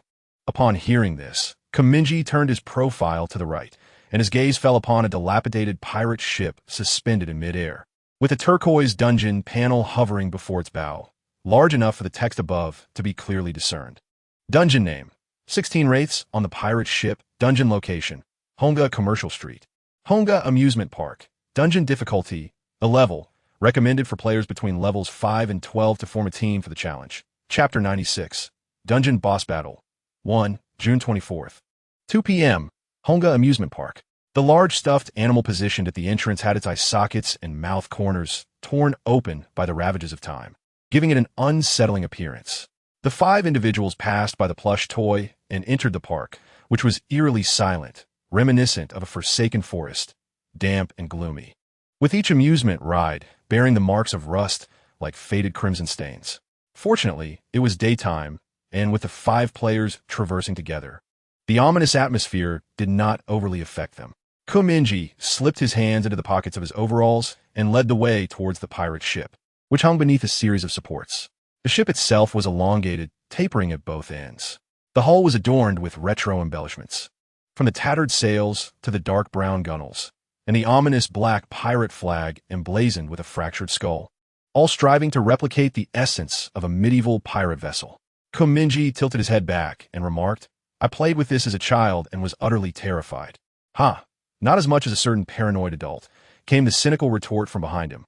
The paranoid individual, today devoid of bandages on his face, still donned a black hooded jacket and trousers. His gaunt, pale visage was framed by excessively long black hair, tied back in a ponytail. Admittedly, the peculiar man looked rather handsome when not being eccentric. If only one could tape his mouth shut, he would be perfect. Only a primary school student would play such things, Ming interjected casually, her light blue twin tails swaying in the chilly breeze. "Aren't those two just primary school students?" remarked the sharp-witted critic. "Well, I suppose I'm a primary school student too," Ming candidly confessed, her gaze lingering on a carousel. "It's fun. I love playing. Let us chat a bit now. Once we're in the dungeon and get brutally beaten, there won't be any time for conversation," said the ice cutter, who was busy toying with his phone while holding a lollipop. Amid their banter, they approached the pirate ship attraction, confirming their understanding with one another through a shared glance. They reached out to touch the panel. The moment 5 hands pressed against the dungeon panel, all the supports of the swinging arm shattered with a thunderous crash, akin to the gears of a colossal machine derailing. Subsequently, the pirate ship, as if freed from its shackles, became enveloped in a veil of ethereal blue, ghostly flames, its outline flickering between clarity and obscurity. A haunting pirate ballad wafted through the air, reminiscent of demons sharpening their fangs in anticipation of blood. Enormous arms and supports plummeted to the earth, billowing clouds of dust into the atmosphere. As the ghost ship ascended into the sky, 16 eerie silhouettes emerged from the side, casting a watchful gaze upon the 5 players below. Beneath the blazing sun at noon, their faces were shrouded in shadow, yet the flickering flames of desire burned fiercely within their eyes. The total number of participants in this dungeon raid: 5, including the unfortunate man, Anti-Dog, Ice Judge, Paranoid. An indeterminate dream. The raid officially commences. Employ any means necessary to vanquish the dungeon boss, the ghost pirate Captain Glavacris. Mingye fixed his gaze upon the captain, standing at the ship's side. His imposing figure towered at an approximate height of 2.5 meters, standing out distinctly among the other pirates. Dungeon boss name: Ghost Pirate Captain Glavacris. Dungeon boss level: LV8. Dungeon boss description: following a harrowing shipwreck, Glavacris lost all his crew and his right eye. Tormented by loneliness and injury, his memories of death and failure entwined him like thorns. He drifted through life in a daze, gradually losing hope in this world amidst shattered bottles and the scent of cannabis. Like a soulless puppet, he could not rise again.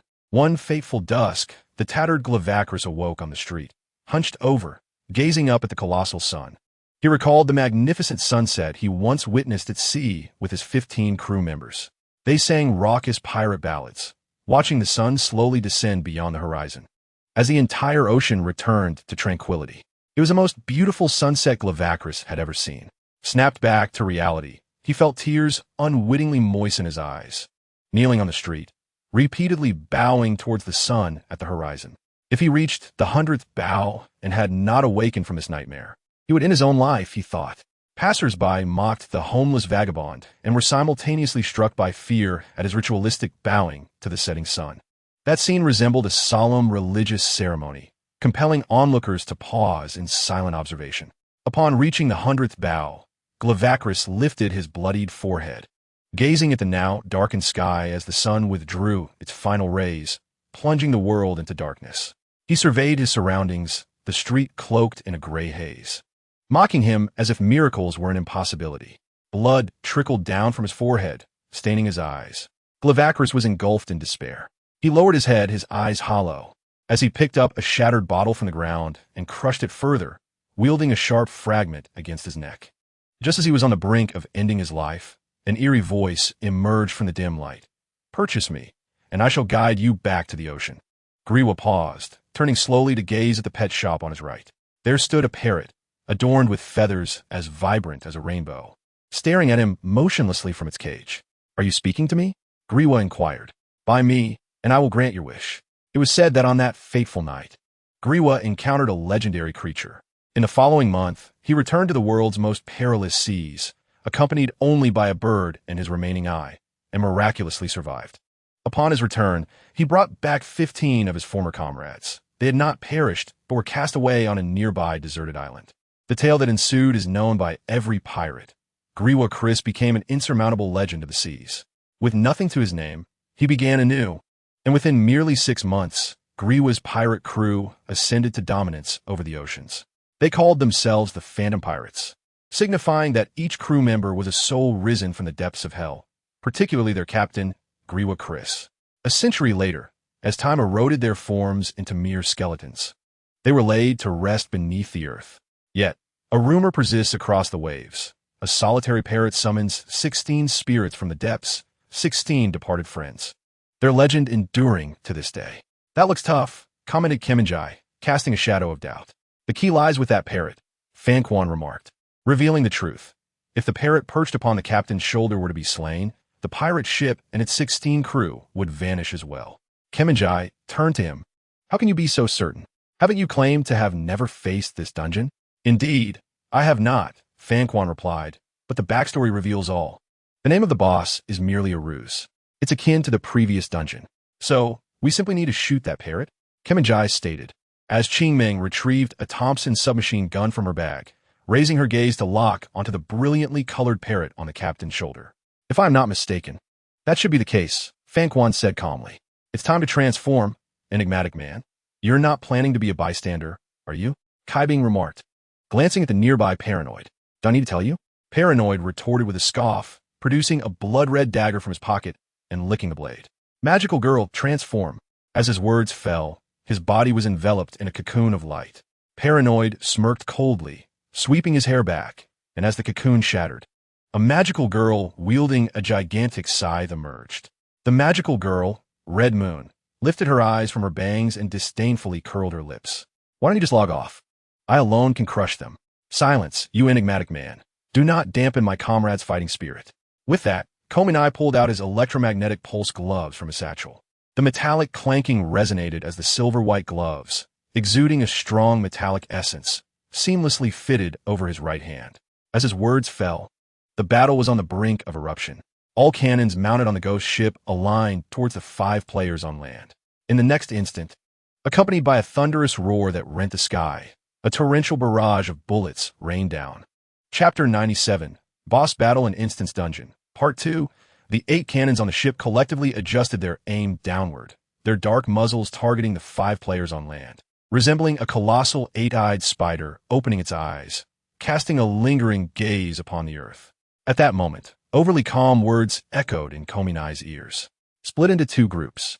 Spider-Man and Enigmatic Man board the ghost ship's deck. Ice Cutter, keep an eye on me, and Punk Girl. We will play the support role, said Fandog. Boom! Before he could finish speaking, the 8 cannons on the ship unleashed a fierce blaze. Kominai abruptly lifted his gaze, his vision piercing through the deluge of bullets, scanning the nearby structures. The only high ground available for support was an abandoned Ferris wheel.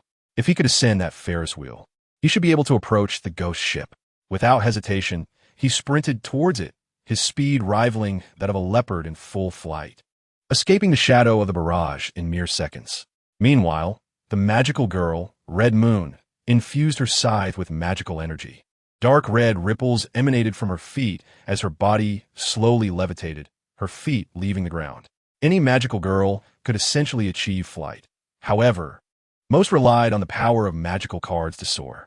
In contrast, those wielding aberrant wands could achieve flight by channeling their magic into the wand itself. Thus, Red Moon could levitate using her scythe-shaped wand. At this moment, she followed closely behind Kominai, hurtling towards the same direction. Given their objective was to approach the ghost ship, it was prudent to accompany Kominai. The barrage cascaded like a torrential downpour, dense shadows casting upon the ground, as if the earth was already marred by the impending impact of the shells. Kominai and Paranoid had already retreated from the barrage's enveloping range. However, Fandog and Clear Dream lacked such speed. After all, either their physical prowess did not match Kominai's or they could not soar high like the magical girl. Remaining in place would only spell their doom. Stop slacking, hacker girl. Can you do something useful? Clear Dream exclaimed, cradling a Thompson submachine gun, glancing up at the imminent shells. What's the rush?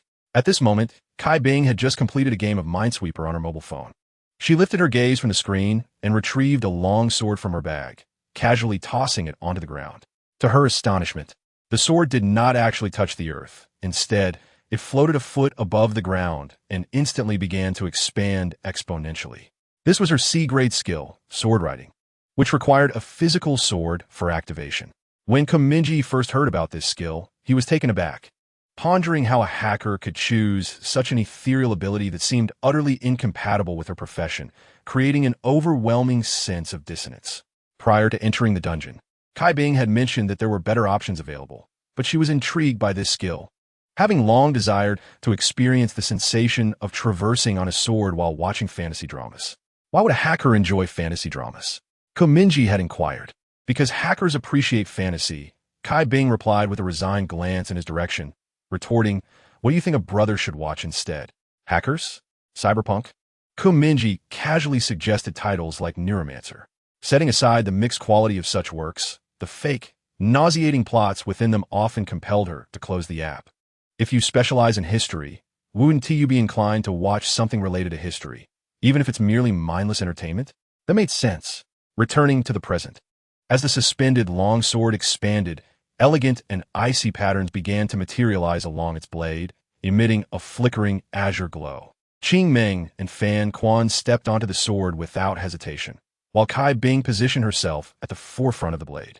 Soon after, the colossal sword ascended into the air, skimming close to the ground, racing forward like a tempest, narrowly evading the ominous barrage descending from above. The explosion of medieval cannonballs echoed like thunder, creating a suffocating atmosphere. Qing Meng slightly leaned forward, placing her palm against the sword surface, simultaneously activating a D-grade skill she had just acquired from the skill shop the previous day, called Plant Shooter. With this ability, she planted 2 pea shooters upon Kai Bing's sword. The pea shooters appeared highly cartoonish, with green stems and heads, their thickness reminiscent of ordinary pea pods. Their heads were quite rounded, featuring a large mouth designed for launching green pea projectiles. Concurrently, Qing Meng activated the D-grade skill Aggressive Focus, which significantly enhanced the accuracy of all her attacks, bestowing the same boost upon the pea shooters. A cascade of data flowed through her and the pea shooters' eyes as if they were wearing invisible contact lenses. At this juncture, Qing Meng tilted her head to the right, lowering the barrel of her Thompson submachine gun, aiming at the cannonballs hurtling toward them, and squeezed the trigger. The Thompson roared to life, its muzzle flash flickering as a torrential downpour of bullets burst forth. The 2 pea shooters were likewise engaged, inhaling deeply before thrusting their heads forward with great fervor. It was as if ancient ninjas unleashed blow darts from their mouths, while the emerald archers expelled large peas from their throats. The speed of these peas even surpassed that of bullets. They sliced through the air with a sharp, thunderous roar, targeting the oncoming medieval cannonballs. Boom, boom, boom. The frequency of the explosions resembled a dazzling fireworks display, filling the once quiet amusement park with resounding echoes. Under the combined firepower of submachine guns and 2 pea shooters, the cannonballs from the ghost ship were detonated before they could approach the blade of the sword. The air heated rapidly, and the remnants of the explosions stirred a fiery gale that surged like waves. Kai Bing, with her gaze fixed intently on maneuvering her flying sword, felt her sword sink slightly. Turning her head, her eyes fell upon the 2 pea shooters, their lollipops slightly raised in amusement. "Come on," she remarked. "Could you refrain from planting trees on my brother's sword? Are we playing Plants vs. Zombies here?" Inquisitive, she added, "If not on your sword, then where else?" Qing Meng, while speaking, coordinated a simultaneous assault with the 2 pea shooters. The firepower was fierce, with pea-sized projectiles being ejected at an almost imperceptible speed, sweeping towards the barrage of bombs from the cannon. Fan Quan adjusted her glasses and remarked, "We're all sisters here. Let us not quarrel while tackling a dungeon." "All right," replied Kai Bing, casting a sardonic glance at Fan Quan. At that moment, Mingye dashed forward, his form seeming to leave behind an afterimage, then lowered his right hand as he neared the Ferris wheel, shooting a web along the underside of one of the carriages. The web stuck soundly to the rusted steel door. Gripping the web tightly, he propelled himself upward, soaring diagonally to the top of the carriage, and continued to shoot webs in an orderly ascent, swiftly reaching the pinnacle of the Ferris wheel. This height surpassed that of the ghost ship by several meters. From this vantage point, Mingye surveyed the situation, the fierce wind billowing through his jumpsuit, tousling his unruly hair. The 8 cannons of the ghost ship were strategically positioned, with 4 targeting the trio of Kai Bing traversing the skies on their flying swords, while the other 4 aimed upwards towards the Ferris wheel. Continuous cannon fire enveloped the amusement park in a haze of scorching embers. The ground, ravaged by bombardments, lay in desolation, devoid of any intact surface. The magical girl, Red Moon, approached Mingye, scythe in hand, and asked with a casual shrug, "Shall we charge?" "Let us go," he replied, clenching his gloved fingers tightly.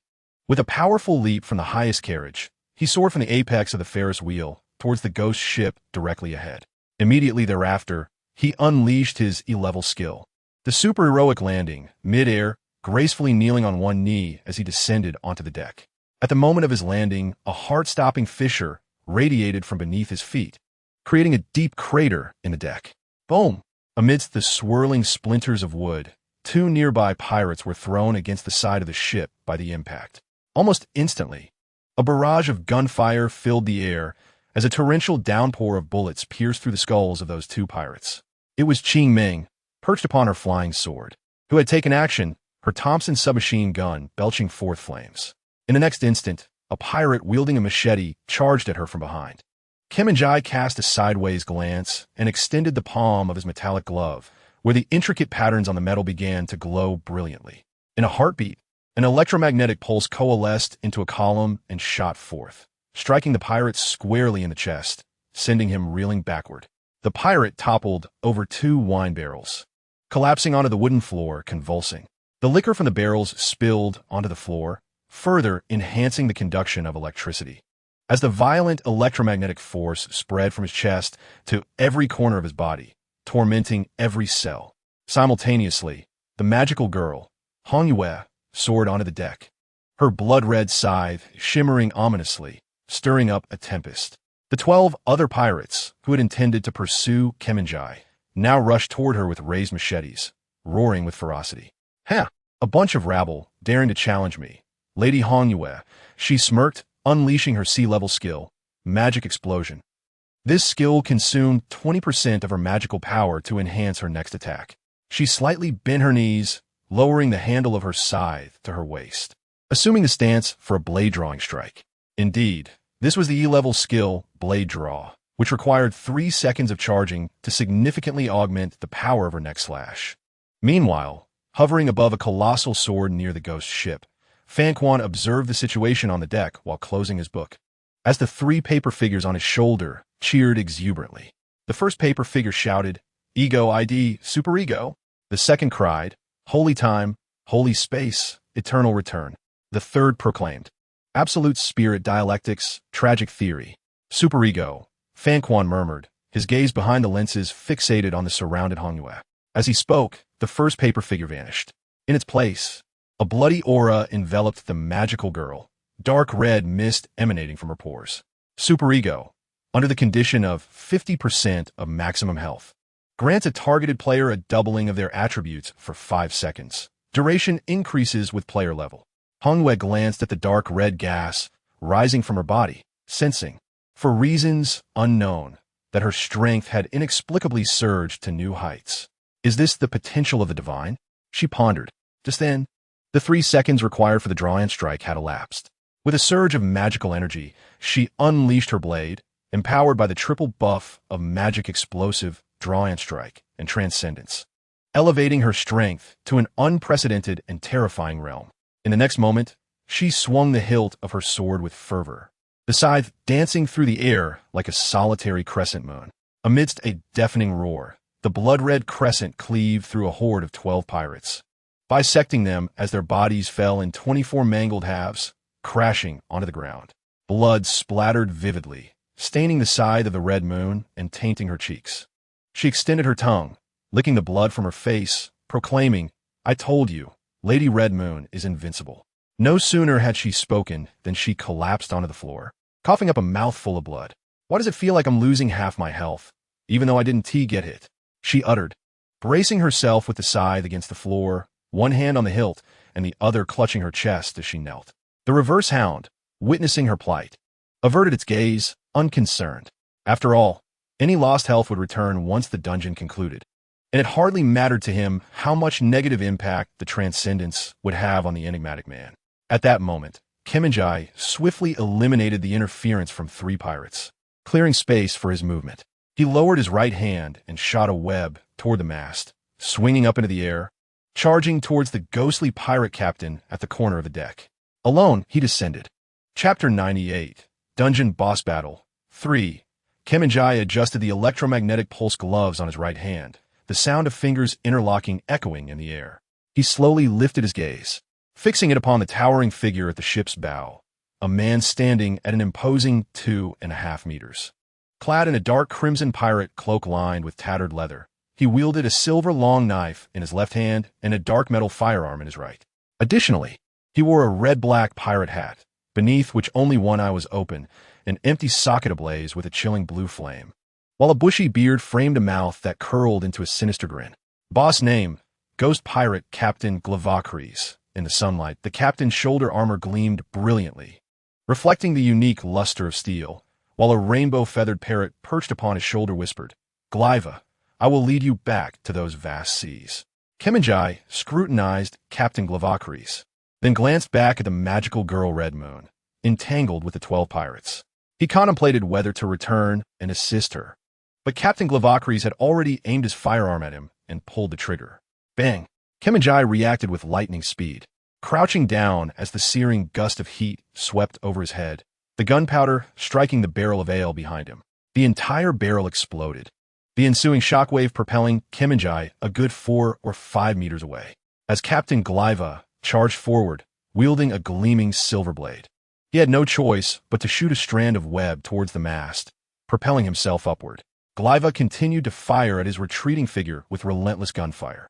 Knowing he could not descend from the air without being riddled like a beehive, Mingye shot a web towards the mast's crossbeam. He grasped the web, spiraling around the mast before ascending at a diagonal angle, ultimately landing on the crow's nest intended for surveying the sea. Concealed in the crow's nest blind spot, he leaned against the mast and the nest floor to shield himself from the gunfire, the scorching tongues of flame grazing his cheeks, causing blood to trickle from his ears. Scholars had remarked that the essence of this encounter lay with the parrot. Mingye pondered, lowering his gaze to observe the 3 pirate lackeys he had just felled.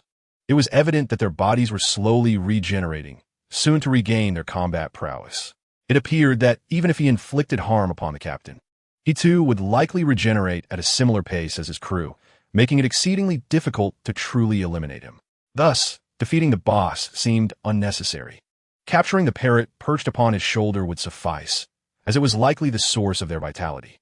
Mingye turned his face aside, seizing the opportunity while Captain Glaiva reloaded, leaping down from the crow's nest, sliding down the mast, and rolling onto the deck.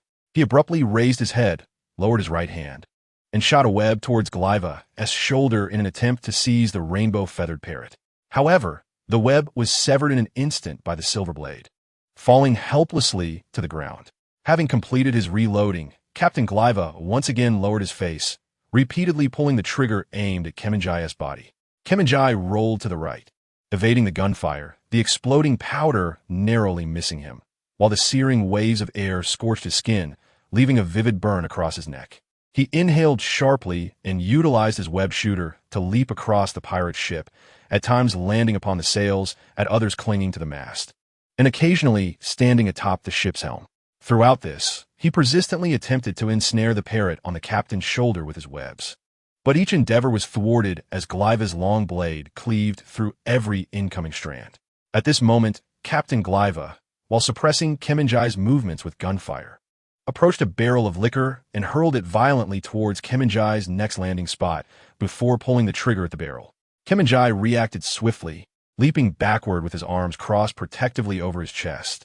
Yet he was still jolted several meters away by the explosion of the barrel, his feet carving a dark trench into the ground. Seizing the opportunity, the captain charged forward, slightly bending to gain momentum, his silver blade slicing horizontally towards Mingye. Unable to evade in time, Mingye raised his right hand, equipped with a metallic glove, activating the glove's second skill, causing layers of frenzied electricity to envelop its surface. With a sudden lunge, he thrust his 5 fingers forward, firmly grasping the captain's great sword. In the next instant, the metallic palm clashed against the silvery blade, unleashing a ferocious arc of electricity that surged through the sword and coursed through the captain's body, rendering him immobile for a full 2 seconds. Yet, the immense force transmitted from the blade sent him hurtling several meters away, crashing against the sturdy mast, causing the life bar in the upper right corner of his vision to plummet dramatically. Almost immediately, the mast snapped violently, bringing down the sails and crow's nest, threatening to bury him beneath the wreckage. This is quite troublesome, he thought, as he spat out a mouthful of blood. Simultaneously, he lowered his wrist to the right, shooting a strand of web toward the railing, yanking himself away from the impending disaster of the mast collapse. Bang! The mast struck the deck, carving a long trench into the wood, with cracks radiating outward from the center, spreading across a 10-meter radius of the floor. Just as he prepared to rise from the ground, the parrot perched on the captain's shoulder suddenly burst into song. The scarecrow had no eyes. The child gave him a pair, yet he greedily stole all from the child. The eerie nursery rhyme echoed across the deck, and he sensed something was amiss. Hastily covering his ears, but it was too late. The sinister melody penetrated his mind, instantly seizing control over him. He found himself frozen, goosebumps rising across his skin, helplessly seated by the railing, staring blankly as Captain Glyva approached step by deliberate step. At that moment, he clearly saw the captain swing the silvery sword toward his head, the sensation of his skull splitting already registering in his mind. Yet, in the next instant, upon reopening his eyes, he found his head unharmed, enveloped by a mosaic shield formed from a myriad of dense data. The captain's blade struck this mosaic barrier, not budging an inch. Suddenly, the captain's body convulsed violently, clutching his head and howling, every part of him twitching erratically like a broken mosaic. Malfunction activation. Sea-level skill upon activation.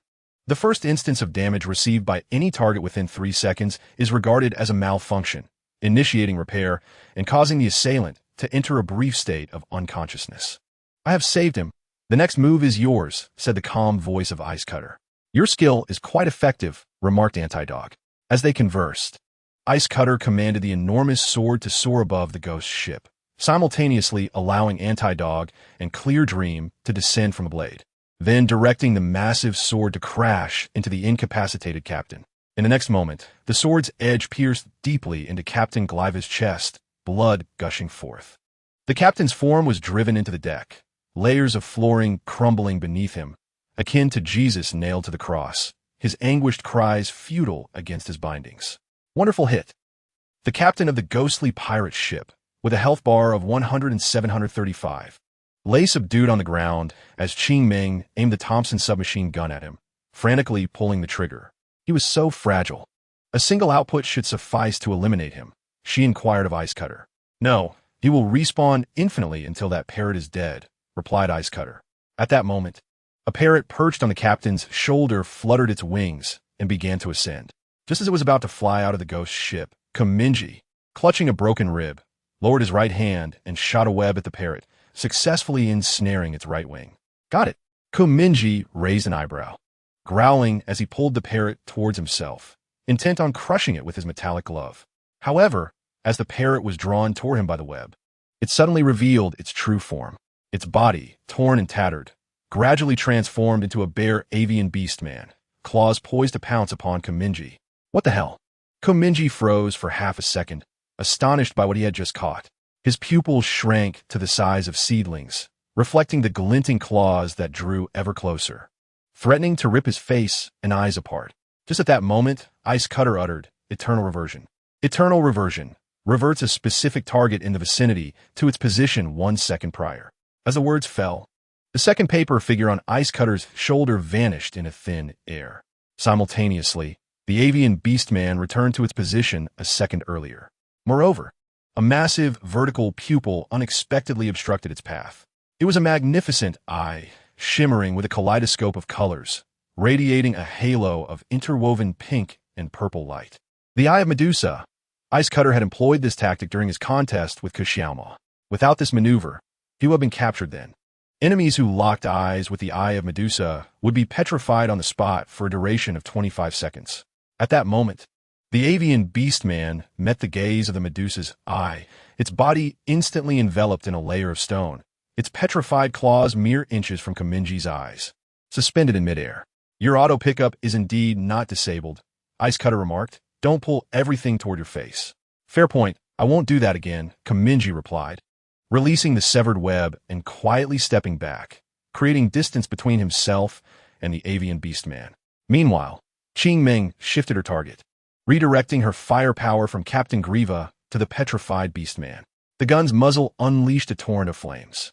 The avian beastman's body crumbled under the relentless onslaught, its chest, arms, and claws disintegrating like shattered stone upon the ground.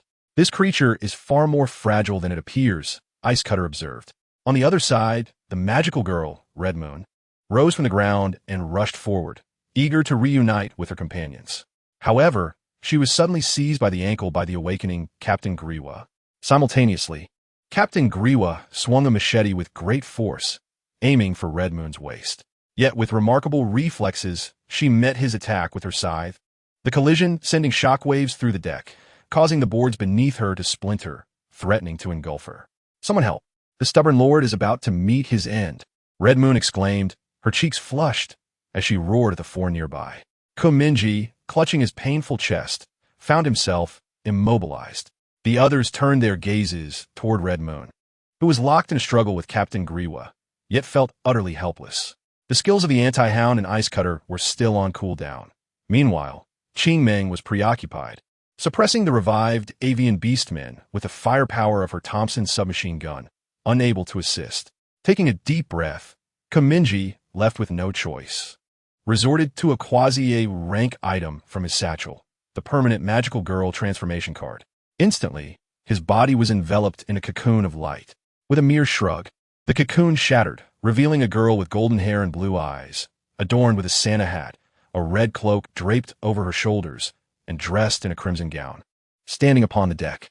No way, dude, Ice Cutter exclaimed, momentarily stunned, the lollipop in his mouth nearly dropping.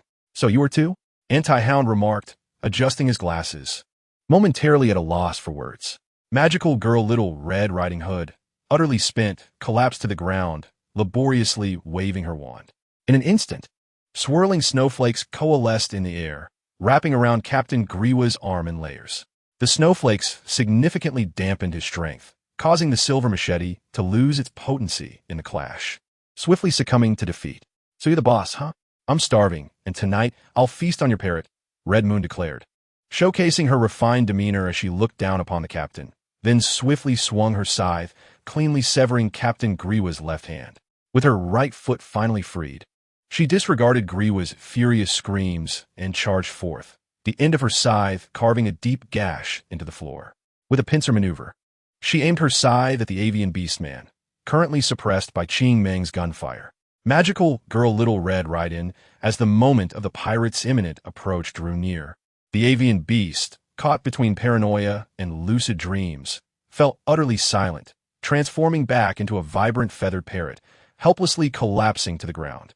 Its iridescent plumage was swept up by the wind, gliding past the shattered mast and tattered sails, eventually descending into the deep azure sky.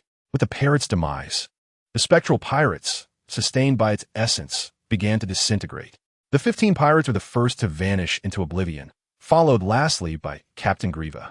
He hunched forward, gradually kneeling to the ground, extending his arms in a futile attempt to crawl forward, ultimately cradling the parrot in his hands.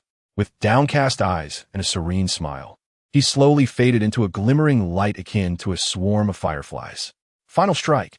Boss Spectral Pirate Captain's health, 100-0. The raid of this instance has been declared victorious, with a damage distribution panel as follows. NO 1 Paranoia MVP. Damage share 50. NO2 Indeterminate Dream. Damage share 50. NO 3 Failed Man. Damage share 0. NO 4 Anti-Dog. Damage share 0. NO 5 Ice Cutter. Damage share 0. Congratulations to all players for triumphing over the 16 undead aboard the pirate ship in the Huangjing City instance. Commemorative cards have been distributed to each player's instance collection. Current progress of Huangjing City's instance strategy, 3 out of 100 in 30 seconds. Players will return to the real world. Please prepare accordingly. The magical girl, Red Moon, gazed at the instance settlement panel, a smirk gracing her lips as she contemptuously remarked, "Behold, this is the prowess of our esteemed paranoia. Do you comprehend what it means to be an MVP?" Mid-sentence, her gaze caught the sight of the magical girl, Little Red Riding Hood, not far away, causing her to turn and freeze momentarily. Little Red Riding Hood raised her eyes, meeting her stare. In silence, the two magical girls exchanged glances. Red Moon scrutinized her for 2 seconds, her expression impassive, before slowly surveying the players aboard the ship, counting them one by one with an elevated index finger. After a brief pause, she redirected her gaze to Little Red Riding Hood, pointing her finger at the tip of her nose. Spider-Man? Chapter 99. Little Red Riding Hood, infiltrating the Magical Girl Alliance after Captain Grieva's demise. The colossal pirate ship continued to hover beneath the deep azure sky, drifting languidly through the sea of clouds. The five stood against the railing, silently reviewing their respective instance rewards. 1 minute until departure from the instance. Rewards have been distributed to every player's inventory. Please confirm receipt. You have received the standard completion reward for the instance. 1. 8,000 in-game currency. 2. 5,000 experience points. 3. D-grade enhanced pirate flintlock or D-grade enhanced pirate cutlass. Choose one. The flintlock, without a moment's hesitation, declared Mingye. D-grade enhanced pirate flintlock has been added to your inventory. Your level has risen to LV8, and as a reward, you have received a point to allocate freely. Current level progress LV8 for 1,500 points out of 5,000 points. Current amount of shopping currency 9,400 coins. Daily task completed 2. Challenge any dungeon once. Reward 1 point for free allocation. Mingye allocated both points to his reaction attribute. This was a temporary measure, as on July 4th, the clan would face the wrath of the ninja sect. Skilled in assassination techniques, the ninjas would undoubtedly employ moves that were difficult to counter, akin to Ku Xiaomao's ability to merge into shadows. If his reaction attribute was insufficient, he would be as defenseless as a pig. Hence, it was imperative to quickly enhance his reaction attribute, ensuring that when the time came to fight, he would not be left entirely vulnerable, possessing at least some space for counteraction. Congratulations, your reaction attribute has changed. 14 points to 16 points. May I pose a question to you? Paranoia suddenly turned to Mingye beside him. I don't think that's a good idea. Mingye yawned, responding without much thought, unaware of what absurdity he was about to encounter. Yet this question had to be asked. Then please go ahead. What is your magical girl codename? Paranoia whispered conspiratorially. Mingye fell silent for 2 seconds, sighed, and replied, I've already told you. I transformed using a disposable item card. Once used, it's gone. What need have I for a codename? Anti-Dog slowly remarked. You two brothers could host an online contest with prizes, in a party of 3 men and 2 women. There are 2 magical girls. What are the genders of these 2 magical girls? Male, replied Ice Cutter. Male, echoed Dream Clear. Anti-Dog adjusted his glasses. That doesn't count. You two answering is cheating. Paranoia lowered his head and scoffed derisively. Humph, you truly do not comprehend the greatness of Paranoia. Historically, many great figures possessed androgynous souls. Mingye nearly spat blood. Can we not make such references? Must I be compared to the enigmatic man? Why concern ourselves with the gaze of these mundane people? You are betraying the bond we share as magical girls. Paranoia's gaze suddenly sharpened, speaking earnestly. The enigmatic man fell silent. Giskiviko Mingye saw it. Wondering if the game had a voice-muting feature, wishing he could silence him. Ice Cutter glanced at Mingye, teasing lightly, by the way, my friend, you've also become a magical girl, yet you call him the enigmatic man every day. Isn't that a bit hypocritical? Indeed, Mingye replied. No waities. From now on, let us call him the enigmatic Spider-Man, suggested Anti-Dog. I have no objections. Dream Clear turned to Mingye and said, by the way, I've been closely observing the boss and Haven witnessed the scene of Spider-Man's transformation. What a shame. Could you perform that again? You know, the magical girl transformation. I've already said it's a one-time item. I can't transform again, Mingye disdainfully retorted, with a sardonic chuckle. The paranoid figure prepared to draw forth a blood-red dagger from his sleeve, intending to savor its edge, only to find it ensnared by a web and pulled into the hands of Mingye. Do you believe I could cast you overboard? Mingye inquired. Then you must return my dagger, the paranoid retorted. Very well, Mingye replied. handing over the dagger still entangled in webbing, yet retaining a grip on the silken threads. "Ah, you've been deceived, magical girl," he continued, but before he could finish, a swift strand of webbing sealed his lips. He struggled to speak, but the final word eluded him. Mingye tugged on the web, reclaiming the blood-red dagger. "I shall return it after we exit the dungeon," he casually remarked. The paranoid, unable to free himself from the web, resigned to leaning against the railing, gazing down with a heavy heart at the decayed amusement park.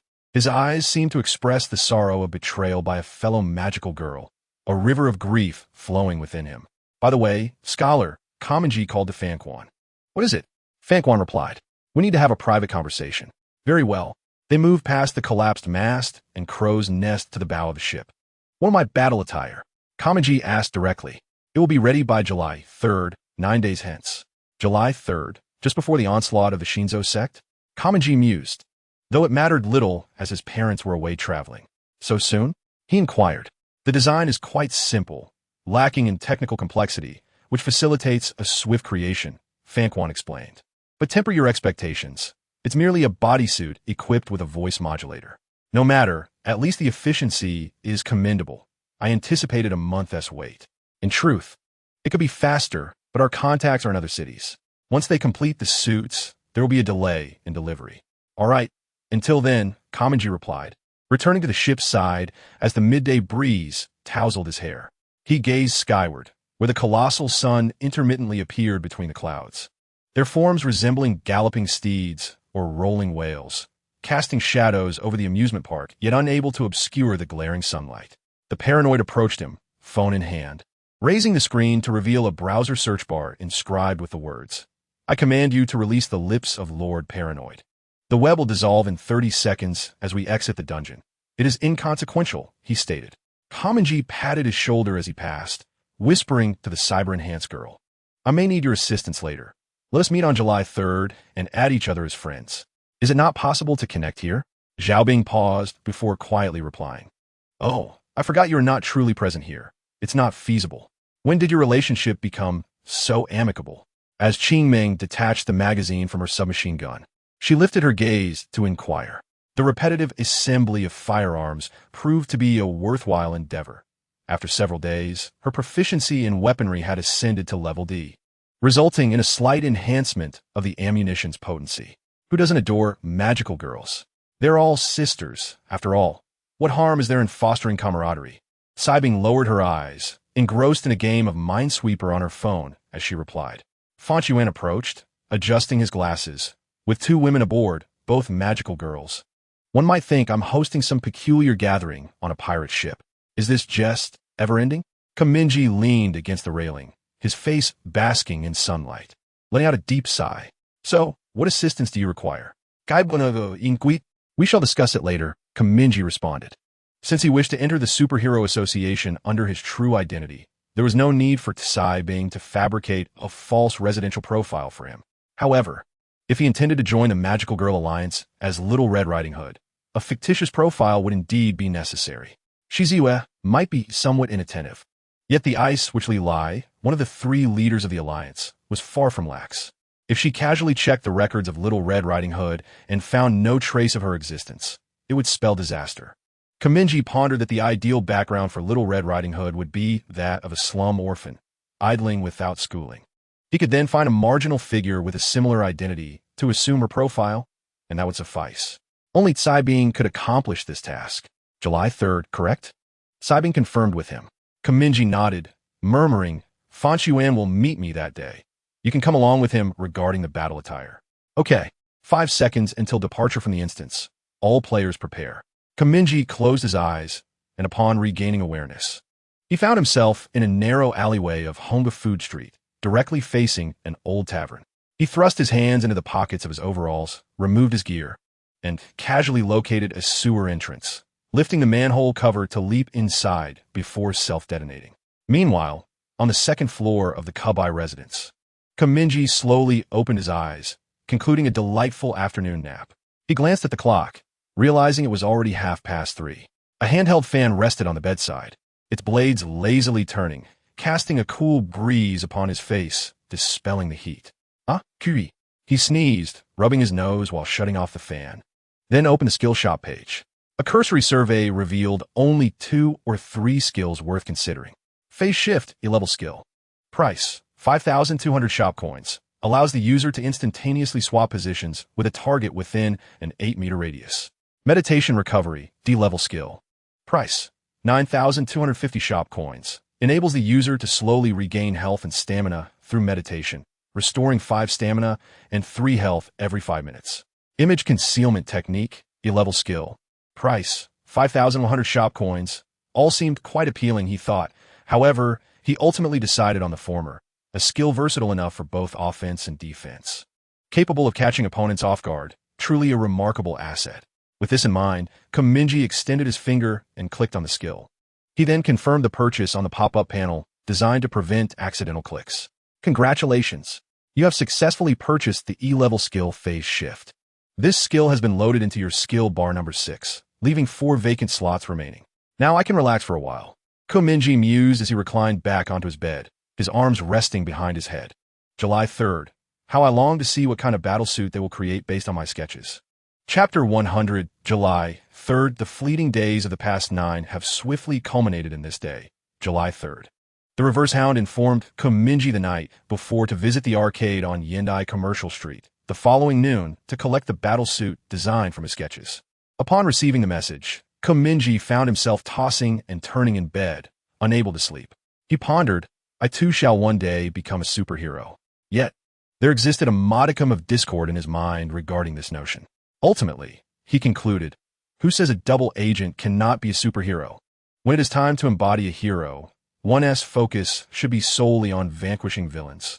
Conversely, when assuming the role of a supervillain, the goal should be to eliminate heroes, maintaining the same unwavering concentration. Thus, in truth, whether on either side, he was facilitating the completion of the mission to eradicate superhumans. And Mingye felt no dissonance within. His ambitions remained steadfast. The only concern was that prolonged dual identities might lead to a fractured psyche. Gazing at the blank ceiling, Mingye reflected on the events of the past 9 days. Primarily, he had only completed 2 daily tasks, occasionally just 1. The reward from the spinning will totaled 5,500 shop coins, 1,500 experience points, a fragment of a divine disc, and a 30 discount card for shopping. Additionally, he received a rather disheartening thank you for your patronage. Throughout the entire period, Mingye remained passive and unproductive, relying solely on the experience points granted by the wheel, which allowed him to ascend from level 8 to level 9. The level up granted him 1 attribute point, and combined with the 2 daily tasks completed over the 9 days, he amassed a total of 8 attribute points, all of which were allocated to his reflex attribute without exception. This preparation is aimed at the arrival of the ninja sect, with the hope that reactions can be swifter. If one can avoid being dispatched with a single strike, it will be deemed a success. Your nerve response attributes have changed, 16 points, 24 points. During this period, the anti-dog has not notified Kamina about dungeon runs, as the nearby dungeons are far too high in level, and the suitable ones are too distant, requiring a journey of countless miles, which is inconvenient for everyone. Consequently, the anti-dog mentioned having contacted the top male host, who may soon require the cards from dungeon number 7 to take a train from the abandoned station to Tokyo.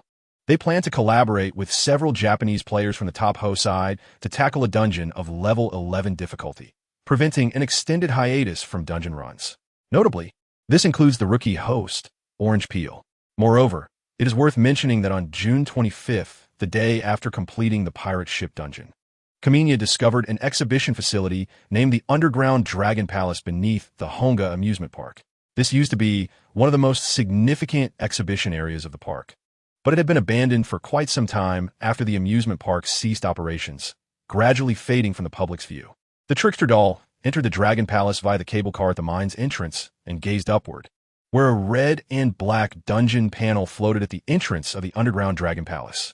This color scheme differed from other dungeons, signifying its high difficulty. Dungeon name, Dragon Palace. Dungeon serial number, Huanjing City, and dungeon location, underground of Honga Commercial Street. Honga Amusement Park. Dungeon difficulty, A, recommended for players between levels 60 and 90 to form a team for the challenge. Thus, in order to upgrade the Calamity dice, Kaminya diligently placed the trickster doll into this dungeon each day during idle moments. The doll's adventure activities were as follows: roll a die and then be crushed to death by a monster within. Consequently, after 6 days, Kaminya had yet to even glimpse the appearance of the dungeon's boss. After all, each time he barely entered the boss stage, he was already turned into mincemeat by the minor monsters in the mine. Fortunately, this was not the primary concern. Since the task of using the dice was completed, the rest was merely to satisfy a curiosity. After all, it is possible that the folks in Huanjing might not reach the level required to tackle this dungeon before being annihilated by the Qingya group, especially given the presence of the eccentric character, Paranoia. Then, on June 29th, as previously mentioned, Ko Yoking and Baiwena embarked on their honeymoon trip to London, England. Kaminya could hardly suppress his suspicions that this trip was deliberately orchestrated by Baiwena to avoid the ninja sect incident, as Ko Yoking could be considered somewhat henpecked. Once Baiwena made a request, he would typically not refuse. Nevertheless, it mattered little, as long as Ko Inji remained at home. The likelihood of Ko Yongju surviving was close to 80%. Father and mother have stated that they will return only upon receiving number 7, leaving the residence of the Bai-ku family occupied solely by 7 children during these days. Each child has clearly defined responsibilities. The eldest, Ku Inji, is in charge of cooking. The second eldest, Ku Xiaoma, oversees household chores, and Bai Qiuwu, after attending her tutoring sessions, looks for tasks that require assistance. As for the others, one could consider it a blessing that they do not cause any trouble. Ku Mingye is an exception. His reluctance to help stems not from unwillingness, but rather from the belief that assistance is unnecessary. He speculates that with the brothers absent, Ku Xiaoma will utilize his ninja-like skills to flit about in the shadows, efficiently managing the household in no time. With such abilities, he could earn far more in a day as a cleaner than the monthly salary provided by the Superhero Association, presenting a commendable alternative. Of course, this is contingent upon Ku Xiaoma surviving the imminent extermination operation of the ninja clan in 3 days or not succumbing to despair and retreating into the wilderness. As time progresses a few days forward to July 2nd, the 9th usage of the Calamity Dice occurs, with only one more throw remaining before evolution is achieved. On that night, Kaminya refrains from entering the Dragon Palace instance to roll the dice. Instead, he commands the trickster puppet to ascend once more to the apex of the ringing capital tower. Following tradition, he announces a terrifying attack to frighten away the populace before casting the dice. Subsequently, the trickster puppet makes its way to a clandestine location, the abandoned number 7 elevated bridge. As anticipated, it is not long before Yukong arrives on his somersault cloud, locating the trickster puppet hunched over on the bridge railing, engrossed in a game of Snake on a backup phone. "Hey, it's been a week or 2 since we last met. Did you miss me?" The puppet inquires without turning around. Yukong retrieves his phone, types a message, and holds the screen toward him. "What do you want this time? Is your gambling addiction acting up?" The puppet shakes its head. "Incorrect. ISNT, this our secret code. I roll a die at the ringing capital tower. And then you come to meet me at the number 7 elevated bridge." Yukong dismounts from the cloud and sits beside the puppet, gazing down at the illuminated city below from the railing. "Why did you summon me?"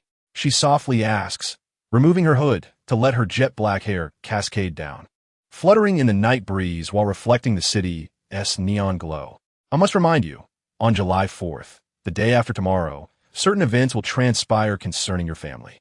"Is it related to Baizini?" No, not our Miss Ashes," the puppet continues to clarify. "I'm referring to Ku Yongju, the little brat of your family." "Yongju?" "Yes, you must stay close to him and ensure his safety." He pauses, speaking in a somber tone. "If it were you, even if unable to defeat those unwelcome guests, at least you could use your somersault cloud to whisk him away." "I don't understand what you mean." Black Wukong fell into a moment of silence, pondering who would fixate on him, for he was merely an ordinary child. "You need not comprehend, merely keep an eye on him," the puppet remarked. "This is a reminder from your friend. On that day, you shall naturally uncover the truth." "How can I be certain you do not deceive me?" Black Wukong's words were abruptly interrupted by the trickster puppet. "You are my only friend. How could I bear to harm you? Trust me, I do not deceive you, nor do I have any need to."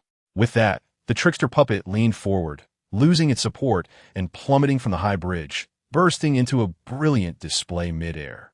Accompanied by an eerie laughter, its form transformed into a cascade of resplendent fireworks ascending into the sky. Bai Qiu sat on the railing.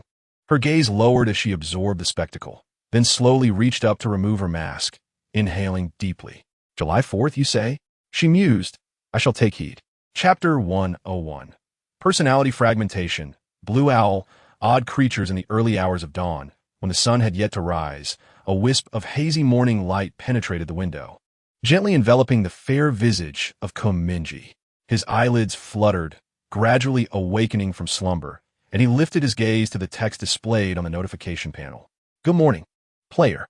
Today is July 3rd, 2028. The deadline for the ultimate mission to exterminate superhumans is in 350 days. How swiftly time passes. Tomorrow marks the day of the Neen sex assault, Mingye pondered. Today's daily tasks are as follows. 1. Jogging 6,000 meters, reward. 1 chance at a lottery spin.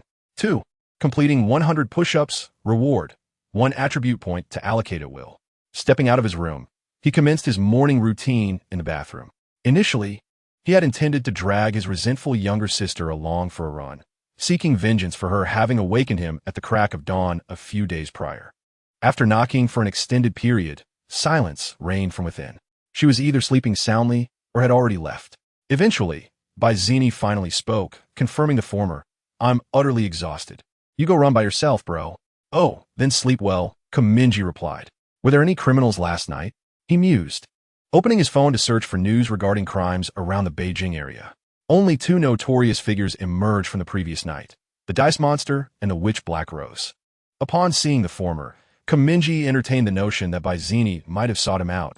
However, the latter dispelled that thought, along with his confusion. A witch indeed. That was no surprise. He reflected, putting away his phone. Witches, signifying fallen magical girls, grow powerful by hunting contract beasts and consuming the comet fragments within them, all the while gradually descending into depravity and losing their humanity. In a certain sense, witches can be regarded as the nemesis of magical girls. Initially, most of them are low-tier magical girls with meager talents and unremarkable appearances, possessing a minimal presence, yet harboring obsessive and extreme tendencies deep within their personalities. Thus, they became lost in themselves, resorting to unscrupulous means to gain strength, and began hunting contract beasts to enhance the quantity of comet fragments within them. Ultimately, in this process, they gradually lost their humanity, their craving for comet fragments intensifying, akin to a drug addict's dependence on marijuana.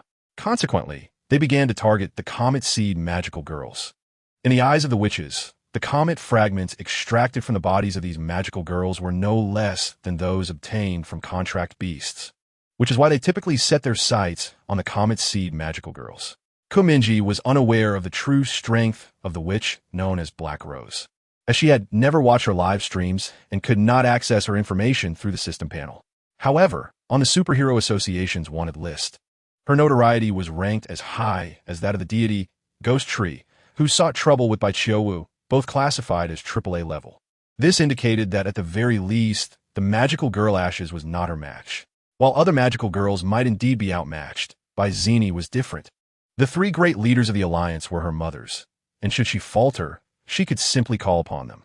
A single text message, regardless of whether Shizuya was in Paris or London, would summon her aboard the time-space train.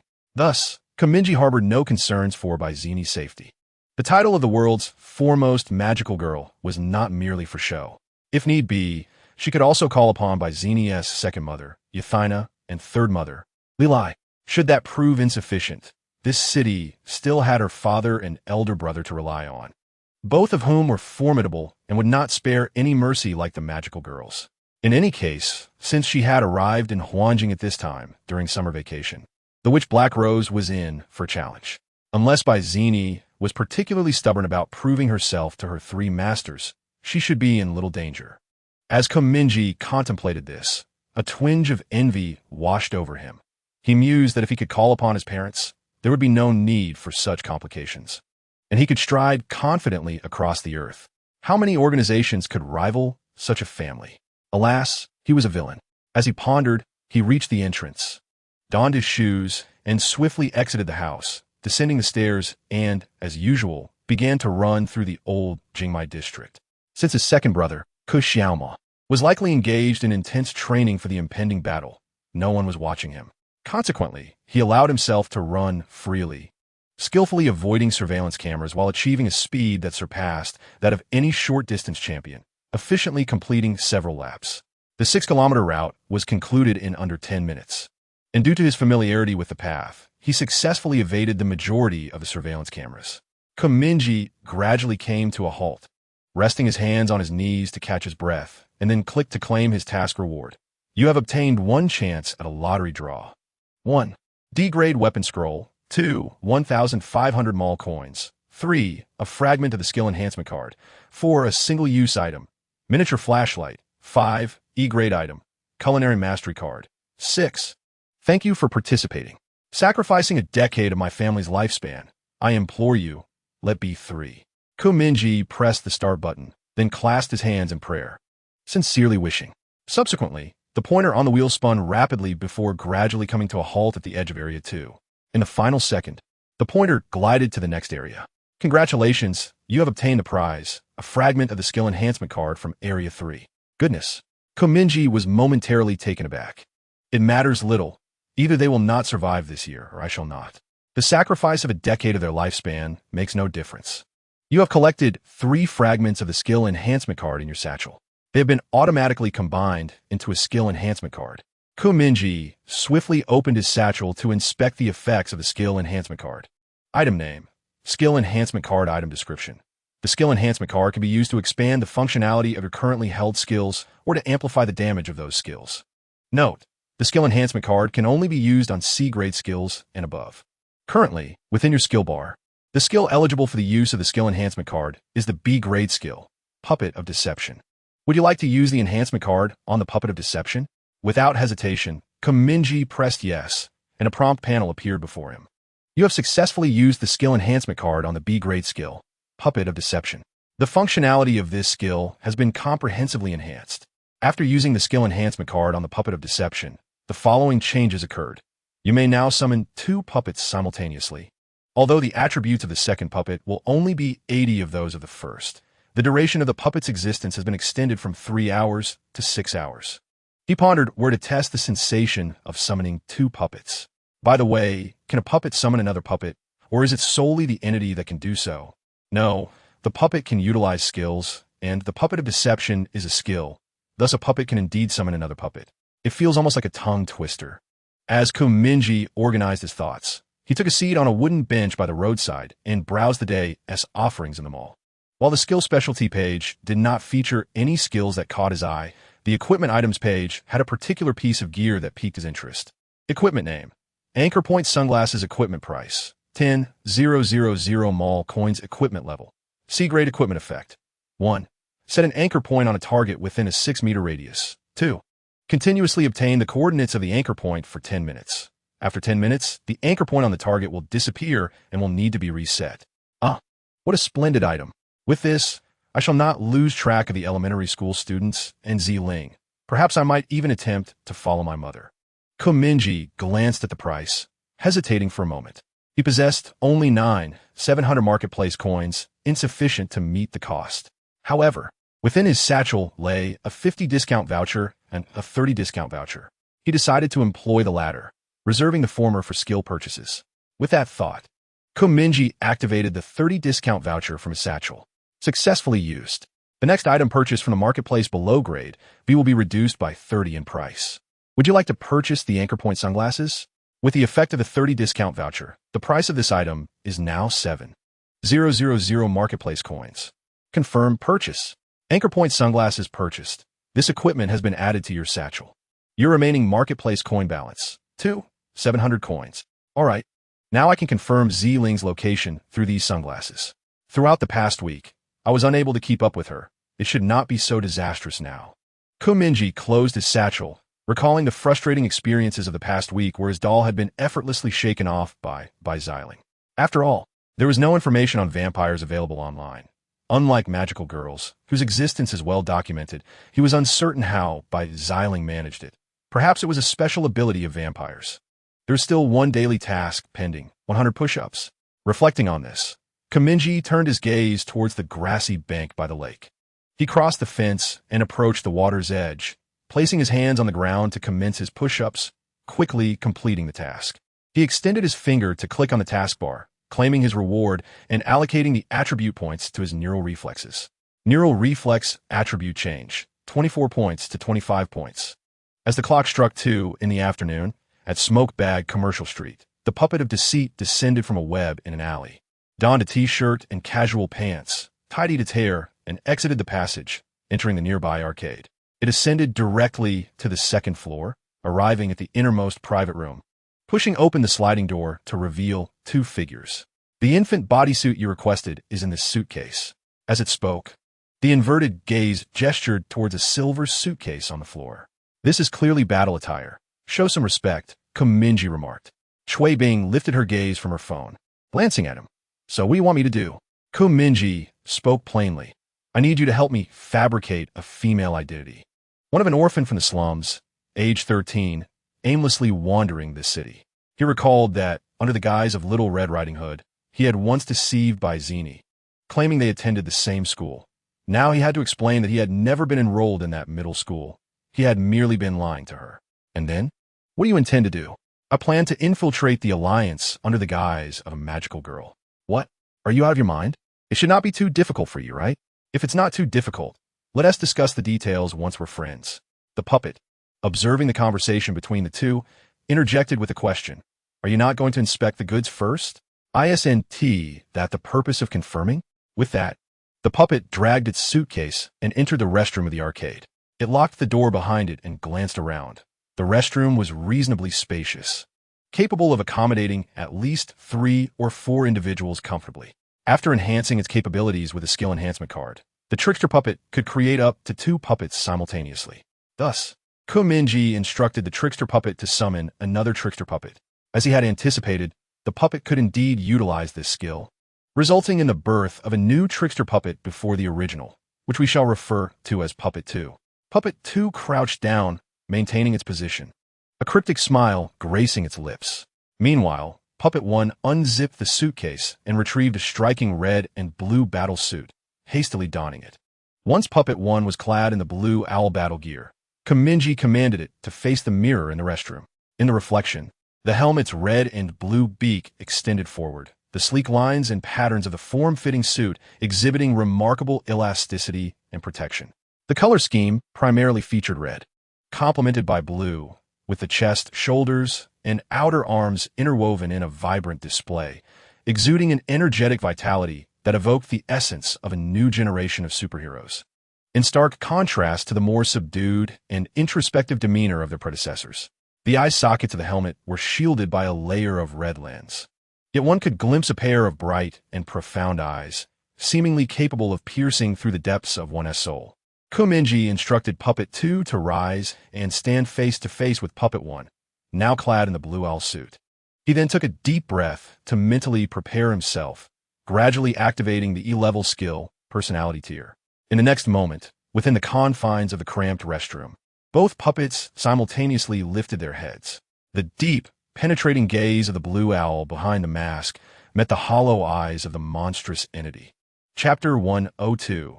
Damned Mingye the monstrous being stood with one hand on its hip and the other bracing itself against the restroom stall door, tilting its body to regard the blue owl. The blue owl confirmed its appearance in the mirror before locking its gaze onto the creature. A superhero? The monster scoffed, raising a non-existent eyebrow in disdain. I detest superheroes, a bunch of clowns in tight suits. Do you wish to be a clown too? How are you any better? I bet children would vomit at the sight of you. The blue owl retorted with irony. I say, can we blow this guy up? The monster covered its face, pointing at the blue owl. Your manner of speaking is utterly repugnant, akin to a child mimicking its father. There's only you and me here.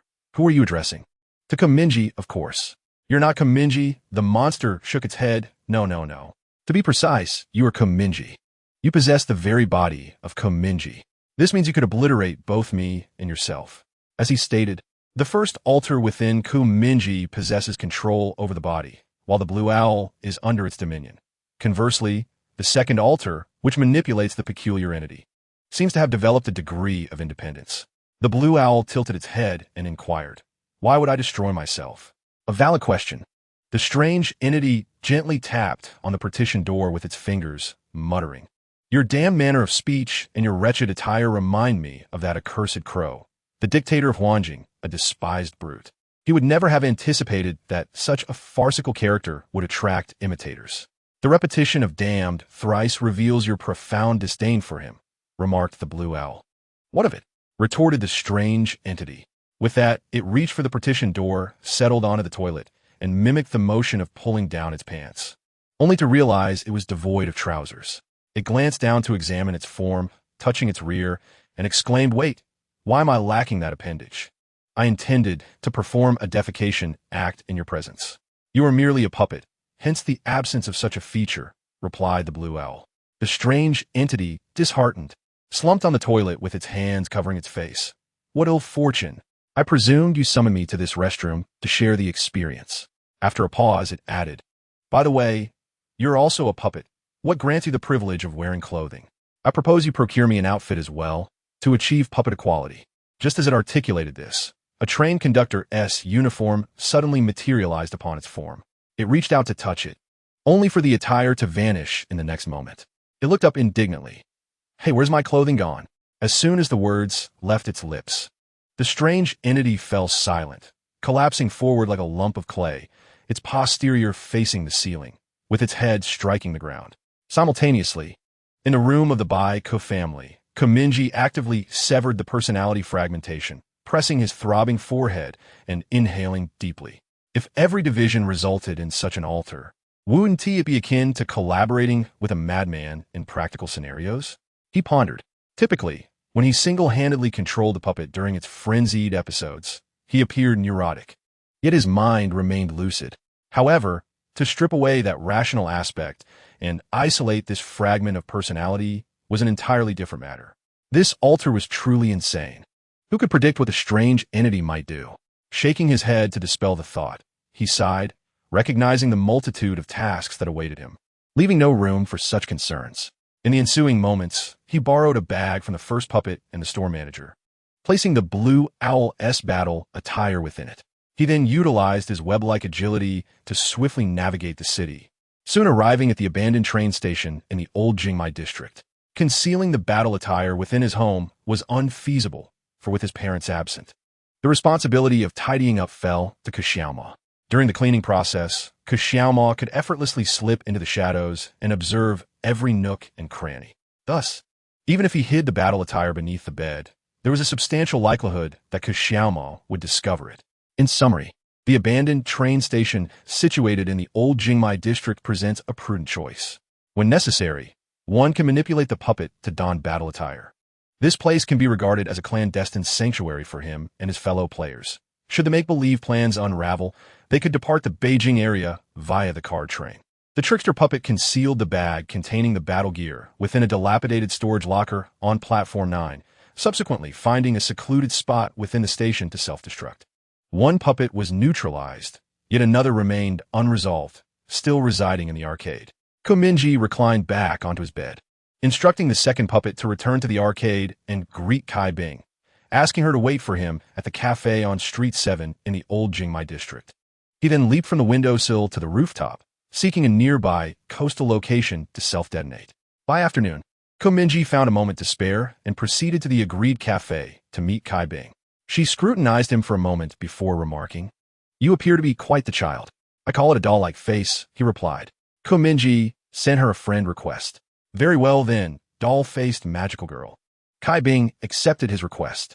"I must take my leave. I cannot be away for too long." Just as Mingye was about to rise from his seat, his peripheral vision caught sight of someone ascending the stairs. His pupils constricted slightly, but his countenance swiftly regained composure as he lifted a glass of lemonade to his lips. Accompanied by a steady cadence of footsteps, the individual approached and gently draped an arm around Mingye's shoulders, his tone laced with surprise. "Is it true? Our young Mingye has begun to indulge in coffee." "In truth, I came for ice cream, but proved too costly," Mingye replied with a smile. "I shall treat you. Why didn't you send me a message?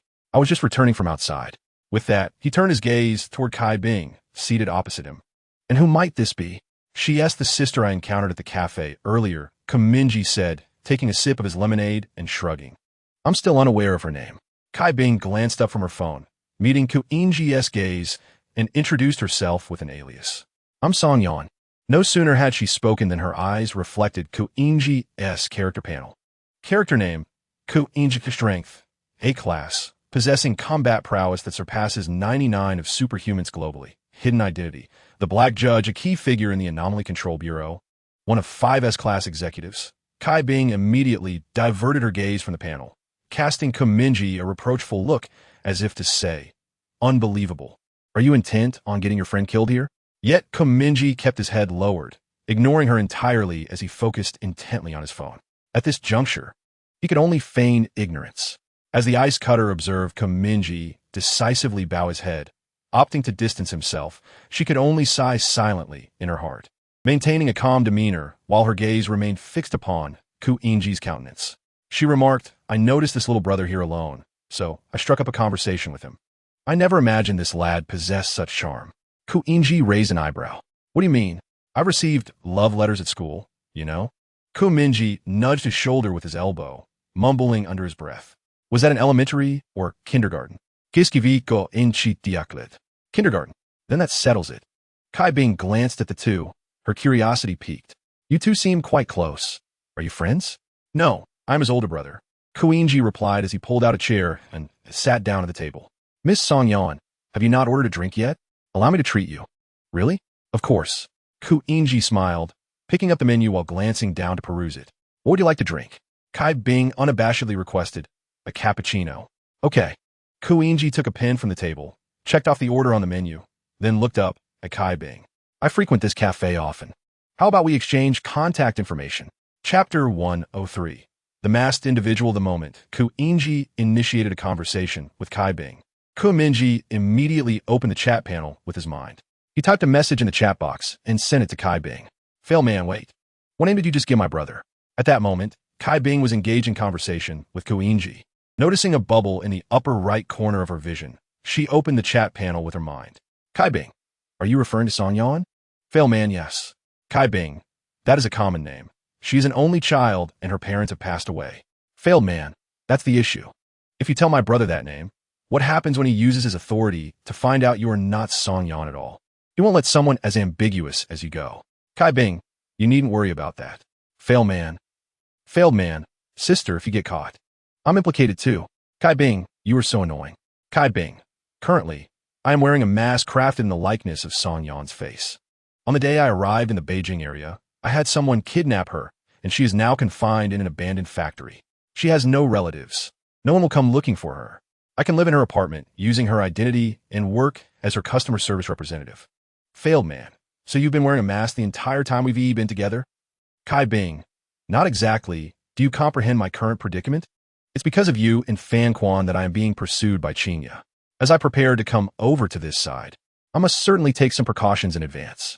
I crafted this facial mask over half a month ago, allowing me to seamlessly assume her identity whenever I arrive around Beijing. Now I understand, remarked the unsuccessful man. I am a hacker myself, and I approach my work with a level of caution that may surpass your expectations. However, thanks to you, I might need to adopt yet another identity, replied the masked figure. At that moment, on the second floor of the cafe, Kuinji set his pen down, diverting his gaze from the menu to the figure across from him. I frequently visit this cafe as well. Shall we exchange contact information? Taking a sip of lemon water, the figure slowly raised her eyes from the glass, her gaze calm and unwavering. You likely do not often see contact information from women, do you? She inquired. Are you referring to me? He responded. Indeed. Kuinji continued. I am preoccupied with my studies and rarely interact with women. Have I offended you? Mingye observed his elder brother's performance with an inward scoff, thinking, yes, busy with studies indeed. Of course, it is rather offensive to ask for contact information right off the bat. It lacks courtesy, she replied, her expression impassive, especially for someone as difficult as me. At the very least, you should wait until after finishing your coffee to learn. As Kuinji handed the menu to the waiter, he met her gaze and chuckled softly. You make a fair point. Should I then apologize to you? Resting her chin on her hand, she regarded him quietly for a moment. Are you free tomorrow? I am, Kuinji replied, but then recalled that tomorrow was July 4th, and he must remain by Xiaomei's side. He swiftly amended, Actually, it seems I am not available. Is that so? I had intended to invite you to a film, she remarked. What a pity, he said, tilting his head. How about the day after tomorrow? I will be free then. That is acceptable. Your performance will determine the outcome, she stated, propping her chin with her hand and glancing down at her phone, casually adding. If you impress me, I may consider sharing my contact information. Very well, I need to take this call. Please hold. With a slight smile, Mingye retrieved his ringing phone from the pocket of his brown coat and moved to the shadows near the corridor. Welcome to the Control Bureau Executive's exclusive app, Mr. Black Judge. A gentle yet distant female voice emanated from the phone, as if carrying a scent of disinfectant. Song-yeon, please assist me in investigating this name. Leaning against a wall adorned with movie posters, he typed the name into the dialog box with one hand and sent it. In no time, the response arrived. Mechanical and precise. Song-yeon, an only child, tested as a common ethnicity in 2 genetic examinations over the past year. Parents deceased due to illness. Currently residing alone in an apartment near the Lilu Bridge in Beijing, working a customer service job that does not require leaving home. Her primary hobby is watching films. Retrieve photographs from the past 2 weeks and recent work activity to check for any abnormal behavior. As the words fell, Mingye's pupils swiftly traversed a series of photos captured by surveillance. Occasionally, it depicted Song-yeon shopping alone in a supermarket. At other times, it showed her watching a film in solitude or strolling by the lake.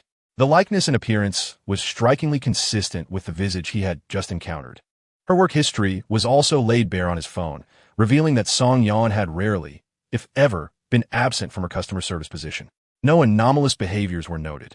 Her lifestyle appeared regular, and her work efficiency remained intact. The cold, feminine voice remarked. Had he been overly suspicious? Recently, his work had rendered him excessively anxious.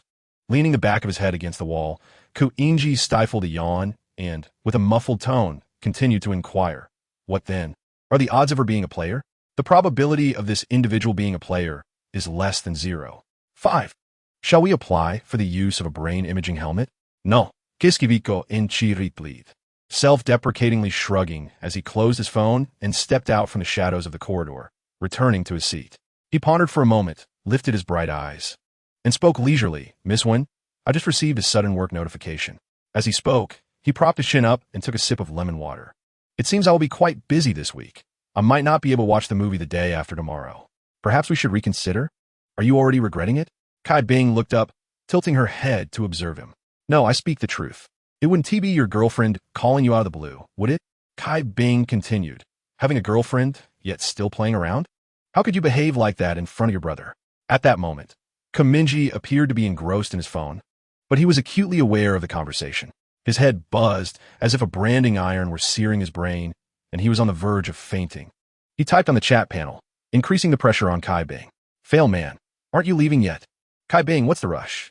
Kai Bing, in such situations, one cannot simply let it go. His behavior has been rather peculiar. Failing to pursue further would make me seem odd. Failed man, now I understand how you managed to hang out with the anti-dog in your past life. You really have a heart of steel. Kai Bing, compared to that, let us be honest. Failed man, what are you trying to say? Kai Bing, your brother is quite handsome. Failed man, no, seriously, my friend, if you want to die, just find a river to jump into. Don't drag me down with you, okay? No, I don't have a girlfriend, Mingye replied, taking a sip of coffee. Kai Bing tilted her head and gazed into his eyes. So, you simply don't find me appealing? That is certainly not the case. Your change of heart is remarkably swift. Just one phone call, and you've lost interest in me. Kai Bing rested her chin on her hand, her fingers lightly tapping the table as she scrutinized him with an expressionless face.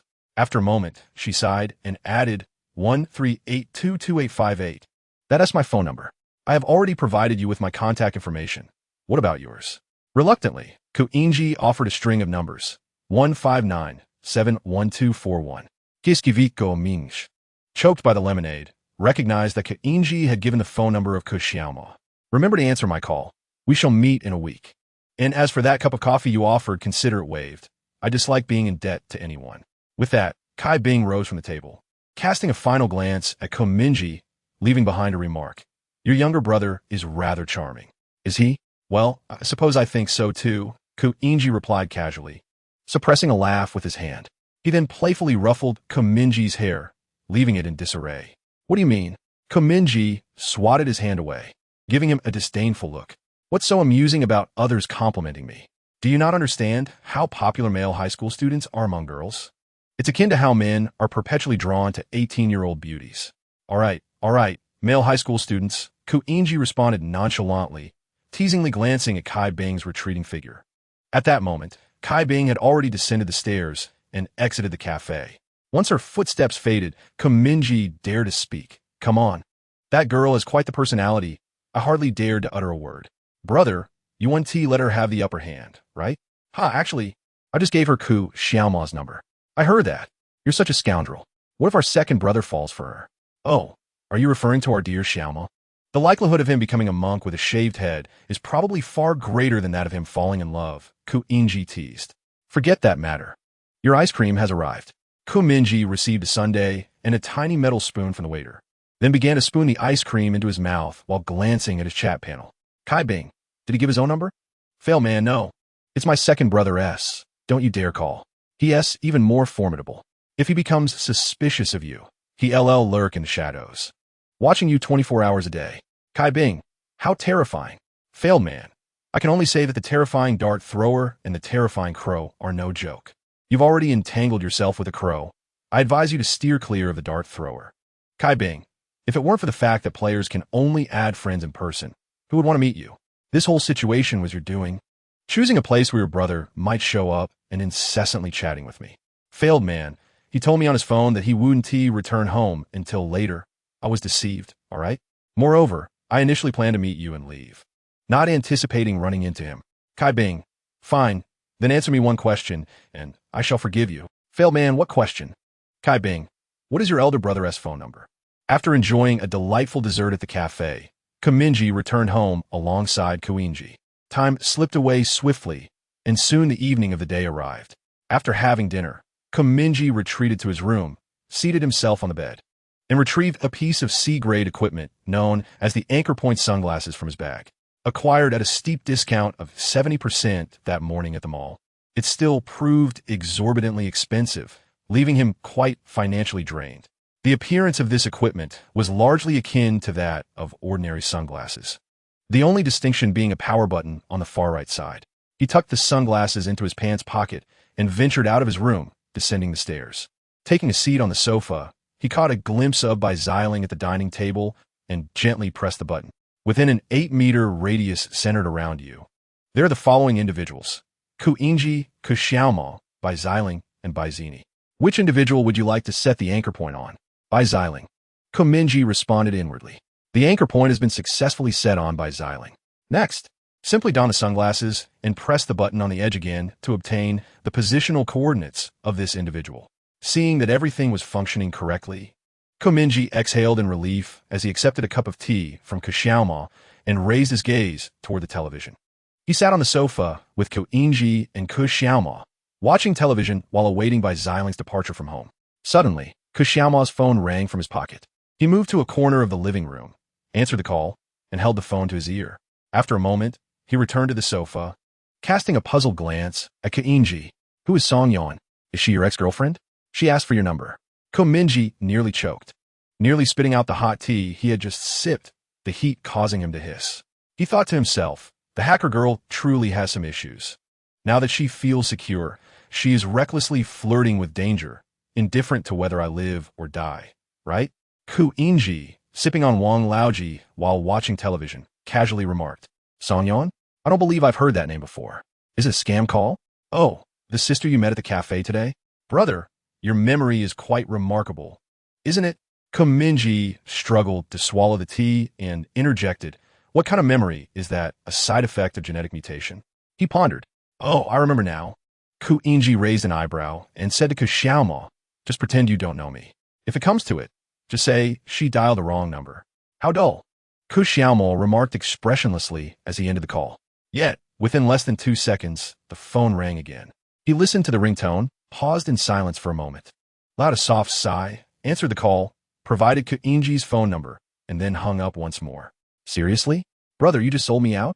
Mingye turned to him, her gaze peculiar.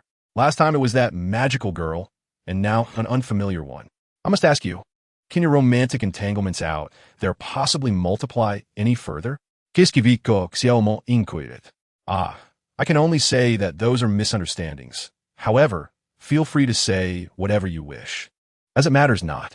With that, Mingye nonchalantly rested an arm upon the back of the sofa, taking a delicate sip of Wanglaji, quite disinclined to continue explaining to Xiaomo. I've had my fill. I shall take a stroll outside, came the gentle voice of Bai Xiling from the kitchen. She then rose from the dining table, slowly making her way to the entrance, slipping on her sandals, and with a soft patter, exited the house. Seeing her depart, Mingye did not hurry, but instead stayed with Mingye for a few more minutes to watch the film. Then he ascended to the second floor, returned to his room, locked the door, and from the windowsill, released the puppet of deception, handing it the anchor point sunglasses. With the sunglasses now in play, he mused that there should be no reason for her to dismiss him tonight.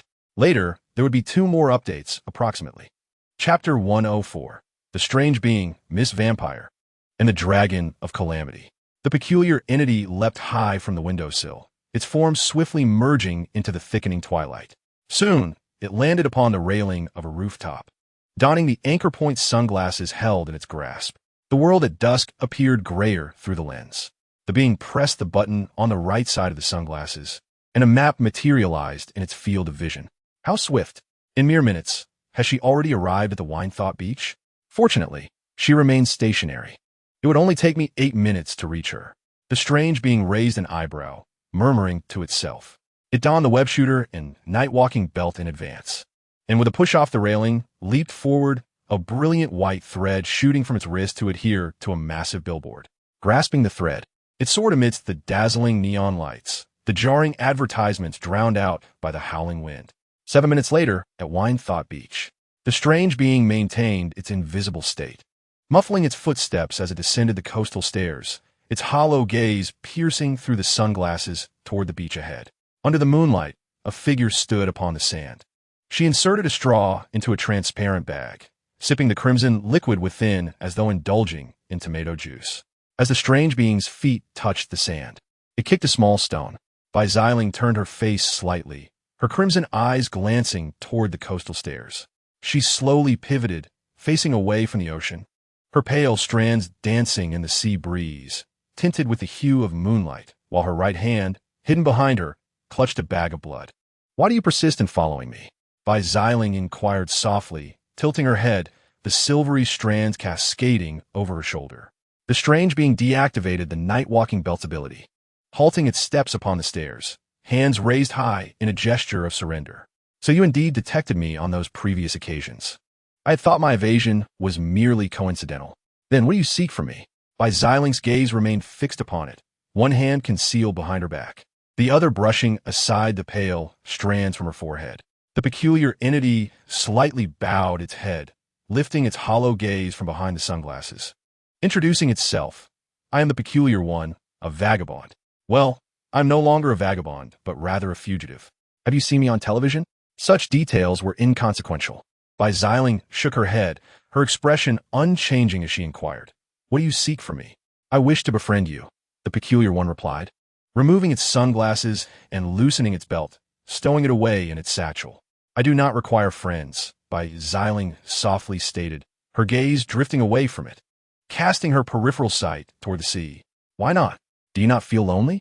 The peculiar one murmured, "Even a vampire needs friends. Any living being yearns for connection. In truth, I already have a friend, and I await their arrival. May I dare to ask, who is this friend of yours?" The peculiar one raised an eyebrow, pondering if Bai Xiling's friend belonged to the same bloodline. It would not be surprising. The existence of one blood relative suggested that there must be others of her kind in the world. Bai Xiling slightly lifted her crimson eyes, her calm gaze directed at the peculiar one, as if she were looking beyond it. "Behind you," she stated after a moment of silence. The peculiar one froze, slowly lowering its raised hands, pointing to its own chest, murmuring to itself, behind me?" Bai Xiling regarded it from a distance, gently nodding after a pause, remaining silent. In the next instant, the peculiar one suddenly heard a strange gasping sound emanating from behind, akin to that of a primordial beast. The sound drew closer and closer, enveloping the peculiar one in a tangible pressure, manifesting a bizarre, chaotic dark red hue. "Ah, We meet again, a hoarse voice came from behind. The peculiar one listened to the sounds approaching from behind, gradually turning its face, catching the furious gaze of the young dragon. A fearless smile curling at the corners of its mouth. I did not anticipate encountering you here, little dragon. It paused, lowering its face, softly stating, what a coincidence. Is it not? Meanwhile, in his bedroom, Mingye was drenched in sweat. He inhaled deeply, the cool air piercing through his lungs like a sharp blade. Indeed, does Xiling know the elementary school student? Mingye murmured to himself, flipping through a comic book while sorting through clues in his mind. The images projected from the brain imaging helmet in the cinema suggested that the elementary school student likely knew by Xiling's hidden identity. Xiling had at least met the dragon-transformed Ku Yongzhu. Otherwise, the image she conjured at that moment could not have closely resembled the appearance of the Calamity Dragon. Seeking Xiling alone is indeed too arduous. I should have anticipated the possibility of encountering the elementary school student. At this moment, Xiling had removed her sandals. Walking barefoot on the beach, her snow-white hair billowing in the sea breeze. It seems, she murmured softly, that it does not approve of my friendship with you. The peculiar creature hesitated, fearing that a single misstep might lead to its head being severed by the dragon behind it. What a disgrace that would be. Thus, it raised its hands in a gesture of surrender and turned to look at Xiling, inquiring, why must I seek its consent to befriend you? Are you two conjoined twins or something? The dragon of calamity furrowed its brow, its eyes narrowing slightly, the golden light of its pupils gleaming like molten lava. It breathed heavily, exhaling wisps of flame from its mouth and nostrils. Its razor-sharp fangs flickered in and out of sight, as if it were desperately restraining its fury. The dragon fixed its gaze upon the creature, and after a moment, asked slowly and deliberately, why? Why do you approach her? You ask me why? Naturally, it is to make friends. Friends? Indeed, just as I am befriending you.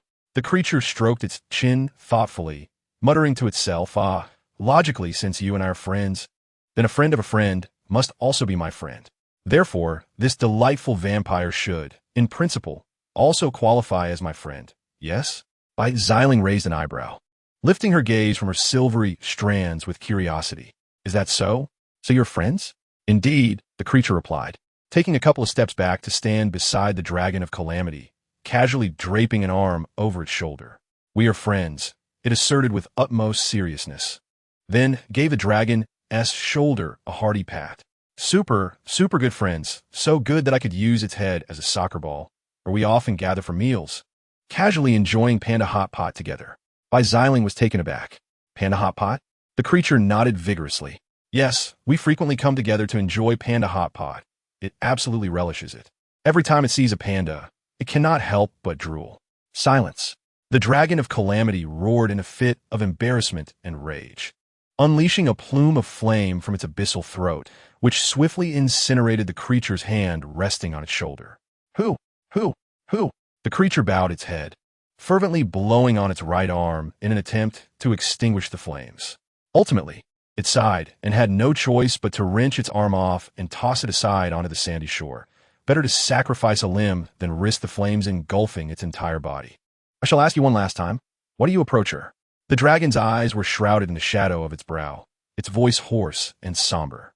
The creature turned its face away, regarding the dragon silently for a moment before responding unhurriedly, to remind her of an event that will transpire tomorrow. What event? Xiling inquired, her tone devoid of emotion. The creature was about to speak when the dragon of calamity abruptly interrupted. Do not listen to this fool.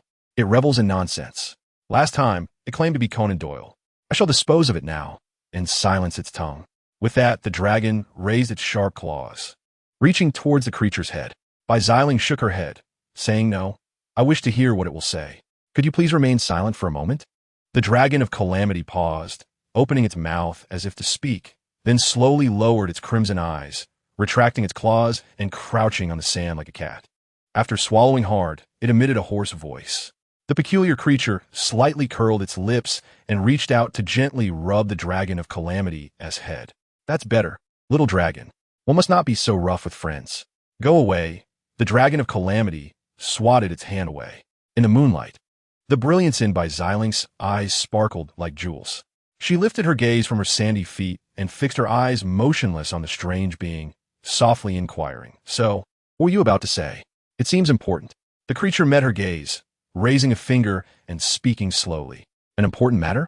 It confirmed with a nod, a hint of mockery lacing its tone. Indeed, and it concerns our dear friend, the little dragon. It paused, lowering its gaze to the dragon crouching on the ground. This matter is entirely directed at it. Chapter 105. The new tenant of the Baiku family, July 3rd night. Mingye rubbed his nose, expressionless as he set down the textbook in his hands and exhaled. A panel popped up before him. Without a second thought, he looked up, dense text filling his vision. Congratulations, you have completed the first node of the main quest. The annihilation of the Blood Clan by approaching the silver-haired bloodline, by Xiling, in disguise. The next objective of this main quest is to destroy the vampire hunter organization that is using by Xiling as bait to lure vampire hunters to this city, and to eliminate all the vampire hunters in one fell swoop.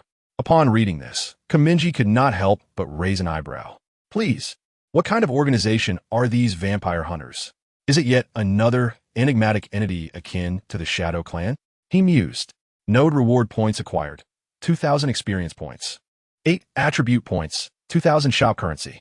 You currently have a total of 8 unallocated attribute points. Please distribute them promptly. Without hesitation, Mingye allocated all points to his reaction time. Your reaction time attribute has changed. 2,533 points, 8 points.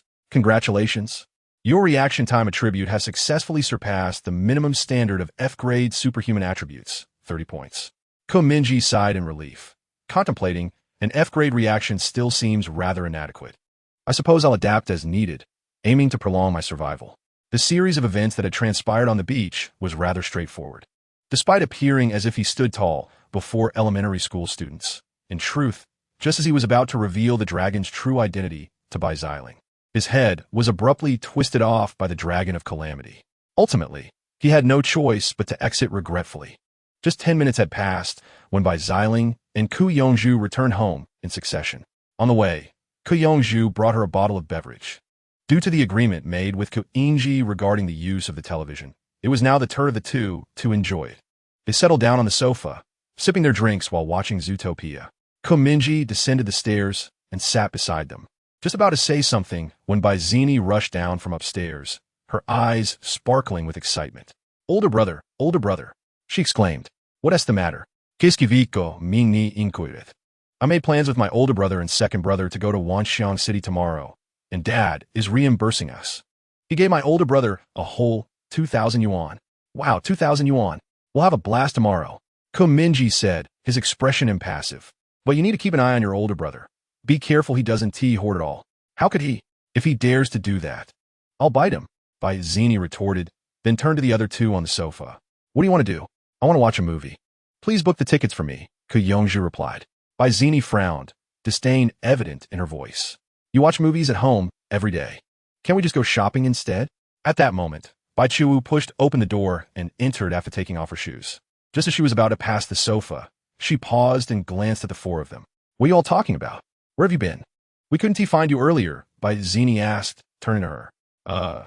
Bai Chuwu hesitated for a moment, then smiled. I went to find a friend, but unfortunately, I didn't see them.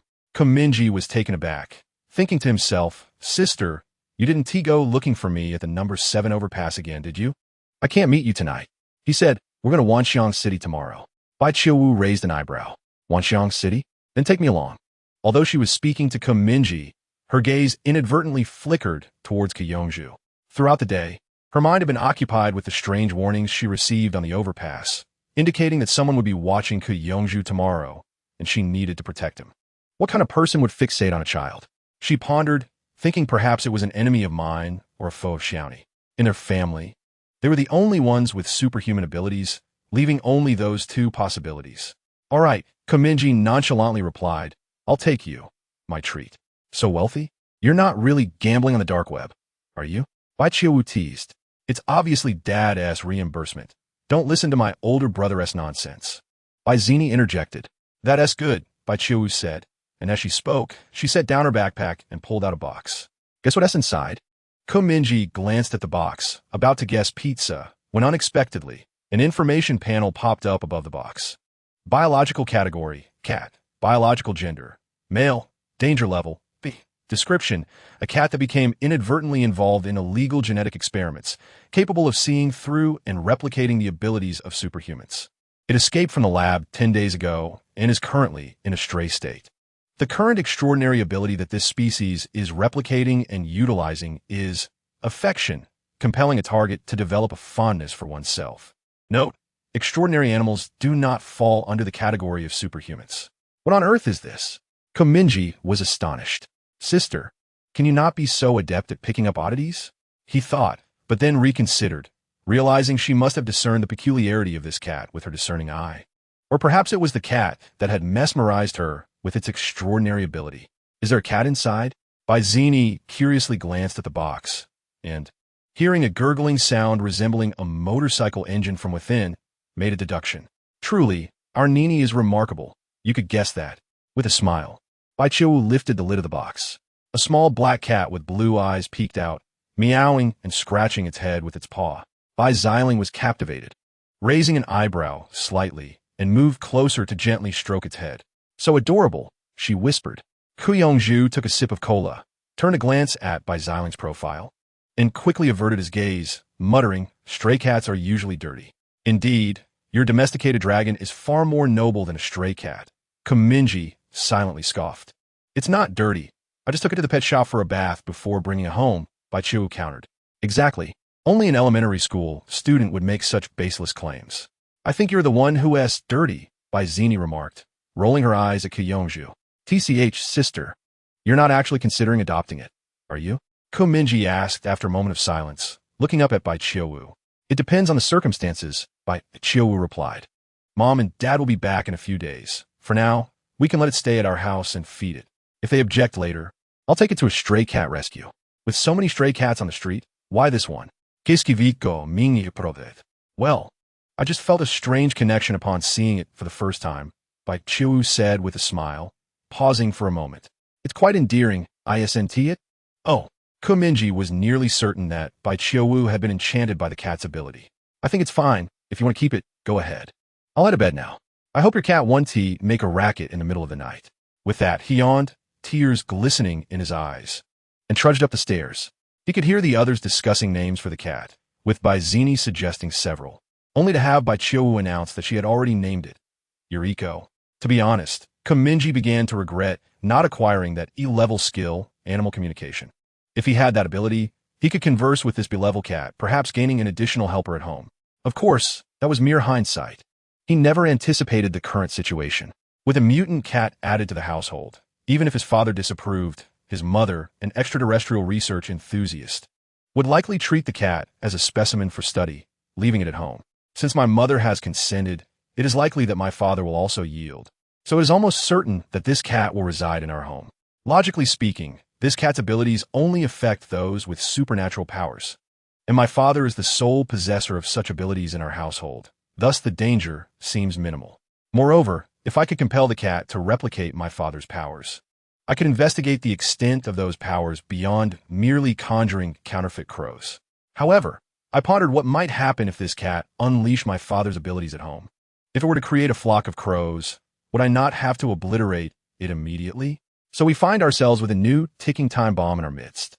Indeed, our household is thriving. As these thoughts occupied my mind, I tended to my grooming in front of the bathroom mirror before returning to my bed to set the system alarm. Tomorrow marks the arrival of the Shinzo clan, and both Koyuki and Baiwena are still absent from home. Nevertheless, with my elder sister and Bai Xiling watching over the elementary student, who is himself an A-grade superhuman, there is no immediate cause for concern even if the Shinzo clan possesses some dragon-specific tactics. We merely need to hold out until my elder brother arrives to our aid, ensuring he remains within a reasonable distance. As for my second brother, his decision remains uncertain. In any case, it is prudent to conserve energy and retire early. With that thought, I closed my eyelids and slipped into a deep slumber. At this very moment, in the cafe on number 7 Jingmai Street, two figures were seated on white wooden chairs outside the establishment, one sipping wine while the other savored coffee. Bathed in the warm light filtering from within the cafe, they engaged in leisurely conversation amidst the soothing sound of cicadas. "Are you not concerned about insomnia from drinking coffee at this hour?" Xiao asked. "I fear falling asleep more," Curson replied. "Why is that?" Kursin took a thoughtful sip of coffee. Perhaps it is because sleep invites dreams. He shrugged. I despise dreaming. It instills a sense of losing control over events. You have exhibited tendencies of being a control freak since childhood, and it seems you have not changed. Xiao paused. You could certainly benefit from some training at our place. It would be good for both mind and body. On that note, what is the status regarding the dragon? Kursin smiled. It is the eve of action. And has the Shinzo clan not informed you of the location of the catastrophe dragon? I do not know. Xiao shook his head. What is truly happening? It feels as though they are deliberately keeping me in the dark. Perhaps they believe you are not needed and wish for you to enjoy a proper respite? I hope so. Let us return. It is time to supervise those children as they sleep. Indeed. Chapter 106. A Major Event The Dragon Ninja War, Part 1, July 4th. 10 a.m. In the living room of the Baiku household.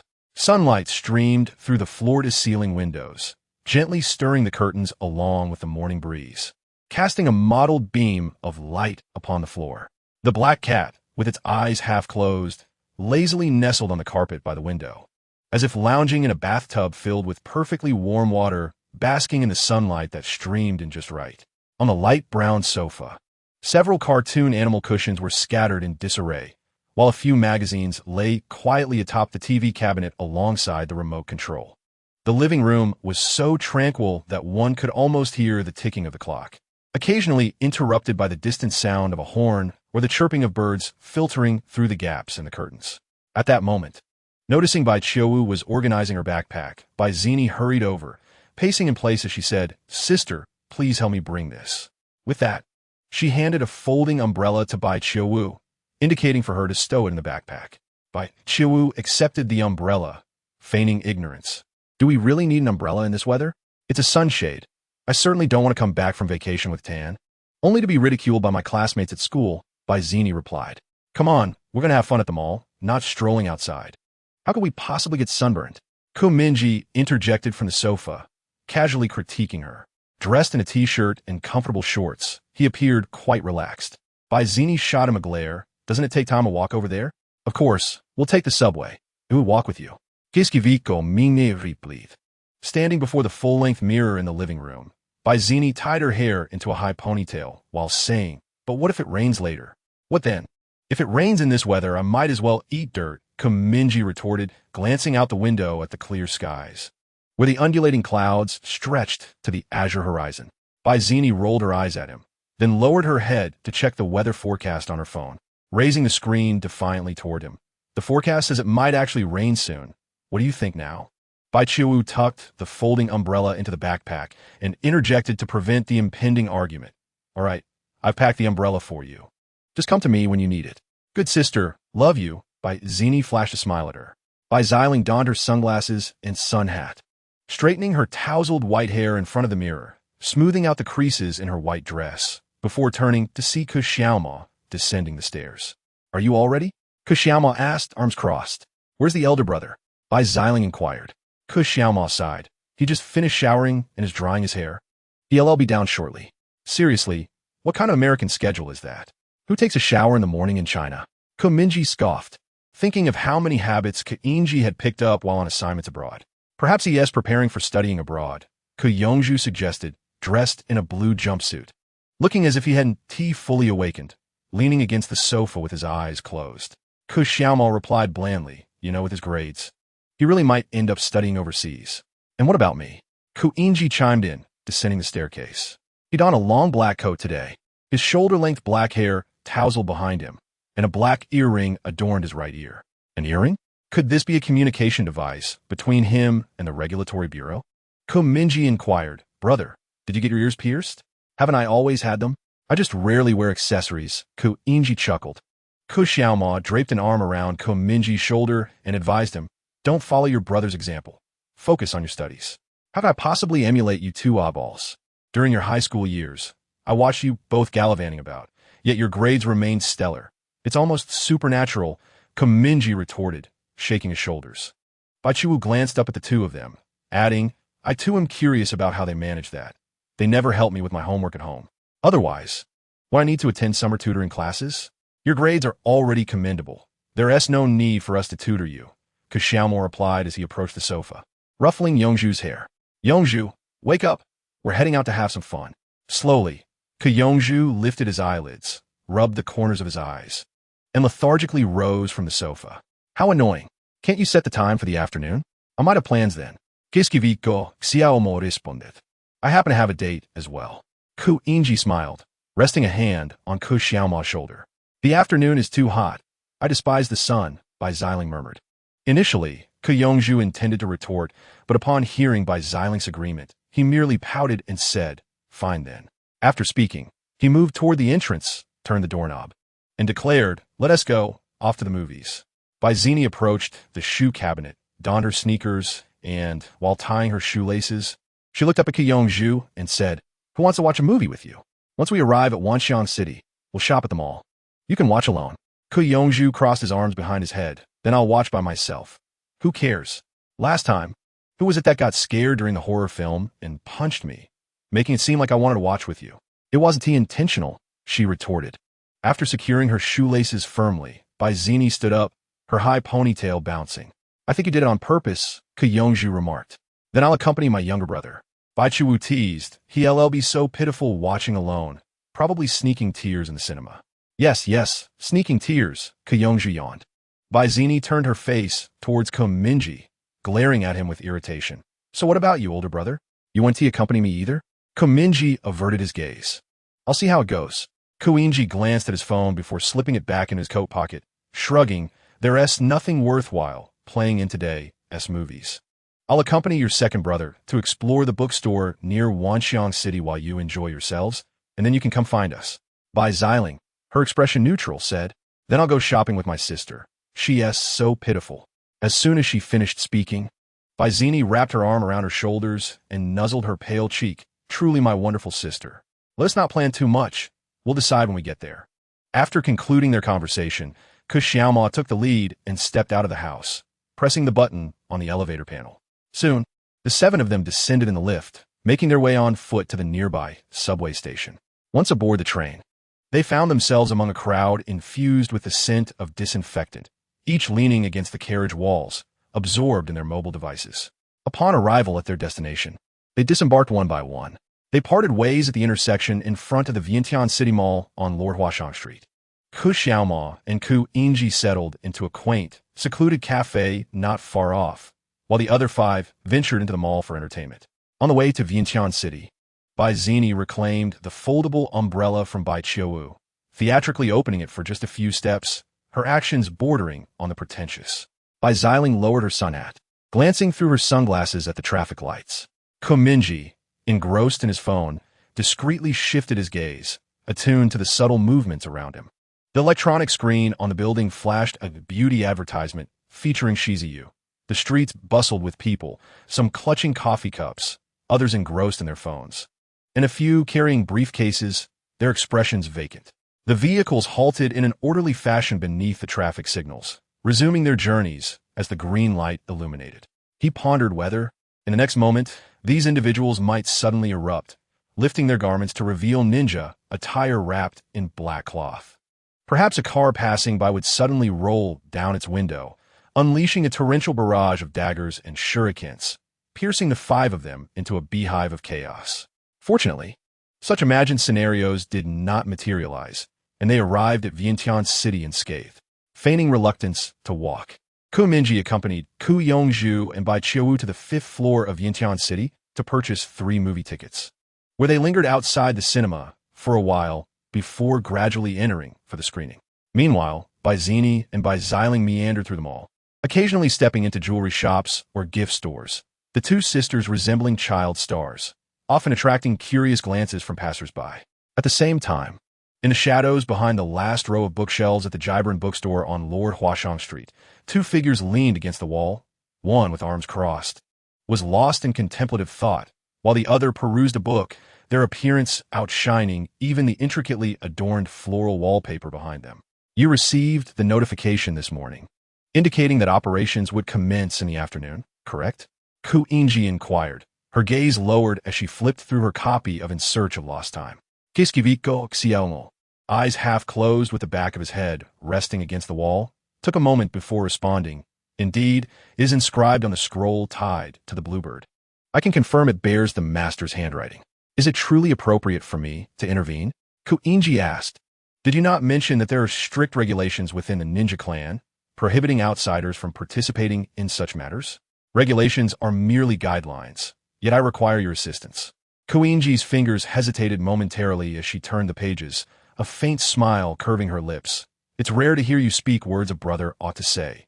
Thus, I have no choice but to lend my aid. By the way, since earlier, have you noticed anything peculiar about the pedestrians on the street? As he spoke, Xiaoma opened his eyes, casting a sidelong glance towards the floor-to-ceiling window on his right, through which the silhouettes of people on the street were visible. They continuously flitted past the library's entrance. Something felt amiss. Koinji remained composed, turning the pages of her book, yet despite her feigned nonchalance, their body language and expressions exuded an air of artifice. Xiaoma's gaze wandered, and after a moment of silence, he remarked, It seems they have set their sights on us. The few patrons inside the library have vanished, and even the librarian has left. Who would dare to fixate on us? They must possess remarkable vision, Koinji quipped, closing the book she held and leisurely sliding it back into the shelf's crevice. In the next moment, a figure entered from outside the library, clad in a white robe, his form silhouetted against the sunlight, his solemn visage shrouded in shadow. He was the A-level hero of the Superhero Association, the Ink Writer. Simultaneously, a deafening explosion echoed from the nearby Wanxiang City on Lord Hua Commercial Street, accompanied by the feral roar of some beast, reverberating throughout the entire thoroughfare. Chapter 107, Major Incident 1, The Dragon Ninja Battle, Part 2, July 4th, 10:45 a.m. Lord Hua Commercial Street, Gibran Bookstore. Koinji placed the book back in the shelf's gap, then slipped her hands into the pockets of her coat, leaning her head against the wall and tilting it forward. The dark earrings swung gently, producing a clear, melodic sound. Her gaze traversed the narrow passage between two bookshelves, spotting a tall, slender figure approaching from the light, hands clasped behind him, his every movement radiating solemnity. Oh, the ink writer? Koinji raised an eyebrow. Turning to Xiaoma beside her, isn't the eradication of the calamity dragon a matter for your ninja sect? What brings a superhero here? I mentioned before that the ink writer is a product of the ninja sect's training, Xiaoma replied, equally calm as he observed the approaching ink writer. Then how did he turn around and become a superhero? Koinji continued to inquire. After learning forbidden techniques, the sect master expelled the ink writer from the sect. Years later, he has risen to become a superhero in the outskirts of Beijing. The sect master has summoned him this time, likely wishing to offer him a chance to atone for his past. I see. You seem to have mentioned this before. Kiskiviko inchi realitsev. Understanding that his abilities were indeed related to ink and could hardly be disconnected from the ninja sect. Not surprising.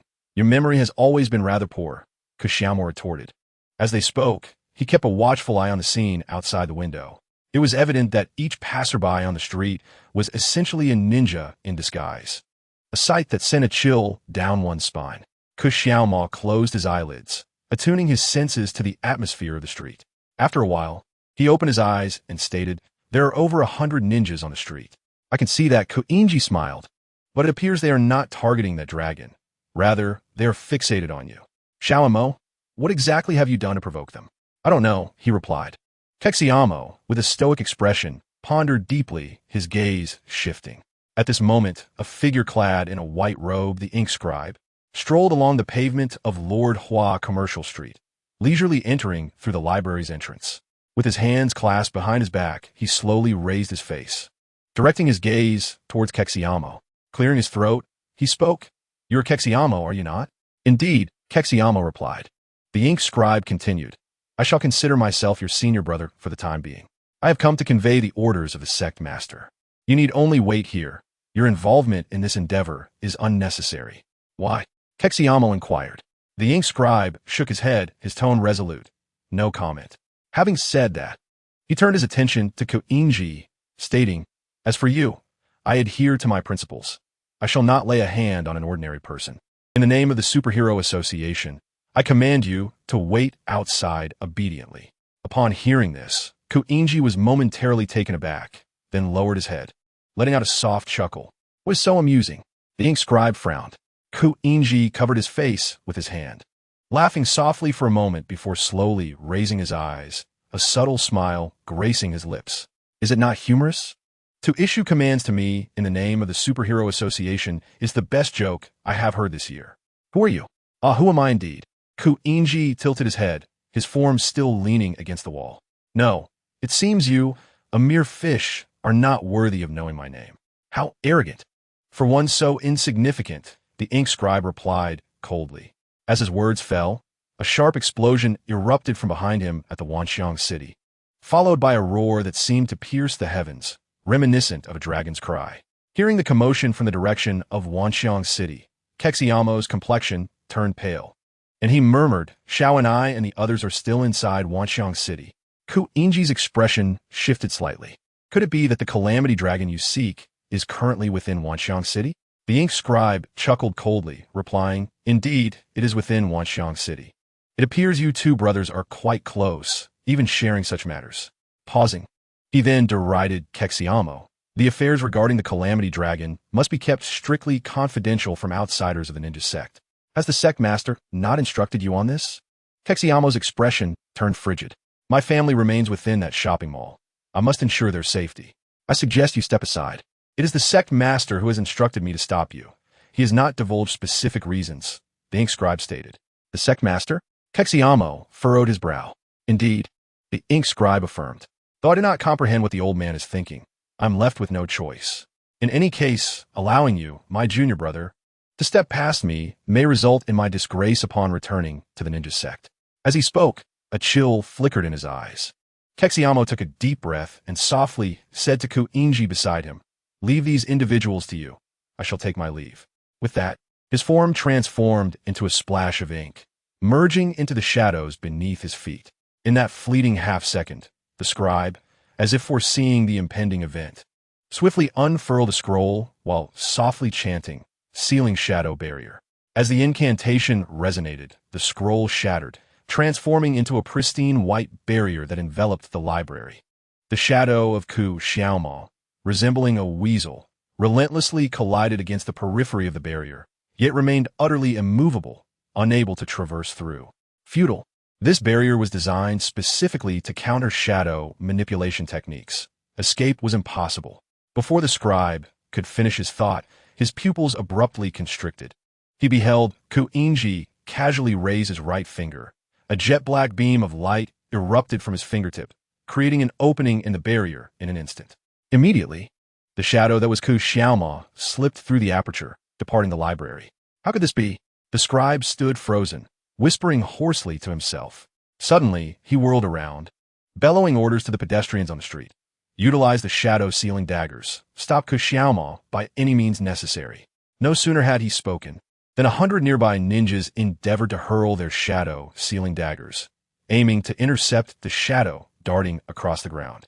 A torrent of daggers surged forth, attempting to ensnare the shadow of Ku Xiaomao, nearly embedding themselves in storefronts, traffic lights, and the glass facades of towering buildings. Despite this onslaught, not a single dagger could match the speed of Ku Xiaomao. It was akin to attempting to ensnare a soaring falcon with a fishing net, utterly hopeless. The master had once remarked that Ku Xiaomao excelled in shadow manipulation, yet the extent of his prowess was beyond my expectations. What kind of monstrous talent is this? The scribe clasped his hand behind his back, casting a sidelong glance at the unfolding scene, his expression grave as he pondered. Moreover, why had the shadow-sealing barrier been breached so effortlessly? The master had asserted that this barrier possessed exceptional durability, second only to the dragon-sealing barrier. Contemplating this, the scribe raised his gaze toward Mingye, hesitating for half a second before tentatively launching a blade forged from concentrated ink toward Mingye's shoulder.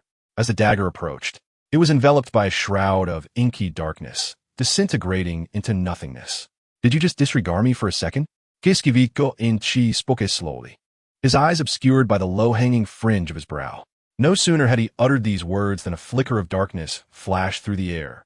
The scribe's right eye was cleaved in two, fragments of his eyeball spilling from the socket, accompanied by droplets of blood that pattered to the ground. Almost immediately, a deep laceration appeared on his neck. The scribe's pupils shrank to the size of grains of wheat, his back suddenly drenched in cold sweat. One hand clutched his neck as he hurriedly retreated 2 or 3 steps, while the other extracted a brush and a scroll from the depths of his white robe. In that brief half-second of confrontation, he discerned his perilous predicament. I'm going to die. As he fell back, his pupils reflected the advancing figure of Mingye. Gazing at that frivolous visage and the effortless gait, his thoughts became increasingly disordered. What manner of creature is this? Wait, I seem to recognize those dark, jagged scars. Yes, I have seen them before. As the ink scribe pondered, he instinctively clutched his throat, and, after a moment, he managed to squeeze out a hoarse sound from his damaged vocal cords. The enforcer of the Control Bureau, the Black Judge? Oh, since you have recognized me, I cannot allow you to live, replied Mingye, raising his right hand and pointing his fingertips at him. Instantly, a dark beam, the width of a finger, shot towards the ink scribe's head. In less than a tenth of a second, the ink scribe's body disintegrated into a splatter of ink. When he reappeared, he was already on the street, having created a considerable distance between himself and Mingye. Have you come to your senses? Mingye raised an eyebrow, contemplating.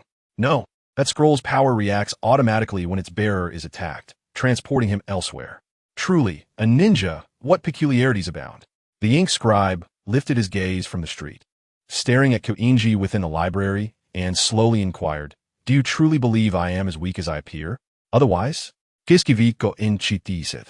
There are hardly any superheroes in this world that catch my eye, so do not feel inferior. Let me pose you another question. Do you know why I was expelled from the ninja sect? I'm not curious about the background of a mere street thug, but to be honest, casually killing a superhero would affect my performance. So could you kindly make yourself scarce? As Mingye approached him, pedestrians on the street halted, drawing daggers from their waists and hurling them at him, only to be met by a suddenly rising dark barrier that effortlessly deflected the projectiles. In the next moment, from behind a nearby signboard, 10 figures clad in ninja attire sprang forth, wielding long blades as they encircled him from all sides. Without exception, before they could close the distance, a graceful arc of black sliced through the air, cleaving them in two. In an instant, they transformed into scattered chunks of flesh, raining down like a storm of blood and bone. Mingye ambled forward nonchalantly, his hands casually tucked in his pockets. The next second, nearly 30 disguised ninjas on the street had their throats slashed open, clutching their necks as they fell to the ground, incredulous amid the torrent of blood. Are you not concerned for your family? The ink scribe rasped. They remain in Wuxiang City. Not at all. Mingye chuckled, for I am certain that within your organization, no one can stand against Xiaoma. Even the sect master? Yes, even the sect master. Mingye paused, shrugged, well, although I have never encountered this sect master. He continued, by the way, since you are still not fleeing, have you contemplated your last words? I could return your words verbatim. Have you prepared your own last words? The ink scribe bellowed, retreating rapidly, his face contorting into a grimace that starkly contrasted with his on-screen persona. Blood, ink, forbidden technique. Since my expulsion from the shinobi sect, it has been over a decade since I last employed this technique. I never anticipated that it would find purpose once more. As the words fell from my lips, I bit into my right hand, allowing my blood to splatter upon the blank scroll. With renewed vigor, I took up the ink brush, swirling the ink and blood together on the parchment, conjuring a vortex of crimson and ebony. Subsequently, I lifted the color-changing brush and inscribed a graceful, ethereal character for dragon in the air. In the next moment, accompanied by a resounding roar that echoed through the heavens, the blood ink coalesced into an eastern dragon, ascending majestically. Adorned with antler-like horns atop its head, its blank eyes were accentuated with a hint of crimson, akin to the finishing touch of a masterful painting. The long whiskers on either side of its mouth danced in the wind, while its 8 limbs and 32 claws were intricately connected. Although devoid of wings, its body undulated in the air like a sea of blood in motion. The ink artist and the eastern dragon gradually fused into one, as if standing within the immense shadow of the dragon, sustained by the blood flowing incessantly from the wound on my right hand. The blood-ink dragon swelled larger and larger, ultimately shattering the pavement beneath, creating a gaping pit from which water gushed forth from ruptured pipes. Both the ink dragon and the blood-ink forbidden technique were among the 7 great forbidden arts of the shinobi sect, and I had combined the two. The ink artist proclaimed that, unshackled by moral constraints, I would be the true strongest of the shinobi sect, not that inferior Xiao Mo, who was utterly unworthy of assuming my place. Ji raised an eyebrow slightly. So that's how it is. Indeed, there is something to it. Are you prepared to meet your demise? The ink artist inquired. In comparison, after employing this technique, how many more years do you think you can live? Kursanji asked curiously, observing the ink artist's rapidly aging countenance. What concern is that of yours? The ink artist lifted his face, gazing coldly and responding with deliberate clarity. Kursanji mockingly replied, "It is of no concern to me, for you shall soon perish here. The question of how many more years you have is merely a hypothetical notion existing along an alternate timeline." Hearing this, the ink artist slowly curled his lips into a smile, his voice tinged with the essence of blood. "I shall soon show you what true respect entails. Very well. Since you have chosen death, I shall no longer dissuade you." Kursanji said languidly, raising his right hand, akin to a surgical knife, causing the dark earrings to sway in tandem. Chapter 108, Major Event 1, The Dragon Shinobi War, Part 3. At the same moment, on the opposite side of Lord Wa's Commercial Street, Xiao Mo, en route to Wanshang City, encountered nearly 10 ninjas blocking his path. Emerging from behind, he raised his hand like a blade, swiftly dispatching them one by one. Following this, he transformed into a bird of prey, clinging to the glass curtain wall of a tall building. Just as he was about to unfurl his wings and soar into the sky, a lion-like shadow suddenly pounced from above. The avian silhouette and the fierce lion engaged in a fierce struggle upon the glass wall, equally matched. After a moment of stalemate, the bird of prey attempted to break free from the lion's grasp. Swiftly, it emerged from above the glass curtain wall, clinging to the surrounding edifices as it darted away. From the electronic billboards to the illuminated advertisement screens and the display cases of jewelry shops, ultimately seeking refuge within a bar. Ascending along the bar's ducts, it returned to the surface of the high-rise glass facade. In pursuit, that shadowy lion remained relentless, as if glued to its prey. Eventually, the raptor and the lion seemed to reach an unspoken agreement, both pausing on that very glass wall. Ku Xiaoma gradually materialized from the surface, while simultaneously, a towering figure began to take shape from the lion's shadow. The two stood with only their feet immersed in darkness, allowing them to hover horizontally against the facade, unaffected by gravity. They faced each other, locking gazes. "Master, why do you stop me?" Ku Xiaoma inquired after a moment of silence. Before him stood a man clad in ancient warrior armor, adorned with a dark red helmet and wooden clogs, wielding a gleaming katana. The blade shone as brightly as the man's piercing gaze, reflecting a chilling sharpness. The master gazed back at Ku Xiaoma, pausing briefly before speaking in a resonant voice. "The reason is quite simple." He took a breath, lowering his voice. "The Dragon of Calamity is your brother." At these words, Ku Xiaoma was momentarily taken aback, his brow furrowing slightly as he replied without hesitation, "Have you taken to jesting, master?" Yet, the first name that surfaced in his mind was Mingye. He pondered. If Mingye were the Dragon of Calamity, then the sense of dissonance and peculiarity he had felt previously would find explanation. But how could this be? He was family, someone with whom he had shared countless days. "No, I'm speaking the truth. Kiskiviko yontiu. This dragon has lived among your family in the guise of a human for several years." The master fixed his gaze into Ku Xiaoma's eyes, speaking slowly. "Yongzhu?" Ku Xiaoma's expression darkened, each word punctuated with gravity. There must be some misunderstanding. Before he could finish, a deafening dragon's roar reverberated through the city of Wanshang, interrupting his speech. His pupils constricted, swallowing hard, his Adam's apple bobbing. The master lowered his eyes, letting out a sigh. Upon learning the truth, I too was taken aback. "You are my heir, the next master. I feared that your emotions might cloud your judgment, blurring the lines between righteousness and personal affection, potentially leading you to protect this dragon. Thus I instructed Mo Xie, that is, Ma Yingchuan, to impede your involvement in this matter." He paused, yet it seems that ungrateful disciple was unsuccessful. His abilities ultimately do not match yours. "Impossible." Ku Xiaoma stood in stunned silence, his eyes obscured by cascading locks. "It cannot be."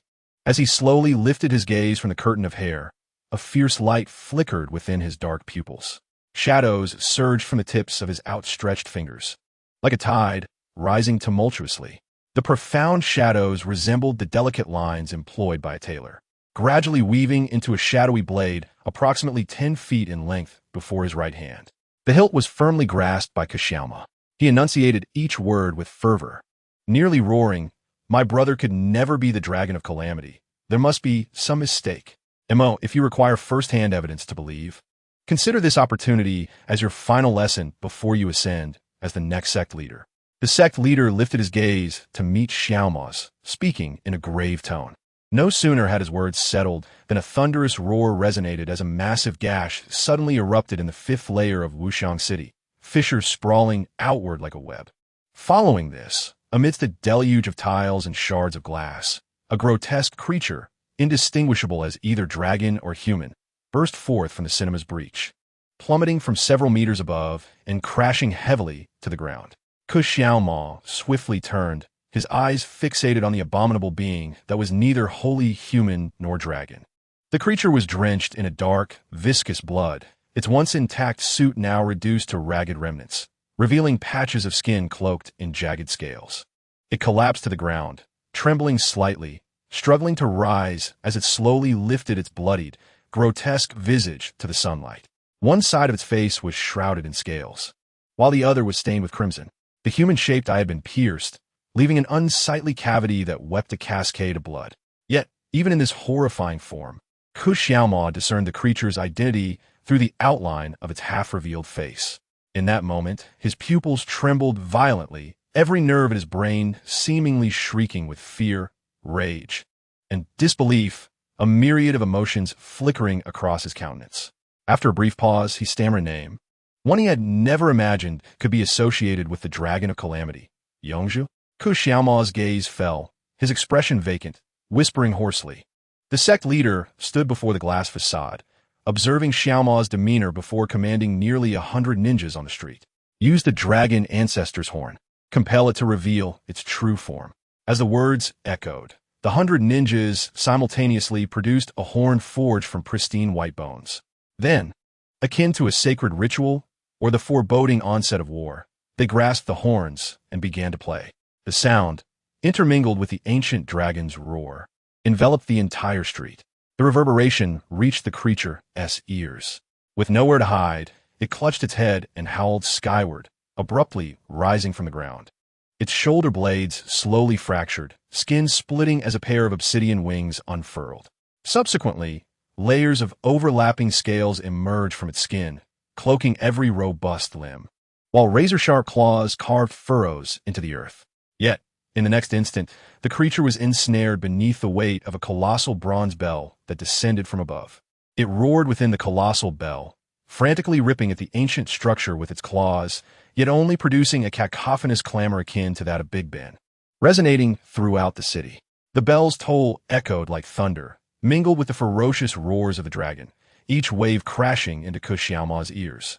His right hand trembled profoundly, the shadow sword he gripped fluctuating between turbulence and solidity, resembling a flickering candle flame on the verge of extinguishing. Do you now find it within yourself to believe? The Lord Master regarded him calmly, inquiring. Chapter 109, A Major Event. The Battle of Dragon Endurance, Part 4, 10 minutes prior, on the 5th level of Wuxiang City. In the IMAX theater, in the pitch-black IMAX auditorium, the cold, desolate light emanating from the giant screen illuminated rows of crimson seats and the faces of 3 moviegoers. Mingye leaned against the armrest, his elbow resting upon it, his right hand supporting his chin. He stifled a yawn, tears glistening in his eyes. At 10 o'clock in the morning, the theater was nearly deserted, and indeed, the entire shopping mall lacked patrons, thus they had naturally secured the venue for themselves. On the expansive IMAX screen, the Titan behemoth Godzilla clashed with the Titan King Kong. The earth trembled, the roars of the monsters and the resounding explosions filled the air. Startled, Mingye found himself yawning incessantly. However, it did remind him of the fragments of King Kong and Godzilla that appeared in the daily lottery. Surely, no one could truly assemble these two entities, he mused. Yet if they existed, the system would undoubtedly provide an opportunity. It felt as though chaos would ensue a year hence. Bored, Mingye resorted to playing with his phone, casting a sidelong glance at Bai Qiuwu.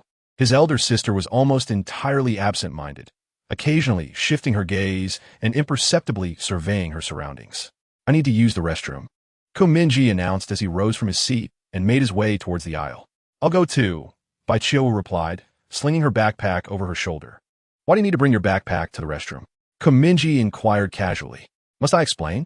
It's that time of the month for girls. Chiu shot him a glare, providing an irrefutable excuse.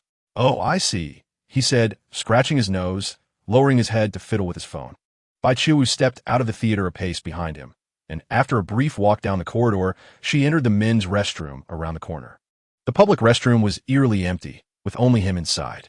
He entered the furthest stall, locked the door, and sat upon the toilet seat. Ah, here I am. A toilet hero, Mingye sighed, bowing his head wearily. This scene felt hauntingly familiar. Once again in a theater, once again in a restroom. The last time, he had been evading his elder brother's familial scrutiny, engaging in a passionate battle. This time, he was embroiled in the internal strife between his second brother and younger sibling. Truly, this family was beset by calamity. My physical form is rather feeble, lacking in defensive skills, and my reflexes are insufficient. Even the most casual ninja could swiftly end my existence with a mere throat slash, although they would never dare to harm the family of Xiaoma. It is prudent to refrain from engaging in combat, so I shall remain idle in the restroom. With this thought, Mingye clasped his hands in prayer, beseeching the heavens that no ninja would seek him out, and then invoked the art of illusion puppet twice. In an instant, two gray humanoid figures lay in waiting at his feet. Without a web shooter, I would be utterly powerless, easily meeting a swift demise. Yet, as I possess but one web shooter, I must transform the other puppet to ensure basic mobility. Mingye scratched his nose thoughtfully, then opened his satchel panel and employed a magical girl transformation card on one of the puppets. Almost immediately, the left puppet was enveloped in a hazy cocoon of light. The next moment, as the cocoon shattered, she transformed into a girl with golden hair and blue eyes, donned in a red cloak and a Christmas dress, wielding a wand. The magical girl, Little Red Riding Hood, squatted in a corner of the stall, hugging her knees and staring vacantly at the floor. For the time being, Mingye disregarded her, allowing the other creature to don a conductor's uniform, complete with a conductor's cap, and equip it with a web shooter, a night belt, and electromagnetic pulse gloves. Soon, the creature's right hand successfully integrated with the metallic glove, producing a series of authoritative clicks. At its wrist, a delicate red and blue device appeared, while a black metallic belt encircled its waist. It lowered the brim of the conductor's tall hat, awaiting Mingye's command. These ragged pieces comprised the finest equipment he could currently muster. The satchel held only a solitary D-grade pirate flintlock, lying forlornly in the gear compartment. Taking a deep breath, Mingye mentally issued his command. Immediately, the fully armed creature rose from the ground, leaped onto the restroom windowsill, opened the window, and extended itself outward, using a thread of silk to affix itself to the advertising board directly above, dangling precariously as it began to descend. Mingye closed his eyelids, focusing intently on the visual feed emanating from the puppet. Let me see what lies beyond. As the command was relayed, the creature, with its vacant eyes cast downward, dangled below the advertising board on the 5th floor of the Vientiane City, surveying the Lord Hu Commercial Street. The scene before him appeared mundane, reminiscent of the leisurely backdrop often seen at the onset of a romantic film. Pedestrians flowed along the street like a harmonious melody, with electronic billboards blooming vibrantly, captivating the eye. Were it anyone else beholding such a sight, they might let their guard down and breathe a sigh of relief. Yet, at this very moment, the corners of Mingye's eyes twitched slightly. No way, my friend. The instant his gaze fell upon Lord Hu Commercial Street, his pupils reflected an astonishing scene. Every single one of the hundreds of pedestrians bore an information panel above their heads. Character codename, Shadow Wing. Danger level, E. Character introduction, an elite ninja unit affiliated with the Shadow Sect, known as Shadow Wing. Mingye was somewhat skeptical, so he cast his gaze further afield. He casually glanced at a pedestrian seated on a public wooden bench, whose appearance was unremarkable and attire impeccably ordinary. However, an information panel still materialized above the individual's head. To his astonishment, there were over 100 E-level ninjas lurking in plain sight on the street, any of whom could easily match him in a confrontation. Mingye was taken aback. The realization struck him like a bolt from the blue. In his memory, the whimsical individual he had dispatched at the Huanjing Grand Bridge had merely possessed E-level combat capabilities. Thus, it seemed that any ninja present was akin to a rather low-tier superhuman criminal. However, he soon found solace in the thought that, given the Shadow Sect's long-standing foundation, it would be absurd for them not to deploy a superhuman unit in such circumstances. The presence of these foot soldiers was inconsequential. A single powerful strike from his brother would likely eliminate them in an instant. The real concern was whether any more formidable individuals lurked among them. Mingye's contemplation was abruptly interrupted by a vibration emanating from his pocket. He retrieved his phone and glanced down. After a lapse of half a month, Bai Qiuwu had once again sent a message to the anonymous account he had previously utilized. Bai Qiuwu, what exactly do you mean by danger? Strange entity, you know? If I were you, I would not leave that screening room even a step. Having sent this message, Mingye tucked his phone away. His sister was currently in the women's restroom of the audience corridor, her backpack containing combat attire, presumably contemplating whether to don it. With her presence and the inherent combat prowess of the swimming bamboo, even the strongest adversaries would struggle to breach their defenses. For now, he decided to observe what Bai Zini and Bai Xiling were up to. With this thought in mind, Mingye directed the strange entity to spin a web and descend, peering through the transparent glass curtain wall to assess the situation on each floor of the Wanxiang City Shopping Mall. At the entrance to the audience corridor on the 5th floor, a shadow flickered past, too swift for Mingye to discern clearly. Likely a unit of ninjas heading towards the screening room where Ku Yongzhu was located. As this cluster of figures darted by, an information panel emerged before Mingye's eyes. Although their silhouettes were fleeting, the panel remained fixed in his view.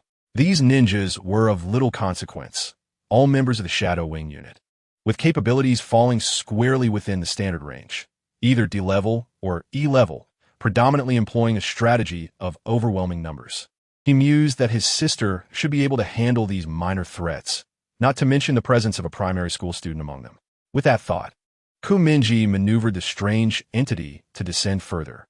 Gazing inward through the glass curtain wall, the 4th floor of Wanxiang City appeared desolate, as the 3rd floor had been entirely cleared of passersby. At that moment, both levels were devoid of life, save for the electronic signs of the stores casting a cold, desolate glow. The peculiar entity did not linger, but instead seized a thread and ascended to the 2nd floor, peering down through the skylight. There, Bai Zini emerged from a toy store, a shopping bag in hand, and a dolphin plush cradled in her arms, her high ponytail swaying gently with each step. With her head bowed, she held her phone in her right hand, fingers delicately tapping the screen, seemingly engaged in a conversation. Soon, she sensed something amiss. Raising her gaze from the device, she surveyed her surroundings with a cold, scrutinizing glance. In the next instant, the hidden ninjas surrounding her revealed themselves, brandishing long blades as they encircled her. The peculiar entity opened the skylight wider, peering into the entire floor. To avert chaotic scenes, the visitors on this level had been herded into a cramped corner by members of the Shadow Sect. Some were knocked to the ground, others cowered against the walls, while a few huddled together for comfort. As for Bai Zini, perhaps due to her familial ties to Ku Xiaoma, she received a degree of leniency, with only a few ninjas keeping a watchful eye on her, though none dared to make a move. Among the encircling ninjas stood a particularly formidable figure, distinguished by a crew cut and clad in a suit, making him conspicuously prominent amongst his ninja-clad companions. According to the information panel visible in Mingye's eyes, this individual's combat prowess was not to be underestimated. Character name, Wang Mingye. Combat rating, A-class. Character identity, 2nd disciple of the Shadow Sect's master. A near-a-class rating, how extravagant. Mingye pondered, raising an eyebrow.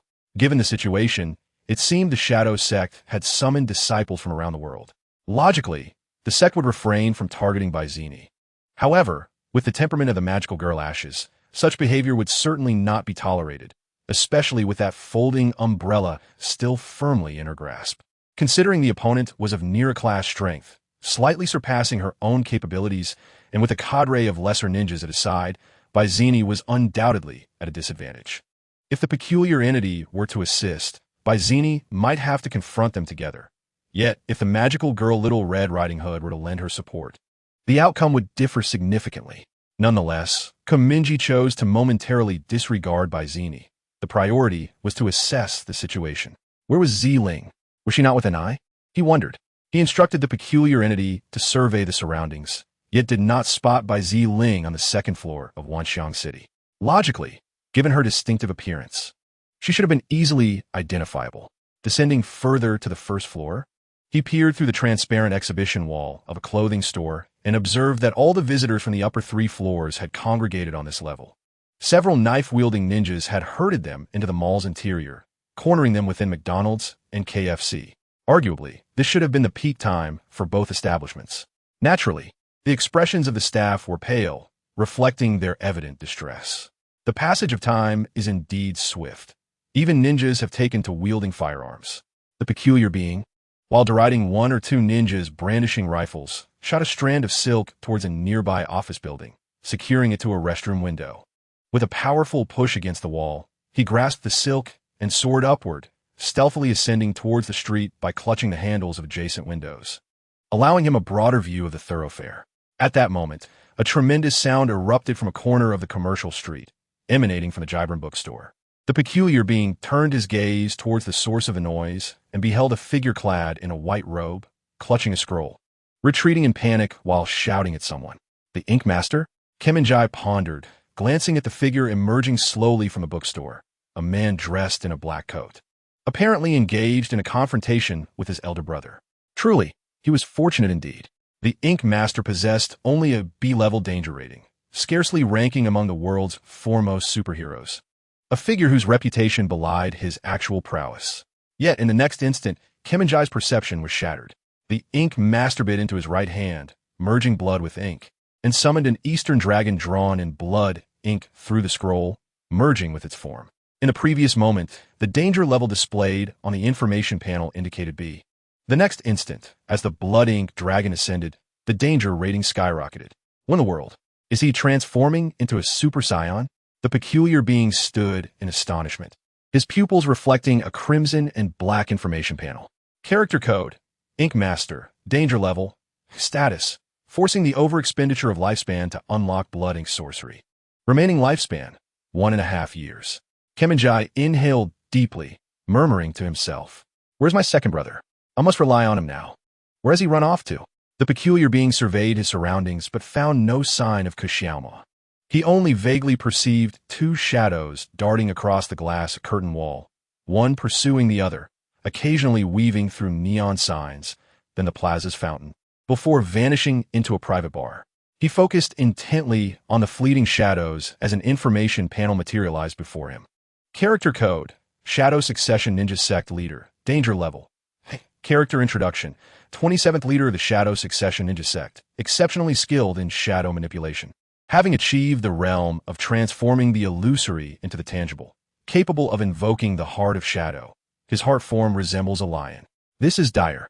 It feels as if I'm in over my head. Why has the Shadow Sect summoned such formidable warriors? If my second brother were to turn against us, I dare not imagine the consequences. Mingye's eye twitched. He wondered if his elder brother could withstand 100 foes. At this moment, he had already accounted for 5 siblings, with only by Xilinx's whereabouts remaining uncertain. But time was of the essence, and there was no opportunity for confirmation.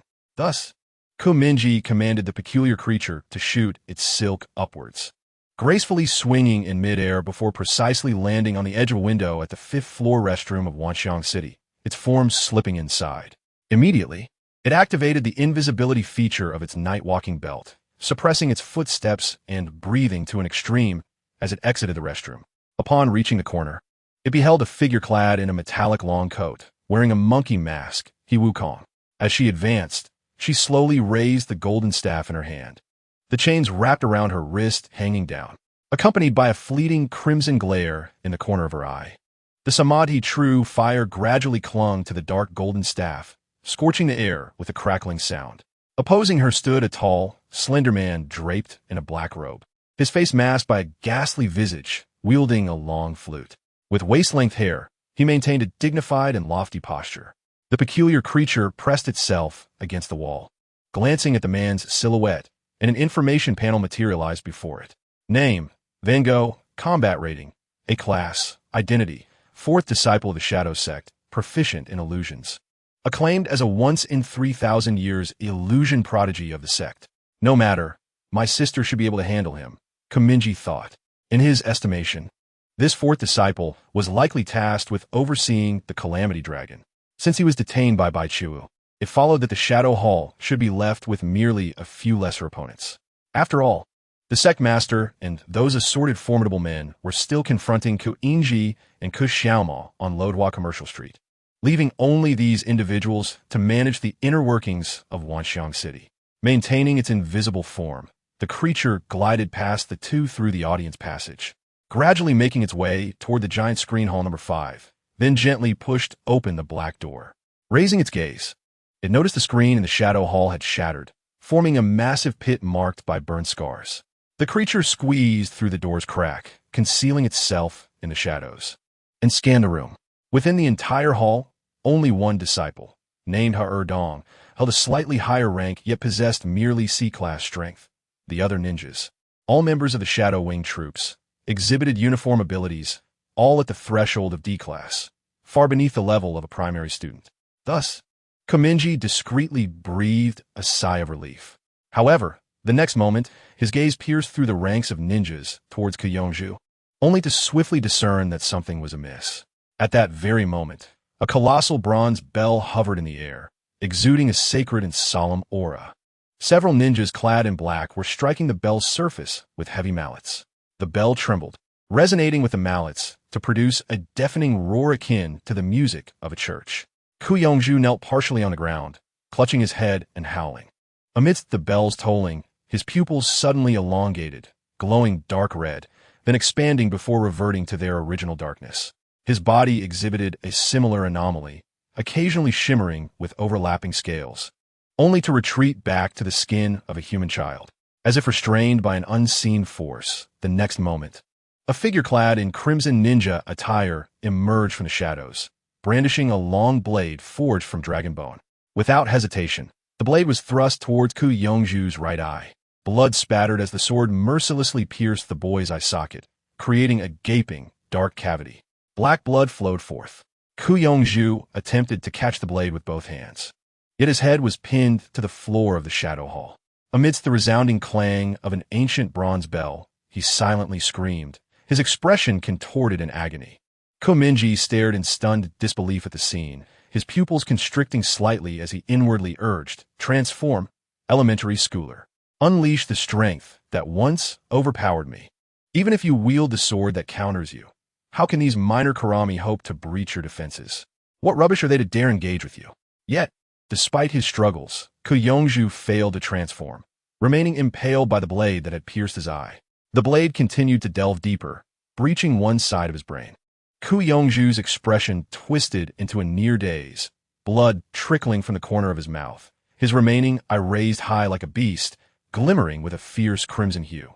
In the next instant, the figure in crimson ninja garb gripped the hilt of the sword with both hands and spun it with unyielding force. The blade then violently stirred within the depths of Ku Yongju's eye socket, nearly shattering his skull. Blood sprayed like a waterfall, and a profound pit appeared on the boy's face.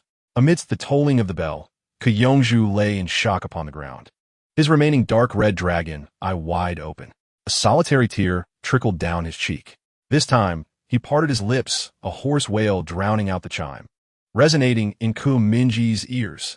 Silently, his lips moved slightly, as if whispering someone's name. "Brother." Beneath the crimson ninja mask, the eyes betrayed no emotion as he uttered the word monster, then raised the hilt, forcefully withdrawing the blade.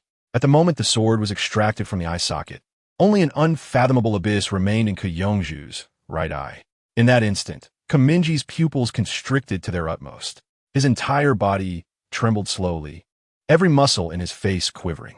His lips, too, quivered, and from the similarly trembling throat emerged a shaky voice. "Beast, beast, beast, beast," Mingye murmured a daze.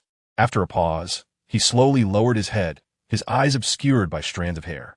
At that very moment, the gaze of the magical girl Little Red Riding Hood suddenly regained its brilliance. She lifted her wand, rising from the ground, and burst through the bathroom stall. As she hastened towards the direction of Shadow Hall number 5, she infused her wand with magical energy. With an astonishing speed, her feet began to lift off the ground, soaring past the battlefield whereby Qiuwu was engaged, racing towards Shadow Hall number 5. Moments later, within the confines of Hall 5, the heavy door was forcefully pushed open with a resounding bang, allowing a beam of light to cascade inside. Clad in crimson ninja attire, a ninja slowly turned, along with his comrades, to gaze at the now open entrance and the silhouette emerging from beyond. The magical girl, Little Red Riding Hood, gracefully stepped into the room, her wand in hand, her distinct profile illuminated by the cool-toned light filtering in from outside. Concurrently, a grotesque figure, concealed in the shadows, began to emerge, trailing closely behind the magical girl. Its form, seemingly flowing with a gray luminescence, was fully exposed to the light. "Greetings, I am the grotesque," it proclaimed, lifting its hollow gaze from beneath the brim of its hat to fixate on the crimson-clad ninja standing at the center of the hall. With a downward curl of its lips, it spoke in a somber tone, "I have come to annihilate your entire family, livestock." Chapter 110, A Major Event. The Battle of the Dragon Ninjas, Part 5. As the door of Hall 5 gradually closed, the surroundings faded into an impenetrable darkness. The grotesque lowered its face, scrutinizing the mask of the Crimson Ninja, with his information panel reflected within its pupils.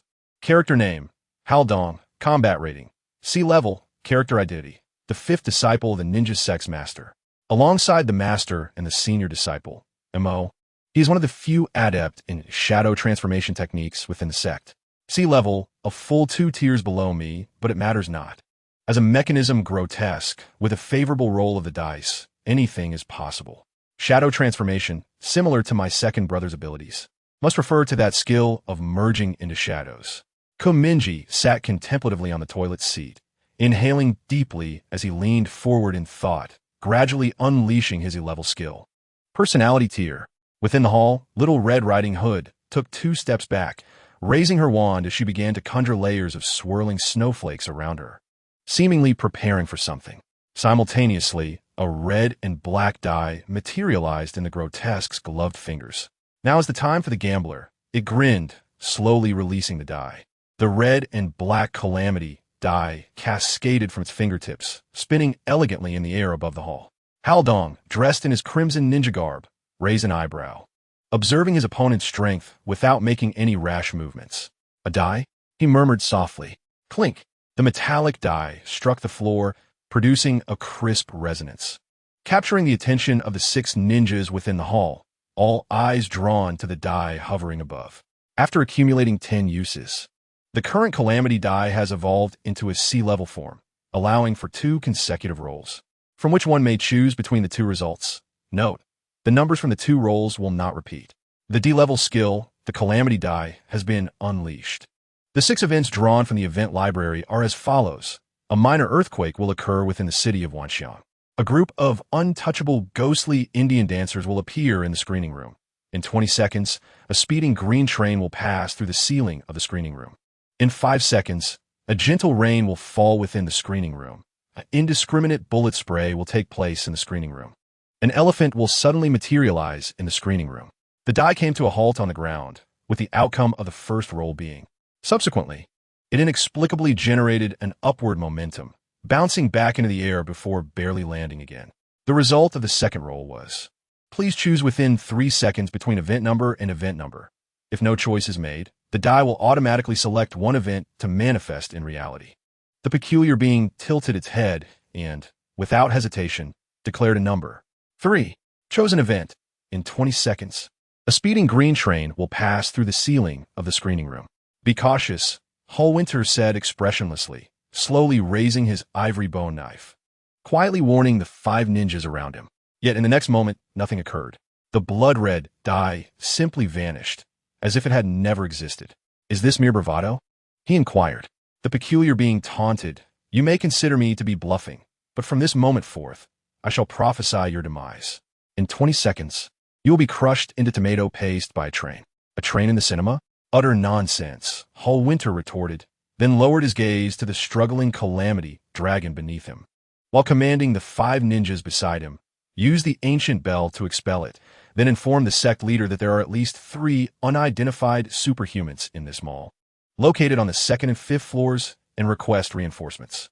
Upon finishing his words, the 5 ninjas leaped into the air, collaboratively propelling the suspended giant bell. Ku Yongju had just risen from the ground when he was struck by the oncoming bell, crashing into the shattered screen, his recently restored skull fracturing once more. Oh! Daring to push my dragon baby, did you seek my consent? The peculiar being leaped forward onto a red seat, lowering its right hand and shooting a strand of silk towards Kyongju. However, before the silk could reach him, it was severed by a sharp flash of the knife. Amidst the thunderous roar, Kyongju's figure smashed through the already dilapidated wall, hurtling out through the gaping breach. Soon after, the resounding call of the dragon ancestor echoed through the streets. The 5 ninjas, as if receiving a command, began to push the colossal bronze bell towards the edge of the shadowy theater. They sat upon the ancient bell as it plummeted from the sky, enveloping Kyongju, who was on the verge of transformation in Lord Hua Commercial Street. Observing this, Dong slowly lifted his gaze towards the magical girl Little Red Riding Hood and the monstrous entity, uttering, "It appears that it is just the 3 of us now." At that moment, Little Red Riding Hood had conjured an impeccably seamless barrier of snowflakes around her, having spent the previous moments amassing snow in preparation for this shield.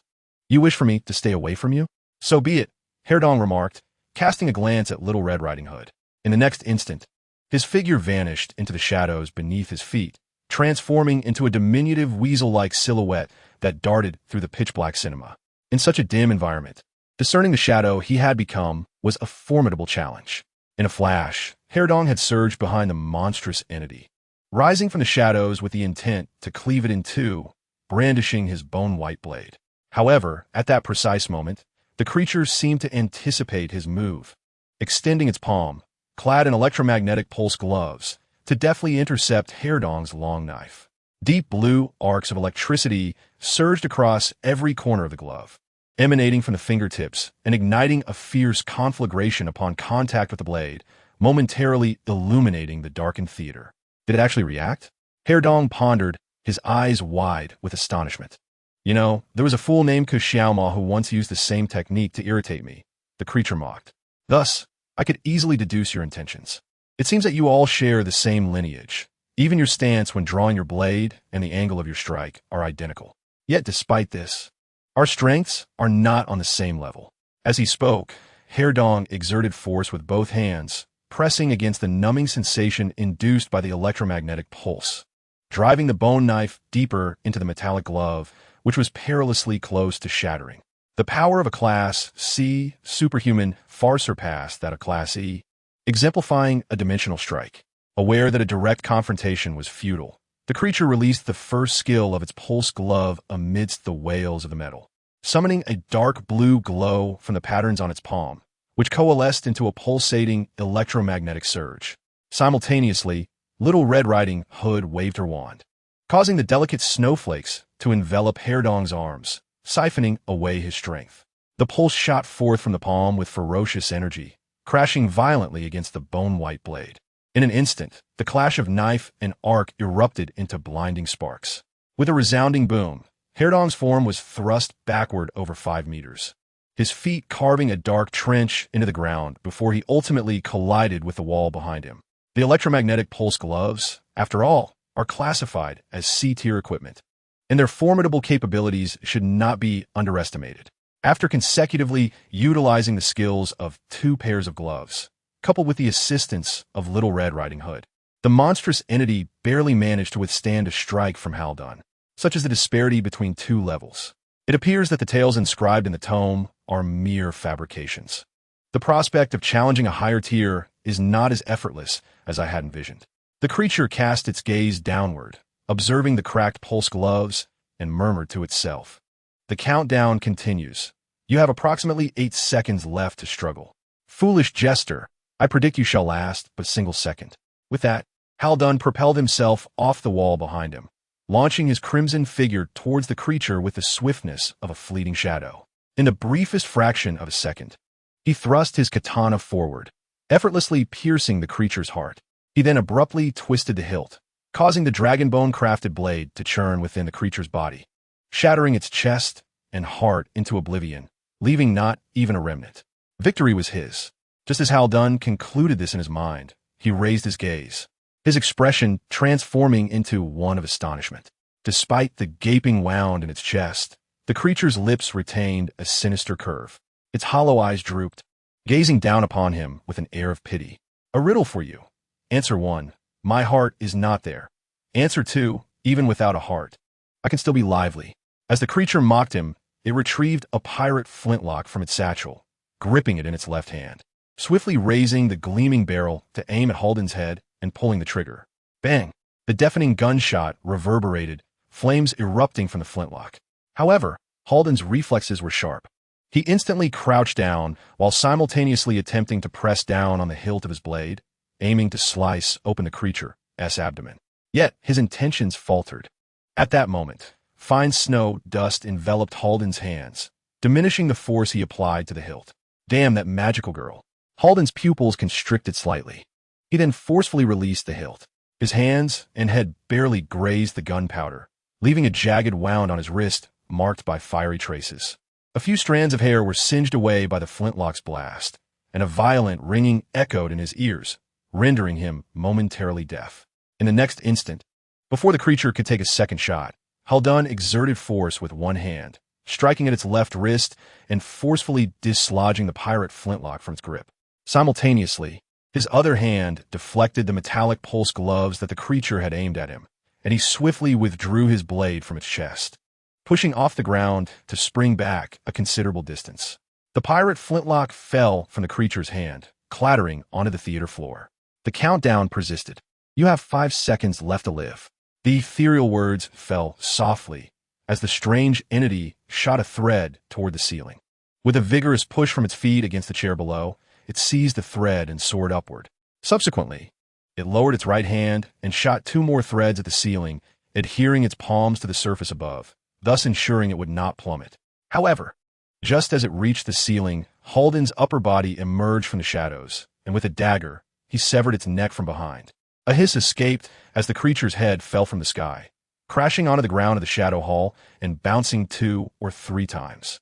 Haldan landed shortly thereafter, gazing at the now motionless head with a sigh of relief.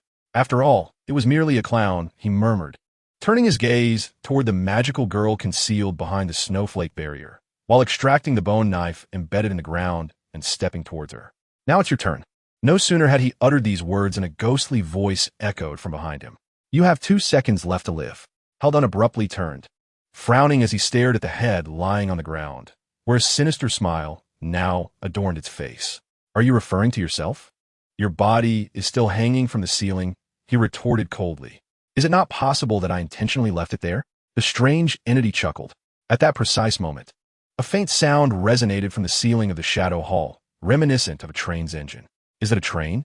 Haldan stared upward in disbelief as a gaping hole suddenly appeared on the far right of the ceiling, followed by the thunderous emergence of a colossal green train roaring forth. It thundered forward as if the ceiling were its tracks, its crushing wheels obliterating everything in their path. The deafening roar of the engine nearly drowned out all other sounds, threatening to rupture Haldan's eardrums. In that fleeting moment, the headless body of the strange entity, still ensnared by the web on the ceiling, unleashed an E-level skill, Phase Shift. Phase Shift E-level skill. Instantly swap positions with a target within an 8-meter range. This skill, acquired after the conclusion of the pirate ship dungeon, now manifested its intended effect. Sensing the impending danger, Haldan was poised to retreat into the shadows beneath him, but in the instant he attempted to flee the cinema, his body and that of the strange entity exchanged places, abruptly finding himself suspended from the ceiling. Meanwhile, the web ensnared his hands, leaving his body dangling like a trapped insect. Haldan trembled violently, desperately attempting to free himself from the lethal web. Yet, he failed in his endeavor. If my intuition serves me right, he must be grounded to slip into the shadows. The magical girl, Little Red Riding Hood, remarked, and it seemed I was indeed correct. How is this possible? Haldan stammered, slowly raising his head to meet the oncoming emerald green train. In that fleeting moment, his face illuminated by the train's headlights, his pupils constricted to the size of wheat grains, revealing a visage twisted in terror. Meanwhile, on the floor of the theater, the grotesque creature lifted its hollow eyes, its mouth stretching into a sinister grin. Surprise, it taunted, as the green train, traversing through the ceiling, utterly crushed Haldan's body, reducing it to a mist of blood, leaving not even a remnant behind. Congratulations, you have successfully eliminated a C-class superhuman species.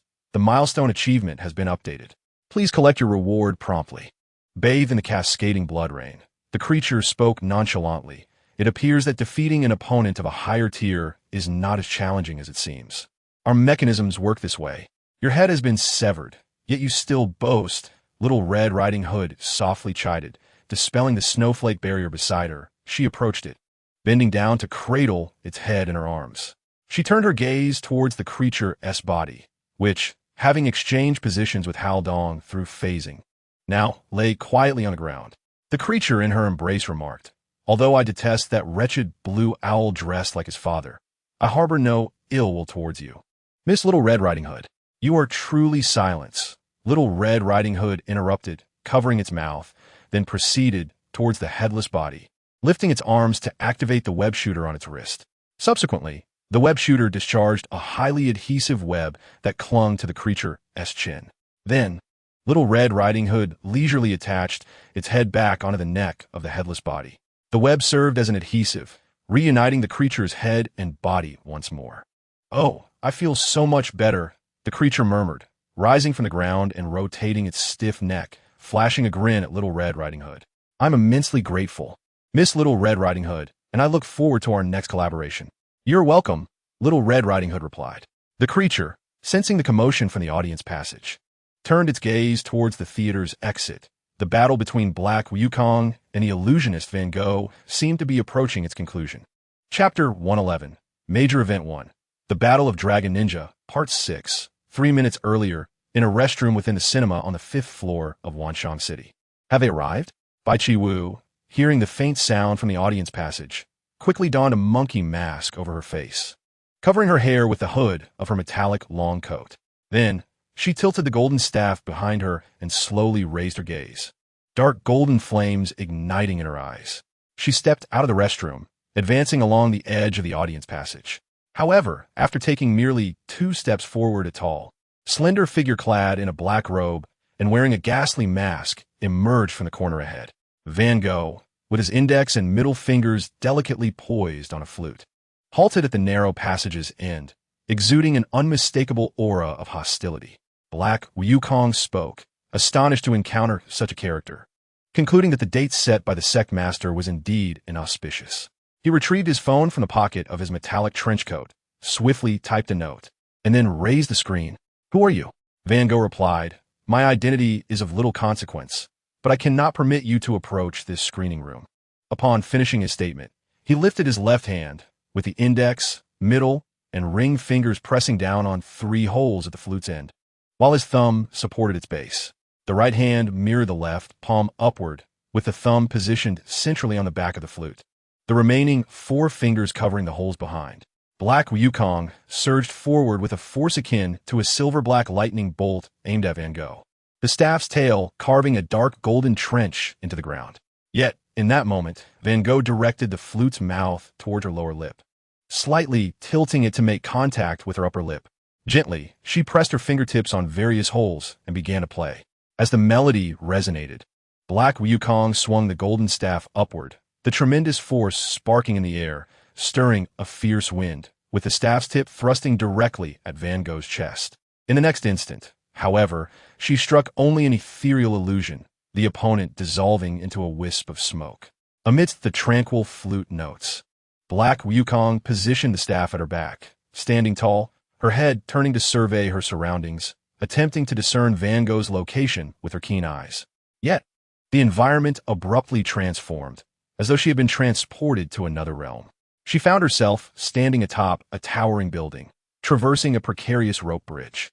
Black Wukong paused momentarily, striving to maintain her balance on the slender cord, gazing towards the far shore.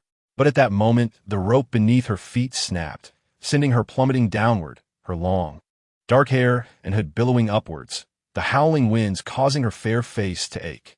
No matter how vehemently she called for Jinduyan, it was nowhere to be found, leaving her to watch the asphalt ground drawing ever closer. Yet, just as she was about to crash into the earth, she suddenly vanished. When Black Wukong opened her eyes again, she surveyed her surroundings and discovered she was standing at the edge of a volcano's summit. She proceeded along the narrow path, casting her gaze downward.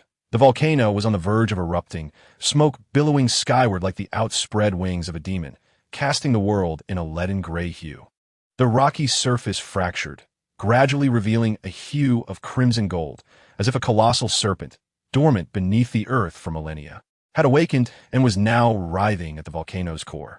A thunderous roar echoed from within the volcano, the magma flowing like the mighty Yangtze River, swiftly transforming into a pillar of scarlet flames that surged toward the heavens, roaring as it illuminated the somber world. The figure of the Black Wukong was engulfed within the fiery column, utterly exposed. She brandished her golden staff in front of her, raising her right arm to shield her face, her eyes squinting against the blaze. As her senses returned, she found herself amidst a snowy expanse, surrounded by towering icebergs. Bewildered, she glanced around, her legs buried deep in the snow, struggling to advance as if the drifts were about to consume her. She removed her monkey mask, exhaling large clouds of vapor. Turning her head, she gazed at the snow-blanketed mountains. The pine forest halfway up the slope resembled a vast sea of white, the leaves swaying gently in the wind, producing a rustling sound. Black Wukong stood in the snowfield, lost in contemplation of this vast, white world. Yet in the next moment, the snow mountain collapsed, and her form was swallowed by the avalanche. Gasping for breath, she raised her eyes, only to discover she had returned to the dimly lit audience corridor. A concealed weapon struck her metallic long coat, tearing a corner of her monkey mask and leaving a bloodstain on her fair visage. Simultaneously, Van Gogh clasped his flute with both hands and began to play. Before Bai Chi-Wu could regain her composure, she was unexpectedly drawn into a hallucination, traversing a cyclical realm where the surroundings shifted between cityscapes, volcanoes, and snowy terrains. Ultimately, she closed her eyes atop the snow-capped mountain, entering the sanctum of her consciousness. Upon reopening her eyes, she found herself in a pitch-black space akin to a vast prison. In the shadow beyond the iron bars loomed a singular, enigmatic figure. With golden hair and fiery eyes, and a sharp, monkey-like visage, Sun Wukong slowly lifted his gaze. Peering through the bars at Bai Chi-Wu, he chuckled derisively and remarked, "I, old Sun, have never taught you such disgraceful antics." Confounded, Bai Chi-Wu questioned, "Why can't the fiery eyes see through his illusions?" Approaching the iron bars, she inquired, Foolish girl, is this mere illusion too perplexing for you? It is sorcery cast within your mind, not a mere trick to deceive. Moreover, your fiery eyes have yet to reach their full potential. How can they compare to my son Wukong's divine prowess? You still have much to learn." Bai Chi-Wu, cradling her knee with her left arm and resting her chin on her right hand, asked softly, "Is there any way to counter this? If I must say, old Sun has two methods." "Were they?" "The first method, at the very moment of clarity, extend your finger and puncture your ear. If you cannot hear the flute's melody, you shall not fall victim to that cloaked child's tricks." "I will consider that," Bai Chi-Wu sighed. "And what is the second method?" "The tightening spell." Sun Wukong slowly pronounced these three words. Bai Chi-Wu paused for a moment, tilting her head slightly.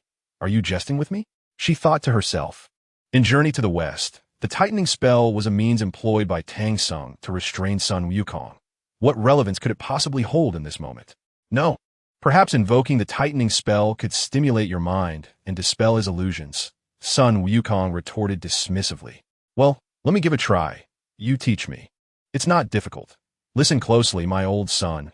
Sun Wukong grinned broadly, determined to teach the black-clad youth a lesson. "Don't let me down, understand?"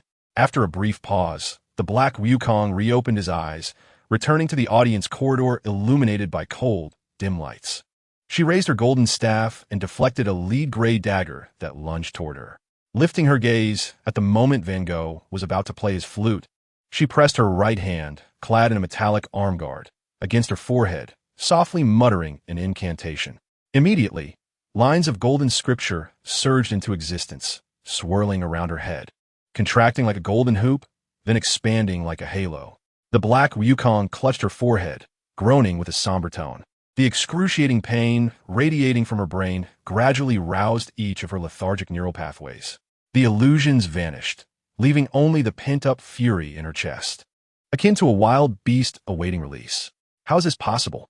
Van Gogh observed the scene, his brow furrowing in shock as he loosened his grip on the flute. The Black Wukong raised her eyes, ablaze with crimson gold flames, gazing deeply at him. One hand pressed to her forehead. She maintained the release of the tightening spell while the blazing true fire surged forward, scorching the walls along its path. The LED lights in the ceiling crackled and sparked. The illumination flickered ominously, ultimately plunging the entire corridor into darkness. In a world where one could scarcely see their own hand, only the vibrant red traces of true fire remained in the air. Van Gogh, while tucking his flute into his ample sleeve, deftly retreated to the right. At that moment, shrouded in darkness, his attention was almost entirely fixed upon that flicker of flame.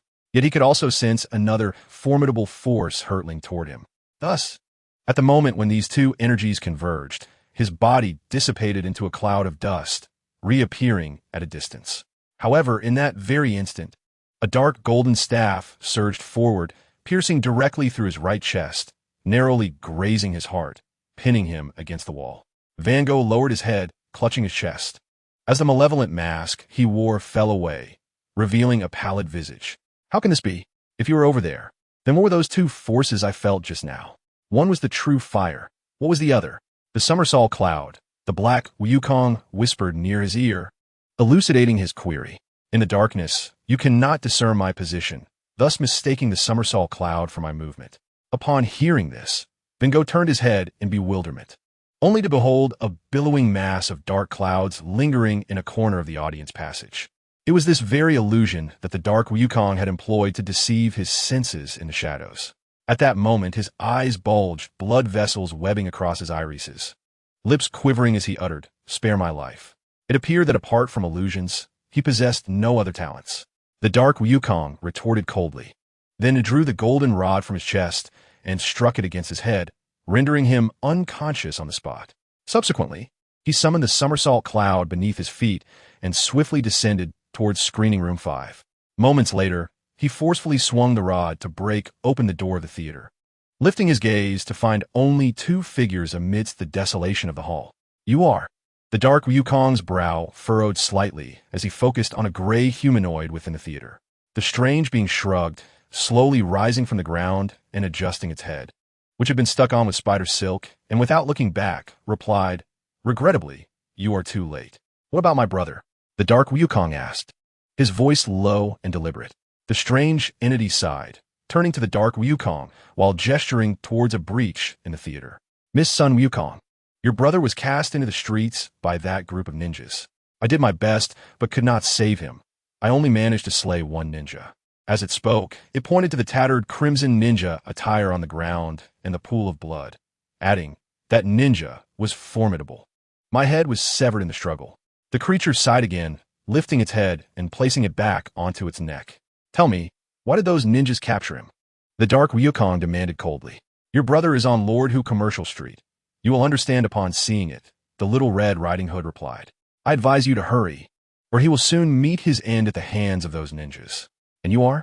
"A magical girl, Little Red Riding Hood." Upon hearing the term magical girl, Bai Qiuwu immediately thought of Baizini, still in the city of myriad phenomena, knowing that her character would certainly transform into the magical girl Ashes and confront those ninjas. "My sister, there still." Before she could finish, the strange being interrupted, "Do not worry, my friend will assist her." "Isn't that right, Little Red Riding Hood?" Little Red Riding Hood nodded in affirmation towards the dark Wukong. "Who exactly are you?" The dark Wukong turned to her, his voice heavy with suspicion. "I will aid your sister. She is also my friend.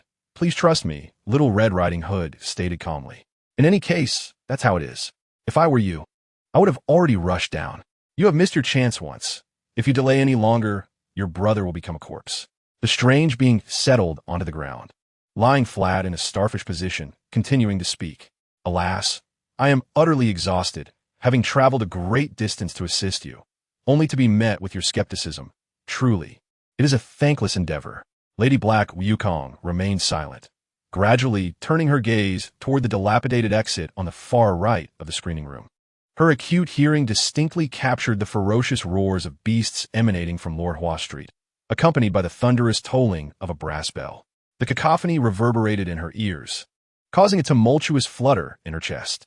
She inhaled deeply and addressed the strange entity, expressing her gratitude. Upon finishing her words, the cloud beneath her feet surged to life with the clamor of a steam engine, swiftly propelling her towards the exit, vanishing from the creature's sight. The creature, still reclined on the ground, made no movement to rise. It stared blankly at the ceiling, murmuring to itself, "All right, Black Wukong, the Black Judge, the master of the ninja sect, the ink scribe, the dragon of calamity, and Kushiama are all present. The battlefield outside is beyond the reach of mere pawns like us. Let's take a brief respite before we check on our dear friend, the charming Miss Ash." "Then you should get up," Little Red Riding Hood remarked, channeling her magical energy into her ruby wand, rising gracefully into the air and departing the screening room ahead of the others. Chapter 112. Major Incident 1. The Battle of the Dragon Ninjas, 7, July 4th. 10:48 a.m. Lord Hua Commercial Street, second floor of Wanxiang City. Holding a dolphin plush in one hand and her phone in the other, with a shopping bag slung over her shoulder, Bizini exited the toy store, engrossed in her phone. It wasn't too long before she sensed something amiss. The entire mall was eerily silent, and a faint sound of sobbing drifted from a corner of Wanxiang City. Turning her head, she observed the tourists huddled together in a corner, silent and still. Where is Xiling? Is she among those tourists? Bizini furrowed her brow in thought. She recalled that Xiling had been playing Metal Slug in the adjacent arcade just moments ago, but now she was nowhere to be found. When she glanced back, she noticed that the shopkeeper, who had been warmly greeting her, had collapsed onto the counter. By the time she turned around again, she found herself surrounded by more than a dozen ninjas, armed with either long knives or daggers, their emotionless gazes fixated upon her. "Please cooperate. We mean no harm to the children," one of the ninjas stated. "Where is the Dragon of Calamity?"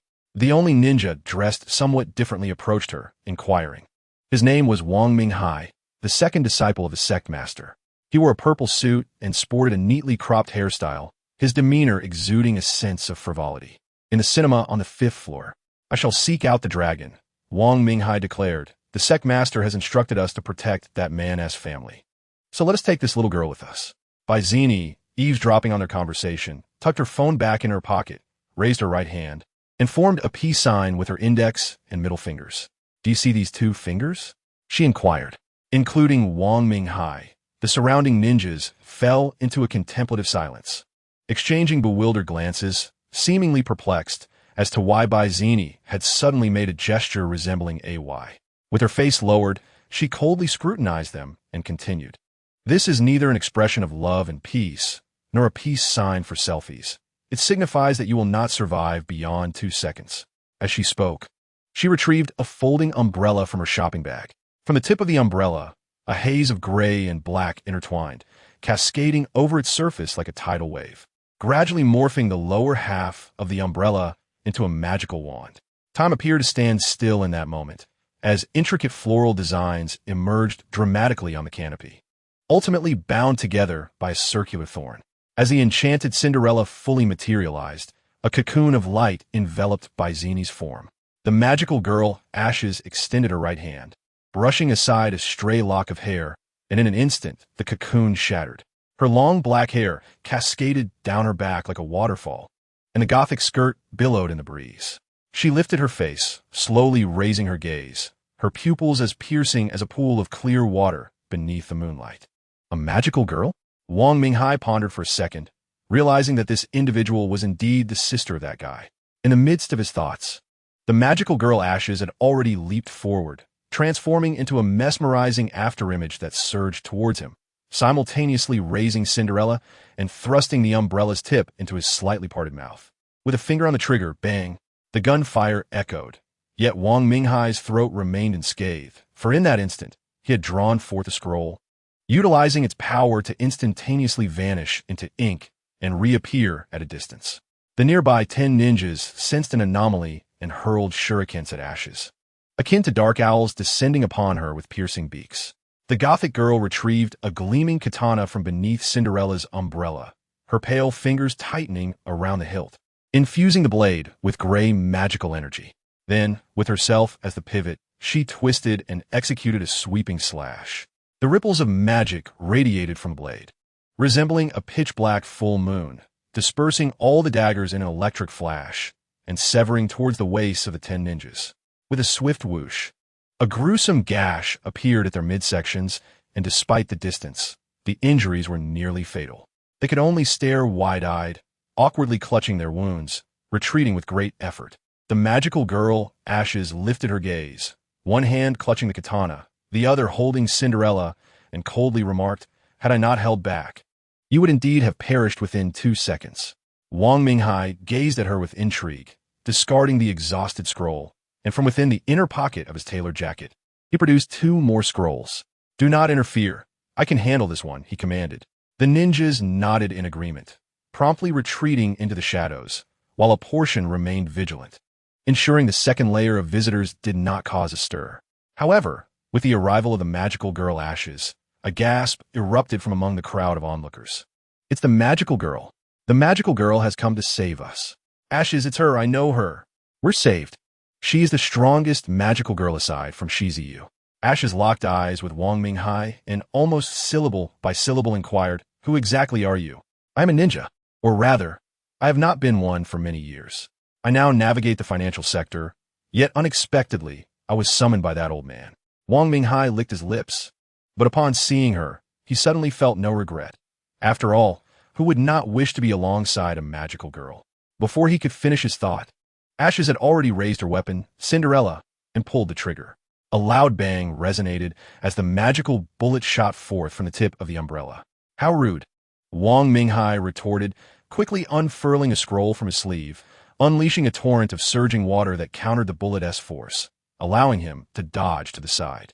Ashes infused Cinderella with magical energy, lifting herself into the air. She then aimed the umbrella behind her and released a gust of wind, with the force propelling her. She seemed to step through the air, brandishing her katana with elegance as she lunged toward Wang Mingye, twisting her body to leverage her movement, her blade slicing gracefully downward. In that instant, Wang Mingye donned silver claws and struck at Ash's katana with a powerful punch. The two forces collided, momentarily evenly matched.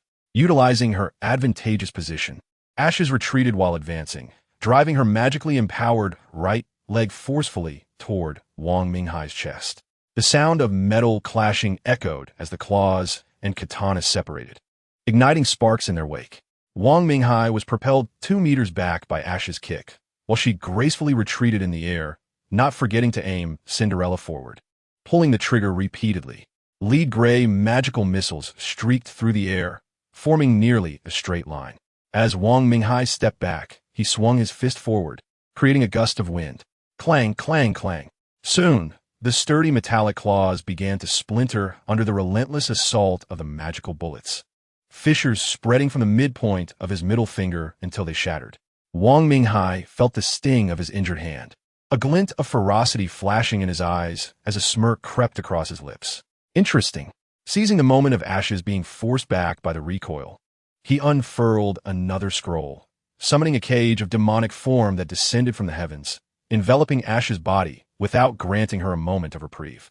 Observing this birdcage, one cannot help but feel that its exterior resembles a multitude of ethereal spirits linked hand in hand, instilling a sense of dread and discomfort with each lingering glance.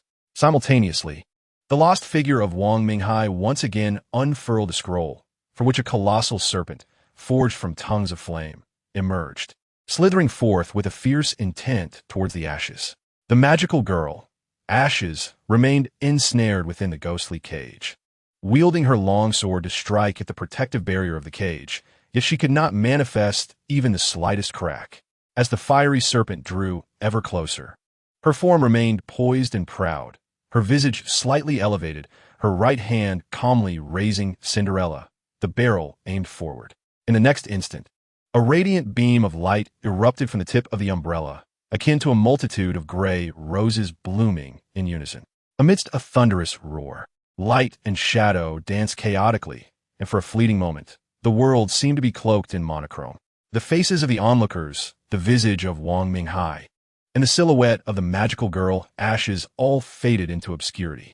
In the shopping mall, countless advertisements and fluorescent lights simultaneously lost their power, dimming into silence, as if an overwhelming cloud had enveloped the realm, stealing away the remaining hues.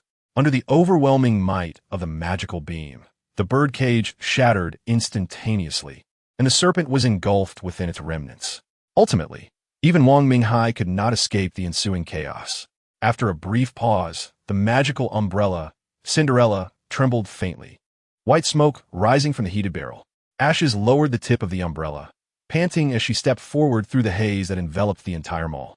This moment, following the release of the magical beam, marked the time when her own magical energy was at its most feeble, necessitating her utmost vigilance. Suddenly, a menacing aura emerged from behind her. She narrowed her eyes slightly, unfurling Cinderella's canopy to shield her rear. In the next heartbeat, a frenzy of stone-crafted dragons collided with her umbrella, propelling her backward over 10 meters, crashing into the wall. As the pervasive smoke began to dissipate, the bloodied figure of Wang Mingye emerged, his left cheek intact while the right was reduced to mere bone and charred flesh. "I hadn't anticipated you possessed such capabilities," Wang Mingye rasped. "Indeed, I underestimated you." With that, he slowly unfurled his final scroll. "Surprisingly, you're still alive. You truly are resilient," thought the magical girl Ashes, frowning as she raised her right arm, now trapped in a dent, gradually extricating herself from the wall's wreckage to retrieve her fallen sword. However, in that very moment, a dark, ghostly hand materialized from thin air, seizing her throat with a vice-like grip. "I had intended to play with this delightful magical girl a while longer, but it seems that continuing this game may jeopardize my own life," Wang Mingye remarked with self-deprecation, lifting his undamaged left arm, mimicking the stance of the ghostly hand. The magical girl Ashes found herself suspended mid-air, unable to breathe as the spectral grip tightened around her neck. She wrinkled her nose, exerting every ounce of strength to lift Cinderella, aiming the tip of the umbrella at Wang Mingye. With a swift pull of the trigger, a gunshot echoed. Yet Wang Mingye merely turned his neck slightly, evading the magical bullet. However, in that fleeting moment of distraction, Ash broke free from the ghostly grasp, clutching her neck as she fell to the ground. Gasping for breath, she slowly turned her head, surveying her surroundings. The 10 ninjas she had previously spared now surged forth from behind nearby billboards, brandishing long blades and daggers as they charged towards her. The magical girl Ash strained to extend her right hand, tightening her grip on Cinderella's handle. Her vision had become exceedingly blurred. The ninjas, though not fast due to their injuries, appeared as mere phantoms, sometimes splitting into multiple forms before her eyes. "Do you understand? Since you have come to kill me, I have no reason to spare you." As she spoke, Wang Mingye held a scroll in his right hand, raising his left slightly. Just as he was about to unleash the ghostly hand upon Ash once more, he suddenly realized that a spider silk had ensnared his left hand, rendering it immobile. At that moment, a humanoid figure radiating a gray aura descended from the ceiling, appearing before Wang Mingye and the magical girl Ash. Ash paused, gazing up at the gray figure, and weakly uttered its name. "Strange creature? I told you, you would need me, Miss Ash," the strange being taunted. In that instant, the 10 ninjas charged toward the magical girl Ash, weapons drawn. Yet, as they drew near, they found their legs unable to move. Glancing down, they noticed a layer of frost had crystallized around their feet. Simultaneously, a girl clad in a Christmas dress and topped with a festive hat swooped in from afar, positioning herself in front of the magical girl Ash. She raised her wand towards the 10 ninjas and inquired nonchalantly, "Are you all right, senior?" Ash looked up, her blurred vision capturing the silhouette of the girl, and she remained stunned for several seconds. "Little Red Riding Hood?" she murmured in disbelief. Chapter 113, Major Event 1, The Battle of Dragon Ninjas, Part 8. Although it appears you have been rendered incapacitated, you are still an A-rank ninja. So allow me to extend you a modicum of respect. The strange creature quipped, slowly revealing a right hand that had been concealed behind its back, grasping a bone knife. Pristine white and approximately 6 feet in length. "Where did you acquire that knife?" Wang Mingye exclaimed, momentarily taken aback as he gazed at the bone knife in the creature's hand, before letting out a guttural shout. "Oh, this knife? After I dispatched your junior disciple. I took it from him," the strange being remarked, raising a non-existent eyebrow. "To be honest, the quality is mediocre. It might be suitable for dragon slaying." "You killed Haredun?" Wang Mingye inquired, his words deliberate, his lips twitching slightly. "Indeed, the moment has now arrived for you," the peculiar entity remarked as its right hand, clad in electromagnetic pulse gloves, suddenly lifted, revealing a medieval pirate flintlock. With a pull of the trigger, flames erupted forth. Bang! Despite being gravely injured, Wang Mingye's reflexes and speed remained astonishingly swift. He bent low and executed a sidestep to evade the creature. simultaneously retrieving a brass knuckle from his suit pocket and donning it on his left hand. Are you still struggling? You appear to be on the brink of death.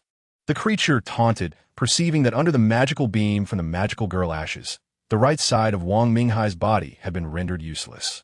Were he an individual of below A class, such injuries would typically spell certain doom. Yet the vitality of an A-class being is formidable, allowing him to cling to life even in such dire circumstances. With the metallic knuckles affixed, Wang Minghai roared and charged forward, his eyes bloodshot. I watched that lad grow up, and you dare to kill him. How could you?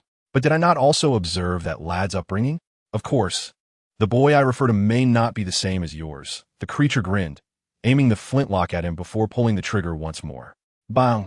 The muzzle exhaled flames, hurtling toward Wang Minghai with fervor. Wang Minghai ducked and surged forward, narrowly avoiding the gunpowder that whizzed past his ear, though one of his ears was shattered in the process. In that fleeting moment, the creature unleashed a strand of silk toward his chest. Wang Minghai furrowed his brow, launching a punch that collided with the web, but the force was considerably dampened by the highly adhesive threads. At that instant, the creature activated the second function of the electromagnetic pulse gloves, charging the metal fingers with energy. A whimsical buzzing accompanied the action.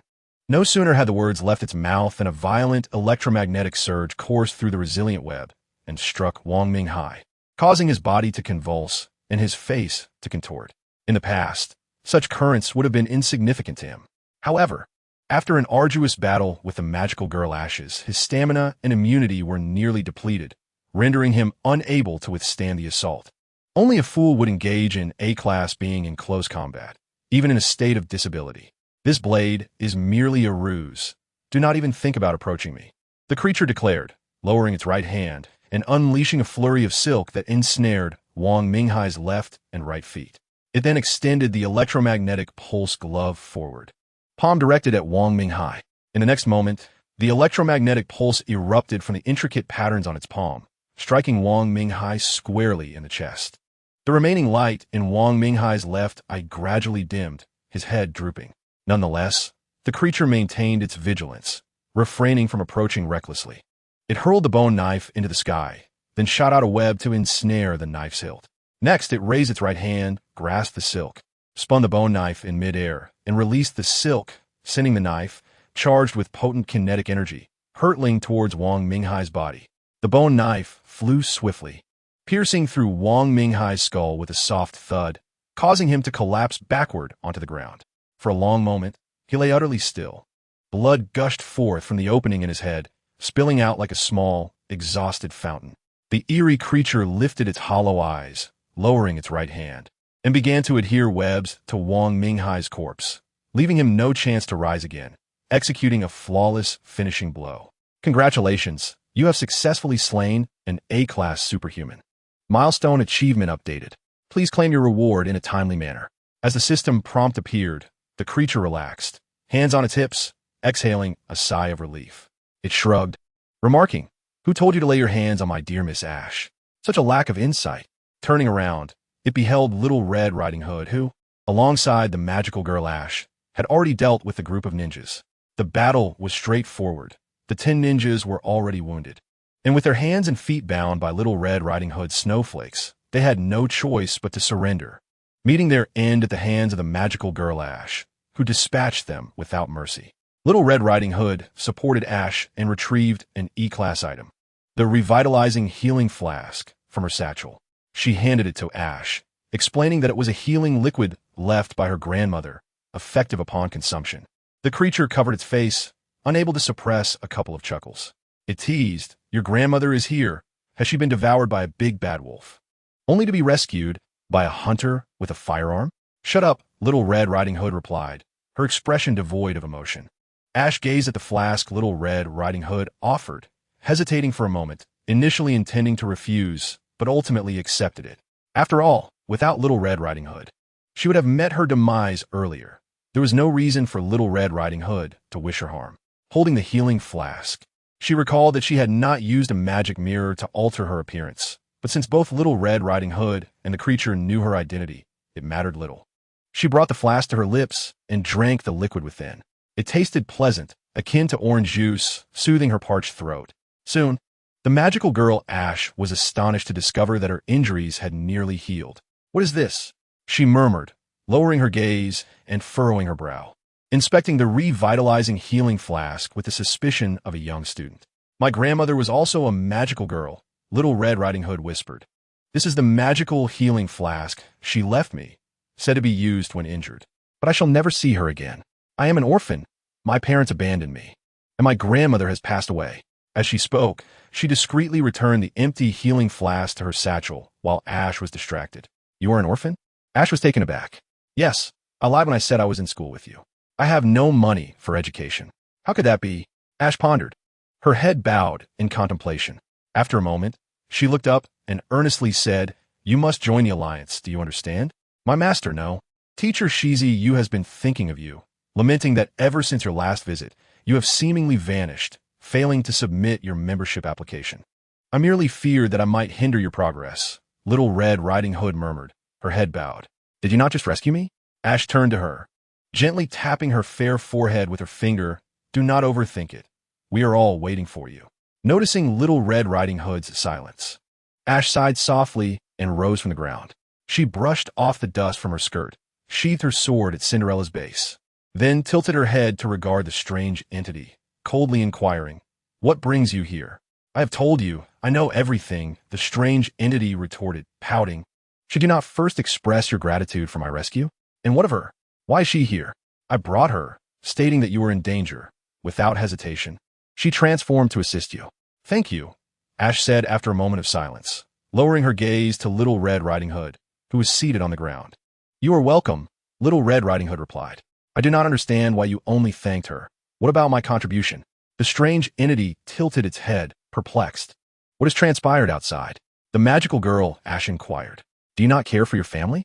"They remain upstairs," the strange entity said, raising a finger to indicate the rooftop.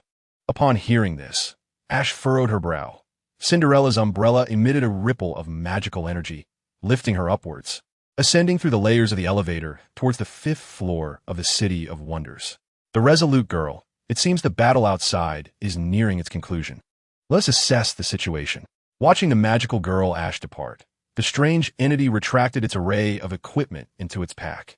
It then placed its hands on its hips and, navigating the powerless elevator, made its way to the 1st floor, heading towards the war-torn Lord Hu Commercial Street. Chapter 114, Major Event 1. The Battle of the Dragon Ninja 9 at 10:47 a.m. on the glass curtain wall of a building in Lord Hu Commercial Street. Ku Xiaomao and the sect master turned their heads, gazing from afar at the calamity dragon trapped within the ancient bronze bell.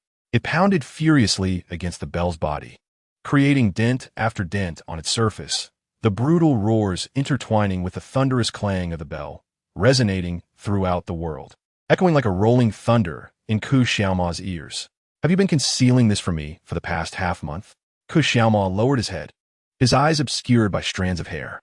He asked darkly, the shadow sword in his hand dissipating into wisps of shadow that fell to his fingertips. "Yes, I feared you might make the wrong choice," the sect master replied thoughtfully.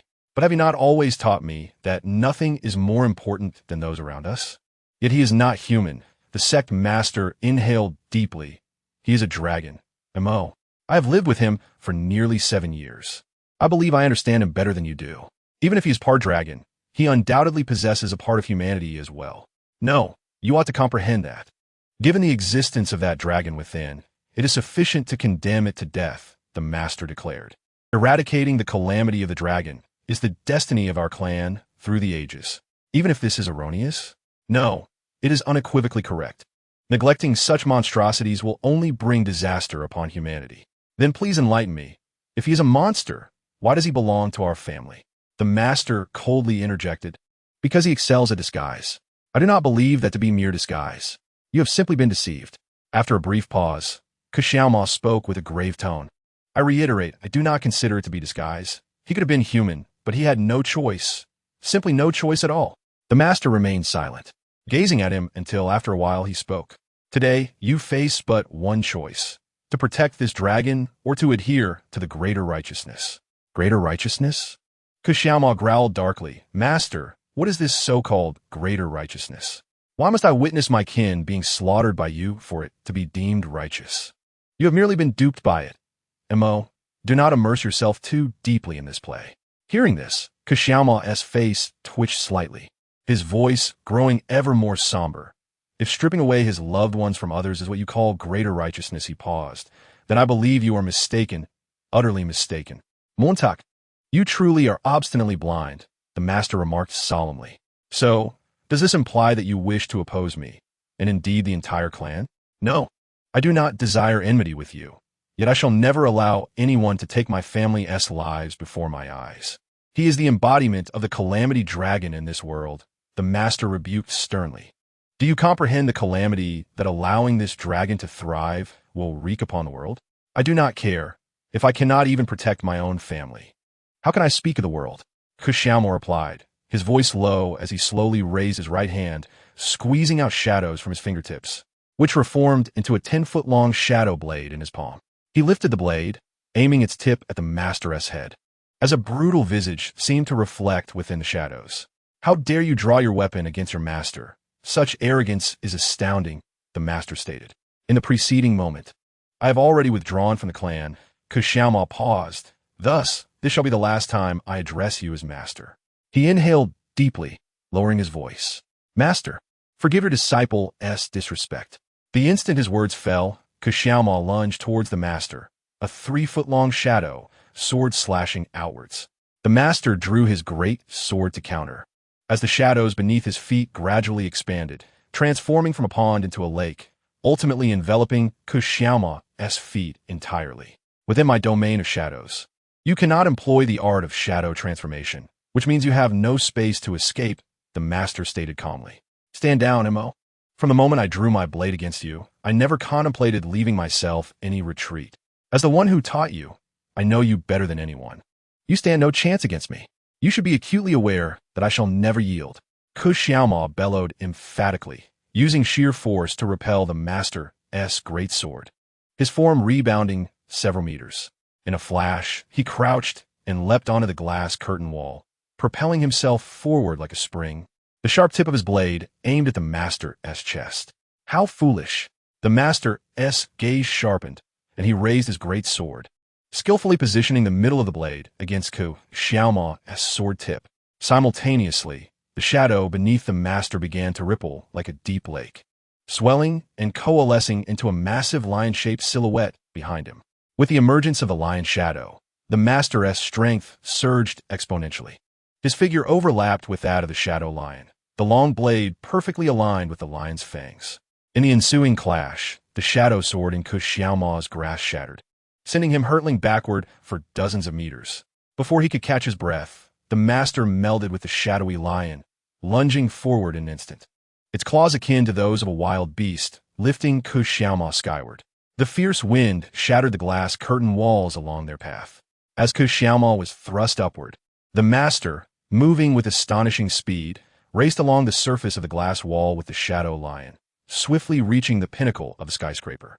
Then, leaping forward, he gripped the sword's hilt with both hands, driving the blade downward, piercing through the ascending Xiaomo, creating a gaping wound in his abdomen.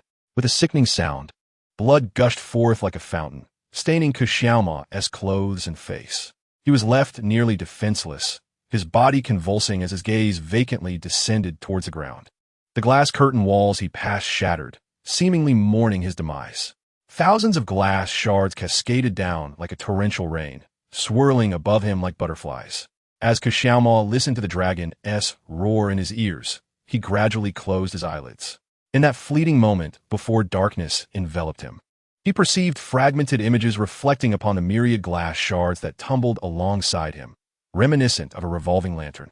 He gazed at one shard and beheld the evening glow mirrored above. It was a scene steeped in nostalgia, breathtakingly beautiful. 3 years prior, Xiaomo hung precariously from a cliff, hands clasped together, quietly gazing at the distant sunset. The wind brushed against his nose as he observed the sun rising and setting. Nightfall, the grass growing, and the warblers flying in the valley. Eventually, after an indeterminate time, one fateful dusk, a long eagle from an unknown origin severed the ropes binding his feet. He then plummeted from the heights. The wind howled in his ears, and the earth loomed larger in his eyes. At last, as he neared the valley floor, he transformed into a shadow, merging with the surface of the mountainside. In the shadows, he unfurled a pair of wings, ascending with a vigorous flutter, his raptor-like silhouette soaring swiftly up the mountainside, as rapid as a shaft loosed by the legendary archer, Ho-E. Yet the tale was far from over. At the moment he reached the summit, his form abruptly detached from the earth. Following this, a colossal avian shadow, woven from darkness, ascended from his back, cradling him aloft towards the heavens. He soared like a bird, the raptor fervently flapping its wings, lifting him from the pinnacle of the cliff. Piercing through the clouds, they ascended towards the setting sun. Bathed in the golden light of dusk, he felt as though he were a deity in that moment. The dark hem of his garment swayed, fluttering in the wind like the tail feathers of a bird. "You have succeeded," the master declared, hands clasped behind him, gazing up at Kushiama, the raptor. "This is your shadow heart." He paused momentarily. "You are the first who can wield the art of shadow transformation without direct contact with shadows. Perhaps this is the essence of the raptor." Kushiama retracted his shadow wings, landing atop the cliff, standing shoulder to shoulder with the master. "But the raptor sounds rather frail. I had imagined I could attain a shadow heart as robust and powerful as yours, master." "No," the master shook his head. "Each manifestation of the shadow heart is unique. Since the founding of the ninja sect, through generations of disciples, those who have comprehended the shadow heart have invariably become the next leaders of the sect. Thus, you are destined to be my successor, to assume the role of master in the future." Kushiama remained silent for a long while. "Could someone like me truly hold such an esteemed position?" "Certainly. You are far more suited than you realize," the master smiled. "As long as you can transform your shadow heart from the ethereal into the tangible, that will be the day you take my place." "How does one achieve this transformation?" "There is but one key," the master said slowly. "Each form of the shadow heart bears a unique symbol, a spirit. Therefore, you must understand what your shadow heart symbolizes, delve into it, feel it, and only then can you truly merge with it." "What does my shadow heart signify?" Kushiama pondered. "This question can only be answered by you. The answer cannot be found through others," the master replied. "And what does your shadow heart symbolize, master?" The master fell silent for a moment. "Ambition." With his hands clasped behind his back, he self-mockingly added, "Yet, in the pursuit of this so-called ambition, I stumbled through half a lifetime, only to realize that those around me are what matter most." The lion represents ambition. What does the raptor symbolize? As Kushiama contemplated, he suddenly heard the call of birds from the setting sun, and he lifted his gaze to the owls soaring towards the horizon. He slightly parted his lips and unconsciously uttered a word: "Freedom." In an instant, Kushiama's body plummeted from a height of 100 meters, spiraling towards the earth, the howling winds tearing at his face, distorting every strand of his hair. His hazy gaze lingered upon the shards of glass, where memories flitted by in a kaleidoscope of chaotic imagery. Soon, a faint murmur of voices reached his ears, initially indistinct, but gradually swelling in volume. The master's teachings reverberated in his mind like the rumble of thunder, echoing insistently. "We must slay all the dragons of calamity." These dragons, our ancestral foes, loomed over a world shrouded in sorrowful roars and solemn admonitions. In this chasm of separation, thousands struck the ground with the hafts of their weapons, reminiscent of an ancient tribunal. No exceptions, not even for your brother, not even for your kin. Such are the rules, such is the greater good. No, I was born to be as free as a raptor, never to be ensnared by any constraints. If the rules are flawed, then I shall shatter them. In the next moment, Kushiama slowly lifted his eyelids, his expression reminiscent of the most devout martyr. The midday sun reflected in his partially opened eyes, akin to the sunset he had witnessed in the valley. Suddenly, a sharp shadow darted past the corner of his eye. As his body neared the ground, a cascade of shadows erupted from his back, transforming into a jet-black column of light that soared skyward, consuming all illumination, as if day and night had abruptly swapped places. Above the myriad shards of glass plummeting with him, a dark raptor was simultaneously mirrored. In the blink of an eye, a pair of immense wings unfurled from his back, each powerful flap stirring a tempest laden with woven shadows. The cry of an eagle resounded throughout the vast expanse. In that moment, Kushiama seemed to metamorphose into a raptor forged from shadows. He lifted his gaze, surveying the towering silhouette of a colossal shadow lion atop the skyscraper. Gradually, he raised his right hand, gathering within his palm a blade of shadow, its tip extending from the beak of the raptor.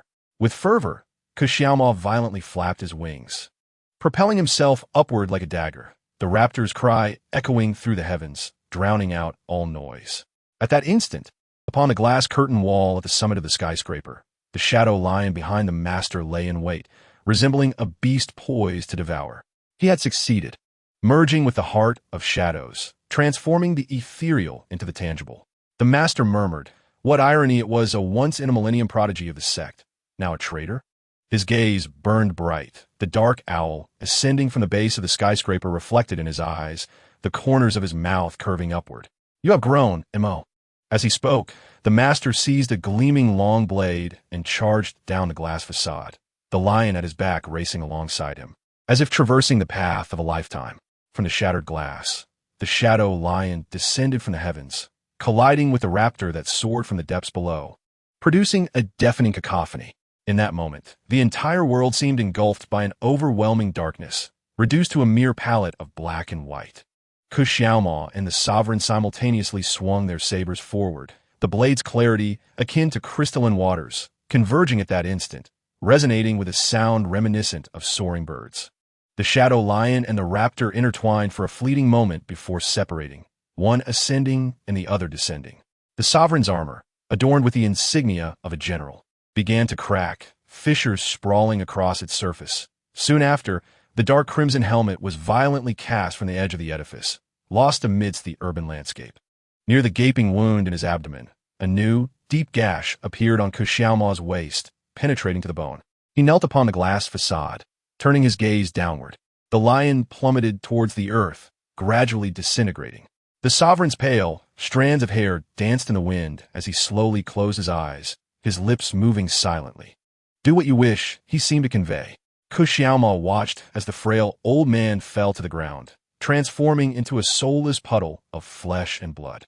Gradually, he lost consciousness, the shadow eagle that clung to his form dissipating, the shadow beneath his feet fading away. He lost his balance and, ensnared by gravity, plummeted towards the earth, closing his weary eyes. At that moment, a shadow suddenly swooped down from the air, catching his body and guiding him towards the ground. Mingye lowered his gaze upon Xiaomo's face, applying a dark substance to staunch the flow of blood. Well done, you've defeated that old man. Xiaomo trembled as he reached out, grasping his arm and whispering, the dragon of calamity is Swim Zhu.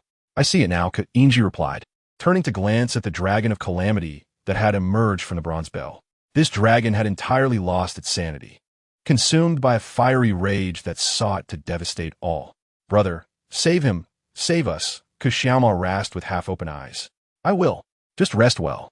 The hospital pillows are quite comfortable, Mingye softly assured, lifting Xiaomo and temporarily placing him within the confines of the Gibran library, before stepping out onto the street to approach the incapacitated ink writer.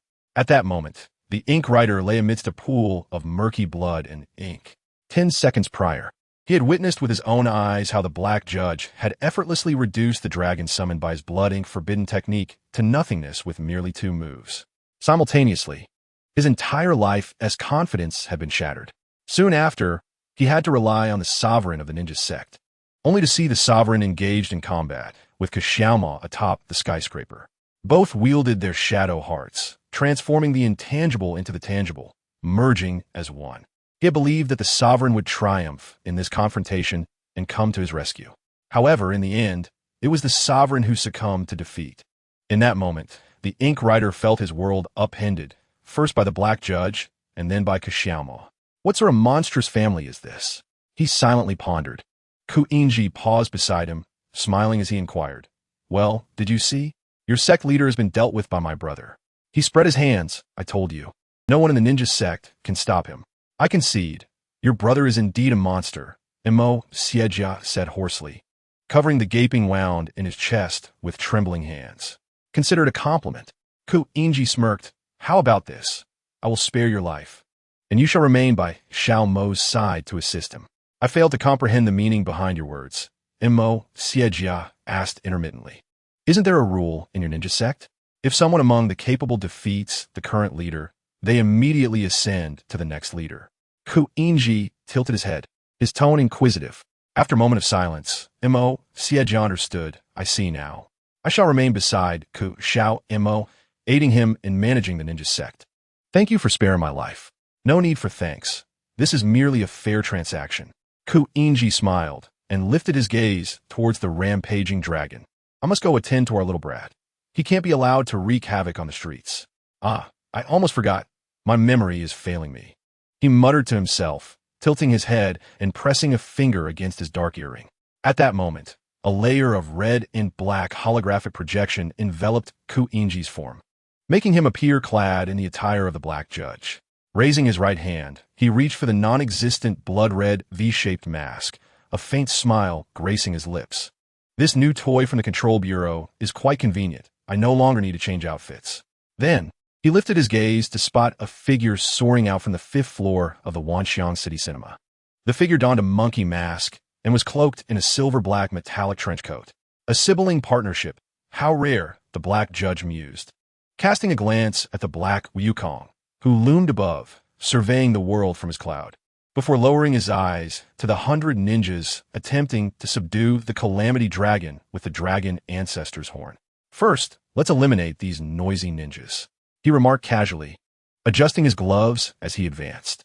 In the blink of an eye, nearly 100 ninjas on Lord Hua's commercial street were severed cleanly in half, their remains spilling onto the ground as a viscous mixture of blood and flesh, subsequently swallowed by a pitch-black light, leaving no trace behind. At that moment, the entire street fell into a profound silence. Only the furious breaths of the Calamity Dragon, the cacophony of the Black Wukong's cloud, and the resonant metallic sounds emanating from behind the Black Judge's mask remained. Now, it is your turn, the Black Judge said, turning his head, his gaze fixed upon the completely uncontrollable dragon. In his pupils, a vicious, bloodthirsty visage was reflected. Chapter 115, Major Event 1, The Dragon Ninja War 10, in a daze. Ku Yongzhu dreamed of his time in the orphanage. As dusk descends, children gather in the courtyard behind the orphanage, either frolicking in playful pursuit or seated together, engrossed in puzzles. Yet, among those lively figures, he is conspicuously absent. Ku Yongzhu can only pluck a blade of grass from the ground, quietly retreating to a corner of the yard. With downcast eyes, he listlessly scratches the earth with the grass.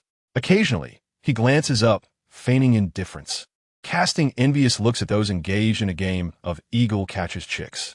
He often longs to be noticed, but whenever he draws nearer to the other children, he is met with stones and sand hurled in his direction, accompanied by taunts of the monster is coming. Everyone run away.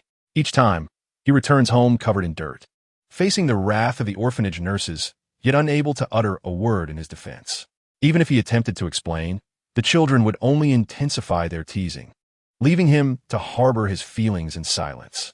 During dinner, everyone gathers around the table, while he remains isolated in the corner. Kind-hearted nurses, witnessing this scene, place a few friends at his table. Only during mealtime does he find companionship. With a spoon in his mouth and his head bowed, he dares only to steal glances at them from his bowl. He yearns to converse, but his attempts go unheard.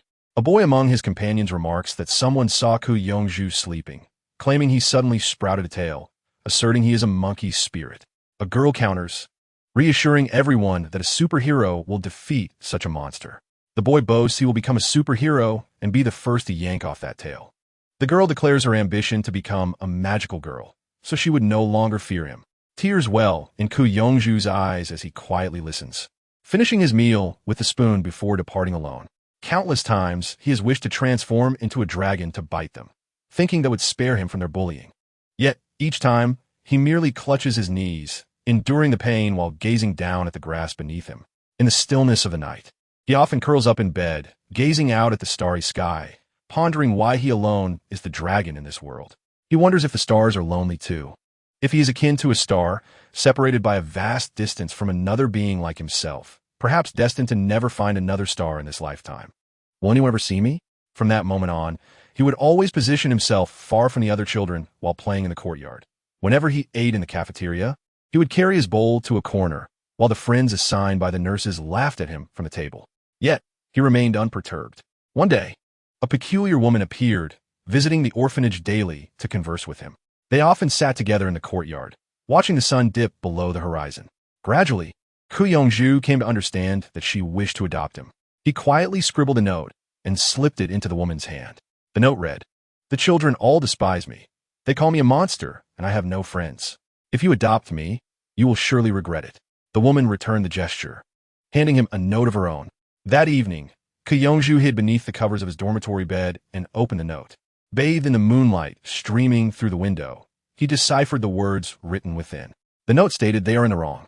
Once you enter my home, your older siblings will protect you. Trust me, no child will bully you again." Older siblings? Will I have a family? He pondered, staring blankly at the note's message. The following day, the woman sought him out once more. Their interaction was much like before. They sat in the courtyard chatting, with her posing questions he would answer. However, as she prepared to depart, she suddenly inquired, "Have you made up your mind? Would you like to come with me?" After a prolonged silence, he gently nodded. "If you have any regrets, just let me know," she said softly. "I won't trouble you." "Of course not," she replied, smiling at him. She adopted him, and thus, he found himself unwittingly stepping into a new family. When he first crossed the threshold of his new home, he found everyone gathered around the sofa, engrossed in a game of fever-pitch football. Uncertain of what to do, he stood awkwardly at the door for an extended period before cautiously approaching them and sitting beside a girl with white hair. After the game concluded, the tallest child suddenly turned his head, bright eyes focusing on him. "Oh, who is this? A classmate of Xiling?" The white-haired girl shook her head. At that moment, their mother entered the house, seriously calling everyone to the blackboard. She wrote down the name Ku Yongju, declaring that he was now a member of the family. Everyone gasped in surprise, their curious gazes fixed upon him. Ku Yongju felt his face flush, unable to muster the courage to speak. Then a vibrant girl chimed in, "Mom, this is too casual. You didn't even consult us beforehand. We could have thrown him a welcome party." Their mother responded, "What party, you little brat? I want be cooking dinner tonight. Mingye, Xiaomo, take your new brother out for a nice meal." Ku Mingye smiled, ruffled Ku Yongju's hair, and said, "Let us go," as he draped an arm around his shoulder, leading him out of the house. Meanwhile, Ku Xiaomo silently stood beside him, engrossed in his phone. Ku Yongju had never felt surrounded by others before, and at that moment, tears streamed down his face. "Hey bro, why did you make him cry?" A child behind him asked. "Did I?" Ku Mingye replied, surprised, pointing to himself. "Is it my fault?" Everyone nodded in agreement. Some have remarked, "You seem rather too familiar, my friend. Have you been sidelined at home for too long that you rush to approach newcomers?" Others have noted, "Who approaches someone and immediately drapes an arm around their shoulders. It's evident you startled them." Ku Yongju's cries grew louder, tears rolling in her eyes. Ku Mingye shrugged helplessly, standing aside as the verbal onslaught from siblings continued. Ku Xiaomo sighed, resting a hand on his forehead, thinking to himself that this older brother was indeed unreliable. Eventually, among the children, a girl with white hair approached, cradling a panda plush. She presented the panda to him. After tiring from her tears, Ku Yongju clutched the panda, her voice trembling as she expressed, "Thank you. This is the first gift I have ever received." The white-haired girl shook her head, remaining silent as she returned to the lively girl nearby. Soon after, Ku Yongju officially became part of this family. She cherished her new name and found no aversion to her siblings, each with their idiosyncrasies. There was the neurotic yet endearing older brother, Ku Mingye, the quiet second brother, Ku Xiaomo, who often engaged in peculiar antics, the overly serious eldest sister, Bai Qiuwu, the sharp-tongued yet surprisingly thoughtful third brother, Ku Mingye, the vivacious second sister, Bai Zini, and the contemplative Bai Xiling, who often hugged her plush toys while deep in thought. Having recently joined this household, Ku Yongju soon discerned the peculiarities of each member. Among them, her curiosity was piqued by the third brother. In fact, throughout her life, she had considered him the strangest child in the family. Indeed, he was extraordinarily odd. Though Ku Yongju could not quite articulate why, it was an intuition of sorts. Yet, Ku Mingye always appeared to be perfectly normal, as if concealing something beneath the surface. Only in recent days did Ku Yongju sense that the discord surrounding her third brother had dissipated. It seemed he had truly become more conventional, as if something had been removed from him. However, she paid it no mind and did not pursue the matter. Often she recalled a childhood incident when Bai Xiling had locked herself in the bathroom. That evening, she yearned to say something, yet found herself unable to speak. Only Mingye managed to persuade Bai Xiling to unlock the door. At that time, she had stealthily followed Xiaomao and Yingji to a barber shop, witnessing Bai Xiling sobbing in Mingye's embrace. Why am I the only one like this? She had lamented. Yongju stood outside the barber shop, staring at her weeping sister for what felt like an eternity. It was then she realized that she and her sister shared a similar plight. Yongju opened her eyes, dreaming once more of sitting at home, watching television with others amidst raucous laughter and noise. Outside the window lay a vast ocean.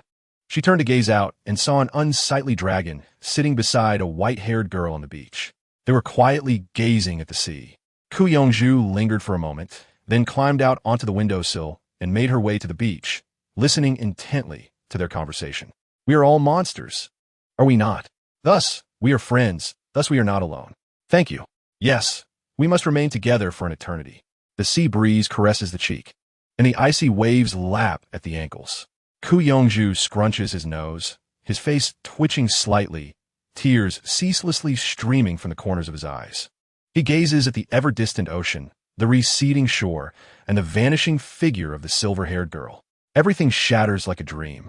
Together, amidst the booming of the bronze bell, Yongju kneels on the ground, looking up at the obsidian world. A stream of liquid trails down his eye, resembling blood, yet also tears. I long to see them again. The boyish body undergoes a violent transformation, his jaw cloaked in metal, the contours of his face growing increasingly grotesque. I yearn so desperately to reunite with them. I wish to remain by her side. Sharp claws extend forward, pressing against the inner wall of the colossal bell, producing a deafening roar. I wish to continue living. The dragon within the bell roars, a pair of immense, shadowy wings unfurling from its back, its form enveloped in scales as resilient as steel. Live on, live on, live on. The clash of the bronze bell and the horn reverberates like a tsunami, threatening to engulf him. With claws, he tears open a gash on his hardened skull, panting in fury. His ever-expanding, evolving body crashes against the bell, the reverberations threatening to shatter his mind. Yet he persists in his relentless assaults. Ultimately, the ancient bronze bell is cast upward. The dragon collapses, its body twitching faintly. It struggles to rise, the sound of the horn still scorching its form like a pyre.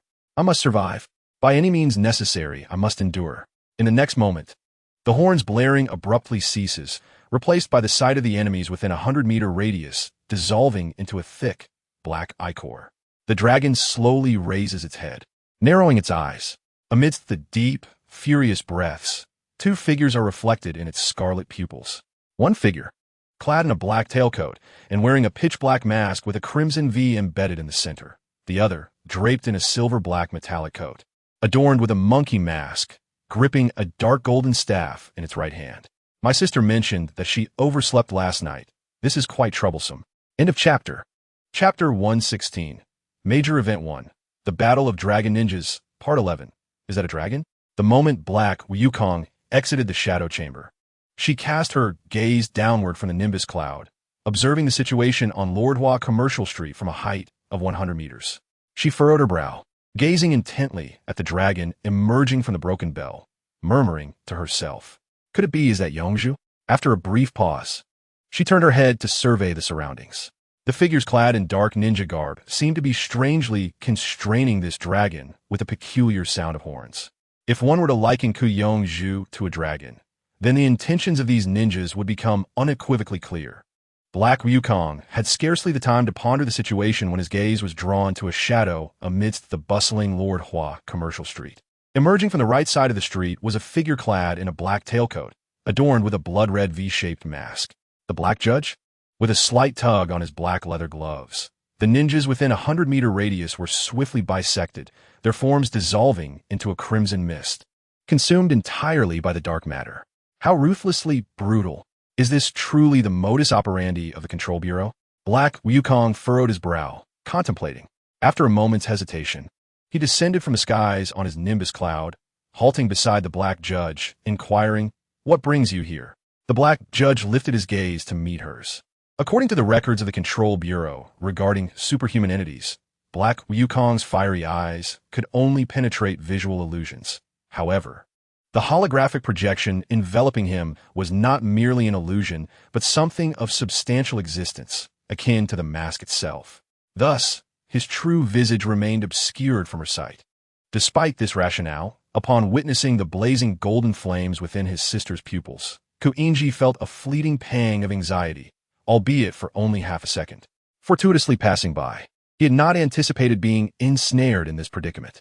To be succinct, my friend has unfortunately sustained injuries due to a misunderstanding, and I must hasten to transport them to a hospital. Therefore, let us resolve this matter swiftly and subdue this dragon. The black judge diverted his gaze from her, calmly elucidating the situation. Black Wukong lowered her head in silence, uncertain whether to reveal to the black judge that this dragon was, in fact, her brother.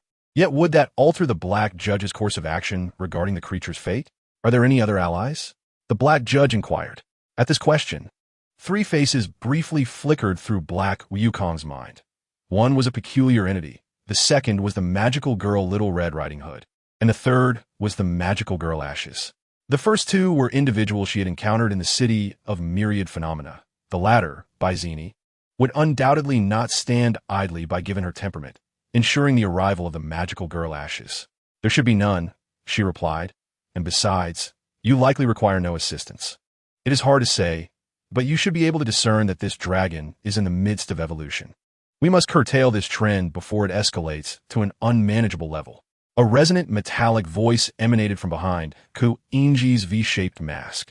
He paused momentarily, teasingly posing a rhetorical question. Pray tell, why do you appear so concerned for it? What relation does it bear to you? Black Wukong hesitated, her right hand instinctively tightening around the golden staff. Let us subdue it and then leave the matter in your capable hands, the black judge suggested, advocating for a swift resolution, lest his two companions succumb to their injuries en route to the hospital. Black Wukong inhaled deeply, feeling as though her inner thoughts had been laid bare. She was initially filled with apprehension at the thought of the black judge ruthlessly reducing Yongzhu to mere fragments, akin to those merciless ninjas. However, upon hearing his words, her anxiety markedly dissipated. Yet, a peculiar doubt lingered. Could the black judge, given his temperament, truly entrust the resolution of a dragon to her? Was this a trap, or was he genuinely preoccupied with the welfare of his friend, leaving him no time to intervene? Shaking her head, she dismissed these intrusive thoughts, reminding herself that this was not the moment for such conjecture. She must first prevent Yongzhu's advance. Gradually, she raised her keen, fiery gaze, fixating upon the dragon. Swift resolution was imperative. As her words fell, Black Wukong, riding on his nimbus cloud, transformed into a blur and surged towards the colossal dragon.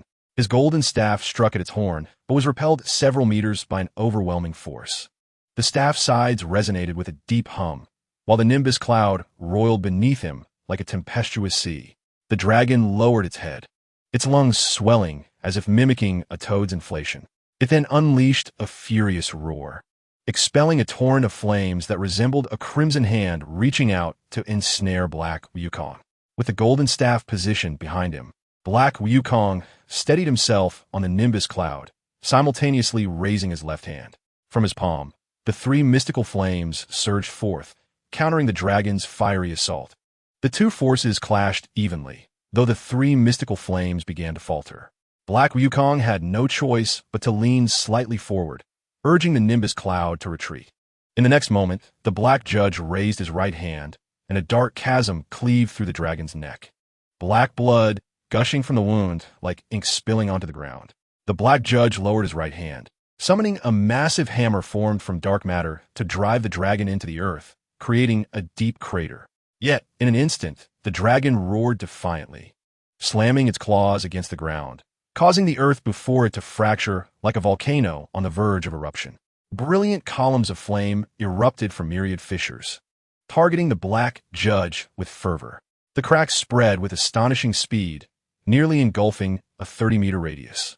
Quite the morning temper, the black judge quipped as he retreated, evading the onslaught by 10 meters in an instant, while forming a dark matter barrier beneath him. Using the rebound from the barrier against the fiery pillars, he propelled himself into the sky. Yet, in that fleeting moment, the dragon crouched within the crater, its claws gripping the earth.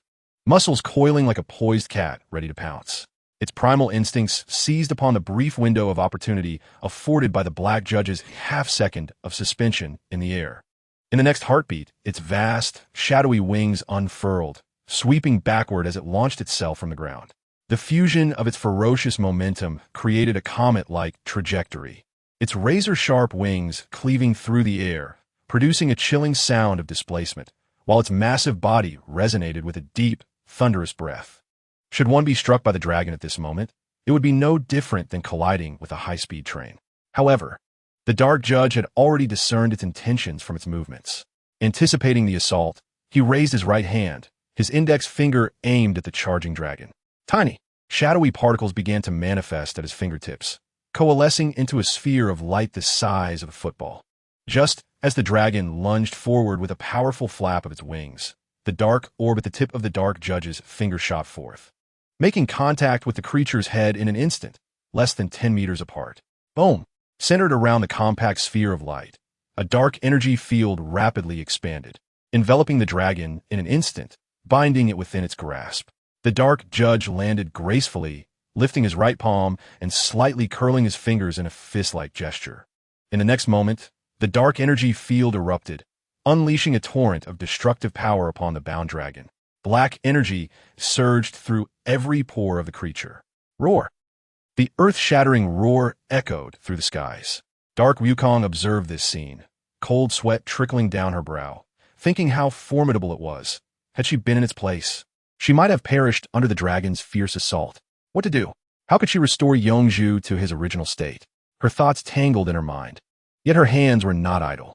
The golden staff gradually ignited with a layer of samadhi true fire, the chains binding her wrist crackling under the heat.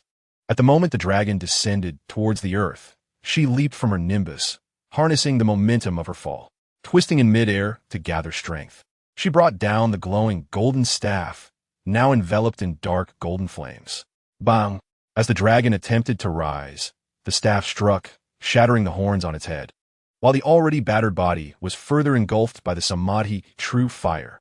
It extended its blood-stained claws, attempting to halt the descending staff from striking its forehead.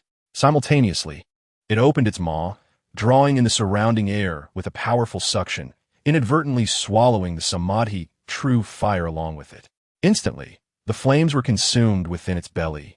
The dragon's wounds began to heal significantly, the intricate network of bloodied cracks vanishing in the blink of an eye. How could this be? Dark Wukong was taken aback, her brow furrowing in concern. She had thought she could withstand its claws with the golden staff. But as the dragon ingested the samadhi true fire, it instantly regained its former strength, the weight of its claws pressing down like a mountain. The clash between the staff and claws produced showers of sparks, while Dark Wukong's feet sank deep into the ground beneath her. Even with both hands gripping the staff, she found herself at a disadvantage. At that moment, the Dark Judge extended his fingertip, a beam of dark light, the thickness of a finger, swiftly pierced through the dragon's right claw. This allowed Dark Wukong a moment to breathe, as she quickly struck away the dragon's claw with her staff, then leaped onto the nimbus, retreating to the side of the Dark Judge. Haven't you realized yet? The Dark Judge spoke calmly. Fire is ineffective against it. Do not hinder me. I understand. In the next moment, as the colossal dragon prepared to rise from the deep pit beneath its feet, a shadowy beam of magical energy suddenly descended upon its head. The rapidly regenerating horn shattered. It roared, lifting its head to cast a resentful gaze upon the unexpected visitor. There, hovering near the fashion billboard on the 5th level of Wanshang City, was a gothic girl wielding a gray umbrella. The Black Judge raised an eyebrow and looked up at the magical girl Ashen. Who is she? She, like you, just happened to pass by, replied Black Wukong. As she spoke, her nimbus cloud propelled her upward. She discerned that the Dragon of Calamity had shifted its target towards the magical girl Ashen. I've observed that if the horns are damaged, its regeneration speed will be slowed by more than double, the Black Judge noted, fixating on the Dragon of Calamity. This is its weakness. We must act now.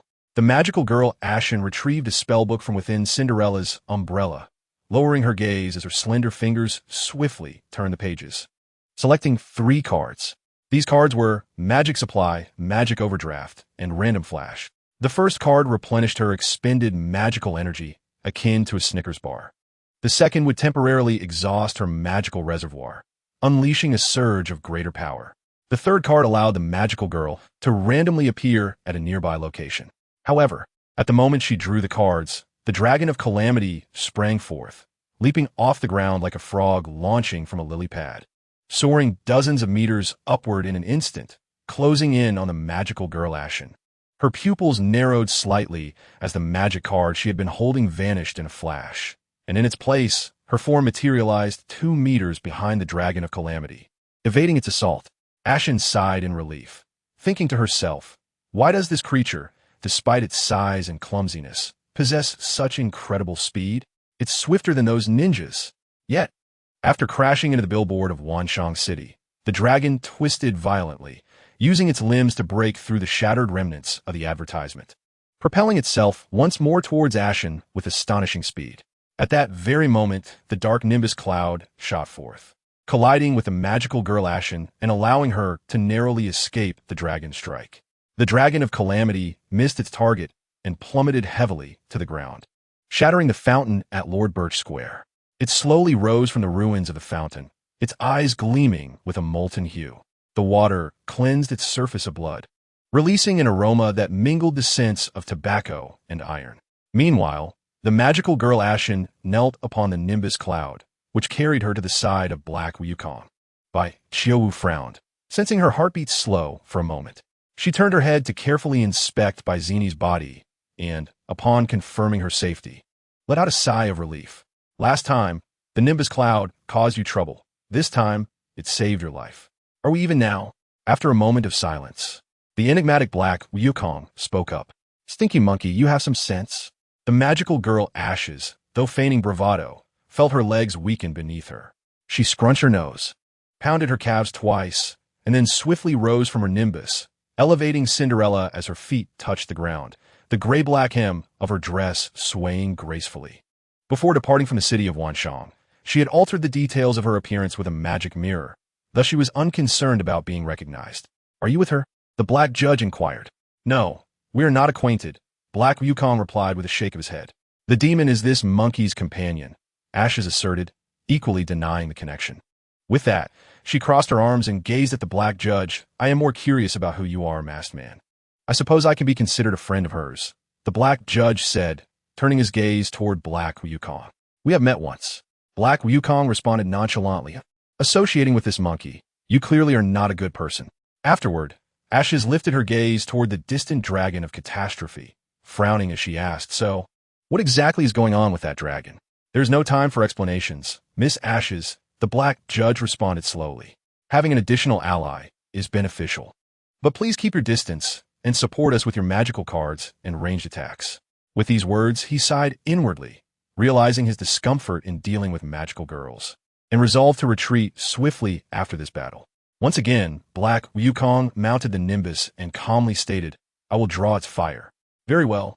Then I shall keep my distance, Ashes replied, taking a deep breath. With her left hand, she delicately held 2 cards between her fingers, while her right gripped Cinderella's umbrella, a black spellbook hovering above her head. Meanwhile, the dragon of catastrophe slowly emerged from the ruins of the fountain. Its body, cleansed by the water, exuded an ancient sense of power. Dense steam billowed from the gaps in its scales, and its metallic black jaw twitched ominously, producing the sound of grinding teeth.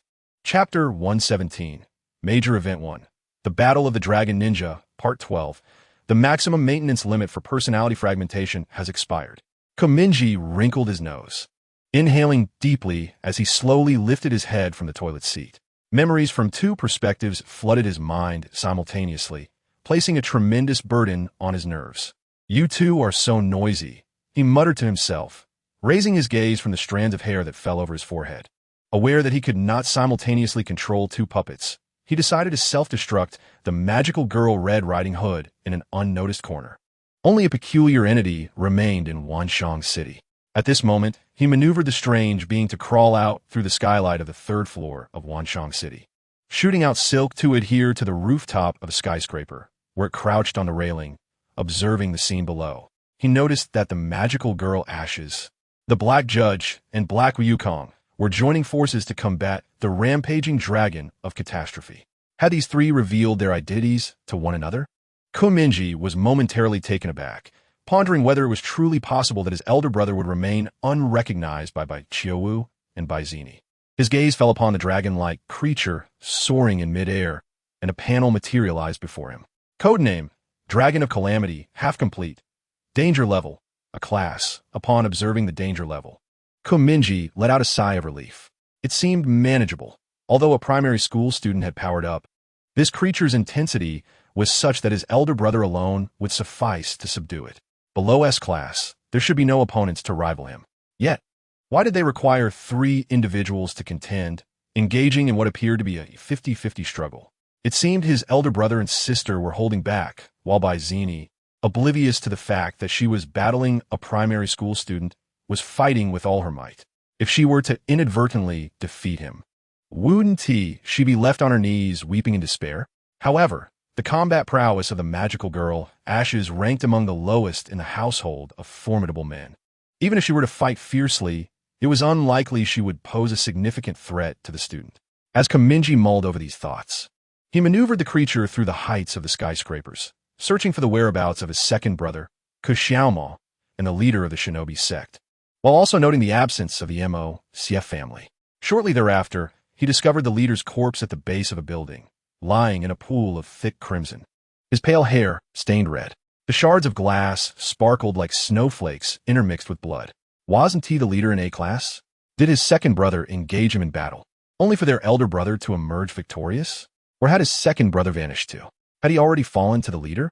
He vaguely recalled witnessing an intense battle between the two.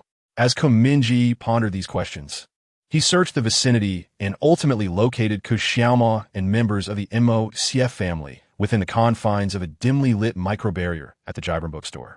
Was this barrier a defensive measure set by his elder brother? Character codename, Xiaomao, danger level, a class. What kind of absurd combat power was this? Did every member of the Bai Ku family experience a sudden surge of power during desperate battles? So, had his second brother been the one to vanquish the leader? Mingye was beginning to perspire profusely. Despite the blessing of the skill-chosen day, he couldn't shake the worry that, a year hence, he might encounter a magical girl who, in a moment of near death, would suddenly proclaim, "This is the power of love and hope," and annihilate him in an instant, given that the powers of magical girls were often steeped in idealism. Furthermore, if both Xiaomao and the Mingye family could experience such surges, it indicated that their strength also bore elements of idealism. In various classic works steeped in idealism, no matter how dominant one might be, possessing fleets capable of annihilating galaxies, the moment the adversary began to shout about bonds, justice, or dreams, one would find themselves in peril.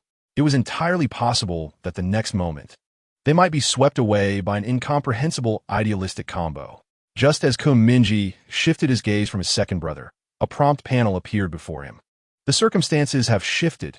The progression of events has deviated from system predictions. The second objective node concerning the demise of the Ren sect has been altered.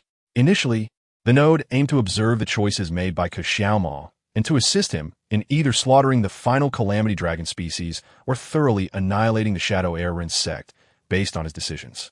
The revised node objective now involves establishing contact with the 28th generation leader of the Ren sect, Xiaomao, and attempting to forge a cooperative relationship with the sect.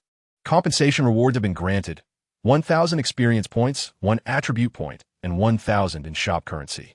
Your level progression stands at LV9 for 1,000 points out of 5,500 points. Your total shop currency amounts to 5,700. Currently, there is 1 unallocated attribute point awaiting distribution. Wait, how did my second brother become the leader of the Ren sect? Mingye was taken aback, pondering whether this was akin to a primitive tribal system where the one who slays the chief becomes the next chief. As he contemplated this, he casually allocated the attribute point to his personal panel. Your 1 attribute point has been assigned to the neural response attribute, resulting in a change from 33 to 34 points, 1 point. Logically speaking, should I lend a hand and perhaps enhance my favorability?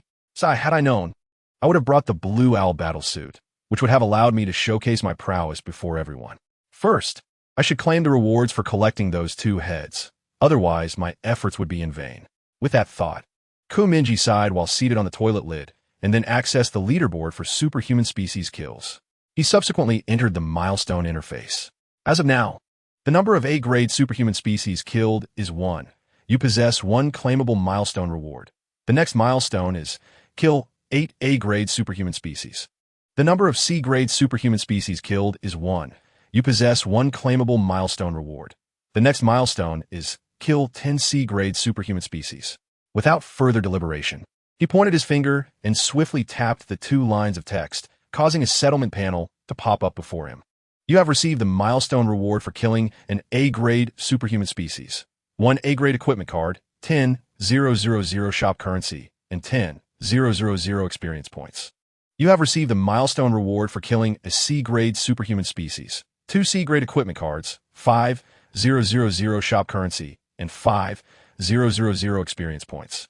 In total, you have acquired 15,000 experience points, 15,000 shop currency, 2 C-grade equipment cards, and 1 A-grade equipment card. Your total shop currency now stands at 2,700.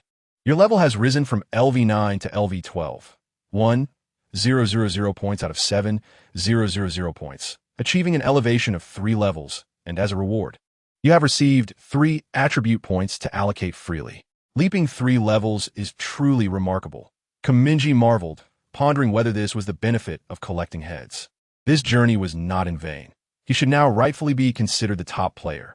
With that, he allocated the attribute points to the neural response attribute. Your 3 attribute points have been allocated to the neural response attribute, resulting in a change of 34 points and 37 points, 3 points. Now, how should I utilize the 20,000 mall coins? Alas, there is no time to distribute them now. It feels as though by the time I make my move, the battle will already be nearing its conclusion. Mingye sighed, closing the panel, and redirected his focus to the strange creatures ahead. Although this was the first time the trio had fought in cooperation, they exhibited a remarkable synergy. Perhaps a reflection of the shared bond forged over more than a decade of camaraderie among siblings. Heikong, serving as the vanguard, soared on the Nimbus cloud, drawing the full brunt of the Dragon of Calamity's onslaught. She needed no offensive maneuvers, only to concentrate on deftly evading the dragon's ferocious strikes.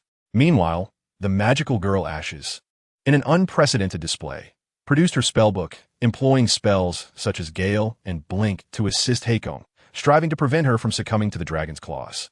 Additionally, she took aim with Cinderella, firing magical bullets at the dragon's horns. After successfully shattering one of its horns, the task fell to the most aggressive of the trio, the Black Judge. The elder brother appeared to have taken the matter seriously. No longer holding back, he raised his right arm and sent the Dragon of Calamity hurtling several meters away, crashing into the ground of the district. Almost immediately, a dark arc sliced through the air, severing the dragon's right wing entirely.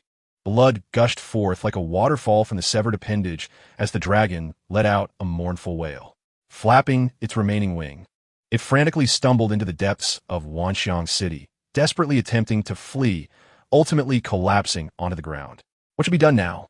Mingye adjusted his mask, silently contemplating as he stepped toward Wanxiang City. The swimming bamboo showed no signs of reverting. If this continued, it would soon evolve into an even more troublesome form. There were perhaps no more than 10 individuals in the world capable of subduing it without inflicting fatal harm. Should magical girl Ashes contact Ziziu, summoning the 3 titans of the Alliance, or perhaps notify the Round Table, calling upon the divine messenger Zeus? His speed would allow him to reach here from New York in no time. Yet, should this matter involve the Alliance or the Superhero Association, the likelihood of preserving its life under the scrutiny of these official factions would be nearly zero. It seemed that Xingya was absent. Otherwise, given his rapid response, he would have arrived within minutes. A swift resolution was imperative. Otherwise, the forces of the Superhero Association and the Alliance would soon converge here. If there was no means to revert it to its original form, I would have no choice but to end its life myself. With this thought, the intensity in Mingye's gaze concealed behind his mask grew colder, and his pace quickened. Suddenly, Heikong raised her golden staff, positioning it horizontally before the Black Judge. Divine Messenger, what is the meaning of this? The Black Judge inquired in a low voice. Do not proceed any further. She listened to the dragon's agonizing wail. Her head bowed, the pupils behind her mask swirling with a multitude of emotions. The black judge lifted his gaze to regard her, remaining silent for a moment.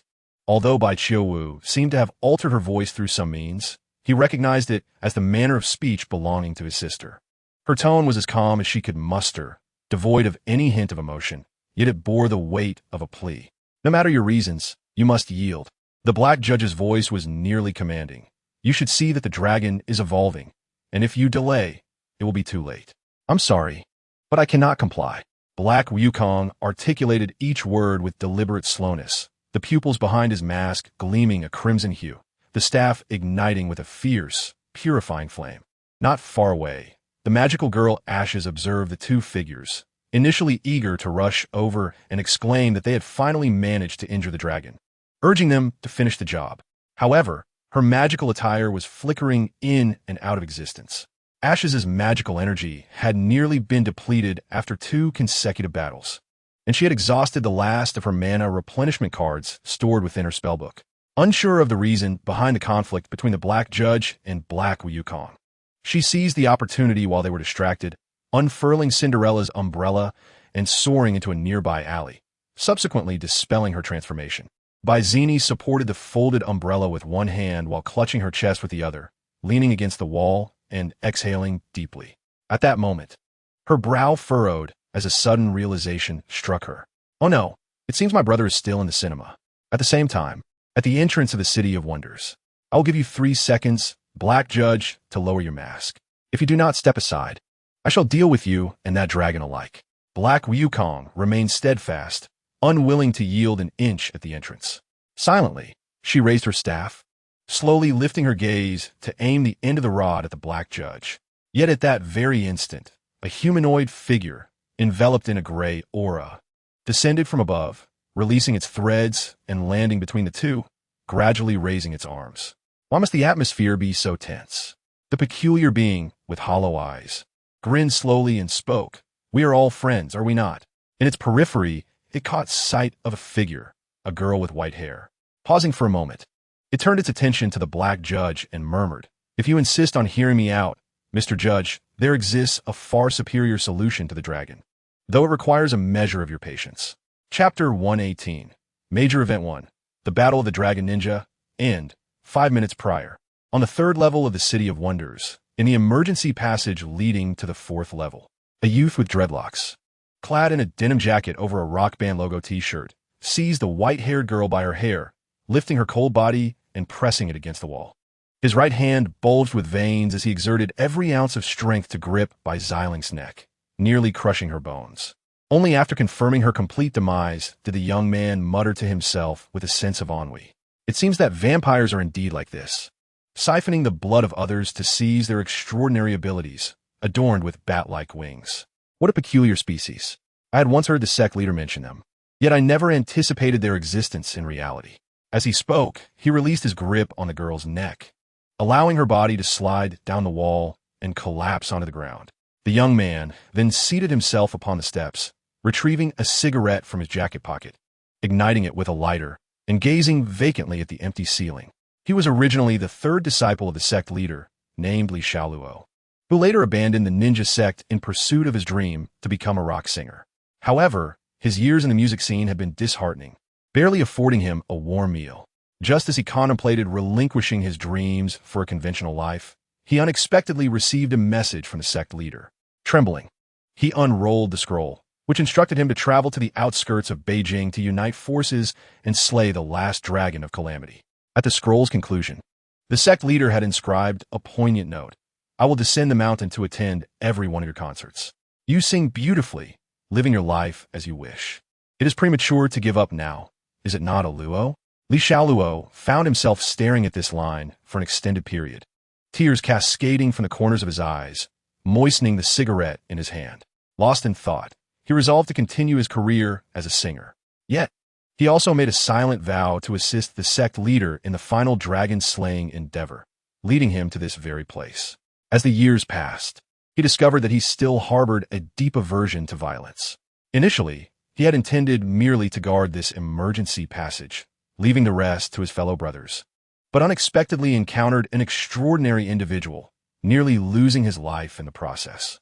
Li Xiaoluo couldn't help but ponder whether, With the skills he possessed a decade ago, he would have fared so poorly. Nevertheless, he silently rejoiced in his survival. As long as he lived, he could still chase that elusive dream. He never anticipated that just when he was on the verge of surrender, he would be inspired by the most unlikely of figures.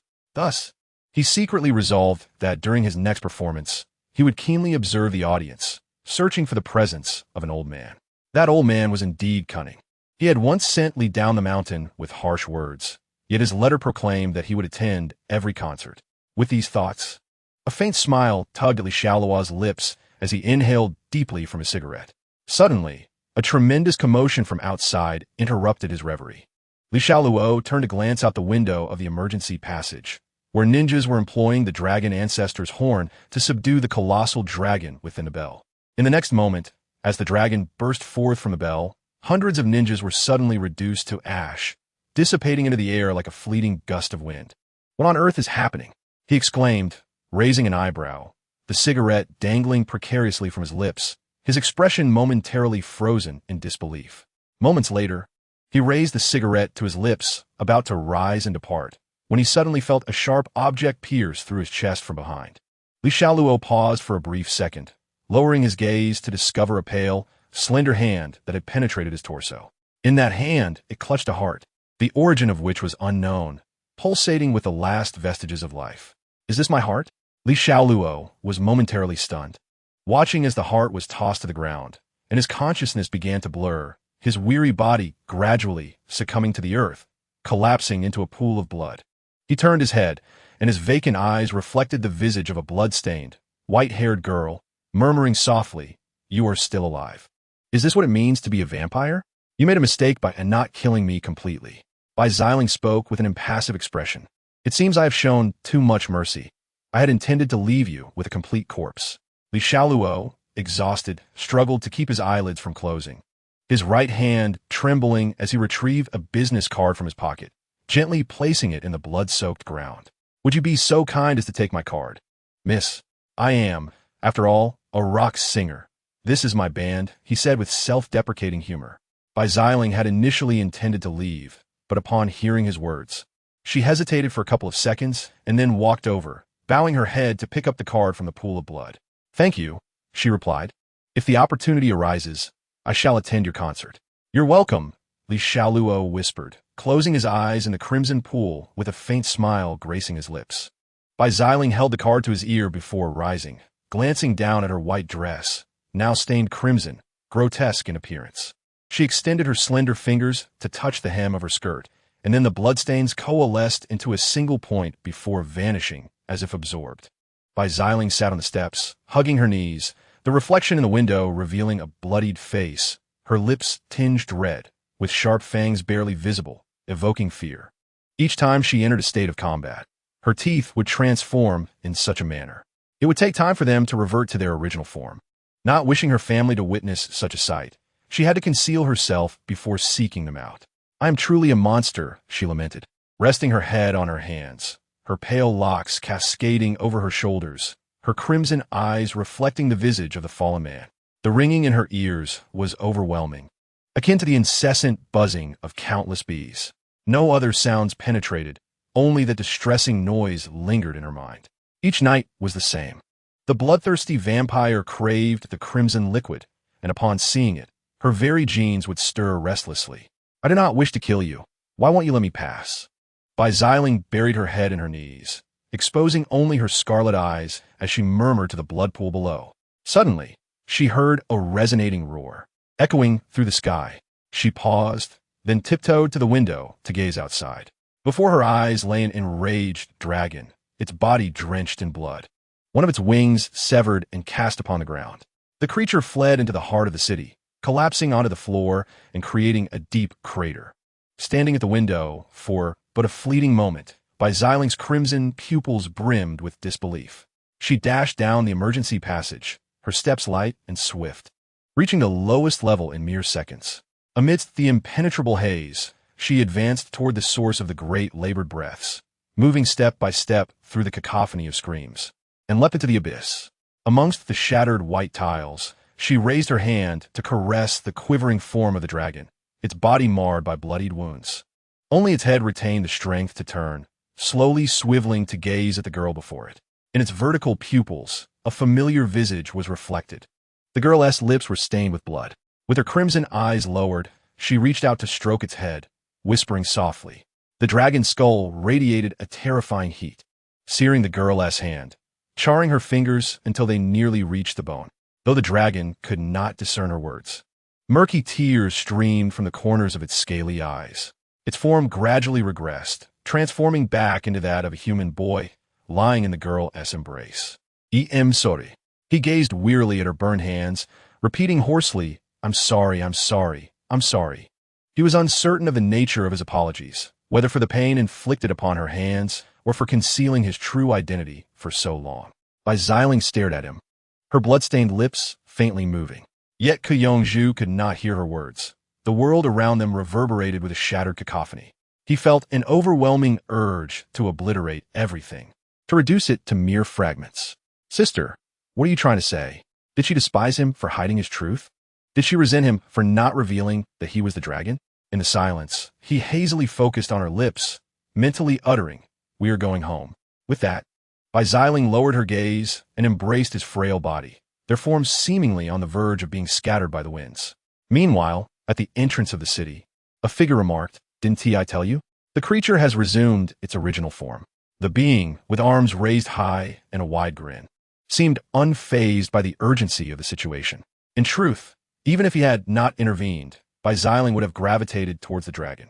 He merely sought to assert his presence and perhaps enhance his standing with the enigmatic duo. Heikong stood frozen, eyes fixated on the boy and girl in the chasm.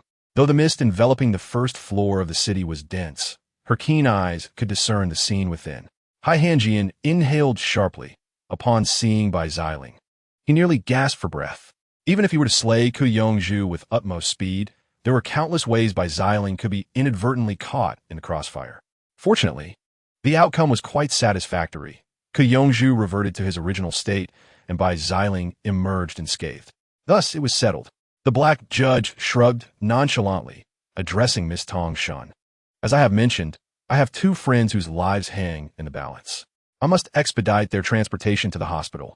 This dragon shall be your responsibility. With a measured tone, he uttered these words and turned, making his way towards the Jibulong bookstore on Lord Hua Commercial Street. At that moment, a young girl with a high ponytail rushed past him. It was Bai Zini, who had just reverted from her transformed state. Ku Ingji hesitated for a brief moment, but chose not to stop her. Bai Zini darted past him and Bai Qiuwu, plunging into the smoke-shrouded interior of Wanxiang City. She glanced at Bai Xiling and Kuyongju, then departed with them. At some point, He Wukong had vanished into the mist. Perhaps he sought a place to remove his combat attire or was looking for Ku Mingye, Ku Ingji, and Ku Xiaomo. Truly, he was a source of incessant concern. Previously, there was only one sister to worry about, and now a little dragon had been added to the mix. It appeared Bai Xiling was also aware that the dragon referred to him. Otherwise, she would not have approached him so recklessly. It seemed prudent to convene a family meeting upon returning home to discuss this matter, striving to keep Yongju's identity concealed. As Ku Ingji pondered this, he tilted his head and pressed the dark earring, causing the holographic projection of the black judge uniform to dissipate. He sighed and stepped into the Jibulong bookstore, deactivating the prearranged barrier. One hand cradled Ku Xiaoma's body while the other grasped the hem of Mo Xie's attire. Why am I being dragged? Mo Xie rasped. Are you my brother? Ku Ingji replied casually, his expression impassive as he towed him out of the bookstore, leaving a trail of blood ink upon the ground. He had previously confirmed that the surveillance cameras within a 200-meter radius had been temporarily disabled by the ninja sect through some means, ensuring that this confrontation would not be captured on film. Nearly 10 minutes had elapsed since the incident began, and after several skirmishes, the Superhero Association finally arrived at the scene, commencing their investigative efforts. The fog was dense. Pedestrians confined to the first floor of Wanxiang City likely could not see Kuyongju revert to his original form, and Bai Zini had swiftly taken him and Bai Xiling away. Thus, the authority to explain this incident essentially rested with him, the passing black judge. Ku Ingji had already devised a narrative. Although the elders of the Control Bureau were not easily placated, a lack of rigor in his account could arouse their suspicions. However, It was inevitable that the Control Bureau would soon initiate a crackdown on the supernatural being Hei Yukon. By then, after he had disposed of all other S-level operatives, he would naturally find a way to extricate himself from the Control Bureau. Therefore, the issue was not overly significant. With a resolute mindset, Koinji inhaled deeply, lowering his head as his cold gaze was partially obscured by his hair, causing the earrings to sway and emit a soft chime. "How are they? Are they all right?" asked Ku Xiaomo, nestled in his embrace, finally managing to exhale. "Rest assured, the little ones at home are perfectly fine," Koinji replied with a smile, adding, "Although Mingye has yet to be located, he should be hiding in the cinema on the 5th floor. Logically, the shinobi clan would not target him. That's a relief." Ku Xiaomo murmured after a moment of silence, closing her eyes as she rasped, "Thank you. I truly don't know what I would do without you. Come on. We are brothers," he reassured her. "Yes, always," Koinji shrugged lightly as he guided them out of the smoke-laden Lord Hua commercial street. As they gazed around, a cafe sign still stood amidst the ruins, resembling a white flag fluttering on a battlefield. Chapter 119. The death notice from the Regulatory Bureau at 10:55 a.m. In Wanxiang City, on the 5th floor, inside the men's restroom of the cinema, Bai Qiu walked inward while glancing at the doors of each stall. Her gaze ultimately settled on the last stall, which was the only one with a closed door. Lowering her eyes, she focused on the doorknob. After a brief hesitation, she reached for the cold handle, turning it to the right before pushing the stall door open. With a creak, the door cracked ajar. Through the gap, she spotted a boy sitting on the toilet seat, his head buried tightly in his arms. Bai Qiu stared at him, momentarily taken aback, before releasing a sigh of relief and lightly chuckling as she pressed her hand to her forehead. Finally, she spoke with faint annoyance. "Wake up, lazy pig. Can you really sleep so soundly in the restroom?" "What the, sis?" Kumingji's head shot up at the sound of that familiar voice. Who else could it be? Bai Qiu met his gaze and gently tapped his head with her finger. Kumingji appeared dazed for a moment, stammering, "I just stepped out and saw a group of people in black clothing wearing masks and then..." Bai Qiu sighed, interrupting him. "Ninjas, right?" "Yeah. How did you know?" "Everyone has encountered them. You're not the only one." "I thought it was just me.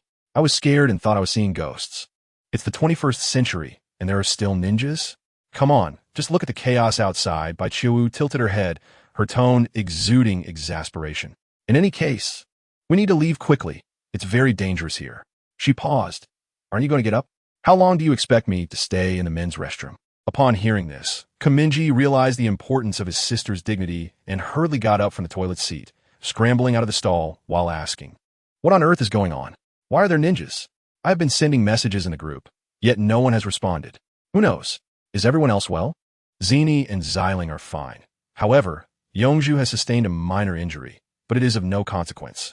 Bai Qiu mentioned that the elder and second brothers have not been found, yet they were not in Wanxiang City at the time of the incident, so they should not have been caught up in it, and it shouldn't be a significant issue. It is rather vexing that the elder and second brothers are nowhere to be found during such a critical moment. You dare to criticize them when you yourself hid in the restroom for 10 minutes? A mere 10 minutes. You cannot expect me to confront those ninjas alone. I was nearly terrified to the point of losing control." Bai Qiu fell silent for a moment and then remarked, "In truth, hiding was the right decision. I was genuinely concerned for your safety when I sought you out. And you? Where did you go?" "I was cornered by that group of ninjas. But they were not targeting me. What were they after, then? If you ask me, who should I inquire?" Bai Qiu paused, a vision of Ku Yongzhu lying in a deep pit flashing through her mind. "Let's take our leave through the back door swiftly. Move quickly, or when the Superhero Association arrives, we shall all be detained for questioning. Are we not to cooperate with the police investigation?" "No. We must first locate the elder and second brothers. We have no knowledge of their condition, and we cannot afford to concern ourselves with this matter." Bai Qiu shook her head. "Moreover, with so many people on site, they will provide the police with the necessary details." "All right." With that, Kumingji and Bai Qiu exited the men's restroom together. As they walked, Bai Qiu suddenly recalled something, prompting her to tug on his shoulder, diverting from one of the spectator passages and taking a longer route. She wished to spare Kumingji from witnessing the lifeless body of the illusionist she had previously defeated, who succumbed to excessive blood loss. Have I gone too far? Bai Qiu pondered quietly as she strode forward, her gaze shifting. That night, In the Xinjiang Hope Hospital within the Xiqing district, in a particular ward, a high overpass was visible outside the window, with a brightly lit metropolis beyond it. A burst of flames ascended towards the heavens, and colorful ripples blossomed in the night sky. The city was celebrating with fireworks, marking the anniversary of the Superhero Association's branch in Xinjiang. On the two hospital beds, two figures lay, while between them sat another person languidly in a swivel chair. Leaning against the wall, their eyes cast downward as they perused a book. The room enveloped in tranquility, the only sounds being the ticking of the clock and the rustling of pages. As the fireworks illuminated the night sky, a distant commotion filled with faint voices emerged. As if awakened by the noise, the figure on the right bed stirred, their eyelids fluttering before slowly opening. "You are awake?" Mingye lifted his gaze from the book. Turning to him as he spoke, "The wound has been bandaged. Although your constitution is what it is, it would be best for you to remain lying down. I do not recommend that you get up." He stifled a yawn. "Later, I will take you home to prevent you from drawing the attention of the association's officials. It's nothing serious, just a minor injury." Xiao Mo emitted a few muffled sounds, forcing himself to sit up from the bed while taking a deep breath. A wound had opened on his abdomen. Was this merely a minor injury? If it were any later, he might not have been saved. I had learned a breathing technique for healing from the cult of endurance, which could hasten the recovery of wounds, though the bones would require some time to mend. But that was not a significant concern. As Xiao Mo spoke, he closed his eyelids, clasped his hands, and sat cross-legged on the bed. "Very well, master of Qigong," Ji remarked with a slight smile, lowering his gaze as he continued to leaf through the tome Ulysses. "Is Mingye well? Has he been caught up in this?" "No. Autumn Wu found him in the restroom of the cinema and brought him home." "Are they all at home?" "Yes." "What about Yongzhu?" "He is sleeping at home, undisturbed for the time being. Father and mother will return in a couple of days. We need to synchronize our stories. Let's convene later at home." Xiao Mo hesitated for a moment and then asked, "As of now, how many of our siblings are aware of this matter?" "Let me think. Autumn Wu knows. Z and I and Ling should also be aware. Ling witnessed Yongzhu revert to his human form, and Z and I is nearly in the same boat." Ji paused. One might say that had it not been for Ling, Yongzhu might not have transformed back. Ling? Yes, fortunately, she was present. Otherwise, the situation could have been quite dire. I later learned that 2 members of the Round Table Society were involved. To exaggerate a little, even the deity Zeus might have flown over from New York. The Round Table Society was mobilized? Indeed, had I not intervened and allowed it to drag on, Yongzhu would likely have become their guinea pig, confined within the experimental facilities of the Round Table Society for study. I fear that would be worse than death. "So you." I contemplated whether I should take his life myself. Ji lowered his gaze, turning the pages of his book, the sound of his fingers brushing against the paper accompanying his voice. Xiao Mo was taken aback at first, then his lips twitched slightly, and he bowed his head, a cold light flickering in his pupils. "Are you serious?" he asked. At that time, Z and I and Ling were both in that shopping mall. I was uncertain of their whereabouts and could not guarantee that if the fight continued, they wouldn't be accidentally harmed. Hence, I had to make a swift judgment.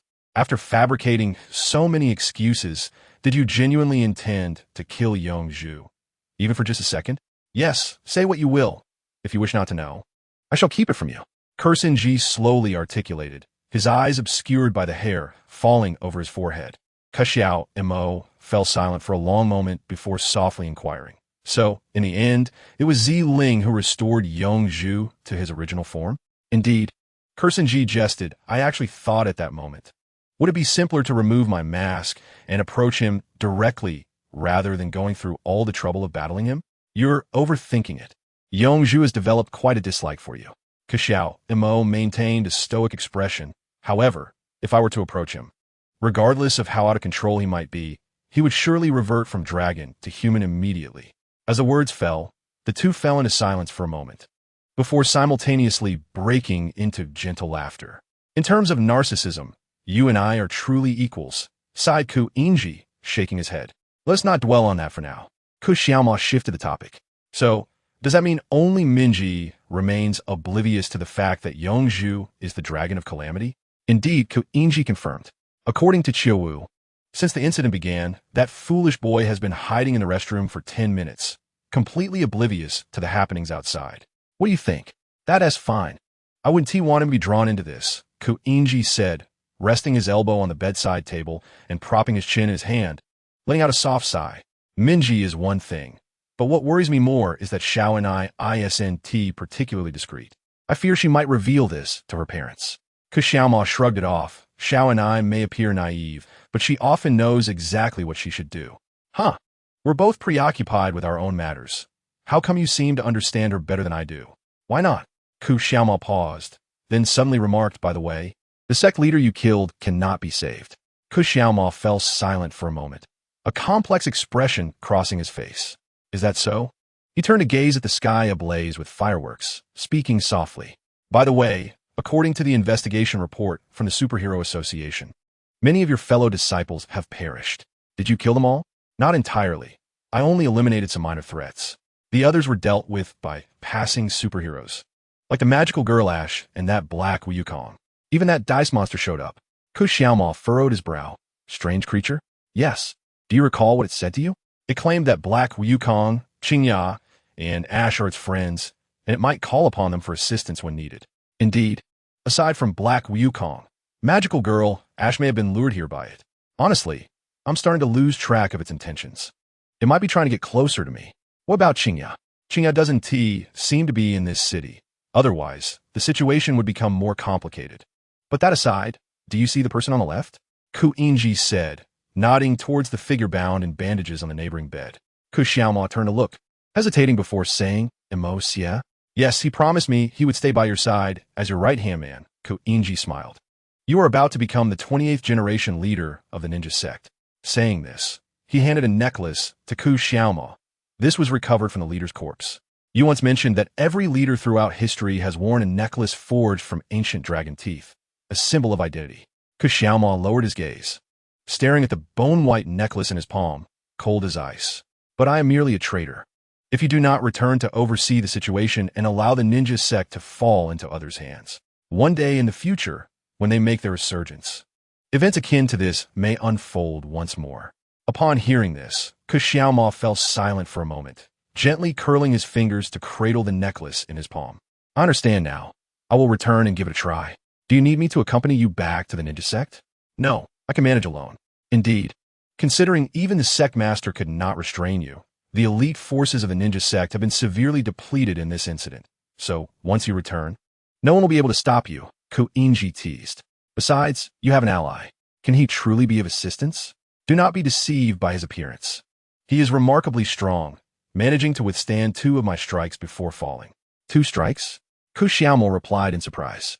Within the Superhero Association, aside from the members of the Round Table, I doubt anyone else could endure even a single blow from you. He claimed to wield your ninja sect's forbidden techniques. Something about blood. What was it called? The Ink Dragon Technique and Blood Ink Forbidden Technique, Xiaoma recalled, having heard the sect master speak of them. The Ink Dragon Technique forcibly creates a dragon-shaped shadow heart, yet each individual's shadow heart is shaped by their personality and experiences. Thus, this artificially created shadow heart is not true to its form, leading to its disintegration upon impact and risking the practitioner's sense of self. Xiaoma paused. As for the Blood Ink Forbidden Technique, it appears that using it requires sacrificing one's lifespan, which is why it is deemed forbidden. No wonder, Mingye mused, resting his chin on his hand with a smirk, but really, I could not care less. I would be too lazy to bother with him, even if he lay on the ground. Xiaoma hesitated briefly. Fine. I'll return to Xi'an with the Mo family in a few days. Excellent. That settles it. Great sect master. How have you been handling the Control Bureau and the Association? During the meeting, I placed the entire blame on your ninja sect, claiming internal strife, during which one faction even unleashed a dragon, Mingye responded. Thus, the existence of a ninja sect has been laid bare before the Control Bureau, and it is highly probable that the sect will become a target for their eradication. He paused, adding with a playful tone, Are you prepared to inherit this mess as the next sect master? Upon hearing this, Xiaoma sighed deeply. Why does it feel as though I have barely assumed office, and the sect is already on the brink of disaster? As he spoke, he began to unwrap the tightly bound bandages around his abdomen, replacing them with a layer of shadow that enveloped the grotesque wound. It seems you have grown considerably stronger, Mingye remarked. Since 3 years ago, under the guidance of the sect master, I have been striving to comprehend the essence of shadow techniques and merge with the shadow heart, Kush Xiaomo replied. His eyes lowered as he unraveled the bandages from his arms. I have attempted this for 3 years without success, but during today's battle with the sect master, I suddenly had an epiphany. Is that so? How fortunate, Mingye replied nonchalantly, slowly closing the book in his hands. By the way, there is another matter I wish to discuss with you. Kush Xiaomo turned to regard his expression. Since you chose to mention it last, is this matter of great significance? No, it is a trivial issue. Then what exactly is it? Autumn Mist is the enigmatic black Wukong, a diviner of considerable renown. With a slight tilt of her head, Mingye smiled, eagerly anticipating Kush Xiaomo's reaction. Kush Xiaomo paused for a brief moment, then slowly parted his lips to question, Are you jesting? No, this is not a matter for levity, Mingye replied, her expression devoid of emotion. By the way, both the diviner Black Wukong and the diviner Zeus are listed among the T0 rankings of the Control Bureau's execution roster. At this juncture, it has been determined that no one within the Bureau can contend with Zeus, thus the eradication plan targeting Black Wukong has been prioritized. Kush Xiaomo was taken aback, lowering his head to gather his thoughts. First, Autumn Mist was identified as Black Wukong, and now the Control Bureau had set its sights on her. Mingye spoke as if it were a matter of course, utterly disregarding his mental threshold. What do you intend to do? He swallowed hard, his throat bobbing.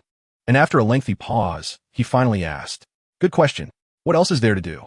When the time comes, we shall join forces, Mingye stated nonchalantly.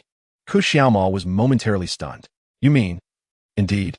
Just the two of us shall eliminate the other 4 S-rank agents and 15 A-rank agents of the Control Bureau. Once their elite forces are vanquished, they will inevitably abandon their mission. It sounds rather simple, doesn't it? Mingye yawned, her head drooping as she casually flipped through the pages of a book.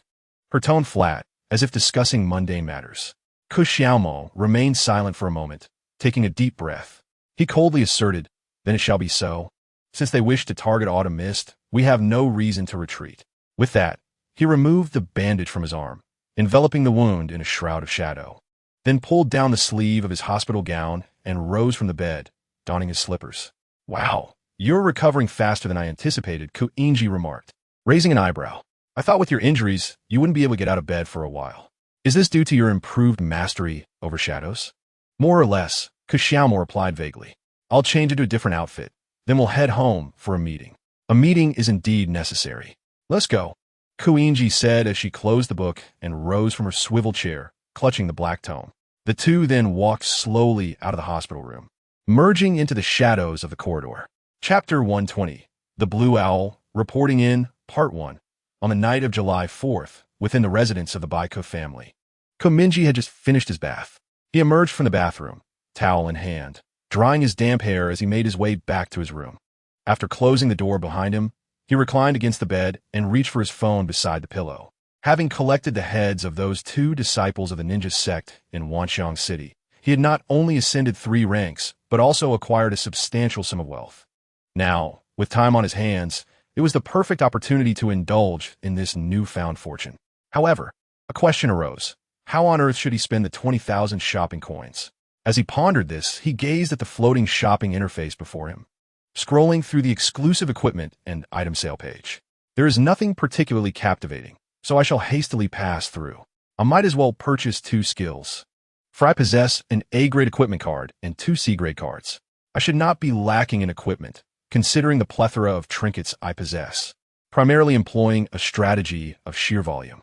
With this thought in mind, he perused the skill acquisition page. Your total currency is 20,700. The player's current level is LV12. The refresh probabilities for the skill acquisition page are as follows. E-grade skills 60, D-grade skills 20, C-grade skills 14, B-grade skills 6, A-grade skills 0, S-grade skills 0. What level is required to refresh an A-grade skill? B-grade skills are already formidable. I am genuinely intrigued by the prowess of an A-grade skill. It must surpass the might of Bozini's ultimate move, at the very least. Mingye glanced at the skill refresh probabilities, contemplating whether to purchase a C-grade skill or a B-grade skill. The average price for a B-grade skill is 50,000, while for a C-grade skill, it is 30,000. Thus, the C-grade seems more pragmatic. He stifled a yawn, quickly dismissing that notion. It would not suffice, as he must soon establish his presence as Lanyao before his father. Lanyao's persona is that of a melee fighter with the ability to swap positions with a target, thereby seamlessly applying the phase shift skill to him.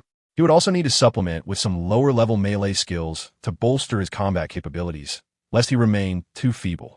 However, there's no guarantee that higher-level skills meeting the criteria will refresh later, so it is prudent to start with lower-level skills. Kiskiviko Mingye Muset, lowering his gaze to the 10 skills that had refreshed. Pillow Fight, E-grade skill, price, 5, 100 designated target, causing both you and the opponent's weapons to temporarily transform into pillows for a duration of 5 seconds. It may seem foolish, yet could yield unexpected results. Mingye raised an eyebrow, setting it aside for now. If no usable skills appeared, he might consider it.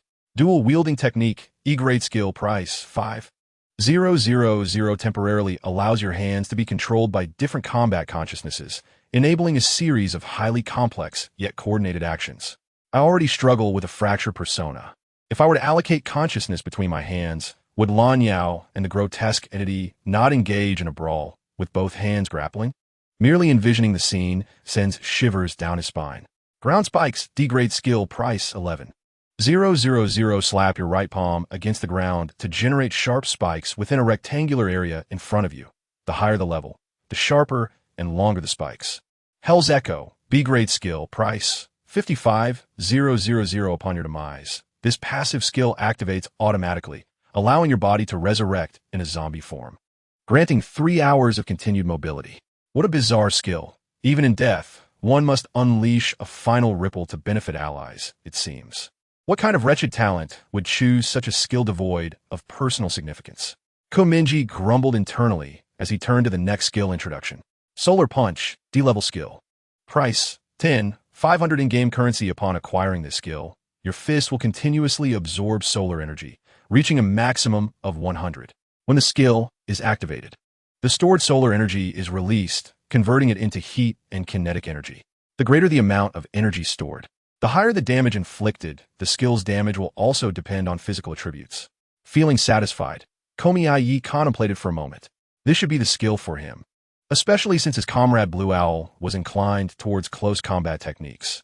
It would be prudent to enhance his martial prowess. Slime Summoning, E-level skill, price, 5. 500 in-game currency. Summon a slime to aid you in battle. That seems sufficient. Were a tentacle monster summon, I might have considered it further. Perhaps I could create another account to replicate the magical girl training of Commander Maple Sugar. This year wouldn't have been in vain. Night Stalking, E-level skill, price, 5. 200 in-game currency. You again? I already possess a Night Stalking belt. This is quite redundant.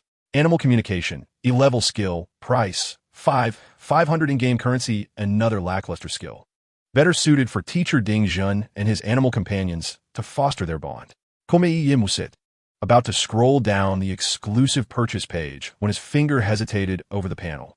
As if recalling something, he paused, his gaze fixating on the animal communication skill above. Just right. Given that he had recently acquired a mutant cat at home, was this not the opportune moment to acquire this skill?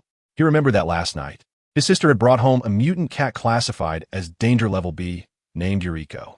The crucial aspect was that this cat possessed the ability to replicate the powers of ability users. To be candid, Mingye was genuinely concerned that one day it might yawn and inadvertently steal their father's abilities, transforming into a crow while they dined. That scenario would be utterly surreal. Mingye sighed, lowering his head in contemplation for a moment. If I alone can communicate with that black cat, it implies that I alone can harness its extraordinary capabilities, thus preventing it from revealing itself in front of my father. Investing 5,000 in-game currency to gain the assistance of a B-level mutant cat, while also averting unnecessary risks, is undoubtedly a wise decision. Floating Turret, C-level skill, price, 30,000 in-game currency. Establish a floating turret above your head that fires lasers at the same enemy you attack. I cannot afford that. It would be better to rely on Teacher Demang. Mingye maintained a stoic expression, but if she has already purchased the pea-shooter, she likely has no spare funds. Safety Limit Removal, E-level skill, price, 5. 100 in-game currency. Temporarily lift the physical safety limits. Limits set to prevent self-harm. to activate your inner potential, enhancing your physical attributes. Upon reading this, Komiye's eyes brightened slightly, realizing it aligned quite well with his envisioned path as a brawler. Finally, he contemplated the 10 skills for a few moments, realizing that with only 20,000 in-game currency, he had to forego the pillow battle and instead pursue the solar punch, safety release, and animal communication skills. However, the combined cost of these 3 skills amounted to 21,000 in-game currency, with only 20,700 in his possession. The mere 300 currency gap felt like the final dagger from a bargain platform, leaving him feeling restless.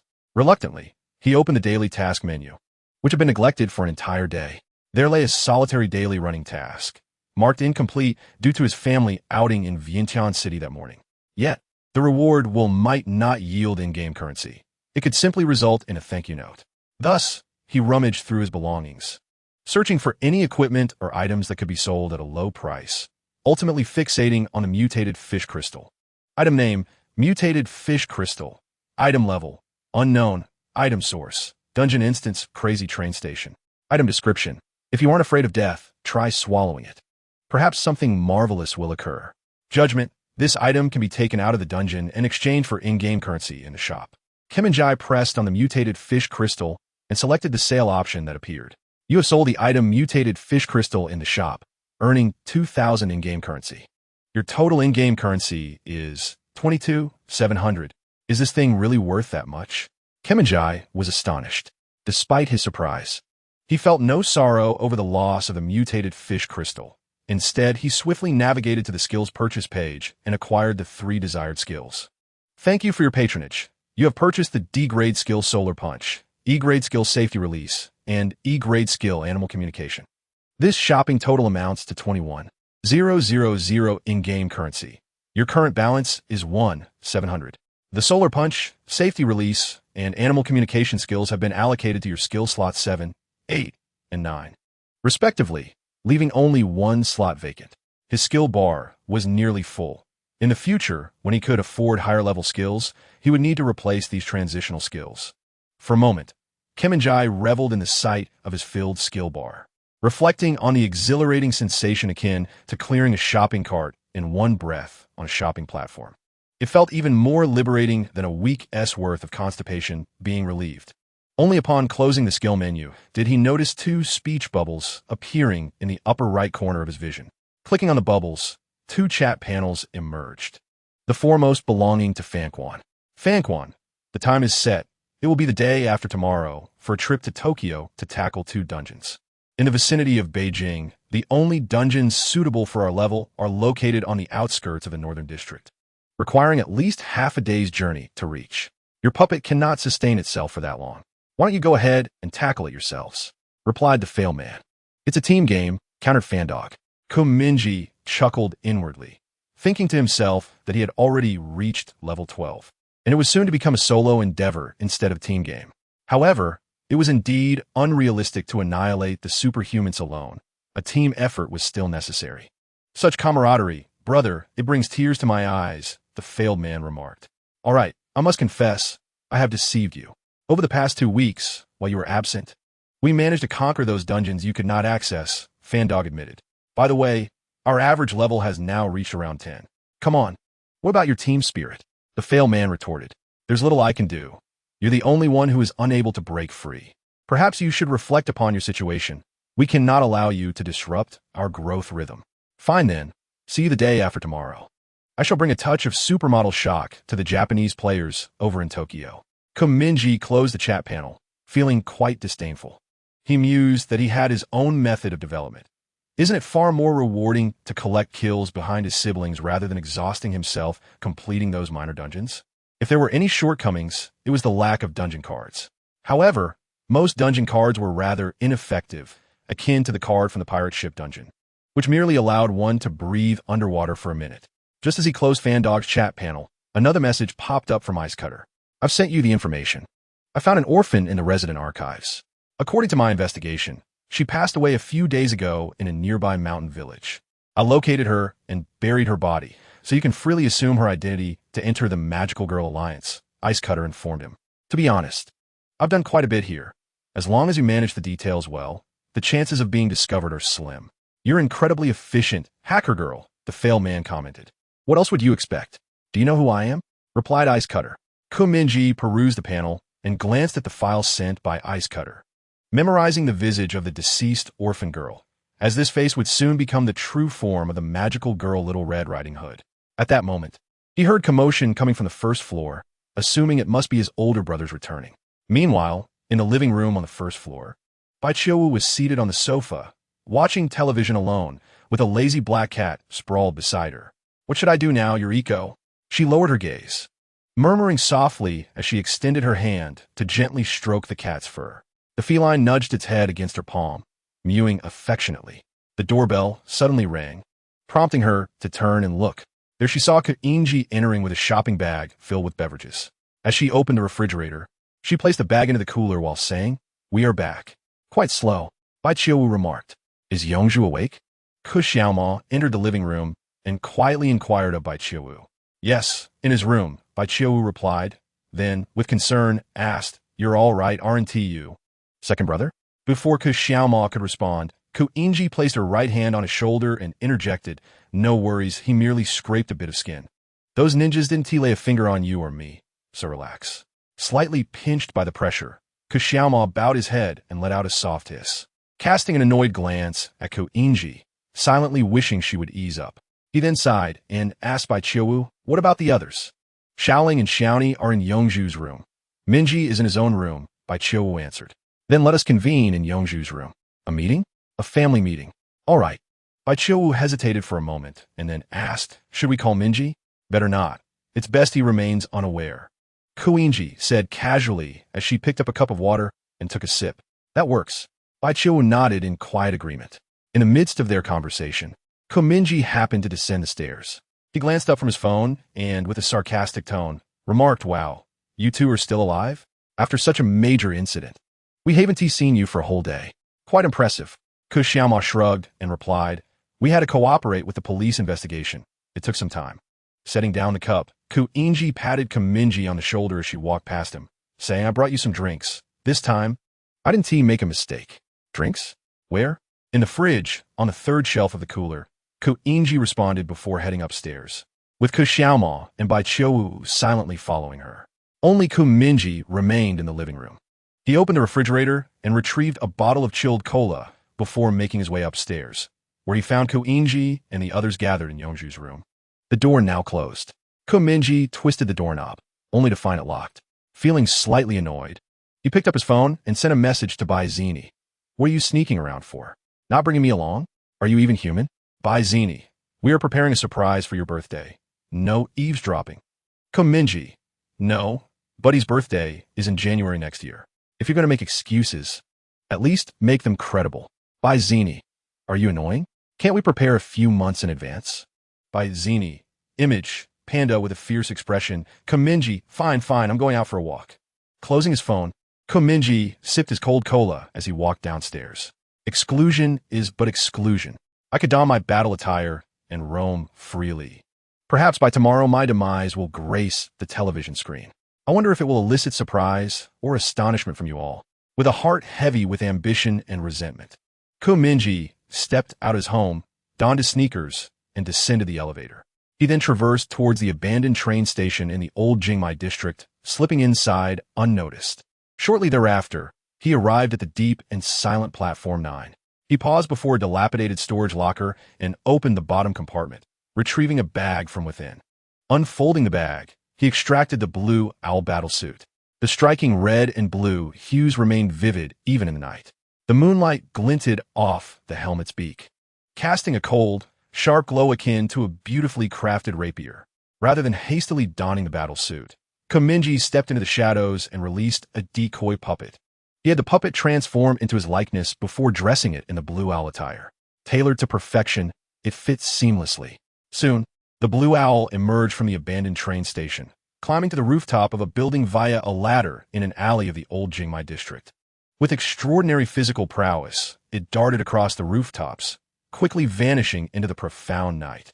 Meanwhile, Mingye settled onto a public bench on the platform, retrieving his mobile phone from the confines of his windbreaker. Let me see if there are any unfortunate criminals tonight whom I can apprehend for accolades at the police station. Ideally, something newsworthy, yet not too formidable. Otherwise, the Blue Owl would face an early retirement, necessitating yet another disguise. Chapter 121. The Blue Owl makes its entrance. Part 2. Mingye sat on the public bench of the abandoned train station. Head bowed as he maneuvered the Blue Owl in the skies above, idly shaking his leg in boredom. Logically, with Kuyuching away on vacation, the criminals lurking in this city should be emboldened, making it easy to find someone to serve as an example, he mused. After a moment, he sighed and lifted his head. Well, if I can't find any criminals, I suppose it's time for you to make your appearance. With that, Mingye summoned a second decoy puppet beside the bench, equipping it with a web shooter on its wrist. The peculiar creation turned its head from the public bench, a slight grin forming on its lips, its hollow eyes reflecting Mingye's visage. If unnecessary, Mingye had no desire for the Blue Owl to engage in a charade right upon its debut. It was vital to keep the puppet's association discreet, especially since it was regarded as a sensitive figure by the likes of Big Brother and Father. Under such circumstances, becoming entangled with the puppet at the outset could easily arouse suspicion among these old-timers regarding the Blue Owl. Wait, perhaps there is another option. As he pondered, an idea struck him, prompting him to open his contact list. When in doubt, call for assistance. Failed man. Are you there, hacker girl? Icebreaker. What is up? I'm busy with that customer service job to avoid any identity issues. Failed man. Could you assist me in finding out if any notorious criminals or criminal activities have emerged near the center of the Beijing Circle? Icebreaker. Do you truly regard me as your caretaker? Failed man. No. It should be rather simple for you, right? Icebreaker. In fact, out of boredom, I previously hacked into a criminal organization's information network and observed their operations for a while. They are planning to rob the YGA Central Bank tonight. Are you interested? Failed man. You should have mentioned it sooner. Icebreaker. But tell me, are you asking me for help? Or am I assisting you? Failed man. We are in this together. Don't you understand? Enough talk. I'm off to confront the criminals. Icebreaker. I've sent you their route plan. Be cautious. There's a cyborg among them. A formidable individual. Failed man. No worries. Just remember to open a live stream on the dark web to watch my performance. Icebreaker. Make it impressive. Don't let me fall asleep watching. In the Beijing Circle, at the YGA Central Bank, fashion billboards and electronic signs radiate a spectrum of neon hues. Bright and cool-toned lights converge on the glass facade, refracting and painting the silhouettes of passers-by in vibrant colors. Not far away, a white delivery truck emblazoned with a food and beverage company logo slowly approaches, entering the street awash with light pollution. After a final verification, is the intelligence accurate? Inside the truck, a somber voice emanates from the passenger seat. The speaker, named Lester, wears an eye patch over his left eye and sports a scruffy beard. His facial features sharp and defined. The driver, Li Fu, confidently turns the steering wheel while asserting, I'm certain that Qing has not been seen for a week. He is either dead or engaged in a significant mission in another city. Proceed, Lester commands. Hearing this, Li Fu unhesitatingly presses the brake pedal to the floor. The truck comes to a halt directly in front of the bank. He promptly opens the door and exits. Bang! Simultaneously, the cargo door is kicked open, and nearly 6 masked robbers leap from the truck, brandishing AK-47s as they swiftly enter the bank, pulling the triggers at the security guards. The gunfire reverberates down the street, shattering the neon-lit atmosphere like a bubble, causing pedestrians to scream and scatter. Someone in the distance dials the Superhero Association, but for some unknown reason, their phone suddenly sparks and crashes to the ground. Within 100 meters, LED displays and fashion advertisement screens flicker erratically. Traffic lights cease to function, emitting sparks as if they were disrupted. Lester sheds his black coat, revealing a physique of solid muscle. He exits the vehicle, his massive hands contorting like machinery, each component reassembling into 2 gaping dark holes. He plunges into the bank, enduring the barrage of gunfire from the security guards, advancing step by step as the lead gray bullets strike him, leaving no mark akin to a light drizzle. With a final lift of his arms, a pitch-black projectile erupted from the apertures formed by his hands. In the next moment, the projectile pierced through a barrage of bullets, striking a security guard, and a brilliant explosion ensued. Alongside the relentless firepower of his accomplices, the bank's security forces were swiftly obliterated. Lester advanced towards the bank vault, his hands transforming once more into a colossal chainsaw, blue sparks flying from its rapidly spinning blade. He paused before a formidable metal door, swinging the chainsaw forward. The chain, ablaze with blue flames, whirled with ferocity, sawing through the vault door as though a beast were tearing into its prey, rending flesh and bone. After a brief moment, a circular fissure emerged on the vault's door. Lester retracted the chainsaw, reverting his hands to their normal form, and with a powerful kick, he struck the crack, causing the steel plate to cave inward effortlessly, crashing to the floor of the vault. A massive gash was thus formed in the vault door. While Li Fu and two other robbers remained outside, controlling the crowd, the other four robbers surged towards the vault, diving through the opening. They bent low, scouring the endless stacks of banknotes with their bags, akin to scything through a bountiful wheat field. Shortly thereafter, Li Fu strode in from outside, lowering his gun and growling. "Enough! Hurry up!" Despite disrupting the nearby communication signals, the Superhero Association would soon dispatch reinforcements. What is the rush? With Qing absent, what difference will it make if other superheroes arrive? Lester replied coldly. Just in case, Li Fu hesitated, then changed his tone. "All right, let us go." One of the robbers inside the vault shouted. As his words fell, the four robbers, their bags filled to the brim, surged through the opening, emerging from the vault while firing their guns into the air as they hastily exited the bank. Lester and Li Fu walked side by side, taking their places in the passenger and driver seats, respectively. The other six robbers climbed into the back of the truck, shutting the rear doors. "Where to next?" Lester inquired. "To the port. We'll rendezvous with the organization. A boat is waiting for us," Li Fu replied, inserting the key, shifting gears, and pressing the accelerator with force. The truck roared forward like a furious beast, twin beams of pale, white light illuminating the pitch-black road. The lights within a 100-meter radius dimmed, with only the moonlight cascading from the night sky providing illumination. "It's quite dull. No obstacles have appeared to block our way today," Lester remarked. "Isn't that a good thing?" Li Fu countered. At that moment, an unusual sound reached their ears from behind. Li Fu glanced at the rearview mirror, where a shadowy figure was reflected above. The silhouette presented a dynamic visual impact, clad in a vibrant costume dominated by bold red, with blue accents, creating a striking and audacious contrast. Upon the chest, shoulders, and forearms, a vibrant interplay of red and blue intertwines, not only enhancing the ensemble's vitality, but also rendering this battle attire strikingly luminous, even in the darkest of environments.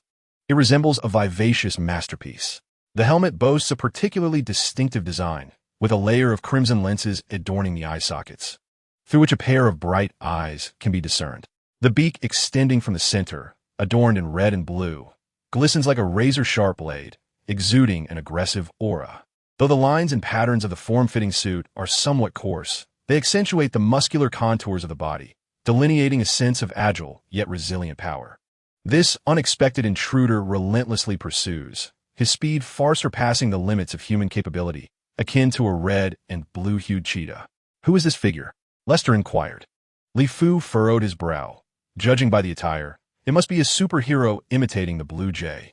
His speed should not be a concern for us. As he spoke, his pupils narrowed slightly, witnessing the red and blue figure's stride suddenly double, a deep blue arc flashing at the corners of his eyes behind the lenses. E-class skill safety restrictions have been lifted. Your physical attributes have temporarily exceeded safety limits. In that moment, the blue jay liberated his body's safety constraints, his feet striking the asphalt with ferocity, dashing forward like a red and blue apparition, leaving deep imprints along the path. Suddenly, the cargo door of a truck ahead was thrust open from within, revealing 6 masked bandits who raised their AK-47 rifles, aiming at the relentless blue jay and pulling the triggers. Bang, bang, bang. The muted gunfire erupted, tearing through the night, illuminating the dimly lit street. A torrent of bullets surged toward the blue jay. However, in that instant, he pivoted on his right foot, his form propelling upward like a red and blue bullet, evading the oncoming hail of gunfire. He then propelled himself off the traffic light surface, soaring like a bolt of lightning toward the glass curtain wall of a nearby skyscraper, running diagonally across its surface in midair.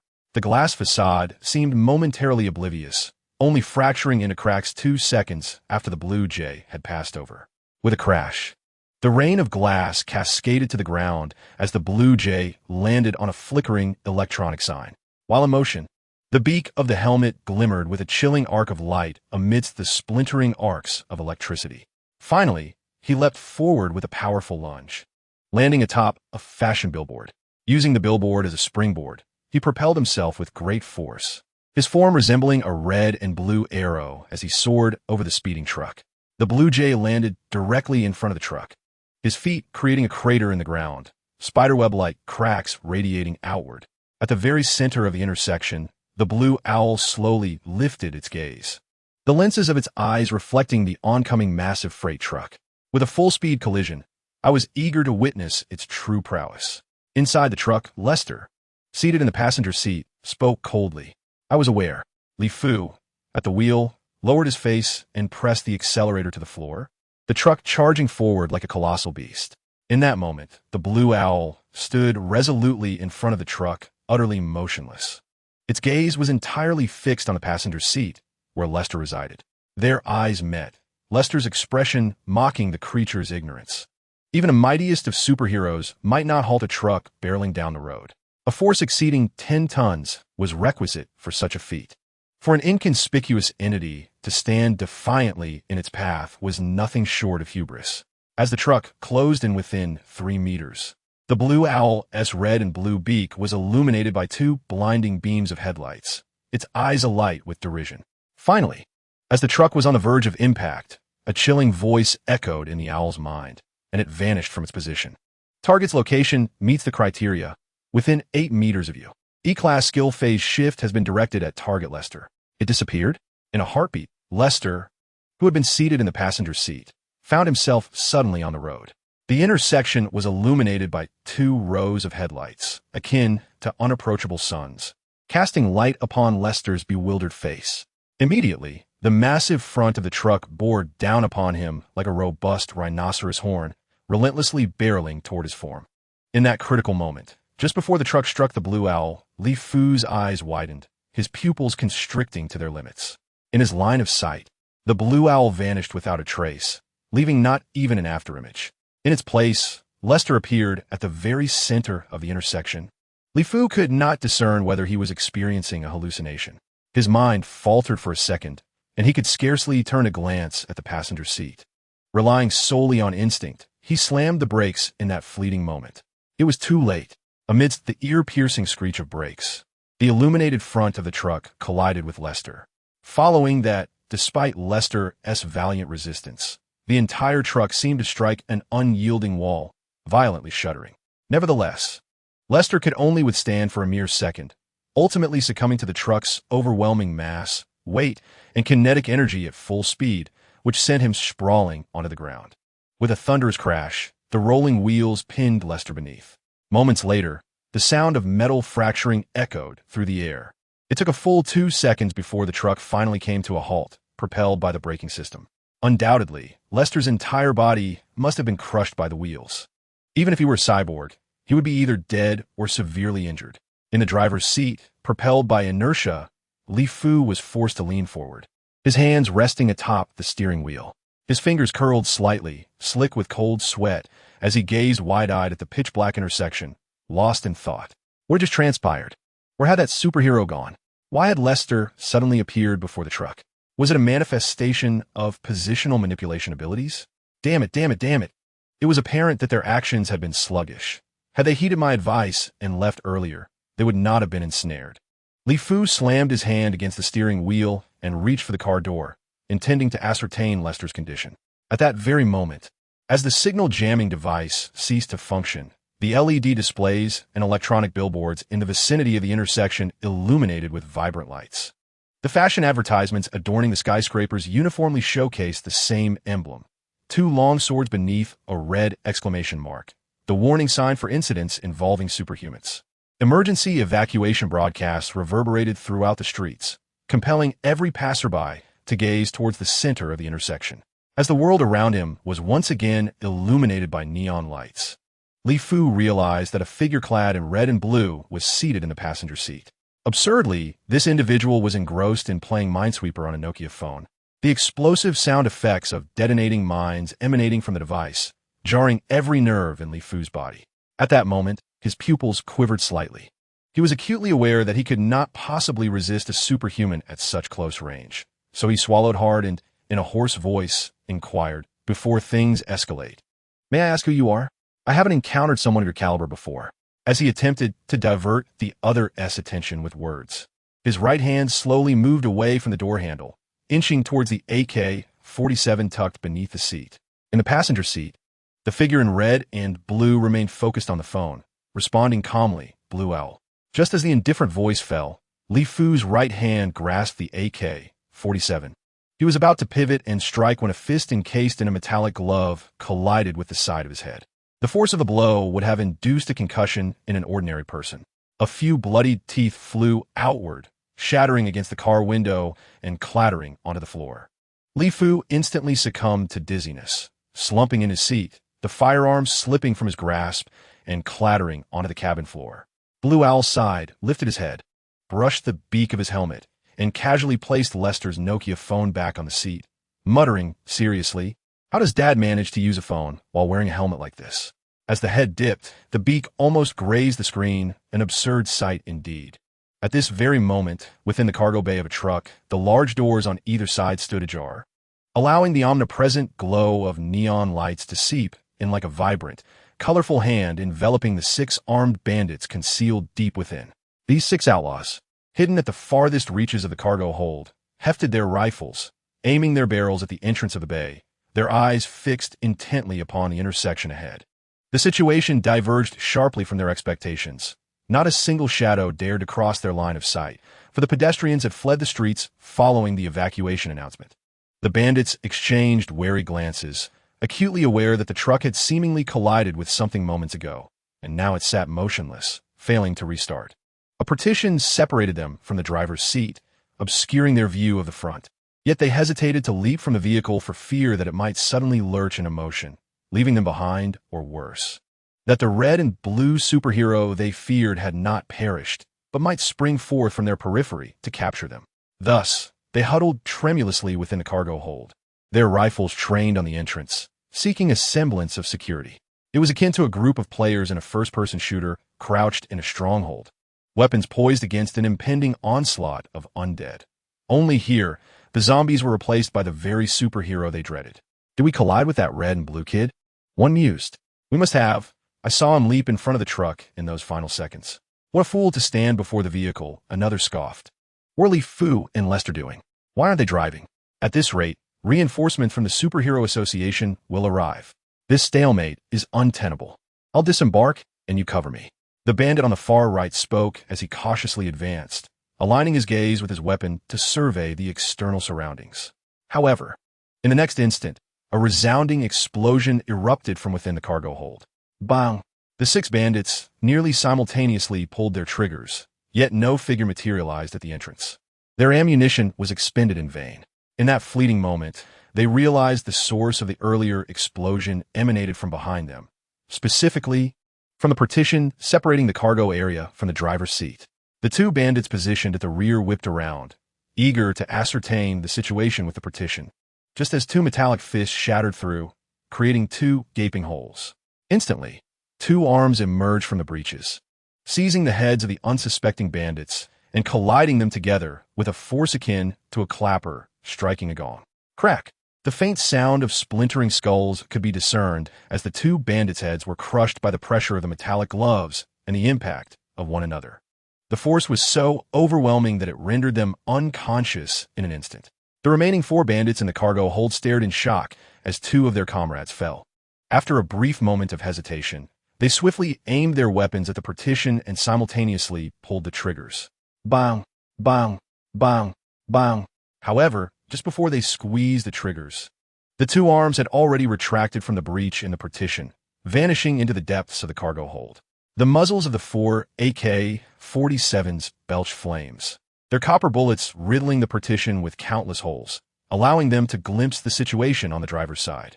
Peering through the breach, they saw Li Fu slumped in his seat. Moreover, the bullets they had just fired had pierced through the backrest, creating numerous wounds on Li Fu's back, blood flowing profusely. Apart from Li Fu, no other figures could be seen on the driver's side. "Li Fu, oui, Li Fu." One of the bandits shouted, "This is bad. Who is driving? What in the world was that creature? Damn it, it was clearly a superhero, looking like a ghost. Stop thinking and focus on surviving. Yeah. Keep an eye on the cargo hold entrance while I watch the driver's side. Be cautious. He could strike from either side at any moment." No sooner had he finished speaking than the bandit suddenly heard a thunderous sound from above.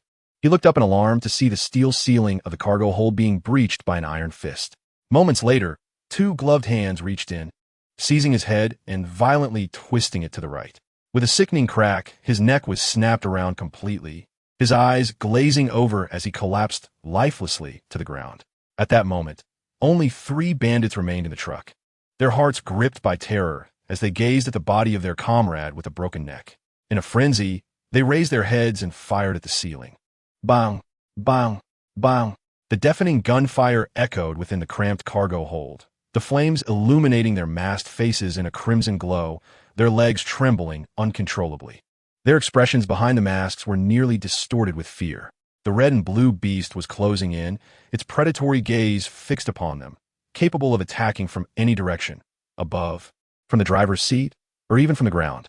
But it would never approach through the front entrance, for it relished surprise assaults. Yet in the next instant, a red and blue apparition burst through the cargo entrance. It extended its right hand, grasping one bandit and raising its fist, shattered his ribs before delivering a kick to his abdomen, sending him crashing down into its embrace.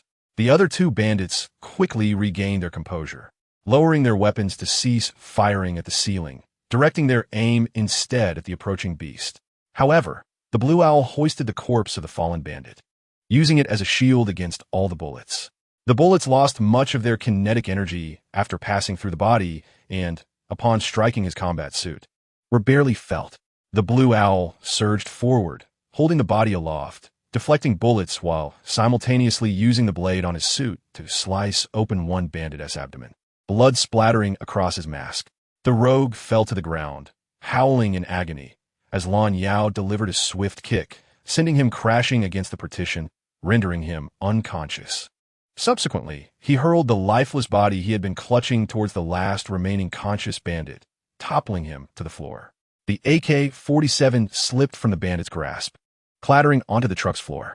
Lan Yao shook his arm, flicking the blood from his steel blade, and then approached the unarmed bandit with deliberate steps. The bandit struggled to push off the corpse, pinning him down, his trembling eyes reflecting the visage of the red and blue monstrosity before him. The creature advanced slowly, its beak resembling the scythe of death, drawing ever closer to the bandit's gaze. A monster, indeed. Is this what you call a superhero? The bandit cried out in desperation, clawing backwards with his hands pressed against the ground. To be fair, I am merely emulating the methods of my predecessor, the esteemed Mingye. Years ago, when Mingye was still grappling with his youthful delusions, he once proclaimed that the key to overcoming an adversary lies in instilling fear, thereby blinding them to reason. Do you understand? Lan Yao spoke languidly, delivering a punch to the bandit's face, dislodging a couple of his teeth and sending him sprawling to the ground. How exhausting this is. It should all be settled now. A superhero must not kill. That is the most troublesome rule. Lan Yao murmured to himself, hands on hips, surveying the scene. Suddenly, he noticed Li Fu seated in the passenger seat, riddled with bullets, blood oozing profusely. Well, collateral damage does occasionally occur. Lan Yao tilted his head, jesting at the air, and was about to lean down to hoist the unconscious criminals onto his shoulders when he sensed something amiss. He abruptly turned his head, his eyes behind the mask fixed on the truck's partition, peering through the shattered barrier to behold the scene at the intersection. Before the truck, a blood-soaked figure was gradually rising from the ground, his arms contorting into 2 chainsaws. The chains on the saws spun rapidly, sparking blue flames against the air. Character code, mechanical augment Lester, danger level, D, character identity. The Anomaly Control Bureau once initiated a human modification program to mitigate the threat posed by superhuman criminals, signing contracts with death row inmates who volunteered for the experiment. Under this program, Lester successfully transformed into a mechanical augment, becoming the sole survivor of the trial and the only death row inmate to escape the Bureau. Surviving a truck collision is quite the feat. It seems there remains a boss battle ahead. Lan Yao Zimak Esaling Sopti. As he casually discarded the bandit he had just lifted onto his shoulder and wiped the blood from his blade. Let us see how you fare against my skill.